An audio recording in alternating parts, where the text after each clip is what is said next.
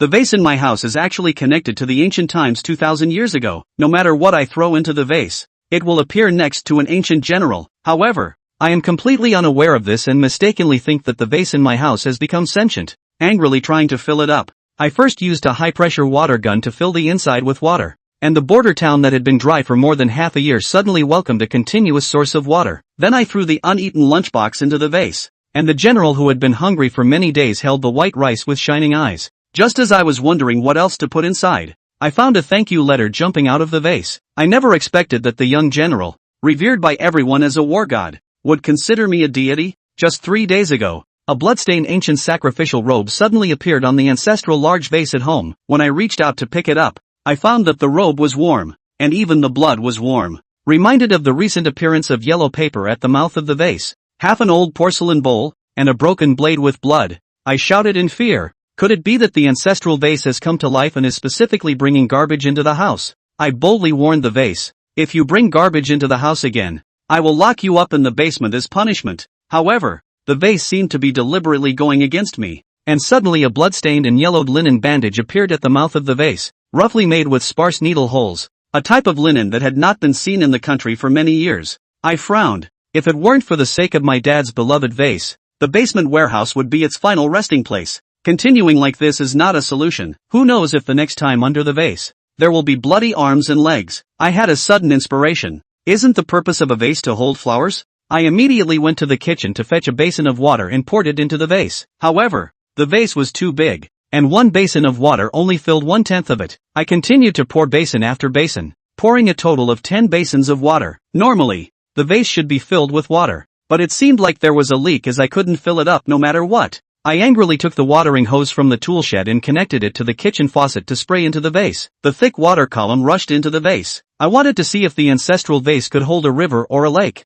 How could it hold so much? At this moment, in the small, dusty room, the young general sat at the head, with a few strands of disheveled hair on his forehead, his handsome face pale and sickly, his military uniform being used to bandage his wounds. The military has been without medicine for a long time, and without alcohol to detoxify. His wound has become infected and ulcerated. Only 3 soldiers in armor were half kneeling at the bottom, covered in dust, with cracked lips, not having drunk water for many days, and one soldier was already on the verge of collapse. His throat felt as dry and cracked as if it were on fire, and he said sadly, "General, if we delay any longer, we won't be able to hold the pass for much longer. If these 20,000 soldiers break through from the rear, perhaps we can escape." Warstar's eyes were bloodshot. He had not slept for many days. Just experienced a major siege battle. The treacherous minister in power, the barbarian tribes from the north invaded. At a critical moment of the fierce battle between the two sides, the military supplies of the war family army were cut off,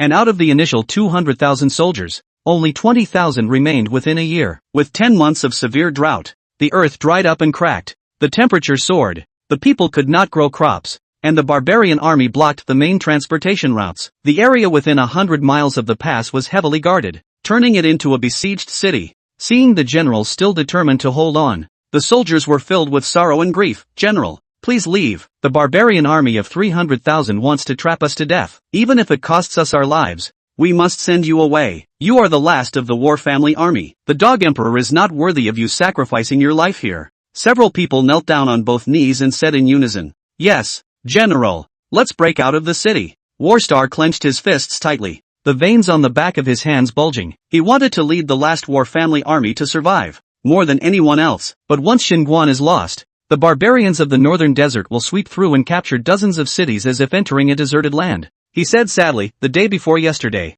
I received a letter saying that a drought had struck not only at Xinguang, but also in most of the land within the borders of Huaxia. Only 30 million of the 40 million people in my kingdom remain. If we abandon the city, the 80,000 people will die and become food for the barbarians coming from the south. I cannot abandon the city and flee." Several soldiers saw this desperate face. Defending the city will die. Abandoning the city will also die. The heavens want to destroy the war family army. Warstar asked them, "How many war horses are left?" "General, we can no longer kill war horses to feed ourselves. Out of 10,000 war horses, only 200 are left." Several soldiers were filled with sorrow and despair. The 7-foot-tall man knelt down completely. His tears dried up due to lack of water. If the last 200 war horses were all killed, they would have no chance of breaking through and could only passively wait for death. At the most desperate moment, The sound of rushing water suddenly came from the wall, and several people looked up in shock. This is water. Zhan Xing turned around abruptly, only to see water continuously gushing out of the dusty vase against the wall. He stood up suddenly, clenching his hands tightly. Is this water? Everyone hasn't seen water for half a year. Song Junyi took a sip with both hands. Clear, sweet, and moist. It really is water, he exclaimed excitedly. General, it's really water. The soldiers at Jingguan Pass have been looking forward to water every day. After waiting for more than half a year, they dug underground for water, but all they found was dry yellow sand. Even after digging more than 100 meters, Song Junyi held a bowl with a gap and gave the general a bowl of water. Tremblingly handed it over. General, please try it. Warstar picked up the bowl with one hand, took a sip. Sweet and refreshing. It was clean water. He drank it all in one gulp. The heavens have sent a sweet rain. The heavens will not let down our family's army in battle. As soon as the words fell, several soldiers joyfully rushed over, holding the water in their hands and drinking it eagerly. While drinking, they happily said, General, this holy water from the gods is a good omen. We will definitely win against the barbarians in the great battle. With water, we can grow crops, and all difficulties will be easily resolved. War Changyin stood with his head high, one hand behind his back. He rode the sands at the age of 16, became famous at 17, and at 18, with a few hundred men, he killed the enemy camp to take the Lord's head in light armor. At the age of 20, he was made a first-rate prince. He was the youngest general in the Great Kai dynasty for 100 years, and was the prestigious Marquis of Ningguan. Even God helped him by giving him divine water when he was at his most desperate. This is a victory that the warriors are sure to win. War Changyin was happy to order down. Find 2 large water tanks, move them to the house, and move them out as soon as a water tank is filled. Inform the soldiers in the army to line up with water jugs to fetch water. The people of the city, 1 person from each household to fetch water. Chen Kuei, yes. General, this matter must not be revealed. All kneel to receive the order. Chen Kuei exited the courtyard and quickly informed the soldiers to bring water bladders to fetch water. The people of the neighborhood were the first to know, and they formed a long line at the door. The soldiers were in 3 lines and the people in 5. The mouth of the vase is tilted and underneath is a large vat into which the water flows. The tank was filled and carried to the general's door. Teams of 8 people will immediately switch to the next group after hitting the water. Soon, the whole city knew that the general's family god gives holy water. Queuing up for water. Queuing up to 3 miles away. Asterisk. Leaf Clover disliked the vase with the hose. She crouched down and stood with her chin up, her big eyes staring at the vase. 1 hour, 2 hours, the vase was not filled half a day. She got tired of squatting and lay down on the couch. The vase didn't continue to spit garbage, but it's very pretentious. She yawned and fell asleep to the sound of gurgling water. Due to the loss of her parents, she was a mess for a while and seemed to be in a depression. She can't sleep sometimes. Sometimes you fall asleep and can't wake up. It was 12 noon when I was awakened by a phone call the next day. She had a dozen missed calls on her cell phone, all calls from the property. She picks up the phone. Hey, Miss Yi, did you leave the faucet on at home? The property side shows that you used over 100 tons of water in one day, and then cannot contact you. The property will call the police. The community is very strict monitoring of water. Sensationalized the nation's shredding case. A night of more than 80 tons of water. You know. Leaf Clover was so shocked that she got up right away and saw that the faucet was still rushing. The vase was still not full. The carpet was clean and not a drop of water had seeped out. The vase in her house is really becoming a vase. Mega loaded. Leaf Clover told the property that it was forgetting to turn off the faucet. After hanging up, she orders takeout and tackles breakfast and Chinese food together. After turning off the faucet, the water level of the vase becomes low and within a few moments it completely bottoms out. That's it? So much water. Gone? When the takeout arrived, she ordered 6 dishes, and the restaurant owner sent 3 extra boxes of rice and 4 pairs of chopsticks. Her routine is irregular and her stomach has been starved small. She only took out a box of groceries and a box of rice and stared at the water tank, thinking that the vase could swallow water. Can you swallow a boxed lunch? To test the strange thoughts in her mind, she took out a box of rice and dropped it into the vase. Not hearing the sound of the lunchbox dropping to the bottom, she looked toward the bottom of the bottle and the lunchbox disappeared. Wow! Her family's heirloom vase could eat a boxed lunch. She took the rest of the boxed lunch and pitched it in one by one, a total of 8 boxes of meals, all of which disappeared into thin air. So amazing. Asterisk. War Changyin and the generals thought that the vase could always come out of the water, but did not expect that the water stopped at noon. They were a little disappointed. Families got water, and the soldiers' canteens were filled to the brim, on which they could survive for a few days. War Changyin and 10 generals were in the room discussing how to defend against the barbarian army next. The barbarians of the desert north are dying of thirst by the millions because their pasture is drying up and their cattle and sheep are dying of thirst. They can't live without going south. Now the imperial court can't even distribute disaster relief food. And the harsh taxes and raids on the people's fat and wealth have caused the people of Daki Kingdom to suffer from a lack of livelihood.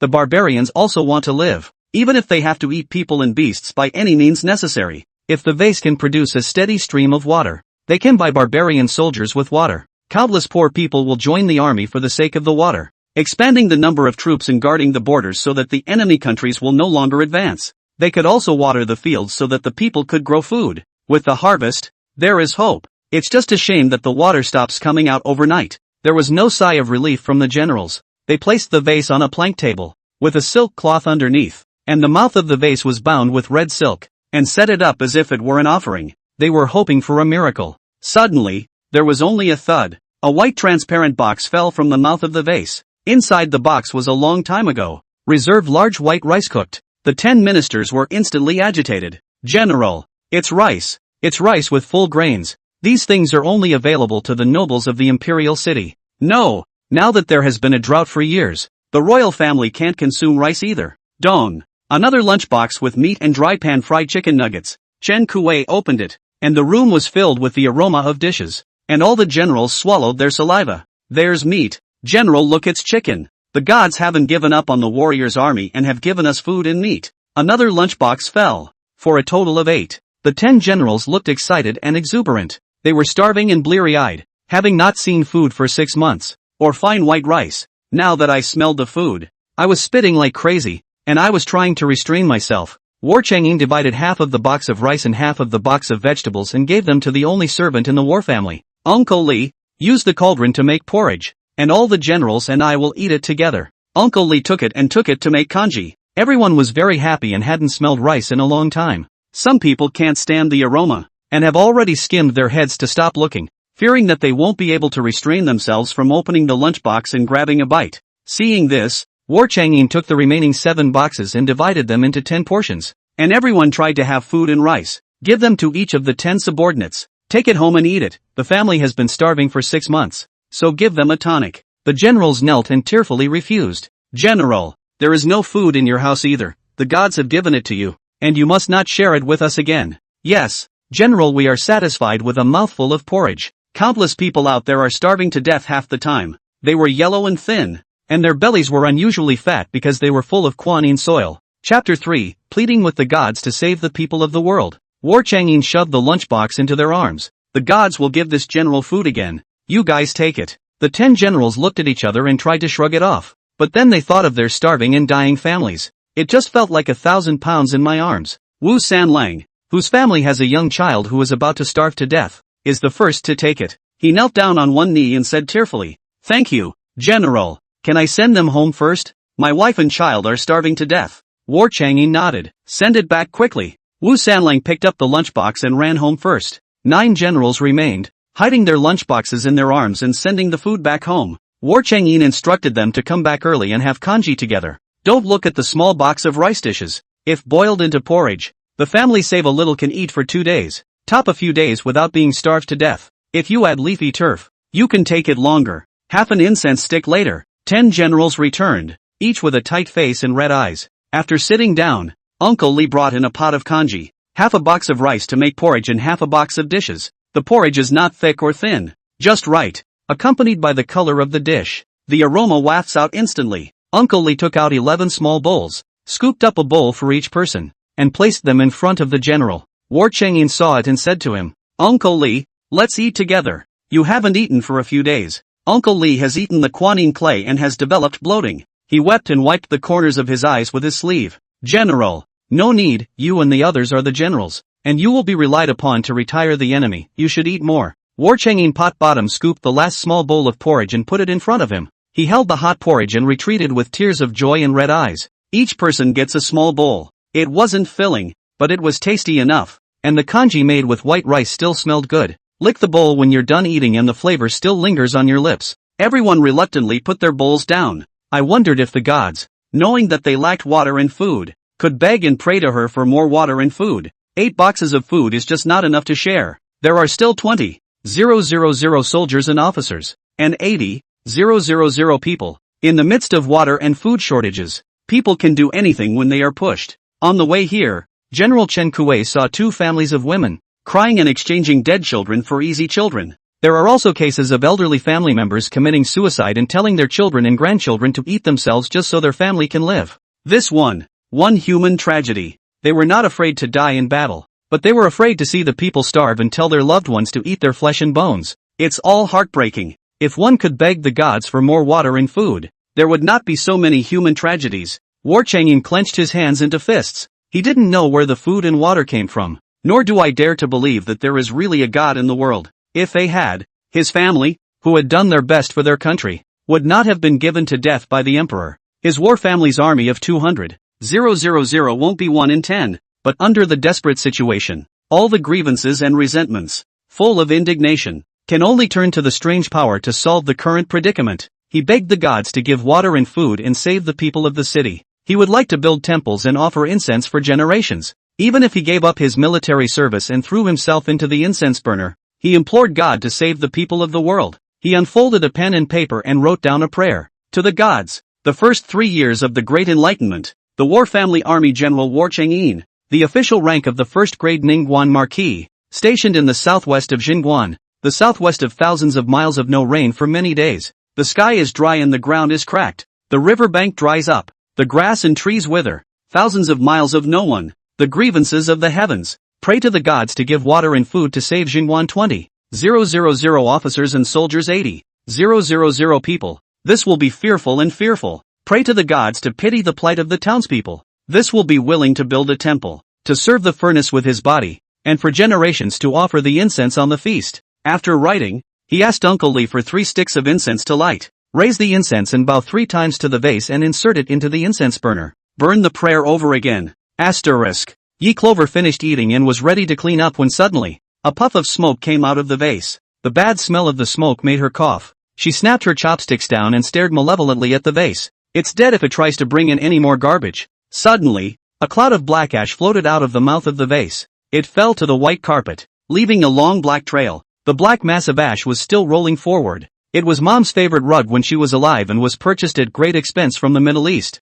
She's really pissed off. What else do you do besides hauling garbage around the house all day? How many generations of my family have provided for you as if you were a treasure? And when it's passed down to me, this is how you treat me? I owe you. Ha! Vases carry garbage. Okay, it does the first, she does the 15th. She covered the uneaten lunchbox and threw it into a vase. Then went to the kitchen and rummaged through the cupboards. Find a box of expired hanging noodles, 50 packages in all, 2 pounds a package, and throw them all into the vase. As if that wasn't enough, she rummaged through the kitchen for expired food, a box of instant noodles, a dozen bags of squash, expired seasonings, oil and salt MSG dried vegetable packets. The kitchen has 2 large freezers and an upright refrigerator. The freezer is filled with zombie meat, dumplings, wontons, and steamed buns that have been frozen for I don't know how long. She carried the vase to the kitchen. The blister box was opened and clattered and poured it all in. Squeeze all the dislikes into it. Seasonings, vegetable packets, zombie meat, dumplings, ravioli buns, all stuffed inside. 2 freezers, empty 1. Vertical large fridge for drinks, beer, fruit bought for who knows how long. She poured it all into a vase. The vase was not moved to the living room until the kitchen could no longer be turned over to trash. She stared at it viciously. Spit garbage again and go to confinement in the basement. Asterisk. The prayer hadn't burned past long before the vase clattered down to the hanging noodles. Fine noodles, white flour pressed into neatly sized fine noodles. The fine workmanship of this noodle is such that even the imperial chef in the palace could not make a noodle of the same size. Then, dropping down the list was instant noodles and squash. The blisters were beautifully packaged in a way that the general had never seen before. There was also squash, and on the spot Chen Wu unwrapped a packet and took a shallow taste. So happy that he almost jumped up. General, it's salt. There's salt in the root of this vegetable. The army has been short of salt for a long time, and we can finally eat salt. Frozen, hardened flesh kept falling down. It also hit Chen Kuei's head.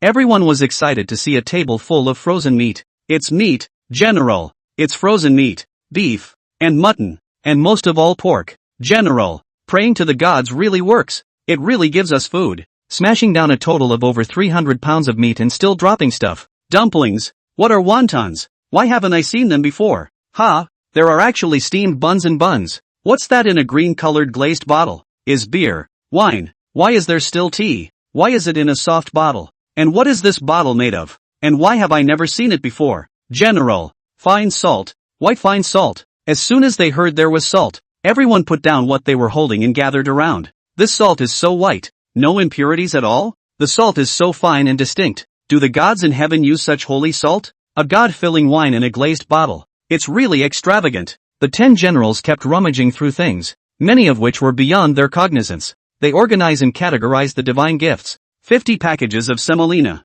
320 pounds of meat, beer 24 glazed bottles, 3 samples of fruit, 12 apples, 8 pears, and 10 of something unknown with a long yellow tail sticking up, 3 bags of dumplings, 5 bags of wontons, 10 bags of buns, and 10 bags of dried vegetables, 12 squash, 24 noodles, and a small bottle of oil, a couple bags of white salt, and 10 small bags of MSG. There was quite a lot of stuff, not nearly enough for all the generals and people of the city. For this reason, War Sungin wrote a letter of thanks to the gods. Many thanks to the gods for the food. It's Een who asked for too much and made things difficult for the gods. Een sincere fear, laboring God. From today Een to daily 3 incense offering. He finished writing and threw it into a vase. I dropped it off only to realize I forgot to burn it. Chapter 4, at the cost of his life. Leaf Clover went upstairs after dropping off the expired food. Her cell phone screen kept lighting up with calls from uncles in the family. When her parents die and she becomes an orphan, her uncle joins forces with her grandmother to make trouble at her door,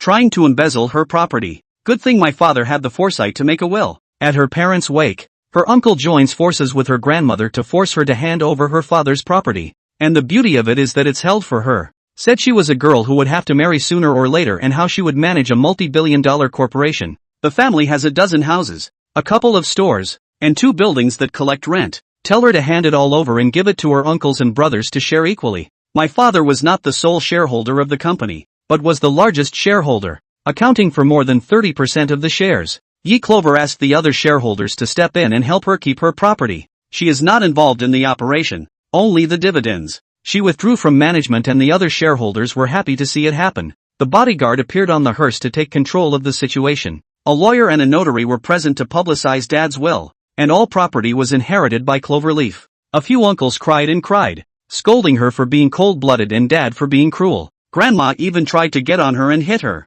but was stopped by the bouncer. They couldn't get the inheritance explicitly and started playing the family card, calling her every day. When he saw that she was indifferent and could not get money from her, he called her and abused her. She was scolded for being cruel, for being a wolf, and for not knowing how to support her elders even when she saw that they were not as well off as they should be. Then she blacked out her relatives' phone numbers and they called from a different phone number. Leaf Clover let the screen light up and never answered. She went into her mom and dad's room and shrunk into a tiny ball on their couch. Smell the familiar smells and fantasize that mom and dad are still with her. That's what puts her at ease. Asterisk. The vase never responded again after War Chang'e cast the paper. He wondered if he had been too greedy and demanded too much and had angered the gods. He suppressed the annoyance in his heart and walked out of the dilapidated general's residence. On the main street, both sides of the road are wrecked and dilapidated, and the wind and sand roll up the yellow sand in the sky and fly around. Countless hungry, skinny people lay on the side of the road waiting to die. They saw the general come out, and all of them looked at him with slack eyes. Those who still have the strength, kneel and kowtow to him. Earlier, some stragglers gathered at the general's residence and begged the general to open the barn and release the grain. The stragglers clashed with the servants of the general's house, who said that the general had long since run out of food. The general and they eat grass roots, but the stragglers didn't believe it, and the two sides fought. The general's house originally had a dozen servants, 6 of whom were injured and killed alive due to lack of medication, and 6 more, from starvation. Only the last old steward remains, who himself swallows the Kuan Yin clay. They made atonement to the general and repented for the sins they had committed. They guarded the general's house, and when they died their bodies could save 20,000 troops, and they were willing to give their bodies. War Chang'e walked to the intersection, a woman with a yellow face, kneeling down to him and crying, "Please general, save my son's life, please." Seeing this, Tian Tai, the general of the ministry, tried to throw the blocking woman out of the way. The woman cried, "The 2 young sons of the people's wife have been exchanged for rations by his father,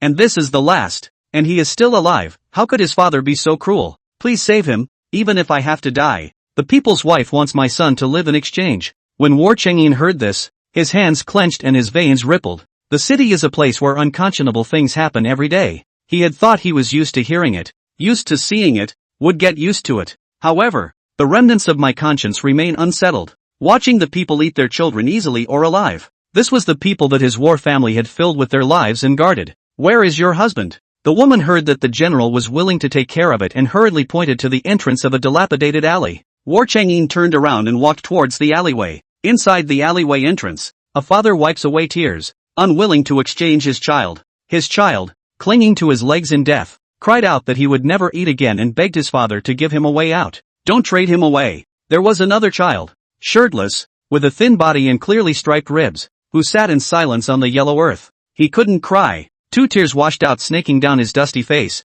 It was as if he was desperately resigned to death. The woman yelled to the child, "Young Il." The silent little boy heard his mother's voice and stood up with difficulty, holding onto the wall, trying to make his way over to her, only to be kicked over by his vicious father. My father lifted him by the neck and shouted, "Are you still changing? Don't delay me if you want to die." Tian Tai's long sword was on the man's neck. The man shuddered in fear and the baby fell to the floor. The woman jumped over and hugged the child. Only then did the child cry out, "Mother, you finally come to my rescue. Am I going to survive and not be eaten like my siblings?" The woman broke down emotionally and cried, "I'm sorry, it's my mother's fault for not protecting your siblings." When the man heard this, he cursed, "Don't give me this. Talk like you didn't eat less when you switched to a child. You drank more broth than I did." The woman heard the man's words and covered her child's ears, screaming in terror, "You didn't tell me that it was in exchange for my child's life. That you tricked me into going out and secretly swapping the baby. How can you be so cruel? They are your flesh and blood." The man tried to hit the woman, but the knife that Tantai had around his neck tightened. Beads of blood spilled from his neck. His voice was fearful. "General, I'm wrong. I really know I'm wrong. Please spare my life. Spare my little one. I will never replace my child again and will raise him right. People like him used to be landlubbers, liars and deadbeats." War Chang'in said in a cold voice, dragged to the barracks to be filled with soldiers. The man erupted into a murderous squeal, desperately begging for mercy. The barbarians' 300,000 strong army surrounded Jingguan. Not a single fly could get out, and going to the barracks would only lead to death. The man cursed the woman, cursed the child, cursed and was pulled away. The other family that was going to replace their child has long since escaped. War Chang'in looked at the skinny and bony child as he touched the 2 rice balls in his arms, taking out a rice ball and stealing it into the woman's hand. The woman froze when she touched the soft band of warm rice balls, but took them anyway. When War Chang'in left, she kowtowed to him with her child and thanked him profusely. Asterisk. A small rice ball was left in War Chang'in's arms. He's taking it to a pawn. The little soldier could repair horses' hooves, tables and chairs, and was very pleasing to the generals in the army. 2 days ago, when the barbarians attacked, he was hit by several arrows, which were not fatal, but the lack of medication made the wound infected. The physician said he wouldn't survive. And now he's just saving his breath and waiting to die. The little soldier's eyes brightened and he smiled and said he wasn't afraid to die. Just think of a full meal before you die, even if it's grass roots. He had brought 2 rice balls, not enough to fill him up, but white rice balls, wrapped in meat and vegetables. The little soldier should rejoice. War Chang'in walked in the direction of the barracks. Suddenly, the yellow-faced, weak grandmother collapsed in front of him. She hobbled to her knees in front of him, holding a plate full of grass roots in her arms. "General, the old woman is dying. I beg you to protect my granddaughter for a while. With all of my family dead and only my granddaughter and I left to depend on each other, I just couldn't bear the thought of her becoming food for others. The old woman has been saving these grass roots for a few days, so I begged the general to take them." War Chang'in saw the old man's arm. The back of the hand has a lot of wounds. Is a blunt instrument cut out? The little 3-year-old granddaughter had dried blood in the corner of her mouth and understood everything. He squeezed the rice ball in his hand. He was the man who stood tall and killed countless enemies on the battlefield. Seeing the old man bloodletting to save his granddaughter. Such a cruel scene. Spare him any more ruthless. Look up to the sky to force the tears in his eyes back. Live well. And cook and eat the beetroot. He put the last rice ball in the basin. On the way back to the front of the general's house, his pace was hurried and his mind was in turmoil. Watching the people of the city do this made his heart sink like a knife. He was going to ask the gods to save the soldiers and the people of the city, even at the cost of his life. He really didn't want to see starvation and people cutting blood and dying in despair. Chapter 5. The general begs the gods for water and succeeds. Yi Clover woke up in the middle of the night. She was lying on the couch in her parents' room, and there was a puddle of wetness on the pillow. She missed them so much she cried again in her sleep. At 2:30 a.m., the downstairs living room lights were still on. Just several more sheets of yellow paper under the vase. Ah! The vase is spilling garbage into the house again. Her fire rubbed off and she walked to the first floor living room, picking up the yellow dusty paper. The font is traditional and written vertically. It looks like it's written in stoneware ash, and the ink is disjointed and incoherent. What used to be just a few words now sprawls out in a large, sharp, wildly cursive handwriting. There were 4 sheets of paper in all, and she didn't know what to write. It was only when I took a picture of the software translation with my cell phone that I was able to see the prayer offering that was written. In the 3rd year of the first year of the Great Revelation, the war family's army was guarding the border fortress when they met 300,000 barbarians who surrounded Jingguan into a dead city. 200,000 generals were killed in battle to the tune of 20,000 men. Jingguan is in a severe drought and the water and grass are drying up. The people have no grain, and the turf and trees are eaten up. The people of the city numbered 200,000, with countless starvation deaths and only 80,000 left to languish. The man who wrote the prayer called her a god, requesting her to give water and food. The first great Ningguan waiter is willing to pay with his life. The people of the city would build temples in her honor and worship her with incense for generations. 2 stories were written on the remaining 2 sheets of paper. Brutal fathers who trade in their own sons. There is also a story of a grandmother who fed her granddaughter with her blood and saved up a few days of grass roots to give to Ningguan Ho, just to make sure that her granddaughter would not be reduced to his mouth food. Misery. Miserable. So these junk letters are from the 3rd year of the first year of the Great Revelation? But there is no such dynasty in the domestic history books. Her family heirloom vase picks up ancient trash. In order to verify the accuracy of the news, Yi Clover ran upstairs to her father's study. Take 2 stacks of 4A paper, 2 bottles of ink, 2 fountain pens, and 4 quill pens, and carry them downstairs. She typed the reply on her cell phone before flipping it into traditional Chinese. The fountain pen writes in traditional characters as it is written. Her father asked her to practice calligraphy posters from a young age, and she practiced thin gold style for 10 years, and her handwriting wasn't that hard to read. Hello, I'm not a god. My name is Cloverleaf and I'm an ordinary girl. Bloodied bandages appear in my house and bloodied knife tips are all yours? Please stop throwing garbage in my house. It's hard to clean up. Yi Clover thought for a moment and then continued to write. You said that Jingguan lacks water and food. What is most lacking now? It's a little hard to feed 100,000 people by yourself, but it's still okay to help where you can. After writing this, it's still a little mind-boggling to think that the vase in her house passes through both realms. She half-heartedly dropped the ink, 4A paper, pen, and quill into the vase. Finally throw back the letter. She watched in amazement as the objects disappeared from the vase. Asterisk. There was a sudden, muffled thud. War Chang'in suddenly got up from the bed. He waited for a long time. During the night, he tossed and turned and stayed awake, thinking that he had been too greedy and upset the gods. Now, at last, the gods have sent word. He put on his clothes and lit a candle. Saw 2 thick stacks of paper on the table. He drew one out. The paper neatly cut and snow white as new. White enough to shake the light at night. 2 short black glazed bottles of labeled ink. It's the ink used by the gods. Roll down the brushes. Thin as a pole fountain pens. Finally, he saw the gods writing back. When you see the words on it, they are strong and powerful. And the brush is like a sword. He read the letter carefully, looking agitated, his fingers trembling. The gods saw his begging. Her name is Leaf Clover and she denies being a god and says there are no gods. No, she's a god. She was his god. The world is in a great drought, and the people are not happy, not only in the Great Chi State, but also in several neighboring countries. The temperature is climbing, and there are countless deaths and injuries. Only his god hears prayers, gives water and food, and saves the nations from destruction. His eyes fell on the last 2 sentences. God asked him what he lacked most. It shows that God is willing to help him, willing to rescue the 100,000 generals and people of Jingguan. Suddenly, the great general who had killed countless enemies in front of the battlefield could no longer restrain himself, and his tears fell and smashed on the letter. He wept with joy. The 100,000 people in Jingguan are saved. The gods promised to save them. He took out his quill. The white paper was laid flat on the table. The ink bottle was opened, and the quill was lightly dipped into the ink. It smells so good. This ink smells great and is not the same as ink ground from an ink stone. He put pen to paper and wrote a letter saying that Jingguan was most short of water and food at the moment. If there is water, it can save tens of thousands of people in the city. If there is food, there will be no cannibalism. He wanted everyone to survive. Asterisk. Yi Clover received a reply to the letter, and this time, she could read it without a cell phone translator. Water and food shortages. Got to feed 100,000 people. She couldn't feed so many people even if she was rich.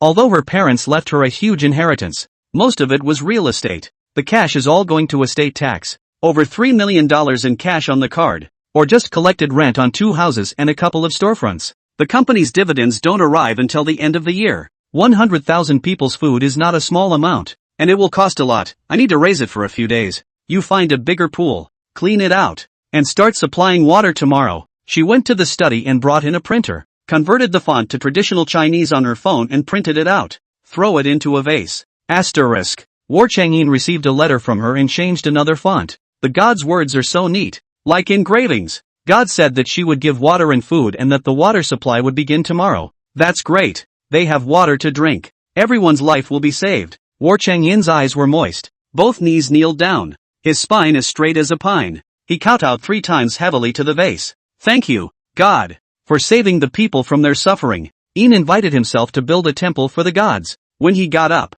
he called his subordinates Tianqin and Suming up and immediately sent someone to organize the pool. Go find bamboo poles for hitching a ride on the water. Or if you don't have any, a clay pot will do. Tianqin and Suming's eyes suddenly lit up when they heard the general say that he wanted to organize the pool. They were so excited they cried tears of joy. It's a done deal. The general begged the gods for water and succeeded. With water, the brothers are alive. Asterisk. Leaf Clover is not at all sleepy right now. Shopping online on her cell phone. She placed an order for 500,000 white bread buns, and the online store gave her 70 cents a wholesale price. Total, 350,000. Bought 500,000 scallion pancakes and killed the price to $15 for 50. Total, 150,000. Also ordered 100 cases of noodles, 100 cases of instant noodles, 100 cases of dried vegetables with dried mushrooms, bamboo shoots, dried fungus. Place an order at the city's largest rice bank for 2,000 bags of rice in 100-pound packages, 500 bags of flour in 50-pound packages. Purchased 100 barrels of oil, 100 cases of salt and 100 cases of squash. Round up the pork, chicken, duck and goose meats you can get at the neighborhood food market. Also purchased 1,000 pounds of bacon, sausage, and ribs. Address fill in Dad's former warehouse. She also pre-ordered buns, steamed buns, rolls, prune pot pies, and meat buns in advance on Mateone. Each store orders according to the maximum limit of 100 copies. Send the address of the villa. She spent a total of over $1,800,000. These rations will last 100,000 men about 10 days. According to the ancient method of saving food, it can be simmered for 20 days. She spent a good chunk of her petty cash and barely fed 100,000 people for 20 days. Can't afford it. After placing the order, she sent a message to an old retired man who was watching the warehouse. Said there would be a large amount of supplies coming into the warehouse tomorrow and asked him to keep an eye on the unloading. Call her after you unload. After doing everything, she was a little remorseful again and wondered if she was crazy. Spend $1,800,000 on ancient people you've never met. If Mom and Dad were still around, they'd say she'd been duped. As she repented of her impulsive behavior. Clang. The mouth of the vase spits something out again. It's a gold ingot with gold glitter. There are also gold cakes of different sizes and shapes. Gold dollars. All kinds of antique styles of jewelry. Pearls and jades. Fell down with a clatter. Too much stuff piled up in the corner under the vase. Chapter 6 Raising 100,000 Ancients. Seeing this pile of gold, even if she wasn't rich, she loved it. Who can resist jewelry? She happily ran over and touched the gold dollar and tried on the gold bracelet. Several necklaces hung around her neck, and her hair was full of embellished colorful gold hairpins and steps. Getting rich. According to the current gold price, this pile of gold is worth tens of millions of dollars. When sold as an antique, the value is even more incalculable. Marquis Ningguan is too good at what he does. She likes to save lives now, like to be charitable, like to raise 100,000 ancients, not for anything else. She was happy to see the lovely golden gold. Asterisk. Yi Clover carried 3 large boxes from upstairs and organized the gold. The gold ingots, gold cakes, and gold dollars alone filled 2 whole large boxes. Then a large box with gold jewelry, separated by Ziploc bags, neatly arranged. Can't finish loading. It simply won't fit. The rest were all objects made of gold. A set of drinking utensils, jugs and 2 bottles, 8 golden bowls, 8 pairs of golden chopsticks, and 8 pairs of golden spoons, 2 gold-scented pouches, 3 gold handbags, and several gold belts, jeweled girdles, gold teapots. She brought another large wooden box from upstairs, packed it in a Ziploc bag, and packed the gold objects neatly inside. Set aside a wine set separately. The wine set is finely crafted with gold filigree work and the jug is inlaid with gemstones. The wine bottle has 3 feet underneath. The beast has ringed ears, and its eyes are embellished with rubies. She's going to an antique dealer tomorrow to ask for a price and see what she can get for it. Jungwon is still fighting and the whole city is under siege. Just giving water and food is also dying a chronic death. Find ways to help them win the war and help them break out. It's these expenses that are huge. She struggled to move the 4 large boxes, all the way down to the basement vault, and locked the bank-level security door. Clutching the jug happily, he kept wiping it down. Until dawn. Asterisk. The generals on the side of War Changin did not close their eyes for the night. 10 generals knew about it. And the general got someone to organize the pool in the middle of the night. They felt accomplished at once. The gods heard the prayer and were willing to save them. The generals were happier than the general. Crying and laughing. Laughing and crying. Great joy and sadness. Didn't sleep a wink. Before dawn, they all came running to the general's house, asking the general if it was true. Did the gods really agree to beg? The general smiled without saying anything and showed them the letter that Cloverleaf had returned. Of course, it's the second letter back. The generals saw the snow-white paper, but it was white, like snow. Neat handwriting on white paper. The gods told the general to find a bigger pool and start supplying water tomorrow. Everyone wept with joy. Several of the generals hugged each other and cried bitterly. There's water. They've got water. No longer do you have to wait for God to drop water. There are gods of their own who supply them with water. They'll finally be able to live. Even Uncle Lee stood behind the door, silently wiping his tears with the back of his hand. Jungwon is tough, but they have water. With water you can produce. You can grow food, and the whole town can live. There's hope for them. Asterisk. It's finally getting light. Everyone waited for the vase to come out of the water. But what appeared first were white breads. Firm, with warmth, fine white breads unadulterated. Suddenly it fell from the mouth of the vase, followed by a clatter like rain, and the constantly steaming buns fell in a swarm toward the table. Chen Kuwei couldn't help himself and opened a bag. One bag contains a total of 10 large white buns. He pulled one out and took a hard bite. It's so flavorful, soft and sweet.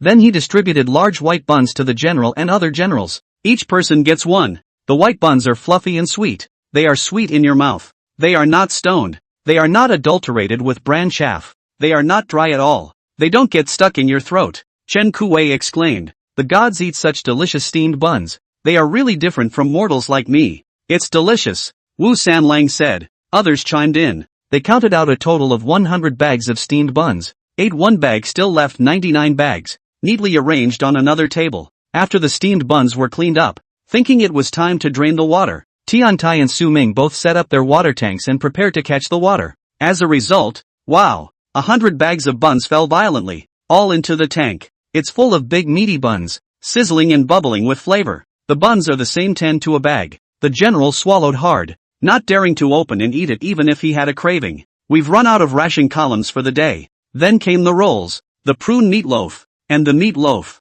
all crackling and falling. When people see this, they can't hold it down any longer. Especially meat loaf. Many of the generals came from the north, and their hometown specialty snacks included meat loaf. The old family sold meat buns, flat buns sandwiched to little meat stars. The rest is all sun-dried vegetable leaves, and the God-given meat loaf is full of big meat laced with oil and water. Too much overflow. The 10 of them are really mouth-watering and can't hold it down any longer. War Changyin opened the bag and divided it into portions of different kinds. Let them take it home. The generals kneeled down and refused. General, this is out of order. Food should be supplied to the army first. General, yesterday we brought our lunchboxes home, and our wives and children at home have already eaten, so they can have a little more today without having to bring them home again. Wu Sanlang also said, General, yesterday my son almost starved to death. Fortunately the food came in time and saved him. Today take it to the army first. Now that the generals are demoralized and starving, if we bring this food back, it will surely boost the morale of the army.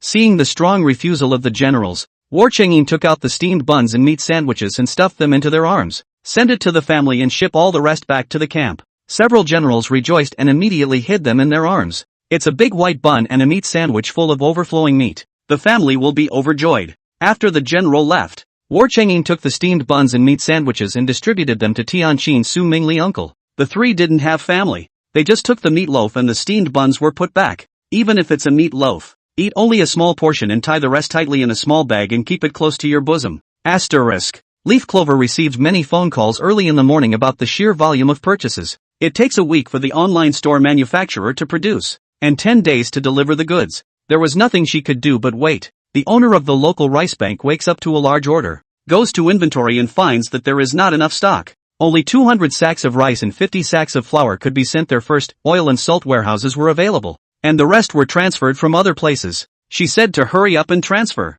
After the takeout was delivered, she pulled it from the villa's entrance to the living room in one trip with the cart. 10 trips. After she finished teleporting the buns, she went to the back garden to look at the well. The location of her villa is exactly the mouth of the two big rivers converging. Dad said that water brings wealth. This piece is a feng shui treasure. He deliberately bought the house in this. The back garden covers 2 acres and has a well, which Dad says is groundwater and is still cemented in. Now during the rainy season, the river is muddy and the water level is rising. The wells also gurgled outward and kept bubbling. The water was clear and she tasted it. It tasted like mountain spring water. She casts the pipe in the well and connects it to the pump. The other end of the tube connects to the vase. Before starting the pump, she pulled the only 3 bags of rice and 1 bag of flour left in the house next to the vase. She slapped the vase and threatened, "Teleport the meter or I'll lock you in the basement." Wow! The bag of rice disappeared instantly. Oh ho! The vase can actually teleport by thought. She wrote a note and put it in the vase. Send 200 bags of rice and 50 bags of flour over there this afternoon. Attention! It's about to let go. She pulled the pump. The water flowed heavily, clattering into the vase without overflowing. Chapter 7, There are really immortals in the world. 10 generals returned from their homes, their eyes red, all of them having shed tears. Yesterday they each had an expression of despair in their grief, and now fully energized, even if red-eyed, mouth is cracked and smiling. They were all waiting for Leaf Clover to bring water. At this time, the entrance to the general's residence was in an uproar, with stragglers causing trouble. War Changyin asked Tianqin to go out and take a look. They hadn't been out for long, and the number of people gathering around the disturbance was growing, so loud that they could be heard inside the mansion. War Changyin got up and just walked to the door, only to hear the crowd shouting, "Beg the general to open the barn and release the grain." "General, you clearly have rice in your residence. Why are you hiding it? Are you just watching the people of Jingguan starve to death?" "General, please save the people.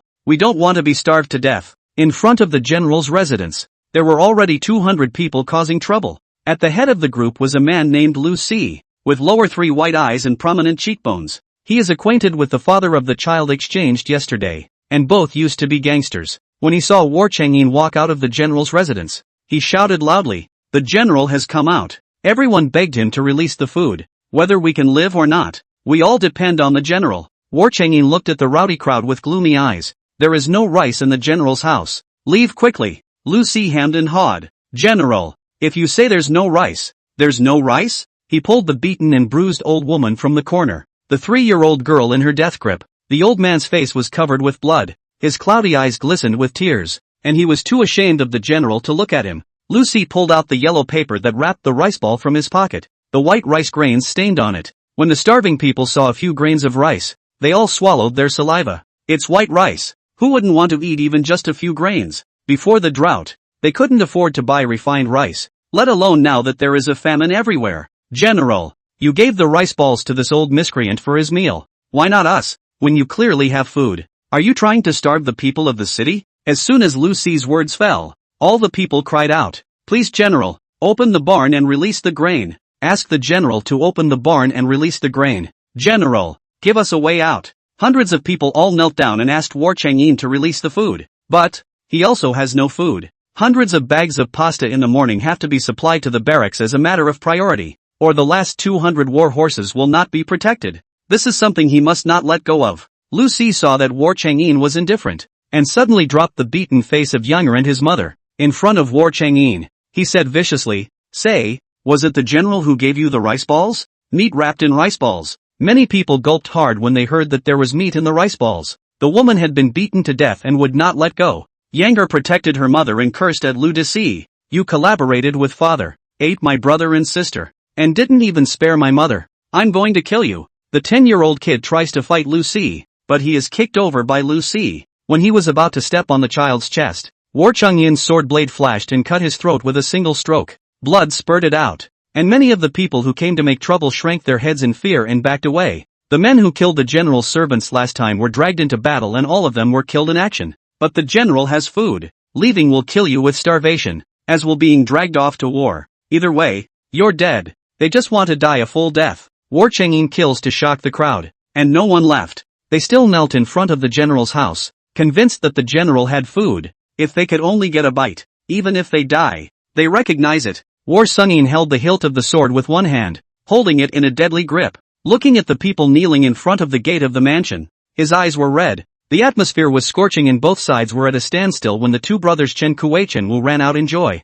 "General! Here comes the water!" When the people heard it, they all looked up at once. The last time the general's house was supplied with water, it was only supplied for half a day, and the family ran out after a few sips. There's water now? More people would have survived if there had been water, and the water would have been able to boil grass roots and bark for food. Chen Kuei handed the paper that Ji Clover passed over to War Changyin, also whispered beside War Changyin's ear. "The gods sent 3 more bags of rice and 1 bag of flour. There are 300 pounds of rice and 50 pounds of flour." War Changyin commanded. "All sent to the barracks to open fire porridge. First let the generals eat." Chen Kuei nodded. After an hour, "Have the people line up for water." "Yes, General." Chen Kuei shouted to the people, "Please move to the back door of the general's residence. The water will be released in 1 hour. There is no limit to the number of people, so go and line up to fetch water on a first-come first-served basis." The people who had been kneeling heard that there was water and swarmed toward the back door. Around the corner, a few black and thin men, who had been secretly staring at the general's movements. Yesterday, when Zhao Yukai saw the general leaving the house, he followed him. He witnessed the general stuffing the woman. After the general left, he grabbed the rice balls. The people were beaten by him, and Lucy was snubbed by him to be the outcast. He told Wei Guang, the former street bully, about the general's house having food. Below Wei Guang there was a man named Sun Mute who could read lips, and he said, "There are still 300 pounds of rice and 50 pounds of white flour in the general's house to be taken to the barracks." A few people were shocked. The general's house actually has rice? It's still 300 pounds. These 300 pounds of rice are enough for a few brothers to save for 3 months. People die for money. Birds die for food. In these days of famine, who knows which day you will die? They were all stupid enough to try to grab it. Even if you get caught and killed, you'll admit it. Zhao Yukai came up with the idea. "Brother Wei, let's call a few more brothers and rob the rice halfway." Wei Guang stared at the general's residence with a gloomy gaze. "Wait a little longer. What are we waiting for? If we don't eat, Xiao Lu is going to starve to death. Yesterday I thought that we could have a full meal after replacing the child, but it turned out that he spoiled things. Now that we're robbing his rice, we're even." Wei Guang's eyes ruthlessly cut Zhao Yukai. "You didn't see clearly how Lucy died? You still want to try to get together?" War Changyin is a great general with a great battle record and kills like a man. Grabbing food under his hand is asking for death. What then? Shall Lu watch him wait for death? Zhao Yukai said unconvincingly. Wei Guang gritted his teeth. "I'll make a trip to the barracks and even out a bit of porridge. You boys go fetch water and continue to keep an eye on the general's house." A few people nodded. When the people dispersed, the little mute caught up with Wei Guang and gestured something. Wei Guang froze and asked incredulously, "Really? Are there really immortals in the world?" The little mute nodded. "Soon, everyone will have food." Wei Guang pulled out a gourd with water from his pocket. "Take it, go fetch water. Don't tell anyone, and keep an eye on the general's residence." The little mute picked up his gourd and went to fetch water. Asterisk. Leaf Clover brought a set of drinkware to put in his bag. From the garage at home, go out in a heavy pickup truck for easy hauling. She drove the car to the busiest street in the city, and just as she got out, she saw her cousin approaching with a middle-aged man in his 50s. They blocked her way. "Clover, why aren't you answering your brother's calls? Look who brother brought you." Yi Clover frowned at her cousin Yi Xin. Yi Xin is the only son of his eldest uncle, and has been spoiled by the whole family since he was a child. His lower eyelids were thick and blackened, and he shriveled up, looking as if he had been emptied by drink. This disgusted Clover Leaf. After her father made his fortune, he did not forget to help several brothers, help them get married and marry, give birth to children, help to buy school district housing, arranged to go to the best school. He was so busy that a few of his brothers didn't miss him at all. Thinking that he had only one daughter, he fought to pass his son over. After being harshly rejected by mom, a few of Dad's brothers turned their attention to the company and all wanted to work there. Dad did arrange for a bunch of relatives to come into the company. They are either taking high kickbacks or treating the company like private property. Lien Yi Xin had put down the bold words. "When the second uncle passed away, this company is lousy's. What makes you not listen to lousy?" Chapter 8, 200 million. When Dad heard this from him, he was furious and kicked all his relatives out of the company. Also made a will ahead of time. Not a penny of his property, not a single one of his several brothers and nephews. Seeing that they couldn't fish out the will, and that they didn't answer Yi Clover's phone calls, they started wandering around the entrance to the neighborhood, following her when they saw her come out. Yi Xin didn't know how long he had waited at the entrance to the neighborhood before he finally caught her going out. Horseshoe brought a middle-aged man to see her. Leaf Clover frowned and asked coldly, "What's the matter?" Yi Xin smiled warmly. "Clover, let's find a place to sit down. Cousin will introduce you to someone, Mr. Wang. He just got divorced last month and is currently a golden bachelor. Look at Mr. Wang's maturity and steadiness. His instrument, he is the big boss of the Hua Wang group. It's perfect for you." Wang was always Mediterranean, bald on top of his head, with a big belly, and looked older than her father, age at least 55. His fat hand wearing a big gold ring rubbed his chin and looked at Yi Clover from top to bottom with a lustful look. Seeing her fair skin, slender and slim figure, especially the small face, red lips and white teeth, eyes like autumn water, regardless of looks or figure, he was very satisfied with Yi Clover. "Your old Ye's daughter. I didn't expect him to go and leave such a beautiful daughter. Okay, I've got my eye on you. So come up to my house and stay the night. My mom does not like to have outsiders in the house. All the hygiene in the house, laundry and cooking, you have to take care of it. My son brings his girlfriend home every night. You remember to serve her well. If you make my son angry, I won't spare you." An old man who was over 50 with half his body in the ground wanted to marry her back as a maid, and serve his whole family, including his son's girlfriend. Yi Clover cursed. "Nuts." She turned and walked away. Yi Xin had a hard time seeing Yi Clover. How could he let her go away like this? Suddenly, he grabbed her arm, almost crushing her bones. "Clover, you're 20 this year. You're of marriageable age, and my dad and Milk had a hard time finding you a quality date. Tonight you'll stay at his house. Now that your parents are dead, the elders will make the decision on the marriage, and the bride price money has been negotiated. It's not up to you." When Yi Clover heard this, she suddenly slapped him in the face. "Your whole family still wants to be my master? I'm telling you, if you piss me off, I'll make it impossible for your whole family to stay in this city." Yi Xin saw that Yi Clover dared to hit him and tried to run. The vicious eyes showed fierce light. "Okay, speak to you properly, do not understand. Have to use course is it?" he said to Mr. Wang. "Mr. Wang, hold the person down and pull her back. She has 36% of Fuli Group's shares in her name. It's cheap." Mr. Wang saw her temper and originally lost interest. "I also heard that she holds shares in Fortune Group and is the largest shareholder." Suddenly, Mr. Wang grabbed Yi Clover's other hand, and the two of them were ready to join forces to tie her up and pull her onto the car when, downtown, there's a police patrol. A police car stopped them immediately. "What for? Trafficking women in broad daylight?" The police jumped out of their cars and have detained the two men. A police officer kindly asked Cloverleaf, "Girl, are you okay?" She looked at her hand, which had been squeezed until it was purple, and her eyes welled up with tears. "Not good." The two struggled and screamed. "Yi Xin, it's all a misunderstanding. She's my cousin. Can I still harm her?" "Mr. Wang, I'm just on a blind date with the little girl. Nothing more." The police didn't listen to their bull *******, and the two were handcuffed and arrested. Yi Clover was sent to the hospital, and before she was examined, she went to the restroom and turned around in the restroom dozens of times. When he came out, he was shaky, unsteady on his feet, dizzy and vomited several times. A medical examination revealed that she had a severe concussion with dizziness and vomiting, which had reached the level of a minor injury. She photographed the results of the medical exam, scribbled her name and sent it to a local reporter who defied the odds. Give him a big news story. Mr. Wang, the owner of Wang Chang International, kidnapped young women in the street and forced them to take them home for captivity. There are specific locations, as evidenced by surveillance video. There's surveillance all over the city center, and a little checking by the reporter would have done the trick. After recording the statement, she drove non-stop to reach the local antique street. She didn't know anything about antiques, so she had to look from store to store. Look at the size. Compare the financial strength. Look at the eyes of the boss. In a less than impressive corner antique store, there's an old man in the store,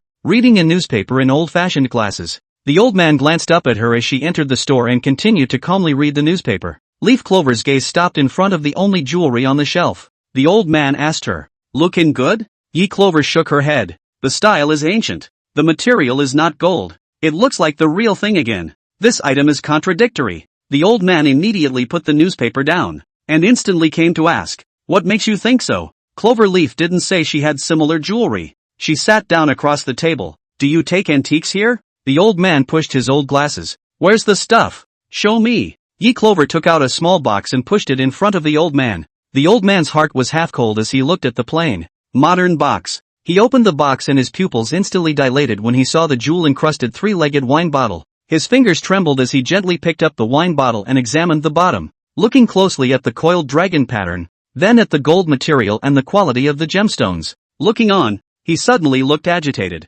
It's an object from over 2,000 years ago. Great stuff. None of the major museums have it. In the same era, even if there have been excavated wine bottles, either made of bronze or porcelain, iron. This is the earliest filigree openwork inlaid crafted gold wine bottle I have ever seen. Wait, there are words at the bottom. Great Enlightenment Imperial. He stood up suddenly, looking excited to the point of near insanity. The voice was exuberant. The Great Qi State. There is actually a Great Qi State. There is no record in the history books, but there is in the wild history. And the Great Qi Kingdom only existed for 50 years. Yi Clover's heart clenched violently. 50 years? Did Marquis Ningguan die in the end? And all 100,000 of those men ended up dying in battle? She was even more eager to know, and hurriedly asked the old man, "How much is the wine bottle worth?" The old man held out 2 fingers. Leaf Clover asked, $2 million? The old man shook his head. $20 million? The old man shook his head again. She suddenly stared with wide eyes, incredulously saying, $200 million. The old man smiled and nodded. $200 million is a conservative price. The country has not yet appeared in the antiques of the Great Enlightenment State. Wild history has recorded that there was this country, overthrown by natural disasters, man-made disasters, wars, and civil strife. There was once a great general in Daki who was comparable to the champion Marquis Huazaiwei, and wild history depicts Daki in a derogatory light, with traitors in power, puppets of the emperor, drought in the sky, and the people living in poverty. But all praise for the great general, compared to a flying dragon from heaven. Yi Clover asked, "What is the great general's name?" War Chang'in. At the age of 20 years old, he was appointed as a marquis of the first grade Ningguan. He was only 21 years old at the time of his death, and it wasn't long after his death that the Great Qi State was overthrown. Clanging, Yi Clover's cell phone suddenly fell on the wooden coffee table, and the whole person froze on the spot. Ningguan Ho, the one who called her a god, corresponded with her, and gave her a large pile of gold was the Marquis of Ningguan. War Chang'in. Chapter 9, Emptying the Market. Are you going to bid, little friend? Wine bottles usually come in pairs. If you have a pair, I can bid up to $500 million. Yi Clover's mood was heavy with pain. She did not want War Chang'in to die at a young age. 500 million is enough to feed 100,000 people, but letting his 20,000 men defeat a 300,000 barbarian army must not be enough. Yi Clover gritted her teeth and took out the remaining 1 wine bottle. I have 2 of them. 500 million is a low bid. When Mu Lao saw that she really had 2, the frames of his happy old glasses fell down. His trembling hands hastened to pick up the bottle and look at it through a magnifying glass. His mouth trembled with excitement. Yes, this is a pair of perfectly preserved, excellent quality pair of wine bottles. How much did you bid? Leaf Clover said, I want cash money, and bid top dollar. Mu Lao's eyes widened. You want $600 million?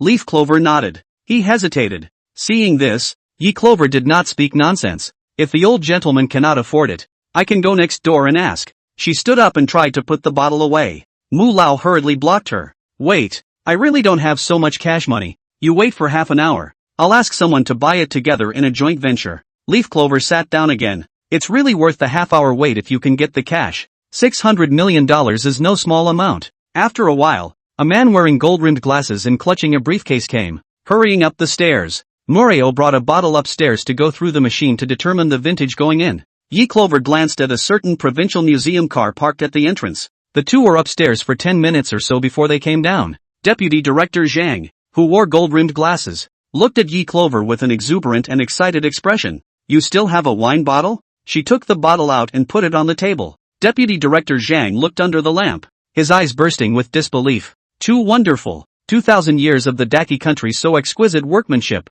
The same period of other countries. Wine bottles or bronze, but the Daki with gold. Filigree openwork inlay technology ahead of other countries for hundreds of years. Unfortunately, the existence of this country is too short. If Marquis of Ningguan War Chang'in had not died so early, he would have led the Great Kai, wiped out the other 6 countries, fended off the northern barbarians, and traveled south to recapture the 2 provinces. God's jealousy. Leaf Clover gripped the flask in her bag tightly. War Chang'in can change so much? If he hadn't died early, wouldn't he have advanced the great reunification by 200 or 300 years? Little girl, we'll take this wine bottle. 600 million is it? Leaf Clover nodded. Can you pay cash? Elder Moo said. Yes, hearing a cell phone arrival tone, and checking the back end of my mobile banking, all $600 million.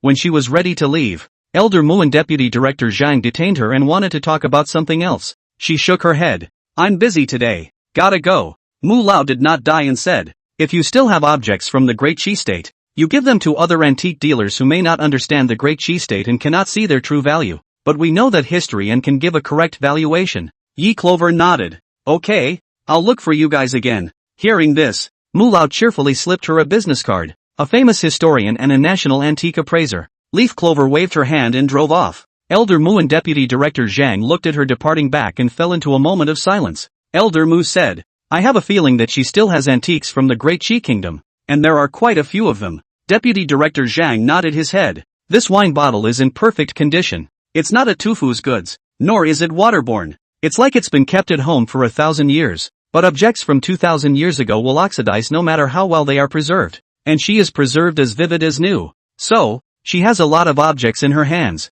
You have to have enough money on hand, Mu Lao said. Look at the line on her body. She is a master who doesn't lack money. Taking this pair of wine bottles, it's a bargain we've picked up. Asterisk. Yi Clover drove to reach the food market and found a big truck that could pull 30 tons. She said she was going to buy a bunch of supplies and send them to the flooded area to show her love. Put the market cabbage, Shanghai green, baby vegetables, white radish, carrot, sweet potato, corn, all wrapped up. Vegetable vendors, seeing her collect so much, swarmed around her, saying they would sell it all to her for a few cents a pound cheaper. She emptied the food market and chartered 2 large vans. Get someone to load up and give the truckers the warehouse address to pull to the warehouse. The uncle who looks after the warehouse has been looking after the door all day today. After the arrangements were made, she went to the drugstore. Gauze, sterilized alcohol, tweezers, clamps, scalpels, scissors, and sutures were purchased. Needles, syringes,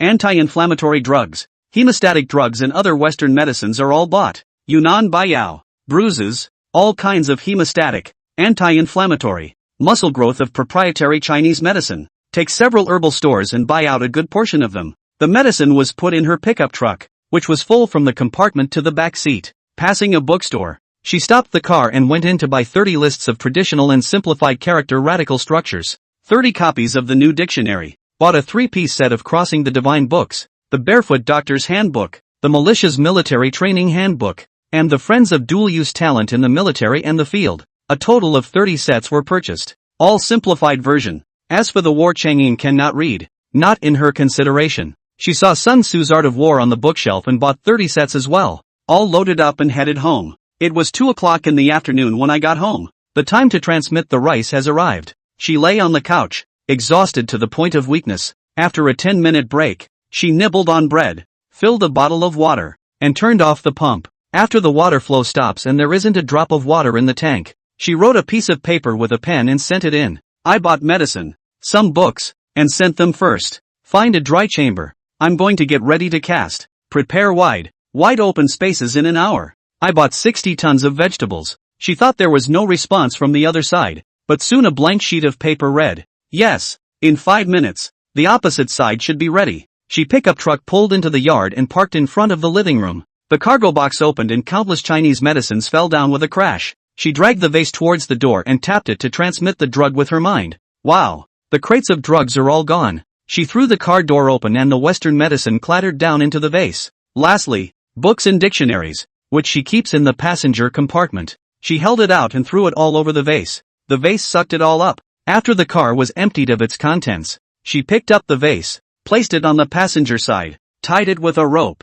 and fastened her seatbelt. Drive the vase to the warehouse. Asterisk. War Chang'an waited all day for Yi Clover's rice. Yesterday afternoon 200 pounds of meat, 50 packages of spaghetti, and a case of instant noodles were all given to the general. The atmosphere was depressing as they ate and wept silently. They thought the general had brought out the crushed food to treat everyone. Plus we just lost the war. Everyone thought it was the last broken meal. The breakout is tomorrow. 20,000 men, breaking through 300,000 barbarians, was almost impossible to win. Even if they risked their lives to break out, there was a famine outside, and they couldn't survive the same. But this morning I heard the water was coming. When the buns and steamed rolls are sent to the barracks, they are divided into one for every 4 people. This time, Everyone was again in tears as they ate. But unlike yesterday's desperate heart of death, we're all happy to eat today. Not only to eat on the buns steamed buns meat sandwich, but also boiled on the white porridge. Each person to share a bowl of white porridge. Is fine white rice boiled.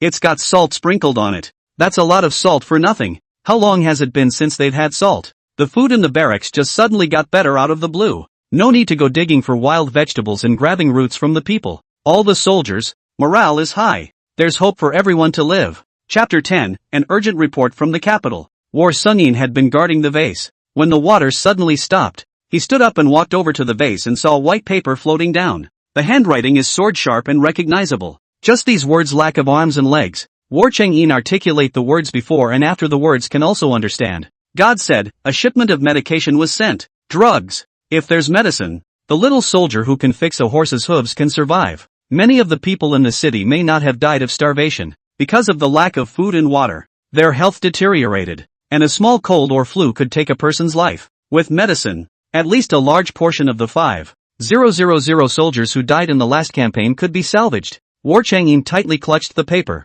eyes moist. Send food and water is already too much for him to ask. I didn't realize that the gods would send drugs of their own accord. What's the biggest shortage of drugs in the warrior's army? War Changin's voice was hoarse with a choked sob. Tian Qin, get all the military doctors. When Tian Qin and several other generals heard this, they suddenly all stood up and surrounded him in excitement. General, the gods have sent medicine?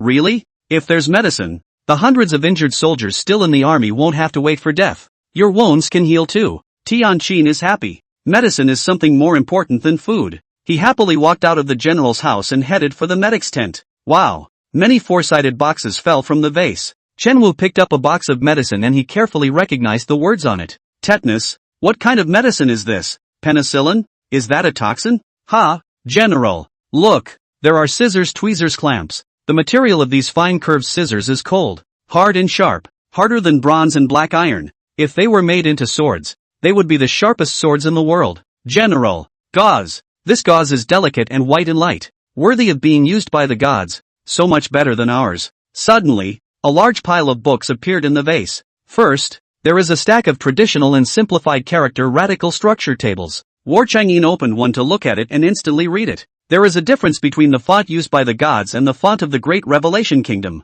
The fonts were simplified, and later he identified the characters against a list of radical structures. Then, the three major crossing books, the Barefoot Doctor's Handbook, the Militia's Military Training Manual, and the Friends of Dual-Use Talents in the Military, came one after the other. He picked up the Militia Military Training Manual and flipped through it, which had accompanying pictures. Write about how to fight and how to position yourself at night. He was as good as gold. Holding the book in both hands, he said to the 10 generals, this book must be studied by all, it is a gift from God, and is so needed in the army. Vice Admiral Sonder picked up a copy and flipped it open, and was astonished. General, the Book of Divine Providence, actually has a teaching on how to fight? General, there are still books of war, can you give your subordinates a set? Wu Sanlang hugged Sun Tzu's Art of War lovingly, and when he encountered characters he didn't recognize, he distinguished them against the structure table. War Changin said, take it. Each person can take one set. The generals were overjoyed and all knelt down to thank them.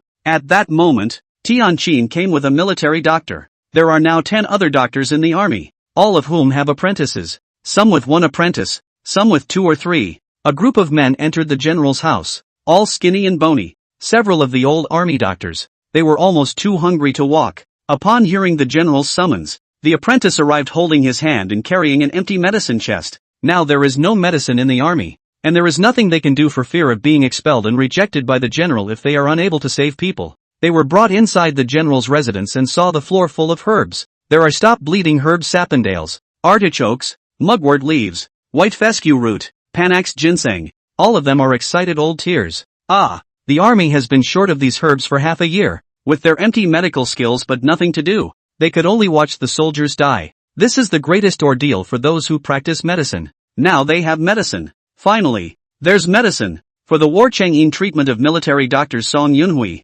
his division under the head of the Thai hospital, the highest status in the military doctors. He picked up the bandages gauze, sterilized cotton balls, syringe needles, iodophore disinfectant on the floor. There are also a variety of scalpels, surgical forceps. He was incoherent with excitement. General, these sterilizing agents, Are they? War Chang'e nodded at him. Song Yunhui was thrilled beyond words as he gripped the surgical forceps. It was given to them by the gods. The gods send not only medicine, but also state-of-the-art medical technology. Surgical forceps? Surgical scissors. How many times finer are these instruments than the big Kaikoku Tai hospital? War Chang'e gave Song Yunhui a copy of the Barefoot Doctor's Handbook. He couldn't wait to open it and was ecstatic to see that it contained a formula to deal with the plague. General, there are prescriptions for treating various plagues. With this book, the healers of the Great Qi Kingdom will never be helpless against the plague again. War Chang'e laughed. Dr. Song, you take it back and study it, as well as how these medicines are used. The packaging should be engraved with instructions for use. Fearing that he didn't know the characters, he gave him a copy of the Xinhua dictionary and a comparison table of radicals, a few of the remaining medicos, each with a share. Learn how to use these drugs as soon as possible and save more soldiers' lives. The army doctors were ecstatic and carried the medicines and books back, fully loaded. Being so happy, a couple of old army doctors got on their feet. Asterisk. The room cleared out into a large open space after the military doctors left. Some of the generals are reading Sun Tzu's Art of War in fascination. Some are looking through dictionaries, and some are reading militia military training manuals. War Chang'e's lips contain a smile. Sitting next to the vase, fingers gently tap the desktop, the heavy burden on the body alight. Everything is going in the right direction. Water, food and medicine. Although Jingguan is trapped into a dead city, compared to the torment of the water and fire outside, this is undoubtedly a place of paradise. All of this is God-given. Thinking of this, War Chang'e looked towards the vase. The establishment of temples for the gods is going to be on the agenda. Asterisk. Just when everyone was in a rare moment of silence. Wow! Countless packages of rice clattered to the ground, pouring about 200 packages in total. Next came 50 bags of flour, 100 barrels of canola oil, noodles, dried vegetables, pickled noodles, squash, white salt. These things, they take up the whole room. Then, countless cabbage, bean curd, cabbage, bok choy, eggplant carrot, clattered down from the sky. The quantity was so large that it soon wouldn't fit in the small space. The generals saw it even stood up and stepped back in surprise. War Chang'e said to Su Ming, "Move the vase to the courtyard. Hurry!" Su Ming and Chen Kuwei hurriedly picked up the vase and moved together to the spacious yard. Vegetables fell from the sky as if it were raining, and kept hitting them on the head. But the two are happy. Instantly, countless vegetables flooded the vase. There were so many dishes that whole piles filled the entire yard. It's been too long since they'd had enough. Suddenly seeing piles of vegetables, the joy is almost like a New Year's Eve. Chen Kuwei laughed and laughed as he hugged a few large cabbages. I've never seen so many varieties of vegetables before. There was a water shortage in Town Pass. This is like a good day comparable to God's. A few generals hugged the dishes and were happy. But the next second, all kinds of frozen meat, bacon, chickens, ducks and geese, pigs, fish and mutton, all pressed on top of the dish. These are all meat: chicken, duck, goose, pig, fish and lamb. Fish, in particular, is hard to come by up north. One is the lack of water and the absence of large rivers to support fish. Too close to the desert, fish is a real rarity. Throughout the compound, all kinds of dishes were piled up. These rice and vegetables were enough for the soldiers in the army to eat for a month, and they could eat for a longer period of time if they saved some. Generals no longer have to worry about the lack of food and grass. Everyone is happy and mad. Just then, there was an urgent report outside the gate of the general's residence.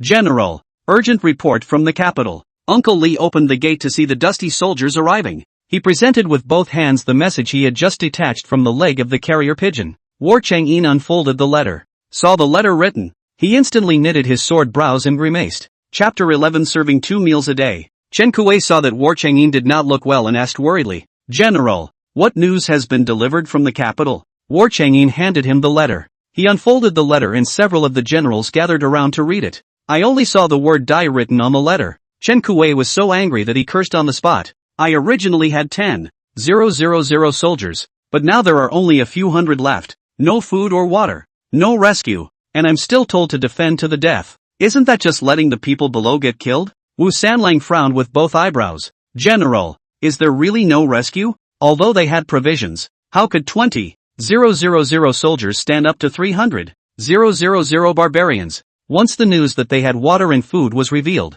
the barbarians would surely attack the city within 2 days and snatch all the food. The air is like dust and the atmosphere is oppressive. Chen Wu added. General Su Huai's 100,000 men are only a few hundred miles away from Jingguan, and the little emperor did not order him to come to the rescue. So could he just stand by and watch Xinguan lose its defense and the entire battle family's army be wiped out? War Changyin's handsome brows were tightly twisted. He would not let the last 20,000 war family troops die in battle. But 20,000 against 300,000 troops? How is he going to fight? How do you go about winning? There have been battles in history where the few have won the many, but not where the disparity in strength has been so great. Can you contact General Su Huai? War Changyin asked. General, are you trying to borrow troops from him? Song Duo worriedly said. He has always been foolish and loyal. He may not help us break the siege. The barbarians are 300,000 strong, and Su Huai is only 100,000 strong.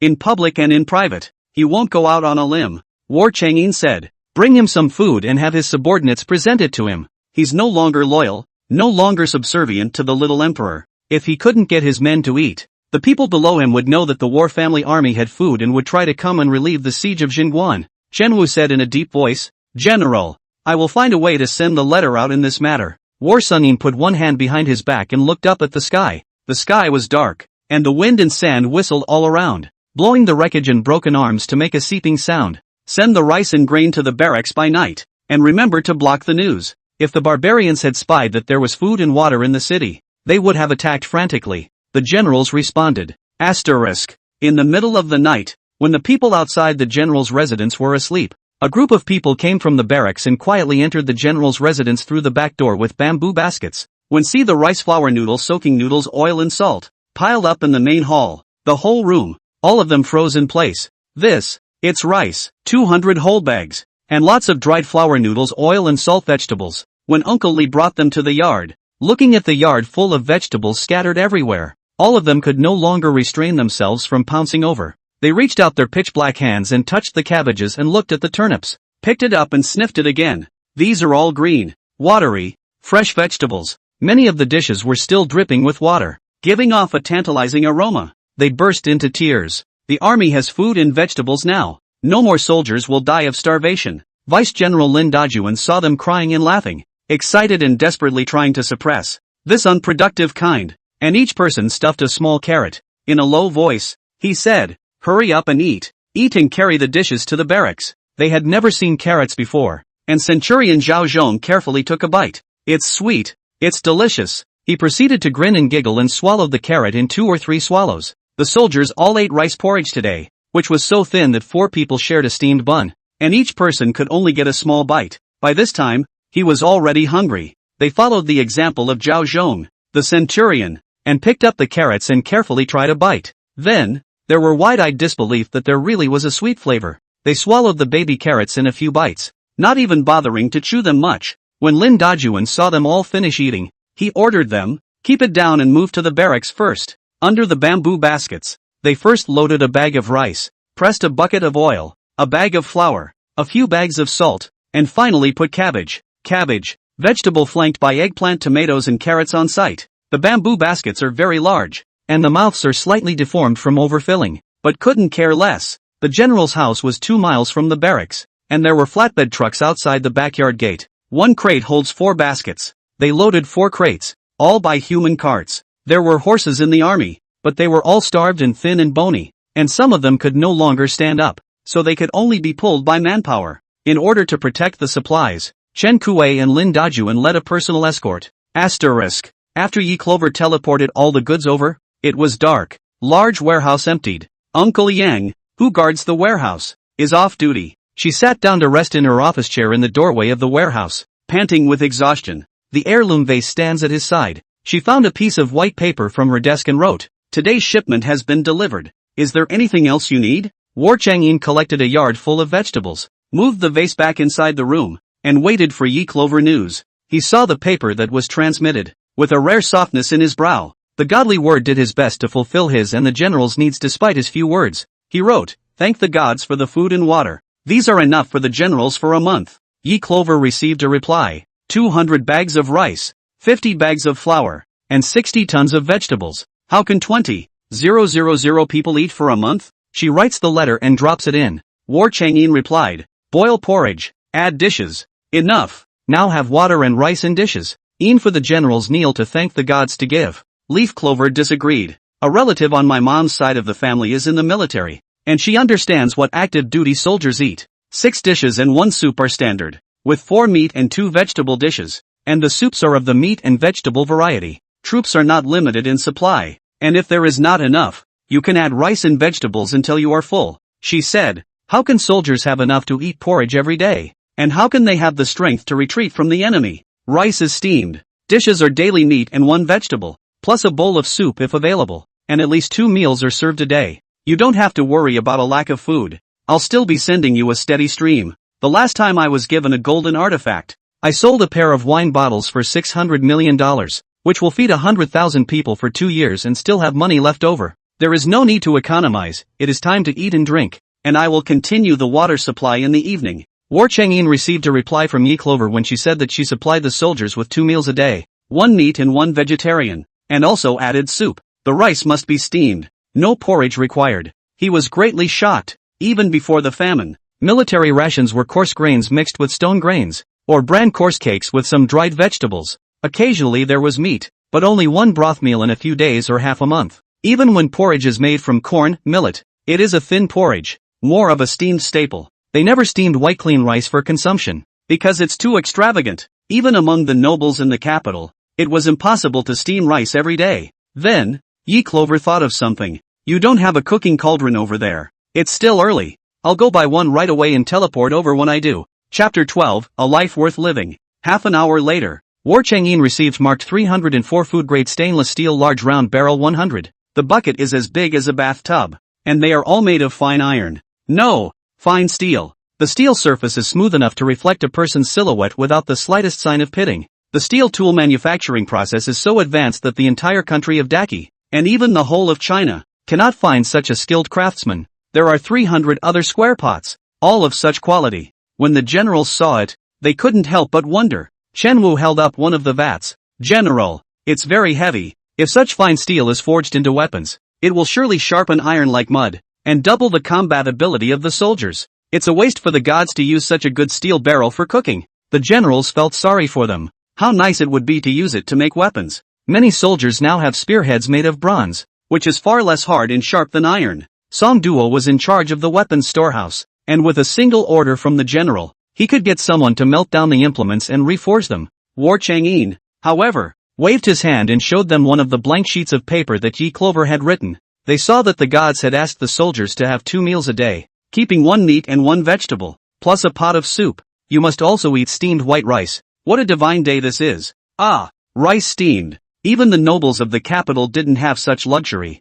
Now that China is divided into 6 kingdoms, rice is the staple food of the southern barbarians. Ezo rice is yellowish and elongated, and when whole becomes broken and tastes astringent. The rice sent by the gods is full of grain, sweet and satiating. Every meal was steamed and cooked rice, a luxury they couldn't even think of. There was also pasta and flour, fine grains that were the only grains that the dignitaries of the capital could afford to eat. The gods, however, said that there would be a constant supply. Chen Wu's eyes reddened and he knelt down. Many thanks to the gods. The end will be worth it in this life if I can have a meal of rice, a meat and a veggie, even if I die. The remaining generals fell to their knees and kowtowed to the heavens. This kind of good life, they couldn't even think of a few days ago. Now that it's coming true, I'm going to live this life on earth for a while. Worth it. Right after they kneeled down. Thud. With a loud bang, the large china plate containing the braised whole fish fell into the stainless steel square box. Instantly, the aroma of the dishes in the inner hall filled his nose. The general smelled the scent and got up and gathered around to see it. Just see a 1.5 foot long big fish in the porcelain plate. The bottom is covered with onions, ginger and garlic. The top is drizzled with chili red oil, sprinkled with green onions. Rich and fresh aroma comes to the nose. Wu Sanlang gulped. It smells so good. What a big fish. Most of them came from the dry north. How long had it been since they had seen water? And even more so since the water held such a large fish for a dish. The braised fish was made so colorful and flavorful that they kept gulping at the aroma alone. Then, thunk, another fall of braised pork, dongpa elbow, spicy tofu, salt-baked chicken, cold vermicelli, and a pot of pork ribs and winter melon soup. A whole 12 courses in all. Finally a tub full of steamed rice falls. These dishes, they've never heard of. Whether it's the presentation, the ingredients, or the explosion of flavor, greatly stimulate their taste buds and vision. Is this the life of a god? The life of a god is lived more beautifully than that of a petty emperor. In addition to Lin Dajuan and Chen Kuei, Who delivered the supplies? The remaining 8 generals, adjutants Tian Qin and Su Ming. Lei Shu gulped at the dish. War Changyin was also shocked by the color of the dish. The War family hereditary titles. He grew up with a quality of life not inferior to that of the nobles of Kyoto. But when he saw the dishes, he thought, his life is just like that. Any dish, not to mention the general's cook. Even the world chefs come may not be able to recognize all the side dishes. War Changyin said, leave one for General Lin and one for General Chen Kuei. And everyone else ate the rest together. Uncle Li listened. 2 dishes were taken out and 2 bowls of rice were left. Everyone grabbed a bowl and chopsticks and were about to eat. Suddenly, there was a knock at the front door. General, the supplies have been looted by stragglers. Suddenly, the chopsticks in War Changyin's hand snapped down and he stood up. All 8 generals put down their bowls and hurried to the door with the general. The young soldier who came, estimated to be in his late teens, still looking like a child, had his arm injured and blood seeping out. He shivered and said, hundreds of stragglers stopped the supplies at the end of the alley. General Lin couldn't move an inch. General Chen Kuei broke the back, and many of the soldiers were injured. Hearing this, War Changyin quickly put on his battle armor and weapon, and instructed Wu Sanlang, go to the alley at the back door of the general's mansion. Set up steel barrels, and boil water to cook porridge. No, it's too late to cook porridge. Put down noodles and cook instant noodles. Wu Sanlang obeyed. Yes, the rest of you, all go to support Lin Daju Chen Kuei. Asterisk. Lin Dajuan and his party were blocked by the old and weak women and children in front of them. They were all women, dragging their families with them, bringing dying old people and children, and falling to their knees on the road. Behind them were densely packed stragglers with hoes and kitchen knives standing back and waving. The people in front of them applied pressure. All of them kneeled down and cried and begged, General, save my child. Just give a mouthful of food and you'll live, please. The people in the rear waved kitchen knives and were ferocious, either step over our corpses today, or leave the food behind and you people go. Chen Kuei was violent-tempered. He immediately drew his large sword and slashed at the stragglers. I have been guarding the border for many years and have hacked to death countless barbarians. How dare you few little thieves with no hands threaten me? I'm telling you, delay the military, and I'll chop up your whole family. The displaced people are all starving. General Chen Kuei's threat was not something they took to heart. All they know is that if they don't get supplies today, their whole family will starve to death. It is better for one person to die than to watch all of his family starve to death. I don't know who shouted from the back. Grab it. If you can't grab the grain today, you're dead either way. It's worth it to be a full dead man. Someone in my family is dying of starvation. We must get food today. The general's house obviously has food. So why is it in private storage? And why can you stand by and watch the people die? There are only about 100 of them. Everyone come with me and grab them together. The stragglers swarmed. The old and infirm in front of them were dumbfounded to see cabbage leaves sprouting from under the black cloth. The men in the back made their move, and the men in the front crawled under the car and removed the black cloth. In an instant, a whole large bamboo basket of cabbages was all exposed. The stragglers' eyes reddened with excitement at this scene, and they all swarmed to the scene. The scene was chaotic. Lin Daju and Chen Kuei's remaining soldiers drew their weapons and fought with the stragglers. When War Changyin came to the alley, the ground was already covered with dozens of bodies of stragglers, and a few sporadic bodies of soldiers. The blood flowed to their feet. Spare a thought, and a steady stream of stragglers joined in,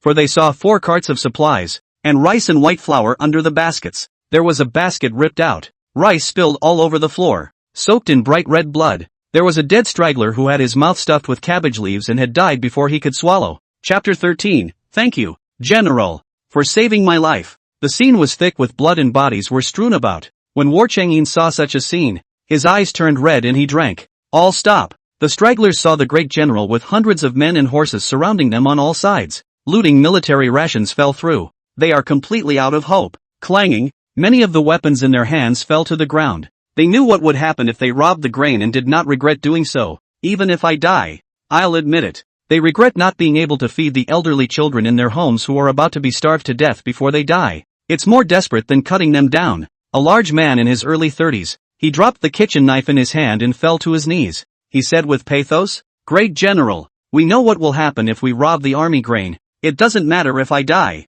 Please give my child a mouthful of food. The child is about to starve to death. And his daughter-in-law, holding her dying child in her arms, stopped in front of the car and cried aloud, Dang dang, if you die, the child and I won't live either, said his daughter-in-law picking up the child and about to hit the wall. A leg kick was thrown back by Chen Kuei. Shut up for me. I worked hard to defend the city and died thousands of brothers. In exchange for your group of wolf-hearted dogs and lungs robbing military food. The law of the Great Enlightenment. Robbing military rations is punishable by death. Men, imprison all those who robbed the army today. The old and infirm in front of the car, mostly their families, tried to stop. The dry, thin, flat old man fell to the side of the road, and if it weren't for the cloudy eyes that could still move, I'm afraid I would have thought he was dead by the side of the road. The old man watched as his children were hacked to death for grabbing military food. The moment the child collapsed, the old man hung on to that breath and dispersed. There were also a number of children, crying and crawling towards the bodies on the ground,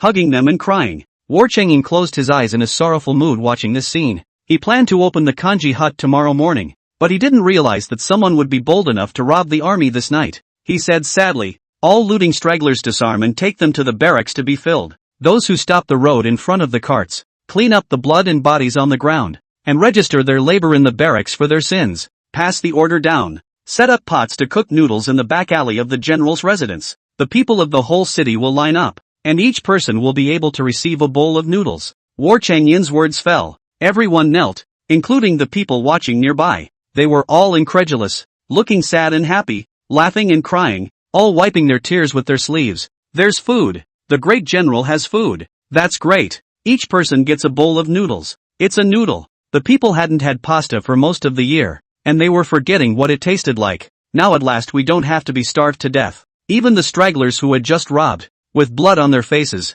begged and looked at the great general, begging him to be able to share a bowl with his family. War Chang'in looked at them and said, "Your families, you will be able to eat white rice porridge every day." White rice porridge, white rice that is as full of grain as military rations. It was only then that they finally dropped their guard completely and put down the knives they had hidden on their bodies. They all kneeled down on both knees and kowtowed to War Chang'in, choking with red eyes. "Many thanks to the general for not killing. We voluntarily devote ourselves to the military camp and charge into battle 10,000 deaths." War Chang'in waved his hand. "Take it down. Their families, the old and the weak, the women and the children, shun them to allow the military rations to be carried back into the barracks." Asterisk. Around the corner, Zhao Yukai Wei Guang's son Dummy watched the whole time. Zhao Yukai sounded excited and exuberant. "Brother Wei, the general's residence must be hiding a large amount of food." "Great. Simply great." Sun Mute and Wei Guang both looked at Zhao Yukai in unison. This premeditated robbery of grain tonight was organized by Zhao Yukai.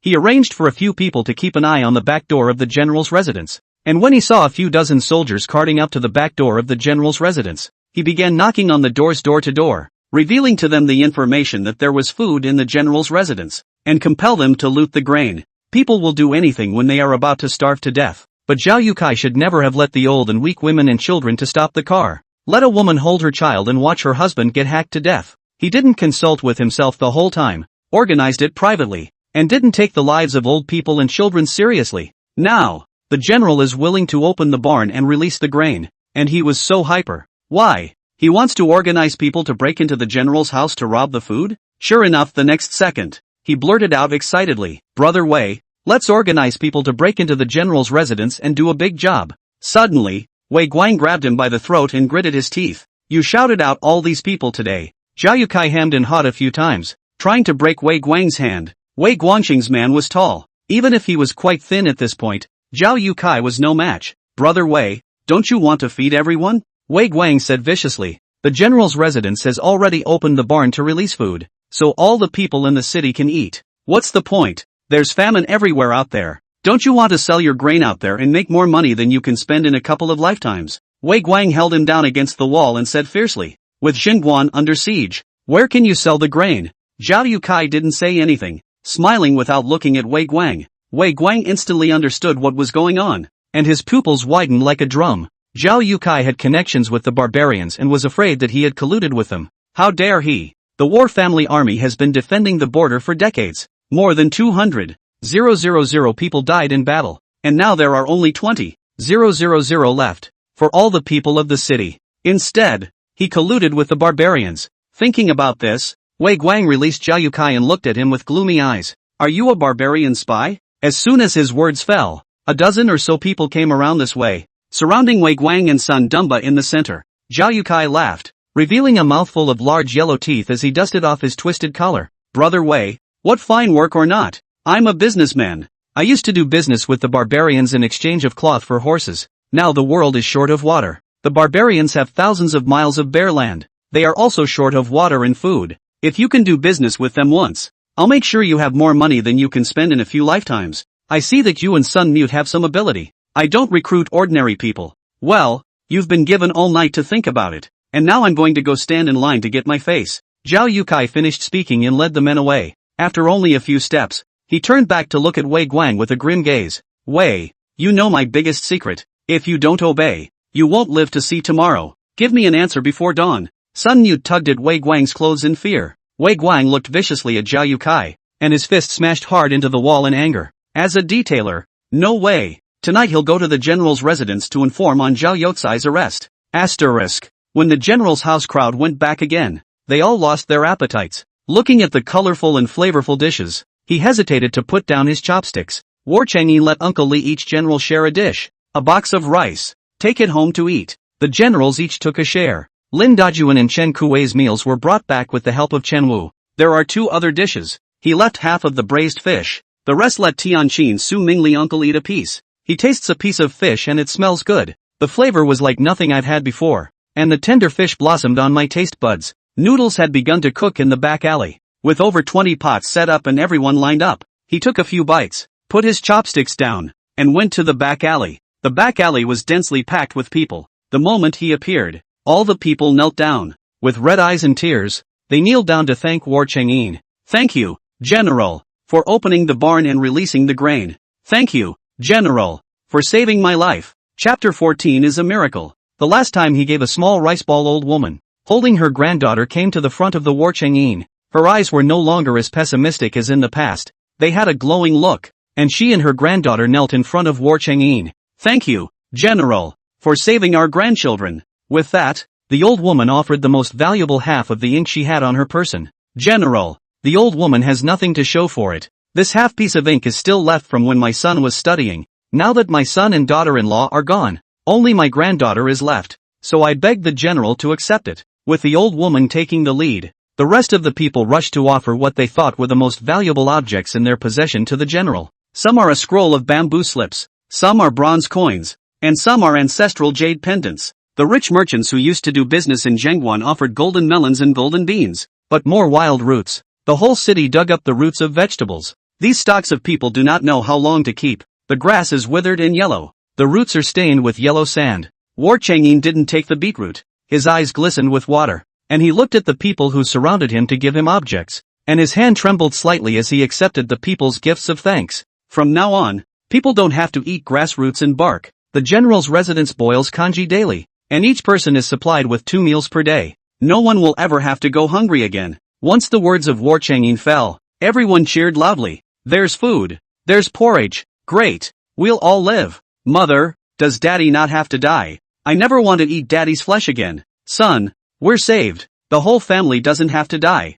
Oh, great. My sister won't have to be replaced by my mother. Everyone wept with joy. Someone fell to their knees and laughed. Some bawled their eyes out. More people kowtowed and knelt to him, their foreheads knocking out bloody marks. They claimed that War Chang'e was the reincarnation of a god and saved the people from the fire. War Chang'e let the kneeling people get up. The words turned to everyone. But, repairing the city wall, knocking down houses to rebuild, building weapons, planting food, all need the whole city people labor. Would everyone like to? The people answered loudly. Yes. The general said he could grow food now. So that means there's water. There's water. The people of the city will have hope. Even if the general's office no longer distributes rice porridge, everyone has land to plant and vegetables to eat, never to be starved to death again. That's great. Ha ha ha. As long as there is water in Zhengguan, it is somehow better than the people who are fleeing and escaping outside. It's all from the general. When the days are better, they will build a monument and a temple in honor of the general, praising him for his great achievements. Tianqin found a few soldiers who could write and began to register what the people of the city used to do. Those who used to grow food would be arranged to go to open pits of barren land. The blacksmith arranges to build weapons. Merchants went to build houses. The old and infirm sewed and mended clothes. The rest of you, all of you, go and mend the walls. Asterisk. Kanji shed busy in the middle of the night. There is a steady stream of people in line. War Chang'e first returned to the general's residence to rest. The vase has started to come out of the water. This time there was a tremendous amount of water coming out. Several more streams than this morning's water. A blank sheet of paper is placed next to the table. I'm going to rest. Tomorrow the remaining 1800 bags of rice will be delivered. Tell me what's missing. War Chang'in looked at the familiar handwriting and smiled at the corner of his lips. He put as many gifts from the people as he could on the table. These are things that the people of Jingguan thanked her for sending. He'll pass it all on to her tomorrow. Uncle Li advised War Chang'in to rest early. How could he sleep now? The news of the opening of the barn for grain was quickly spread to the barbarian army.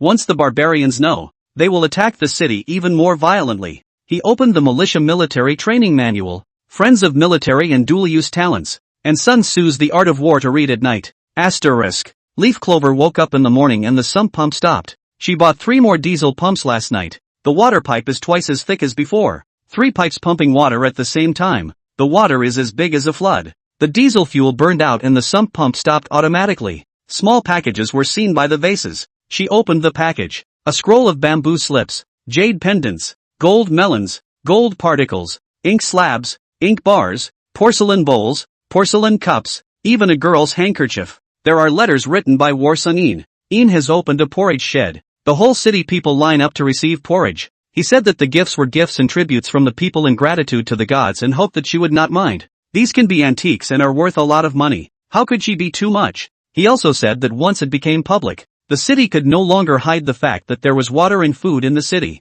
Sooner or later, the barbarians will get the message. They're more frantic on offense. There were only 20,000 soldiers in the city, unable to withstand the 300,000 strong army of the barbarians. War Chang'in is ready to repair the city wall first, higher and thicker, can withstand a moment or not. He wanted to purchase a large quantity of glutinous lime bricks. Ancient people building walls with glutinous rice boiled into soup, and then mixed with sand. Lime bonding. Building out of the wall is strong and unusual. In modern times everyone mixes cement with sand, lays bricks and the walls are solid. But how do modern methods teach the ancients? She found a long and used iPad in her room, charged it, and deleted the extra software. Leave useful videos in the album. For example, cement sand ration, how to tie steel pipes, how to pour. The video is downloaded and placed in an album. The album was changed by her to learning about modern technology. Write on a white piece of paper how the iPad method, how to turn it on, what the passcode is, and how to charge it when it runs out of battery.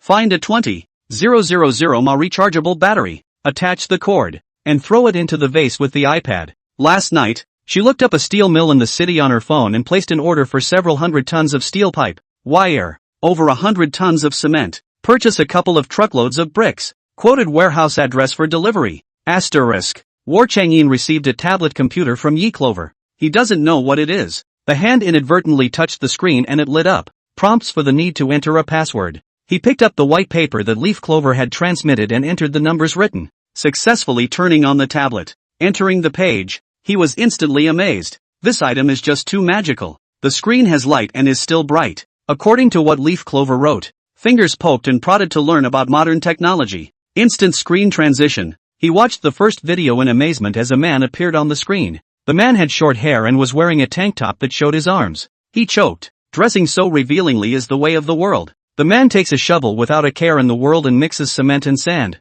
Then adds water. Explain as you stir. Cement and sand. How much water to add? War Chang'in suddenly realized that the original gods taught them to build high walls. Only the materials used in the world of the gods are different from the Great Kai. So, send this to teach wall building. In addition to building walls, there are teaching various crops, such as vegetables, fruits, rice, wheat, sorghum, planting instruction, just chickens, ducks, and postnatal care for sows all. This is a divine object. War Chang'in excitedly wrote a note to Yi Clover to pass it on. What is this? It is a miracle. Chapter 15. The gods' horses eat better than we people do. Yi Clover smiled when she saw the letter from War Chang'in. It's amazing how a little tablet, with most of its features removed, can shock the ancients into submission. Call it a miracle. Yi Clover wrote back to him. An iPad, also known as a tablet computer, is a common electronic product in modern life. There's a camera function, so take your time functionally figuring it out and filming the town's environment and transmit it to me so I know what you guys are missing. Yi Clover thought for a moment. It was certainly good that they used modern methods of cementing the walls. If the barbarians gather quickly to attack the city, glutinous rice lime sand walling, which the ancients could get right on with. Cement masonry walls still had to be learned, so she first procured a batch of glutinous rice and lime and sent it over as soon as possible. Walls first. Many thanks to the gods. Could you send another batch of charcoal here? The trees in the city are all eaten up. The wood for the fire and porridge is now planks removed from the damaged houses. Leaf Clover understood. You can imagine that there is nothing left of the town pass. It's bare, and all you can see is crimson scorched earth. She agreed to do it. Today's purchase was a big one, and she carried the vase to the passenger side of the pickup truck, tied off the rope, and buckled her seatbelt, put the drive out of the villa gate. She had just driven out of the gate of the neighborhood when someone burst out and stopped her car. She fixed her eyes on her great-uncle and grandmother. She slammed on the brakes urgently, gasping for air, beads of sweat seeping from her forehead. That was close.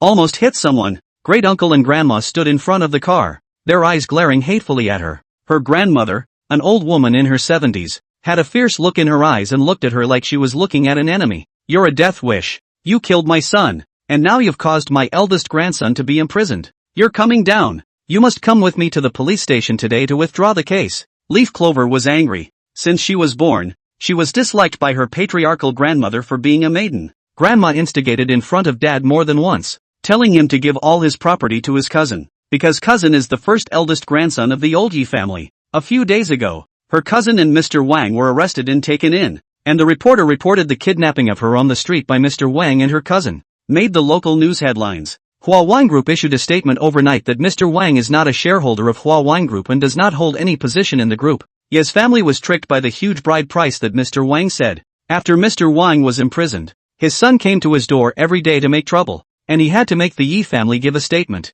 The great-uncle and grandmother hate Yi Clover with a passion, which led to this scene of stopping the car in front of the neighborhood. There are 4 gates to the neighborhood, and other uncles guard the remaining 3. When the old lady saw Yi Clover's indifference, she became furious and raised her cane to ruthlessly smash Yi Clover's car. Boom! Boom! The heavy off-road made a harsh knocking sound. Great-uncle slapped her hard on the car window. Come down! You come down! Go to the police station and withdraw the case right away, or you won't be able to enter the Yi family gate again in your life. I'll have the old lady banish you from the Yi family tree. Yi Clover slid down the window of the car and indifferently looked at the hysterical great-uncle mother. Whatever. Expel me from the family tree. Think I'd care? The IOUs you wrote to Dad back then are here with me. Your house and car were all bought with my dad's money. Give them all back to me. It's been 10 or 20 years. The interest is quite a lot. If you don't pay it back, your whole family will go to jail.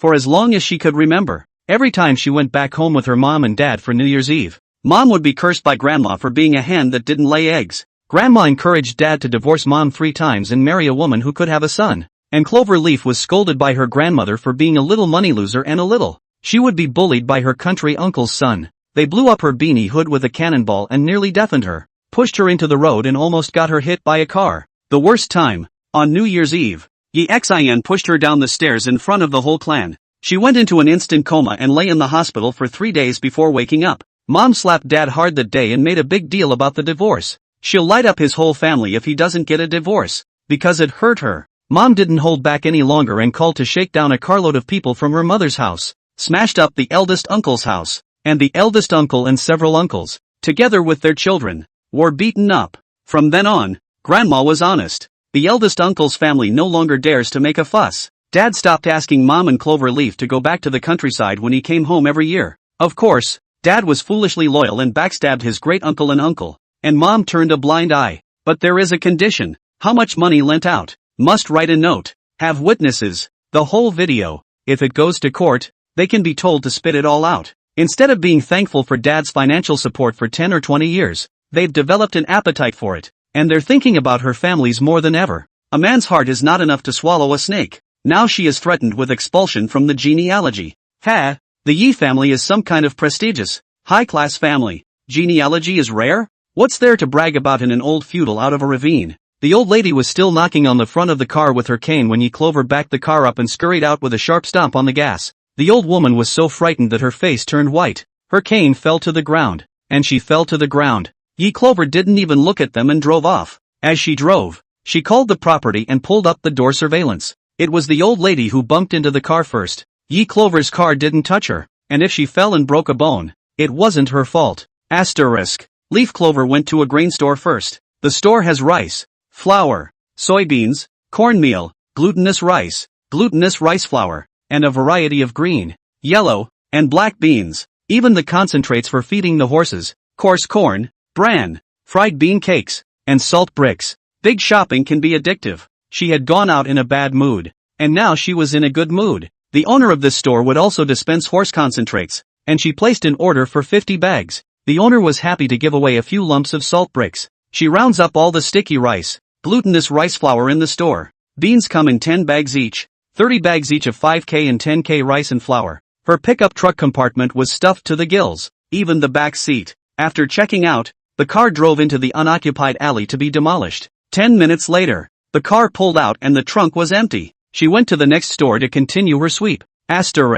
Today, the back alley of the general's residence is very lively. Last night the people heard the news of the general's residence opening the barn and releasing the grain. They all flocked to it. Hundreds of people lined up from last night, stretching kilometers away. Still a lot of people in the morning. War Chang'in ordered 20 more pots to be added. The bubbly had finished cooking and there was a third of the noodles left. Start the porridge. 150 bags of rice and 50 bags of flour were shipped to the barracks. There were only 50 bags of rice left in the general's residence, and 20 bags were used for the morning porridge. I don't know how long the remaining rice will stay simmering. War Chang'in had a little anxiety, wondering when the gods would transmit the rice over. Suddenly, he heard the sound of objects falling in the room. From the sky fell all sorts of small packages of grain, all sorts of beans, and most conspicuously, horse feed. Yes, the packages engraved with the word striking horse material. Chenwu had just entered the room and saw dozens of large bags of matched horse material. He went crazy with joy. General, it's horse feed, alas. 200 army horses are saved.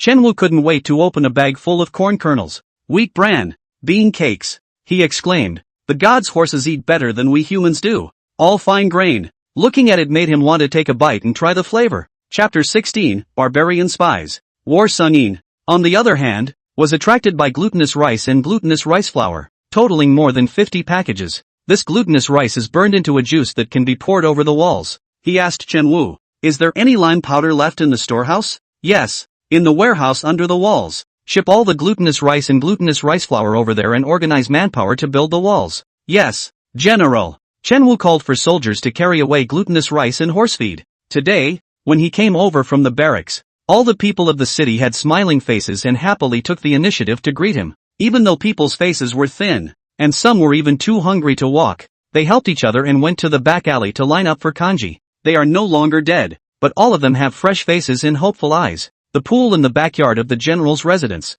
which was originally about to dry up, was filled with clear spring water today. With water comes hope. Everyone can have enough to eat, have water to drink. Even if they are besieged in the city, they are not dead. They all have something to look forward to. The soldiers were all in a different spirit, because today there is a notice posted in the camp. 2 meals are served daily, with 1 meat and 1 vegetable dish, plus a bowl of soup. The staple food is steamed rice. It's not thin porridge, it's steamed rice. Most of the soldiers are poor origin. Long So Big never eat steamed rice. Even rice porridge is also yesterday to eat a bowl. A number of soldiers were hanging around the firehouse. Whenever they saw baskets of cabbage and bags of rice being carried into the firehouse, their eyes looked straight up. Now the gods even send glutinous rice and horse feed. Horse feed ration. Better than what they people eat. He's happy. Let the stable hands fatten up the horses to seduce the barbarians. Skinny, bony, can't even stand up. Filimares. Lead to the city and there will be a steady stream of troops and horses. Half an hour later, more than 100 bags of lime fell into the room, and he couldn't wait to open the packages, which were filled with clean, delicate lime powder. It is finer and whiter than the lime used in the Great Revelation. With powdered lime, work could begin immediately to repair the walls. Yi Clover passed a note. I bought a pedal tricycle. Cinder blocks and charcoal. Pass the tablet over and I'll teach you how to use it. War Chang'in put the tablet into the vase. Soon, Yi Clover returned the tablet. The tablet has more videos of foot tricycles and coal burning. When War Chang'in researched tricycle video, wow, a dozen pedal tricycles landed in the room after a loud clang. The tricycle is all kinds of twisted and folded because it won't fit in the room. He looked at the well-made and well-designed tricycle, and was shocked. This is the vehicle the gods use to transport their goods? The bones of the car are made of steel. The back box for the cargo is made of fine iron, and the body is painted with blue primer. Simply ingenious. Several generals heard that the gods had sent horse material and glutinous rice, and came to the general's house with joy, seeing various folded cars in the room, all frozen. No one has ever seen such a strange car. The full-bodied, steel-built, spacious compartments hold a lot of cargo and are better than flatbeds. War Chang'in pulled out a car and placed it in the yard. Take out your tablet and pull up a video of the trike in use. When the generals saw this novelty object, which also glowed, They all gathered around and looked at the little man in the video with wide-eyed amazement. Watch how he gets on the bike. Pedals, turns, brakes, teaches everything. The general seemed more interested in the flatbed than the trike. Chen Kuei reached out and felt the flat metal touch. General, what is this? It's amazing. War Chang'in handed him the tablet. Touch it with your hand. You try. Chen Kuei's thick, scarred fingers gently touched the screen and the video stopped. Wow! Several of the generals exclaimed at once. Chen Kuei touched the screen again and the video continued to play. He stared in disbelief. Indeed, it is a thing of the gods and immortals, and I am afraid that mortals like me will not be able to make it in 1,000 years. All the other generals couldn't help but get their hands on it as well. How the man was fitted in, and he was able to stop moving. I thought that it was the gods who used the art of soul-taking to take in human souls, so the villain obeyed the manipulation. War Chang'in smiled when he heard the general's talkative discussion. He has studied and understood the method of taking photos and videos. He took the tablet and tapped on the camera. Ka-chow. A high-definition photo was taken of 5 generals with different expressions. He enlarged the photo and handed it to the 5 generals. They all opened their eyes wide and looked in amazement at their photo sensations. The painting is so real. It's more like it than the best painter in the Great Qi Kingdom. Who painted it? How is it drawn in? It's marvelous. Is this a divine gift? War Chang'in said. First go to do business. Tricycle pull out. Find someone to ride the lime powder to the city wall. Yes, a total of 18 tricycles. Wu Sanlang on the fast hands, riding up and around the yard. Transport 10 packages of lime powder away. Some soldiers were afraid to ride and pushed carts to carry the lime powder delivery under the city wall. There were quite a few small bags of rice and noodles left. War Chang'in to 10 generals, each divided into a bag of 10k rice, 5k flour, 2 pounds of meat, 2 large round cabbage, a barrel of oil, a few packets of salt. They shrugged it off and refused to take it. Chen Kuei said, General, last night's meal that I brought back, my family ate it happily, saying that they couldn't even eat such delicious food in the capital. This morning, the families went to line up for porridge again, so it's really not advisable to take in any more food. Song Duo also said, General, there are only 100 bags of rice in the army, and steaming it as the gods require will finish it off in one day, and tomorrow's rice is not yet available. War Chang'in said in a firm tone, I believe in the gods. If she says she'll deliver the food this afternoon, she will. The 4 generals listened, and put down the rice, meat, and oil, and received the rest. War Chang'in was not talking much, put on his armor, put on his cloak, held the vase with one hand, and went to the barracks. Asterisk. In the barracks, the soldiers sat on the ground. Someone rode the tricycle to the camp and the soldiers gathered around it to watch. This object is too new. One of the skirmishers leapt into the car and pedaled around less steadily. All the soldiers cheered. Soldiers on tricycles, more imposing than riding high horses, grinned and giggled in the yellow sand. Seeing this scene, War Chang'in smiled and entered the tent. Mao Yangbo, one of the 10 vice-generals, caught a few petty thieves close to the city wall during his night patrol. There were 5 of them in all, and they were spotted by patrolling soldiers as they tried to pass a message out. The soldiers recovered several bamboo tablets with barbarian writing on them. After some severe torture, several people bit through the poison in their teeth and killed themselves. Mayangbo got the people who knew the barbarian language to translate. Translated, the bamboo piece reads, there is food and water in the city. Please ask the king of Mabe to attack the city quickly.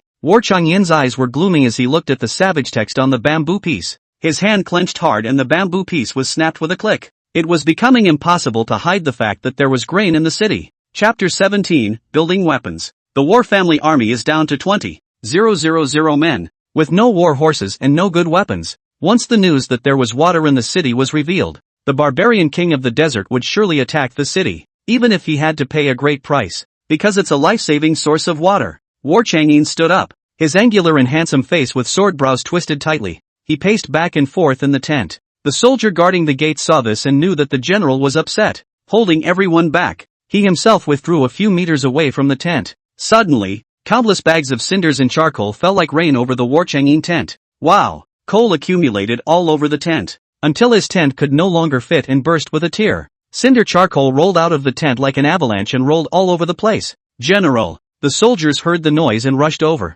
only to see that nothing fell within a 2-meter diameter around War Chang'in, who stood unharmed. The soldiers removed the cinders and charcoal carefully, though his mind was puzzled as to how so much charcoal and black crumbs could have been added to the general's tent when it was empty just a few moments ago. With a bland expression, War Chang'in walked out of the broken tent with a vase in his hand. He saw the cinders all over the floor, crouched down, and squeezed the coal from his hand. According to the video, the coal burns for a long time and is made into briquettes that burn for 2 hours. Higher temperature than wood and longer lasting. This coal is a good fuel for forging weapons and lasts longer than charcoal. Unfortunately, there is no iron or bronze or here to forge weapons. Otherwise the arms of the army generals could be recast. And the next moment he thought about it. Wow! Countless steel pipes fell from the sky. The steel pipe was thick, the size of a child's wrist, and was cut into strips that fell neatly in front of him, piled up into a high wall. The exaggerated number of steel pipes is more spectacular than dropping a yard full of vegetables yesterday.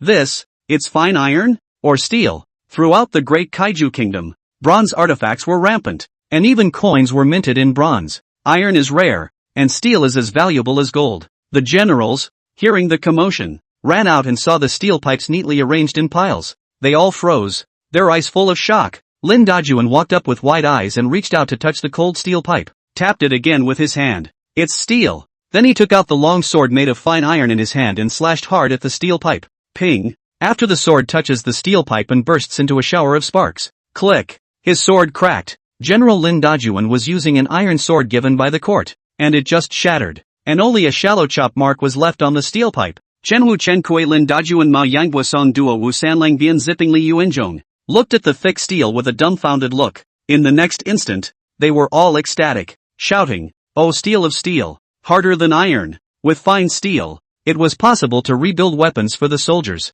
There are too many spent bows and arrows that are all eating dust in the warehouse because they have no arrows. Many of the soldiers were still using spearheads and halberds made of bronze. Now they can all be replaced with fine iron builds. This batch of fine steel was priceless in the entire Great Qi Kingdom. By the grace of God, they were finally able to build new weapons. Sonder walked up and bowed. "General, this batch of fine steel is given to the last general. I have registered the blacksmith directory in the city, and with the charcoal and steel, I will be able to build weapons right away." War Chang'e nodded. He knew in his heart that Yi Clover had sent this batch of steel for him to use in building the city wall. But right now it is more important to update the weapons. He said, "Go, organize more men. There are not enough men to draft from the people. Tian Qin, issue a draft order. But anyone who is hired will be given 2 pounds of rice, 1 pound of flour, and 2 cabbages per month. 2 meals and lodging are included during the building of weapons." Song Duo was overjoyed. "Many thanks, General. With such heavy rewards, many people will surely sign up.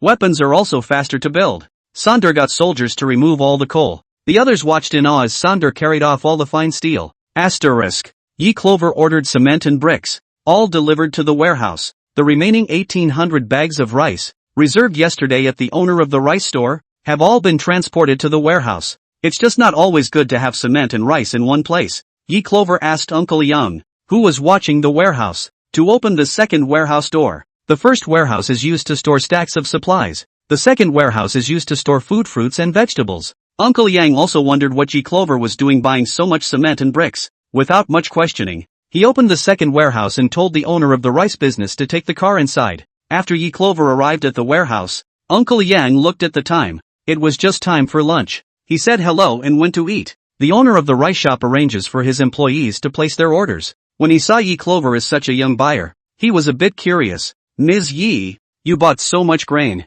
Flooding in the south. I donate supplies for charity." The owner of the rice shop got the message, praised her for her compassion, and handed her his business card. "If you need anything else, call me, and I can transfer a couple of truckloads of rice and flour." Yi Clover's eyes lit up as she inquired him, "How much time will it take to transfer the goods?" 20,000 bags of rice for 3 days. 20,000 bags with 2 million pounds. She replied cheerfully. "Yes, Ms. Yi." Donation flooded areas. Kayaks and mineral water noodles, ham sausage, self-heating hot pot is actually more appropriate. These supplies I can also get. Leaf Clover thought about it. She used the excuse of donations to collect supplies, but never donated them. It will attract the attention of others. Even Uncle Jan, who helped watch the warehouse, was skeptical. She said, "Boss, I want it all, so help me transfer it over and ship it to this warehouse." The owner of the rice bank was very happy to see that Yi Clover was so quick and was about to close a big order. "Then I'll go to the contact person. Transfer 20,000 tons of rice,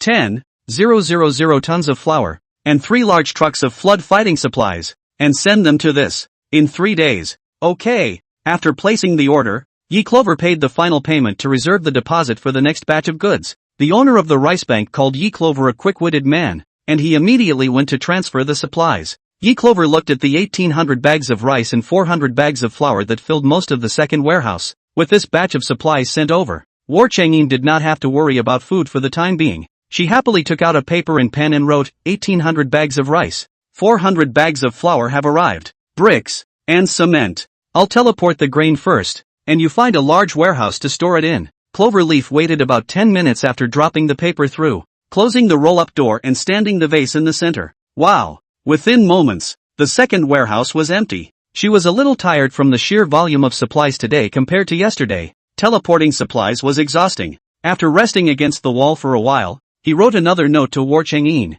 Find a bigger warehouse. The bricks and cement are about to be delivered. After about 10 minutes of waiting, the other person wrote in a good word. The first warehouse of cement blocks, clattering into the mouth of the vase. After emptying the warehouse, she was exhausted to the point of weakness. Sitting in his office chair, he poured down a bottle of mineral water. Yi Clover sent a message to Uncle Yang, who was watching the warehouse, saying that she was guarding the warehouse in the afternoon, and that Uncle Yang didn't need to come over again. Next, a call was made to an advertising agency to customize a banner. Donation of flood supplies. The ad agency banner was made quickly, delivered right after it was made, and helped hang it under the warehouse sign. Chapter 18, Hot Weapons vs. Cold Weapons. War Chang'in to rice flour inventory into the warehouse. The general saw so full of a large wall of grain. The food sent by the gods yesterday would lasted most a day, and they were thinking about what they would do if they ran out of food. Now the hanging hearts of all fell. God, who is faithful, it is true that enough food will be given.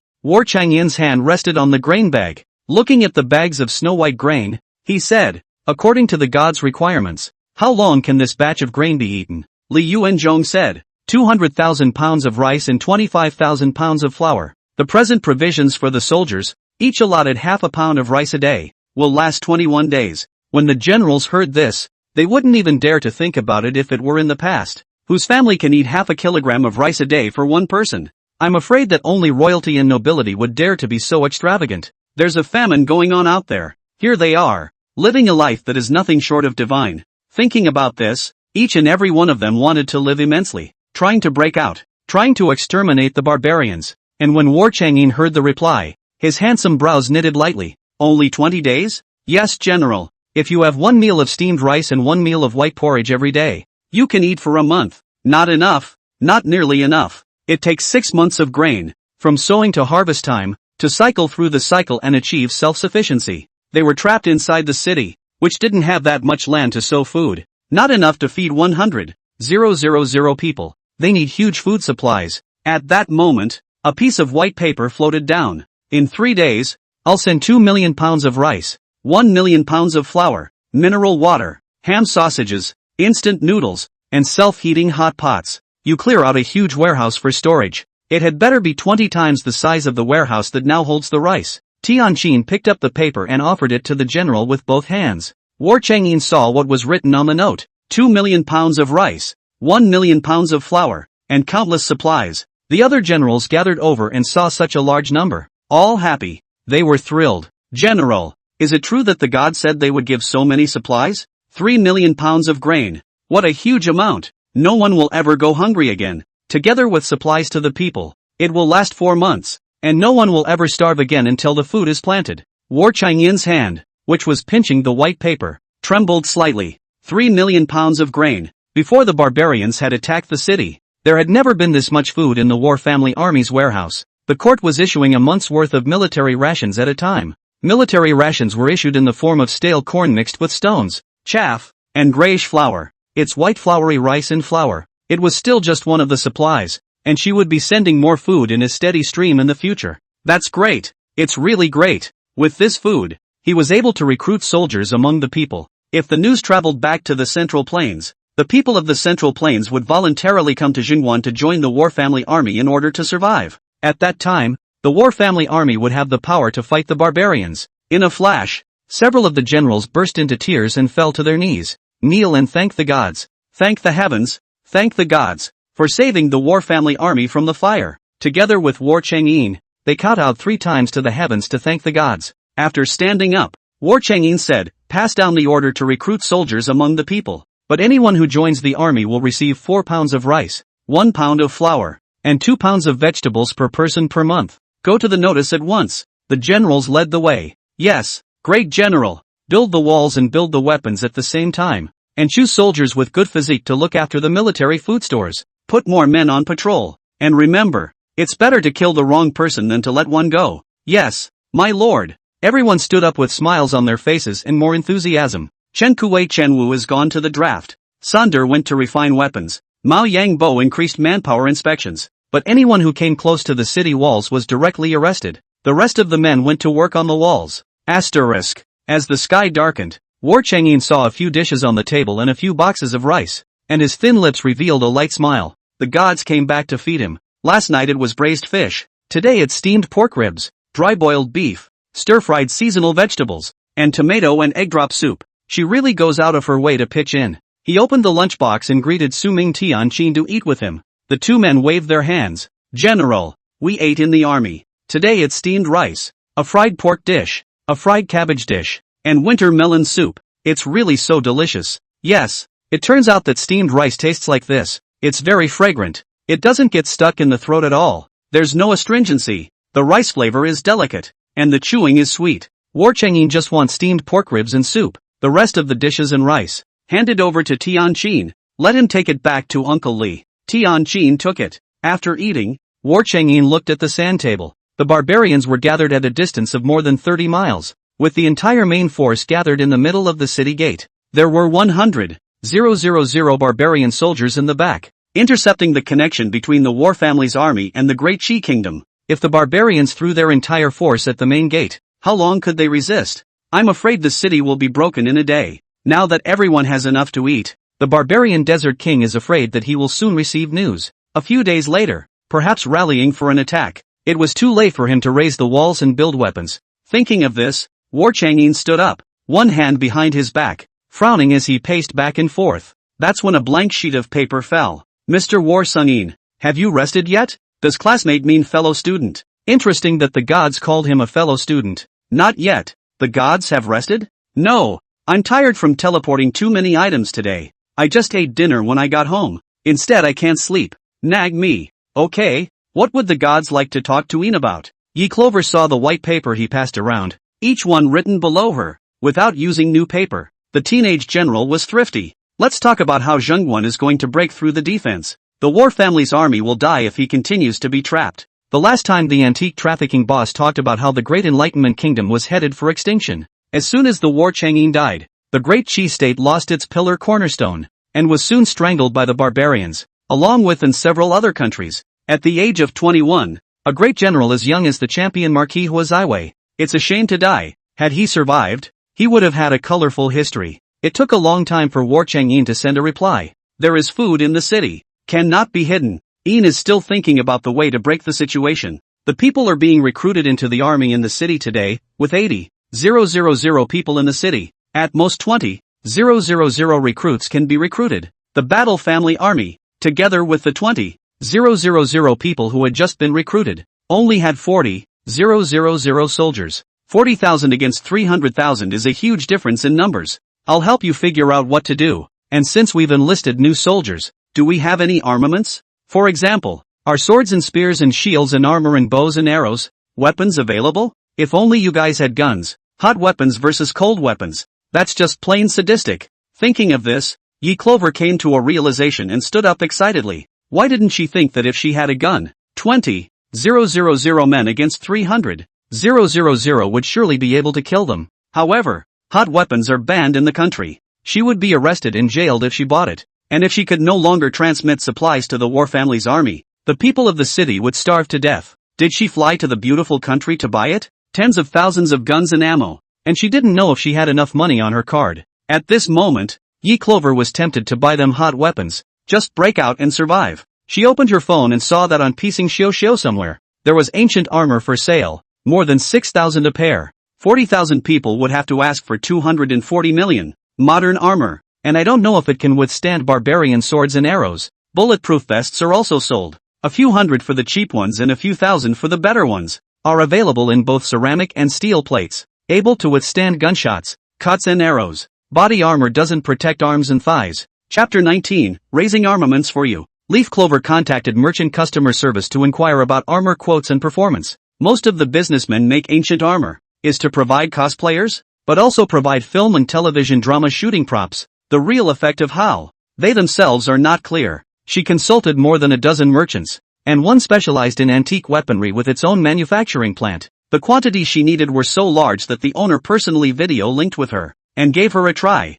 hacking at the armor with a long sword. Ping! A shower of sparks, a nick in the sword. The armor's still intact. The boss camera moves closer to the armor to give Leaf Clover a better look at it, and there are scratches on the armor that aren't broken off. Yi Clover said, I see that the store still has swords and knives with open edges, so try using your own sword in cutting your own armor. Playing it that way makes it a little difficult for the bosses. She added, I'm ordering quantities in the tens of thousands to start, boss, and you'll have to let me know how tough the armor is. Hearing tens of thousands to start is an unprecedentedly large order. The owner holds his cell phone high as the video enters the arms showroom. This factory does not only produce armor, but also antique weapons. The Han Dynasty's Red Sky Sword, Shu Ba Sword, and Ring Hand Sword, Tang Dynasty Stranger's Sword, Tang Horizontal Sword, Ming Dynasty Wild Goose Plume Waist Sword, Wolf Tooth Stick, have everything. Yi Clover looked at the Tang Dynasty Stranger's Sword, which historically was used to chase and slash the northern nomads. The Stranger's Sword was about 1 meter 6 in length,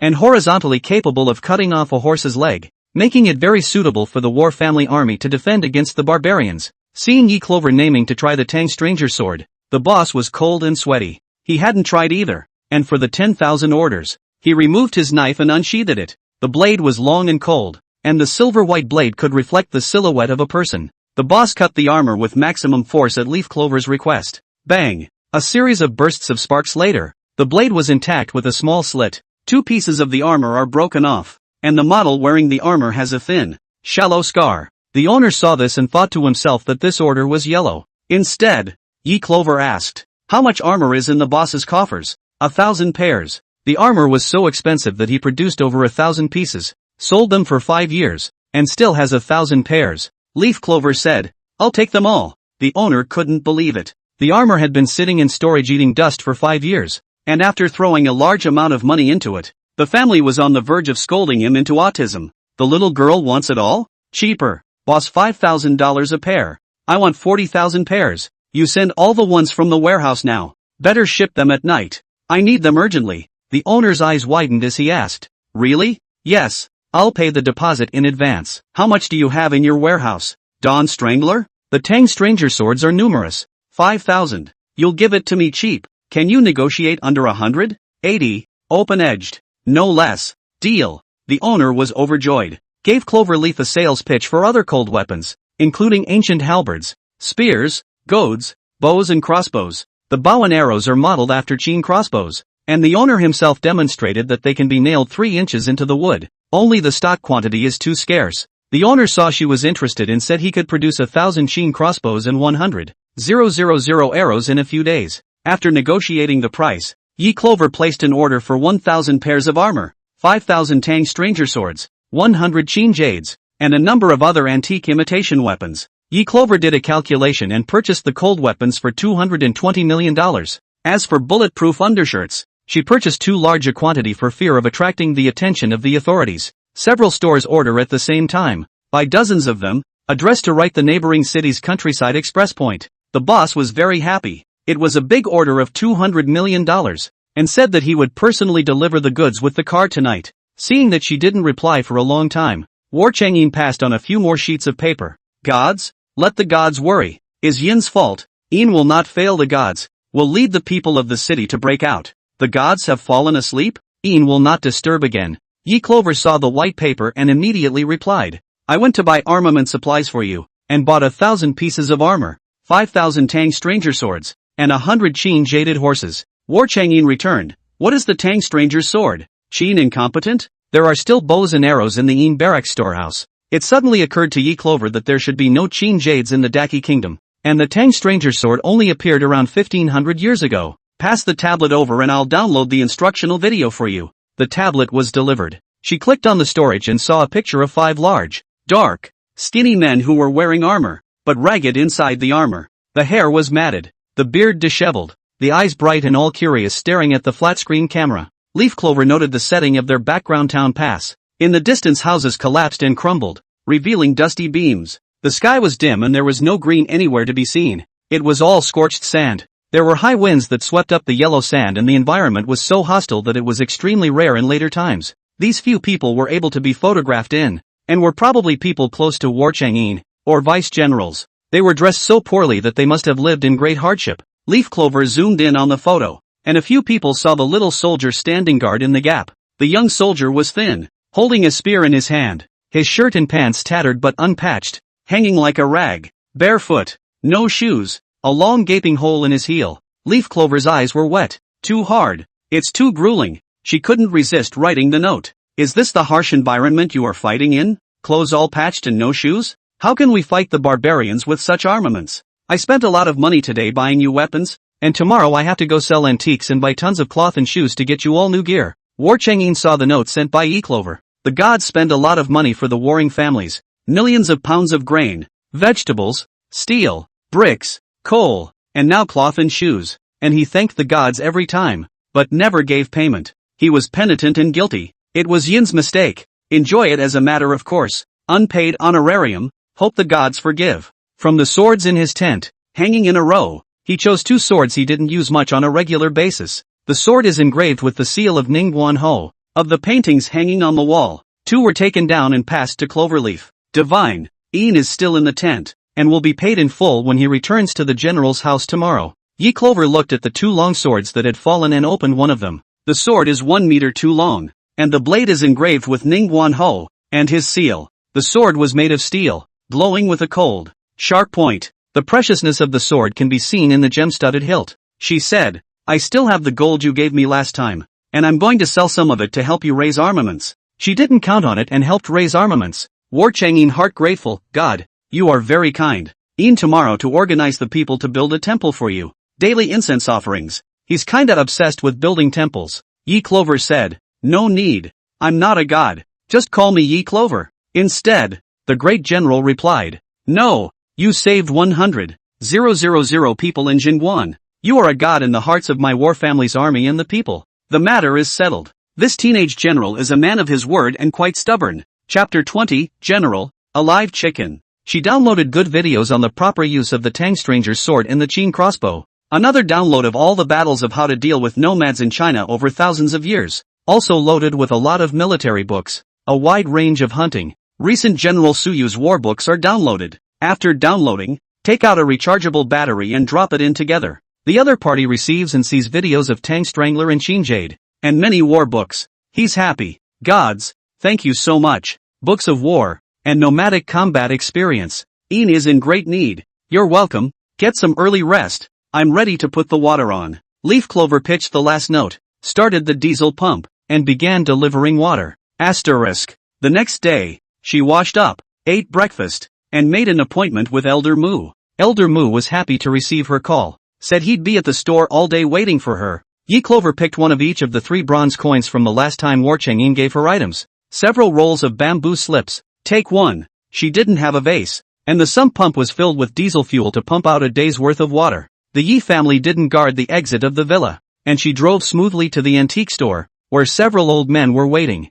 Elder Mu saw her arrival and hurriedly rose to greet her. Little girl, you're finally here. You don't know how long I've been waiting for your call. The wine bottles you sent last time have been presented, and we're going to add the Great Qi Kingdom to our history. Thanks to you. Yi Clover froze. She sold antiques and could still justify the existence of the Great Qi Kingdom. Mu Lao, this collection of antiques, not a private collection, is to cooperate with the museum. Elder Mu didn't introduce the other old people to her either. He just greeted her and sat down. He couldn't wait to ask, bring anything good this time and show me. Yi Clover took out an ordinary wooden box from her bag and opened the dust bag containing 3 bronze coins. At the sight of the 3 bronze coins, a room full of people gathered around in surprise and couldn't resist getting their hands on them. This is the coin minted by the Great Qi State. Bronze, shaped like a sword. Yes, wild history has recorded it. Iron coins that were square on the inside and round on the outside, which had an extremely high iron content, and that's when iron began to be used instead of bronze. Look, there's a note on the back. Minted by the Great Revelation. It's really a coin of the Great Revelation. Elder Mu smiled and looked at Yi Clover with a glance. I assume you have something else in your bag? Yi Clover took out a second box, velvet wrapped with a roll of bamboo slips. The moment the crowd saw the bamboo slips, they were all quiet. In contrast to the coins, the texts of the Great Revelation state are even more striking. Countries that have only existed for a few decades have never unearthed any artifacts and left any writing in all those years. It can only be proven to have existed through wild history. They want to know this history so badly. Mu Lao looked solemn, his outstretched hand trembling slightly. Bamboo slips with written records from the Great Enlightenment Kingdom. So precious. The others didn't look at the coins and watch together as Mu Lao carefully opened the bamboo slip. The font is clear, not seal script, not hieroglyphics, like the Six Kingdoms period, favoring the traditional ancient script of Qi. Many traditional Chinese characters that everyone recognizes. There was an old man who had studied a lot of ancient texts. He translated it on the spot. A rich merchant named Zheng, who was doing business in Zhengguan, was not expecting the heavenly desolate barbarians to come south, and was trapped to death in Zhengguan, having been starving for several days, and feeling that his days were numbered. Lastly, leave a letter to the family, asking the brothers to take care of their parents, and the wife may remarry with her infant son. Leave half of the house and land to honor the parents and half to the youngest son, and ask the family to witness it. It's a farewell letter, more than a will. The historical commemoration is significant. The famine of 2,000 years ago, which really happened. Thousands of miles of red land, wiped out several small countries. This includes the kaiju. Mu Lao was in an unusually excited mood. Little girl, you're selling the bamboo slips and the 3 coins, right? I'll take them both. How about $200 million? Several other seniors were tempted to say drive high, but the artifacts of the Great Kaiju Kingdom, which is the only one of its kind, are extremely rare. $200 million is high, but it's worth it. She nodded. Yes, you'll have to make the payment soon. Elder Mu smiled and had the money transferred. Yi Clover checked the bank flow to the account and said goodbye to Mu Lao. Elder Mu was still trying to stay, thinking she had something better in her hands. Today came too many old friends. All the leaders of the major museums did not stay, took the initiative to ask for Yi Clover's phone number. Asterisk. Leaf Clover left the antique store and went to the countryside. This is the season when watermelons are available. Many melon farmers set up their watermelons for sale on the side of the road, with melon fields behind them. Fruit vendors come here to collect melons for 30 cents a pound. Leaf Clover offered 50 cents to contract the entire melon field. Melon farmers were overjoyed and spread the word from door to door. She contacted the truck driver from the last food market and called to come to the countryside to haul melons. The quantity was so high that the truck driver called a few more vehicles to come along and pull it. Melon farmers helped load up. Leaf Clover settled the bill on the spot. Other melon farmers in the village heard that she 50 cents to collect, have pulled her to their own watermelon collection. She contracted a village for watermelons, harvested potatoes, corn, burley peaches again. I also collected a ton of rural eggs and bought over 20 roosters and hens, loaded with 5 large trucks. Asterisk. In the afternoon, she told Uncle Yang to get off work and went home herself to fetch the vase and transport it to the warehouse. Watermelons and vegetables and fruits are offloaded and stacked in the second warehouse. This time War Chang'in was in the military camp. A large pond was dug in the barracks to store water exclusively. War Chang'in saw the water cut off and knew that Yi Clover was about to send supplies over. He and the general entered the new tent, which had been deliberately doubled in size. As a result, a large number of watermelons fell just as the new camp tent was set up. The generals were smashed all over the place. Everyone rushed out of the tent. This time War Chang'in also didn't dare to linger. Standing outside the tent, he saw the new tent broken once more.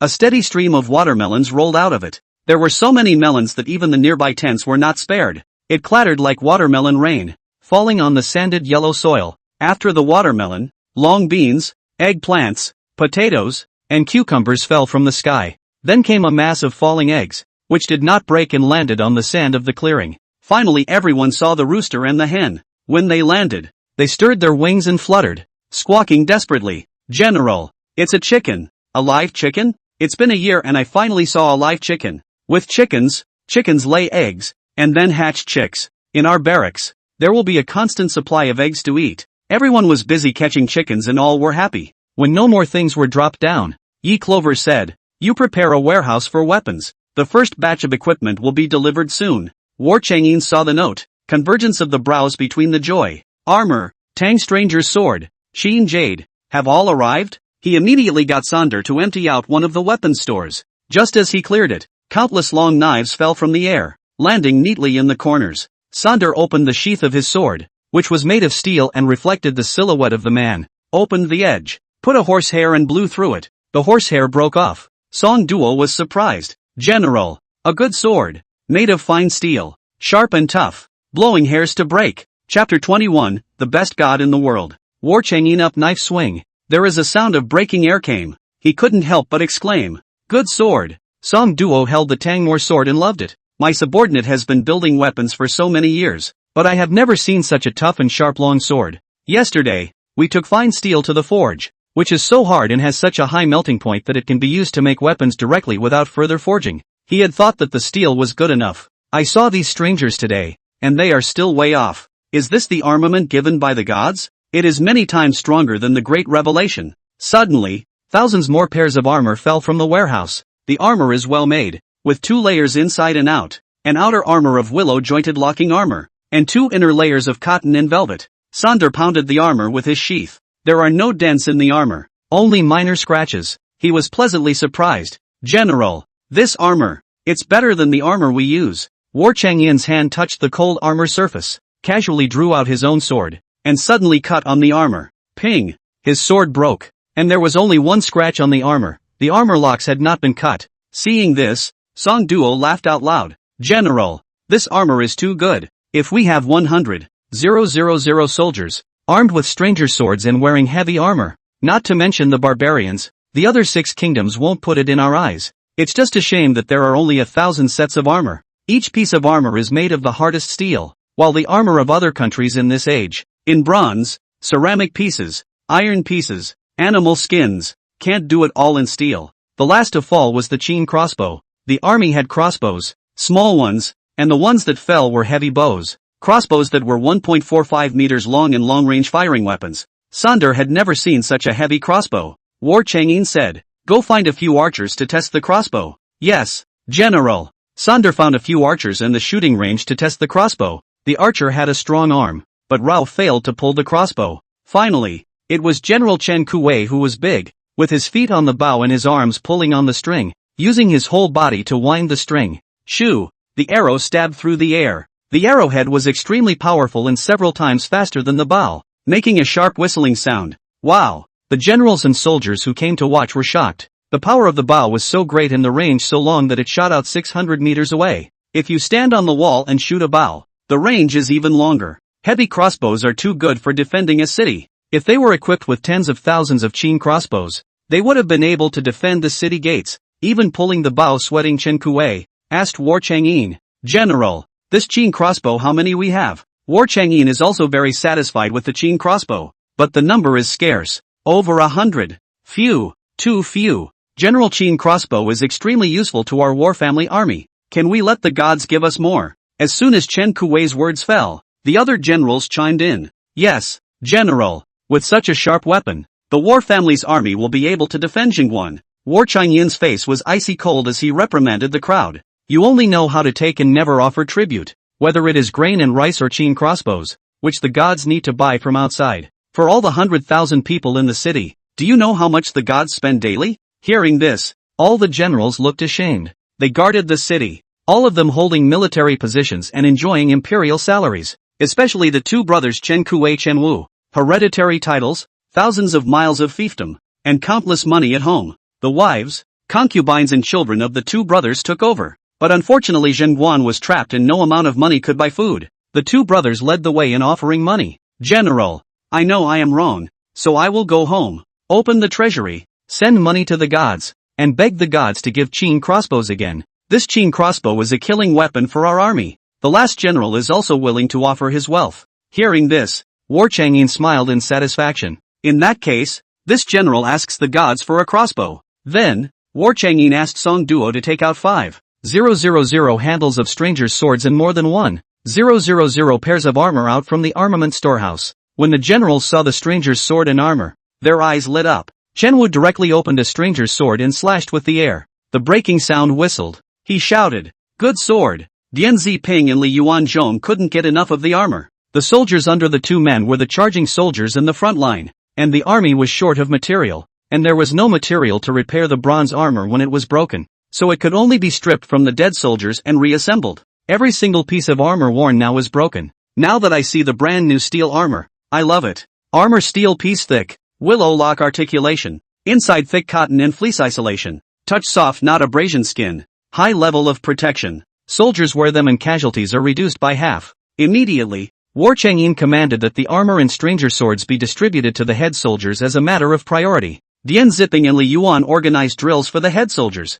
armored with strangling swords, and in groups of 3 back-to-back, they were able to withstand the fiercest cavalry of the barbarians. In addition, the archers with strong arms were selected to form the Qin crossbow team and practiced only the Qin crossbow. Asterisk. Yi Clover was still in the warehouse, counting the assets in her hands. Last time, we sold wine bottles for $600 million, and today we are selling bamboo slips and coins for $200 million, a total of 800 million renminbi. She bought rice, flour, fruits and vegetables, cement lime, and spent more than $10 million. The owner of the antique weaponry met with her and she paid the balance of the lot. He also purchased an additional 40,000 pairs of armor, 5,000 Qin crossbows, and 300,000 arrow feathers, and ordered other weapons, such as long swords, halberds, spears, and gore, 3,000 each. An additional 10,000 shields were purchased, which were thick and said to be able to defend against bullets. The boss was also a good at what he did, and gave Yi Clover more than a dozen antique famous swords, such as Chang'ing White Sword, Ganjun /Amosia Sword, 7-Star Dragon Abyss Sword, Tai Soft Sword, Zhan Lu Black Sword, Xian Yuan Xiaoyu Sword. Each sword is extremely well made and inlaid with colored jewels. Of course, it's not real gemstones. Industrial colored diamonds are used to create realistic effects. The antique famous sword sells for thousands of dollars a hilt, and the owner just gave it away. Cloverleaf spent $250 million on his factory. The owner said that since he opened the factory for such a long time, it was the first big order of hundreds of millions of dollars in his life. He would ensure the quality and stabilize leaf clover as a big customer. Of course, after all, it is a cold weapon and will be kept absolutely secret. Yi Clover sent the order to War Chang'in. War Chang'in was in his new tent at the moment when he saw the note sent by Yi Clover. 40,000 armor, 10,000 shields, 5,000 Qin crossbows, 300,000 arrow feathers, 3,000 each of long swords, halberds, spears, and go-ons. Seeing this huge number of weapons, even though he was repeatedly shocked by Yi Clover, he couldn't help but feel his fingers trembling at this moment. It's too expensive. Such a huge amount of armaments and weapons could not be taken by any of the 6 Chinese countries. He didn't even ask for it, and she took the initiative to order it. He's really grateful to her. With these weapons, the War Family Army could defend against the barbarians, protect the people, and stabilize the 10,000 miles of the Great Kai. His eyes were moist and he raised his hand and bent to the sky. Thank God that Yin met the gods. The gods, the best gods in the world. In this life, wherever the gods need it, Yin will go to soup and fire, and will not hesitate to die, to kowtow to thank the gods for their support of the War Family Army. Asterisk. After Yi Clover dished out the accounts, she took out an antique famous sword. The sword is heavy, the scabbard has a busy antique pattern, and the hilt is inlaid with cut-colored diamonds. She unsheathed her sword and set it up between 2 bricks with her foot on it. The sword is of good quality, not deformed or broken. Thinking of yesterday's War Chang'in sent sword to her. Ancient generals, the sword should look very important. As a courtesy, should she send a few swords over? Chapter 22, A Sword for a Hero. In the evening, War Chang'in returned to the general's residence from the military camp. It has become very rare to see thin, bony people lying on the side of the road, waiting to die. Occasionally, a few lonely people, unable to walk, would be pulled up by fellow villagers and assisted to wait in line for the kanji. Uncle Lee was kind-hearted, and he arranged for people to spread kanji, and 2 pots were reserved for the hungry people who could not afford to wait. They can drink as soon as they arrive. 2 days of cloth porridge, and the whole city drank it. Today, the people not only receive a bowl of porridge, but also a slice of watermelon. Leaf Clover sent so many watermelons that they have been dug and placed in the cellar. I don't know how long it will last in the cellar, so I'll cut it up and share it. The people saw that the general made porridge and gave watermelons. The smarter ones have already thought that there is no longer a shortage of food in Jingwan, and the general can send watermelons to all the people of the city. The draft announcement went out yesterday, and 2,000 men were drafted in one day. This group was in the mindset of trying to see if they could get a share of 4 pounds of rice, 1 pound of flour, and 2 pounds of vegetables. It turned out to be true. Not only did I receive rice and vegetables, but also a small packet of white salt. You get a share every month. Queuing for kanji is not a permanent solution, and having ready-made rice in hand is a currency that circulates in the market and cannot be bought with money. The next day, there was a long line at the conscription office, and 5,000 men came to join the army. The men who didn't join the army went to work on the walls, repairing houses and building weapons. they received 2 pounds of rice, 1 pound of flour, and 1 pound of vegetables per month, with food included. The food in the barracks is better than the porridge outside. In the morning, white porridge with meat and a side dish of squash with salt. Lunch was steamed rice, 1 meat and 1 vegetable, and broth. There was also pasta and watermelon for the evening's work. In the past, when there was no war in Zhengguan, those who had money ate corn porridge, and those who had no money ate bran cakes. Corn also doesn't taste as good as steamed white rice. The people have exclaimed that these days, they are better than the gods. When War Chang'in was on his way back to the general's residence from the barracks, the people saw him and knelt down, thanking the great general for giving them food, saving their families, and giving them all a mouthful of food to eat. Every time he passed a citizen, he knelt down and bowed in thanks. The people's eyes had a gleam in their eyes, and after only 2 days of feeding, many of them had hidden flesh and blood growing on their faces. Speaking in a loud voice, the blood returned. A smile tugged at the corners of War Chang'in's lips. He was a little impatient to tell Cloverleaf, wanting to know her reaction. Under her feeding, the people began to grow meat. Speak with a voice. 2. There is strength in action. No one on the road ever lies down to die again. The town pass was completely revitalized. Asterisk. Yi Clover put the sword in the car and went to the textile factory in the home city. She saw the little soldier standing guard, dressed in rags, not even shoes, aged 16 or 17 at the most. In modern times, that age is still a student. She was heartbroken.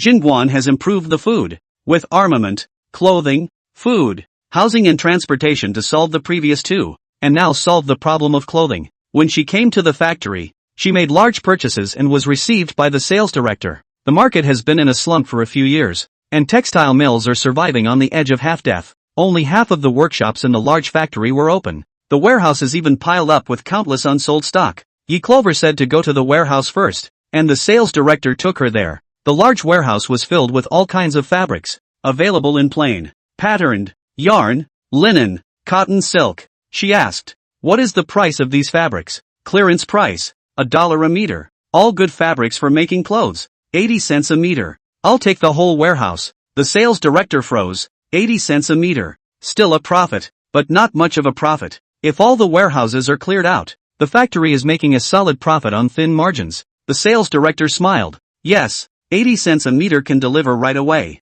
I also need to be able to sew clothes and all kinds of needles and threads. They are in high demand." "Okay, this I know too well, Ms. Yi. It's wrapped up in me." The sales director added, "We have a warehouse in the factory for all kinds of slightly flawed fabrics. 50 cents a meter clearance for you. Okay?" Yi Clover nodded. "Okay." The sales director was delighted and called for the financial math. Because of the large number, the 4 warehouses in Yi Clover's suburb may not all fit. Yi Clover said, "Send it in 3 days. I can't fit it in my warehouse." "Okay, no problem." A financial calculation of fabric plus needle and thread totaled $16 million. Leaf Clover settled the payment, and the balance was settled when all the money was delivered. The sales director sent her to the car with a big smile and handed her a business card. "Ms. Yi, in the future, if you need any fabrics, call me directly. We don't just make clothing fabric. We have a branch factory that makes tent fabric, denim fabric." Leaf Clover suddenly thought, "Can desert camouflage be done?" "Yes, we can do whatever you need." Yi Clover placed an order for a batch of desert camouflage, tent cloth, and waterproof tarpaulin, paid $1 million deposit. Asterisk. Back in the villa, Yi Clover saw that beside the vase, a lot of white paper had fallen. The great general is in a great mood today as he is bursting with expression. He said that General Sonder tried the Tang Stranger swords and liked them so much that 5,000 Tang Stranger swords and 1,000 pieces of armor were formed into a formation to line up in front of a formation. The Tang Stranger's sword could slash a horse's legs, causing barbarian cavalry to fall off their horses, and was very useful for front-row soldiers. When the people saw him, they knelt down and bowed their heads in thanks.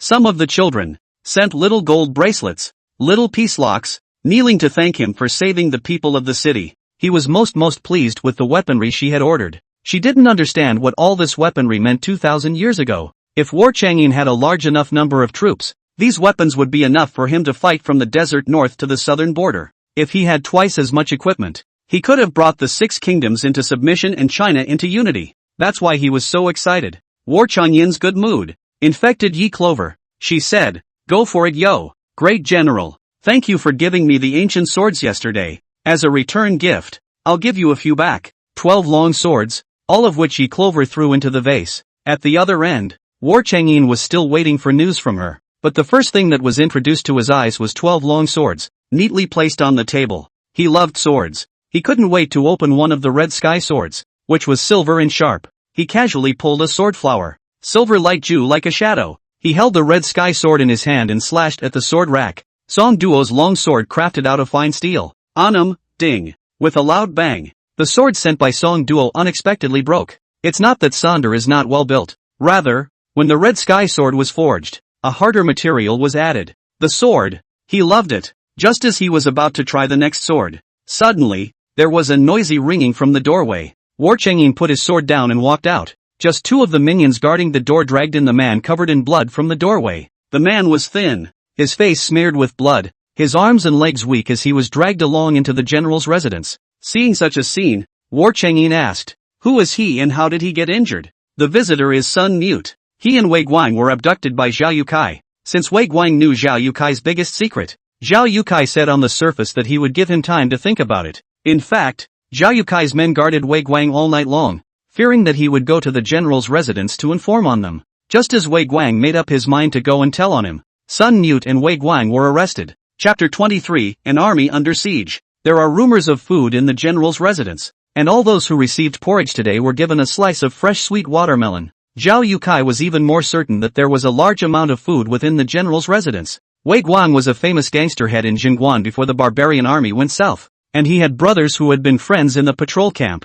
On Xinguan Street, he counts people in both black and white. You don't have to pay for food at the store on weekdays. Some stores with good business have taken the initiative to pay protection fees so that they do not encounter ruffians spilling their guts in their stores. Wei Guang received the money and would definitely do the job. But he would have anyone who didn't pay for the meal dragged out and beaten up. He's a jerk, but he's still a moralist. The reason why Zhao Yukai had to be Wei Guang was because Wei Guang had once been wanted by the Jingguan garrison. He knew the secret passage that led out of the town gate, so he never got caught. Zhao Yukai wants to send a message to the outside, and wants to lure the barbarians to enter Jingguan through the secret passage and attack the general's residence to rob the grain. He disregarded the lives of all the people of the city for money. He wanted to rob the general's house and have untold riches in this life, and the next, for generations of grandchildren. China is drying up, and there is no harvest in any of the 6 kingdoms. With this grain, he can harvest the wealth of the world. That's why it's so crazy to go out of its way to lure the barbarians into the city. He seized Wei Guang and Sun Mute and tortured them to ask where the secret passage was.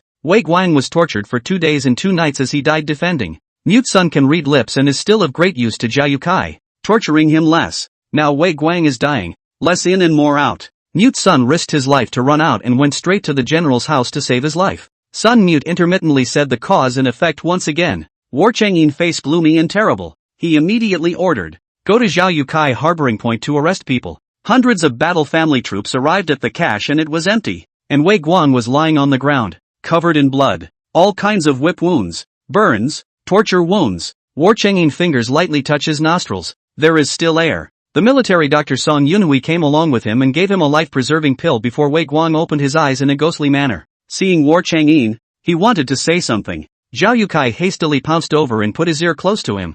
Only Sun Mute relayed, "General, Zhao Yukai knows where the secret passage is now. Go and arrest him right away. It might not be too late. The address is 30 miles south of Jingguan, under a large mountain." Hearing this, War Changyin hurriedly ran with his men. They reached the entrance to the secret passage at the foot of the mountain, and the gate had been opened. Tianqin lit a torch and took the lead. The secret passage was a natural cavern, and as they walked in along it, the messy, hurried footprints of a line of people could be seen on the dry, sandy soil. An hour later, they were about to approach the exit of the cave. Exit, there is torchlight. War Changyin let soldiers sneak behind the cave stone. He saw the barbarian army, the Han people, and it was the traitor Zhao Yukai who ate the foreigners. The group didn't know what they were talking about. They were too far away to hear. War Changyin asked Tianqin, "Bringing kin?" Tianqin said, "Bring a pair." War Changyin drew his bow and took aim at the group of people, wearing armor and not of low status. Shoo! The opponent was hit squarely in the eyebrow and fell down.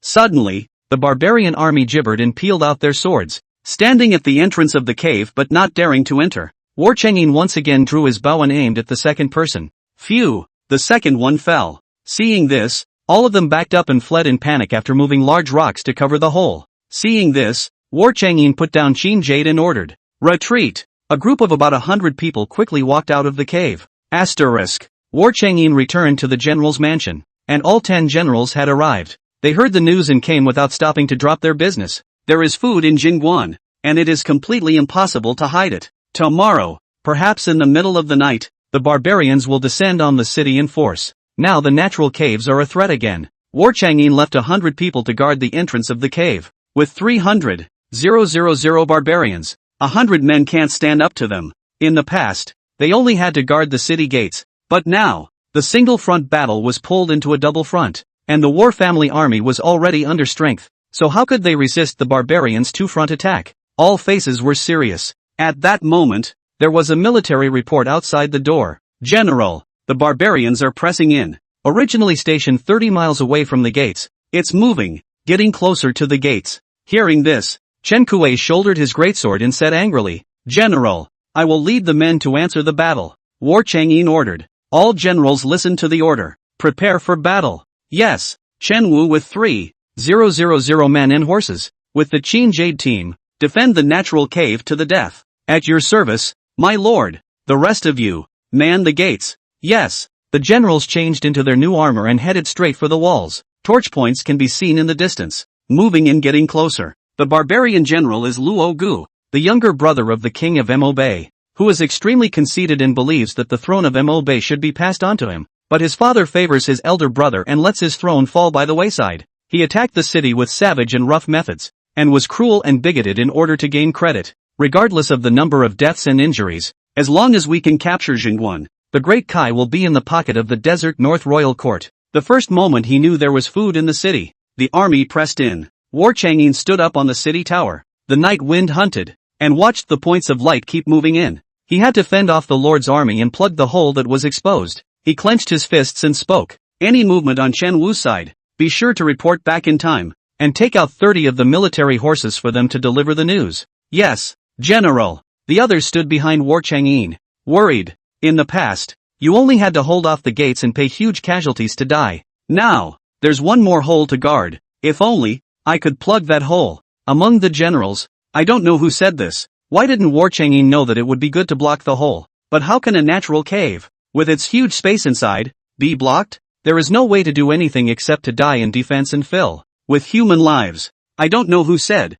General, ask the gods. She must have something divine to block the hole. Yes, General, with the army pressing in right now, there's no time to hesitate. The gods are omnipotent. There must be a way. Even Su Ming, who had been muffled for a long time, silently took out the vase and placed it on the ground. He touched his nose. General, I think you need it. The crowd looked at the great general with hopeful eyes. War Chang'in. He took out a paper and pen and wrote down the current plight of the town off. Leaf Clover wasn't asleep yet. She went to take a shower. The end of the wash, ready to pull the water pipe to release the water. The result is to see the War Chang'in note. The army is pressing in. The city is out of the spies, exposing the caves that lead to the inner and outer parts of the city. Now we have to block the hole as soon as possible. Otherwise the barbarian hole will enter Jingguan and disintegrate the war family army inside and outside. See the news? Yi Clover was even more anxious than War Chang'in. She bought so much food. Fruits, vegetables, cloth. More than $200 million were spent on armaments and weapons. And Jingguan died before it was even delivered? All that previous feeding, all that's gone down the drain? She wanted War Chang'in to win. And now she's about to have her city broken? If this can be tolerated, what can't be tolerated? Wait, I'll help you blow up the big mountain. Chapter 24, The Siege Begins. Yi Clover's dad had some contacts when he was alive, including the top brass at the demolition company. From her dad's old cell phone, she reaches out to the higher-ups. It was now after 10 p.m. She called the executives, who were still surprised. Clover, why do you have time to call your uncle? Uncle Xiao, I want to buy a large amount of blasting explosives. Do you sell them on your side? Xiao Hua was curious when he heard she was going to buy demolition explosives. Are you going to demolish any buildings? We don't just sell explosives. We have to go and measure and evaluate them before we customize them for blasting. Explosives are hazardous materials and are sold with records. Yi Clover couldn't help but interrupt him. Uncle, I just want dynamite. The kind that's in high demand and can blow up mountains. No, aren't you a child of nonsense? Uncle, I'll buy it at 3 times the market price. Xiao Hua still refused. No, Uncle can't open this. 5 times. Xiao Hua bottomed out. Not so much. Clover, Uncle can't let you buy it and go do bad things. Yi Clover said anxiously. Uncle, I'm saving lives, not doing bad things. 10 times, just say whether to sell or not. If you don't sell, I'll just go buy fireworks. The other party hesitated for a full half-minute, and finally gritted his teeth and said, okay, uncle will sell it to you, but you have to give me a guarantee. Whatever you buy it for, you can't use it in this country. And don't get anyone killed, at your own peril. Yes. On the way to meet up with Xiao Hua, Yi Clover sent the instructional video on blasting measurements, explosives use, and installation to War Chang'an. To him he said, I will go and buy gunpowder in such a quantity that I will be sure to blow up the secret passage of the cave. Remember, be safe when installing and using this thing. It can blow up all of you.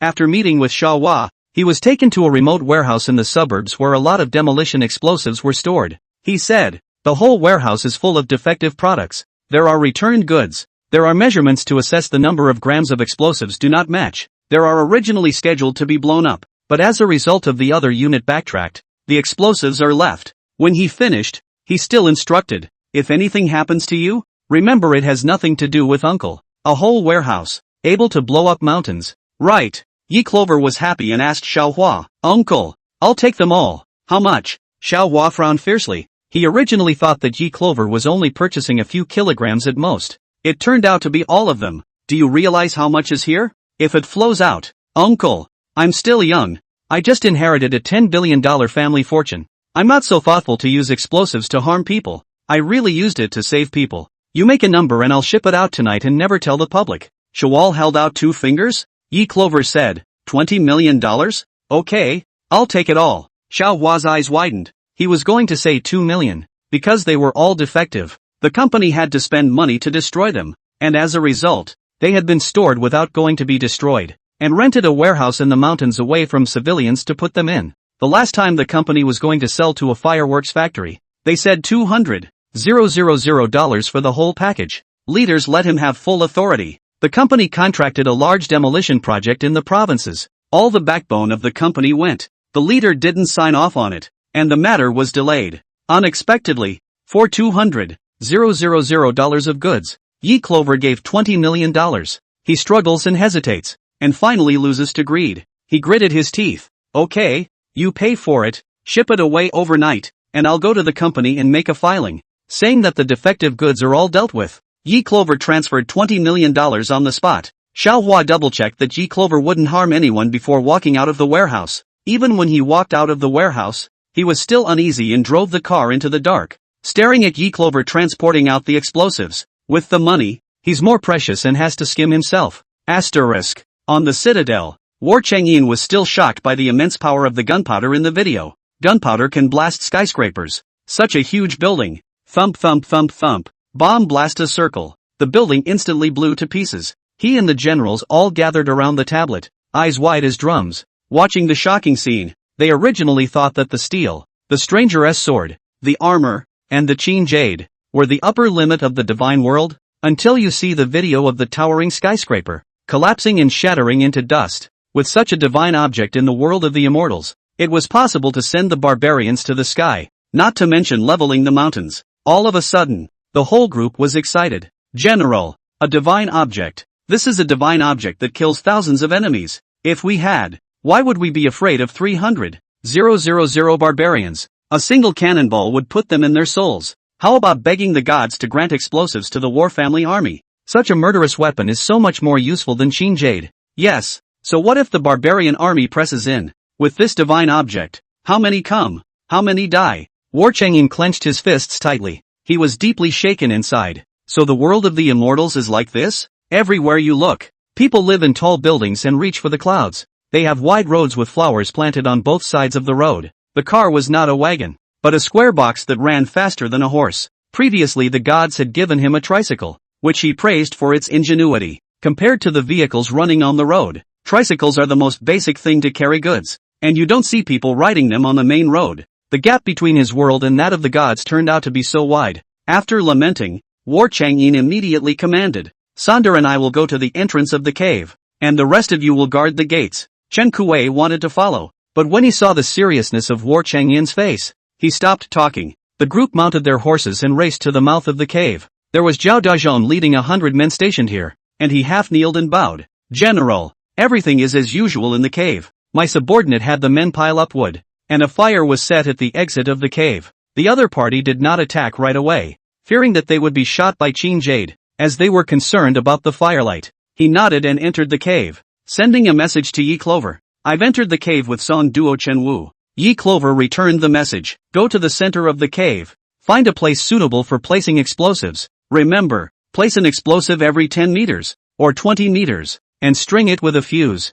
War Chang'in walked deeper, almost reaching the exit of the cave before he said to Yi Clover, it's here. Leaf Clover transmits a very long reel of lead. A package of dozens of kilograms of explosives fell steadily to the ground. War Chang'in and Song Duo articulated lead. Chen Wu ordered the Qin Jade team to aim at the entrance of the cave, but wherever silhouettes appeared, they were shot directly. When they set up a place for explosives, the fuse continued to connect, and after a distance of more than 10 meters, Yi Clover transmitted the explosives again. Half a quarter of an hour and half of the depot bombs were consumed before they buried the explosives at the exit. Yi Clover said, have someone use a torch to light the fuse, and the others retreat a few kilometers away and find a hidden backcountry to get down. Leave the exit fuse long, and whoever lights it, run as soon as it's lit, and get down as soon as it burns into the hole. War Chang'in arranged for people to retreat. When Chen Wu volunteered to light the explosives, a soldier rode up, and he shouted the news. General, Rogo has attacked the city.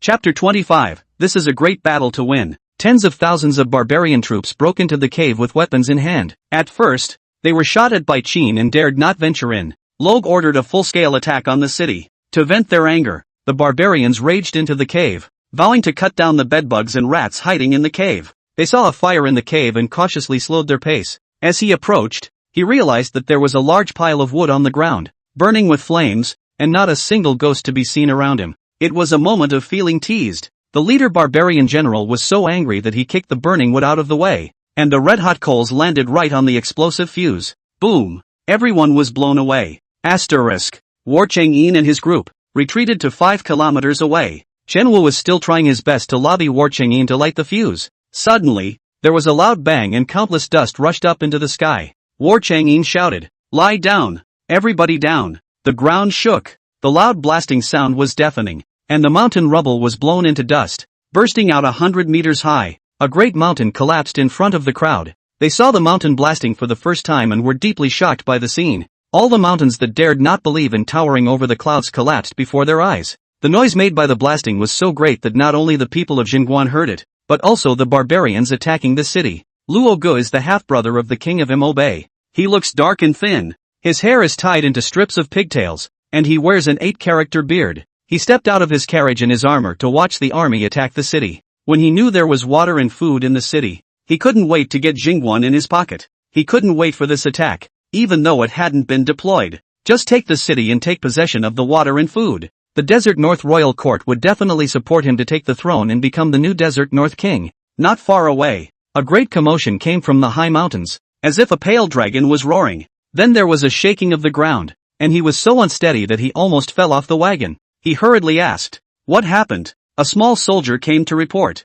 It's no good, little prince. The earth dragon turned over. The cave collapsed. 10,000 people went in 8,000, all buried inside. The rest of the men, who couldn't run in time and were injured by the mountain debris, were wiped out. Luo Gu had his hand around the neck of the reporting soldier, his face grimacing and his eyes glazed over. What do you mean? 10,000 dead just after the war? The reporting soldier was pinched by him until his eyes were red and he didn't dare to speak again. Rogo let go, drew his attendant's sword, and slashed the reporting soldier to death. Blood instantly sprayed onto his face. Bright red blood fell from his grimy face to the floor as he gazed sinisterly. 10,000 men and horses died before the battle even started, and it was hard to find the cave, so it was buried. War Chang'in, this king swears that he will eat you alive. The military counselor behind Luo Gu, seeing that he was not in the right state, took a step forward to dissuade him. Young prince, it is not appropriate to attack the city again today. He threw his sword away and looked angrily at the Han military commander.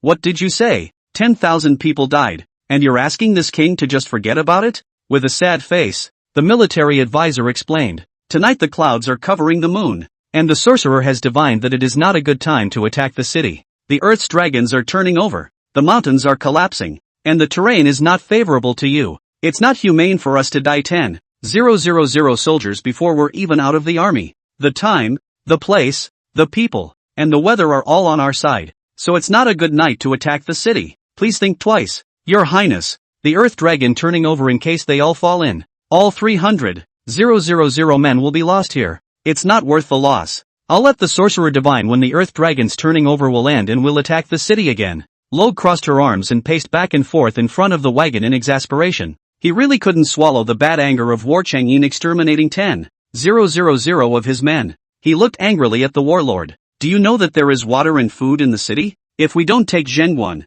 our men and horses will be exhausted until they die of thirst and hunger. War Changyin's men and horses, resting and recuperating, will be fattened up. I don't care if any Earth Dragon turns over or not. Within 3 days, this king must take Zhenguan. Warlord Lu Ling's eyebrows jumped. There's food in Zhenguan City? How is that possible? Zhenguan has been besieged for most of the year, and is surrounded into an iron barrel, so that not even a bird can fly in. He smashed his dry lips, and the thought of water within Zhenguan City crossed his eyes in imperative. He bent over and bowed, and changed his face again. Young prince, it is precisely because there is water in the city that we need to think long and hard and not attack the city recklessly. Where does this War Chang'in get its food and water? How much is there and where is it stored? Attacking the city must also have a method. Attacking from the city gate, the city wall has been raised again. The siege wagon is not high enough. It must be rebuilt. Hearing this, Luo Gu stroked his small beard, looking at the height of the city wall and then at the 3 existing siege engines. Indeed, the walls of Zhenguan were raised, and the existing siege vehicles were shorter. All right, retreat first, and order the siege wagon to be made high at once. Lu Ling rejoiced and shouted, retreat! The incoming attack was so easily neutralized. On the city walls, Generals Bian Zipping and Li Yuanzhong found it unbelievable. They guarded the city without Qin, and if they had, they would have told those barbarians to look good. Asterisk. War Chang'in and Chen Wu, among others, were riding to the city gates. Before he reached it, he saw the soldier come gladly to report the news. General, retreating, the barbarians are retreating. Chen Wu Song Duo burst out laughing. Good retreat. We have explosives. If we don't retreat and blow them up, there are many barbarian soldiers at the entrance of the cave. They must be buried in the mountain now. Ha ha, it's really enjoyable. War Chang'in also smiled, in a happy mood. When the group reached the citadel, the barbarians had already withdrawn 5 miles away. All 10 generals were seated. They excitedly discussed the fact that, having just won a battle without losing a single soldier, Rogo takes the men and runs away. It's been repressed for too long, and every one of them has raised an eyebrow. Everyone laughs and discusses how much of a mess Rogo was in when he made his hasty escape. This battle they won brilliantly. Leaf Clover also passed a note. How's it going? Is the blasting over? War Chang'in replied. Well, it's over. The barbarians have retreated. Ha! Just retreat? How about casualties? Are there many? No casualties. Yi Clover smiled. Surprisingly no one was killed or injured. How did the barbarians retreat? War Chang'in replied. The mountain was blown up. The barbarians were frightened and have retreated 5 miles away. Everyone is happy today. It has been a long time since we have had such a good time. Gods, on behalf of the War Family Army, Ian thanks you for the gift of explosives. Returned with a big win and no casualties. Leaf Clover was happier than they were. Wait, I'll order you a snack, bring you beer, and we'll have a celebration. Gods, there is no need to keep vigil with the generals tonight. It is very necessary that you first find an empty, uninhabited house to store the explosives. There can't be a single spark of fire around it, and it can't be too hot, or it will blow up 100 meters in a radius into flat ground. Receiving this note, War Chang'in suddenly tightened his expression, his hand tightly pinching the note. When the others saw that he did not look right, they hurriedly inquired, General, what's wrong? War Chang'in placed the note in the center of the table for all the generals to see. On the top of the paper, it says, find a house to store the explosives. Store explosives. Chapter 26, Desperate he meets a soft-hearted god. Chen Wu laughed out loud. Great! I was wondering how to ask the gods for explosives, and she took the initiative to give them to us. General, with such a murderous weapon, if the barbarians attack the city again, we'll have an extra layer to fall back on. Dynamite can blow up a big mountain. If it were to blow up people, wouldn't there be more deaths and injuries? War Chang'in was pleased as he instructed Song Duo. Find a small, open house. Remember, no civilians within 5 miles of it. And find a few trusted soldiers to patrol the perimeter. They can't get too close either. Song Duo made a bow. My subordinate takes orders. Leaf Clover passed another note that she had gone to order a snack. The gods were so good to him. He must have begged before the Buddha in his previous life to meet the soft-hearted god in this life, saving the lives of the entire city in his most desperate hour. There was nothing he could do in this life. even if he was broken to pieces. Asterisk. Yi Clover car parked in a barbecue street. There are many restaurants nearby. She ordered a large table for dinner. At a couple of barbecue stands, order lamb, beef, chicken thighs, camembert, corn on the cob. Also ordered braised rabbit, grilled fish, roast duck. Purchased 10 cases of beer from the convenience store next door. 2 cases each of Coke, Sprite, and fruit juice. Buy 2 cases each of Jiang Xiaobai, Erguo and burning knife, in small bottles. When the store is done, she pays the check and packs it in the trunk of her car. When she got home, she left one for a late-night snack. Teleport all the rest.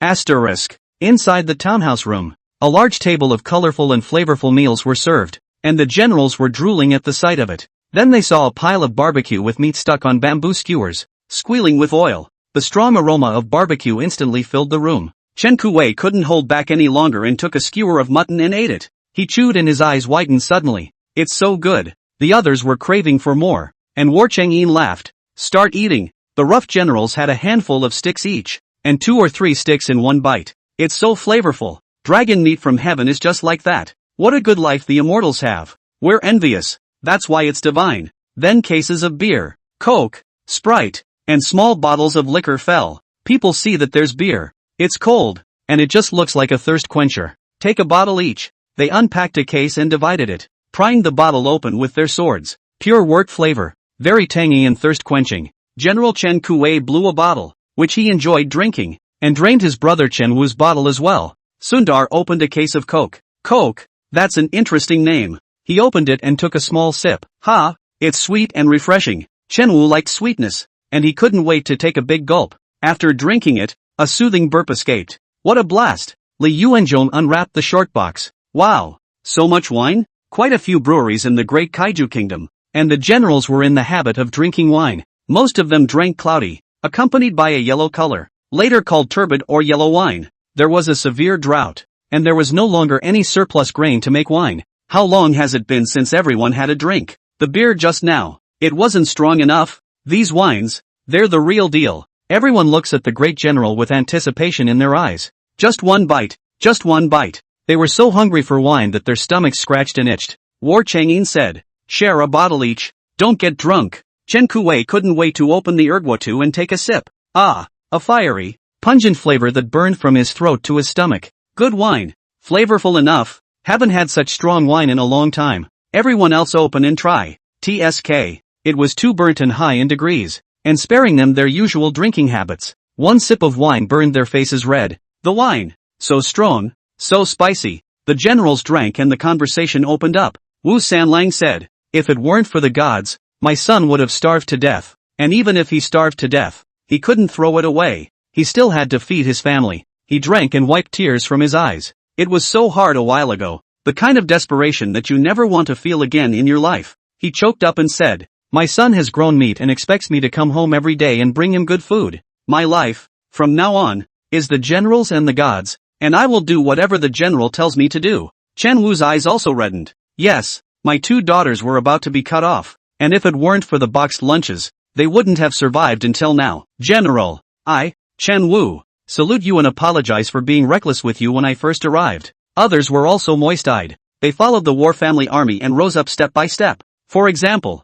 Song Duo, Dian Zipping, Li Yuanzhong, Lin Dajuan, He Hong. There were also those sent by the imperial court, who were initially sent to spy on the war family's army, and in the meantime to divide up the military power of War Changyin. For example, Chen Kuwei, Chen Wu, Wu Sanlang, Mo Fan, Chen Junlin, Chen Kuwei Chen Wu 2 brothers, first came to Jingguan, directly looking for War Changyin wants soldiers. When War Changyin refused, the 2 men abetted Mo Fan in various ways and went against him. Mo Fan, hereditary title, the Empress Dowager's own nephew. He is a famous playboy in the capital, sleeping until sunrise every day, never going to the barracks, and hanging out in wine shops and flower houses every day. The family, fearing that he would not fare well, brought a large number of servants from Kyoto to follow him. He changed the most with this natural disaster and barbarian siege. Most of the servants they brought with them starved to death. And even so, they tried every day to dig up wild vegetables and beg for food, just for him to survive. Watching the people who loved him, one by one, die in front of him, taking him by the hand and making him eat them. He was sad and depressed, cried every day, and even committed suicide several times, all of which were saved by servants. Since then, the whole person has changed. At this point, he was drinking coke and crying. I want to go back to the capital. I don't know if my mother has any food. I miss her. The atmosphere was depressing, and the generals secretly wiped away their tears. They also missed their loved ones. The world is in a drought and they wonder if their loved ones are well. War Changyin's gaze was tough as he said, "This general will definitely send you back to the capital safely. With explosives and Qin jades from the gods, and a constant supply of food and water, we will win." The generals all stood and raised their glasses. The general is right. We are blessed by God and we will win. Today, I, Chen Wu, make an oath here that I will not rest until I kill all the barbarians, or else I will be sorry for the grain given by the gods. The generals swallowed the white wine, choking on the spice and coughing. Everyone chowed down on meat and wine again. A few people started to babble. War Changyin took a bottle of coke, walked out of the room and stood on the wall. The night wind ruffled the cloak and hunted. There was no wind tonight, and the waning moon hung over the clouds, illuminating the teenage general's ice-carved flanks. What is the color of the moon on the god's side? He snapped a picture and threw the tablet into the vase. Leaf Clover returned home at 2:30 a.m. to see the tablet pass back. Thinking that the battery was dead, she unlocked the screen and saw the photo of the moon taken by War Changyin. A waning moon hangs over the tops of the clouds in a beautiful setting. She walked out of the villa. Tonight was the 15th and the moon was full. She took photos and edited the text. Way to go, my teenage general. War Changyin saw a full moon with words of encouragement written next to it. He would smile heartily. Then he got the note. Is the coke good? He replied, delicious. Leaf Clover, it's good enough to drink. There's something I really want to do that I'll never be able to accomplish. Sending you a coke counts as fulfilling my dream. War Changyin asked her. What is it? Can Yin help the gods? I had a dream since I was a child, to send a world map to Emperor Qin Shi Huang, so that his old man would know that the earth is round and that there are many countries on the earth other than China. With a map of the world, his iron horse will surely stampede across Europe. Qin Shi Huang would not have minded that his descendants could not learn English well, but would only blame himself for not having recovered Europe. If he's there, he doesn't have to open several video memberships. He doesn't have Android, Apple, Huawei each with their own charging ports. It might even put an end to the little life. Yi Clover wrote again. I also want to send a bottle of Coke and a soccer ball to the champion Marquis, Hua Zaiwei. He was too young when he died. The age of fun-loving. Coke and soccer he would love. War Changyin asked. Qin Shi Huang? Why has he never heard of it? Who is the champion Marquis Hua Daisy that the gods love him so much? Chapter 27 God, who does not tolerate the starvation of soldiers and people. Yi Clover didn't answer. She hurriedly went offline, put water in the vase and went to rest. The next day, I woke up to many missed calls on my cell phone. She quickly got up, washed briefly, picked up the vase and got in the car to go to the warehouse. The owner of the rice bank and the sales director of the textile mill, waiting at the warehouse to settle the bill. Half an hour later, she arrived at the warehouse. After counting the goods of the owner of the rice firm, the final payment was settled. The owner of the rice bank asked her before she left, do you need more grain? She said, yes, you keep mixing the rice. Then it's a deal. 5 large truckloads of flood supplies, 3 million pounds of food, totaling more than $10 million. She gave the sales director of the textile mill and settled a third of the final payment. The sales director walked forward and asked, do you want a sewing machine? That kind of foot treadle. In my client's garment factory, there is a batch of foot treadle sewing machines that were eliminated more than 10 years ago. The price is cheap, $100 a piece. There's also a dozen boxes of special needles for sewing machines, all for $20,000. Leaf Clover gave him $25,000 in person. Please ask the boss to ship it here, and count the extra money as hard labor. The sales executive walked away happy. Yi Clover told Uncle Young to go back first, and she guarded the warehouse in the afternoon. The warehouse has trucks driving in every day to unload, but no goods going out. She was afraid of being suspected and got a big truck to carry flood supplies to the flooded areas. Call the phone number of a truck driver who is familiar with the truck and ask him to come to the warehouse to pull the load. The truck driver surnamed Huang. Yi Clover called him Master Huang. Master Huang smiled when he saw so many goods in Yi Clover's warehouse. Ms. Yi, I'll call out a few more brothers? Yi Clover refused. No, the melon farmers in town called me to collect watermelons in the next town. I don't have time to collect them. I have to find a couple of trucks and go collect them and transport them over. Okay, I'll call them now. Yi Clover nodded. Let them keep an eye on the goods. White flesh. Rotten melons don't want it. I'll give each person an extra $800 for purchasing. If the melon is not good, the procurement fee will not be paid. Master Huang hastened to promise, I'll let them videotape the whole thing. Never fool you. After sending off Master Huang, Yi Clover wrote a note to War Chang'an. 3 million pounds of grain have arrived. Are the warehouses ready? War Chang'an replied. Well, Ian is in the warehouse. The warehouse is a military food granary for the War family army. War Chang'an expanded several times. Bags of rice and flour fell into the warehouse, and the generals were still shocked to see them. 3 million pounds. That's really a lot. It's almost filling up the warehouse. It was exciting to see all the food. The War family army finally has food. In 4 months, no one will go hungry again. God, she never breaks her word. Since coming to know the gods,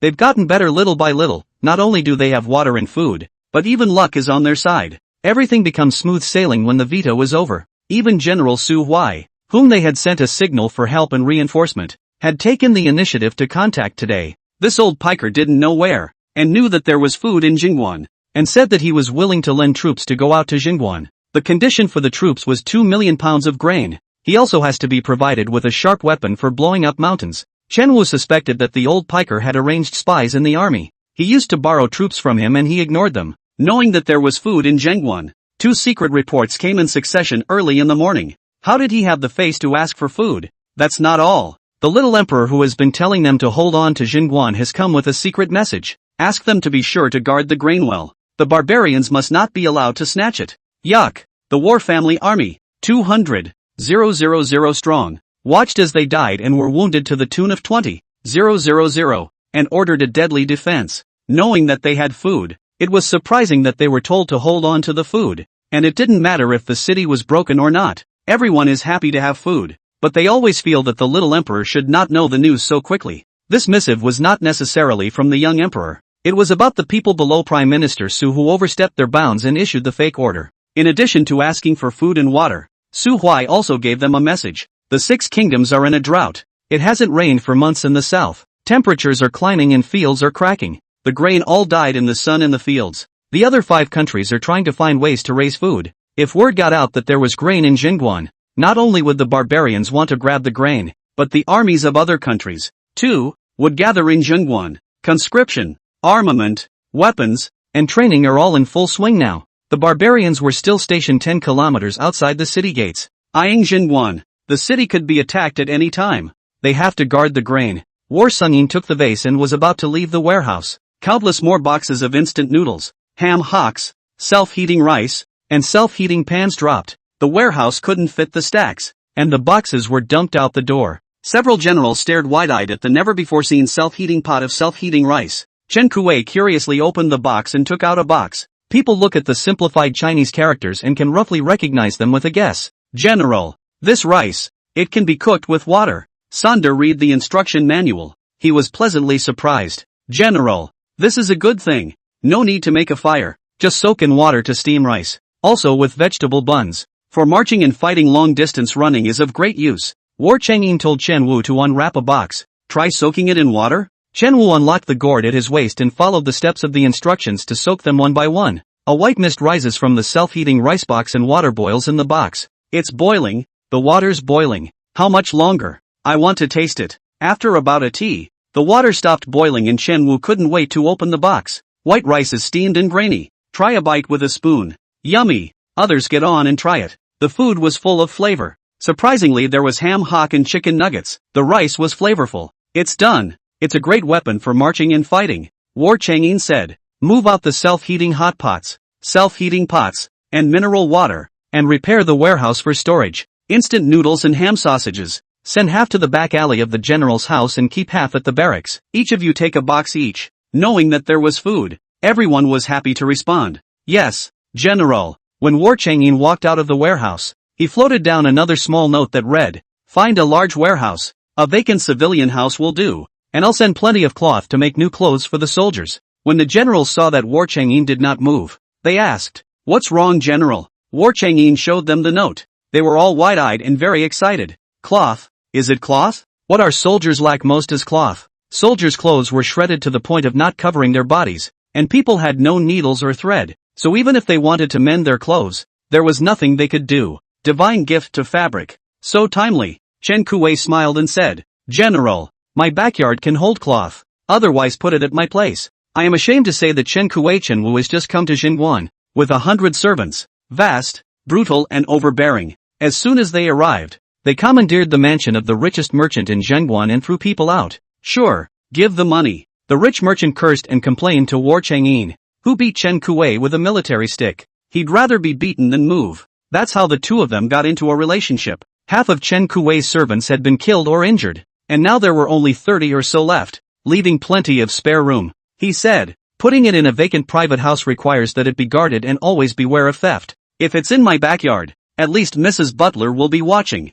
War Chang'in gazed for a moment. You can. After War Chang'in finished speaking, another note floated in. Chen Wu helped pick it up. He glanced over and saw the note read, within 3 days, the owner of the rice bank will bring in another shipment of grain. With his virtue of wanting to make money, prepare large warehouses that can hold 1 million pounds of grain. Paper. Chen Wu almost didn't hold it steady. With 1 million pounds, the War family army would have 5 million pounds of grain. What a huge number. I wouldn't have thought of it before. War Chang'in swept a glance, the corners of his lips smiling lightly. Sure enough, God will send food in a steady stream. She could not bear to see the soldier people starve. Chapter 28, Come Cloth. Soldiers have new uniforms. War Chang'in and Chen Kuei came to his house. Chen Kuei's family was greeted by a main wife, 2 concubines, and 30 servants. Everyone was dressed in dusty clothes. The concubines and children were dressed fairly neatly. Only the clothes were dirty and not washed. The servants' clothes were patched, and though they were thin,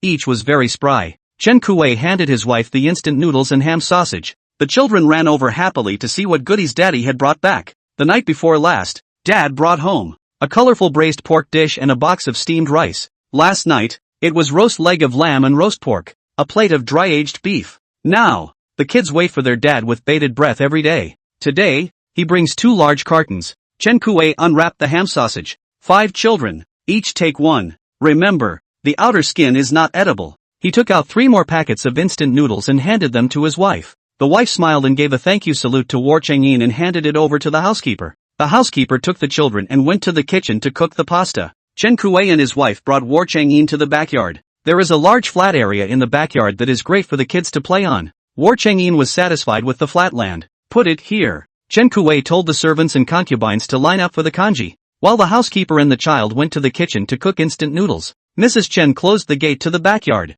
and no one peeked in the backyard. War Chang'in placed the vase in the center and wrote a note and put it in the vase. Mrs. Chen saw the most shocking scene. Around the vase, countless pieces of fabric fell from the sky and were neatly arranged on the ground. The fabric is soft and finely woven, with no sparse stitching and a natural pattern. There are red peony large flowers. There are plain 4 gentleman plum, bamboo, chrysanthemum and orchid. Available in vegan, black, white, cyan and blue. Available in a variety of beautiful printed fabrics. These fabrics are so pretty. Chen Kuei never mentioned to his wife how the Jingguan grain came to be. Now, she stared in shock, knowing the biggest secret that Jingguan had food. The general believed in her. Her husband trusted her. She bowed to War Chang'in. Thank you for general's trust. My concubine will definitely keep the secret. Your ladyship is welcome. When the time comes, you will still need your ladyship to organize all the women in the city who know how to sew, to rush to make uniforms for the soldiers. Mrs. Chen was surprised. General, I'm afraid it's only inappropriate to leave such an important matter to a concubine. War Chang'in looked at Chen Kuei. Chen Kuei hurriedly gave his wife a wink. Still not quick enough to thank the general. Mrs. Chen was a bit confused, but still curtsied and thanked her. Thank you, General, for entrusting me with this important task. My concubine will do her best. Her whole body was still in the clouds, and with a few words from the general, she took on the job of making clothes for the army. The women of the Great Qi Kingdom, who do not leave their doors, rarely show their faces. Her husband even supported her in making clothes. War Chang'in nodded. You can recruit from all over the city, but any woman who comes to make military clothes will be packaged with 2 meals of food per day. Each person can receive 3 pounds of rice, 1 pound of vegetables, and a small package of salt per month. Mrs. Chen's eyes lit up, and she was given 2 meals and rice. Recruiting is much easier. She suppressed her inner excitement. General, my concubine will definitely rush to make the military clothes. The fabric in the yard is only a third of what's there, and there's more arriving tomorrow and the day after. Mrs. Chen replied with a smile. General, I will order the cloth to be regularized and make more open space. Ma'am, choose some cloths. The children and servants in the house need to be dressed in new clothes. It's been almost a year since the Jingguan supplies were cut off. Outside supplies can't come in. And the servants in Chen Kuei's house have clothes full of patches. The kids are getting taller and their clothes don't fit small. General, this can't be done. The fabrics are all used to clothe the soldiers for disarmament. How can my concubine take them? War Chang'in said. It doesn't matter if you take a few cloths. As he prepared to leave, Chen Kuei hurriedly said, General, please stay. Chen Kuei immediately glared at Mrs. Chen. Mrs. Chen understood, and a few moments later, she brought a large box on which 2 red carved lacquer boxes were placed. The lady moved really strained. Chen Kuei hastily caught it and moved the box to open it in front of War Chang'in. The chest was filled with jewelry and jade, emitting a brilliant light. 2 red carved lacquer boxes containing the woman's favorite gold hairpin steps. The style of the fight is the most popular style in the Great Kaiju. War Chang'in was happy to see these 2 boxes of jewelry. God, she would have loved it. Chen Kuei said, the gods have given us food, and today they are also giving us cloth. So I, Chen Kuei, deserve to make offerings. General, offer all these jewels to the gods. War Chang'in smiled and patted Chen Kuei's shoulder. Have a heart. War Chang'in snapped the box on. The boxed together to put above the vase. He let go and the thing disappeared. Seeing such a bizarre scene, Mrs. Chen covered her mouth as if she thought she had misread it. The item just disappeared into thin air. War Chang'in took out the white paper and wrote, the jewelry is a gift from General Chen Kuei and his wife to the gods, and I hope the gods will rejoice. Soon the vase floated small notes. The 2 boxes of jewelry are deep in my heart. Wait a while. I'll give a return gift right away. Is General Chen Kuei's family large? War Chang'in, there are 5 children, 1 wife and 2 concubines, and more than 30 servants. Then give me a few minutes of your time. Chen Kuei saw that War Chang'in didn't leave. He grinned and giggled, and hurriedly pulled his wife aside and said quietly, go, make tea for the general. Mrs. Chen could not understand why her husband was so happy when the money at home was given to the general, but the general made it disappear. Listen to my husband and go. When Mrs. Chen came back from making tea, she saw something fall from the back porch. 5 packs of lollipops, 5 packs of great white rabbit milk candies, 5 packs of potato chips, and 5 bags of want gift packs, 5 bags of 3 squirrel meat snack packs, 5 bags of liangpanpuzi dried fruits, 5 packs of fruit fudge, 5 pounds of apples, 5 pounds of bananas, and countless books and pens of all kinds. There are eyebrow pencils, blushes, eyeshadows, lipstick sets of different colors, a total of 12 boxes, several sets of water, milk, cream and skin care products, foundation, loose powder case. Chen Kuei couldn't read cosmetics, but Mrs. Chen understood instantly when she saw the eyebrow pencil. A piece of white paper floats down. Give the children some snacks, books, paper and pens. Give the lady a water cream set. Apply it evenly every morning and evening after washing her face. It will make her skin white, smooth and delicate. Lipstick is lipstick. You can use it by unscrewing it. Blush is rouge. Madam should use it. War Chang'in handed the white paper to Chen Kuei, who read it out. The lady heard it and was overjoyed. Eyebrow pencil, lipstick, blush, and foundation. Chen Kuei's wife is a young lady of the family. To be in the boudoir when the outstanding appearance. Literary talent. The capital has a daughter of 100 seeking. After the parents and the Chen family compared their fortune-telling, the 2 families were a good match, and they were married. Chen Kuei looks rough, not like the war general looks handsome, but did not treat her badly. Those 2 concubines, both of them were promoted by the accompanying maids arranged by their mother. Now the gods send sweets, and rouge and powder, and most importantly books and pen and paper. Paper is the most expensive and luxurious thing in the world. The great generals rarely use it, and only use it when delivering important letters. Mrs. Chen looked at the snow-white paper and rejoiced. Chapter 29, Seek help from the almighty netizen on how to break out of the game. Husband and wife sent the War Chang'in to the door. Just happened to run into the generals. Came to the Chen Kuei house to see the cloth. The people were all there, and War Chang'in said, you guys go pick out a few pieces of fabric and take them home for the servants to tailor the clothes. There are 2 more batches of fabric arriving tomorrow and the day after tomorrow. The gods have since given the fabric, and there is still room for 1 uniform for each of the soldiers. Murphin had long ago grown tired of being dirty and smelly. Can't wash without water. He took the lead and entered the backyard, and in a short while, came out holding 5 piles of fabric. 2 of the horses were azure and navy blue, and 3 had gaudy patterns, which were given to the accompanying sergeant. With him in the lead, the rest of the generals had no more worries. Each man chose 3 horses and gave them to the adjutant who accompanied him to take home first. Chen Wu didn't bother to choose. His elder brother would help deliver it to the house. He said, General, a report came from the city wall that until noon the barbarians had not attacked, had not retreated, and were stationed 10 miles outside the city. War Chang'in wrinkled his brows. They're waiting for an opportunity. I heard that Luogu brought a sorcerer to attack the city by divination? I think so too. It would be great if we could get out of the city. We don't have to be trapped in a four-square city. The barbarians were stationed outside the city for a day, and the pressure inside the city multiplied, like a sword hanging over your head, ready to cut down. I've heard of 1,000 days of being a thief, but not 1,000 days of being a thief. They've been feeling passive for a year now, and they don't want to keep on being passive. War Chang'in said, go find a few smarter soldiers and come to the city building to learn how to bury explosives. Chen Wu's eyes snapped wide. You mean burying explosives to blow up and kill them? War Chang'in said. At night, the city gate small door out, on the barbarians' attack road buried. Chen Wu clapped his hands. Good. This method is wonderful.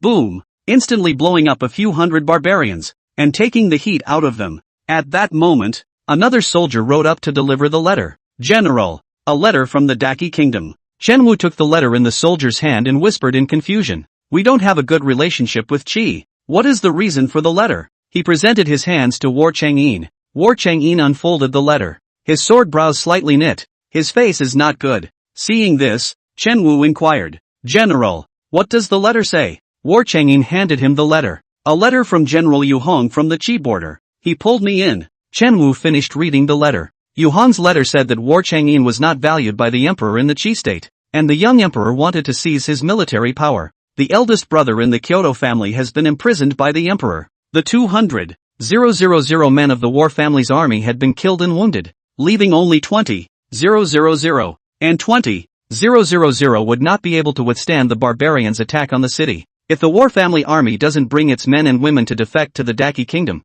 the Daki monarch will cherish their talents and will surely reuse the war family army. The end of the letter asks if there is food and water in the city, as long as the general gives the order. Yu Hong's 200,000 soldiers and horses will collaborate with the war family's army to kill the barbarians and drive the barbarians back to the desert steppe. Chen Wu read the letter and cursed in anger. Damn! I said Yu Hong how this guy will come to the letter. General, and he has no interactions. The original inquired about our city has water and food, only to stare at us. If Xinguan is broken and the Great Qi Kingdom is destroyed, the second one will be his turn, and he's just watching from the wall. But he even shamelessly took advantage of the fact that we have no one to pull us in. General, this son has bad intentions. We can't fall for it. In terms of national strength, the first is Great Chu, the second Qi, and the third is Great Qi. Chu and Qi are sworn enemies, and the two countries are constantly at war, or else they would have long since annexed the other four countries. War Chang'in is worried. Even Qi knows that he has food and water. I am afraid that Chu also knows, but it was only a few rats that ran out, and the news was known to the barbarians. How come? Da Ji has sent a letter. The news has not spread too fast. War Chang'in said. Return a letter to Yu Hong. Chen Wu didn't understand and thought he really wanted to defect to Qi. Anxiously, he said, General, you can't be confused about this. Although the young emperor is suspicious of you, the late emperor entrusted the war family's army with a heavy responsibility and trusted you. The big deal is that when we return to the court from the battlefield, we'll help you take down Prime Minister Su. War Chang'in shook his head. My father's generation has served Qi for generations and will not defect to Qi. You prepare a letter to send to Yu Hong. Let him bring men to join him, and a soldier will receive 6 pounds of rice, 3 pounds of flour, a barrel of oil, and a packet of white salt per month. I will take as many soldiers as he comes. Chen Wu laughed. Good. That's a good idea. Humiliate him ruthlessly. Then he said with concern, then the matter of our having food will not be broken without attack? War Chang'in, the news can't be hidden.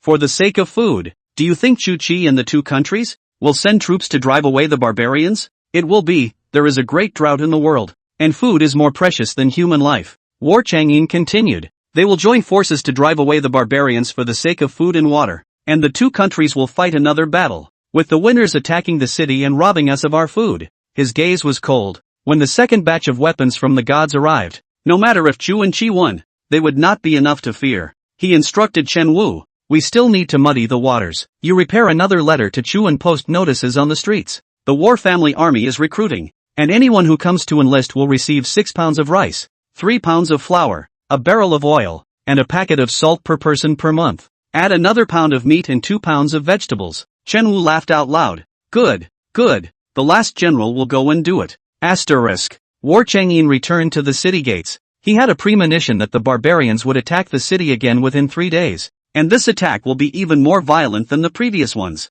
At this time the vase floated white paper. War Chang'in. Barbarians retreated? Not yet. Stationed 10 miles away. Ready to attack. Yi Clover thought that right now, War Chang'in didn't have the power to fight. Even if we gave them all the explosives, we couldn't blow up 300,000 people. Yi Clover has invested almost $300 million in War Chang'in. Didn't want him to die at this juncture. She was even more anxious than War Chang'in. You take the map. The barbarian garrison marked out. Take pictures for me. And then take pictures of the surroundings. I'll let the almighty netizens come up with ideas on how to retreat from the enemy. War Chang'in complied. Taking pictures of the sand table, the map, and the environment around the city gates. And the tablet computer transmitted it to Yi Clover. Yi Clover saw the photo. Yellow sand on all sides. The wind blew yellow sand in the sky. The surrounding area was bare. Not even dry grass or trees. When there is a shortage of food, the grass is eaten up. A large portion of the soldiers guarding the gates were shoeless. Because the shoes were worn out and there were no new shoes to replenish them,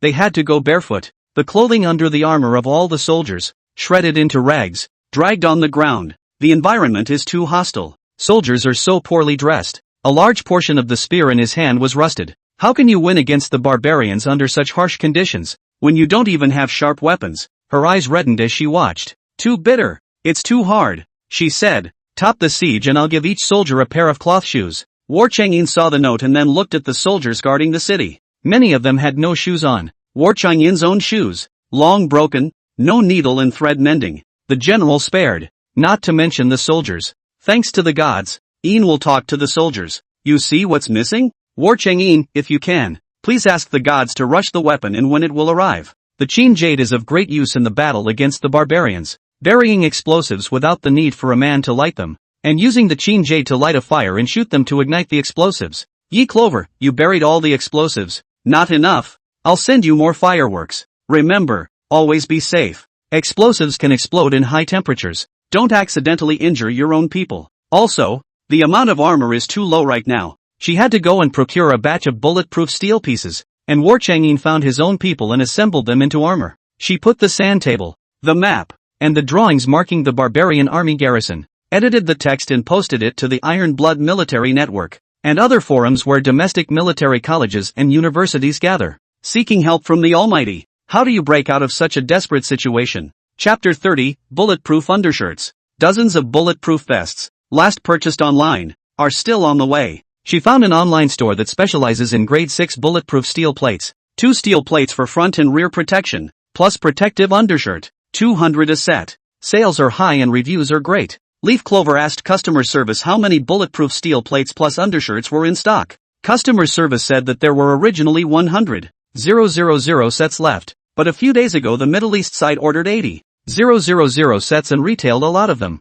So now there are only 10,000 or so left in stock. Yi Clover said she wanted all of it and asked if it could be cheaper. After asking her boss, at $180 per set, she purchased 15,000 sets. Customer service said they would arrange for shipping tomorrow. Yi Clover told the store to stock up now, and the big truck was shipped overnight. She can give a half deposit and check out in full when the goods arrive. Customer service asked for the boss. The owner promised to stock it now. Asterisk. Then she looked for online stores that sell men's cloth shoes. The price of old Beijing cloth shoes is cheap. There are $10, a few dollars a pair. The better quality ones are $20 or $30 a pair. The soldiers' daily drills took a lot of shoes, and she ended up shopping for $26 pairs of thick-soled, non-slip, hard-wearing cloth shoes. This store has its own factory. The factory owner knew she was going to purchase 50,000 pairs and offered to lower the price to $18. Stock is full, except for the black, teal, and gray uppers. Also shop for many uppers with colorful patterns. Soldiers are mostly young and they will like shoes with patterns. The owner arranges for loading, and the car is ready to be shipped in the evening. The big truck will arrive tomorrow afternoon, so that Yi Clover can wait at the warehouse to facilitate the settlement of the final payment. After buying the cloth shoes, she felt that the shoes of War Chang'in's group of generals should also be broken. There are no photos, but supplies were scarce in the city. I guess you can't mend it if it's broken. She has a flagship store in the city of a certain step, a certain pedal, a certain Hongxing. Shoes, flat shoes, running shoes, casual shoes, carbon board shoes with beautiful uppers and practical durability. A total of 35 pairs were purchased and a substitute runner was found to deliver them. Just finished ordering shoes and 10 watermelon trucks arrived. Along with the car came the villagers. They spontaneously came over to unload, and when they saw Yi Clover, their tanned faces were full of smiles. Yi Clover collects melons at a high price, and this batch earns more than 20,000 to 30,000 dollars more per household on average. People are overjoyed. The floor scales available next to the leaf clover warehouse. The car drives over to be weighed and then unloaded. The first car. Good guy. Even the car with the melon 60 tons, wagon loaded with full leaf clover jotted down the numbers and had the car backed into the warehouse to be unloaded. There were so many villagers that unloading was quick. Second car. 55 tons. Yi Clover suspected that all the watermelons from the 10 miles of the countryside had gone to the warehouse. 10 cars, totaling 350 tons of watermelon, several hundred pounds of peaches, plums and vegetables. Yi Clover settles the villagers' money for fruits and vegetables, as well as for the hard work of loading and unloading the goods. Everyone went back in high spirits. Before he left, he said that the second round of watermelons would be available in a month's time and that he would continue to deliver them. Leaf clover to the truckers. Settling freight charges. Yi Clover is generous. Shipping costs to give more. A trip to the goods also get 800 more procurement fees. All 10 drivers left their phone numbers and said to contact them for their next job. Weighing, unloading, peeling, back and forth took more than 2 hours, and Yi Clover was hungry. She cut open a small watermelon, which was so ripe that the skin cracked with a gentle tap. The watermelon is red-fleshed, juicy, and sweet when you bite into it. This watermelon is so delicious. The substitute runner has delivered 35 pairs of shoes, with their boxes. The stores, seeing how many shoes she had purchased, gave her 20 pairs of socks per store, for a total of 60 pairs of socks. She finished eating the watermelon and passed a note to War Chang'in. The watermelon I just bought arrived. Good God! The coffers have been arranged. Yi Clover pulled the shutter closed. The vase was placed right in the middle of the watermelon pile, and the watermelons flew towards the mouth of the vase in an endless stream. Soon, the watermelons were all teleported. Having just finished teleporting, her mind was a little muddled, and she took a break to slow down. Much stronger and less dizzy mentally than the first day of teleportation. There are still more than 10 watermelons on the desk. A few for myself and the rest for Uncle Yang. Asterisk. War Chang'in and a group of generals looked at the piles of watermelons and were dumbfounded. This melon, it's piling up. Originally, soldiers were only allowed one slice for dinner. Now it takes some days to eat a slice of each meal. He pressed his fingers lightly to his temples. Dig cellars for storage, and take 2 home each, if you don't eat them as soon as possible. I'm afraid they'll go bad. The generals no longer pushed back, and happily picked 2 large ones each for the adjutant to send home. Everyone returned to the command room of the citadel, where 2 cut watermelons were placed on the table, and the soldiers on guard duty, each of them, were able to have a slice. War Chang'in looked to the direction where the barbarians were stationed. Until the afternoon, the barbarians did not move. Chen Kuwei said, General, I'm afraid we won't attack today. Li Yuanzhong said, in that case, if we delay for 1 more day, we will have 10% more chance of winning. War Chang'in asked Chen Wu, the one who learned to install explosives, how is it going? Chen Wu replied, it's okay, it all seems to work. The actual operation is unknown. If they all know how, at dark have them put on their night clothes and go out of the city to lay mines, with Qin Jade at the gates at the ready. Yes. Suddenly, many boxes clattered down in the command room. Everyone has been following War Changyin's side for a long time and is used to it. I wonder what was in the box that fell. Merfin's eyes were sharp enough to see the word shoe, and he picked up the shoe box and put it on the table. His shoes had been worn out for a long time, a little better than the others. He had the help of the mansion's slaves to mend them. Hereditary title of the young son of the world. The Empress Dowager's mother's family's only seedling pro-nephew, wearing or patched shoes, a wear most of the year. He'd had enough a long time ago. Opening the intricately printed box, there lay a pair of extremely pretty shoes in a flowery color. The sole is soft and flexible, able to be folded in half without cracking. The shoes are perforated and breathable. The sign says, Nitrogen Technology, running shoes. Looking about the same size, he took off his worn clogs and removed his smelly socks. Change into a new pair of soft, skin-flattering white socks and put on your shoes. Untied. He jumped a few times with rebound. At once his eyes lit up and his sickly look perked up. He took a few steps back and forth, and there was no comparison between light, soft, comfortable, and clog shoes. Every step is like stepping on cotton. He said, these shoes, I'll take them. All 30 pairs of shoeboxes were opened, and he picked 4 pairs out and cradled them in his arms. Chen Kuwei see this rabbit, not polite at all. Just 35 pairs of shoes. The general did not choose. He took the most beautiful pairs of shoes all away. The shoes were given to the general by the gods. They were already in the general's good graces when they were able to share a pair. Merfin called in the dead man and the master-at-arms. The shoebox was given to the dead soldier to hold, and 2 more pairs of shoes were chosen, black for the dead soldier, and white with wavy embroidery for the sergeant. 60 pairs of socks, and he took 10 pairs all by himself. Chen Kuwei couldn't hold back any longer. I say you kid is overdoing it. You take 7 pairs of shoes by yourself, 10 pairs of socks. How are the others going to split them? Seeing this, the sergeant and the dead soldier tried to return the shoes. From the sleeve of his wide coat, he took out a carved wooden box. It was filled with fine jewelry. Not a lot of it, and each one was a royal creation. Something given by the Empress Dowager. The jewelry is all for the gods, and I want 100 pairs of shoes. 30 for women and 60 for men. The most expensive ones. 200 pairs of socks. Just the kind I wear. Then he pulled a handful of great white rabbit milk candies and a couple of lollipops out of his sleeve. These. Send more. Chapter 31. Harvesting a large batch of antique jewelry and jades. Chen Kuwei's eyes widened. This guy even ordered food. He really didn't know that the gods were willing to help them all for the great general's sake. A little box of jewelry and you have the nerve to make demands on Joe. Also, he was the first one to go into the backyard to get the cloths, and he actually took candy with him. The lady didn't discourage it. It's so shameless. Mo Fan and the great general were born in the same year. Both were 20 years old, and Mo Fan was half a year older than the great general. How can you be so childish? If it were not for the backstage, Jingguan, this cannibalistic land, he would have died 1,000 times. War Chang'in accepted the jewelry box without refusing or agreeing. Just say, it's got to be extra. Merfin responded with a bite and said to the dead man, go, fetch the money from the house. The dead man walks away with a shoebox of socks. Arms Master wants to stand down. War Chang'in called out to him. Military Master Zhuang, stay. War Chang'in distributed to the generals of the book. Sun Tzu Art of War. Dictionary what? Merfin is a word did not read. All handed over to the military division. The master of the army, Mr. Zhuang, and the master of the Han Chinese army, Mr. Li Ling, under Luo Gu, came from the same school. In this era, there was no scientific examination system. The readers wanted to get ahead by going to the big bookstore, relying on excellent grades and getting a letter of recommendation from the teacher. Or put yourself forward for a job as a staffer in a gentry family.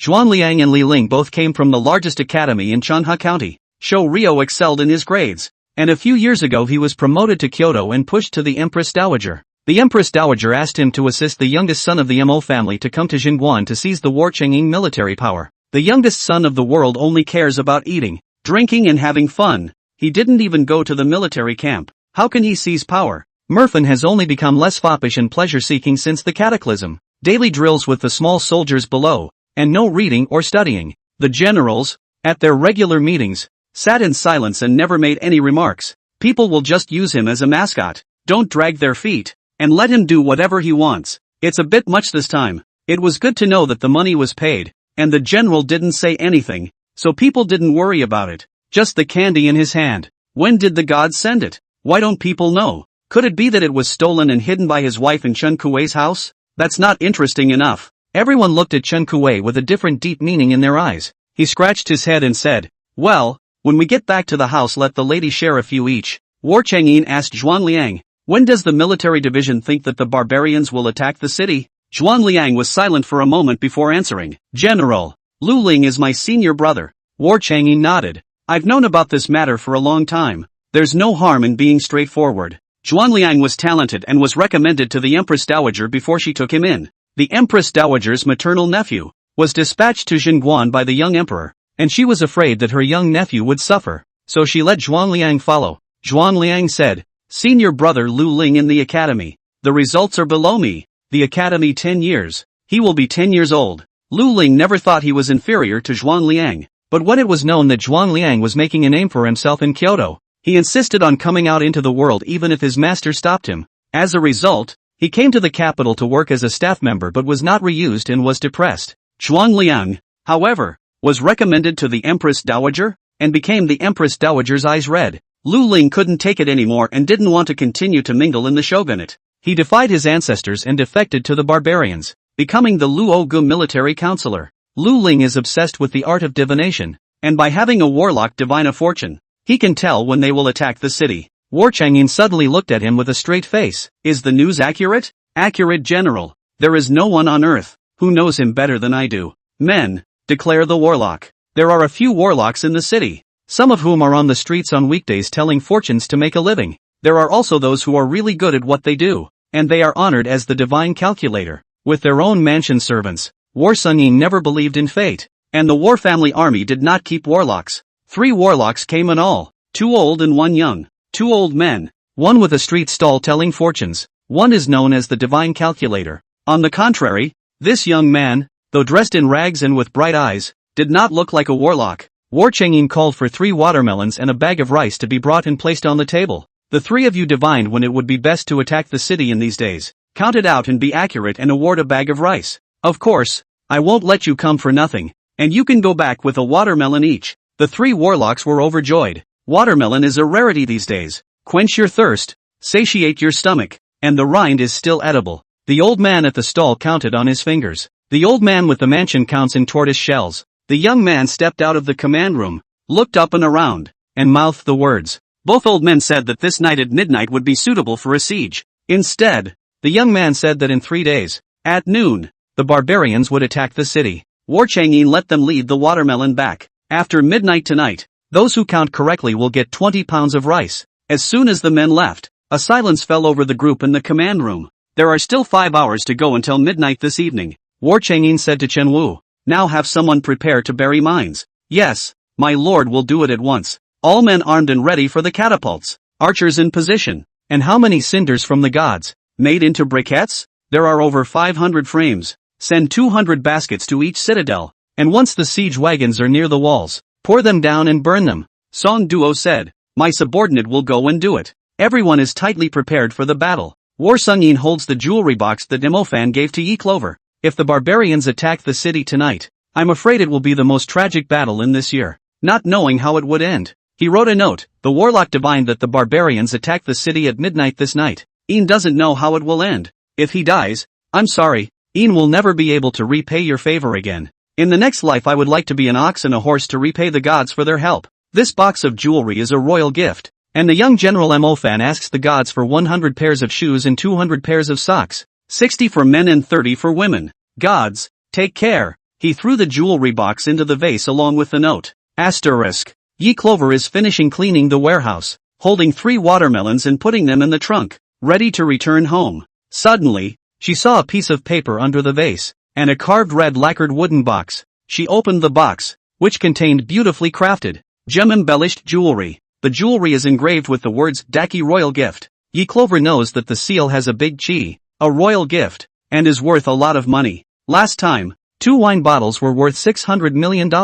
Far more than the price of bamboo slips. I've got it. It's just 100 pairs of shoes and 200 pairs of socks for the valuable antique pickup. Any way you look at it, it's a big profit for her. Today at noon, General and Mrs. Chen Kuei presented jewelry and jewels. She got rich. The jewelry is conservatively estimated to be worth billions. She opened the large box that Chen Kuei had given her. 2 smaller boxes. The chest was filled with gold, silver, jewels and jade, emitting a bright and dazzling light. 2 small boxes of jewelry, beautifully styled and crafted to rival modern manufacturing techniques. But more valuable is just now this box of jewelry, gold inlaid with a variety of colors gemstones, more beautiful and luxurious. She looked at the beautiful jewelry and loved it. Suddenly, she saw another note on the floor. She was shocked. What? The barbarians will attack the city tonight? War Changin is not sure about this battle, and wrote the letter like a last message to her. What's going on? She doesn't want War Changin to die. Chapter 32, Disturbing the Barbarians' Army and Horses.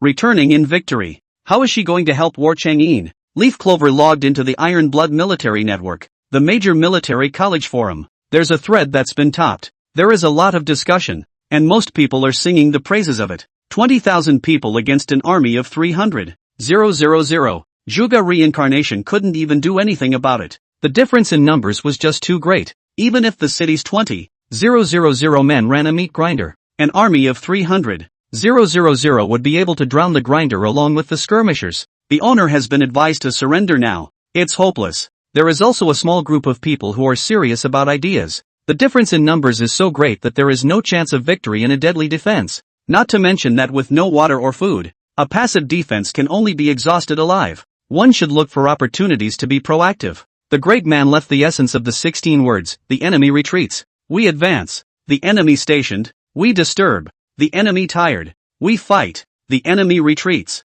We chase. Guerrilla warfare is suitable for encircling cities in the countryside. Trapped inside the city is suitable for tunnel warfare. Digging tunnels to harass. Outdated equipment. Midnight attacks. Equipment-led. Active harassment in broad daylight. Play for 10 days and half a month. And the enemy should retreat. It's still not refunded and the harassment continues for 3 months. The enemy will either have a heart attack or slip away and roll away. Yi Clover took the useful suggestions, excerpted them, and cast them to War Chang'in. She remembers a battle in history where less was more. The whole army was besieged in a mountain village. 20,000 men against 50,000, with no chance of breaking out. The military master buys 1,000 cows from the village, hangs firecrackers from their asses and lights them up at night. The oxen, stimulated by the firecrackers, rushed madly out of the village and disorganized the enemy cavalry camp. The army horses were charged to death by the oxen, and countless enemy troops fell from their horses and were trampled by the oxen and horses in heaps.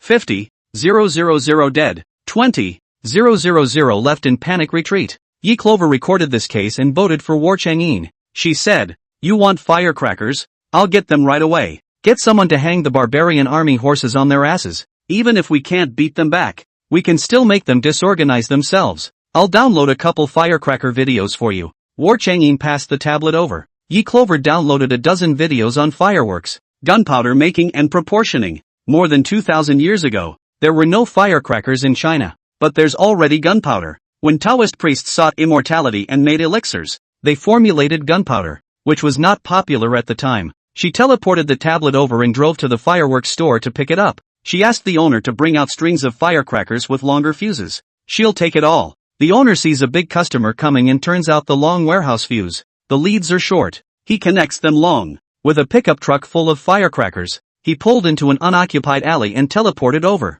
Then a second sweep and keep sending it over. She bought firecrackers for a total of 8 houses. About 2,000 hangs. Asterisk. War Chang'in and the generals studied, and Yi Clover taught the way of war. Before maybe they had concerns. Since the gear came up, after harboring their anger for so long, they all wanted to do something big. The two brothers, Chen Kuei and Chen Wu, clapped their hands on the spot and used the guerrilla warfare taught by the gods. Zhuanliang also felt that this method was feasible. Divided into 3 groups, each wave sent out more than 10,000 men to harass them day and night. Xin Jade has a long range to open up the road. The head troopers, wearing armor and holding Tang stranger swords, hit the front line and attack the main cavalry on the opposite side. The archers assisted by shooting down the cavalry. Lastly, there are N minions with spears and halberds to fill in the gaps. If a second shipment of weapons arrives, this method of attack is more complete and causes minimal damage to the soldiers. But the biggest concern in front of us is that the barbarians will attack the city at midnight tonight.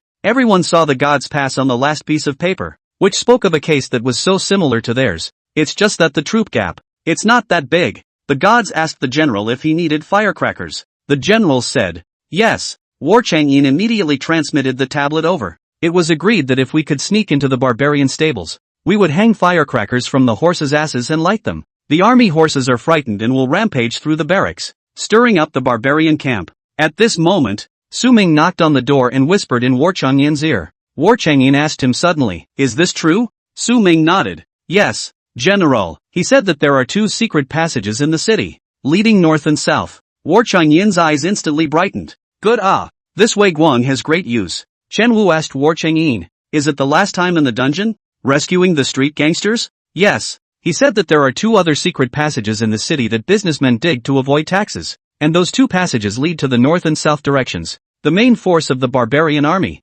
stationed at the city gate 10 miles to the east. There were troops deployed in the north and south directions, far less than the main body of men. If you put on a barbarian uniform and ride a horse, you can go straight to the main troop stables. The 2 brothers, Chen Kuei and Chen Wu, immediately bowed. "General, leave this matter to our brothers. We'll lead the men from the north and south, straight to the stables. When it gets dark, fire the cannon and run." Song Duo, Dian Ziping, Li Yuan Zhong, Wu Sanlang also asked for orders to go. War Chang'in's gaze roamed over them, finally pointing at Chen Kuei Chen Wu. He explained to them that they should bring more horse feed, be safe, and return first if they were discovered. The 2 men responded and immediately went to make preparations. As the sky darkened, Chen Kuei Chen Wu each led a team of men and horses, with firecrackers coiled on their backs, and brought grass and water. From the secret passage, War Chang'in stood on the city wall. looking in their direction, murmuring in a low voice, "Be safe and return." An hour later, the sky was completely dark. 10 miles away in the direction, firecrackers were heard. The barbarian barracks were in chaos. Many of the barbarians ran out of their tents, trying to pull the horses that were running amok. The horses are frightened and cannot be pulled by human power, and stomped quite a few people to death. War Chang'in smiled when he saw the scene. They made it. The generals were beaming, not expecting it to go so smoothly, just waiting for General Chen Kuei Chenwu to return from his victory. Half an hour later, Chen Kuei Chenwu returned with 200 men, complete. Not a single person was injured. No one was left behind. Chen Kuei's head was covered in sweat as he laughed out loud. The barbarian stables are loosely managed, and they were too relieved to ever think that we would leave the city and take the initiative to attack them. Chen Wu said, "General, the gods have taught that the enemy retreats and I advance, and this method is useful to the barbarians. The barbarian army is not as disciplined as the war family's army, they eat and wrestle, and all of them gather around and do not drill, and are loosely disciplined. We passed behind them, leading our horses in a dignified manner, and no one cared. Let's start tomorrow with a guerrilla war." When he thought of it, the thought of being besieged for a year by such a loosely organized army was nothing short of bizarre. War Chang'in said, "Good. I'll kill you while you're sick." Guerrilla warfare starts in the middle of the night. Asterisk. Yi Clover received a message from War Chang'in. The horses as hanging firecrackers lit, successfully stirred up the barbarian camp. They're on their own tonight. They won't attack the city. 2 generals, Chen Kuei Chenwu, and the return of the seatbelts. Leaf Clover jumped up happily. Yeah, the method she suggested is one that really works. War Chang'in once again lifted the crisis. She was relieved. At this time, outside Yi Clover's villa gate, someone thumped on the door. At 9 o'clock in the evening, the knock on the door was extremely harsh. She heard her grandmother cursing. "Come out here, you money loser. Don't think I can't do anything about you just because you're hiding in there. You ran away after you hit me last time. I hired a reporter to make your reputation known throughout the neighborhood, throughout the city." Chapter 33, History. How did War Chang'in die? The knocking on the door was so distracting that Clover Leaf called the property manager. "How did you let people in?" The property manager was also in a difficult position. "Ms. Yi, that old woman is too capable of causing trouble. The last time you drove your car and scared her down, she was lying on the ground and refused to move, blocking the neighborhood owner's cars in front of the door. People really had no choice but to call for an ambulance to pull her away, and she refused to get into the ambulance, crying in front of the neighborhood, saying your father was ungrateful and that you ran over your own grandmother and got away with it. We pulled the CCTV and saw that it was her walking stick that first struck your car before you scared her, and it didn't touch her. She fell on her own, obviously touching the car. The grumpy homeowner called the police on the spot and they pulled her away. Originally, the property thought she was gone and it would finally die down. As a result, after 2 days, she brought a reporter to Yi Clover. Justified police, unjustified mediation, lack of virtue to find a reporter. The old hag, and the property is fed up with her. Yi Clover said, "You give the surveillance video to the reporter. I'm annoyed with her and don't want to appear. She is now pestering Yi Clover to find ways to get money, houses, and assets, then pass it on to her precious oldest grandchild." The property manager was a little embarrassed. "It's not appropriate, is it? After all, you are related to her." Yi Clover WeChat transferred 5,000 red envelopes to the property manager. "Tough you go to cope with a trip, after finishing and the security guard on duty to go out for a good meal, so that the reporter does not talk nonsense. The residents in the neighborhood are either rich or wealthy, and I'm not the only one who will be offended when the reporters report it." The property manager accepted the red envelope with alacrity. "All right, Ms. Yi, leave this matter to us. We'll send the reporter and the old hag out right away." After 10 minutes, the knocking on the door finally stopped. The sound of the old woman cursing in hysterical rage came.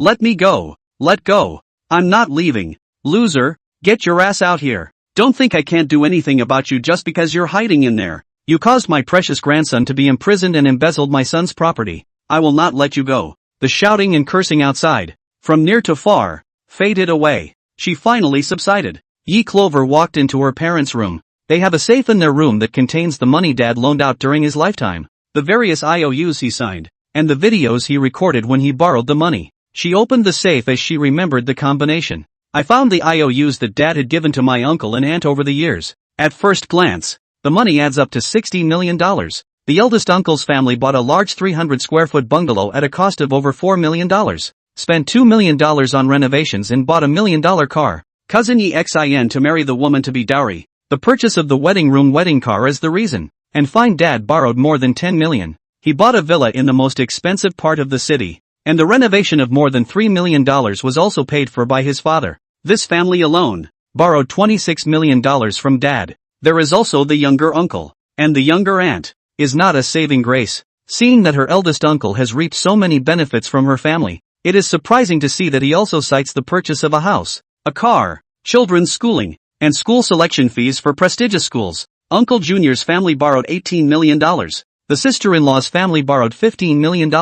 This family of vampires, laying on top of dad to suck blood harder, being so nice to them and feeding their appetites. When mom and dad died, there was a lot of fuss about dividing up the property at the funeral home. When they couldn't get the money, they joined forces with outsiders and kidnapped her to marry her off, trying to take over her property. Now it's even more shameless, looking for reporters to make false accusations and rumors. Ye Clover never spoilt them again. She called the phone number of the law firm that her dad had, for a long time, worked with before he was born. The person on the other end hadn't taken a break yet and was surprised. She called. Ms. Yi, Lawyer Sue, entrust you with one thing. My father lent out some debts when he was alive, and I want to recover them. Is there an IOU voucher? Yes, and it was videotaped when the IOU was signed. Okay, do you have full authority to engage a law firm to help you recover the loan? Or do you sue directly? Sue, you'll have a hard time getting it back. Ye Clover photographed the loan note to them, made a copy of the video, sent it to the lawyer, and entrusted the law firm with full authority.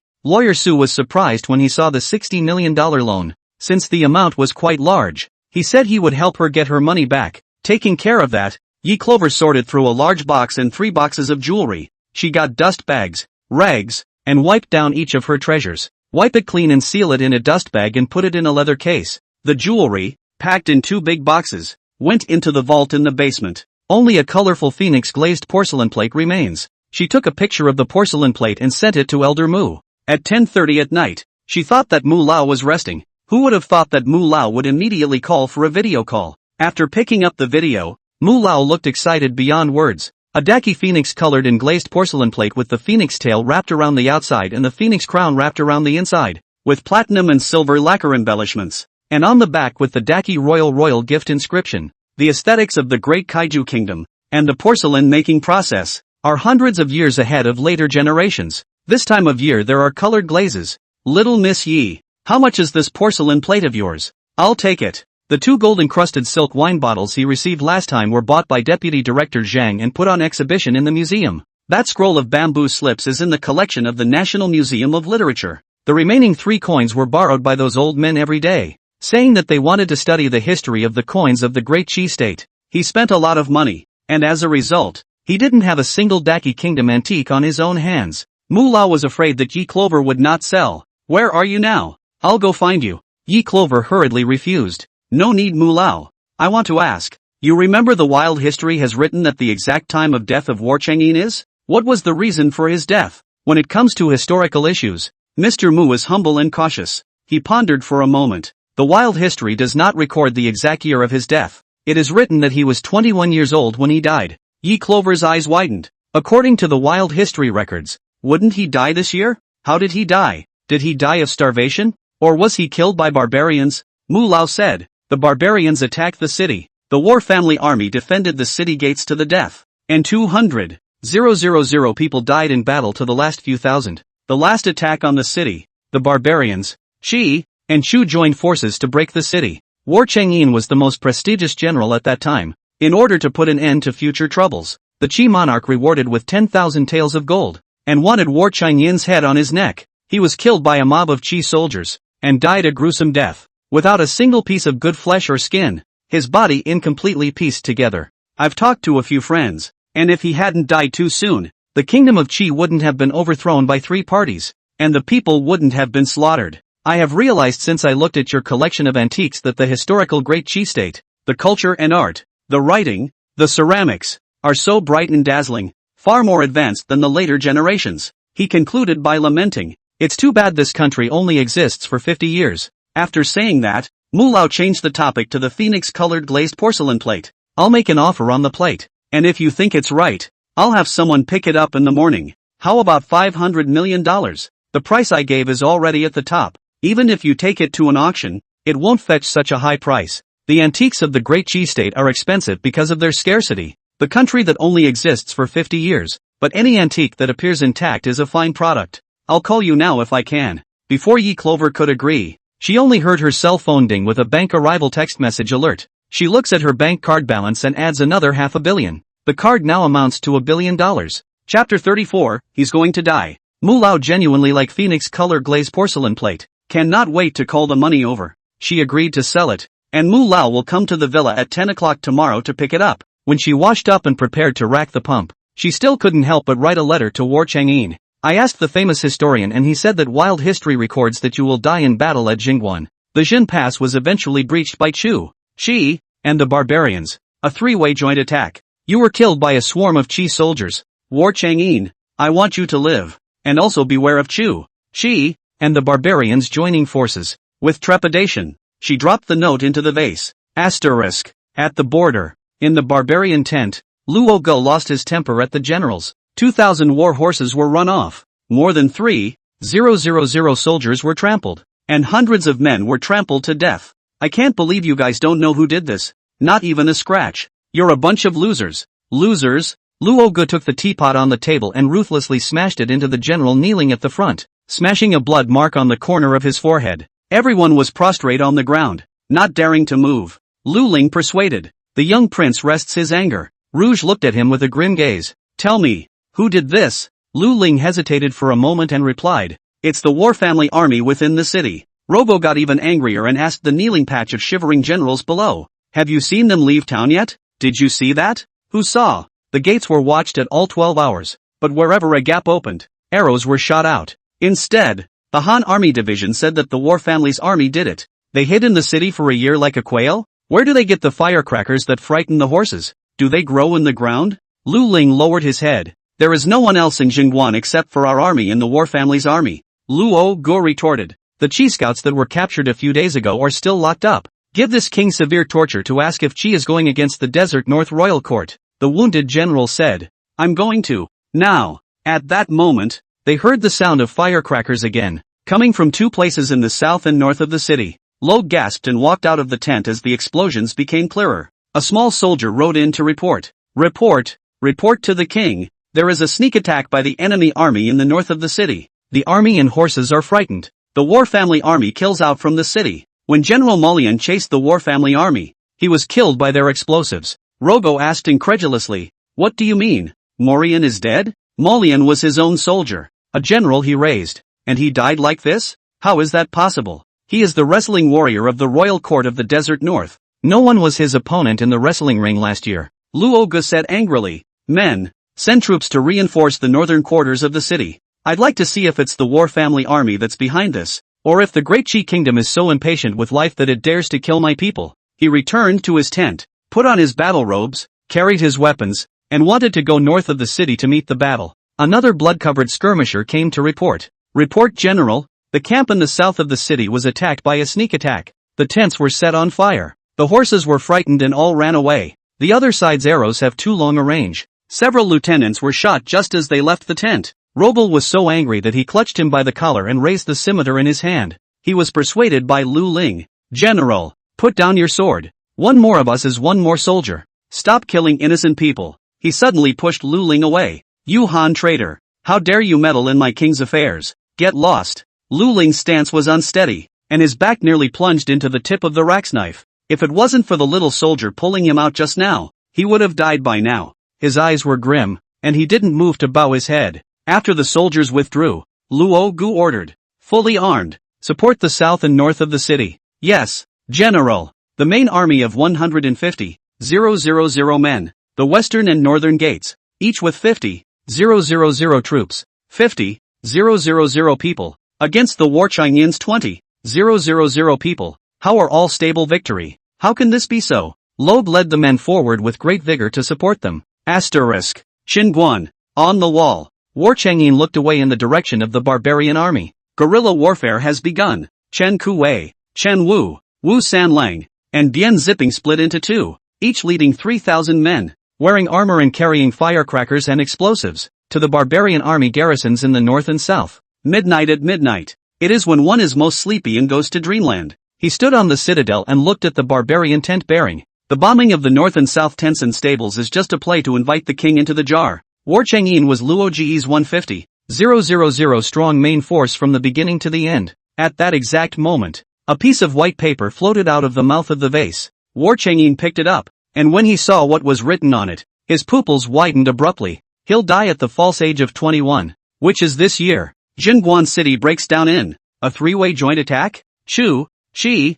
enemies for generations, in order to annex the Great Qi state, surprisingly put aside their hatred and join forces, or joining forces with the infamous barbarians. In the past, every winter, when the barbarian grasslands were heavily snowed in, their cavalry began to harass the border subjects of several countries. Chu and Qi have been harassed for a long time. They didn't have people stationed in the border towns, like the kaiju, so much so that there were no sons stationed on the borders of those two countries, and the barbarians entered the territory as if it were nobody's land. It was clear that they had a grudge, but they had joined forces in order to annex the Great Qi Kingdom, putting aside their former enmity. Since the gods had given him instructions, he categorically wouldn't let them join forces and succeed. Suddenly, between the south and east of the city, a huge explosion rang out, like a muffled thunderclap in the sky. The corners of War Chang'an's lips revealed a light smile. It's done. That's right. The south and north of the city were all a bluff to trick Rogo out of his tent. All he had to do was go to reinforce the north and south garrisons, and the explosives planted on the way would be of great use. Either that or just send rogues to heaven. Either that or blow up the main force. Depending on the luck of the draw. Will Rogo hit the head? He fights the head and is sure to die. Boom! There were a few more loud bangs, and the road between the north and south gates blew up all the way. Song Duo shouted excitedly, "General! It's done! The explosives planted were not in vain. Such frequent explosions must have killed hundreds. No, thousands, even tens of thousands. We can really live. We won't be stuck here." Sonder was so excited that he wept with joy. Li Yu and Zhong Lin Dajuan also wiped tears of joy. After all this time, they're finally taking the initiative and winning a battle. The War Family Army had been too stifled and too shabby for a year, hunkered down in the city, out of ammunition and food, for so long that the warriors had no determination to win, and were cowed by going into battle. They needed a win so badly to prove that the Battle Family Army was the lion. Unbeatable. War Chang'an was too excited for words. He couldn't wait to write back to Cloverleaf. Start a guerrilla war tonight, attacking the north and south gates first to lure Luo Go out for reinforcements. The explosives are planted halfway down the road he must take. Now we just have to wait. What will be the end of the Desert King's own brother, the young prince who holds 300,000 troops? Yi Clover quickly replied, "That's a wonderful idea. Now that it's blown up?" War Chang'an smiled and responded, think, should be blown up." Chapter 35, Returning from a Great Victory. Log is blown up. It's a shame he didn't get blown up. His warhorse was massive and blocked most of the explosive damage for him, but it blew up his legs to the point of crippling. Rogo, from then on, was a cripple who could not walk, because the commander-in-chief was seriously wounded. The barbarian soldiers who came to support them had no desire to fight again, and many of them were killed and wounded by the bombing, and they were retreating. The explosives made the horses frightened and out of control, and they fled with the soldiers on their backs, running deeper into the steppe, no longer obeying their orders.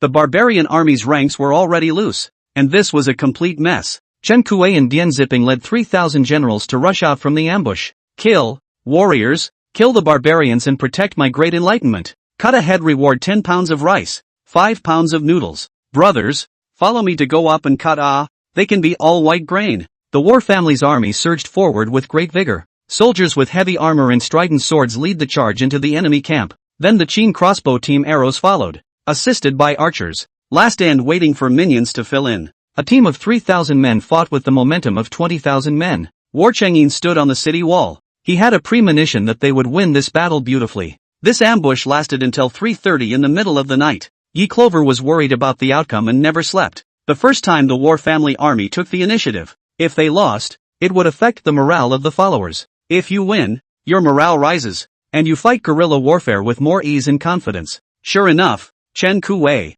Chen Wu, Dian Ziping, and Wu Sanlang returned with a big victory. Everyone in Jingguan, having been suppressed by the barbarians for too long, needed a victory to raise their eyebrows too much. Today, even at 3 o'clock in the morning in the middle of the night, torches were lit high on both sides of the city gates, illuminating the darkness of the night as if it were day. The common people came spontaneously to serve the returning heroes with water and hot porridge that they had saved. The soldiers who killed the most enemies were the soldiers below Chenwu, and as soon as they entered the city, they were swarmed by the soldiers in the tent, racking them up and throwing them hard and high, and then throwing them again when they fell down. Waves of cheers went up and down. Everyone is so happy. Having held back their anger for too long, they so needed a win to release it. War Chang'in came down from the city tower. Chen Kuei, Chen Wu, Wu Sanlang, Bian Ziping, 4 people were covered in blood and exhausted, but they were all happy. They half-kneeled and bowed to War Chang'in with tears in their eyes. General, we lived up to our name and won. War Chang'in hurriedly helped them up.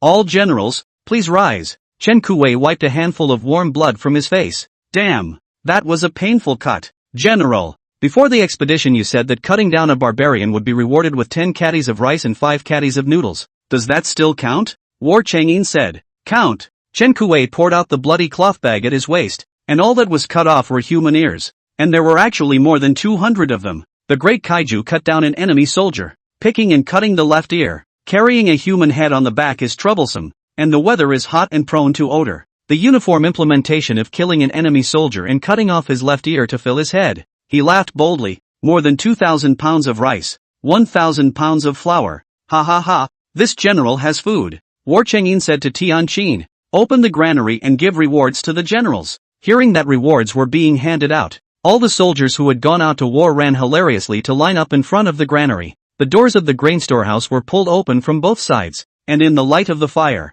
everyone saw the huge amount of grain neatly stacked inside. Wow, so much food, so spectacular. Both the soldiers and the people who greeted the soldiers on their triumphant return, seeing the stacks of grain in the granary, all stunned. These food all battalion soldiers can eat for a long time, afraid that along with the whole city people, are able to eat for half a year. Ah, Zhongguan is finally not running out of food. The people, who could only receive kanji on weekdays, were happier than the generals. There is food, everyone will not be starved again. The kanji distributed by the general's residence is so thick and sticky that it doesn't fall down when you insert your chopsticks. Not to mention that the porridge has ground meat, vegetables, salt and oil. These days every time you get porridge, you also get a big piece of watermelon, which is twice as big as the previous 2 days. Even before the siege, they had never had it so good. Now, the war family army has won another battle. It was as if the good times were beckoning them. The people were in tears. Soldiers who didn't go out to fight in the city, as well as newly recruited soldiers,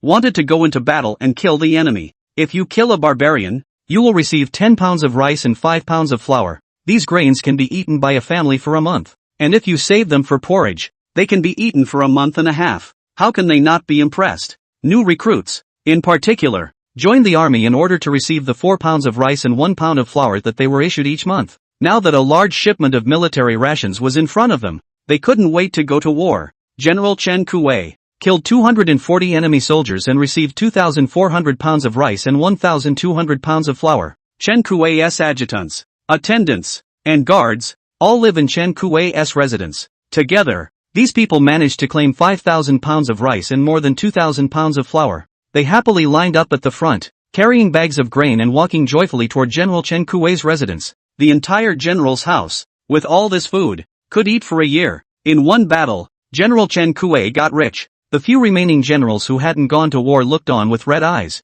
His younger brother Chen Wu was no better, killing 300 enemies, and I don't know how he did it, but he didn't even exhaust himself. He and his guard's entourage had more food than his brother received. 6,000 pounds of rice, 3,000 pounds of flour, calling all the household servants over. Each one happily carried rice and flour home. Wu Sanlang received more than 3,000 pounds of grain, and the household servants helped carry it back. His youngest son also came, and seeing so much grain, asked in a milky voice, "Father, will my mother and I never go hungry again?" Wu Sanlang choked back a sob and replied, "Well, Father will never let you go hungry in this life." Dian Ziping also received more than 3,000 pounds of grain, and he called the soldiers in the barracks to help carry the rice to the tent. This campaign, the big win, not only boosted morale, it also makes soldiers want to go to war and kill the enemy just so they can receive more food. Final tally. The barbarian army in the south of the city was 50,000 strong. 10,000 were killed in the bombing.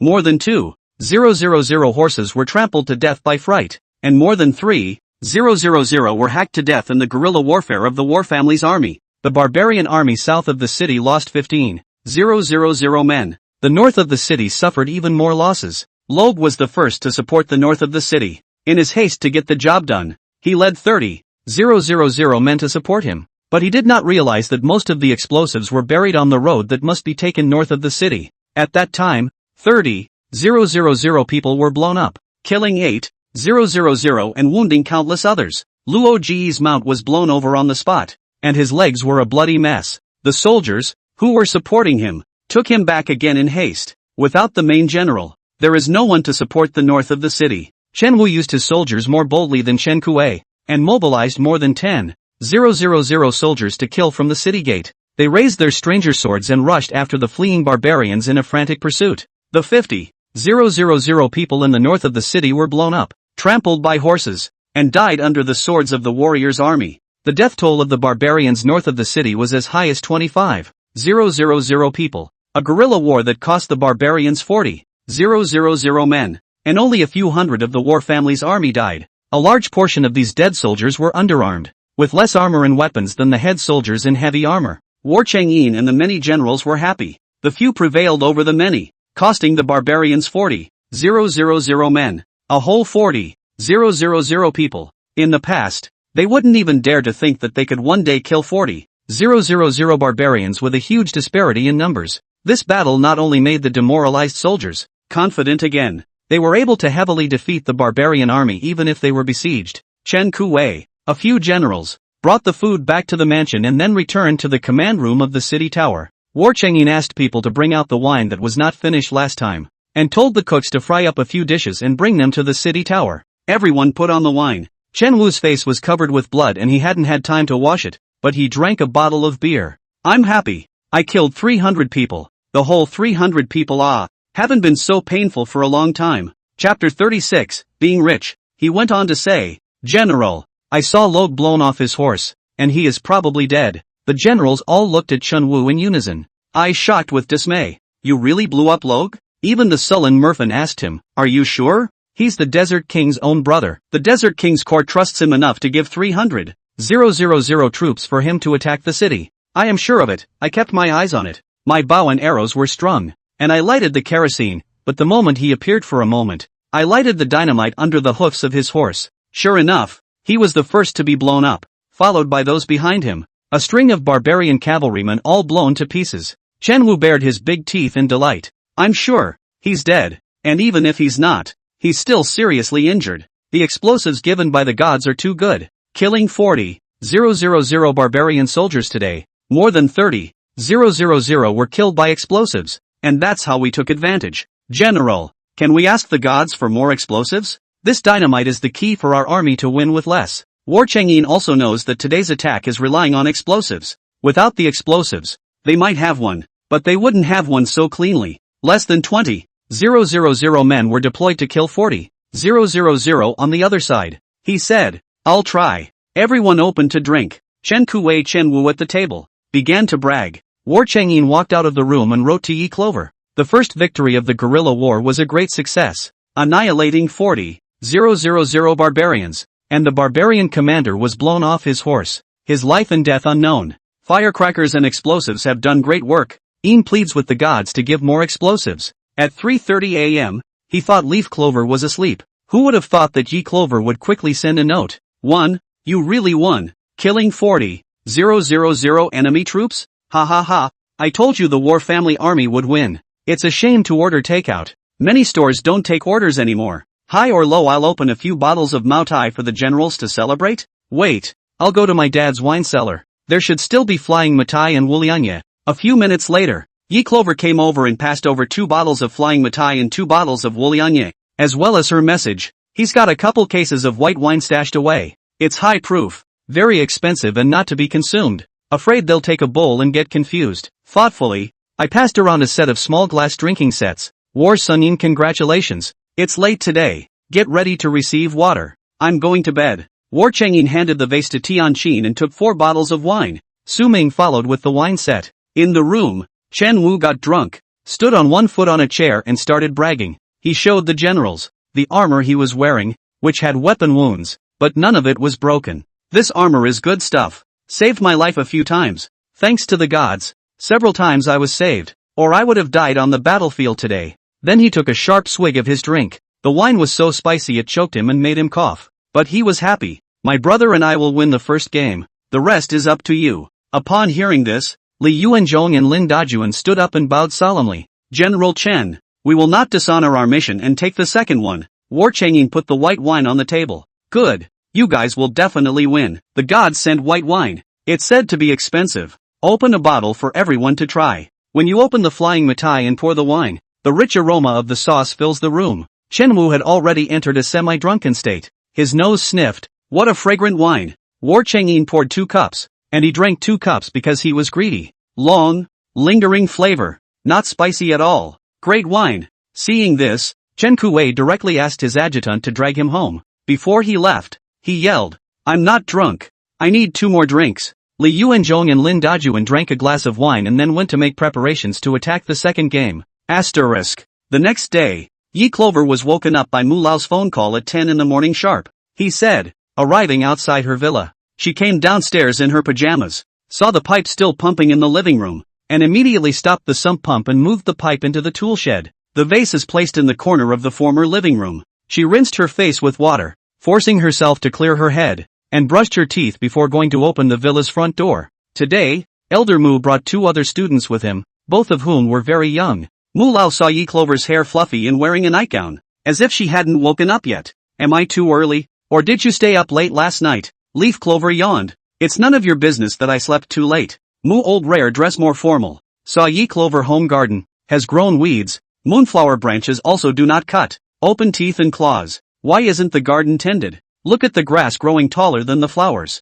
I'm too busy for that. When she greeted Mu Lao into the living room and went upstairs to bring the china plates downstairs, Mu Lao and her 2 students, crouched in front of a vase in her house, were studying it. Mu Lao also took out a magnifying glass. Yi Clover secretly said, oops, forgot to hide the vase. She carried the porcelain tray down to the first floor, and Mu Lao asked, is this vase for sale in your house? Yi Clover, not for sale. This one was passed down from my ancestors. I'm determined not to sell it. Mu Lao looked at her with a wry smile. What heirlooms are not for sale? She sells a lot of antiques at his place. Which ones aren't heirlooms? She placed the end plate on the table, covered with a silk cloth. You've come to see the phoenix glazed porcelain plate that was collected last night. Mu Lao stood up reluctantly and said to Yi Clover, your family's vase. It comes from the country of Daki. I can't imagine that the Daki of more than 2,000 years ago was able to produce a vase that was more than a meter tall. He lifted the silk cloth, saw the lifelike phoenix, colorful glaze, as well as the back of the plate has written,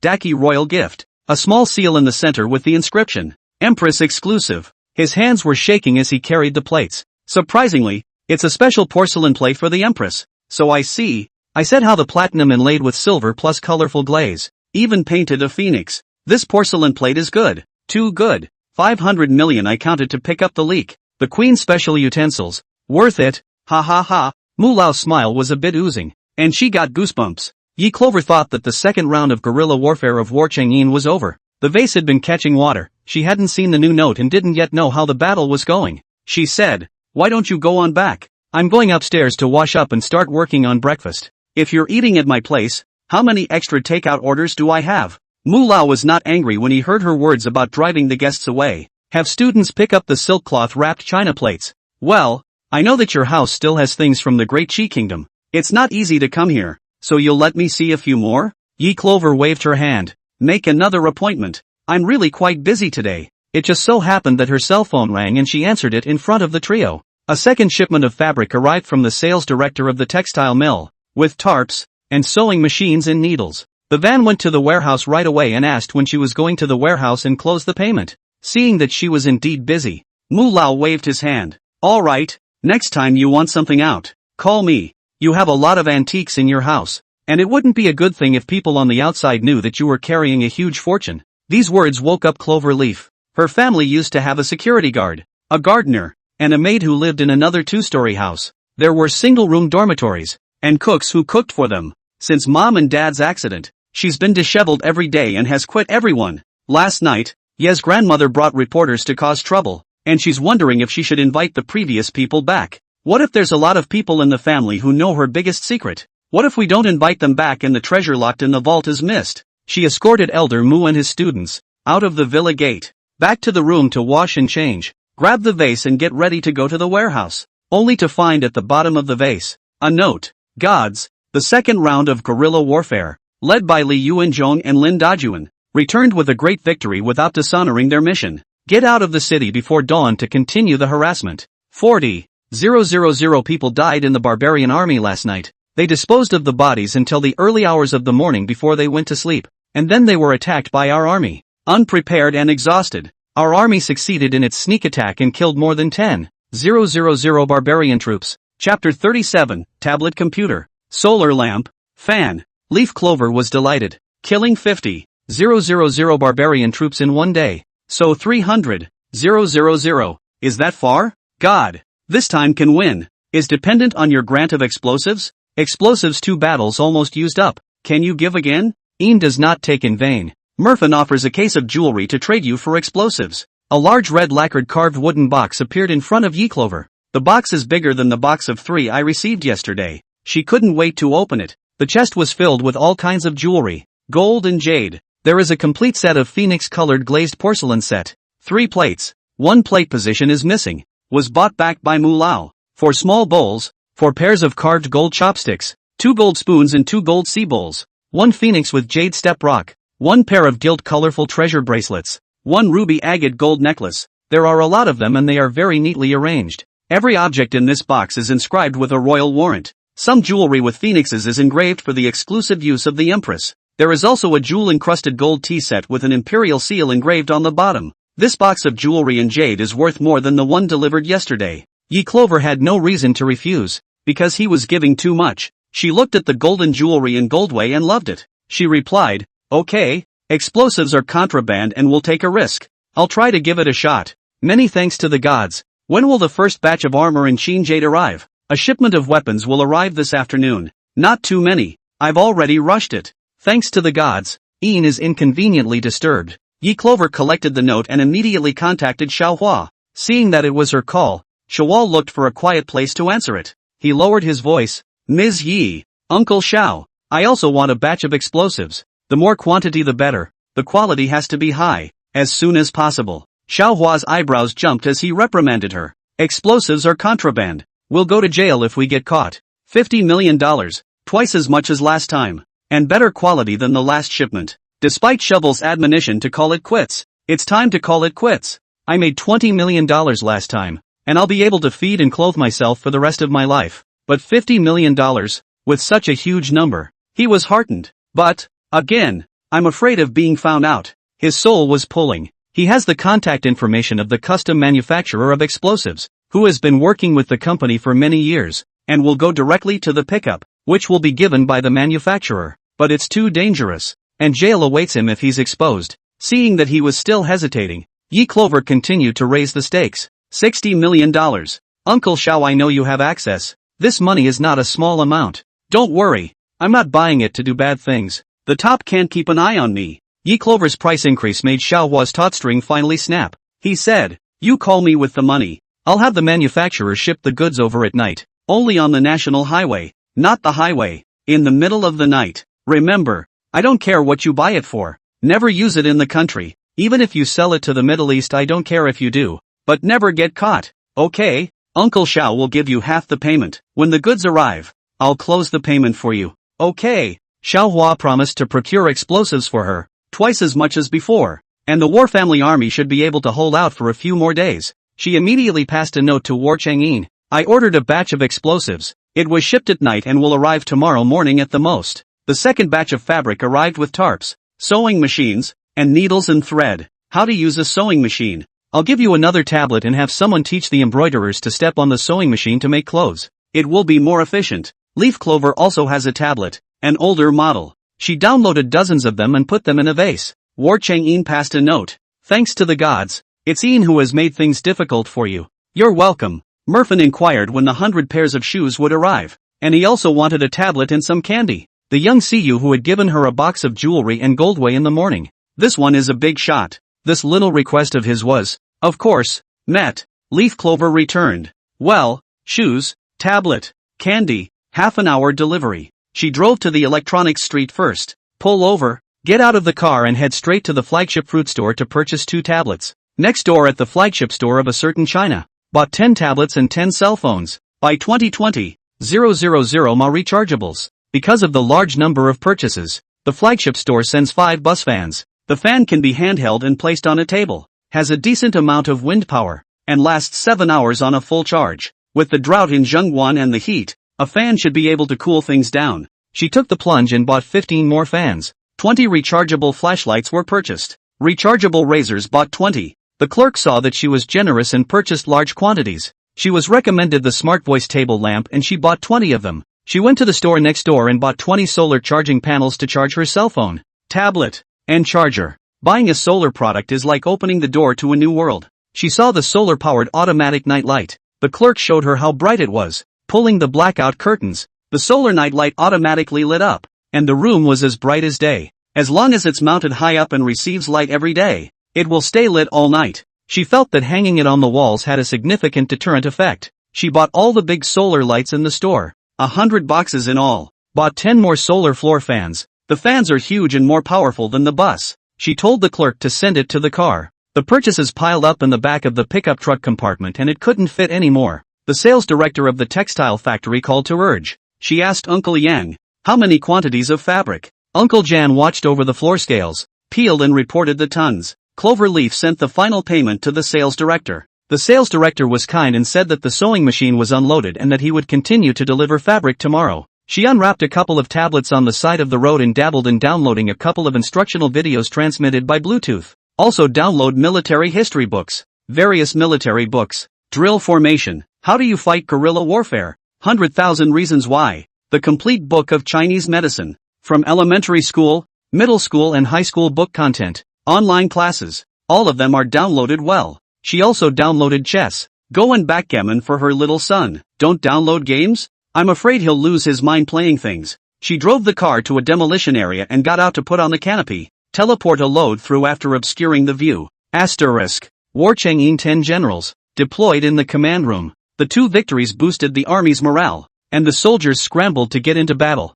Especially when he saw his former comrades returning from a great victory and lining up for rice. He was red-eyed to the extreme. Watching his comrades carry bags of rice back, he was envious and jealous. Many soldiers have family members in the city, and their family members are even more excited to come and help carry the rice. Feeling the envious gazes of the whole street, with all the complacency they can muster, a soldier, unable to settle down, took the initiative to come and inquire. General, when are we going to attack the barbarians again? Look, just one day. The soldiers were originally fearful of the barbarians because the barbarians had taken 200,000 men and killed them down to 20,000 men. And now, everyone is dying to go into battle and kill a few barbarians. Good to pick up the rice. Originally, the third guerrilla war was to be carried out in the morning, but when War Chang'in saw the note passed on by Clover, God said the second shipment of equipment and weapons arrived this afternoon. They timed their guerrilla warfare for the afternoon, only to begin attacking the barbarians as soon as their weapons arrived.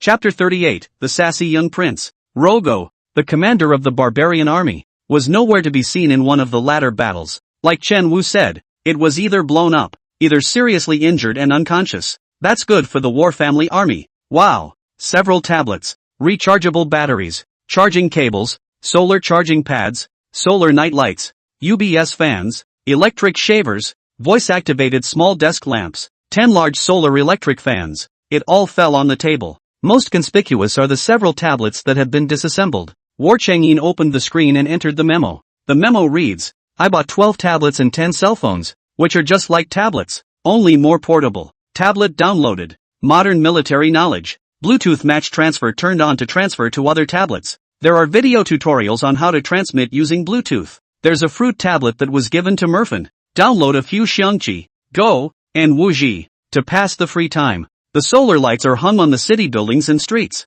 and the solar panels have to get sun all day and automatically light up at night. Electric razors, for shaving, 1 each, table lamps, flashlights, small fans, solar charging pads, tablets, chargers, each person in a group. When you run out of power, you charge it with solar energy. Murphin is curious and most receptive to new things. He took apart a small fan. The small fan was half charged and he flicked the switch and cool air blew in his face. He was very fond of the small fan. Wonderful. It can blow air automatically. This thing is very convenient. I'll take it. He savagely pocketed it. The other generals didn't think much of it when they saw it. He was originally a small fop in the capital. In the afternoon, He was supposed to go to the battlefield, and was brushed off by War Chang'in. He hasn't killed a chicken so far for fear that he'll go to war scared straight and drag his feet. It's good that he's not hurt. It's not good to explain to the Empress Dowager when you're injured. As a general, it was unreasonable for him not to go to the battlefield, and he was replaced by his nemesis Jiang Yuan.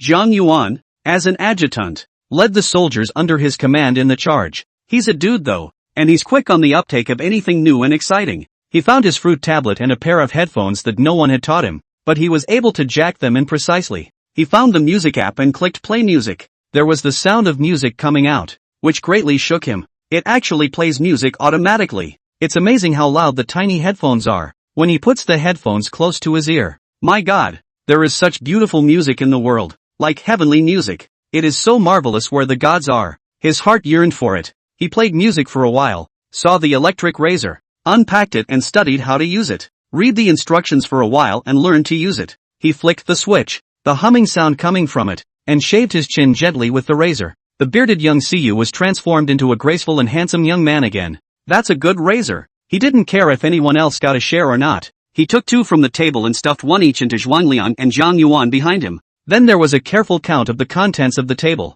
20 of each item. In that case, he was not polite. He took a tablet for himself and slipped two cell phones to Jiang Yuan Zhuangliang. Rechargeables, charging cables, solar charging pads, UBS fans, voice small desk lamps. All took 3 of each. Lastly, go with the solar floor fan. He followed the instructions and had Jiang Yuan go to the roof to install solar panels and connect the wires to the floor fan. Flip the switch and the floor fan spins. The cool breeze blew on everyone. All of them curiously crouched in front of the floor fan and couldn't help but tut and marvel. This thing is ingenious. What is the principle of turning just by shining the sun? Yes, horses still need to be fed grass to run. And this object called a fan that turns itself just by basking in the sun. Unheard of. The objects of the divine world are so amazing. It's so cool. Ha ha. I don't have to wake up hot at night anymore when I sleep. Fan said to War Chang'in. This one is yours. I'm taking mine back. From several floor fans, pick a set that is fully packaged and shove it into Arms Master Zhuangliang's hand.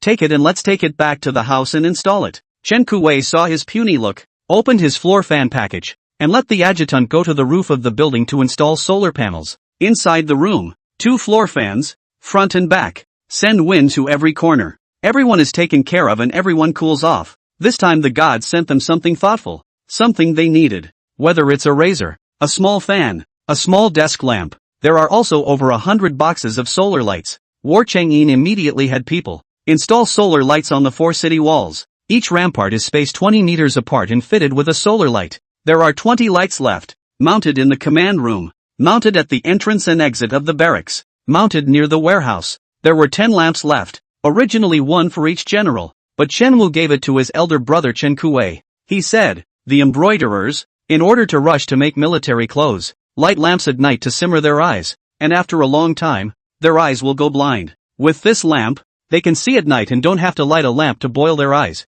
War Chang'in made the decision. Let Chen Kuwei brought back to the house. Immediately installed to shine the sun. Yi Clover teleported the objects and each of them shared a portion. When everyone had counted everything and was ready to be sent home, War Chang'in called Chen Kuwei to a halt. General Chen, wait. The second batch of fabric from the gods has come. I will go with you to the mansion. War Chang'in found the tablet computer that Yi Clover was going to give to Mrs. Chen and handed it to Chen Kuwei. The gods sent the sewing machine and have downloaded a video of the sewing machine operation for the embroiderer to learn. She was also given a share of the small table lamp, small fan, small flashlight, and solar charger. Chen Kuwei didn't realize that his own wife had a share. He was grateful. General, Bastard NEI will make sure the uniforms are ready. Yes, I believe you, ma'am. The 2 of them mounted their horses and headed towards General Chen Kuwei's residence. Chen Kuwei reported to him in passing. There are already 2,000 embroiderers who have come to the mansion to enroll.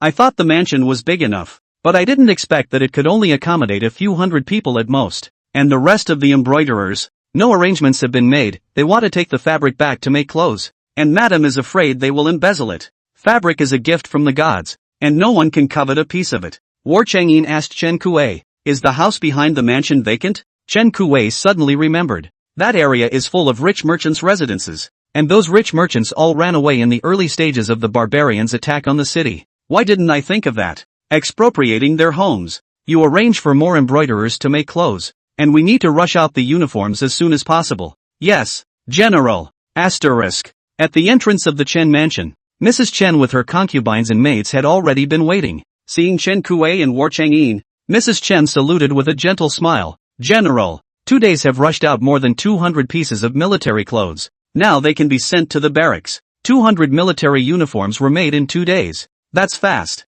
No wonder Chen Wu said that the embroiderers, lighting lamps and staying up all night to rush to make military clothes. Chapter 39, touched by the gods in his heart. The group reached the backyard. The embroiderers were in groups of a dozen or so, rushing to make clothes in an empty room. There were no chairs. They all sat on the floor, heads down, rushing to make clothes. Mrs. Chen took them to an unoccupied warehouse. General, the storehouse where the fabrics are stored, has been cleaned out. The treasury was large and used to be used by wealthy merchants to store their goods. This depot is enough. War Chang'in took the tablet computer from Tianqin behind him and handed it to Mrs. Chen. Mrs. Chen was unsure why the general had handed her a small slate. Chen Kuei hurriedly gave his lady a wink. This can be a godsend of good things to be found. Mrs. Chen hastily accepted it. Thank you, General. War Chang'in said. I'll teach you how to light up the screen and unlock it. The moment the little black slate, the screen lit up, she was filled with shock. The brightness of the small tablet in the gray warehouse was, after all,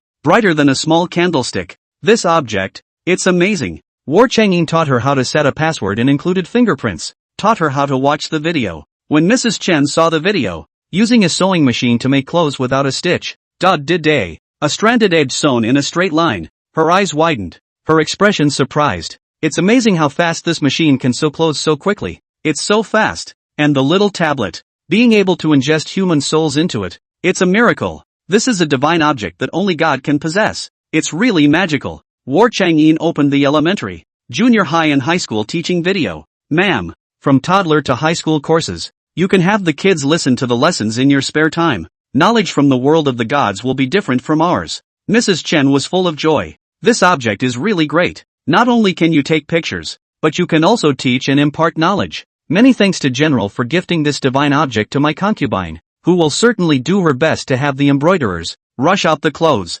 War Chang'in said. No harm. Not a moment's hurry. Can't boil the embroiderer's eyes. Then, Chen Kuei gave her the gift that belonged to Mrs. Chen. The two couples walked to the corner of the warehouse and happily tried flashlights. Inside the dimly lit warehouse, the strong lights illuminated the entire warehouse. Mrs. Chen exclaimed, "What a strong light! Husband, what is this object? Actually bright as day." "Ma'am, there's plenty of good stuff. This is a little fan that turns itself to blow air." "Wow, husband, that's cool. What kind of world is the world of the gods? And why are there so many novelties? Hey, I want to know too." War Chang'in took out a ballpoint pen and white paper and wrote a note to Clover. Embroiderers stayed up until midnight to make military clothes in a hurry, and the oil lamps hurt their eyes. With only 2 pounds of rice and 1 pound of flour per month, the amount is somewhat small. He wants to add some. Clover saw that a month's salary was only given so little, up to 5 pounds of rice. God! Enlisting a new soldier is only 4 pounds of rice and 2 pounds of flour per month. Clover thought that the owner of the rice shop would send grain today. Don't worry about supplies. 10 pounds of rice and 5 pounds of flour per month per veteran. 8 pounds of rice and 4 pounds of flour for recruits. Embroiderers each have 5 pounds of rice and 3 pounds of flour per month. War Chang'in replied. Good. Can the gods give more night lamps? The embroiderers use oil to light their lamps, and it hurts their eyes to rush to make military clothes at night. Staying up all night sewing clothes. Clover hadn't thought of them working so hard. She said, I'll make the purchase right away. She drove to the big store that sells solar-powered nightlights, and all the inventory was cleared out. Bought 300 sets of solar nightlights. Load the car, drive to an unoccupied alley and teleport over. Went back to the solar-powered fan store and purchased a solar-powered fan with a ceiling fan and light all in one. Inventory cleared, totaling over 500 units. Finally buy solar floor fan 300 sets. The compartment cannot be stuffed. The back seat are stuffed to be able to put down. After the transmission, she went to a supermarket to buy candy, potato chips, spicy fries, small fish, pickled chicken feet, nuts, want gift packs, big white rabbit milk candy, lollipop, chocolate, jelly, konjac cooler. She purchased 3 wheelbarrows. Supermarket staff helped carry the goods and put them in her trunk. And then finally there was the 100 pairs of shoes that Murphin wanted. She walked into a Hongqing flagship store and shopped for 60 pairs of men's shoes, choosing the ones with the most patterned colors and the most expensive prices.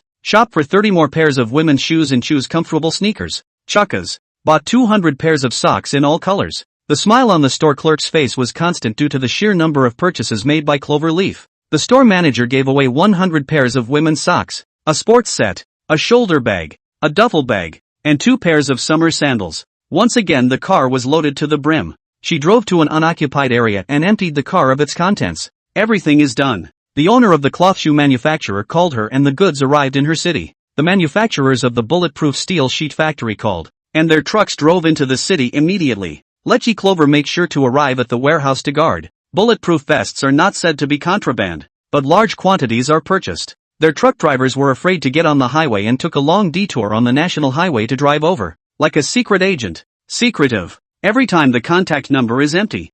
Clover purchased online. 500,000 steamed buns. 500,000 scallion pancakes all arrived. The manufacturer's big truck pulls it in and it's on its way. A message from the owner of the rice bank, who has transferred another 3 million tons of grain, 2 million pounds of rice, 1 million tons of flour, plus 500,000 tons of noodles. There were also 3 large truckloads of flood supplies. This boss doesn't know where to transfer the rice. Leaf Clover sent a message asking, "Is your source of goods correct?" The owner of the rice store called, and he was happy, his voice booming. "The way my grain comes is over the clear road. My brother-in-law owns a rice mill, and all the rice in the mill comes from the northeast. By the way, he is the manufacturer of the 5 kilograms 10 kilograms packaged rice commonly found in local supermarkets. As for the owner of flour and noodles, it's one of his circles that knows them all. Noodles, self-heating hot pot, ham sausage, squash. Quite a few of his customers do large shopping centers, and it's easy to just transfer a few truckloads of goods.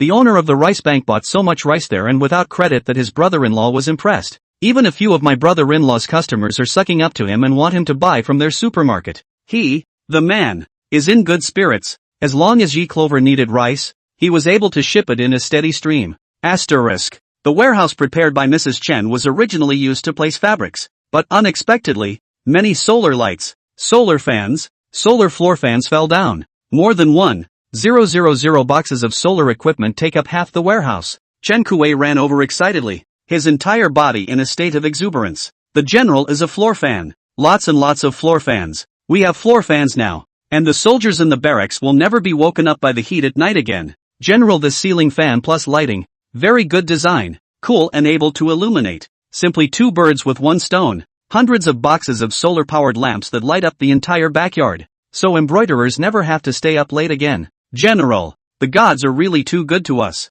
He was a big old man who had been to war and had killed many enemies, but he was crying. The things that the gods sent today are objects that they are in need of. The gods know too well what they need. Being able to be touched by the gods on your heart. It's amazing that they can't do anything except make offerings of cold, gold utensils, jewelry. Chapter 40, Thank God for the Gods and Goddesses. Chen Kuei, some words have not yet finished. The vase around and fell many snacks, candy, quantity, variety, more than what was given to the kids yesterday. Tears were still hanging from the corners of Chen Kuei's eyes, and he was saying words of thanks to the gods. Without a moment's delay on his hands, he unwrapped a package of soy slab duck and broke off a leg to test the flavor. His pupils widened suddenly. Wow, that was delicious. He broke off another duck leg and gave it to the lady. Lady at first reluctant in eating. Chen Kuei hard to stuff her hand. She covered her lips with her long sleeve and tried a bite. The flavor is strong and marinated in many spices. Delicious. It is a delicious flavor that cannot be blended by the imperial chef of the great kaiju kingdom.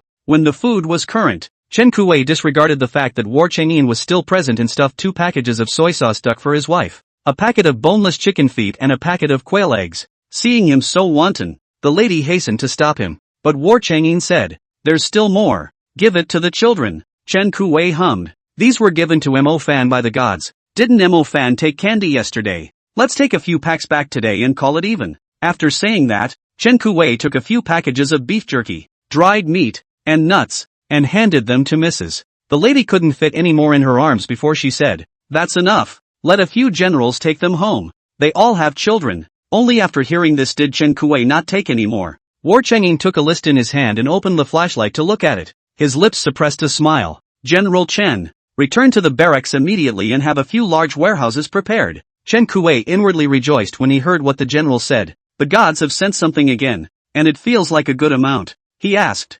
"General, how big a warehouse?" "Prepare a large warehouse of 4 million pounds of grain. There's also a lot of instant noodles, self-heating hot pots, and mineral water." Chen Kuei's eyebrows jumped hard. 4 million pounds of grain. More than the last delivery.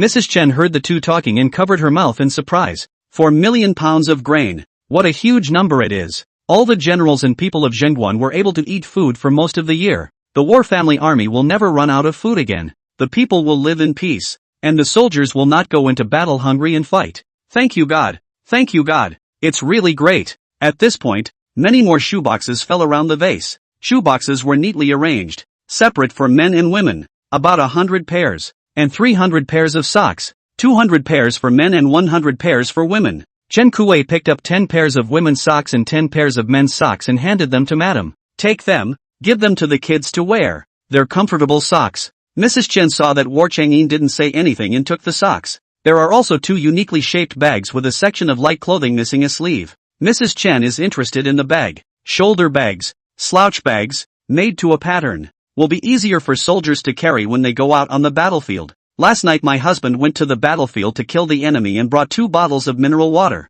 which were cut and spilled by the enemy. He fought for 3 hours and killed over 200 men without taking a sip of water. Came back with a split mouth. Chen Kuei saw that she was interested in the 2 bags. If Madam likes it, let's take it. Mo Fan won't say anything. Mrs. Chen shook her head. This is what the gods have given to the youngest son. It is not appropriate for the concubine to take it privately. I just want to borrow 2 bags so that my sisters can look at them and sew them out according to the style. In this way, soldiers will be able to carry enough water and food with them when they go into battle. War Changyin nodded his head. Take it, when you've looked after it, when you can give it to Mo Fan. Yes. After the lady left, War Changyin handed the note to Chen Kuei. 3 million pounds of grain, 500,000 pounds of noodles, self-heating hot pots, ham, noodles, mineral water from 3 large trucks, 500,000 each of steamed buns and scallion pancakes, bulletproof undershirts, 15,000 sets of bulletproof steel, 50,000 pairs of cloth shoes. Chen Kuei couldn't stop his fingers from trembling when he saw the number on the small note.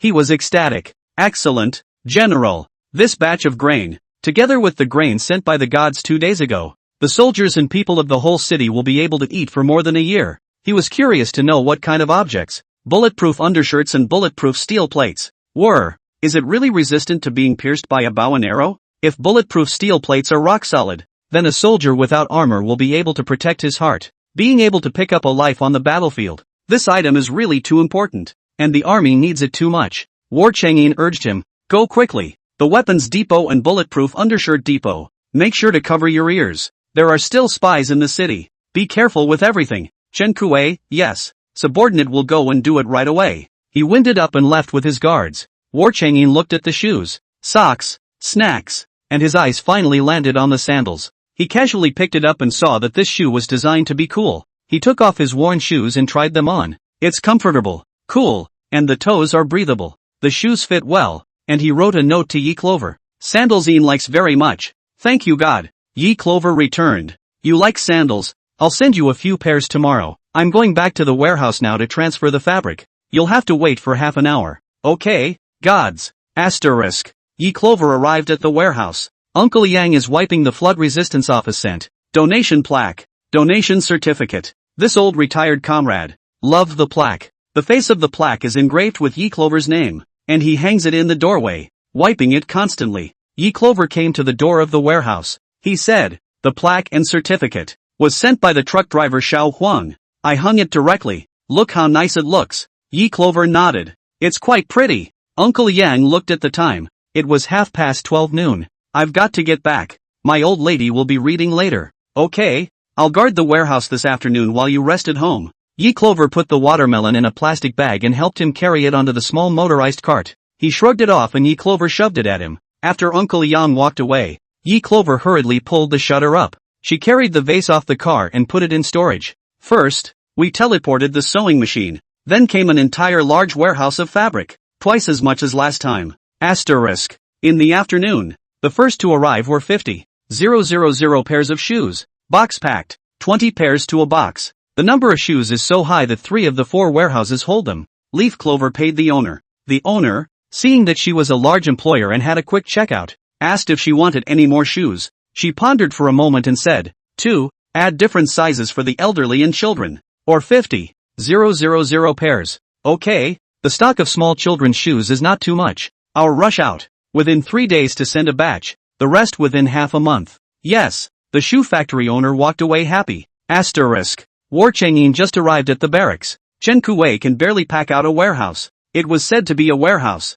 but it was just a couple of tents with tarps pulled up to enclose the outside view. Chen Kuwei was helpless. The gods had sent too many things, and the warehouses were all requisitioned. There's no room for it anymore. The watermelon is still in the sandbox. These tents, with tarps that Yi Clover just sent over. Chen Kuwei asked someone to fast-track it and bring it over from the warehouse of his own house. Chapter 41, I want to stay in the general's house. The shoes were delivered. 50,000 pairs in 2,500 boxes. The big tent was too full to fit, and a number of boxes rolled out of it. 10 generals, only Murphin is absent. He took the snacks and shoes from Chen Kuwei's house and didn't return to the barracks. Chen Wu's eyes reddened as he looked at a single box. Shoes. Those are shoes. Several pairs of his boots were all torn, sewn and mended, with several layers of patches on the uppers. The sneakers the gods sent him yesterday were too precious for him to wear. Who knows? Today the gods are sending new shoes. He couldn't wait to unwrap the carton. A pair of beautiful cloth shoes in navy blue color with embroidered flowers on the toe came into view.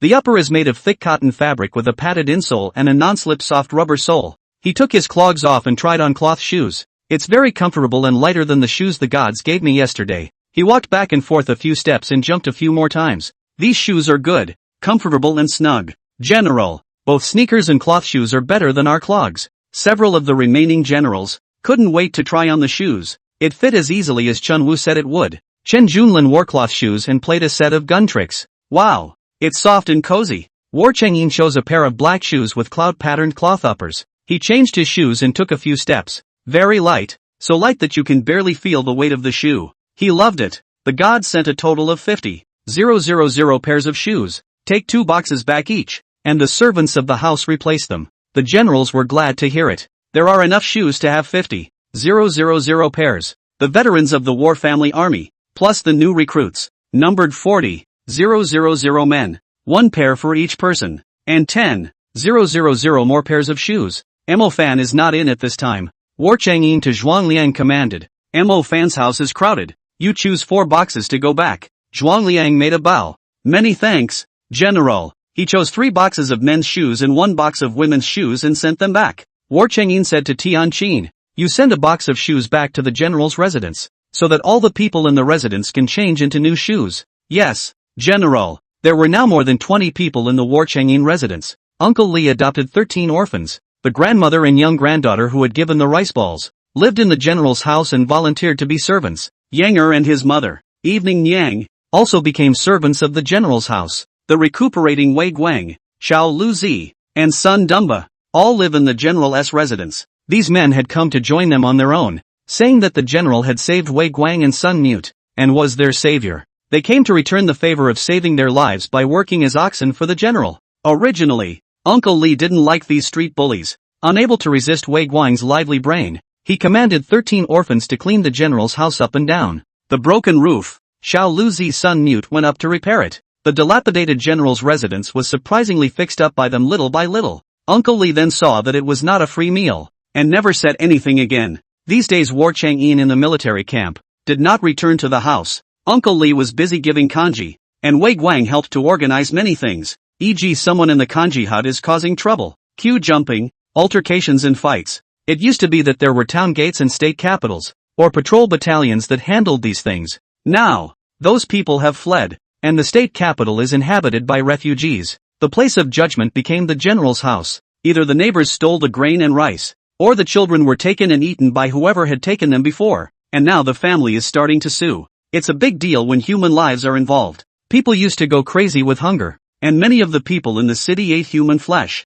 Now, the liquidation begins. Some people were afraid of being liquidated, especially wealthy merchants, offering large amounts of silver money to try to buy off the general's office and beg to be spared. It's best to keep these things to yourself. They still want to go back to their place of domicile for fear of being made a public spectacle and losing face. Wei Guang was very good at handling these things, and he knew all too well how much money the merchants in the city had in their pockets. The cannibalism thing can be turned around if you just pull out your family's money and leave some for the trip back to your domicile. The victim's family will be compensated with a bag of 20 pounds of rice and a bag of 10 pounds of flour. With this grain, the whole family can eat for 3 months, so naturally they will not make any more trouble. The matter is closed. Uncle Lee thinks that the kid Wei Guang is a talent. Let him read Sun Tzu's Art of War sent by the gods and cross the three-piece set of divine books. In just a few days, Wei Guang relied on his eloquence and personal charisma to gain a firm foothold in the general's residence. The general asked Tianqin to send back a box of shoes, and Tianqin thought that one box would not be enough for those orphans to build.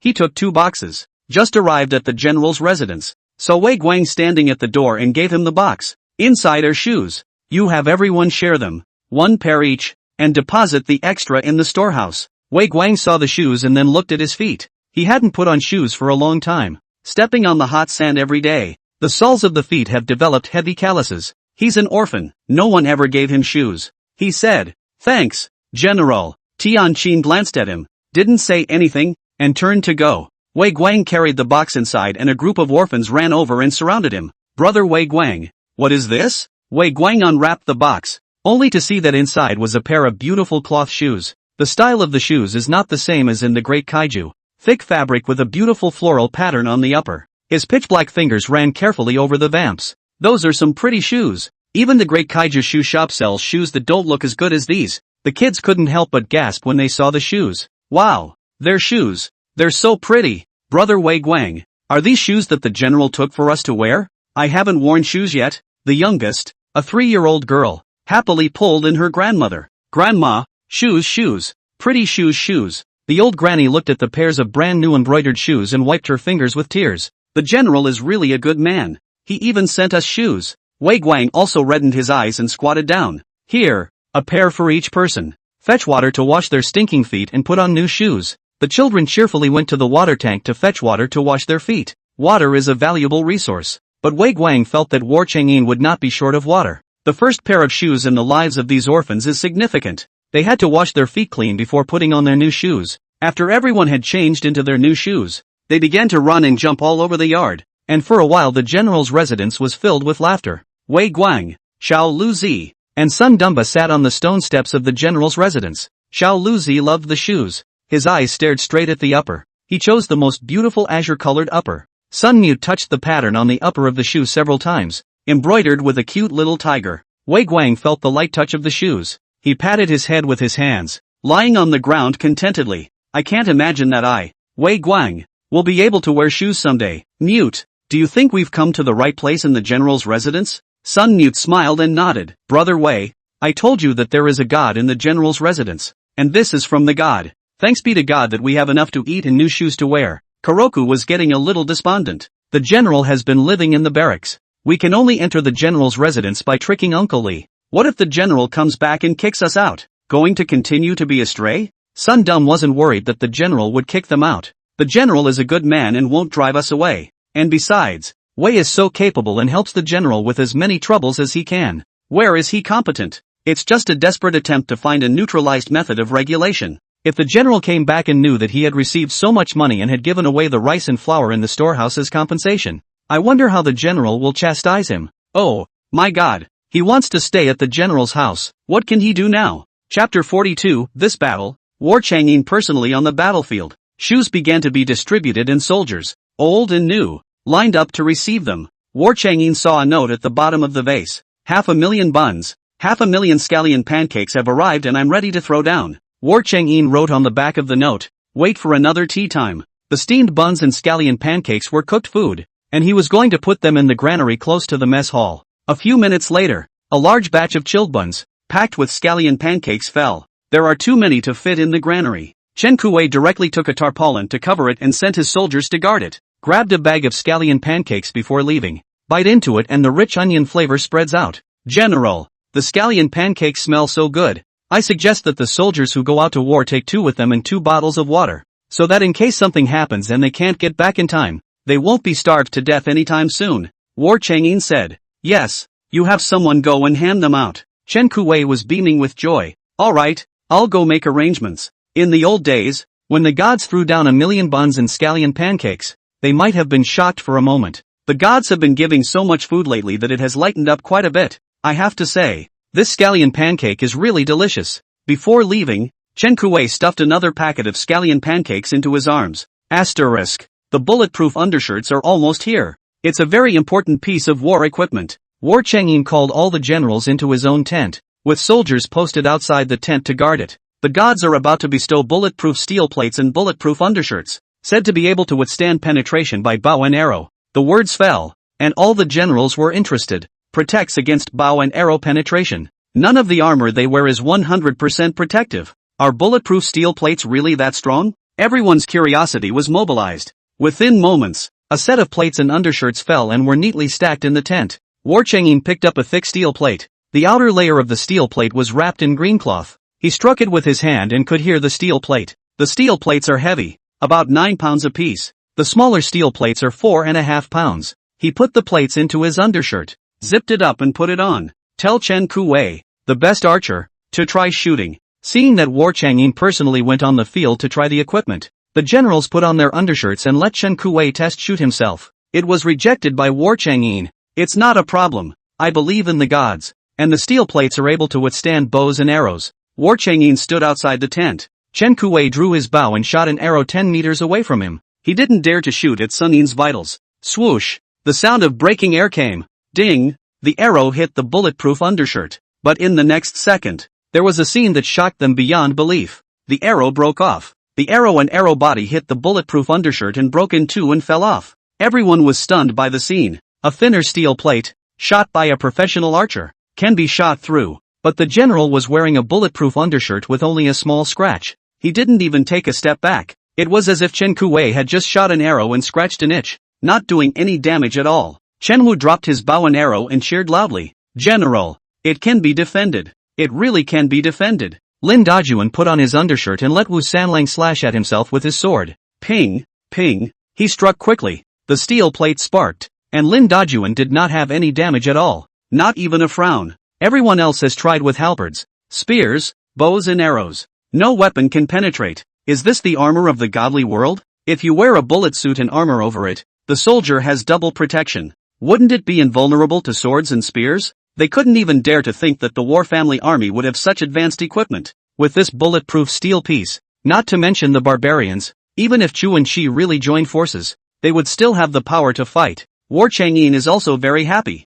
The effect of the bulletproof vest, he greatly unexpected. 2 steel plates that could save the lives of countless soldiers. Pass the word down that the soldiers attacking the city in the afternoon will each receive a set of bulletproof undershirts. He Hong, Chan Junlin, who was leading the team, showed delight and half-kneeled to bow. Yes, General, we are set to triumph. War Chang'in walked over to them and solemnly patted their shoulders. The afternoon was a hard-fought battle, and last night's 2 battles were won because they relied on explosives. The explosives ran out and we had to fight hard in the afternoon. War Chang'in said, good, when we return from our victory in the afternoon, I will discuss with the gods and reward each person with a pair of sneakers. Thank you, General. They're taking people down to put on body armor. Not long after, 4 million pounds of grain arrived. The generals heard 4 million pounds. Such a huge number, more than last time. Several of the generals were elated, yet their eyes were red. They went from starving to dying to stockpiling 7 million pounds of grain, enough for the entire population of the city to survive for more than a year.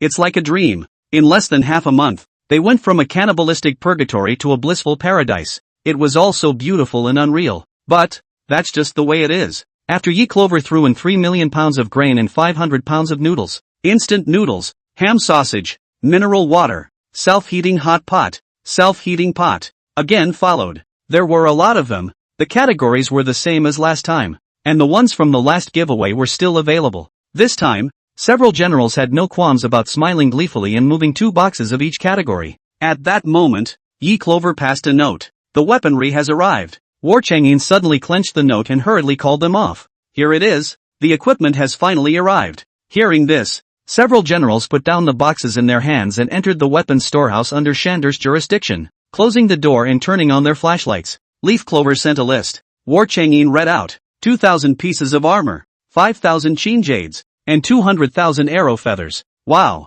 Instantly the generals cheered. They cared most about the chin jades. 5,000 racks and 200,000 arrow feathers. It's an incompetent man. Chin jades have an extremely long range. 2 ambushes of barbarians. No need to ignite explosives. Direct chin jades arrowheads dipped in pine oil. Ignition. One and done. Able to kill large swathes of the barbarian army in seconds. They really need chin jade too much. I didn't realize that the gods had sent so much. Compared to that, with body armor, Even armor doesn't matter so much. Chen Kuei can't wait to try Qin Jade. He stepped on the arrow bow, pulled the arrow basil, and swoosh, the arrow disappeared in the wilderness. The distance range has long exceeded 600 meters. This Qin Jade has been modified to have a longer range. The generals were overjoyed. 1 point of equipment optimization and 1 more point of victory for the army. It was agreed that the first wave of cavalry would be impacted by pressing the Qin Jades and shooting for half an hour. Then the strangers go back up. War Changyin read out the third supply.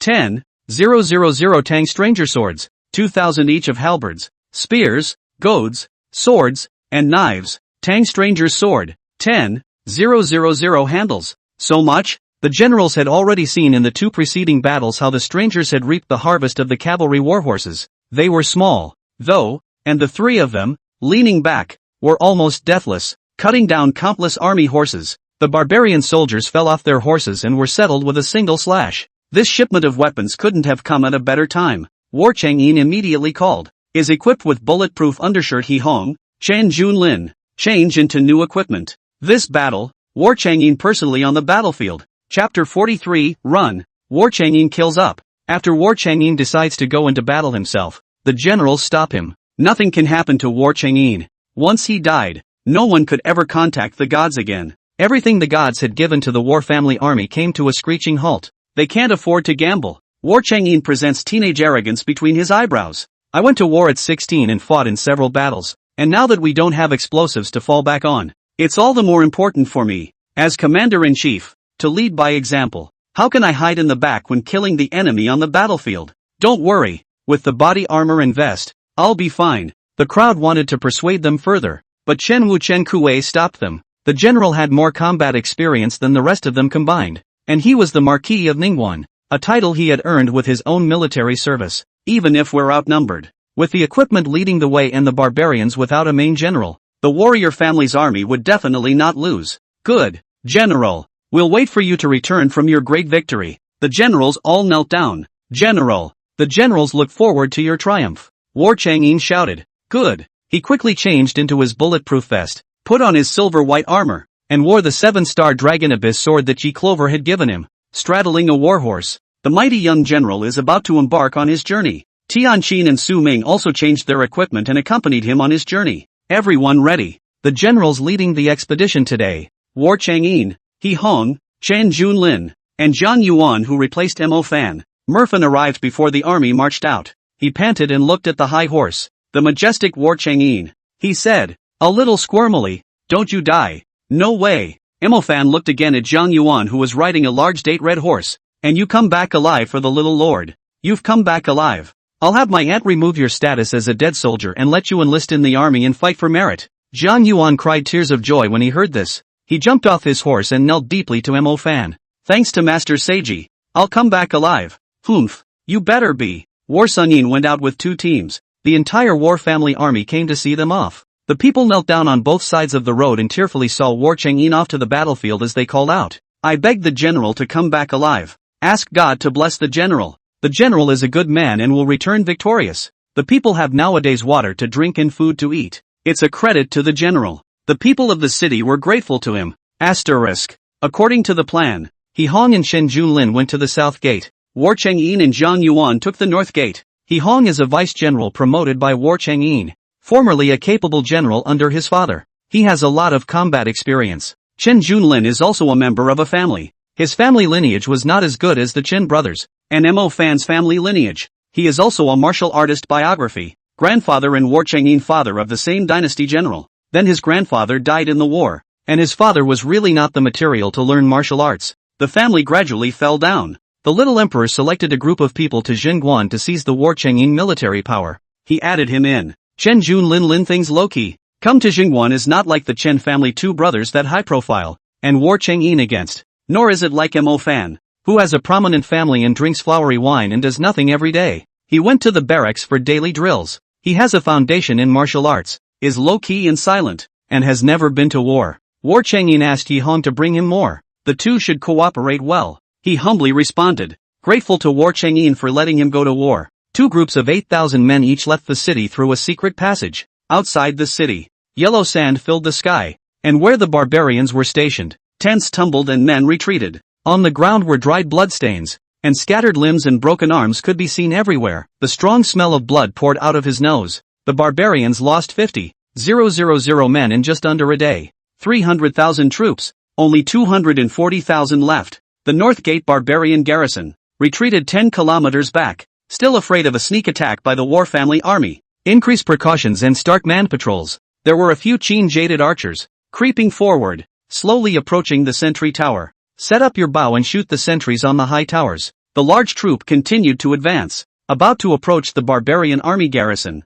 War Chang'in ordered. Qin incompetent team equipment. 5,000 Qin-jaded horses, 2,500 for each of the two teams. The Qin-jade team set up their Qin-jade, with the arrow feathers on the bowstring. War Chang'in ordered loudly, release the arrows. Shoo shoo shoo. Countless air-breaking sounds came from the sky, and the sky was densely packed with arrow feathers that flew towards the barbarian camp. The barbarians were stationed in a tent, and the arrows shot right through the tent and into the tent like nobody's business. The barbarian troops hiding inside the tent drew their swords and rushed out. In the next instant, it was pierced by an arrow. Come on people, get ready for battle. War Chang'in is killing up here. All respond to the battle. Quick, run. War Chang'in is killing again. If one runs out of the tent, kill one. A lot of people get shot just as they come out of their tents. More people were in the camp, fleeing like headless flies. They hadn't seen the enemy yet. Their heads were thick with arrows, and there was no place to hide. No place to hide. Eyes sharp. He saw War Chang'in at a distance of 600 meters, picked up a scimitar and tried to cut over, and before he could run a few steps, he was shot. There were archers shooting at each other, and the range wasn't far enough to shoot at the warriors. Even if a few arrows came their way, they couldn't hurt them with the double protection of wearing armor and a bulletproof vest. 80,000 arrows were fired and no more barbarians were seen fleeing. War Chang'in raised his hand. Stop. Then, mounting his big horse sharply, he exclaimed to the generals, men of the Great Enlightenment, follow me to the battlefield to fight. Today, anyone who cuts down a barbarian will be rewarded with an extra packet of noodles, and the top 100 killers will be rewarded with a pair of sneakers. Everybody kill. Countless soldiers copied their weapons and swarmed. Kill all the barbarians and collect the rice. Rice. I'm coming. Asterisk. When Cloverleaf learned that he personally went to war, her heart raced. It wasn't because he didn't trust War Chang'in. I'm afraid that something will happen. After all, according to the history books, he will die this year. Leaf Clover waited from 5 p.m. until 8 p.m. During this time she tried to contact him by writing a note. The vase can only be used by War Chang'in himself. With him gone, Cloverleaf couldn't even pass a note. In 3 hours, she passed more than 10 notes, none of which made it through. Every second is torture. She didn't want War Chang'in to die in battle. She purchased so many supplies that she went to bed every night thinking about what she was going to buy tomorrow and what had been delivered. What needs to be done to improve the living environment of the people of Zhengguan? Wait for War Chang'in to settle the barbarians and unify China. She's also going to give him globes. Give him maps of the world. And buy him lots of big boats. Support him as he sets sail to conquer the world. She still has too many dreams and hopes that War Chang'in can help her realize them. She really didn't want anything to happen to War Chang'in. 8:45 p.m. Good news from Battle Sungin. Gods, I won. Of the 40,000 men stationed at the North Gate, 20,000 were killed by Qin crossbow fire. The remaining 10,000 were decimated by the stranger swords, and 10,000 more fled.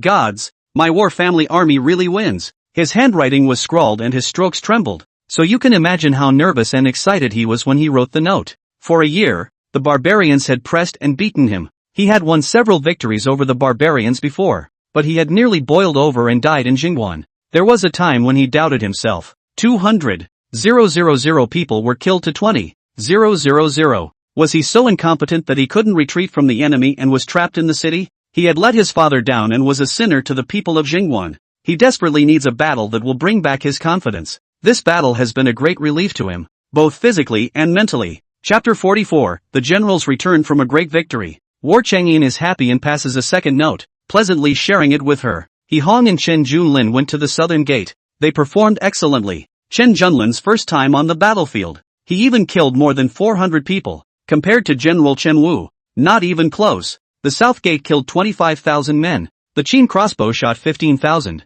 The strangers' swords killed 10,000. And the rest all fled. Obtained 600 live war horses and countless amounts of horse meat. The barbarian armies stationed at the north and south gates have been wiped out by us in one fell swoop. Today is really too painful. It has been a long time since I was so happy. Gods, thank you. Leaf Clover was happy too. The chain crossbow and the stranger's sword were so useful, with a huge difference in numbers and an advantage in equipment, that it was surprisingly easy to kill the barbarians without much effort. The war family's army was now greatly energized. These 3 battles came down to lay the foundation for the rise of the war family army. At the same time, it signaled that the barbarian army was headed for the end. If they were smarter, they should have realized to retreat in a hurry. They had no chance of winning if they fought with the war family's army. And even more so, there was no shortage of water or food in the city. If you can't fight a war, you'll die faster if you wear it out. As the netizens of ironbloodedmilitary.com put it, if you don't retreat in 3 days, you'll fight for 3 months, and you'll either have to run away or be beaten out of existence.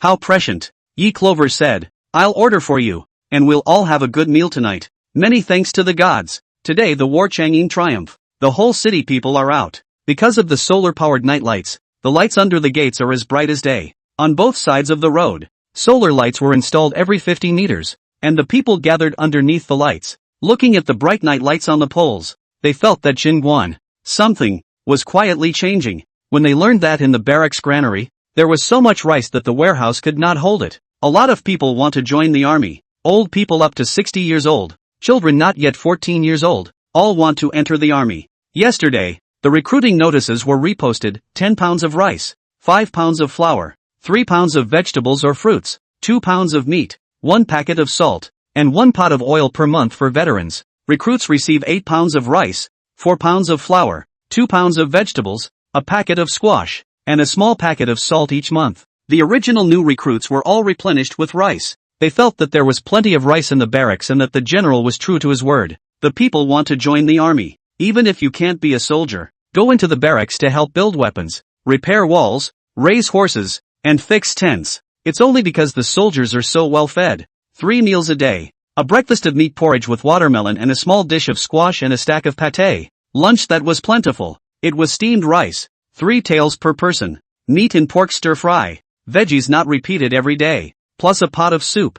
Sometimes it's egg and nori soup. Sometimes it's winter melon and rib soup. Even the soup was meaty. Cooked pasta for dinner. Minced meat is stir-fried into a sauce and drizzled on top for a mouth-watering bowl of noodle-scented noodles. War Chang'e rode on a high horse, wearing blood-stained silver armor, and the teenage general appeared for a split second. The whole city knelt down to greet them. Welcome General Triumph. War Chang'e dismounted and said to the people, everyone, please rise. The people rose up in a hurry, took gourds, and gave water to the soldiers returning from battle. There was a lively discussion. The north and south gates of the barbarians have been lost, so won't we be able to get out? Yeah, we can get out of town. But what's the use of going out of the city now? There's a famine all over the outside. And outside the Zhen Pass is a horrible 1,000 miles of red land with no one for 10,000 miles. So if we don't starve to death if we go out, we'll die of heat as well. Yes, now I realize how good Jingguan is. Endless food. 3 victories in 3 battles against the barbarian hordes. And today, in 1 day, killed 100,000 barbarians. 100,000 deaths in 1 day. Not to mention the barbarians of the desert north. Even the central plains have rarely seen such a routed battle. Even if 180,000 people died in the war family army, they didn't die in 1 or 2 battles. It was a constant stream of barbarians attacking the city within a year. And the war family army could only passively defend. They died fighting to hold the gates. These 3 battles, I'm afraid, will soon spread throughout the land of China. Those who want to lay hands on Qi, Ying Chu and Qi, will also have to weigh their own abilities, whether or not they can be favored under War Chang'e. He was the strongest and first god of war of our time, and the comments made about him in later generations were not wrong at all. The people have surrounded the War Chang'e, excited and hot tears. General, thank you for guarding the town pass and the people. General, if it weren't for you, I'm afraid all of us would have starved to death. You must take good care of your health.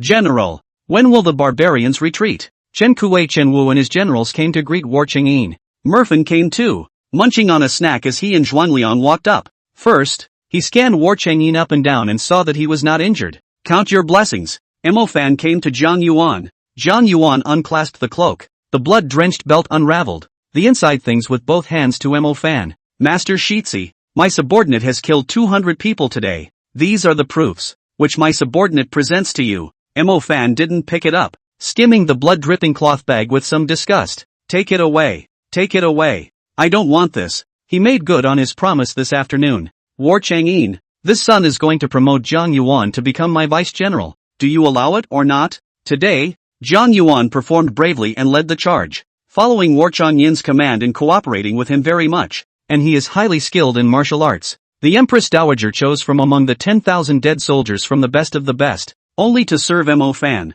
Jiang Yuan is worth cultivating, he said. May. Then War Changyin asked. However, his identity deed is a slave status. According to the laws of the Great Revelation, a slave status is not allowed to enter the dynasty as an official. Mo Fan said, the deed is with my aunt. I flew a pigeon and told her to burn it. It's a deal. Hearing this, Jiang Yuan knelt down, his face unable to hide his delight. He kowtowed toward Mo Fan. Many thanks for your promotion, Shitsi Master. Again, he kowtowed to War Changyin. Many thanks, General. He was no longer a slave. He could hold his head up and be a man in the future, and he could still compete for military honors, and his military position could continue to rise up the ranks. My sister will never again be held in the hands of the Empress Dowager. That's great. He was able to save his sister. Shoora walked over and helped him up. You did a great job and deserve it. Yes, if it wasn't for the World Master giving me this opportunity, I would have been nothing more than a slave until the day I died. World Master, Jiang Yuan won't let you down. Merfin grabbed a handful of candy and put it in his hand. Eat some, it's the food that's going to stop your mouth. War Changyin looked at the master and servant duo and smiled helplessly. He and Shen Kuei Chenwu and the rest of the group entered the tent. In this battle, they captured a lot of horseflesh, freshly shot and with blood still warm. The barracks are running out of meat. These horsemeats are the best supplement. Also captured were barbarian scimitars, tents shot to sieves, and dried meat for their daily rations. The jerky had a fishy odor, about that of starved beef. Barbarians can eat it and it should not be bad. Chapter 45 Battle Changyin's Great Victory. With today's great victory, there are only 200,000 barbarians left out of the 300,000 strong army. When War Changyin attacked, there was a barbarian army that came to support him, but it was repelled by the Qin crossbow. At that time, there were only 20,000 arrow feathers left, but if they dared to risk the arrows to rush over, the north and south gates would not suffer serious casualties, and they backed off. Fear of death by arrow plume, and even more fear of being blown up. He actually watched the north and south gate garrisons being lifted by the 8,000 men of the War Family's army. When War Changyin cleaned up the battlefield, the reinforcements only watched from afar, not daring to cross the minefield by half a step. Therefore, War Changyin and his party retreated unharmed. 3 big wins in 3 battles today. The War Family army, over 1,000 dead and 2,000 wounded. Song Yunhui came into War Changyin's tent, his hands wearing white film gloves, his face covered in sweat. The medicines are running low. Ask for medicines from the gods, anti-inflammatory medicines, hemostatic medicines, especially the injectable ones. Fast. Yes. War Changyin wrote a note and passed it into the vase. When he finished, he instructed Sonder to arrange for the casualty soldiers. The families of soldiers killed in battle receive a bag of 100 pounds of rice, 50 pounds of flour, a box of noodles, 5 packages of salt, and 3 barrels of oil. For wounded soldiers, 50 pounds of rice, 30 pounds of flour, 2 packages of salt, and 1 barrel of oil each. Follow up on the pacification. Sonder went to finish it. Asterisk. Yi Clover saw the note written by War Changyin, who desperately needed a large amount of medication. She carried the vase to her car and changed to the most of the drugstore. Purchased at the pharmacy. Sterilizing alcohol, iodophor, bandages, cotton swabs, anti-inflammatory drugs, hemostatic drugs. Large amounts of penicillin and tetanus are also required. Pharmacies can't sell tetanus. After she delivered the first batch of anti-inflammatory and anti-bleeding medication, she thought of her second aunt. She works for the FDA, still a deputy. Second aunt was surprised that G. Clover would call. Clover, it's late. Have you eaten yet? Second auntie, there's an urgent matter I'd like to ask you a favor. You kids, so outgoing. What's the matter? Whatever I can do to help you, I will. Can't help. There's your great uncle. And your second uncle isn't. Did the Yi family bully you again? And that old woman still won't die? Yi Clover hurriedly explained. No. Second auntie, I want a large amount of penicillin and tetanus. Can you help me find a pharmaceutical company? I urgently need. The second aunt came to a secluded place and asked in a lowered voice. Why do you need tetanus? It can only be injected at a tertiary hospital or a vaccination station. Saving lives. Second aunt, don't ask.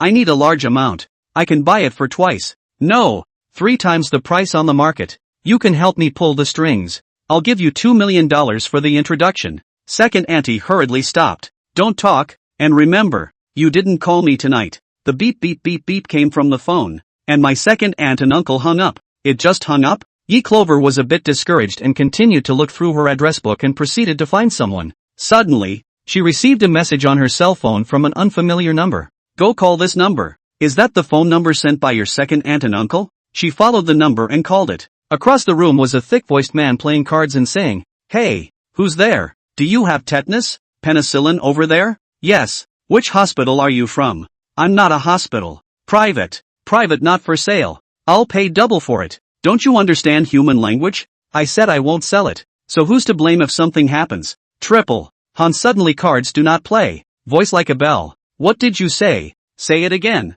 How many times? Yi Clover thought he wasn't satisfied with the price. 4 times? Up to 4 times the price now. The Hanyo's brow jumped and he slapped his cards on the table. Not playing. He grabbed his cell phone and ran out of the tea room, looking for a quiet place. Quadruple. Are you sure it's quadruple the price for the purchase? Yes. Anti-inflammatory painkillers too. Do you want anesthesia? Want. I can give you the drugs. Can you write me a disclaimer? No? The big man went on to explain. You're not a hospital medication. What if you kill someone and it comes after me? Okay, I'll sign the waiver. The drug dealer and her arranged to meet at his warehouse. He gave 2 boxes of penicillin, tetanus, anti-inflammatory and pain-relieving agents in the warehouse. Anesthesia. Half an hour later, Yi Clover arrived at the medicine merchant's warehouse. He met Yi Clover in person. Still so young and quite good-looking. Uncertainty asked, "Are you the one who buys the drugs?" "Yes, big brother." "Look, is this enough medicine?" "There are more than 30 boxes in total, with 20 to 50 boxes in a box. Do you have needles, syringes, sterile gloves, masks?" "Wait." The older brother turned into the warehouse and brought in a couple more large boxes. He pulled out the disclaimer. "Sign this. Make sure you get a skin test. Allergies can kill you." "Okay." Leaf Clover quickly scanned through, indeed, the disclaimer, and signed her name. 40 cases of medicine, and Big Brother wants $8 million. The drugs were shipped to the hospital and topped out at over $1 million. He looked at the 8 million figure, very satisfied, and asked Yi Clover, "Where did you find my contact information?" "A relative of mine." "Which relative? Do I know them?" "You probably recognize it. Second in command of the FDA. Clang. Big Brother's cell phone didn't hold steady and fell to the ground. His hands were still shaking as he picked up the phone. "You didn't say anything to her, did you?" "No. I'll give you another $2 million back. The fee was a bit high just now. In case your relatives find me in trouble. I can't do business with this medicine." Big Brother yelled to give her a refund. Yi Clover said, "It's okay. Next time you charge cheaper on the line. Let's add contact information. I'm still looking for you." "Okay, little sister. My surname is Su. My name is Su Qian. Just call me Brother Su." The two added WeChat. And Yi Clover played $2 million in the cousin's card and asked him to transfer it to his aunt and uncle. The note is that the niece honors her aunt and uncle. She drove to find a deserted place and teleported the drugs, afraid that the war Chang'an side is not enough, and swept 2 or 3 pharmacies. Chinese medicines, Western medicines, proprietary Chinese medicines, all of them are packed and sent over. Be sure to do a skin test when preparing medications such as penicillin and tetanus. Just follow the instructions for the skin test. It was a busy day until 10 o'clock at night before driving back to the villa. Asterisk. Just as she approached the gate of the villa complex, suddenly, a group of people ran out and stopped her car before and after. She slammed on the brakes, almost, half a meter short of a car hitting someone. The man who stopped her was her cousin, Yi Xin, who had been released after a week's imprisonment. Then she saw her great-uncle, her great-uncle's mother, her second aunt, her second uncle, and their 3 children. Behind the car were my third uncle, my third aunt, and their 2 sons. In the center of this group was grandmother Liang Tsuehua. Liang Tsuehua hung slanted eyes, glaring fiercely at her, looking at her like she was looking at an enemy. She said, "Bastard, get down here." Yi Clover did not get out of the car. The front of her car,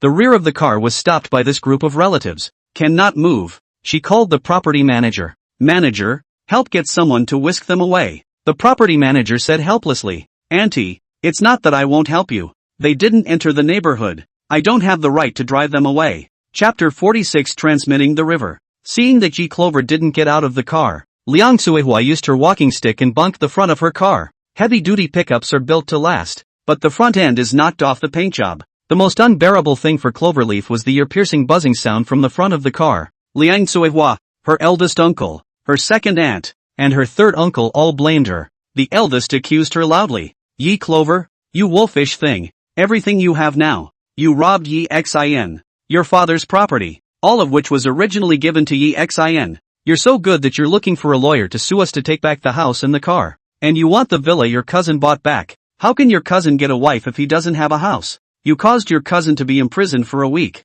You now, right now, take the shares of the company, transfer them to your cousin, and apologize to him properly. He'll take good care of you for Dad's sake. Grandma was screaming and cursing. You money loser. Come down here and kneel down for me. We can't do anything about you because you're hiding in the car? I'll have them tear the car apart today, and you'll have to kneel down for me. The second nun smiles and plays the family card. Clover, it's your fault for getting a lawyer to sue us. The house and car your father gave us. It's ours. How can you ask for it back? You've made such a mess of your relatives. What if you're bullied in the future when you're married and don't have your mother's family to back you up? Just get your lawyer to drop the case. We're all relatives. Why make such a mess? Uncle Sam played it straight and half threatened. My brother wouldn't dare ask us to pay back the money. How dare you? I tell you, if you want money or life, you insist on suing us. I will lie under your wheels today. You toward me here. He pointed to his face and threatened menacingly. Run over towards me here. Look at this bunch of underfed white wolves.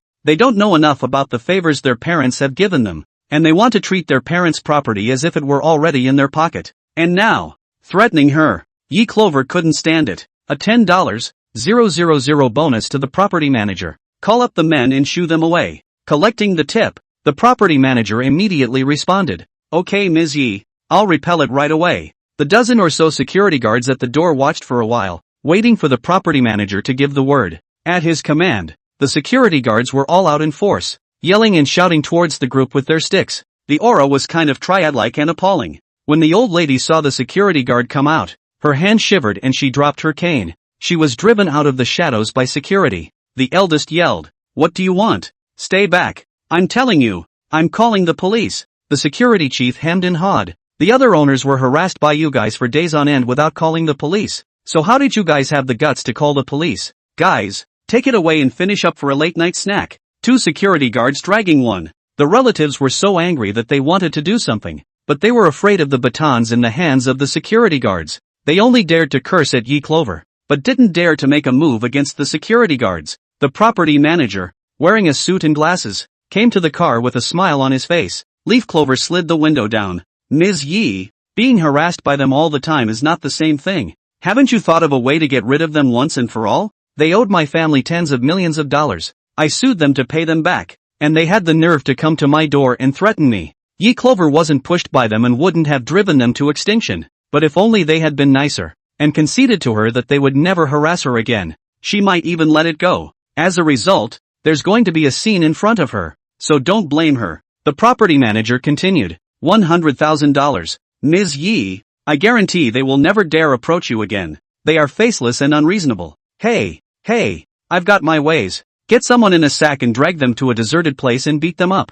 Still disobedient. The child goes to school. Class teacher's name. Photo posted. Average person. To this step we'll be honest. This trick doesn't work 100% of the time, and there are treacherous and cunning ones. That's good too. Horny. We find out the cheating and whoring records. Send a copy to his wife, his boss, and he'll be honest. If you can't find out, it's okay to get a lady to do a bureau. Without being horny, I can get evidence of bribery, making fake checks, and taking kickbacks. I know all the homeowners in the neighborhood well, and in this city, we have all the contacts. By the third step, you have to start with $500,000. After all, you have to use your contacts and treat yourself. But this bunch of relatives you just had, you don't need to go to the third step. The first step is honest. I just charged you $100,000. Leaf Clover carefully surveyed the property manager. With over 200 villas in the neighborhood, the prices are expensive and the properties are not cheap. Those who can live here are the upper echelon of the city.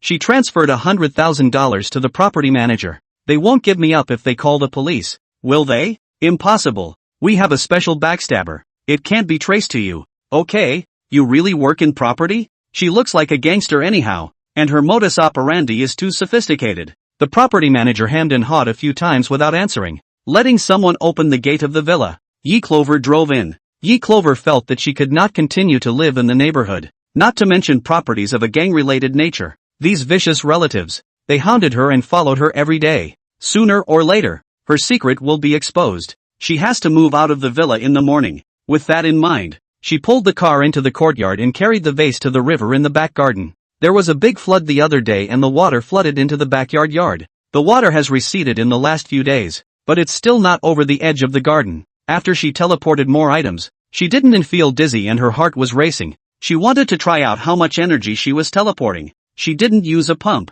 She used her mind to make the river water converge directly into the bottle and carry it over. The pump is too slow. If she transmitted the river water directly, she could send more water. She writes a note. War Chang'in, you find a river. I want to move the river water over there. When War Chang'in saw the note, his eyebrows jumped fiercely. Moving river water? Is it really okay? Is the river water clear in the latter days? Is it drinkable? At night, Leaf Clover sends over water, saving some to meet the needs of the whole town. But bathing, washing clothes, washing your face, is not enough. When the soldiers went into battle, they were covered in blood and could only dab a wet towel to wipe it off. Don't dare waste a drop of water. It would be nice to have tons of water. Yi Clover stood by the river, and the water was no longer muddy, returning to the clarity it had before the heavy rainstorm. At night, small fish and shrimp can be seen swimming. Not long after, the note passed by War Chang'in. Gods, I have sought out a dry riverbed, the largest river that flows into Zhengguan. I've had people block the upstream and downstream, so you can move the water. Seeing this, Yi Clover held the vase and came to the riverside. She put the vase straight into the river and let the river water submerge the vase. She used her mind to make all the river water pool and all of it gushed into the vase. She watched as the water filled in massively, creating a whirlpool. River level line drops, then drops again. In half a minute, it had actually dropped to reveal the mouth of the vase. The vase seemed to have devouring power and kept swallowing more and more of the river water. River level drops 1 centimeter, 2 centimeters, 5 centimeters, 10 centimeters. The water level is receding more and more rapidly. Soon exit the garden to reveal the cobbled path. Exposed railing handrail. Exposed reef. The water level receded down to 1 meter to the edge of the riverbank. Up until this point, Yi Clover felt dizzy, and the teleportation limit had reached the top. She stopped. Chapter 47, God opens his eyes. The river is finally filled with water. Yi Clover stood against the railing for a while, and after slowing down, she continued to use her mind to transmit the river. This time, the water level dropped about half a meter. Her face was pale, her spine drenched in sweat, and she couldn't hold on any longer. She rested for a moment, picked the vase up, and headed for the villa on weak feet. As she walked to the well, she glanced at it and it was still full of water. She went to the villa's living room and collapsed on the couch, too tired to keep her eyelids open. A note fell and she didn't notice. Asterisk. Town Pass. 2 solar lights hung by the river, extremely bright. When the people saw the sudden rise of the water, they all ran to the river in a swarm. Some of the people were already in their sleep, but they were also woken up by their families shouting at them. The old man, who could not walk, was lifted by his family on a doorstep to the riverbank. Tens of thousands of people knelt by the river, looking at the crystal clear water in the moonlight, rippling microwaves. The people knelt down en masse, some silently wiping away their tears. Some of them cried loudly and heartbreakingly. There's water. The river is finally getting water. God has eyes. The drought is finally over. They knelt on the riverbank and cried in tears. God, open your eyes. The people of Zhengguan will never be starved to death again. Oh my poor child. If only you had lived a few days longer, with rice gruel to eat, seeing the river full of water. Father, the water has finally come. The river has risen, you see. Our whole family can live. You can rest easy down there. Father and mother, I will take care of my siblings. The water has risen, and our land will be able to grow food. Oh, War Chang'in saw the common people kneeling on the riverbank, sobbing uncontrollably. He knew how hard it had been for the people of Zhengguan to survive this year. They escaped water shortages and droughts, famine and barbarian attacks. They went from being too hungry to stand up and walk to lying on the ground waiting to die. Until now there is water to drink and porridge to eat. And now, seeing the river full of water, it's finally getting up. All of them had emotional ups and downs against the river, great joys and sorrows. There's lying down by the river and having a drink. Some are so emotional that they just cry themselves to sleep. War Chang'in hurriedly told the soldiers to take the people who cried and fainted to the military doctor's office to see a doctor. Asterisk. The soldiers hadn't bathed for most of the year, and they weren't as emotionally intense as the civilians. Most of them had gone to the battlefield to kill the enemy and were full of blood. They couldn't stand it and wanted to go down to the river to take a bath. Until, when the people had finished their water, they jumped down into the river. Lian Mofen, this little son of the world, jumped into the river in his profane clothes, and even asked the servants to help him rub the bath. As he rubbed, he resented the smell of his own sweat. He hadn't bathed for most of the year, and he felt lice on his body, itching everywhere. Tianqin stood behind War Changyin and handed over a towel. "General, wash yourself." War Changyin took the towel and asked Tianqin, "Did the gods not write back?" "No. What time is it?" "General, it's midnight. I'm afraid she's rested by midnight." War Changyin unbuckled his belt, retired his robe,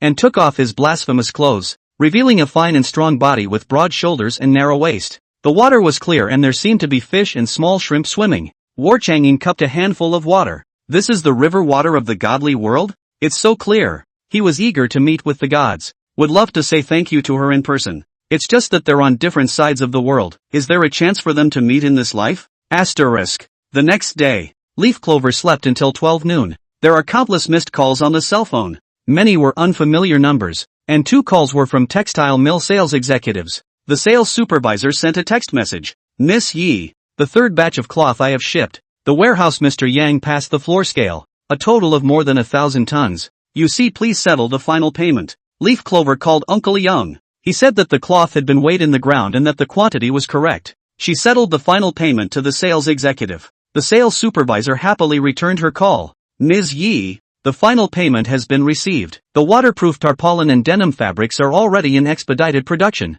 What other fabrics you need? My factory can do it. There are cheap plain fabrics that you can sell me." "Okay, so how much do you want?" 2 million goods. Plain, suitable for men's navy blue, sky blue, black, army green, to 70%, the rest to be suitable for women's plain fabric, light pink, goose yellow, white, tender green, color you look at the ratio. "Good. I'll arrange for factory production as soon as possible." Clover Leaf called him for $1 million reservation. The sales executive received the reservation deposit and said it would take about 10 days to ship. Leaf Clover was going to move out of the villa for a while. At least, keep the blood-sucking relatives from finding her for a while. But the house was vacant and she was worried about them going over the wall and taking over the house. Thinking about it, she called her former maid, Auntie Lou. Aunt Lou went back to her hometown. After she didn't earn any money, her son and daughter-in-law treated her badly. When Auntie Lou worked at Ye's house, she earned a salary of $15,000 a month. She sent $13,000 home and kept only $2,000 for herself.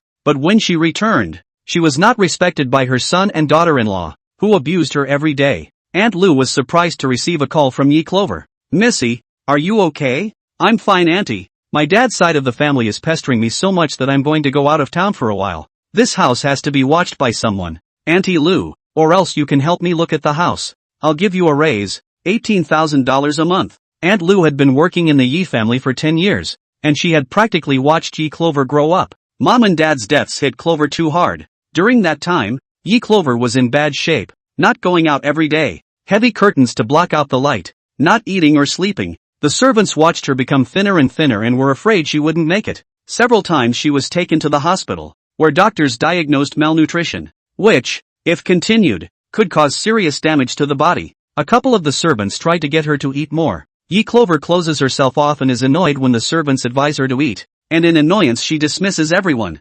including Auntie Lau. She knew that the servants cared for her, but she was too bereft at that point. Just want to be left alone and quiet. Now that she's changing her residence, the villa, she'll have to have someone she trusts guard it. Seeing that Aunt Lou was still hesitating, she added, "If you think it's too cold for one person, you can invite all the people back to accompany you, and add $3,000 to each person's salary." Aunt Lou was overjoyed and agreed. "Then I'll contact them?" "Okay." After Yi Clover hung up the phone, she immediately looked for the company that installed the surveillance, and the company that installed the power grid. She intends to grid all the cottage fences, put surveillance on all the corners of the house. She wants to move out today, offered double the price, and demanded that the crew be in place immediately. The other guy heard the double offer and drove right over. The crew installing the surveillance arrived first, pulled the wires and debugged the installation, and installed a couple more solar monitors in the back garden. It's a big crowd, 2 hours to get it done. Wired to the security room at the entrance,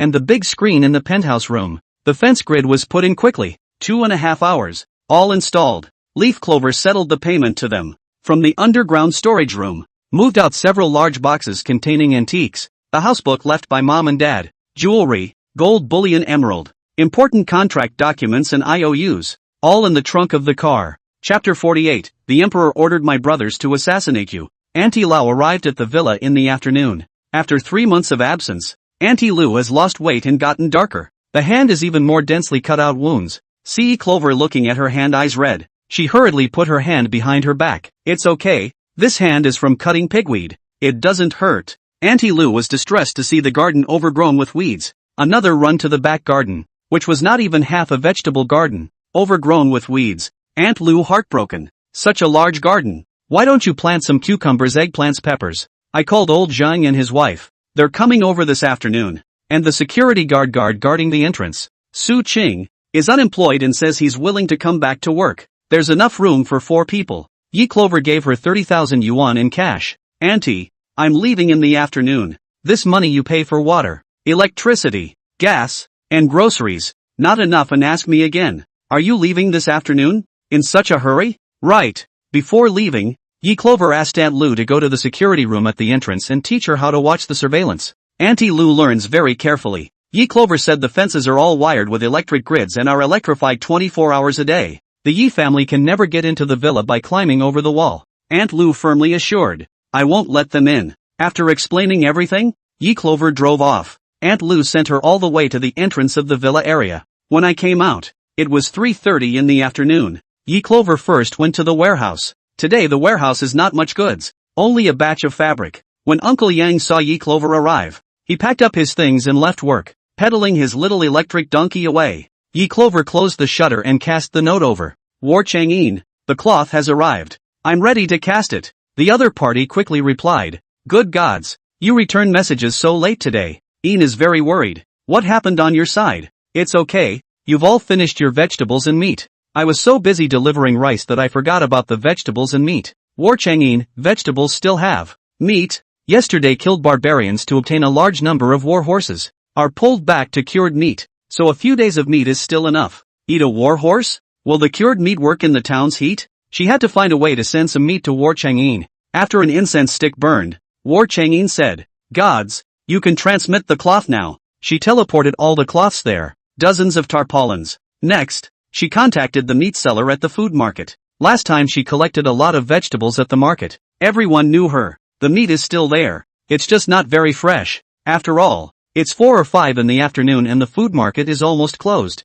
Yi Clover also contacted Master Huang, who drives a large truck, and asked him if he knew any ice factories that make large ice lumps. She needs a truckload of ice. Master Wang knows of an ice factory that specializes in producing ice cubes sent to nightclubs to calm down drinks. Ice can't be eaten. It's kept in the sink to chill beer and wine. Yi Clover asked him to go and help pull a cart and buy it at market price. After making contact, Master Wang went to pull ice. The food market brought in a half truckload of meat and she settled the bill on the spot. Write a note to War Chang'in. Dig a hole in the sand. Lay a tarpaulin underneath. Spread the ice over it. Put pork on it. Press another layer of ice on it. And finally cover it with a mat made of straw. Without a mat, 2 layers of tarpaulin will work. So much so, that even if the temperature of the town passes high, the ice inside will not melt. The pork will last for days longer without getting stinky. Asterisk. After War Chang'in received the 3rd batch of fabric, he did see many tarpaulins. Seeing Yi Clover pass the note, she bought pork and a load of ice.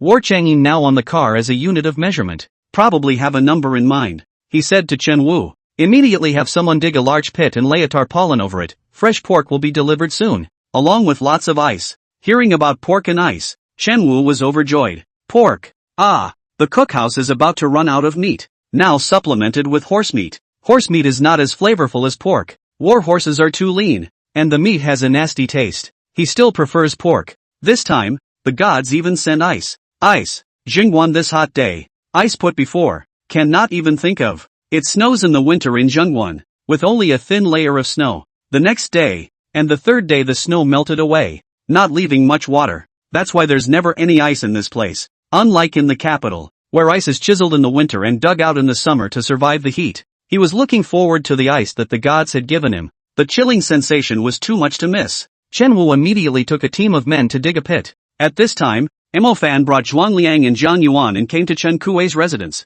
He saw a lot of cloth in the warehouse and ran inside to rummage through it, finding more than 10 beautifully colored fabrics. He was satisfied and gave them to Zhang Yuan to take back to make clothes. He also took out a small bamboo tube from his arms and handed it to War Chang'in. War Chang'e Lone Condensation took the bamboo tube and saw that there was the Empress Dowager's logo on it. This secret letter is addressed to you, young Seiji, Mo Fan said. Yes, but you'd better take a look. The War Family Army has won 3 out of 3 battles, and the news has spread back to the capital. Chen Kuwei couldn't help but frown. That fast? There are specially trained flying eagles that fly high and fast. Flying back to the capital overnight is reachable. War Chang'e unfolded the letter and saw what was written inside. The court already knew that the War Family's army had decimated 100,000 barbarians and had won all 3 battles in a row. More importantly, the court knew that Jingguan had food and water. The people are all able to eat and have water to drink. Even the warehouses had so much rice that they couldn't hide it, and the court knew about it. They are now secretly ordering General Su Huai, who is 200 to 300 miles away, to take over Jingguan with 100,000 men. This includes the people of the city, the army and all supplies. When Chen Kuwei saw the letter, he was furious and cursed. When I was struggling to resist, I sent 3 rescue letters to Su Huai in a row, and he didn't give a damn about me. Now that we've won the war and have water and food in the city, he's shamelessly taking over, taking our war effort and taking over us. He gets all the benefits. We do the dirtiest, most tiring work. For what? Mo Fan said to War Chang'e. The court has been dissatisfied with the War Family Army for many years, starting from your father's generation. They don't allow the War Family Army to exist because of the lack of cooperation and disobedience. It's a big no-no for a general to disobey orders. Su Huai is no match for you. They only think about getting benefits, never thinking about the respect and love of the soldiers and people for you. Unpopular. That's why I tipped you off when I thought he wouldn't succeed in taking over Jingguan. You have to be ready, 200 or 300 miles, and you'll be here in 10 days or so at the most. Chen Kuwei cursed. He takes over when he says he will. What kind of a person is he? Mo Fan took out another secret order from his sleeve and handed it to Chen Kuwei. His Majesty gave you a secret letter from the 2 Chen brothers. Chen Kuwei took it with both hands and opened the secret letter. Looked through it at a glance. His expression was horrified and his voice changed drastically. General, the Emperor ordered my brothers and I to assassinate you. What can be done about it? How could he, 2 brothers, lay hands on War Chang'e? Chapter 49, General, why don't we turn against them? Chen Kuwei presented the Emperor's secret letter to War Chang'e with both hands. War Chang'e unfolded the secret letter. The news that the War Family Army had won 3 victories in 3 battles and killed 100,000 barbarians had reached the capital, shocking the imperial court. Even the common people know about it. He is now extremely prestigious in the folklore, and has vaguely surpassed the power of the royal family. The court was trying to seize his military power, not let him go and watch him grow and prosper and gain fame and fortune.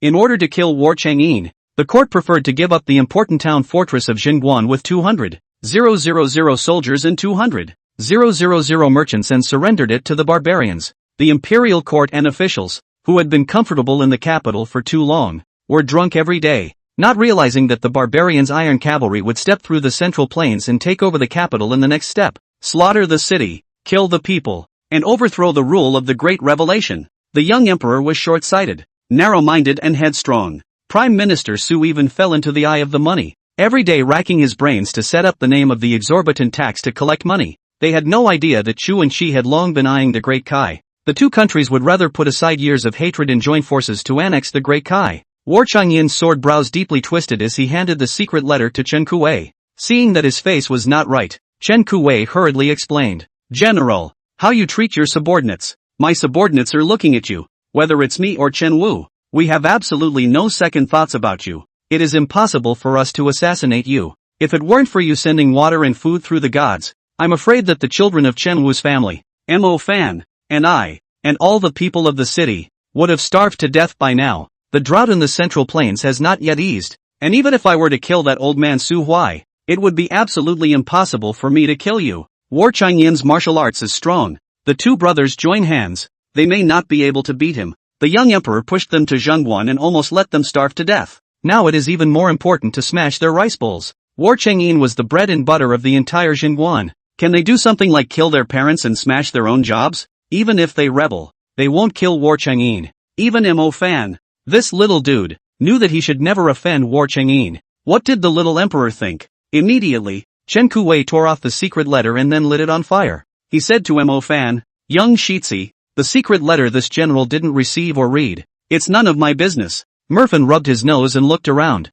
I didn't see it either. War Chang'e helplessly said, we'll be under the second secret letter? Escape is not a solution. Speaking of which, Chen Kuei pulled War Chang'in into a small corner of the warehouse and lowered his voice. General, why don't we rebel and take Su Huai first? Look, you have the full support of the gods. What can we not do? Do we still need to look at the emperor's face? Do we still need to be suppressed by Prime Minister Su? I don't like that old man either. War Chang'in's dark pupils looked at Chen Kuei. He shaved his beard and put on new clothes. His skin color was dark, but washed clean. He has grown flesh on his face, and his square face looks vicious, but he is not bad-hearted. Ask him, kill Su Huai. Then what? Rebellion. Let's take care of the barbarians first. Let's kill our way back to the capital and kill them all. War Chang'in shook his head. I'm afraid not. Why not? The little emperor secretly ordered Chen Wu and I to assassinate you. If our two brothers don't do it, we'll be the ones to die. Either way we'll die. Let's play big. We have food and water, advanced weaponry in hand, and explosives. Who can stop us in the capital? It is rumored that the capital is also short of water and food right now, with stragglers all over the place, so returning to the capital earlier might save more people. War Chang'in said. The Chu and Qi armies, just 150 miles away from the border, can approach and pass at any time. Chen Kuei's pupils widened. These two countries really want to make a move against us? Chen Kuei only knew that the Emperor of Qi had recruited War Chang'in, but I didn't expect it. But I also wanted to kill War Chang'in. He's doing a double take. War Chang'in continued. They annexed Qi, and as soon as Jingguan was lost, they united with the barbarians and drove in to occupy the capital, dividing up the land of the great Qi. The gods gave him the wild book of history, and that's how the kingdom of Kai fell. His death was, presumably, recent. Chu and Qi originally wanted to make a move, but they didn't expect the War family army to be so brave. The barbarians were killed 100,000 and have now retreated 100 miles away. No one dares to guard the north and south gates. Robo woke up with his feet blown up and has been an invalid ever since. Because of his loss, the royal court of Mabe had condemned him and withdrawn his military power, and had already sent a new general to the Jingguan garrison. The warriors won 3 battles and looked at the scenery. However, the barbarians have not yet retreated, and the Great Chu and Great Qi are watching intently. There is still the court dragging its feet in front of it, sending Su Huai to stir up civil unrest. Hustle the outside world. Make Su Huai's soldiers your own. Chen Kuei said. General, these people have followed Su Huaio for 20 years. Can they be bought to work for us? I have food in my hand. Su Huai is here to grab military power from you. He may not listen to you. I have food and water. Chen Kuei. Or else Chen Wu and I will do away with Su Huai. No, they've been starving for most of the year. They know who to follow to get fed. Chen Kuei scratched his head. Alright, my subordinate was overly concerned. Merfin stood behind the two and listened to all of it. The military advisor Zhuangliang also suggested that a policy of softness be adopted. He spoke out. General, how do you plan to buy the soldiers below Su Huai? War Chang'in pondered for a moment. Incorporate into the War family army formation. Calculated according to the veterans. 10 pounds of rice per person per month. 5 pounds of flour. 5 packets of salt. And 1 barrel of oil. The water pipe is enough. Zhuangliang laughed. This is very good. Even if they were more loyal to Su Huai, they wouldn't tolerate their family members starving to death. They would join the War family army formation. By the way, the notice we posted to the streets of Chu. Join the War family army can receive 6 pounds of rice, 3 pounds of flour. There have been 1,000 people dragging their families to the city gates. To be put in? Chu, put in for fear of being a spy. If we don't let them in, the chums will know they've been duped, and no one will join the army. Arranging these people is a pain in the ass. War Chang'in wrinkled his brows in contemplation. There is no barbarian garrison at the north and south gates, so let the Chu enlisted men, along with their families, live within 5 miles of the gate,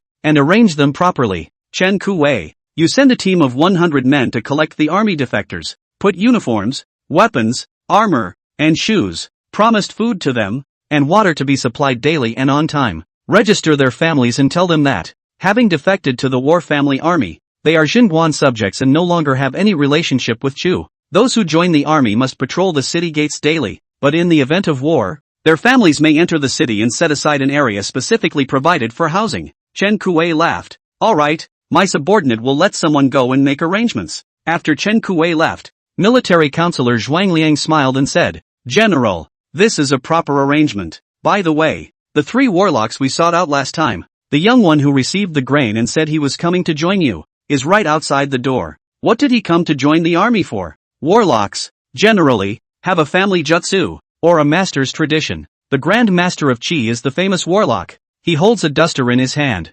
Taoist bones and immortal style, like a man of the world. This young man, to devote himself to the military camp, but let the war Chang'in unexpected. Bring the men in. War Sungin sat at the top of the Chen Kuei family parlor. Mrs. Chen brought him hot tea. The young warlock's name was Serving Dream, and his name was Seeking the Forest Realist, age 21, not from the Qi Kingdom, and he had been stranded in Jingguan for the better part of a year. Now, with the drought, there is no hope of leaving the city, so I just stayed. Chapter 50, General, you're familiar with the gods. Why don't you ask for a favor? He came to join the army after seeing War Chang'in take in the Chu people who came to join the army. He had seen it clearly during the greater part of his time in Zhengguan, from the daily starvation of civilians to the opening of the general's house to have water for porridge. Nowadays, the War family army has weapons and equipment that do not belong to this era. There was more rice than could fit in the granary. People all over the city have been eating watermelon for days, and melons. Nowadays, breakfast is switched to steamed buns or scallion pancakes, eaten with rice porridge. Such a rich breakfast, where a kanji hut was opened and used to feed the people of the city. These eats, even if placed in the home of a minister in the imperial city, would not dare to say that they are so abundant every day. The people of Zhengguan were happy, they no longer had to worry about food. Last night, the dry river was full. It was full overnight. This incident was so shocking that it made Servant Dream break his master's oath and count a fortune. After counting, he spewed blood from his mouth and nose, and the backlash was not small. War Chang'in trigrams were originally short-lived phase. Not out of half a month he must die, but now he has turned the tide, and there are people with great energy behind him to help him. This man is mysterious, from another world, and has a good heart. War Chang'in's group of generals honored as gods. Thinking about this, Servant Dream intends to defect to War Chang'in. War Sunin's destiny has changed drastically. As long as he passes this hurdle, his future is promising and his ascent to the top is possible. He had promised his master not to enter the world, but people are starving to death. Can't care so much? At the moment first make ends meet. He saw War Chang'in and bowed with both hands. Greetings, General. You're talking about defecting to me? Yes, General. You can vote for the army. General, I have seen the explosives you have buried. I know the ratios of gunpowder. I have personally configured gunpowder, but for alchemy. He also never thought that gunpowder could kill people, and a large part of the 100,000 people were killed by the explosion. In Qingfengguan, masters and uncles made pills every day, and also blew up countless stoves and cauldrons, yet no one thought that the blowing up of the furnace was the cause of the gunpowder. When War Chang'in saw what he said, he was surprised. What you said is true. Yes, I don't dare to deceive the general. Configure gunpowder saltpeter Jingguan no. If the general give me some gunpowder, I will be able to develop the most powerful explosive. War Chang'in walked up and patted his shoulder. Good, you try it first, if it really works. Follow me from now on. Tian Qin, take this. Little brother down to change his clothes and shoes, and the general's residence will pack out a room for him. Yes, General. Tian Qin took Servant Meng down to study gunpowder. At this time, Yi Clover passed a note. Ice will be here soon. Have you dug your hole yet? War Chang'in replied. Wait for me for a tea time. Yes. About 15 minutes later, War Chang'in sent a note. Leaf Clover took the ice in the warehouse and teleported it over. Next, deliver the pork. There was pork on the warehouse floor that smelled fishy and water stains from melted ice. She hosed down the floor with water. It's 5 p.m. when we pack up. She dialed the number of the manager of a farmhouse given to her by her parents. That piece of mountain was rented by mom and dad for 20 years and an old-fashioned farmhouse was built. There are 18 small, old-fashioned houses. Each small house has 4 to 6 rooms. It's a hotspot on the internet, and is often visited by netizens who come to play and hit the town. The farmhouse is built halfway up the mountain, with a small stream at the bottom, and on recent rainy days,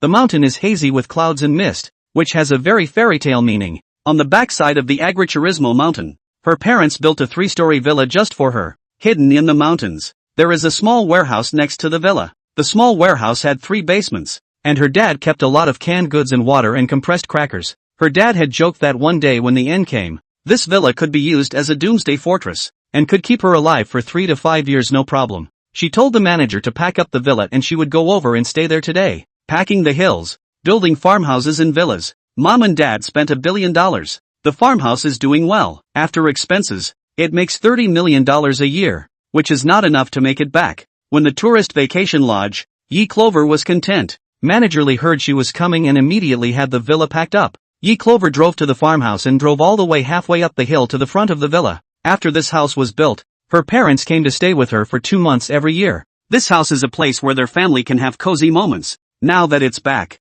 she's the only one. Manager Lee helped open the front door and brought dinner to the table. Ms. Yi, how long are you staying? A month or two. Go about your business. Don't bother me if there's nothing to do. And don't bring food over. I'll call the restaurant when I'm hungry. Okay. After the manager left, she realized that Shohua was calling. Clover, why aren't you answering your phone? The shipment has been shipped to the suburbs. Do you still want it? Yes, Uncle Xiao. I'm at the farmhouse now, so have the driver drive the delivery straight over. Send me the address. Half an hour later, Xiaohua, the boss of the explosives factory, and the driver arrived together in front of Yi Clover's small villa. Xiaohua got out of the car and saw the sign on the villa. Xian Yuan Nongjia, is it your family's? Yes, Mom and Dad gave it to me on my bar mitzvah day. When Xiaohua heard this, he pushed up his glasses and asked her, I've done you so many favors. You give a VIP card. Yi Clover took out a VIP card from her bag and gave it to him. The boss's VIP card. You get 3 free orders and 20% off after 3. Xiaohua's eyes narrowed into slits with a smile. Well, not bad. You're much better at talking than your father. Unload it. It's a good thing we didn't drive into the city. The traffic police are very strict on the road. Leaf Clover unloaded with them. When you're done, give Shawal the closing payment. Shawa then checks out to the factory owner. After sending them far away, Yi Clover wrote a note and passed it to War Chang'in. The explosives are here. I'll teleport there in half an hour. At this time, War Chang'in and a group of generals were having a meeting. The location of the Chu and Qi armies has been scouted. The Xinguan that they were so close to was surprisingly closer than the barbarian army. The two armies, also, conspired with each other. As for the rumors that these two countries are at odds and have been at war for years, they are completely false. They were already prepared to join forces and kill War Chang'in, wanting to swallow Xinguan. And now, Yi Clover's explosives had come at the perfect time. The War family army needs it so badly. Qi had 200,000 men and Chu 150,000 men. $350,000 for both parties combined. Joining forces with another 200,000 barbarians would be an army of 500,000 men. This huge army could sweep the Great Kai country back and forth a few times. Chen Wu was very excited. The gods gave the explosives. So timely, as if they knew what we needed and gave it. Chen Kuwei also said, with this batch of explosives, we will be able to fend off the Chu and Qi armies. War Chang'in shook his head. The difference in numbers is too great. The entire city's people who can be conscripted have joined the army, and there are less than 50,000 people, only 48,000, against an army of 500,000. Even if they were ahead of the game in terms of equipment, it would be hard to win. The three of them joined forces and utilized their numerical advantage, and the Battle Family Army's equipment and weapons advantage was wiped out. If we pull together 100,000 of Su Huai's men, we might still have a fighting chance, but it will also take large quantities of weapons, equipment, and explosives to win. With these words, all of them looked at War Chang'in with hope and disgust with their mouths. General, let's ask the gods for more equipment and weapons. The explosives need 10 times more to be enough, and of course the more the better. You are familiar with the gods. Why don't you ask again? Chapter 51, he finally gets to ask her for her portrait. The subordinates looked at War Chang'in with a pair of hopeful eyes. War Chang'in, however, asked in return, do you know why Chen Kuwei's residence stores a large amount of cloth and the embroiderer sews clothes in the Chen residence? Because Chen Kuwei and Mrs. Chen gave the gods a box of money, 2 large boxes of gold and silver jewelry alone. Why Murphin can give 2 pairs of shoes to the servants of the house, and every time the fabric comes, he picks it tightly first, because he gave 2 boxes of gold and jewelry. A fair deal with the gods should be made by offering money, not by asking for it every time. War Chang'in a word, said the general's heart ashamed. Wu Sanlang, Chen Wu, Chen Junlin, Dian Zipping, Li Yuanzhong, Lin Dajuan, He Hong. A few people stood up, their faces full of blush, and made a bow to War Chang'in. General, we return to our homes for a trip. Go go go. After saying that, a few people ran out the door. They rode back and forth quickly, each carrying something in his hand. Chen Wu took a box of jewelry. There are gold hairpin, step rock, earrings, bracelets. Each jewelry is made of pure gold, fine workmanship and perfect carving. Wu Sanlang took 2 paintings by the most famous painters of the Daqi dynasty, the Fierce Tiger picture and the Dreaming Orchid picture. The paintings of this artist are hard to find in the Great Qi Kingdom for thousands of dollars. Chen Junlin took a guqin, which was considered one of the family heirlooms and was worth 10,000 gold. Dian Zipping, Li Yuanzhong, Lin Dajuan, and He Hong all took a box of gold cakes, gold beans, and gold bars. They carried valuable things from their homes, all hoping that War Chang'in would beg the gods to grant more weaponry and gunpowder. Even if you buy out Su Huai's 100,000 men and organize them into the War Family Army,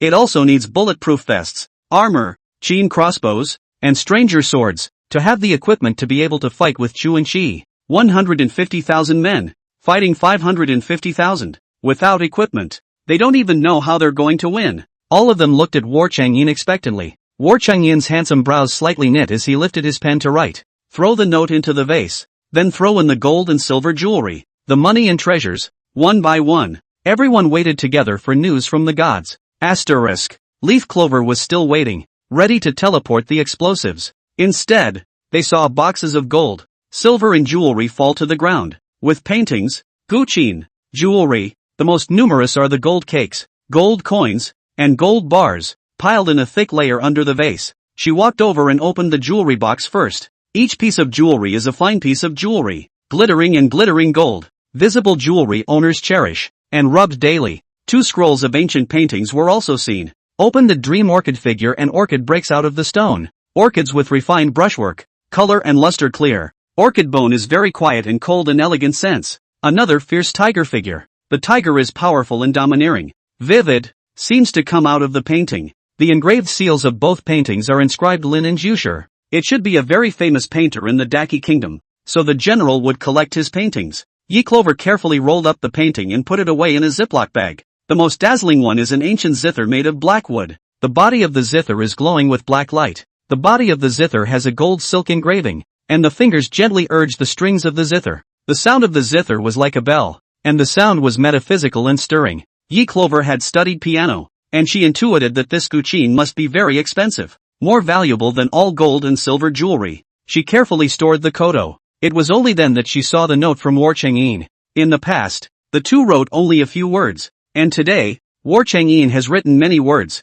She couldn't help but be nervous as she read through the whole thing. War Chang'in said that Chu and Qi were stationed at the border 100 miles from Jingguan. A large army is on the ground, and the two countries are looking at each other. Qi had 200,000 men, Chu 150,000, and the combined armies of the two countries totaled 350,000 men. There are still 200,000 barbarians. If 550,000 men forcefully attack Jingguan, Jingguan would surely be lost. But Emperor Kai sent General Su Huai with 100,000 men to take over Jingguan, just because Jingguan has water and food. The court wanted to forcefully seize the military power of War Chang'in. Seeing this, Yi Clover couldn't help but curse. War Chang'in in the front to fight bravely to kill the enemy. In order to protect the Great Kai country rivers and mountains, he bowed for the Great Kai, as if he were dying. The Emperor of the Great Enlightenment, however, questioned him, wanted to take away his military power, and wanted him to die in Jingguan. With such an emperor, it was a fluke that the Great Revelation hadn't been destroyed by now. War Chang'in said in his letter that he would assure the gods that he would survive. We'll take Su Huai's soldiers and horses and turn them into the formation of the War Family Army. 150,000 men resisting 550,000 men. There is also no chance of winning. However, if there was a large amount of explosives planted on the road that Chu and Qi must pass through, it might be able to stop them from annexing Jingguan. If there are 100,000 chain crossbows and 2 million arrows, 150,000 in armor, 150,000 in body armor, and 100,000 in strangers' swords, and they're bound to win. So the money was offered up to ask the gods for more weapons and equipment. The War Family Army must stop the three parties from joining forces to annex the Great Kai. So, that's it? I see. In wild history, War Chang'in died around this time. Chu and Qi have long been eyeing to annex the Great Kai, the moment she decided to save War Chang'in, and she will surely protect it to the end. She also looked forward to the fact that War Chang'in would be able to unify China. She also wanted to give him a map of the world, a globe to show him that the earth is round, and a star chart to show him that beyond the earth is the universe. She expects him to set sail for the great age of sail, conquer the globe again, let the whole world speak Chinese, write Chinese characters, and be the heirs of the dragon. She has always had grand ideals. So, she wrote, I will help you War Chang'in. You must live. You haven't set foot on the land of China, haven't savored the water towns of Jiangnan, the winds and snow of the plateau, the top of Kunlun, the ends of the earth. Your life is mine. You can't die. She pitched the note down. When War Chang'in saw Yi Clover's note, His fingers trembled lightly as he held the note. His eyes instantly red. He lost his composure and quickly walked out of the conference room. He stood at the top of the citadel, looking up at the stars, the night winds and sands blowing his battle robes fiercely. With tears in his eyes, he said, "I will live. I will." The generals saw that War Chang'in was not in the right mood, and called Chen Kuei and Wu, two brothers, to come to the top floor to see. They saw that War Chang'in's eyes were slightly red, and asked with concern, "General, what did the god say? She didn't agree? Is it possible that we gave too few offerings and the gods disliked it?" "Don't worry. I'll go back and fetch some more." War Chang'in shook his head. His voice had a few chokes in it. "The deity said that she would support me. She wants us to win. We haven't gotten a good look at WAC yet. She wants us to win and look around." Chen Kuei Chen Wu's heart was clear, and his fear of the gods increased by one more point. Chen Wu said, "I knew that the gods would help us. She has thought of everything for us. How could she let us be besieged by the three kingdoms?" Chen Kuei also picked up. "She is truly a good god. General, the temple has already been established. Soon the golden body will be built, and the master asks how the gods will open their faces. Why don't you ask the gods for a portrait?" "General?" War Chang'in smiled with thin lips. He was finally able to ask her for a portrait and see what she looked like in name only. "I wonder what the gods look like." He was looking forward to it. Chen Wu added, "By the way, the construction of a temple by the river has begun. There are daily worships by the people, who bring their own incense and paper money and kneel on the riverbanks every day to thank the gods." Chapter 52, The Gods Grant Their Requests. Chen Kuei Chen Wu returned to the council chamber and said that the gods had granted their request. All the generals chanted, "Because explosives and Qin crossbow stranger armor are too important. What's at stake is whether or not the great kaiju can win the joint attack of the three countries. If the gods gave it in time, they could not only break the three-way union, but also strike back at the two nations, defeat them, demand cessation of land, compensation for money, and sign a treaty not to invade again for 50 years. It would be best to cede a few cities, and the Great Qi Kingdom would leap to become the number one ranked power." In the past, all generals had dreams of becoming the first power. Unfortunately, the Great Enlightenment dynasty was really absurd, and they could only dream about it. Now they're going to realize their dream. How can you not be happy? 150,000 men, resisting 550,000 men is, in the eyes of outsiders, suicide. But it's an opportunity and a challenge for them. It was the first battle to unify China. War Chang'in said, "First go to the warehouse. The gods have arrived a batch of explosives. Give arrangements." War Chang'in and the generals, together, came to the new warehouse. The warehouse where the explosives were placed is remote from residential areas, surrounded by over 1,000 soldiers guarding the area. War Chang'in wrote a note and put it into the vase. Then the explosives fell in layers in the warehouse, neatly arranged. This batch of explosives was 3 times the amount of the last one, filling up the warehouse, which was still quite spacious. In an instant, War Chang'in picked up a packet of explosives that weighed twice as much as the last time. "So the power will be greater?" Song Duo was satisfied with the explosives and said, "General, how do we arrange this batch of explosives?" "Get someone to disguise themselves as a merchant caravan, transport the explosives out of the city, and bury them on the road where the Chu and Qi armies will converge with the barbarians. If these two countries move and step out of their borders, then ignite the explosives. If they don't move, naturally they can't be hurt." Chen Wu laughed out loud. "Good, General, this is a good method." Song Duo also laughed. "I will arrange for someone to do it now." "Explosives all buried light?" "No, 1/5 of that amount is more powerful than the last time we blew up a mountain. So tell the people installing the explosives to be careful." "Yes, my subordinate will definitely complete the task." Sonder himself led a shipment of explosives and left town in disguise. They didn't dare to ride, lest they spooked them. Dressed as a caravan, they pushed their crates and hit the road on their mountain wheels. Asterisk. After Yi Clover transmitted the explosives, it was already 6 o'clock, and the meal sent by the manager of the vacation lodge was cold. After she heated it in the microwave, she couldn't eat 6 dishes, leaving one and giving all the rest to War Chang'in. War Chang'in returned to the council chamber just as the meal was being passed over. See the generals looking at the braised pig's feet,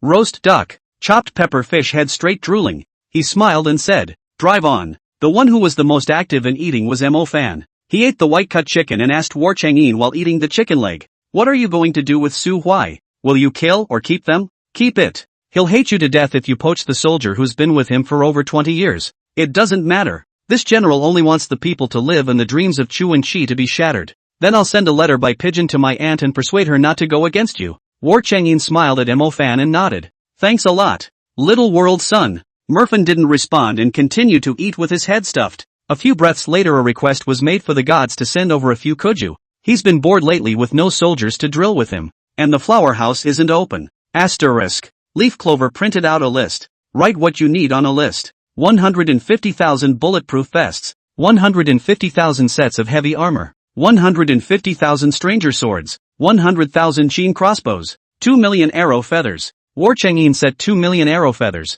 but against 550,000 people. Yi Clover felt that it was not enough. She increased the arrow feathers to 3 million. She first contacted the online store that sells bulletproof vests, the same one as last time, and the quality certification was really good. She went to her boss and asked for 150,000 sets. The owner said the stock was gone. Yi Clover added that there should be in other friendly warehouses, and she purchased it from a different one. The owner loosened up and said the warehouse did have it, but it was sent to the Middle East. Ms. Yi, you know, the Middle East prices are set high. Yi Clover didn't talk nonsense with him, opened the same price and asked him to ship it over overnight. 150,000 bulletproof vests at $200 a set, for a total of $30 million. She made a $10 million advance. The owner received the money and smiled from ear to ear, said they would arrange to load the truck right away and ship it out in the evening. Have Leaf Clover give an address. She gave the owner the address of the vacation lodge warehouse. Next, she looked for factories that made armor, chain crossbows, and strangers' swords. Last time Yi Clover asked for $200 million of goods. The boss laid several production lines, a large number of recruitment, but also cannot meet Yi Clover. Now Yi Clover called him, armor, chain crossbow, arrow feathers, and strangler, additional orders. Chain crossbow 100,000, 3 million arrow feathers, urgently needed. The boss heard it and was happy and anxious. Chain crossbows and arrow feathers can be rushed out. Yi Clover told him to work overtime to rush it out first, and it should arrive within a week. The owner agreed, and he got his brother factories to produce it together. The unit price of armor is high. 150,000 suits of armor, worth 600 million. Not wanting to give up, the owner got the whole village together to put together the armor. Ship as many as you can put together. The production line of the stranger's sword has been increased by 2. And it can produce several thousand hilts per day, which is still far from enough. The owner places an order to the factory next door to produce it together and it can be shipped within half a month. The shipment is worth a total of $730 million.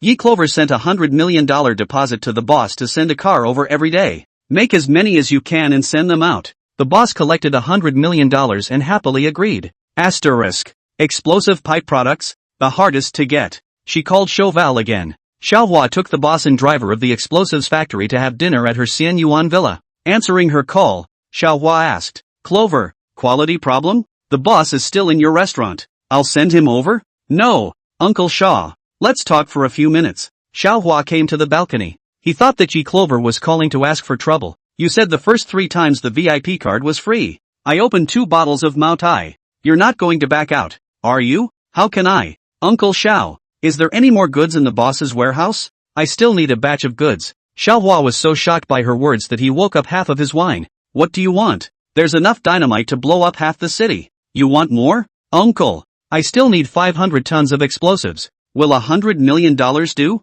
Leaf Clover, Xiaohua questioned her sternly. 500 tons. This amount of explosives is equivalent to an atomic bomb. Do you want to die? Uncle, I swear I really wasn't bombing anyone. I was selling it to a Middle Eastern friend and trying to make a little money. Hearing that it was sent to the Middle East, he half-heartedly asked, where do you know friends in the Middle East? Hey, on the internet. I was talking nonsense and blowing, so I got to know you. You have seen a news on the internet. A man with a few net charts, selling arms to the Middle East, the result of cheating people deposit, was arrested. I'm in a similar situation, but I don't cheat on deposits. I just get a little money. Chauvel seems to believe it. You mean it's true? Really, 1,000 times over. How much do people pay? 30 million US dollars. Xiaohua sucked in a breath of cool air. He gritted his teeth. $100 million deal. The boss's warehouse doesn't have this much goods, but a few peers can transfer goods. 5 million tons is still enough. You call me with a $30 million deposit first,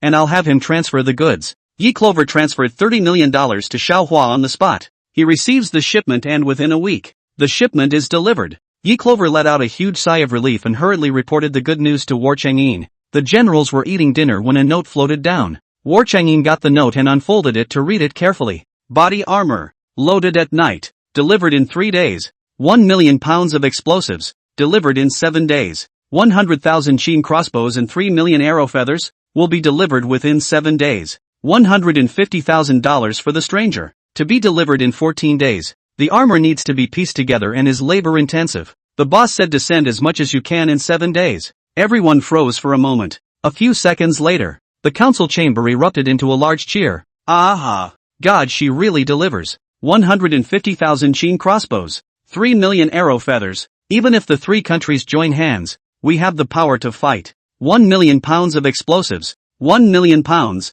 able to send 550,000 troops into the sky. Chapter 53, the other side thinks they've made a fortune. Yi Clover gave War Changyin the list and then made a calculation. Procuring this batch of equipment cost her a total of more than $700 million. The last purchase of weapons, explosives, food, coal, cement, cost $400 million. The original proceeds from the sale of antiques were $600 million for wine bottles, $200 million for coins and bamboo slips, and $500 million for phoenix-glazed porcelain sets, a total of $1.3 billion, with $100 million now remaining. Thought I could save lots and lots of money. As a result, in order to feed the people of the city, in order to let War Changyin win the war, that's not enough money for her to spend. War Changyin is a person who understands the ways of the world and sends a lot of gold, silver, jade and antiques in advance. She sat in a pile of antiques, dust bag in hand, rummaging through them. She's going to pick the low-profile, yet high-priced ones. 2 pictures she won't sell, and the guqin she won't sell.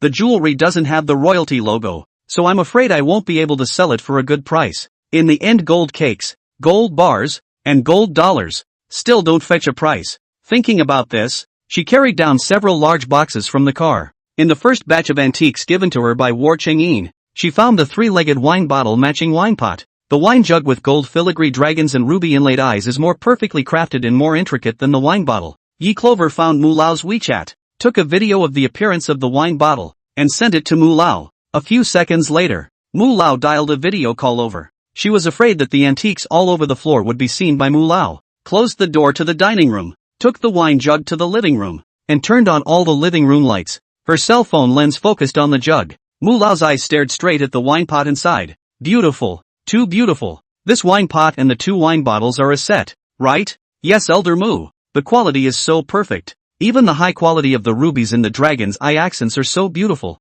Miss Yi, I'll take this wine pot. Name your price. Yi Clover didn't understand how much the wine jug was worth, and she thought that it couldn't be less expensive than 2 wine bottles. Elder Mu, you know the goods. Set your price. I'll sell it if it's suitable, but if it's not, I'll let it go first. Hearing this, Mu Lao's heart was clear and he directly said, how about 600 million? In order to buy your antiques, I emptied my coffin book, and all the money the antique store has made over the years. I've plastered it all in. If you have any porcelain from the Great Qi Kingdom, just the bowls and bottles used by the commoners, you get me more of it. Plain china is good to get out and make a quick buck. All the ones you've sold me are fine. I really don't want to sell them, only out and out. The old capital is almost empty. Yi Clover felt the same. She had to get some circulating porcelain. Thinking of this, she said, the wine pot is sold to you. You come to Xianyuan Mountain Villa tomorrow morning to trade, and call me when the car pulls up to the door. When he heard about Xianyuan Mountain Villa, Mu Lao was quite surprised. Recently the farmhouse is very hot on the internet. That Netflix vacation lodge? Yes. Okay, I'll meet you tomorrow morning at 8. Yi Clover explained to him. Bring more money. I'm afraid 600 million won't be enough. When Mu Lao heard this, he recalled that there were still good antiques for sale on Yi Clover's side. He laughed. Okay, it's a deal. Asterisk. Yi Clover left a gold cake for Mu Lao to see the price. Put the antique gold jewelry you received today in dust bags, one by one in a suitcase. She packed 2 more large, heavy boxes. She now has 10 large boxes of antiques, and important items such as family jewelry and housebooks and contracts take up 2 large boxes. The 3rd basement level of this villa has a bank-level storage room with water cans of compressed cookies. When the cottage was first built, Dad built it to resemble the Fortress of Doom. The security level is high. Yi Clover took the elevator to the -2nd floor and walked towards the -3rd floor through the secret passage. All 12 boxes were moved into the storage room and locked. After doing everything, she rummaged through the cottage kitchen cabinets and found 5 unused china sets. A set with bowls, plates, platters, pots, chopsticks and spoons, totaling 60 pieces. 1 set of gilt color, 1 set of green orchid color, 1 set of color glazed bone china, 2 sets of Jingdezhen gift set, packaged in a velvet, Handheld brocade box. It's easy to give as a gift. Yi Clover wrote down a piece of paper. War Chang'in. I'll send you a few sets of porcelain plates, and you'll exchange the people's usual porcelain bowls, porcelain plates, and porcelain bottles. To me. She teleported all 5 sets of bone china. Asterisk. Inside the council chamber, everyone was in a good mood. They were all eating and drinking, discussing giving the barbarians another heavy blow. After all, come the dynamite. If you don't blow it up now, when will you do it? Suddenly, a note fluttered down. Before he could see what it said, 5 large brocade boxes fell down. With something new, Emofan put his chopsticks down and opened the brocade box, revealing a neatly arranged set of gilt-colored bone china. Porcelain tire thin. Under the light of porcelain white dazzling light, the porcelain is patterned with beautiful lines of gold and the lines of the pattern are beautiful and smooth. The craftsmanship of the porcelain was too perfect and dazzling in contrast to the grayish porcelain of the great kaiju. All the general's eyes were drawn to the bone china. Emofan took out a porcelain plate and lightly touched it, and the bone china made a crisp ringing sound. The little Shitsi, who had been accustomed to seeing good things since he was a child, couldn't help but say, "Good porcelain." War Chang'in unfolded the note. He said, "The god sent a few sets of porcelain, and she wants to exchange the people's usual porcelain bowls, plates, and vases, for her. What do the gods want with all that china?" In the next instant, Emofan directly snatched 2 boxes and handed them over to Jiang Yuan. "Count how much china is in the 2 boxes, and take out the china bowls and plates from the mansion and send them in." The generals glared outright. This kid, hogging 2 boxes and giving the worthless china to the gods. It's so shameless. War Chang'in said to Tianqin, "Send all the porcelain from the mansion." The general's china was brought in. There will be no dishes in the house. Tianqin took it upon himself to take a box of Jingdejun ceramic sets. Then, Chen Kuei-Chen snatched the remaining 2 boxes. There are only 5 boxes in total, so if you're slow, you won't get any. A few broken plates and bowls at home are not worth much, even if they are shipped from the capital. They are just chosen to buy from good quality merchants. It would not have been a rare object. It's not at all equal in quality to what the gods send. As a result, both sides feel they have earned their hemp. Soon, the Shitsi's house brought more than 130 plates, dishes, and bowls. The general's office brought over 200. Chen Kuei-Chen Wu's house brought 100 of each. A few other generals, sending in china that they don't use at home. War Chang'in sent the porcelain to Yi Clover. Yi Clover looked at the living room, placing more than 800 porcelain vessels of different shapes. Plain, gray puff, with floral, color glaze, all in perfect condition. She sorted the china into categories and picked out 20 of them, placing them on the living room coffee table for Mulao to bid on. All the rest are in storage. She figured that even if the 20 were no longer worth anything, she could still sell them for a small price. To thank War Chang'in, she placed an online order for 300,316 food-grade double-walled stainless steel bowls. Because of the volume, the owner sent them to her for $5 each. It cost a total of $1.5 million.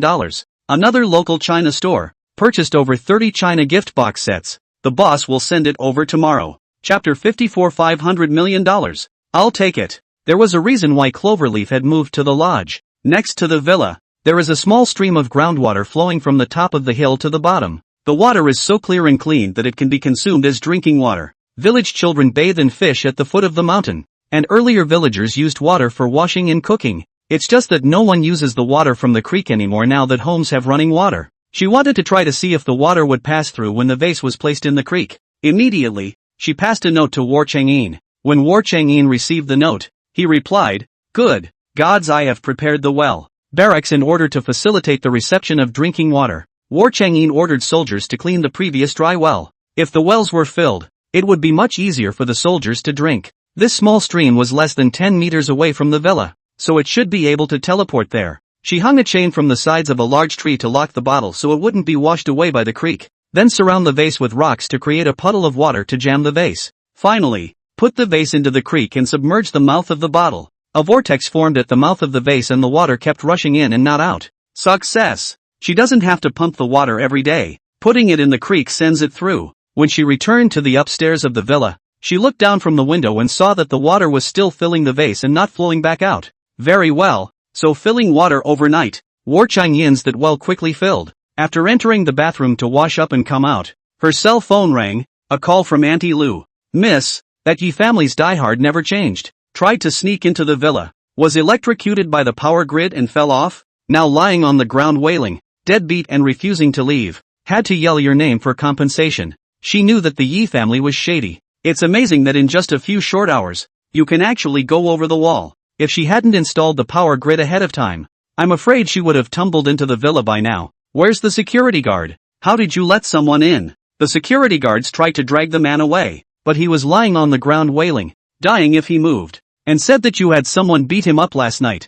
By the way, he said it was your third uncle, Uncle Sam. It's even tougher than the eldest uncles, who pointed to his head yesterday and told Cloverleaf to bump into it. She was annoyed to have these extreme relatives. At this point, the property manager called and sounded apologetic. Ms. Yi, I'm sorry, I thought I wouldn't dare to bother you after cleaning up their mess yesterday, but I ended up needing the ones who don't want to die. Leaf Clover asked him, who let it in? He was wearing plumbing repair coveralls and blended in. It was negligence on our part. I'll take care of it for you now. No charge. By the way, your villa installs the power grid. Why don't you say hello to the property? We know. We install the power grid on our side. We have to inform the other owners in advance, so as not to be mistakenly injured. Your sudden installation has made it difficult for us. Yi Clover frowned and sent 5,000 red envelopes over. Please manager. He took it in seconds. Part of the job. No trouble. Then I'll post the safety announcement. Yes. After hanging up the phone, Aunt Lou said the property pulled Uncle Sam away.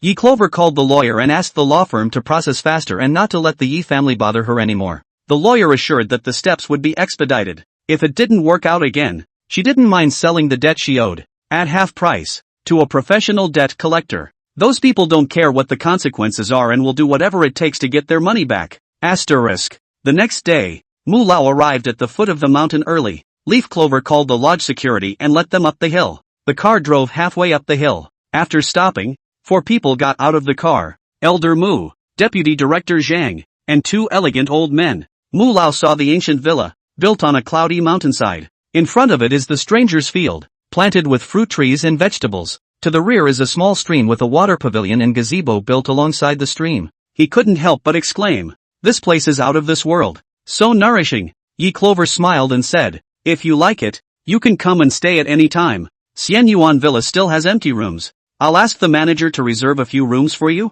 Ugh, no time to stay. I have to get back to the store. Yi Clover greeted Mu Lao and his party into the living room. In the living room, 12 assorted porcelain bowls, plates and vases are placed on the coffee table. On the other table, there were golden wine pots. The 2 elegant old men, running to the coffee table, picked up the plate with trembling fingers and kept looking through it. The old man with the glasses even took out a magnifying glass to look at it. Zhang Deputy Director but the first sight of the wine pot, his face reddened. Pick up, check the base of the wine pot, and then look at the pot body. Scrutinize the filigree gold dragon. He said excitedly, yes, it's a set with those 2 wine bottles. This set of wine set can be the treasure of the town hall. It's too rare. The 2 elegant old men, sighed out. Old Mu, you didn't lie to us. It's an artifact from the Great Qi Kingdom, preserved in such perfect condition. One of a kind in the world. Or 20 of them. It's really great. I never thought that one day I could see the country that appeared in the wild history, and it's still a porcelain that spans more than 2,000 years. Hundreds of years earlier than the history of Qin. Ha ha ha, I can see more than one glance. It's all earned. Mu Lao held a porcelain bowl and loved it. Come on, look at you 2 with your lack of talent. Each of these 20 porcelain bowls is worth hundreds of millions of dollars when sold. They are so perfectly preserved. You guys, there's also a family seal at the bottom of the bowl. So it turns out that during the Great Revelation, seals were used to distinguish between nobles and commoners. Yi Clover took a gold cake in her hand and handed it to Mu Lao. Do you see what the value is? Mu Lao receives the gold cake, which states its provenance, that it was created by the government and rewarded to a certain general. He took the golden cake and went out into the sunlight to look at it. His eyes were hyperactive and his face was red. It turns out that in those days, gold cakes were not offered to the monarch by the feudal lord, but the monarch was also able to reward his subjects and generals. This gold cake is so important. It would be nice to see the amount of gold in the cake that can be tested. Mu Lao couldn't wait to say, Miss Yi, I'll take it. Name your price. You watch and give. Well, how about 200 million? When the 2 old men heard Mu Lao's bid, they all put down their porcelain and walked over to Mu Lao to take the gold cake and look at it. The gold cake wasn't big, maybe 200 grams or so. Engraved seal in the square of the gold cake, made by the Daqi state. Engraved seal on the back, Imperial General Wu. A royal gift from the Emperor of the Great Revelation to a general named Wu. The old man with glasses said, I'll take this gold cake. Little girl, $230 million. Another old man, I'll offer $300 million. Mu Lao was furious when he saw them raise the price. $400 million. No one is going to grab it from me. Miss Yi was originally reserved for me. Do you guys still want to be shameless? The spectacled old man continued to bid. $500 million. I'll take it. Deputy Director Zhang came over and took the gold cake and looked at it. When he saw the inscription on the back, his eyes lit up and he immediately bid. $650 million. You can't raise it any higher. It's already more than the price of the gold cake itself. If you report it any higher, I'll sue you for malicious speculation. Chapter 55, Grey Porcelain for Goodies. Earns a lot of money. Vice Pavilion Director Zhang held the gold cake and inquired. $650 million. What does Ms. Yi think? Yi Clover didn't expect to be able to sell for such a high price. In the treasure appreciation program, the gold and silver of the same period are not as valuable as the porcelain and the literature and paintings. 6.5 billion. Far more than its true price. She was happy with the price. Okay, you think it's worth it? Then I'll sell it. Zhang, Deputy Director of the Mouth, cannot suppress the smile.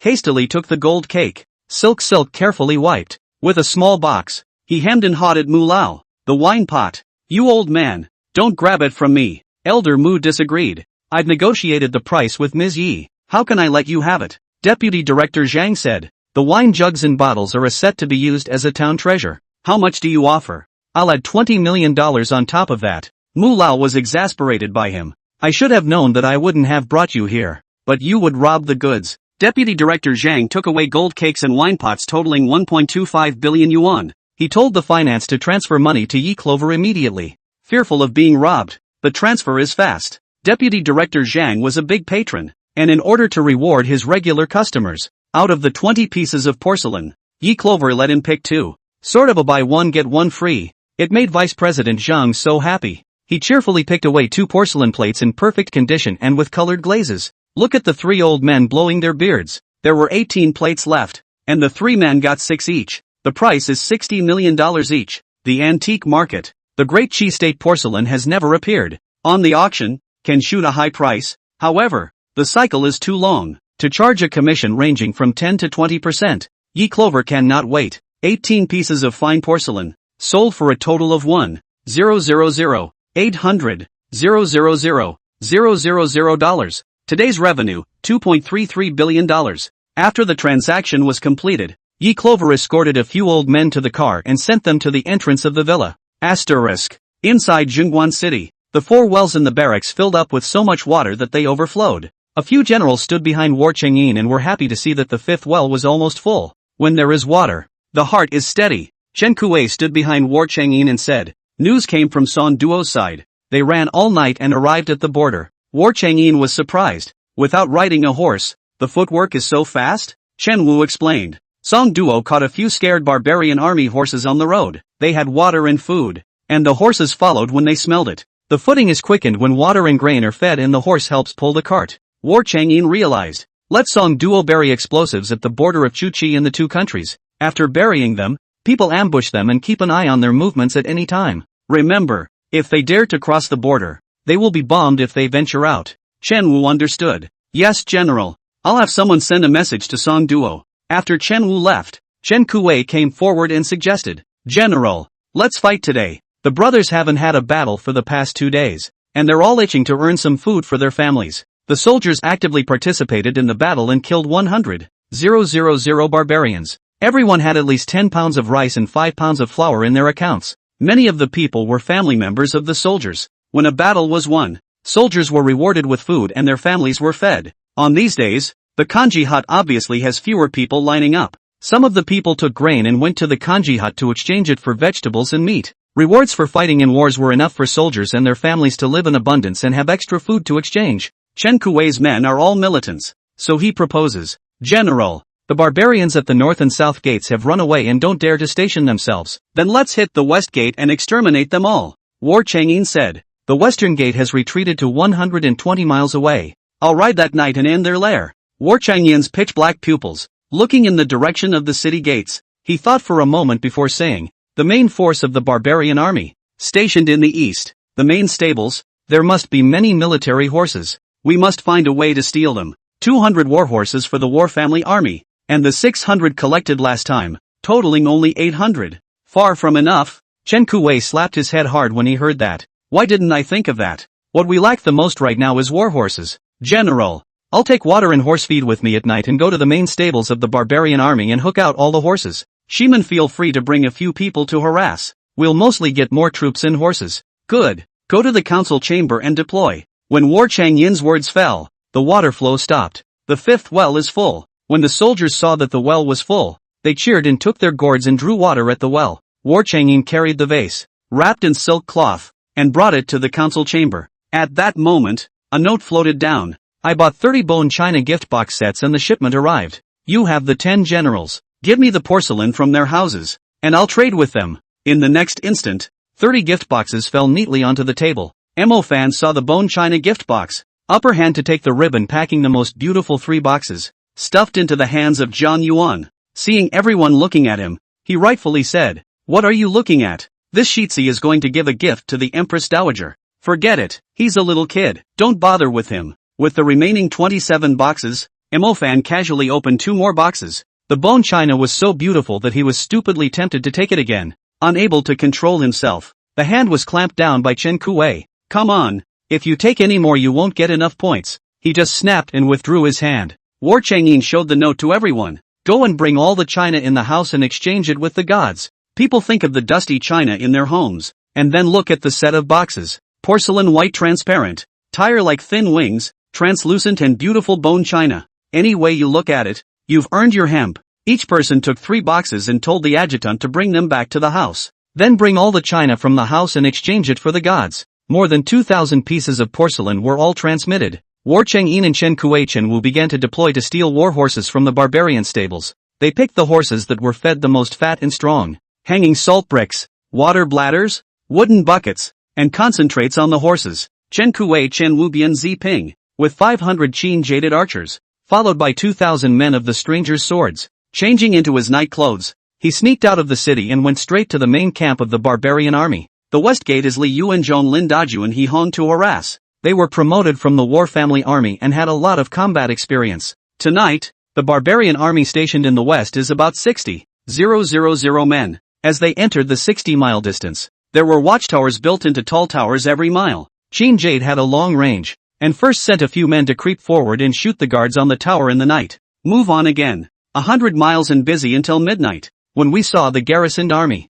60,000 men, with a minimum of 10,000 on patrol. The barbarian army has become cautious. Seeing this, Li Yuanzhong told everyone to stay put and bury the explosives first. After burying it and retreating to a safe distance, Qin Jade lit a fire and shot it directly onto the tent. With this shooting of arrows, the barbarian camp rushed out in panic. Many people ran haphazardly, and there were fires all over the place, but there was no sign of the warriors' army. When they found the archery-shooting war family army, they straddled their horses and held their curved swords in their hands, furiously trying to kill out. Boom! A huge explosion blew up the hundreds of people who were leading the charge, toppling them over. It discourages other barbarian armies. They know too much about the lethality of explosives. The young prince, Rogo, was crippled by the bombing and disqualified from being a prince. Chapter 56. She dreamed of War Changyin's death. The barbarian army didn't dare to charge forward again, and could only keep retreating to avoid the bows and arrows. He Hong was a bold one, and led the men to cut in from the side and go straight to the stables.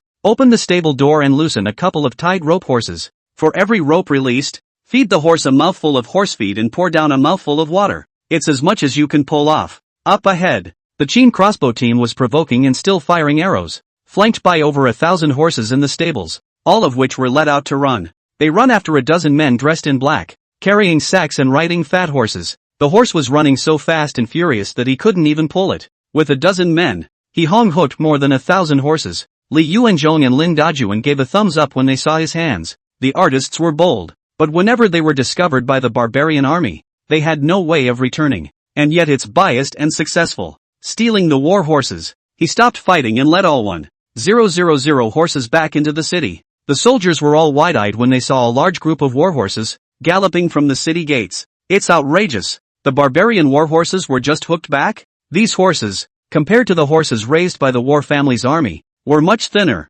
with well-defined ribs, reddish bloodshot eyes still yellowish, and very dry and cracked noses. Lack of water and severe malnutrition. As if they knew where there was water, they ran straight to the river and lowered their heads for a big gulp. Some ponies, being so dehydrated, Just get down on their knees and suck. Seeing this, War Chang'in instructed Wu Sanlang, feed the horse material on them, so that they can become the military horses of the War family army. Yes, General. 1,000 horses, put to drink for a whole hour before they were content to slink around. Saw fine horse feed laid out on the floor, a composite of chaff and cornmeal. All rushed to the horse feed and gorged themselves. Tears were shed while eating. What a life they used to have in the stables of the barbarian army. No grass to eat, no water to drink. Many horses died of thirst. It's in heaven with the water and the fine horse feed. More than 1,000 horses. All of them consciously stayed behind. Some even ate and drank and soaked in the river, refusing to go out anyhow. Asterisk. In the latter part of the night, Chen Kuwei Chen Wu returned,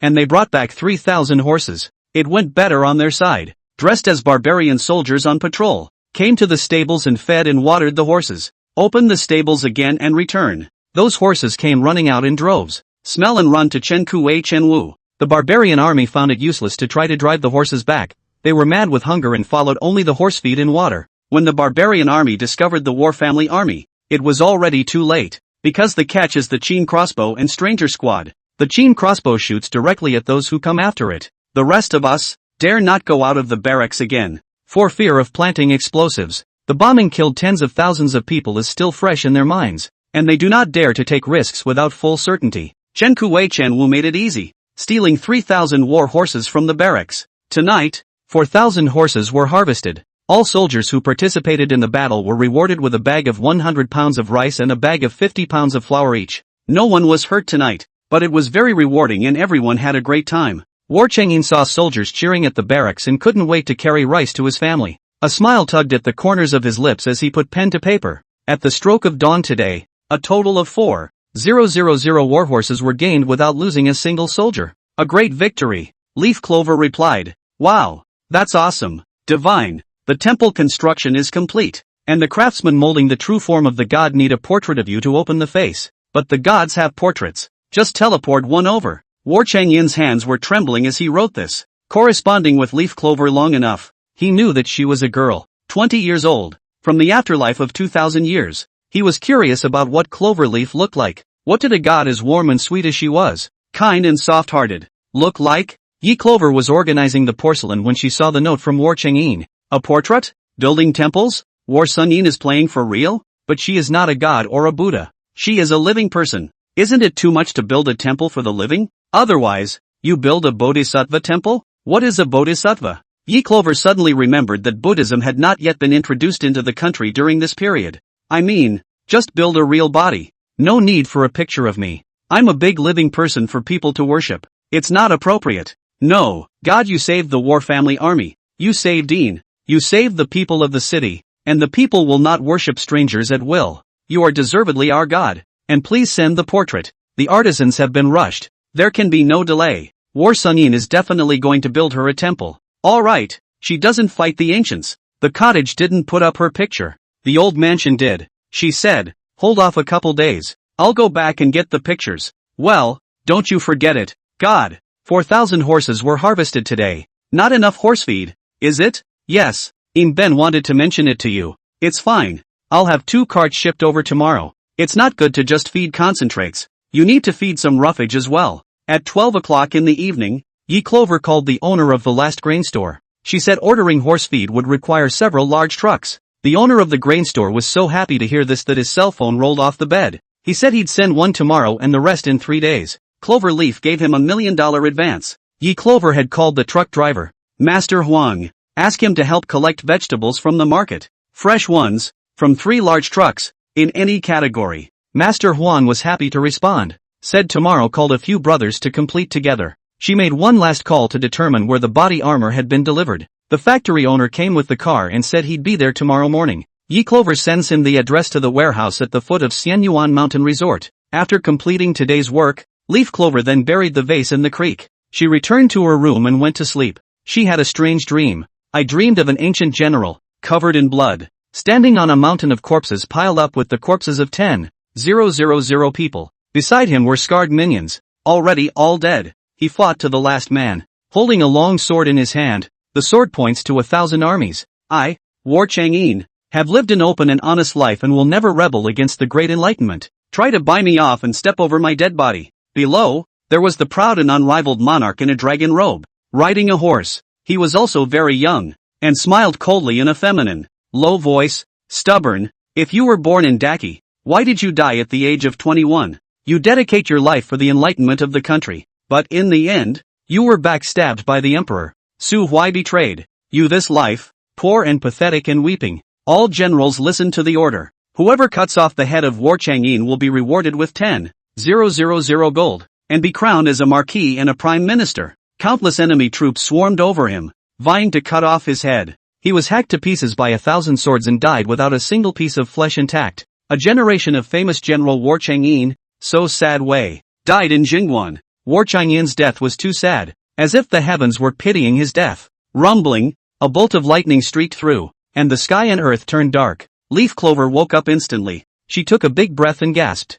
He's dead. She dreamed of the death of War Chang'in. Frightened, she immediately took the vase out of the creek and cast him a note. How are you doing? I'm dreaming of your death. So get back to me? War Chang'in, answer back. She waited for a long time without waiting for a reply from War Chang'in. She was in a hurry. She had worked so hard for so long, and it shouldn't have come to this. She denied it. When War Chang'in didn't reply, she continued to cast the second, third, and fourth paper. There was nothing wrong with Leaf Clover's dream. Tonight, while the War family army was still cheering about getting 4,000 war horses, Chu Chi and the two countries moved. They didn't follow the established route to meet up with the barbarians. Instead, they detoured and took a different path, one that didn't involve an ambush of explosives. Chapter 57, Chu and Chi are coming to attack. The whole army is on alert. The armies of Chu and Chi circled around, bypassing several large mountains, and went to Jingguan to attack. Song Duo ambushed not far from where the army was stationed.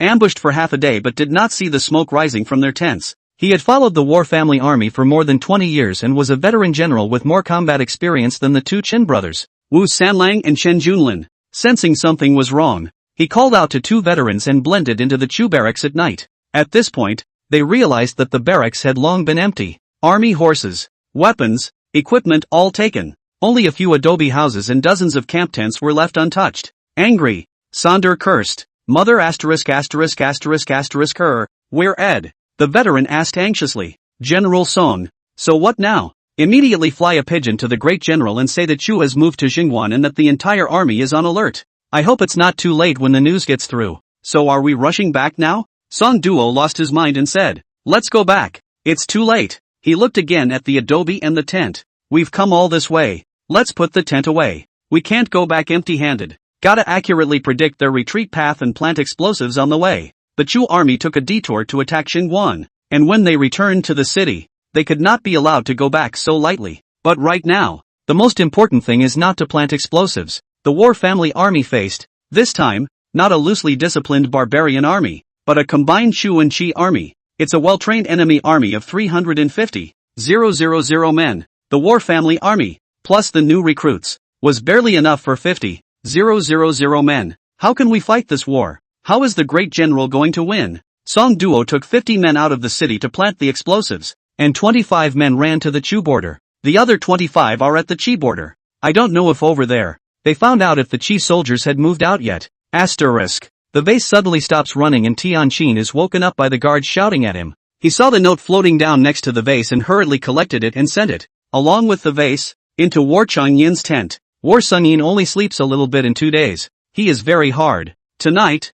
4,000 horses are arranged. He lay down to sleep. He had always been a light sleeper, and he woke up when Tianqin entered the tent. He wore his blasphemy, turned on the lamp, and inquired of Tianqin, what is it? Tianqin took the dampened paper and offered it with both hands. War Changyin looked over one by one, his face horrified. The gods dreamed of his death. In the dream, the three armies of Chu Chi barbarians broke through the Jin Pass. He was cut off on a mountain of corpses by one man and one sword. The gods had saved him and the War family army several times, and her dream was more than just a dream. There must be some kind of wake-up call. War Changyin asked Tianqin. No news from Song Duo's side? No. Is something wrong with General Song? War Changyin pinched the paper finger bones white. The barbarian army was so frustrated that they did not dare to attack again for a short time for fear of being ambushed by explosives. But Chu and Chi are not afraid. The wild record states that he died recently. Chu and Chi will not change their conquest of the kaiju because of this big change in the exodus of the gods.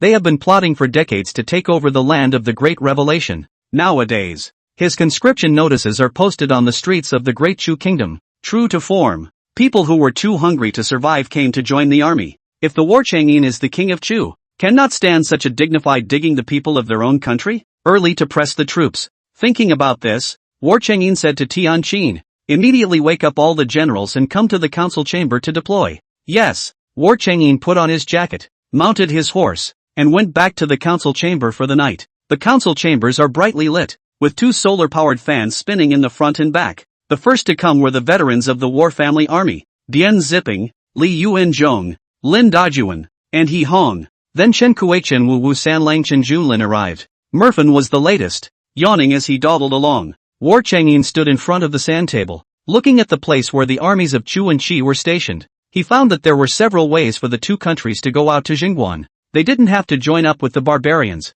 and with the strength and troops of the 2 countries, they could swallow Jingguan. So the barbarian army is devastated. The generals are deposed, and new ones are not yet in place. They left the barbarians out. The 2 countries were most likely to attack Jingguan through the east and north gates, as these 2 directions corresponded to the closest passages for Chu and Qi. The 2 countries diverted their paths and did not take the path of Sander's ambush, and it is possible that there were spies in the city. Sander left the city through a secret passage, knowing that he's out of town. The detail is not low in rank. Thinking about this, War Chang'in turned around and saw that the generals had not rested well and their eyes were filled with bloodshot, but they were still looking at him with vigor. They and he had all eaten bark and gnawed roots together and had a lifelong friendship. War Chang'in didn't want to suspect them. However, there are people in the military who do sell information to the outside world. He called Chen Kuei over and bent his head over his ear to bark a few words. When Chen Kuei heard this, his pupils widened in horror, as if he couldn't believe it. Really? He nodded and took out the note to show Chen Kuei.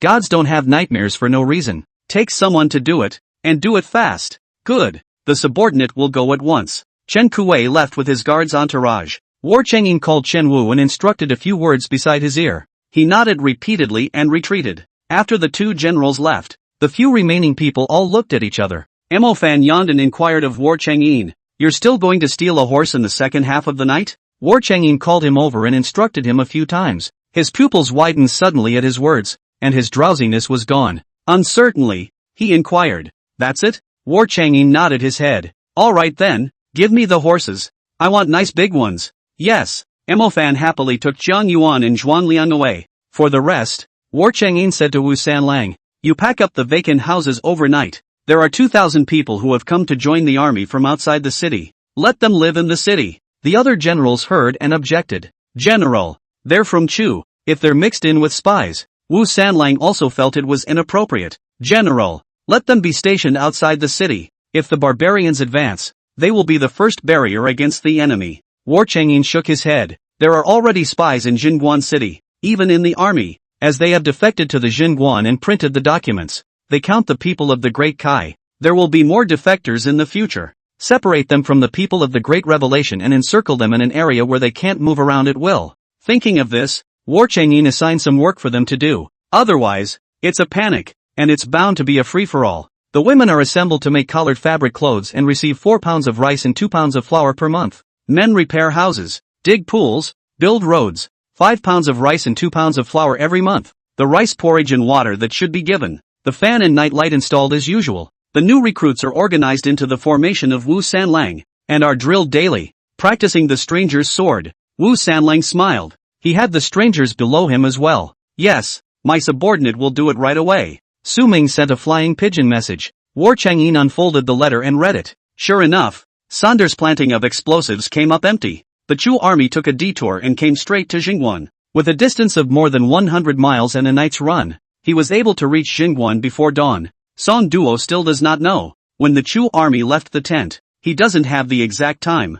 Thinking of this, he said to the remaining generals, "Beat the war drums and put the whole army on alert." Knock, knock, knock. A war drum, beating in the dead of night. Countless soldiers woke up from their sleep. They quickly put on their clothes, bulletproof undershirts, and armor, and lined up neatly with their weapons in hand. War Chang'in stood on the city wall, his expression taut and serious. Chu and Qi are about to commit an offense. The entire army is on alert. Here, War Chang'in's prediction was not wrong. An hour later, the Chu army was more than 30 miles away from Jingguan. Lined up in formation. Chapter 58. She can't let War Chang'in die. The Chu army is more than 30 miles away from Jingguan, black and heavy, with red and yellow military flags erected and lined up in a single formation. The Qi army arrived an hour later, stationed 20 miles away to the east. Qi is even closer to Jingguan than Chu. The black dragon flag was spread out more than 20 miles away, extremely majestic and oppressive. A large army pressed in. Unlike the scattered and disorganized nature of the barbarians,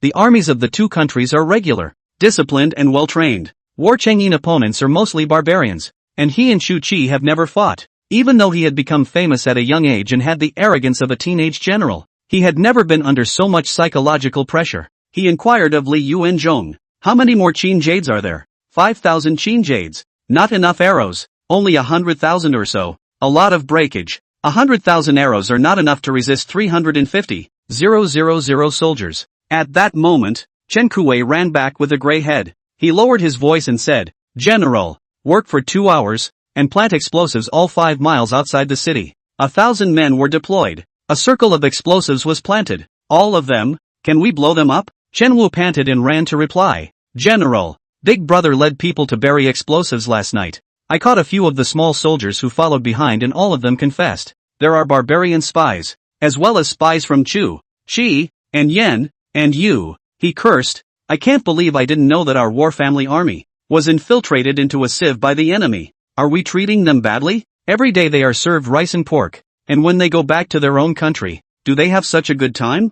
I'm so angry that I caught 2 of them delivering messages on the spot, and I held them down." Merfin rode back on his high horse, waving. He did not understand why War Chang'in let him right out of the city, hanging around, but there seems to be someone following behind him. Then a dozen sneaks were caught out. When questioned, they were all secret agents. He realized that he was being used as a target by War Chang'in. He didn't have the heart to say, "This Shitzi is hungry. You won't let anyone sleep, and you won't let anyone eat?" War Chang'in asked Tianqin to take him to the kitchen, and what he wanted to eat was directly ordered. He refused and had to eat the food sent by the gods. It was only then that War Chang'in remembered that it was dawn, and he hadn't returned the message to the gods. He rushed back to the council chambers, where the note at the bottom of the vase was in a thick pile. He pulled out a few and quickly flipped through them, the gods staying up all night waiting for him to return the message. He immediately put pen to paper and replied, "I'm sorry God. It's Yin's fault. Last night we caught 24 spies. Shu and Qi stopped 20 or 30 miles away and will attack the city at any time." Yi Clover finally saw the message, and sure enough, it was just as she had expected in her dream. These two countries acted. She asked War Chang'in, "Are you sure?" "More than 5,000 Qin jaded horses and more than 100,000 arrows were hostile, but 350,000 men were hostile. I had Chen Kuei plant explosives 5 miles away. Only the explosives have a limited range, and I'm afraid it's far from enough to deal with 350,000 people." Yi Clover said anxiously, "How can I help you?" "Gods, Yin promised you that he would live." Yi Clover and War Chang'in correspondence half a month. His character Yi Clover also understand a few points. He would rather fold than surrender. If the city is really broken, War Chang'in is afraid that he will not survive. No way. 100,000 people cost her so much money. She eats and sleeps every day thinking about how she's going to save people. As a result, the country broke up at the drop of a hat. She spent half a month's hard work and more than $1 billion all down the drain. Thinking about this, Leaf Clover anxiously paced back and forth in the living room. She had to do something. She couldn't let War Chang'in die. 35 men fighting 50,000 men. But how to win? The other side is not like the barbarians' management loose, is well trained, and military literacy of the Han soldiers. First of all, Qin's incompetence is not enough. She searches for local bows and arrows and hunting shotguns are fine. No shotguns were searched, but there were 3 stores selling compound bows. She called. The store owner was asleep and didn't answer. She couldn't wait any longer and drove down the hill to the front of the store. The sanitation worker sweeping the floor said the store opens at 7:30 at the earliest and told her to wait. Yi Clover in the next breakfast store contracted a pot of tea, eggs, all the small dumplings in the charter, soy milk bought out. The noodle shop next door didn't let up and asked the owner to pack over 100 boxes of noodles. At the kiosk again, emptying the refrigerator of water and drinks. The car drove to no man's land and breakfast was delivered all over. She ate the xiaolong bao and drank soy milk while waiting for the store to open.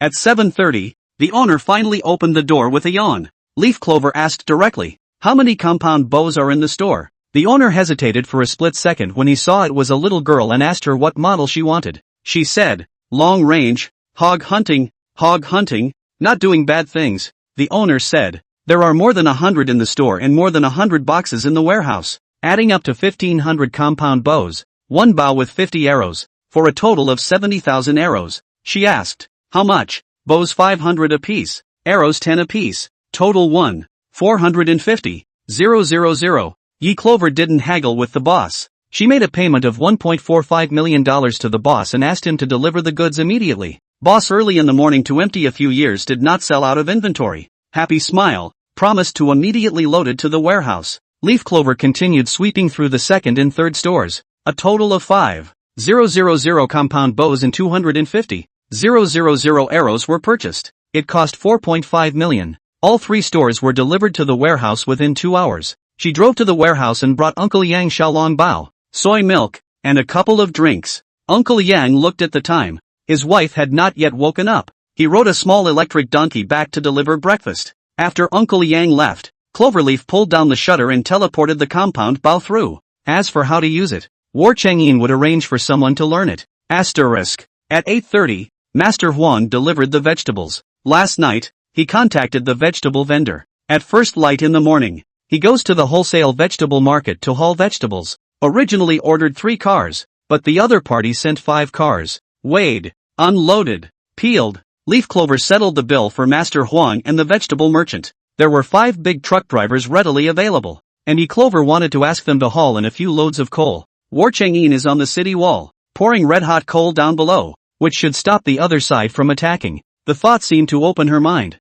Ask Master Huang and a bunch of other drivers, where can I get oil, gasoline, diesel, unlimited, can burn it. Master Huang heard, oil they cannot get. But there is a poor quality fake wine factory in the suburbs. Wine burns when lit and burns for a long time. It just has a punchy flavor, because that wine has drunk people to death. More than 100,000 pounds of fake wine in the warehouse for many years no one touched. If she wants it, $1 a pound can deliver it for her. Once Yi Clover heard that batch of fake wine, she contracted all of it. 5 large vans are arranged. Master Huang went to haul wine and the remaining 4 cars went to haul coal. She sent a note to War Chang'in. The 5 cars of food have been delivered. Send them over in 10 minutes. The 5 carts of vegetables were so large that the soldiers ascended to the citadel. All on guard. War Chang'in found an open space nearby and tied up a tent. When Wu Sanlang led 2,000 Chu people into the city, he saw a shocking scene. There were so many dishes in the tent that it was holding up the tent and it was cracking and constantly rolling to the ground. They looked at the dish with wide eyes and rolled all over the floor. Chapter 59. A great army is pressing in, and a great war is imminent. There is so much food in town past that you can't eat it all, and vegetables are scattered randomly on the ground. The poor people of Dachu, in order to come to Jingguan to join the army, trekked over the mountains, ate grass roots and barks, and starved on Guanyin soil. The number of men, from 5,000 at the time of departure, reached less than half that number at Jingguan. Now, when they see so many dishes, they have hot tears in their eyes and their sleeves are constantly wiping their tears. They suffered and suffered. But it was worth it as long as the rest of them lived. The surrounding soldiers have long been surprised to be confronted with huge vegetables. Chen Kuei picked up a cucumber and nibbled it on the spot. He saw a couple of children among the raggedly dressed churches eyeing him for food. He took a couple more cucumbers and gave one to each of the kids. The children's parents hastened to kneel down. Chen Kuei stopped. In the future, we can eat all the time, and raise the children well. The parents took their children and left with 1,000 thanks. Asterisk. Soldiers are preparing for battle in a hurry. The cook was cleaning up the vegetables that were rolling all over the floor. Wearing silver white armor and a sword on his waist, War Chang'in ascended the city wall with a steady pace. All the soldiers stopped their movements and looked at War Chang'in. Facing a tough battle today, the soldiers who survived the 8-month barbarian siege and survived until now. They were so skilled that they could fight 1 against 2. War Chang'in stood on the highest city wall and shouted loudly, "Generals of the Great Enlightenment, an army of 350,000. Has been stationed 20 to 30 miles away. If we lose this battle and we die in battle, the people of the Great Revelation will have no water to drink, no food to eat, and 30 million of our subjects will starve to death. Today, we will defend Jingguan, our food and water, and more importantly, the people's hope to live. In this battle, this general wants all the men to die and defend down." On the high wall, countless soldiers responded. "Here, defend the town past to the death and fight to the end in blood. We will live and die with Jingguan. We will never let the enemy take half a step into Jingguan. If the enemy does not retreat, we will die as if we were dead." The soldiers' voices were loud and clear. and the whole city echoed with the stirring shouts of the soldiers. They were about to face the most severe and difficult battle they had ever faced. The survival of Jingguan depends on this battle. They fought to the death to defend the town pass. Asterisk. Yi Clover finally waited for a call from the owner of the body armor manufacturer, who had already arrived at the outskirts of the city. Yi Clover closed the warehouse and drove towards the foot of Xian Yuan Mountain Resort. She called ahead to the warehouse manager and asked him to open the warehouse door. Half an hour later, she reached the warehouse at the foot of the hill. The large warehouse is only arranged to be guarded by a warehouse manager, a villager from the neighborhood. He knew that Yi Clover was the boss, and when he saw her coming, he respectfully said, "Boss, the truck has arrived." Leaf Clover nodded. The factory drove 10 big trucks over and the drivers came down to cool off. No one unloaded. The owner is a middle-aged man, surnamed O, looking very rich. He saw Yi Clover arrive and immediately pulled her into a corner. "Ms. Yi, all 150,000 bulletproof vests are in the car. Okay, if the quantity is right, I'll close your payment right away." Instead, the district boss said, "You only bought the body armor. You didn't buy the matching bulletproof helmet, and I sell all the matching ones in the Middle East. There are 150,000 helmets left over, and I originally thought that the Middle East side would want them,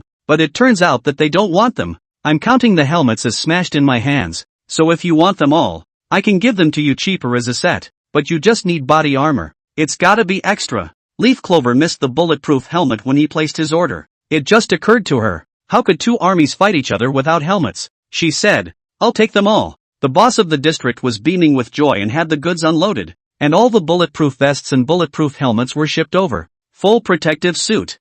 Body armor 280. Helmet is more expensive. Full steel plate wrap with added shock 400. The district owner sold her a whole set of 150,000 units for $90 million.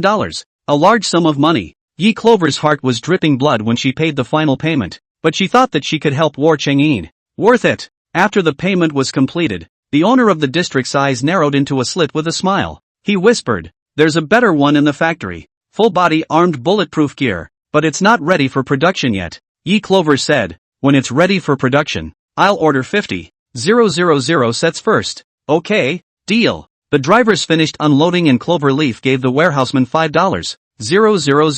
"Tell him to go buy an air conditioner for the janitor's room, and with the rest of the money, buy a small electric donkey for him to commute to work." The warehouseman was happy that he was blowing all the fans in the warehouse and it was kinda hot. He happily went and bought it immediately. When the warehouseman left, Yi Clover turned off the monitoring and power. "Drop a note to War Chang'in, 150,000 bulletproof suits, already prepared. In 10 minutes, let him receive it." Asterisk. Shenzhen. War Chang'in received news. Chuanchi, two countries' army chief, has met meeting. The warlock squire Dreamgua has calculated that they will attack the city at noon. Now, it was only an hour before noon. He received a note from Cloverleaf. 150,000 bulletproof vests, bulletproof helmets have arrived. Receive them immediately and equip them quickly. Chen Kuei Chenwu came over and saw the words of the note. Bulletproof vests with bulletproof helmets. "General, if we have all of them, we may not lose in a physical fight with the enemy." "Yeah, the body armor is so good. It's made for the strangers." War Chang'in pinched the note and quickly went downstairs with the vase. The vase was placed within the clearing, and soon boxes of body armor, bulletproof helmets fell, especially the bulletproof helmet. Chenwu was curious and unwrapped it and put it on his head. The weight is adequate and feels secure. He said to his elder brother Chen Kuei, "Try cutting me with a sword." Chen Kuei drew his sword and slashed to the side. Ding! A shower of sparks exploded. Chen Kuei's knife has an opening. Not a single crack in the helmet. This helmet is so hard. It's better than armor. There was still 1 hour left, and War Chang'in ordered them. All generals are rationed. 1 set per person. And be quick about it. Within half an hour, all generals change. Yes, General. Asterisk. Noon. The sun was hot, and scorching waves rose from the sandy soil. Standing on a high building, War Chang'in saw the black and pressurized, iconic red and yellow flag in front of him, getting closer and closer. It's the Chu army. They deployed cavalry in the front, shields in the back, archers, to the right of Chu, the black dragon flag of Qi. There were even more of them, dressed in black uniforms, and the blackness was appalling. 350,000 troops, just 10 miles away. The army is pressing in, and a great battle is imminent. A group of generals from the War family army stood at the side of War Chang'in. They looked at the Chu Qi army with red eyes. There are too many people. There were red, yellow and black, and there were no other colors in the world. The barbarians attacking the city had never given them so much pressure either. And today, even with bulletproof vests, bulletproof helmets, strangers' swords, armor, sheen jade, they don't have the confidence that they must win. Some of the generals started writing their wills. Even Murfin, releasing the last 3 flying eagles with the will he wrote tied to their legs. The army is 9, 7 and 5 miles from Zhongguan. Chapter 60, War Chang'in has a powerful weapon. War Chang'in said, Chen Wu, Sheen Jade team stand by, compound bow ready. Yes, General. Chen Wu went to deploy. The opposition approached to 5 kilometers and stood within range of the explosives, but more men and horses were still behind. When he was 3 kilometers from the city wall, War Chang'in met the Chu general, Ling Xiaofeng. He was over 50 years old and was the most famous general in Dechu, became famous at the same time as War Chang'in's father. It had been rumored in the Six Nations army that there was Ling Xiaofeng in the south and War Tianning in the north. Countless people wanted to see them fight to see who was better. Unfortunately, his father, War Tianning, was killed by the barbarians, and the two had no further opportunity to compete on the battlefield. Ling Xiaofeng wore black armor, had a full beard, and was tall and sturdy. At his side were his 2 sons. Ling Yunjia, Ling Shichen, is comparable in age to War Chang'in. It is just that these 2 men went to war in their teens, and their battle achievements are not as good as those of War Chang'in. At this time, the War Chang'in has long been famous in the world. Ling Xiaofeng rode his high horse and stood at the bottom of the city tower, shouting in a neutral voice, Xian nephew, open the city gate and surrender. How can your 50,000 soldiers and horses stop an army of 350,000? Give up all the water and food in the city, and this general will make sure you don't die. War Chang'in took a step forward, his black sunken eyes cold, looking down on the Chu army below. The soldier was dark and thin, his lips were dry and cracked, and he hadn't had a drink of water in a long time. He sneered with thin lips, why don't Chu's army surrender to my great Kai? And this general will let every soldier drink water and have food every day. What does General Ling think? Ling Xiaofeng's eldest son, Ling Yunjia, stepped forward. He cracked, just 50,000 of your men, and a large portion of them are new recruits who have never been drilled before. How dare you fight my Chu army? Letting you surrender is for your own good. Otherwise, if the city is broken today, I will let you die without a burial place. War Chang'in sneered and raised his hand. The Qin Jaded team took aim with their bows. Below, Ling Xiaofeng shouted, attack the city. The war drums thumped. Countless soldiers below shouted, charge. They pushed a dozen siege wagons and pushed them under the gates. War Chang'in shouted, release arrows. Countless arrows broke through the air. More compound bows, not just Qin Jade, were shot towards the bottom of the city gates. Compound bow range is only 150 meters, but the distance under the citadel, but only 20 meters. The arrow is accurate, can shoot continuously. Qin Jades at long range, composite bows at close range. With a double-barreled attack, the first wave of attackers died by their bows and arrows, but there are too many enemies. Fall a batch, continue to have a second, third, attack. There is a steady stream of enemy troops. There were 2 or 3 siege wagons, which had been pushed to the side of the city wall, and the Chu soldiers climbed onto the siege wagons, wanting to take over the city wall. They also had archers shooting arrows for cover. Except, everyone was wearing full body armor, even their arms were protected. The opponent couldn't break the helmet at all. 5 siege wagons, already close to the walls, with 2 wagons of enemy troops climbing up. War Chang'in ordered, pour the briquettes, pour a vat of red-hot briquettes onto the siege wagon. Instantly, the soldiers on the siege wagon were burned and fell down. The wooden siege wagon was burned by the heat and burst into flames. Below, Ling Xiaofeng looked on with his eyes red. He never expected that the other party would have so many tactics with so few people. Long arrows, short arrows, in unison. The walls actually burned charcoal. The red-hot coals poured down and the siege wagon burned right through. What was even more infuriating was that his soldiers were wearing black, full-body wrapped uniforms, and the arrows couldn't even break through the protection. The shields on their side were shot to crack a dozen pieces. None of the opponents were equipped with shields, yet none of them died. Unbelieving, he fetched a heavy bow and arrow himself and shot it towards a soldier's head. On him, ding. The bow and arrow shot hard and knocked the soldier back several steps. The soldier stepped forward again and continued to draw his compound bow and shoot downward.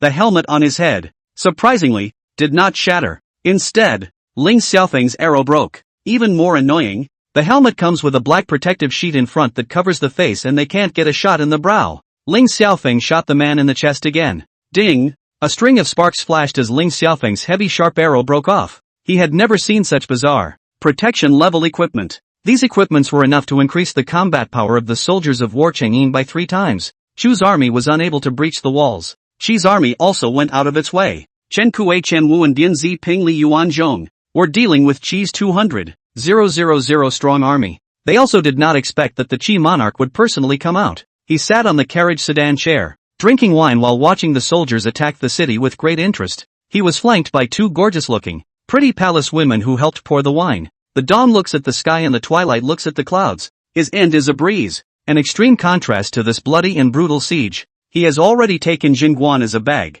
War Chang'an in his eyes is also a dead man. When Qin jaded his warhorse, shooting the courtesan beside him, the courtesan fell to the ground, twitching and spitting blood. His face was horrified and he shouted in fear, "Protect the driver! Quickly protect the driver!" Around him, countless shields were erected to cover him. There were constantly sharp swords piercing through the shields and shooting in. He held the courtesan against him. Why is that? How could War Chang'an have such a powerful weapon? He thought the 2 countries were joining forces. 350,000 troops and a dozen siege engines. Climb the walls any way you can. Whoever it was, he was almost shot. What is even more infuriating is that Chen Kuei Chen Wu waited for all the enemies to reach the bottom of the city wall before ordering the opening of the compound bow to shoot. Compound bows shoot closer and are more accurate. An arrow through a soldier. Qi's equipment was even worse than Chu's, and those who were shot basically fell off the walls and became corpses. The 2 countries could not attack in death, and more soldiers died. It's almost spread out under the walls. The 2 parties were in the middle of killing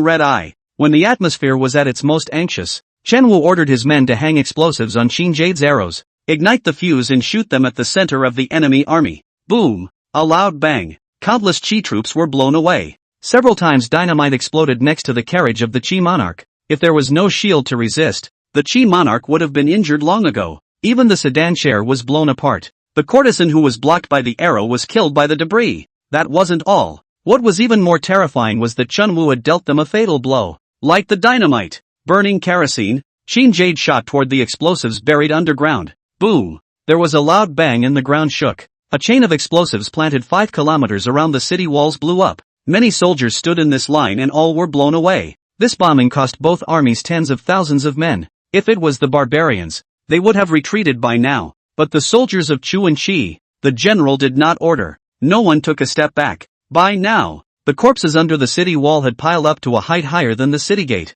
And the onslaught continues. A dozen siege wagons, 6 burned, 5 more near the walls. The coal has been burned. Now it's just a matter of fighting for your life. War Chang'an ordered. The stranger swords are ready. The strangers lowered their composite bows, drew their long swords, and blocked above the siege wagons. Get on 1, kill 1, get on 2, kill 1. No amount of people climbing up could cut through the strangers' bulletproof gear. Like perpetual motion machines, the strangers killed 1 in battle and the next one quickly filled in. The 2 sides saw off from noon until dark. It was an unusually bloody and difficult battle. Chapter 61, Anyone who violates our Great Kai's territory will be executed. The number of enemy deaths was increasing, and the corpses were piling up, about to reach the height of the city walls. The blood pooled into streams and flowed into the gates. Corpses were strewn across the walls and blood poured onto the floor of the walls. The high protective armor of the battle family's army made the enemy troops who ascended the city wall helpless, and one by one, they were killed on the city wall by the battle family's army.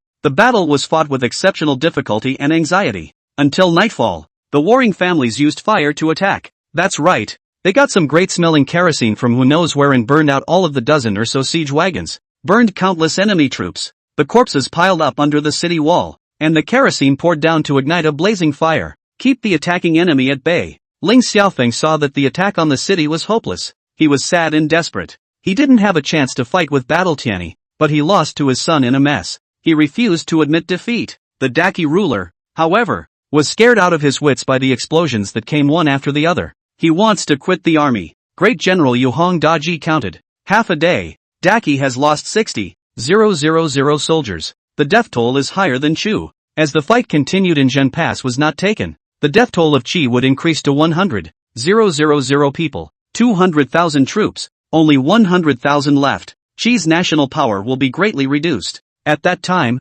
not to mention Chu, Yan and you could step on it. It doesn't matter if you lose the war. Save your strength so that you can continue to make a comeback. Monarch, retreat. Countless solar lights lit up the blood-stained walls. War Chang'in pulled back his Qin crossbow and aimed the arrow at the Deqi ruler. The young, eagle-eyed, haughty ruler of the country was trembling with fear, shouting to Yu Hong, "Protect the driver! Hurry up and protect the driver! Yu Hong, retreat! Retreat! There's no shame in losing a battle. It's the loss of life that's the most humiliating." Yu Hong gave an order. "Withdraw." The Qi troops laced each other and retreated in disarray. The Qi army retreated, but the Chu army had not yet retreated. Ling Xiaofeng still ordered the attack on the city, but the Chu soldiers were in retreat. The Qi people are not fighting. How can Chu gnaw this hard bone? The War family army only had a few tens of thousands of men, but their equipment was a few notches higher than Chu's. The War family army in black uniforms and black helmets. They can't cut in no matter what. How can they fight this battle?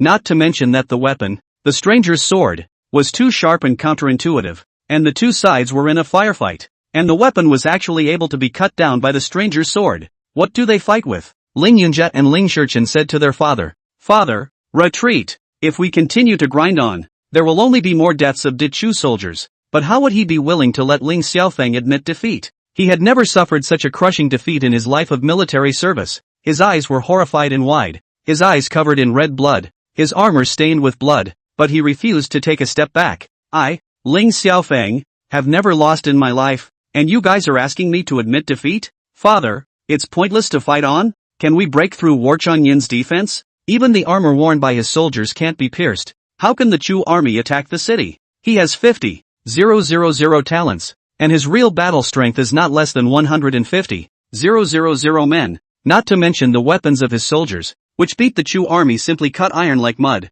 Whether it's the Qin jade, the stranger's sword, and the black uniforms, the shock that War Chang'in gave them was enough to shock them for a lifetime. They actually didn't know that the equipment of the Great Enlightenment Army was so far ahead that it was 1 against 10. In the past half a year, War Chang'in was almost broken by the barbarians several times, and that was a barbarian fluke. If they were to fight the barbarians again, the barbarians would definitely get their asses kicked. Zhongguan is going to attack, but you have to build better weaponry to attack. And the gunpowder that blew up a whole bunch of people, they must develop it as well. Otherwise, there is no chance of winning against War Chang'in. This time, the failure of the 350,000 people to attack the city was due to their carelessness. It wasn't that War Chang'in was so brave and used his army like a god. He's just ahead of the equipment, ahead of the weapons. It's no big deal. No shame in losing to him. Father, we went back to make gunpowder, picked up a couple of stranger swords, and long arrows, all of which we took back to develop. It doesn't matter if we lose this time. We'll station ourselves 100 miles away, develop new weapons, make a comeback again and kill him. Who knows about today's humiliation? History is rewritten by the winner's father. Ling Xiaofeng was finally convinced by his eldest son. His eyes were as bloodshot as he was, and he shouted with unwilling pathos, "Retreat!" The soldiers of Chu retreated, and their pace was even faster than that of Qi. The wounded soldiers, they fled regardless. Seeing this, Ling Xiaofeng became furious. "Carry the injured soldiers on your back, and those who disobey will be served with military clubs." The Chu army took their wounded soldiers with them and retreated to 100 miles before stopping. War Chang'in, his entire body stained with blood, stood on the city wall and looked at the fleeing armies of the two countries. His grip on the stranger's blade clenched. "Back off." Chu and Qi finally retreated. This is a battle they have finally won. Chen Kuwei was excited and shouted at the top of his voice, "Chu and Qi have retreated. We have won the battle." Countless soldiers cheered, each of them with blood all over their faces and bodies, some even exhausted, until the general said to retreat. They had survived until now all on one breath. Now that the enemy has retreated, the breath is dispersed. The stranger's sword clattered to the ground as they sat on the corpse and blood-covered floor, unable to stop their hands from trembling. Winning. The warriors really won. Zhongguan defends it. Ah! Countless of them cried out. It was a battle that was fought too hard. The soldiers of Chu and Qi were too resilient and strong-willed. Knowing that coming up here will kill you, you still come up here to die. This battle is most abrasive. Good thing. Finally got over it. They won. War Changyin's eyes flushed red as he shouted to the soldiers guarding the city. The men of the War family army are all good. This battle will be the beginning of our victorious war. And in the future, when the allied forces of the Chu, Qi, and barbarian kingdoms invade Jingguan, we will still be able to cut them down under the walls. Those who violate the territory of my great Kai state will be executed. Countless soldiers cheered. Even if Chu and Qi are as powerful as they are, facing the warriors' army could only lead to defeat. The War family army is the strongest and most courageous. War Chang'in continued. If you succeed in defending the city today, each person will be rewarded with 2 bags of rice and 1 bag of flour. And for soldiers who die in battle, their families will be rewarded with 4 bags of rice and 2 bags of flour. First, clean up the battlefield. Pick up the weapons and money bags, and take off the enemy's armor. Enemy corpses. Dig pits and burn them. The corpses of our army. Establish graves and mounds. Write their names on them, and worship them every year at Qingming. When you're done, get in line to redeem your rice and flour. The fighters rested for a while and then all went to clean up the battlefield. The people of Zhengguan had been guarding the bottom of the walls, and would have topped them if needed. Now that they are winning battles, they all bring kettles of water and hot porridge and come under the walls to feed the soldiers. And more people, on their own, helped clean up the battlefield. The men went out of the city, dug pits 2 or 3 miles outside the city, threw the bodies down, and lit kerosene to burn them. The women were on the city walls, helping to carry the bodies of the dead warring families to be buried. All the sweeps, in an organized manner. Asterisk. Yi Clover waited until 10 o'clock in the evening, couldn't hold back any longer, and wrote to War Chang'in. How's it going? Lose or win? I didn't realize that batch of fake wine had been seized, and the purchase procedure was so troublesome. If I had sent it earlier, wouldn't it have been more timely? War Chang'in, why don't you return my message? Did you lose? Jingguan City is broken? War Chang'in, you promise me that you will live. You must live. War Chang'in. War Chang'in, speak, how are you in the end? She's so worried. Fear of War Chang'in's death. As written in Wild History, he died in battle at the age of 21. Still so young. She didn't even get to look at him to see what he looked like. He must not die. She'll be sad and cry. Chapter 62, Unification of China. War Chang'in is still arranging the post-war work. Tianqin brought many notes over. He quickly flipped through the notes, each of which contained Cloverleaf's concerns about him. She's worried. I'm afraid that Jingguan will be overrun. Fear of his death in battle. Fear that the people she had saved for so long would eventually die by the enemy's sword. Good thing that Jingguan won. War Chang'in unclipped his bloodstained armor and handed it over to Tianqin as he quickly walked inside the council chamber. There were notes all around the vase. Leaf Clover wrote from noon to night. She's been worried all day. The note said, at best, how she was going to help them and what else she could do for them. She told them to make sure they held out, and to defend the town past to the death no matter what. As soon as the second batch of weapons arrived, not to mention the 2 armies of Chu and Qi, plus a barbarian, there is also a certainty of winning. Good thing he didn't let her down. War Chang'in took out his writing and pen and wrote in the letter. Gods, Chu Qi retreated. The War family army has won. At the height of Leaf Clover's anxiety, a note fell. She couldn't wait to pick up the note and saw that it read, the War family army has won. She jumped up and down happily.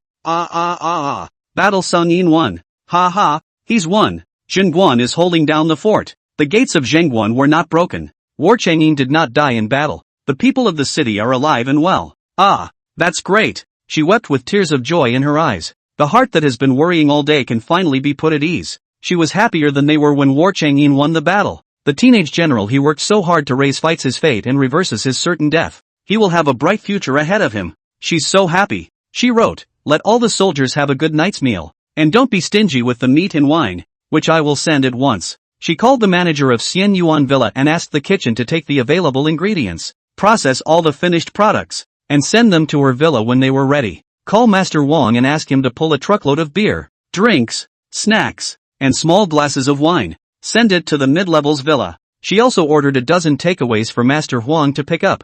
Gave him 100,000 bucks. Not enough to go around. Master Huang agreed in a hurry. The manager of Xianyuan Mountain Villa, after delivering a few tables of food, went back. An hour later, Master Huang shipped 500 cases of beer and 500 cases of white wine in small glasses. 500 cases of various flavored beverages. There are over 100 boxes of snacks, and a variety of barbecue stir-fries. Cloverleaf settled his bill for double shipping and unloading. Master Huang smiled and left. At 12 in the morning, Yi Clover teleported everything over. War Chang'in, many thanks to the gods.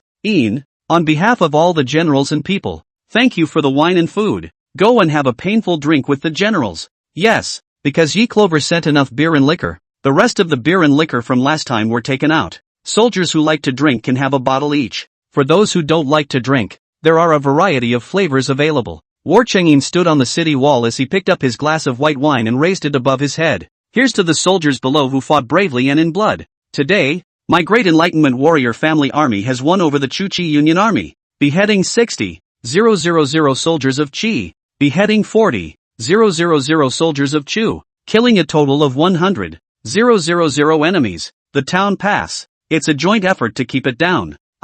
War Chang'in, toast all the generals. The generals raised their wine and drank it. Everyone ate meat and drank wine freely, telling how brave they were today. Kill as many enemies as you can. Even Murphin was extraordinary today. He could not make a stranger's sword, and stood on the ramparts with his compound bow drawn, and shot a dozen men. I've killed a dozen of them, and killing feels like nothing more than that. War Sungin, you said that killing a person can lead to 10 pounds of rice. You have to give 3 packages of rice and 1 package of flour. I'm going to bring it back to the capital and show the Empress Dowager. This Shitsi can also go to the battlefield to kill the enemy and make a war achievement. Chen Kuei slapped his shoulder. Hey, you kid did well today. Of course. Drink with me. Let's get drunk tonight. 10 generals are playing line drinking to release stress. War Chang'in downed a few glasses of beer and walked out of the room to the city wall. There were a number of soldiers on duty who were unable to drink, but a good brother brought them meat. They laughed as they ate the meat. If I kill 2 dozen today, I'll receive a total of 3 packages of 100 pounds of rice and 100 pounds of flour.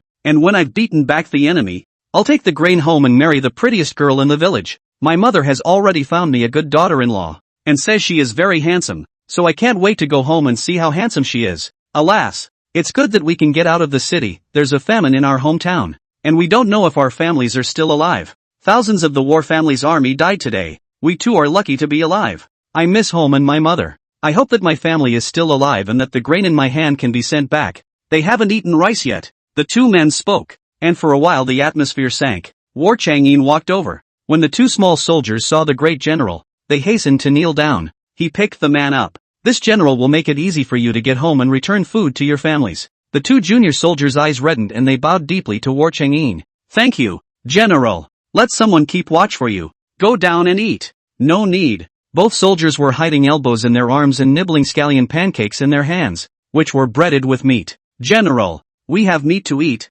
We're not hungry. Good. Hard work. War Chang'in came inside the council chamber, where the night light was still on and the fan creaked and turned. He picked up a paper and pen and wrote, God, Ian will make the soldier's family eat the food you sent. Yi Clover hadn't rested yet. She was ready to bring water to War Chang'in, but then he saw the note that War Chang'in passed over. With a smile on her lips, she wrote with her pen, as long as you hold on to Jingguan and break the delusion of the 3 parties annexing the Qi kingdom, you will succeed. Gods, Ian wants to see you. Leaf Clover, the teenage general had a tight stressful day with big ups and downs and emotional outbursts, thinking that he was 21 years old. His actual age was only 20, which was the age of pining for spring, but she was a god in his eyes, with more than 2,000 years separating the 2. It's not easy to meet. I'm afraid. She tried the vase to transport a few chickens and a few ducks. Larger live animals, such as adult hogs and cows, can't be delivered. Thinking of the pressure that War Chang'in was under today, she did not directly refuse.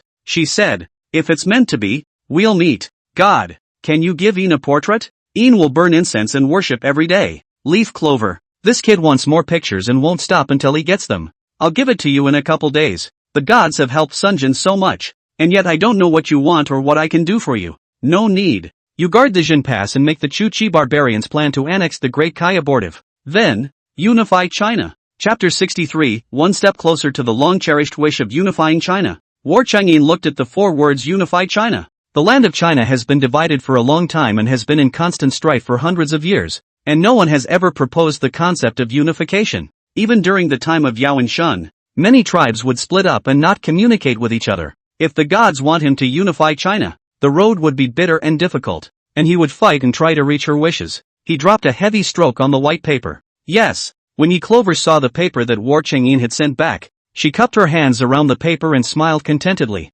Look, War Chang'in promised. With the support of the teenage general, she was one step closer to her long-cherished dream of unifying China. She's going to keep this one for good. Use it to whip yourself and whip War Chang'in. She wrote to War Chang'in, a shipment of grain will come tomorrow. An estimated 3 million pounds. There are 3 wagons of horse feed rough and fine, you prepare the shed for it. There are still over 300,000 stainless steel bowls. Put out a notice to the people, 1 full porcelain bowl for 1 steel bowl. If Chu and Chi attack again, we must survive these 2 days. The Qin Jade and Stranger's Sword will arrive in a couple days. The 3rd shipment of explosives is already being transferred. War Chang'in wanted the gods to stop sending food to the town. Jingguan grain can eat for a year. Also, why do the gods want porcelain? The china would have been worthless. Not worth the steel bowl she was exchanging it for. The note was passed on and Yi Clover didn't reply. A few minutes later, the water came rushing out. He and Tianqin covered the vase with a cloth and moved it to a dry pond in the barracks. Tarpaulin covered the spout and told a few trusted relatives to guard it. In one night, the dry reservoir should be able to be filled with water. Asterisk. The next day, early in the morning, Yi Clover received a call from the owner of the rice bank. 3 million pounds of rice and 1 million pounds of flour were shipped to the large warehouse that Uncle Yang was guarding. Weighed, inspected and unloaded. Uncle Yang sent her a message telling her the total amount of grain, the same as the owner of the rice store reported. Yi Clover transferred money to the owner of the rice bank. There's been enough rice lately to keep him from having to send it for a while. The owner of the rice shop was very sorry. The last delivery of instant noodles and mineral water self-heating hot pot. The big supermarket boss asked him one by one. Still want goods. Can be cheap out. Leaf Clover surprisingly didn't take it. He called. Ms. Yi, I see that you're cool. What else do you want? I'll procure it for you. You know, I'm well connected. Leaf Clover really did have a need. Can you match the horse material on your end? Concentrates, 30% corn, 30% soybean meal, 10% barley, 10% micronutrients, roughage, 50% plant straw, 20% beet meal, 20% rice bran, 10% wheat bran. Add some micronutrients and salt. The rice bank boss said, my brother-in-law opened a rice factory. What raw materials do not? Rest assured that I will give you with enough. How much do you want? 10 cars. The owner of the rice shop was beaming with joy. Another great deal. 60 tons in one load. 600 tons in 10 loads. Okay, deal. Okay, I'll give you a deposit up front. After hanging up the phone, Uncle Jan said the stainless steel bowl was shipped. He counted the number. 300,000. Yi Clover didn't go to the warehouse, made the final payment to the manufacturer and let them unload the goods. The manufacturer received the payment. Said more free stainless steel chopstick spoon. The next opportunity to continue cooperation. Asterisk. Leaf Clover took the vase out of the creek without the note falling. War Changyin's side should be very busy. She washed briefly, ate breakfast, and prepared to drive to the warehouse. Because of yesterday's great victory in Jingguan, Yi Clover was in a good mood. In the car, she turned on the music and drove slowly down the hill. Suddenly, the music cut off and messages kept coming in on her cell phone. The message sound is constant. She frowned, pulling over and checking her cell phone for text messages. You deserved it when your parents died. How do you feel comfortable hogging the property and trying to run over your grandmother? I heard that you got someone to beat up a relative? See what you're capable of. If it were in my hometown, I would have beaten you so badly that you couldn't get out of bed. You're a girl child. What gives you the right to hijack the family property? And you want to drive your grandmother, great uncle, aunt and uncle's family into the street. Why are you so cold-blooded? Where do you live? I'm going to your house to throw red paint. Seeing these messages, Yi Clover frowned deeply. She's angry. The Yi family is acting like a demon again. They won't stop until they get what they want. What are they up to this time? The Secretary General of the Fuli Group called her. Ms. Yi, the group wants you to take care of your private life, because you've been in hot water because of your dispute with the family property. Now, the message below the official website is full of curses, and Fuli Group's stock price has dropped 4%. You don't get this right, and the board of directors forcibly expels you from your seat as majority shareholder. After that, the other party nonchalantly hung up. Yi Clover was angry and opened the microblogging to see the hot search words. Hashtag Leaf Clover hurts hashtag. Hashtag Leaf Clover sues relatives hashtag. Hashtag don't be too much clover, or you'll lose your family hashtag. She clicked on a random video. In the video, the younger uncle Yi Yinghua is covered with injuries. Head bandage gauze, still seeping blood. He was interviewed by media reporters with a swollen nose. May I ask Mr. Yi? Yi Clover is your own niece. Why would she find someone to beat you guys up? Yi Yinghua wiped away tears while choking up to answer reporters' questions. When second brother started his business, it was us brothers who helped put together the money to make the current Fuli Group. Then, when my second brother and sister-in-law died in a car accident, my niece disowned us. Now, she is driving us elders to our deaths by trying to repossess our house and car. Look, comrade reporter, here's a court summons from her to repossess our house and car deposits, leaving us no life at all. Her parents left her a $10 billion inheritance, dozens of houses alone, a dozen storefronts, and countless luxury cars and villas. But they refuse to give us a sheltered house and want us to throw us out. She's really too cold-blooded and heartless. Comrade journalists, please help me. Yi Yinghua's face is full of injuries. A snot and tears toward the reporter complained. Where was the arrogant look of stopping in front of her car, pointing to her head, and letting her run over it? It's not just the youngest uncle, but the eldest uncle Yi Hushing, cousin Yi Xin, and the youngest aunt Yi Chun-yoon. All of them stood in front of the media with swollen noses and bruises and were interviewed by reporters. All of them were accusing how unconscionable she, Yi Clover, was. She didn't just run grandma nearly to death. She got someone to put a sack on them, pull them into a corner and beat them to death. They were almost killed alive. This whole thing is too far-reaching and too bad. Not only did the drama hit the hot seat, but the police stepped in. That's when the property manager called. Miss Yi, the police checked the property. You can rest assured that we will keep our mouths shut and will not disclose half a word. To be because someone is detained. Is there more or less compensation from your side? Yi Clover. She didn't answer immediately. She was worried about the setup the other party had laid. My lawyer will contact you later. The other man didn't expect her to say that, and he hemmed and hawed a few times. There's no one around me. I didn't think these relatives of yours would be so shameless as to go online. I've cleaned up a lot of people, and this is the first time I've seen this kind of open-mindedness. Don't worry, after receiving the money, things will be done properly for you. After Leaf Clover hung up, she received a police summons, informed her to go to the police station immediately. Before going, she called Lawyer Sue. Chapter 64. Fooly Group's largest shareholder. Attorney Sue already knows which way the online wind is blowing.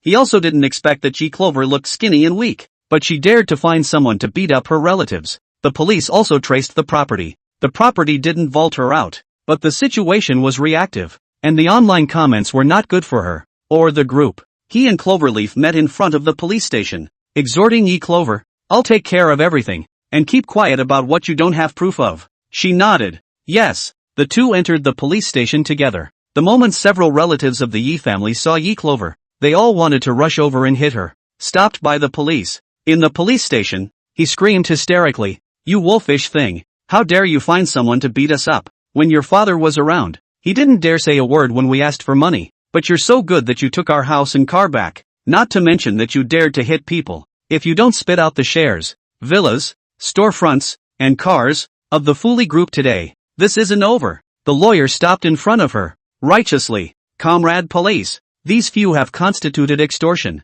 As for their house car recovery, my client has a loan note. Suing the court to recover is the normal process, the eldest angrily exclaimed. You got someone to beat me up and you're going to sue us? This matter won't be settled like this. Before you go in for labor reform, obediently transfer the shares of Fooly Group and let your cousin keep them for you. Younger Uncle Yi Inghua disagreed. Why should I give Yi Xin custody? Just because he's my son? No, I don't agree. As the pair argued, the police took the security guard who had beaten the man to the police station. Leaf Clover didn't recognize them, but several had familiar faces. She drives in and out every day and has seen them in the security room. As if they didn't recognize Yi Clover, they were escorted in without a glance at her. Leaf Clover sat in the hallway waiting after taking her statement. 2 hours later, the police said that the security guards and the Yi family members beat each other up because the Yi family members often came to the entrance of the villa to cause trouble. They have had many verbal altercations with security guards on weekdays, mostly because of the Yi family, who managed to break into the villa area and were stopped by the security guards.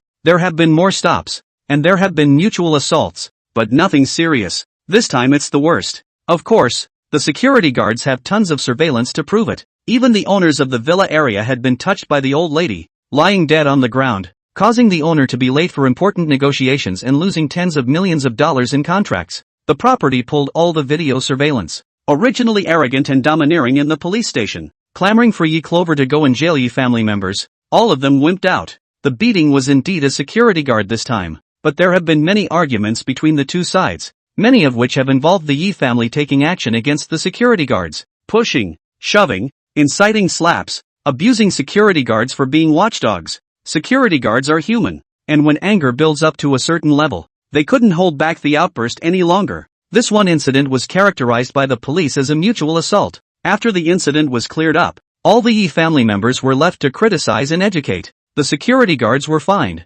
$3,000 each and released. Leaf Clover watched the security guards all leave and then said to the lawyer, "Give a sum of money to the property manager, and then post the video of the Yi family squatting at the entrance to the neighborhood every day, bumper sticking, blocking cars, causing owners to be late and losing tens of millions of dollars. The IOUs and loans are out in the sun. The old lady's patriarchal desire to transfer my property to her oldest grandson is posted. By traffic." Lawyer Sue nodded. Good. That group side. With this reversed, the stock price will naturally go back up. and they'll harvest a wave of traffic if they know how to hype it. The police department would do well to put out a notice telling the truth about what happened. Okay, leave things to me. It's just that the Yi family has done you a great deal of damage to your reputation, as well as a big drop in the share price of the Fuli Group. Prosecute. Or detain. She never wanted to see them again. Detention is a bit of a problem, I'm afraid, because they're all carrying upper injuries. Fines. Prosecution would be fine. It would take a bit longer.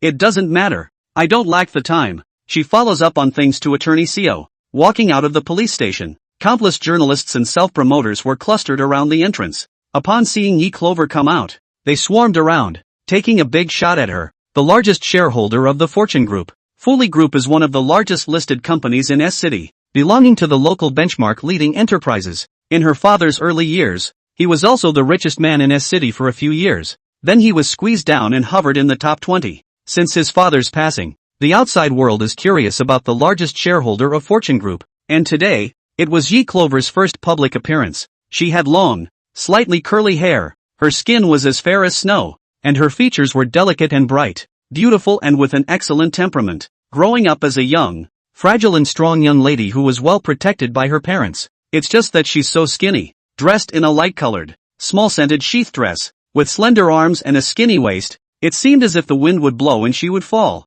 May I ask, Ms. Yi, what would you like to say about your uncle's accusation that you found someone to assault them? Why do you want to drive them to extinction? What have they done to annoy you so? Regarding the large estate your father left them, do you really want to take it back? What was the motive that prompted you to do so? Did you keep the family's vast fortune all to yourself and not share it with your loved ones? Yi Clover fell to her feet and said, how the truth of the matter is, everyone can pay attention to the online developments. Well, I'm busy. Excuse me. After Yi Clover squeezed out, the reporters were still not dead. Ms. Yi, please say something. Do you have a bad relationship with your loved ones because you swallowed a $10 billion inheritance? You said there is a reversal. Why can't we see it online? Are you deceiving viewers and netizens? You're so pretty. How can you have such a cruel heart? Leaf Clover blackened her face and squeezed her way to the car. She opened the car door and honked the horn. Reporters didn't dare to block people in front of the police station, so they had to let her go. There was resentment in her heart. An early morning wasted.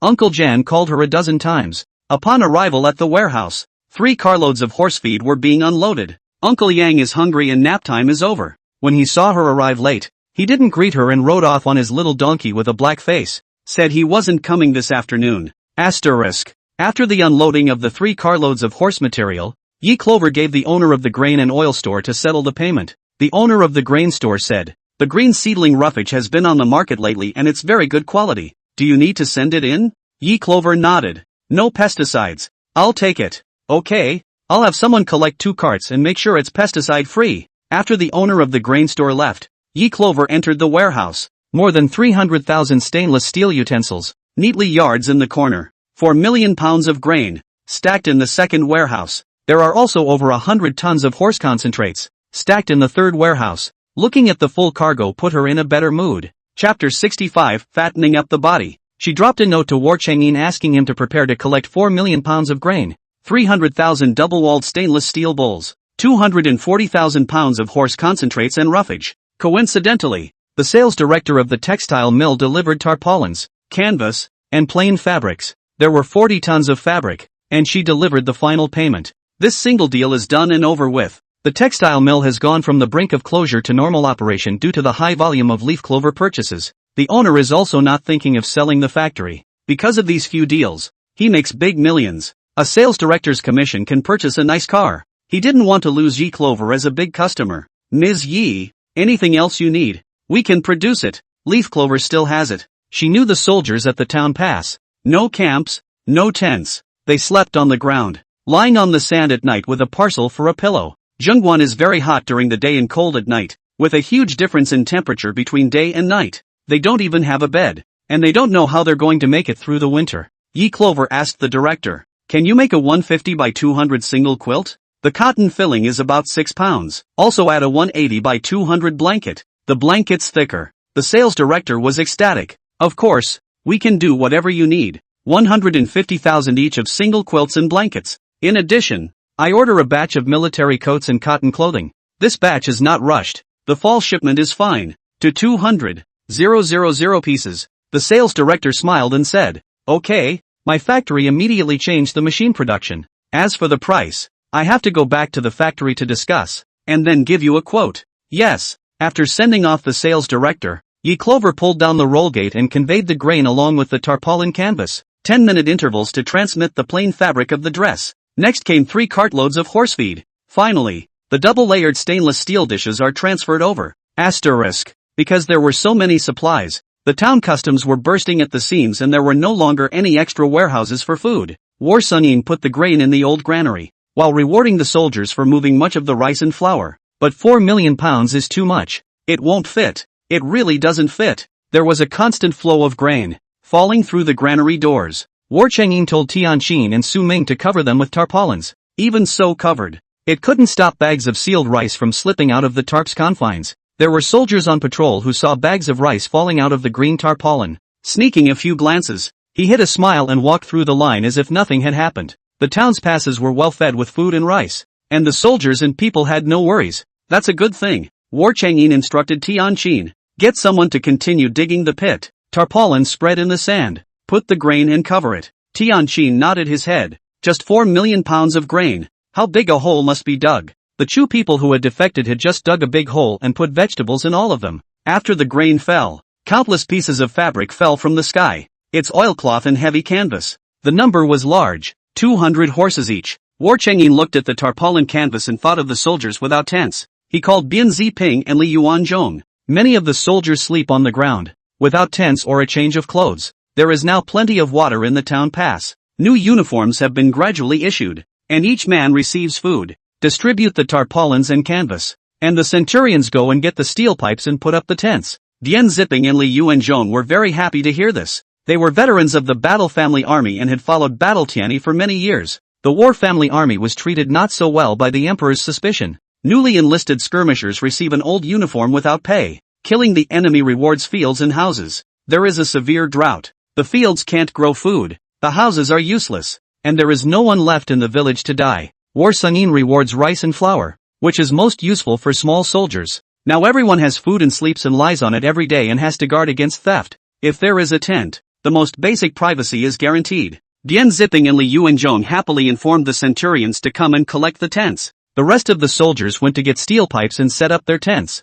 The young soldiers were all very happy when they found out about the tents. A tent. Only 1,000 captains or more are eligible to live there. They can live in it too. Pitching the tent was all positive. The canvas tarpaulin was just finished being colored. Then dropped the plain fabric. There are big hundreds of horses. War Changyin told Chen Kuwei to pull it to the house and make it into clothes. As for the Chu embroiders who came to join them, there were specialized embroiderers to teach them how to make clothes. A few minutes later, 3 carloads of horse feed were dropped. 4,000 horses ate up all the horse feed. No horse feed today. The horses were hoarse and roaring and throwing tantrums in the shed. War Changyin opened the bag of coarse material. Full of green grass fragrance came to his nose. The roughage is semi-dried green saplings, alfalfa grass, plus wheat bran, stirred in. Before the drought, the capital's dignitaries would not have given their horses such good grass to eat. He said to Chen Wu, take all the horse materials, pile them up in the warehouse next to the stables, and have them guarded. When Chen Wu saw so much horse material,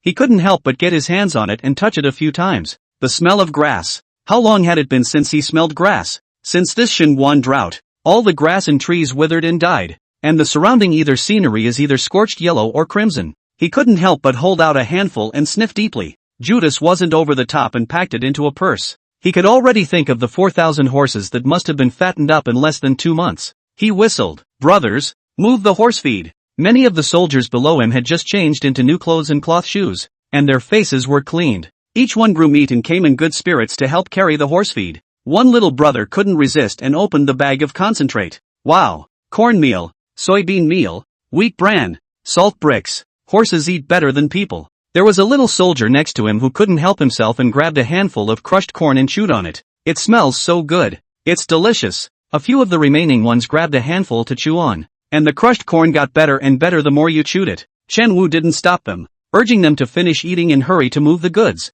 There were so many people that the 240,000 pounds of horse feed was quickly moved. The last batch was stainless steel bowls. 300,000 of them, delivered in 10 minutes. War Changyin mounted his horse and quickly returned to the general's residence. Wei Guang's Xiaolui's son Dumba saw him hurrying. Rushing to meet him, he tried to say hello. War Chang'in waved his hand and said to them, "Close the door and guard the outside of the courtyard." They froze and dutifully obeyed the general. "Close the gate behind you and stand outside the yard to guard it." Before long, there were all sorts of beeps and pops coming from the yard, like the sound of metal clashing. The three of them, Wei Guang, looked at each other in dismay. Uncle Li, the housekeeper, heard that the general had returned to the house, and he came back from the porridge shed. There are only a few thousand more people lining up for kanji now. Some families had no one to join the army. Men died and women disappeared. Only old people and children are left. Neither can they help repair houses or build walls. Can't go into embroidery either.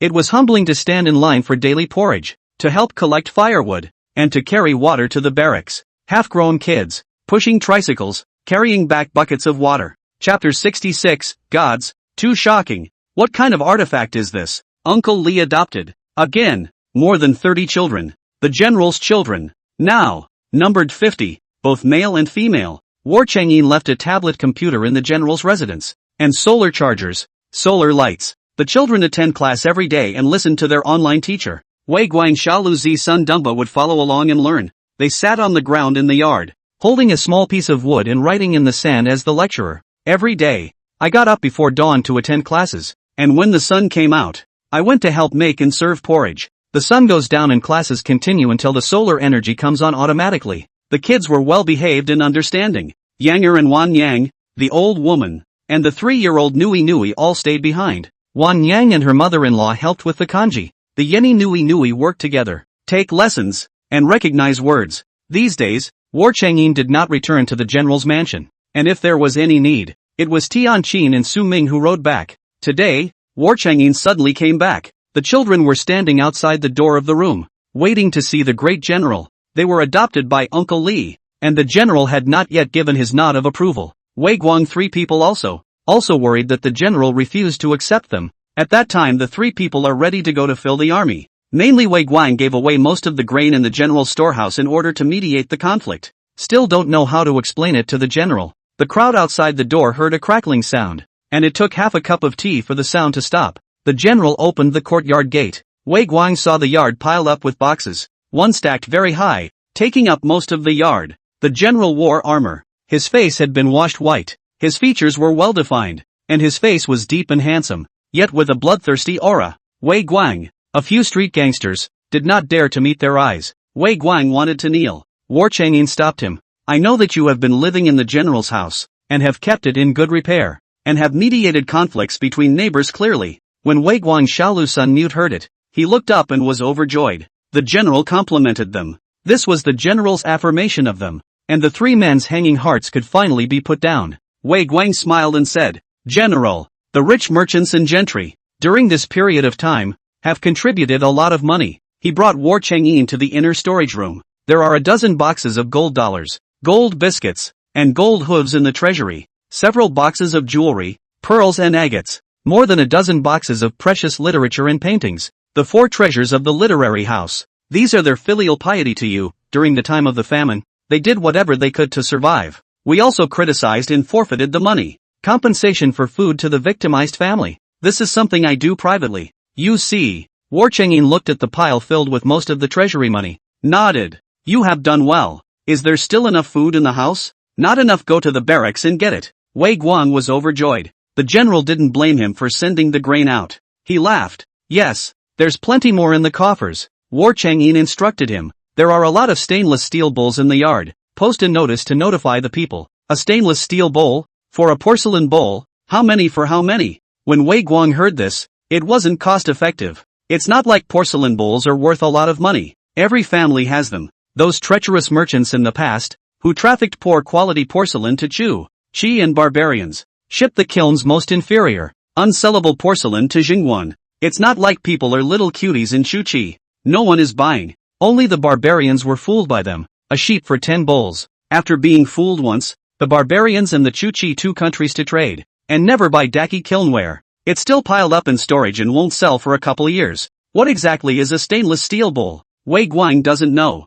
but definitely not cheap. He said, "General, you leave this matter to me, and I will definitely sell the stainless steel bowl at a high price, so that those rich merchants will obediently offer the porcelain." "Okay, Remember that China needs to be intact. Yes, General. Wei Guang Shalusun Mute went out and closed the door of the storehouse. War Changyin looked at the large pile of gold and silver jewelry in the treasury. Offer it to the gods. I'm sure you'll like it. Who doesn't like gold? Shiny gold and silver jewelry? A smile tugged at the corners of his lips as he pulled out a paper and pen. God. There is a lot of money in the house that I would like to offer to you. Asterisk. Leaf Clover is on the street, driving through the hardware store. She's going to buy the hose, the faucet, the tools to hook up the faucet. Seeing the note float down, she stopped the car and looked over. War Changyin again to send money. She is on the street. Not convenient to receive.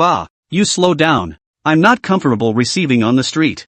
Send it to you in a few days? Okay, by the way, I will buy water pipes, faucets in the afternoon. If you can, you repair a big pool in the high place. Let someone guard it. This is the residents' daily water. Don't be poisoned. The hose is sent over, and you get someone to hook it up so you can deliver water to all parts of the city. Plumbing, faucets. It was the first time that War Changyin had heard of its call, but one can guess that it's for water diversion. Many thanks to the gods. You're welcome. Yi Clover saw a large hardware store that sold various types of water pipes. She got out of the car and reserved 10 rolls of kilometer hose and 100 taps. Tools such as triangle fittings for connecting water pipes, for corner fittings, wrenches, wire, pliers, and other tools were bought in sets of 50. 10 rolls of kilometers of water pipe in huge quantities. She called Master Huang and asked him to help her deliver it to Xianyuan Mountain Resort, the warehouse at the foot of the mountain. There is warehouse receiving. After paying, and contacting the van, she drove to a flagship store that sells drones. The store is full of drones of all types, with large delivery drones. There are small basic drones. She placed an order for 20 medium drones. Shu and she had not yet retreated and were stationed a few dozen miles away, ready to make a comeback. The drone flew over just enough to see the compound. She decided that 20 frames were not enough and purchased 10 more of the base model. When you buy a drone, you have to solve the charging problem. She purchased 3 sets of large solar panels and 3 electric junior transformers. Solar panels are just the transition. Diesel generators are needed for a stable power supply. Generators are good to buy. Diesel is bad to get. She's going to have to find a way to purchase a large amount of diesel fuel to do so. Drones, solar panels, electrical storage. Store clerk helped deliver it to her car. She drove her car to a deserted place and wrote to War Changyin. The tablet came through and I bought a drone. Solar panels, electrical storage, shows you how to use it. War Changyin sent Yi Clover's used tablet computer. Leaf Clover looked at the old tablet. Albums,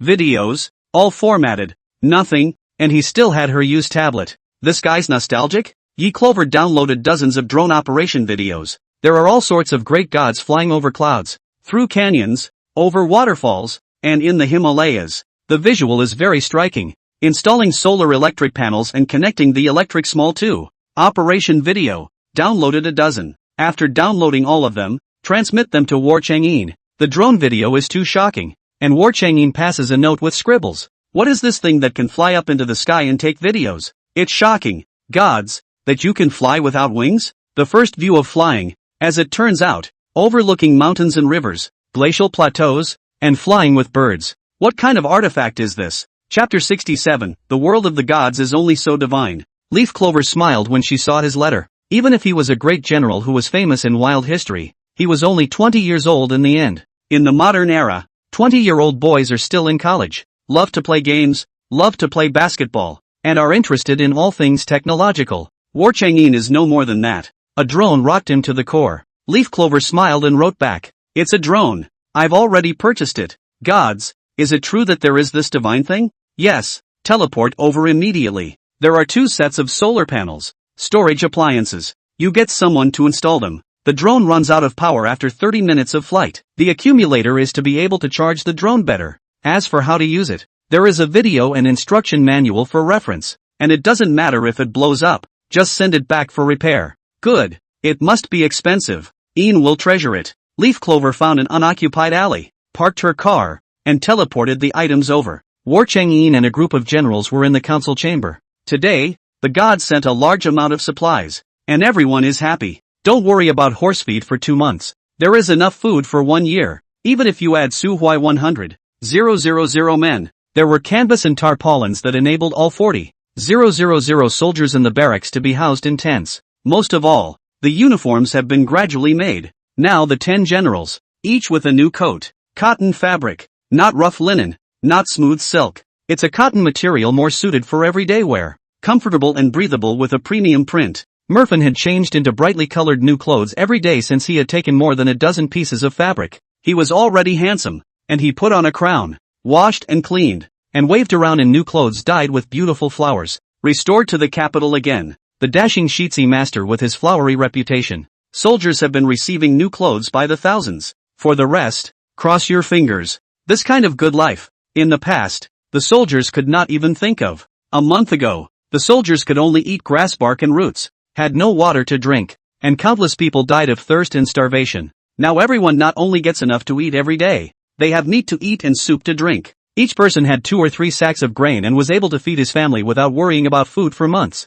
Most importantly, they all had new shoes and new clothes to wear. That feeling is so blissful. It's a good day. Every day is like New Year's Eve. No, it's happier than New Year's Eve. The soldiers know in their hearts that good times are not easy and they cherish them. War Chang'in was looking at the tablet computer, and his expression was one of concentration that had never been seen before. Chen Kuwei wanted to come over and peek at what War Chang'in was looking at. Suddenly, 30 boxes clattered onto the table. Merfin was the first to pick it up and read it. Seeing the words written on it, a drone? What is this? Chen Kuwei also took out a package to look at, flipping left and right. It was unfamiliar objects that he couldn't read. War Chang'in suddenly put the tablet down and took a drone, quickly unpacking it. Drone box contains, for flying wings, integral fuselage, remote control handle. Yes, exactly like the drone in the video. He couldn't wait to install the flying wing, fuselage, and battery as the video said. Connect the handle signal as written in the manual. Then, everyone saw the shocking jaw-dropping scene. The drone's 4 flying wings rotated rapidly and hummed. Oh, my god, it actually flew. The tiny fuselage, about the size of a rooster, took off in full view. The drone smoothed out, flew out the window, and headed outside. Chen Kuei-chen was mouth opened wide into an O shape. They immediately chased them out and stood on the walls, watching the drones fly higher and higher. What's this? Flying away by itself. It's amazing. It's only in the world of the gods that there are such divine things. Instead, Emofan came over to War Chang'in's side and looked at the scene under the drone's lens. A shot from under the drone that gives an overhead view of the city walls. He saw soldiers drilling and a queue of people lining up to give porridge. Saw the general's residence, the Chen residence, and the prince's residence. Saw the embroiderers embroidering clothes in the cloister of the Chen mansion. Seeing the yellow soil in the city that is dry and cracked showing the furrows. Seeing the people in the city laboring under the blazing sun. After flying around the city, the drone flew out of the city walls to where it had fought Chuchi a few days ago.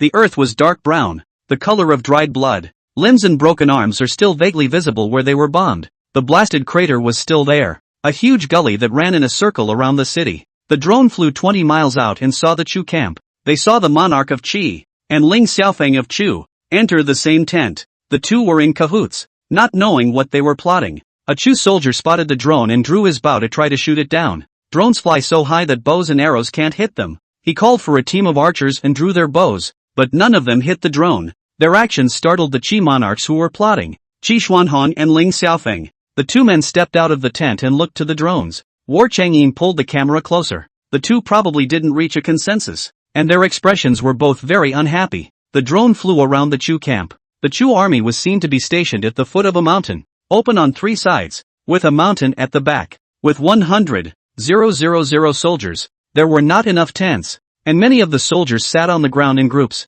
Because of the heat, a dozen people were crammed into a small tent. The horses were exposed to the sun. No stalls were built, and no shed was built to shade them from the sun. All of them are dying to be popped in the sun. The Chu army had about 10,000 horses. War Chang'in noted down the direction where the horses were. Chen Kuei-chen Wudu entered the conference room and saw everyone standing behind War Chang'in, watching with great interest. Merfin, in particular, couldn't wait to get his hands on it. The 2 men curiously padded over, and suddenly their eyes widened as they saw the Chu camp, and the Chu warhorse bearing. This is the Chu camp? You were able to see the Chu camp with that thing that flew out just now? Drones can be so wonderful. Chen Wu pointed to the tablet, lying on the ground. The horses, very excited. General, they don't even tie their horses. They're too good to steal. At night, without other soldiers, I'll take a couple of fat horses, carry some forage, and 2 buckets of water. Slipping in front of the Chu warhorses guarantees that all the horses will come after them. Look at these horses, hungry and thirsty and listless. A steal. War Chang'in nodded. This method is indeed feasible. Chen Wu swore. I'll just bring 10 horses over and hook around the few remaining generals. 2 nodded. If it's in the morning, before the grass comes in, they may be stressed feeding so many horses, but they have gods. The gods sent 200,000 or so pounds of grass to be able to feed more horses. When Chen Kuei saw that his brother had a job to do, he asked War Chang'in, General, see where the Qi horses are? Hook up all the war horses on both sides. War Chang'in flew to the Qi army camp. Tents were hung in the Qi camp, and everyone, including the war horses, hid under them. There were still no stables, and the horses were lying on the ground. It was also listless, having not had enough to eat for many days, and the nose is all dry and dehydrated for a long time. Chen Kuei said, I'll go get the Qi warhorse and hook it. Yes. The two brothers didn't wait for War Chang'in's order and ran out to deploy themselves. Wu Sanlang said, if we can really get the horse tonight, the drone has gotten a big credit. Chen Junlin lamented, this drone is so ahead of its time. It can fly, it can monitor the Chu Chi tent at all times, and it knows exactly what they do, all under our sight and control. If they make a move, we quickly send out troops to defend. This object, indeed, is a miracle. Chapter 68, God is a good God, the best God under the sky. War Chang'in saw on the desktop, there were 10 basic models and 20 advanced models. He divided the foundation money among the 7 generals, one for each. Merfin couldn't wait to assemble and maneuver the drone to fly. The others saw this and came over to look. Everyone told Merfin to fly to the barbarian garrison, but the distance is too great for the drone to fly more than 100 miles away. He flew to the west of Jingguan, where the barbarians were stationed. The barbarian army was much smaller in number. Originally 60,000 people, but now it is only about 20,000 to 30,000. The management is lax. Some barbarians even want to leave as a deserter.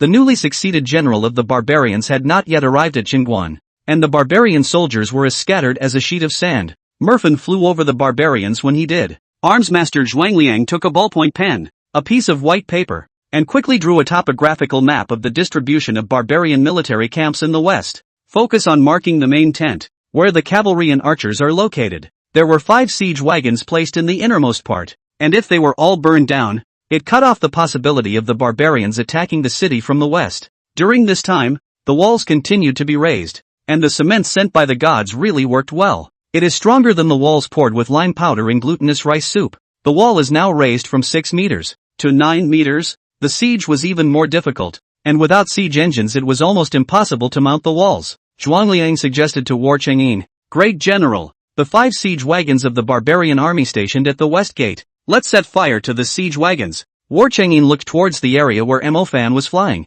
It was the barbarian garrison camp. The barbarians were demoralized by 3 consecutive defeats. If it wasn't for the Chu and Qi armies watching, War Chang'in wanted to send out troops to destroy all of them. He said, fire the barbarian west gate camp at night, and shoot over it with Qin crossbows with the fire oil sent by the gods. Burn it up and return to the city quickly, lest Chu and Qi attack. When the generals heard this, they half-kneeled and bowed. Yes, subordinate lead. Asterisk. There were still several hours until night, and War Chang'in had people install large solar electric panels and connect the storage appliances. With Electricity Junior, you can charge several rechargeable batteries. The floor fan is connected to an Electric Junior, which spins faster and blows more air. The crowd took a look at it and it was a good thing. Unfortunately, there are only 2 sets. They're coveted and they all want it. Asterisk. Yi Clover passed a note to War Chang'in. Find a bigger lake to store water. Have you found it? The water pipe was sent right away. War Chang'in immediately wrote back, God,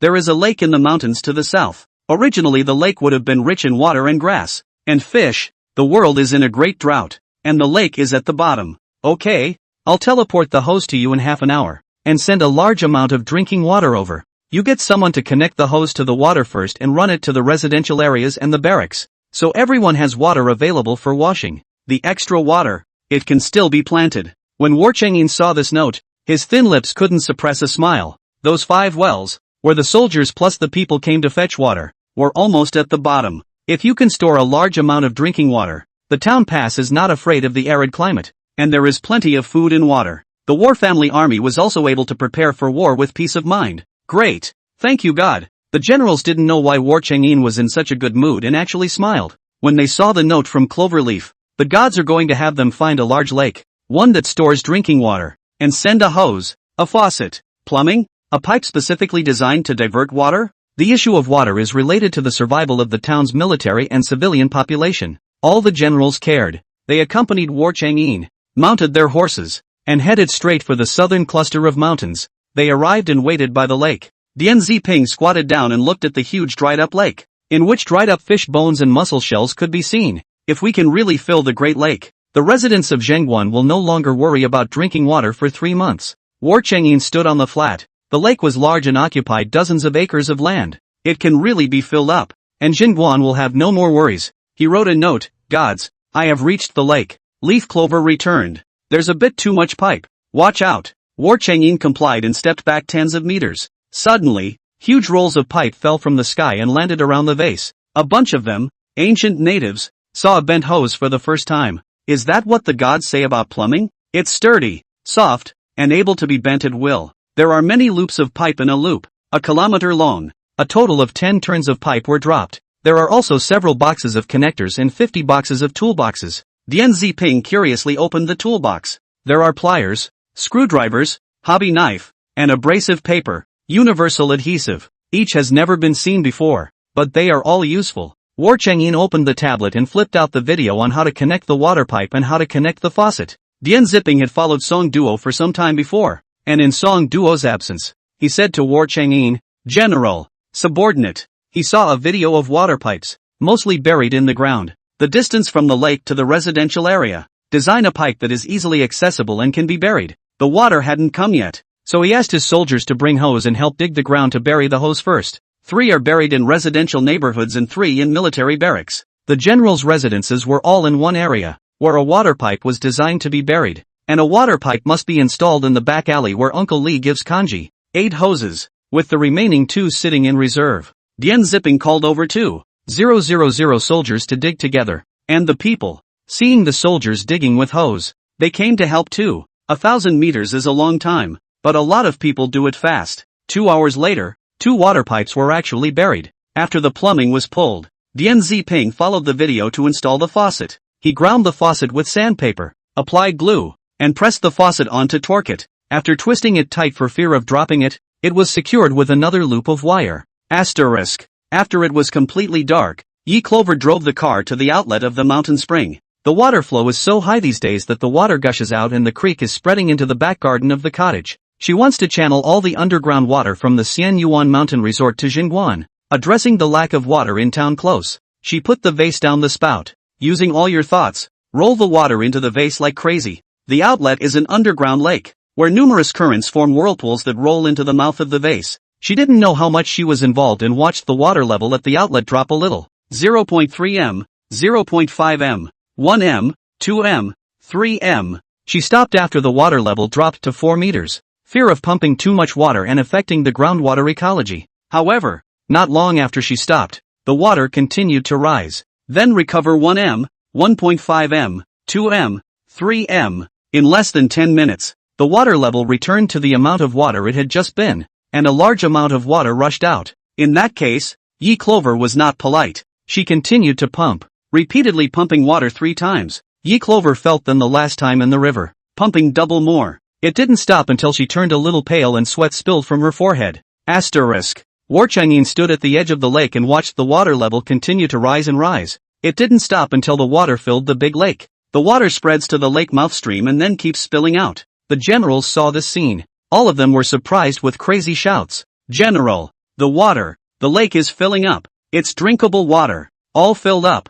Everyone in Zhengguan can drink for 3 months. No, it should last longer. Ha ha ha. We no longer have to worry about running out of water and being killed alive by thirst. The gods are good gods. The best gods in heaven." Chapter 69, Finally Growing Food Crops. Dian Ziping, who was installing the faucet at the bottom of the hill. He seemed to hear cheering on the hill. He unscrewed the faucet. A sweet and refreshing spring gushed forth. It's true that water is coming. He cupped his hands around the water and couldn't wait to take a sip. It was moist and sweet, with a lingering aftertaste. It's better than the water in the manhole. The people and soldiers who were helping with the digging saw the scene. All of them were stunned.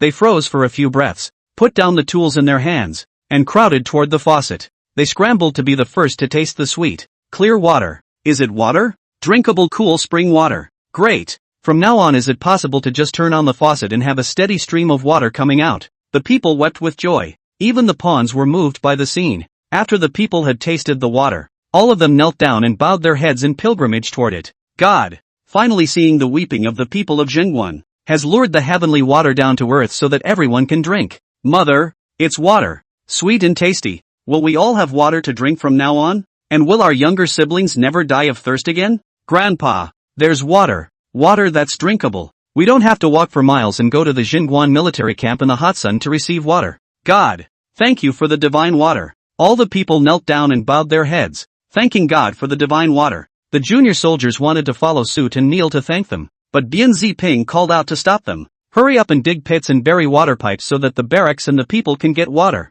Hearing this, the young soldiers happily picked up their hose and proceeded to bury pipes extending into the barracks. The people also stood up in a hurry and wielded their hose to continue digging. It's getting dark. Burying 4 pipes. 2 barracks. 1 connected to the cook's kitchen. 1 connects the tent areas where the soldiers live. The tents were all set up, and it was a good thing that there was enough tarpaulin and canvas to house 40,000 men. There were so many soldiers that Bian Ziping called out to all the soldiers who could help by using the night light. From the barracks water pipes, diverted 10 different directions, southeast and northwest corners are installed faucets. Under each faucet, 10 more vats were placed. Soldiers needing water can scoop water from a tank to wash. 40,000 people washing at different times is enough and not crowded. Asterisk. Tonight, everything went as well as could be expected. Chen Wu and the 2 of them led a squad of a few dozen men, pulling out 20 horses carrying forage and buckets of water. They wore black night clothes and came outside the Chu army tent. Chen Wu brought a couple of skilled horsemen to guide his horse to the Chu camp. After the horse drove gently into the camp, Shuma, who was lying on the ground sleeping, smelled the scent of grass and immediately stood up. Toward the horses of the war family's army ran. There was a large flock of them as soon as they arrived, and a few bold ones, with their mouths drilled into buckets of water, drank up tons and tons of water. When Shen Wu saw more horses running, he was afraid of spooking the snakes. He whistled. 10 burly horses turned their heads and ran, gaining speed. The Chu army's war horses had not yet eaten a few mouthfuls, and the water had not had time to drink. Ran out after it too. 10 horses seduced hundreds of horses. It also spooked the other horses, all of which ran off in a swarm with the wind. At first it was just following the wind, but smelling the grass and water in the air made it run even more. The Chu soldiers realized that the horse had run away on its own and furiously tried to stop it. Unfortunately, there were too many fleeing horses to stop them in time. Chen Wu led a dozen people, jumped on his horse, and intensified his run back into the city. War Sun Yin had been observing with a drone. Seeing that they had gotten it, he ordered, "Open the gates and prepare to receive them." There were too many horses that followed, hordes of thousands of them. When Chen Kuei entered the city with his horses, they added up to tens of thousands of horses. These horses were starved and thin, thinner than the barbarians' war horses. They enter the city, find the river on their own, and go down to drink. The prepared forage had been laid out long ago, and after the horses had drunk their fill of water, they all sulked and ate the material, eating fast and furiously, as if they hadn't eaten grass for a long time. Hungry, hard-hitting horses eat while shedding tears. They are probably aware that they will starve to death if they can no longer drink water or eat grass. After starving to death, the body became rations for the Chu army. Nowadays it's too good to drink enough water and have top-quality grass. Wu Sanlang called his soldiers and spent the night building a stable out of steel pipes. Chen Wu found among the people those with barbarian blood who were good at horse breeding and specialized in looking after war horses. Now, there are 15,000 war horses in Zhengguan. It didn't lose a battle against the most ferocious cavalry of the barbarians. Asterisk. Li Yuanzhong, Lin Dajuan, and He Hong went to burn the western gate garrison of the barbarian army. They lit kerosene and shot arrows at long range with chain crossbows. Countless arrows broke through the air with sparks. The tents of 30,000 men quickly caught fire, and countless barbarian soldiers were shot. There were also soldiers who tried to resist, only to be shot before they could escape the distance of the tent. The 5 siege carriages were burned to the ground before the war family's army retreated and left. 3,000 men were deployed, and a large portion of the 100,000 arrows were shot out. Nowadays, the war family army doesn't have many arrows left in stock. This time, Merfin also takes part in the action. He flew a drone aerial view of the ground, checking out the Chu and Chi camps and monitoring for any support for the barbarian army at all times. Good thing that Chu Chi didn't make a move. The main force of the barbarian army did not come to support them either. The war family army shot arrows and burned the tents and siege wagons, and immediately retreated back into the city. It's almost past midnight when we reached Xinguanchang. Everyone was excited to talk about the day's catch. With 15,000 horses in the war family's army, 30,000 barbarians were eliminated by a minimum of 5,000. The siege wagons were all burned. According to War Changyin's prediction, the barbarians would retreat from the west gate. Sure enough, in the second half of the night it was reported that the western gate had simply abandoned its garrison, and that all the barbarian troops had been collected into the main army. Many of the wounded by arrows, were simply abandoned and left to fend for themselves. The odds are that this group will die. With the ferocity of the barbarians, the next step would be to become rations for the barbarian army. Maybe it's cruel, but it's not uncommon for the world to be in a drought and for people to eat people. Even if the deserters knew that the exodus was drying up everywhere and that it was a dead end without water and grass. But Jingwan could not be attacked for a long time, and the explosives of the war family's army shattered their last illusions. Deserters flee if they are lucky enough to find rivers that have not yet dried up and hunt coyotes, rabbits and rats. As long as there is a chance to live, it will also be fought. War Changyin divided the barbarian armies wounded into the number of deaths, because the barbarians also do not have medicine. Serious injuries, only death. In this battle tonight, the barbarian army lost at least 8,000 men. Ever since they met Yi Clover, even luck was on their side, and the war family army won many battles. Not only are there large quantities of provisions, drinking water, weapons and war horses, even the soldiers' clothes and shoes. Everything went incredibly well. Now the whole city is more active in doing things, both military and civilian. There are still 4 pipes left to be buried. The next day, the whole town turned out to help dig. Dian Ziping connected 40 taps of different orientations to each of the 4 pipes in the residential area. Residents get their water without having to crowd one place to receive it. 10 generals' mansions, perfectly designed by him to install a faucet in one. There were 2 taps in the great general's house, and one was specially installed in the kanji shed. The barracks buried 2 water mains. One was buried under the wall to facilitate the construction of the wall for water and cement. There was also an arrangement at the drill ground, where 10 taps were installed to make it easier for the soldiers to be parched and have drinking water at all times. In the evening, Leaf Clover made another water delivery at the creek reservoir, at the foot of the mountain, raised the water level in the Jingwan River once more. Now, the town is well watered. There was so much water that it had spread out and flowed into the dry fields. When the people saw the river flowing into the cracks in the ground, they all knelt at the head of the field. There's water! Jesus Christ! Finally the water's here. The people were finally able to grow food crops. Chapter 70, opening up the land for farming and planting rice with tractors. It's not too late to plant, even though it's summer. They had no seed, but Yi Clover sent potatoes, sweet potatoes, and corn, all of which could be planted. Pumpkins, watermelons, cucumbers, winter squash, they leave the seeds behind. The cookhouse specializes in people who cull seeds just to leave them behind. War Changyin posted an announcement. The whole city reclaimed land and planted food on a large scale. Without seeds, you can apply to the barracks. There are special people in the barracks who help measure the land, what vegetables and fruits to plant, and how many seeds are needed. After the announcement was posted, the people of the city were all excited. They were finally able to farm. It's able to produce its own. The traders in the city did not have good land, but they all had front and backyards to farm. When the announcement came out, the barracks were filled with lines to receive seeds. There was an excited and intense discussion about what crops to plant. Sweet potato, corn, or watermelon, winter squash. Sweet potatoes and potatoes are not available in this day and age. And even watermelons are not so sweet. They all want to plant. Some time ago, when we took porridge, each person received a slice of watermelon, and almost every family left watermelon seeds. Those who did not receive seeds, planted watermelons first. Drinking water could not be taken, so they used bamboo poles from the river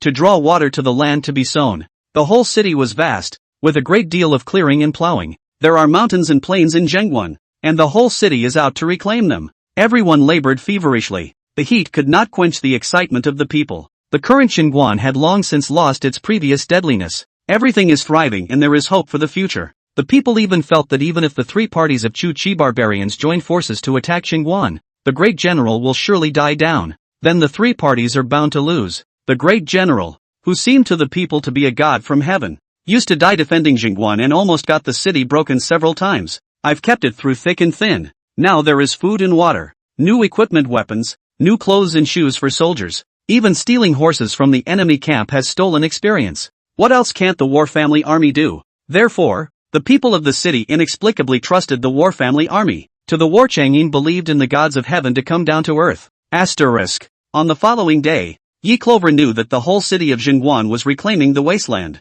She drove to the farmer's market, bought tools for plowing, large water hose, purchased non-GMO seeds, fertilizer. She bought grain seeds, wheat, rice, corn, various vegetable and melon seeds. Communicate with the store owner that it must be non-GMO. She packs several seed stores and buys up all the non-GMO seeds. The seeds are placed in the car, and the car is driven to an unoccupied corner and immediately passed over. She proceeded to browse the farm equipment store. By plowing tools are numerous and bulky. She placed her order and paid for it first, and asked the store owner to deliver it to the warehouse at the foot of Xianyuan Mountain Resort. Brother Sun, the warehouseman, will help her collect the goods. She has her eye on 2 tractors and a plow. Tractors, in particular, can be loaded with plows and harrows as well as buckets. It's just hard for her to get diesel fuel. Instead, there's a way to get Master Wong to drive around and fill up with diesel fuel, which costs $2,000 for a fill-up in his big truck. Drive to an unoccupied area and pump out the oil.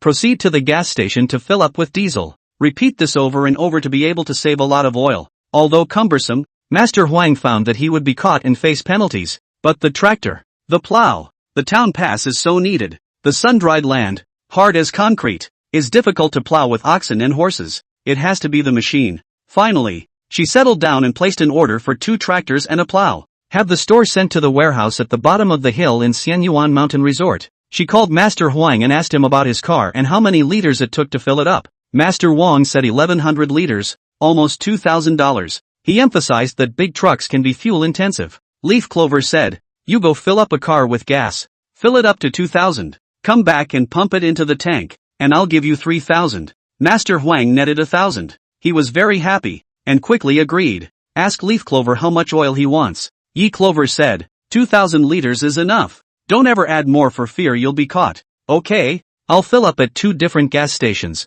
And the money for the oil drums? I'll reimburse you. Master Huang was happy to pull the empty car to refuel. Leaf Clover ends up at the fertilizer store, buying empty a fertilizer store fertilizer. She bought bone meal, chicken manure fertilizer, goat manure fertilizer, compound fertilizer of nitrogen, phosphorus and potassium elements, urea, wants a dozen bags. With the back of her pickup truck fully loaded, she pulled into a secluded area and the fertilizer teleported through. She returned to the foothills warehouse. 2 tractors, a large plow truck, were delivered. Tractor bucket, plow rake, all fully equipped. Because she didn't haggle, the store owner was careful to send repair tools and oil. Yi Clover returned just as Brother Sun was going home for lunch. He said hello to Leaf Clover, said the stuff was all in the big warehouse, and rode home on his little electric donkey. When Brother Sun left, Yi Clover sent all 3 or 2 carts over. The store owner had in the car's gas tank, left some diesel fuel that was still usable, just not for very long. Yi Clover passed a note to War Chang'in. Today, I bought 2 tractors and a large plow. So send me the tablet and I'll download the video and show you how to operate it. Asterisk. War Chang'in was organizing the seeds that Yi Clover had sent. The amount of seeds she sends is too much. Vegetables, fruits and grains, have it all. The variety of categories is huge. Especially grain seeds. 50 types of rice alone were sent. Leaf Clover left him notes on what to plant for high yields. For example, rice. To grow hybrid rice. An acre yields 800 pounds, with a high yield of over 1,000 pounds. She wondered if the land in Zhengguan was fertile and how much it could produce. But growing hybrid rice is right on the money. When the generals saw the note she had written, rice is 800 pounds an acre to low.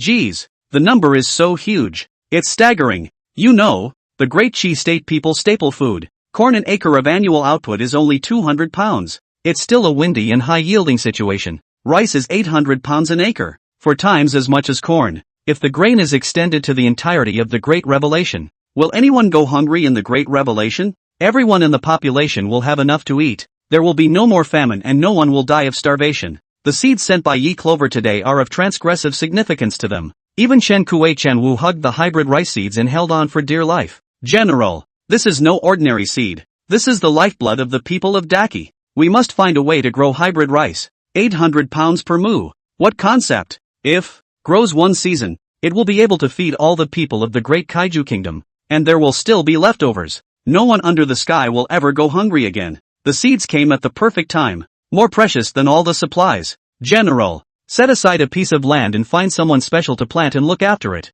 We can't let the seeds have half a loss. This is more important than destroying tens of thousands of barbarian troops. Chapter 71. A man can't resist a car. The generals were each excited. They could envision how much of a shock it would be to the land of China, to the 6 countries, if hybrid rice was introduced. That's 800 pounds an acre. If there is sufficient water in Daki, rice is planted throughout the territory. A single great kaiju can feed the people of the 6 kingdoms. Hybrid rice. It's not just seeds for them, it's important strategic materials. The barracks are now eating rice as a staple food. As you can see, the soldiers are all growing meat. The people are no longer skinny and bony. Their faces are rosy and their spirits are particularly good. War Chang'in is exceptionally valued for rice seeds. Especially Letli Yuanzhong and Dian Zipping specialize in grain planting. High-yielding potatoes, sweet potatoes, and corn are planted. Wheat was planted in the wrong season, but set aside a plot of land for an experimental field. See how the wheat yields. They enlisted the people who were planting in the city to help with the sowing.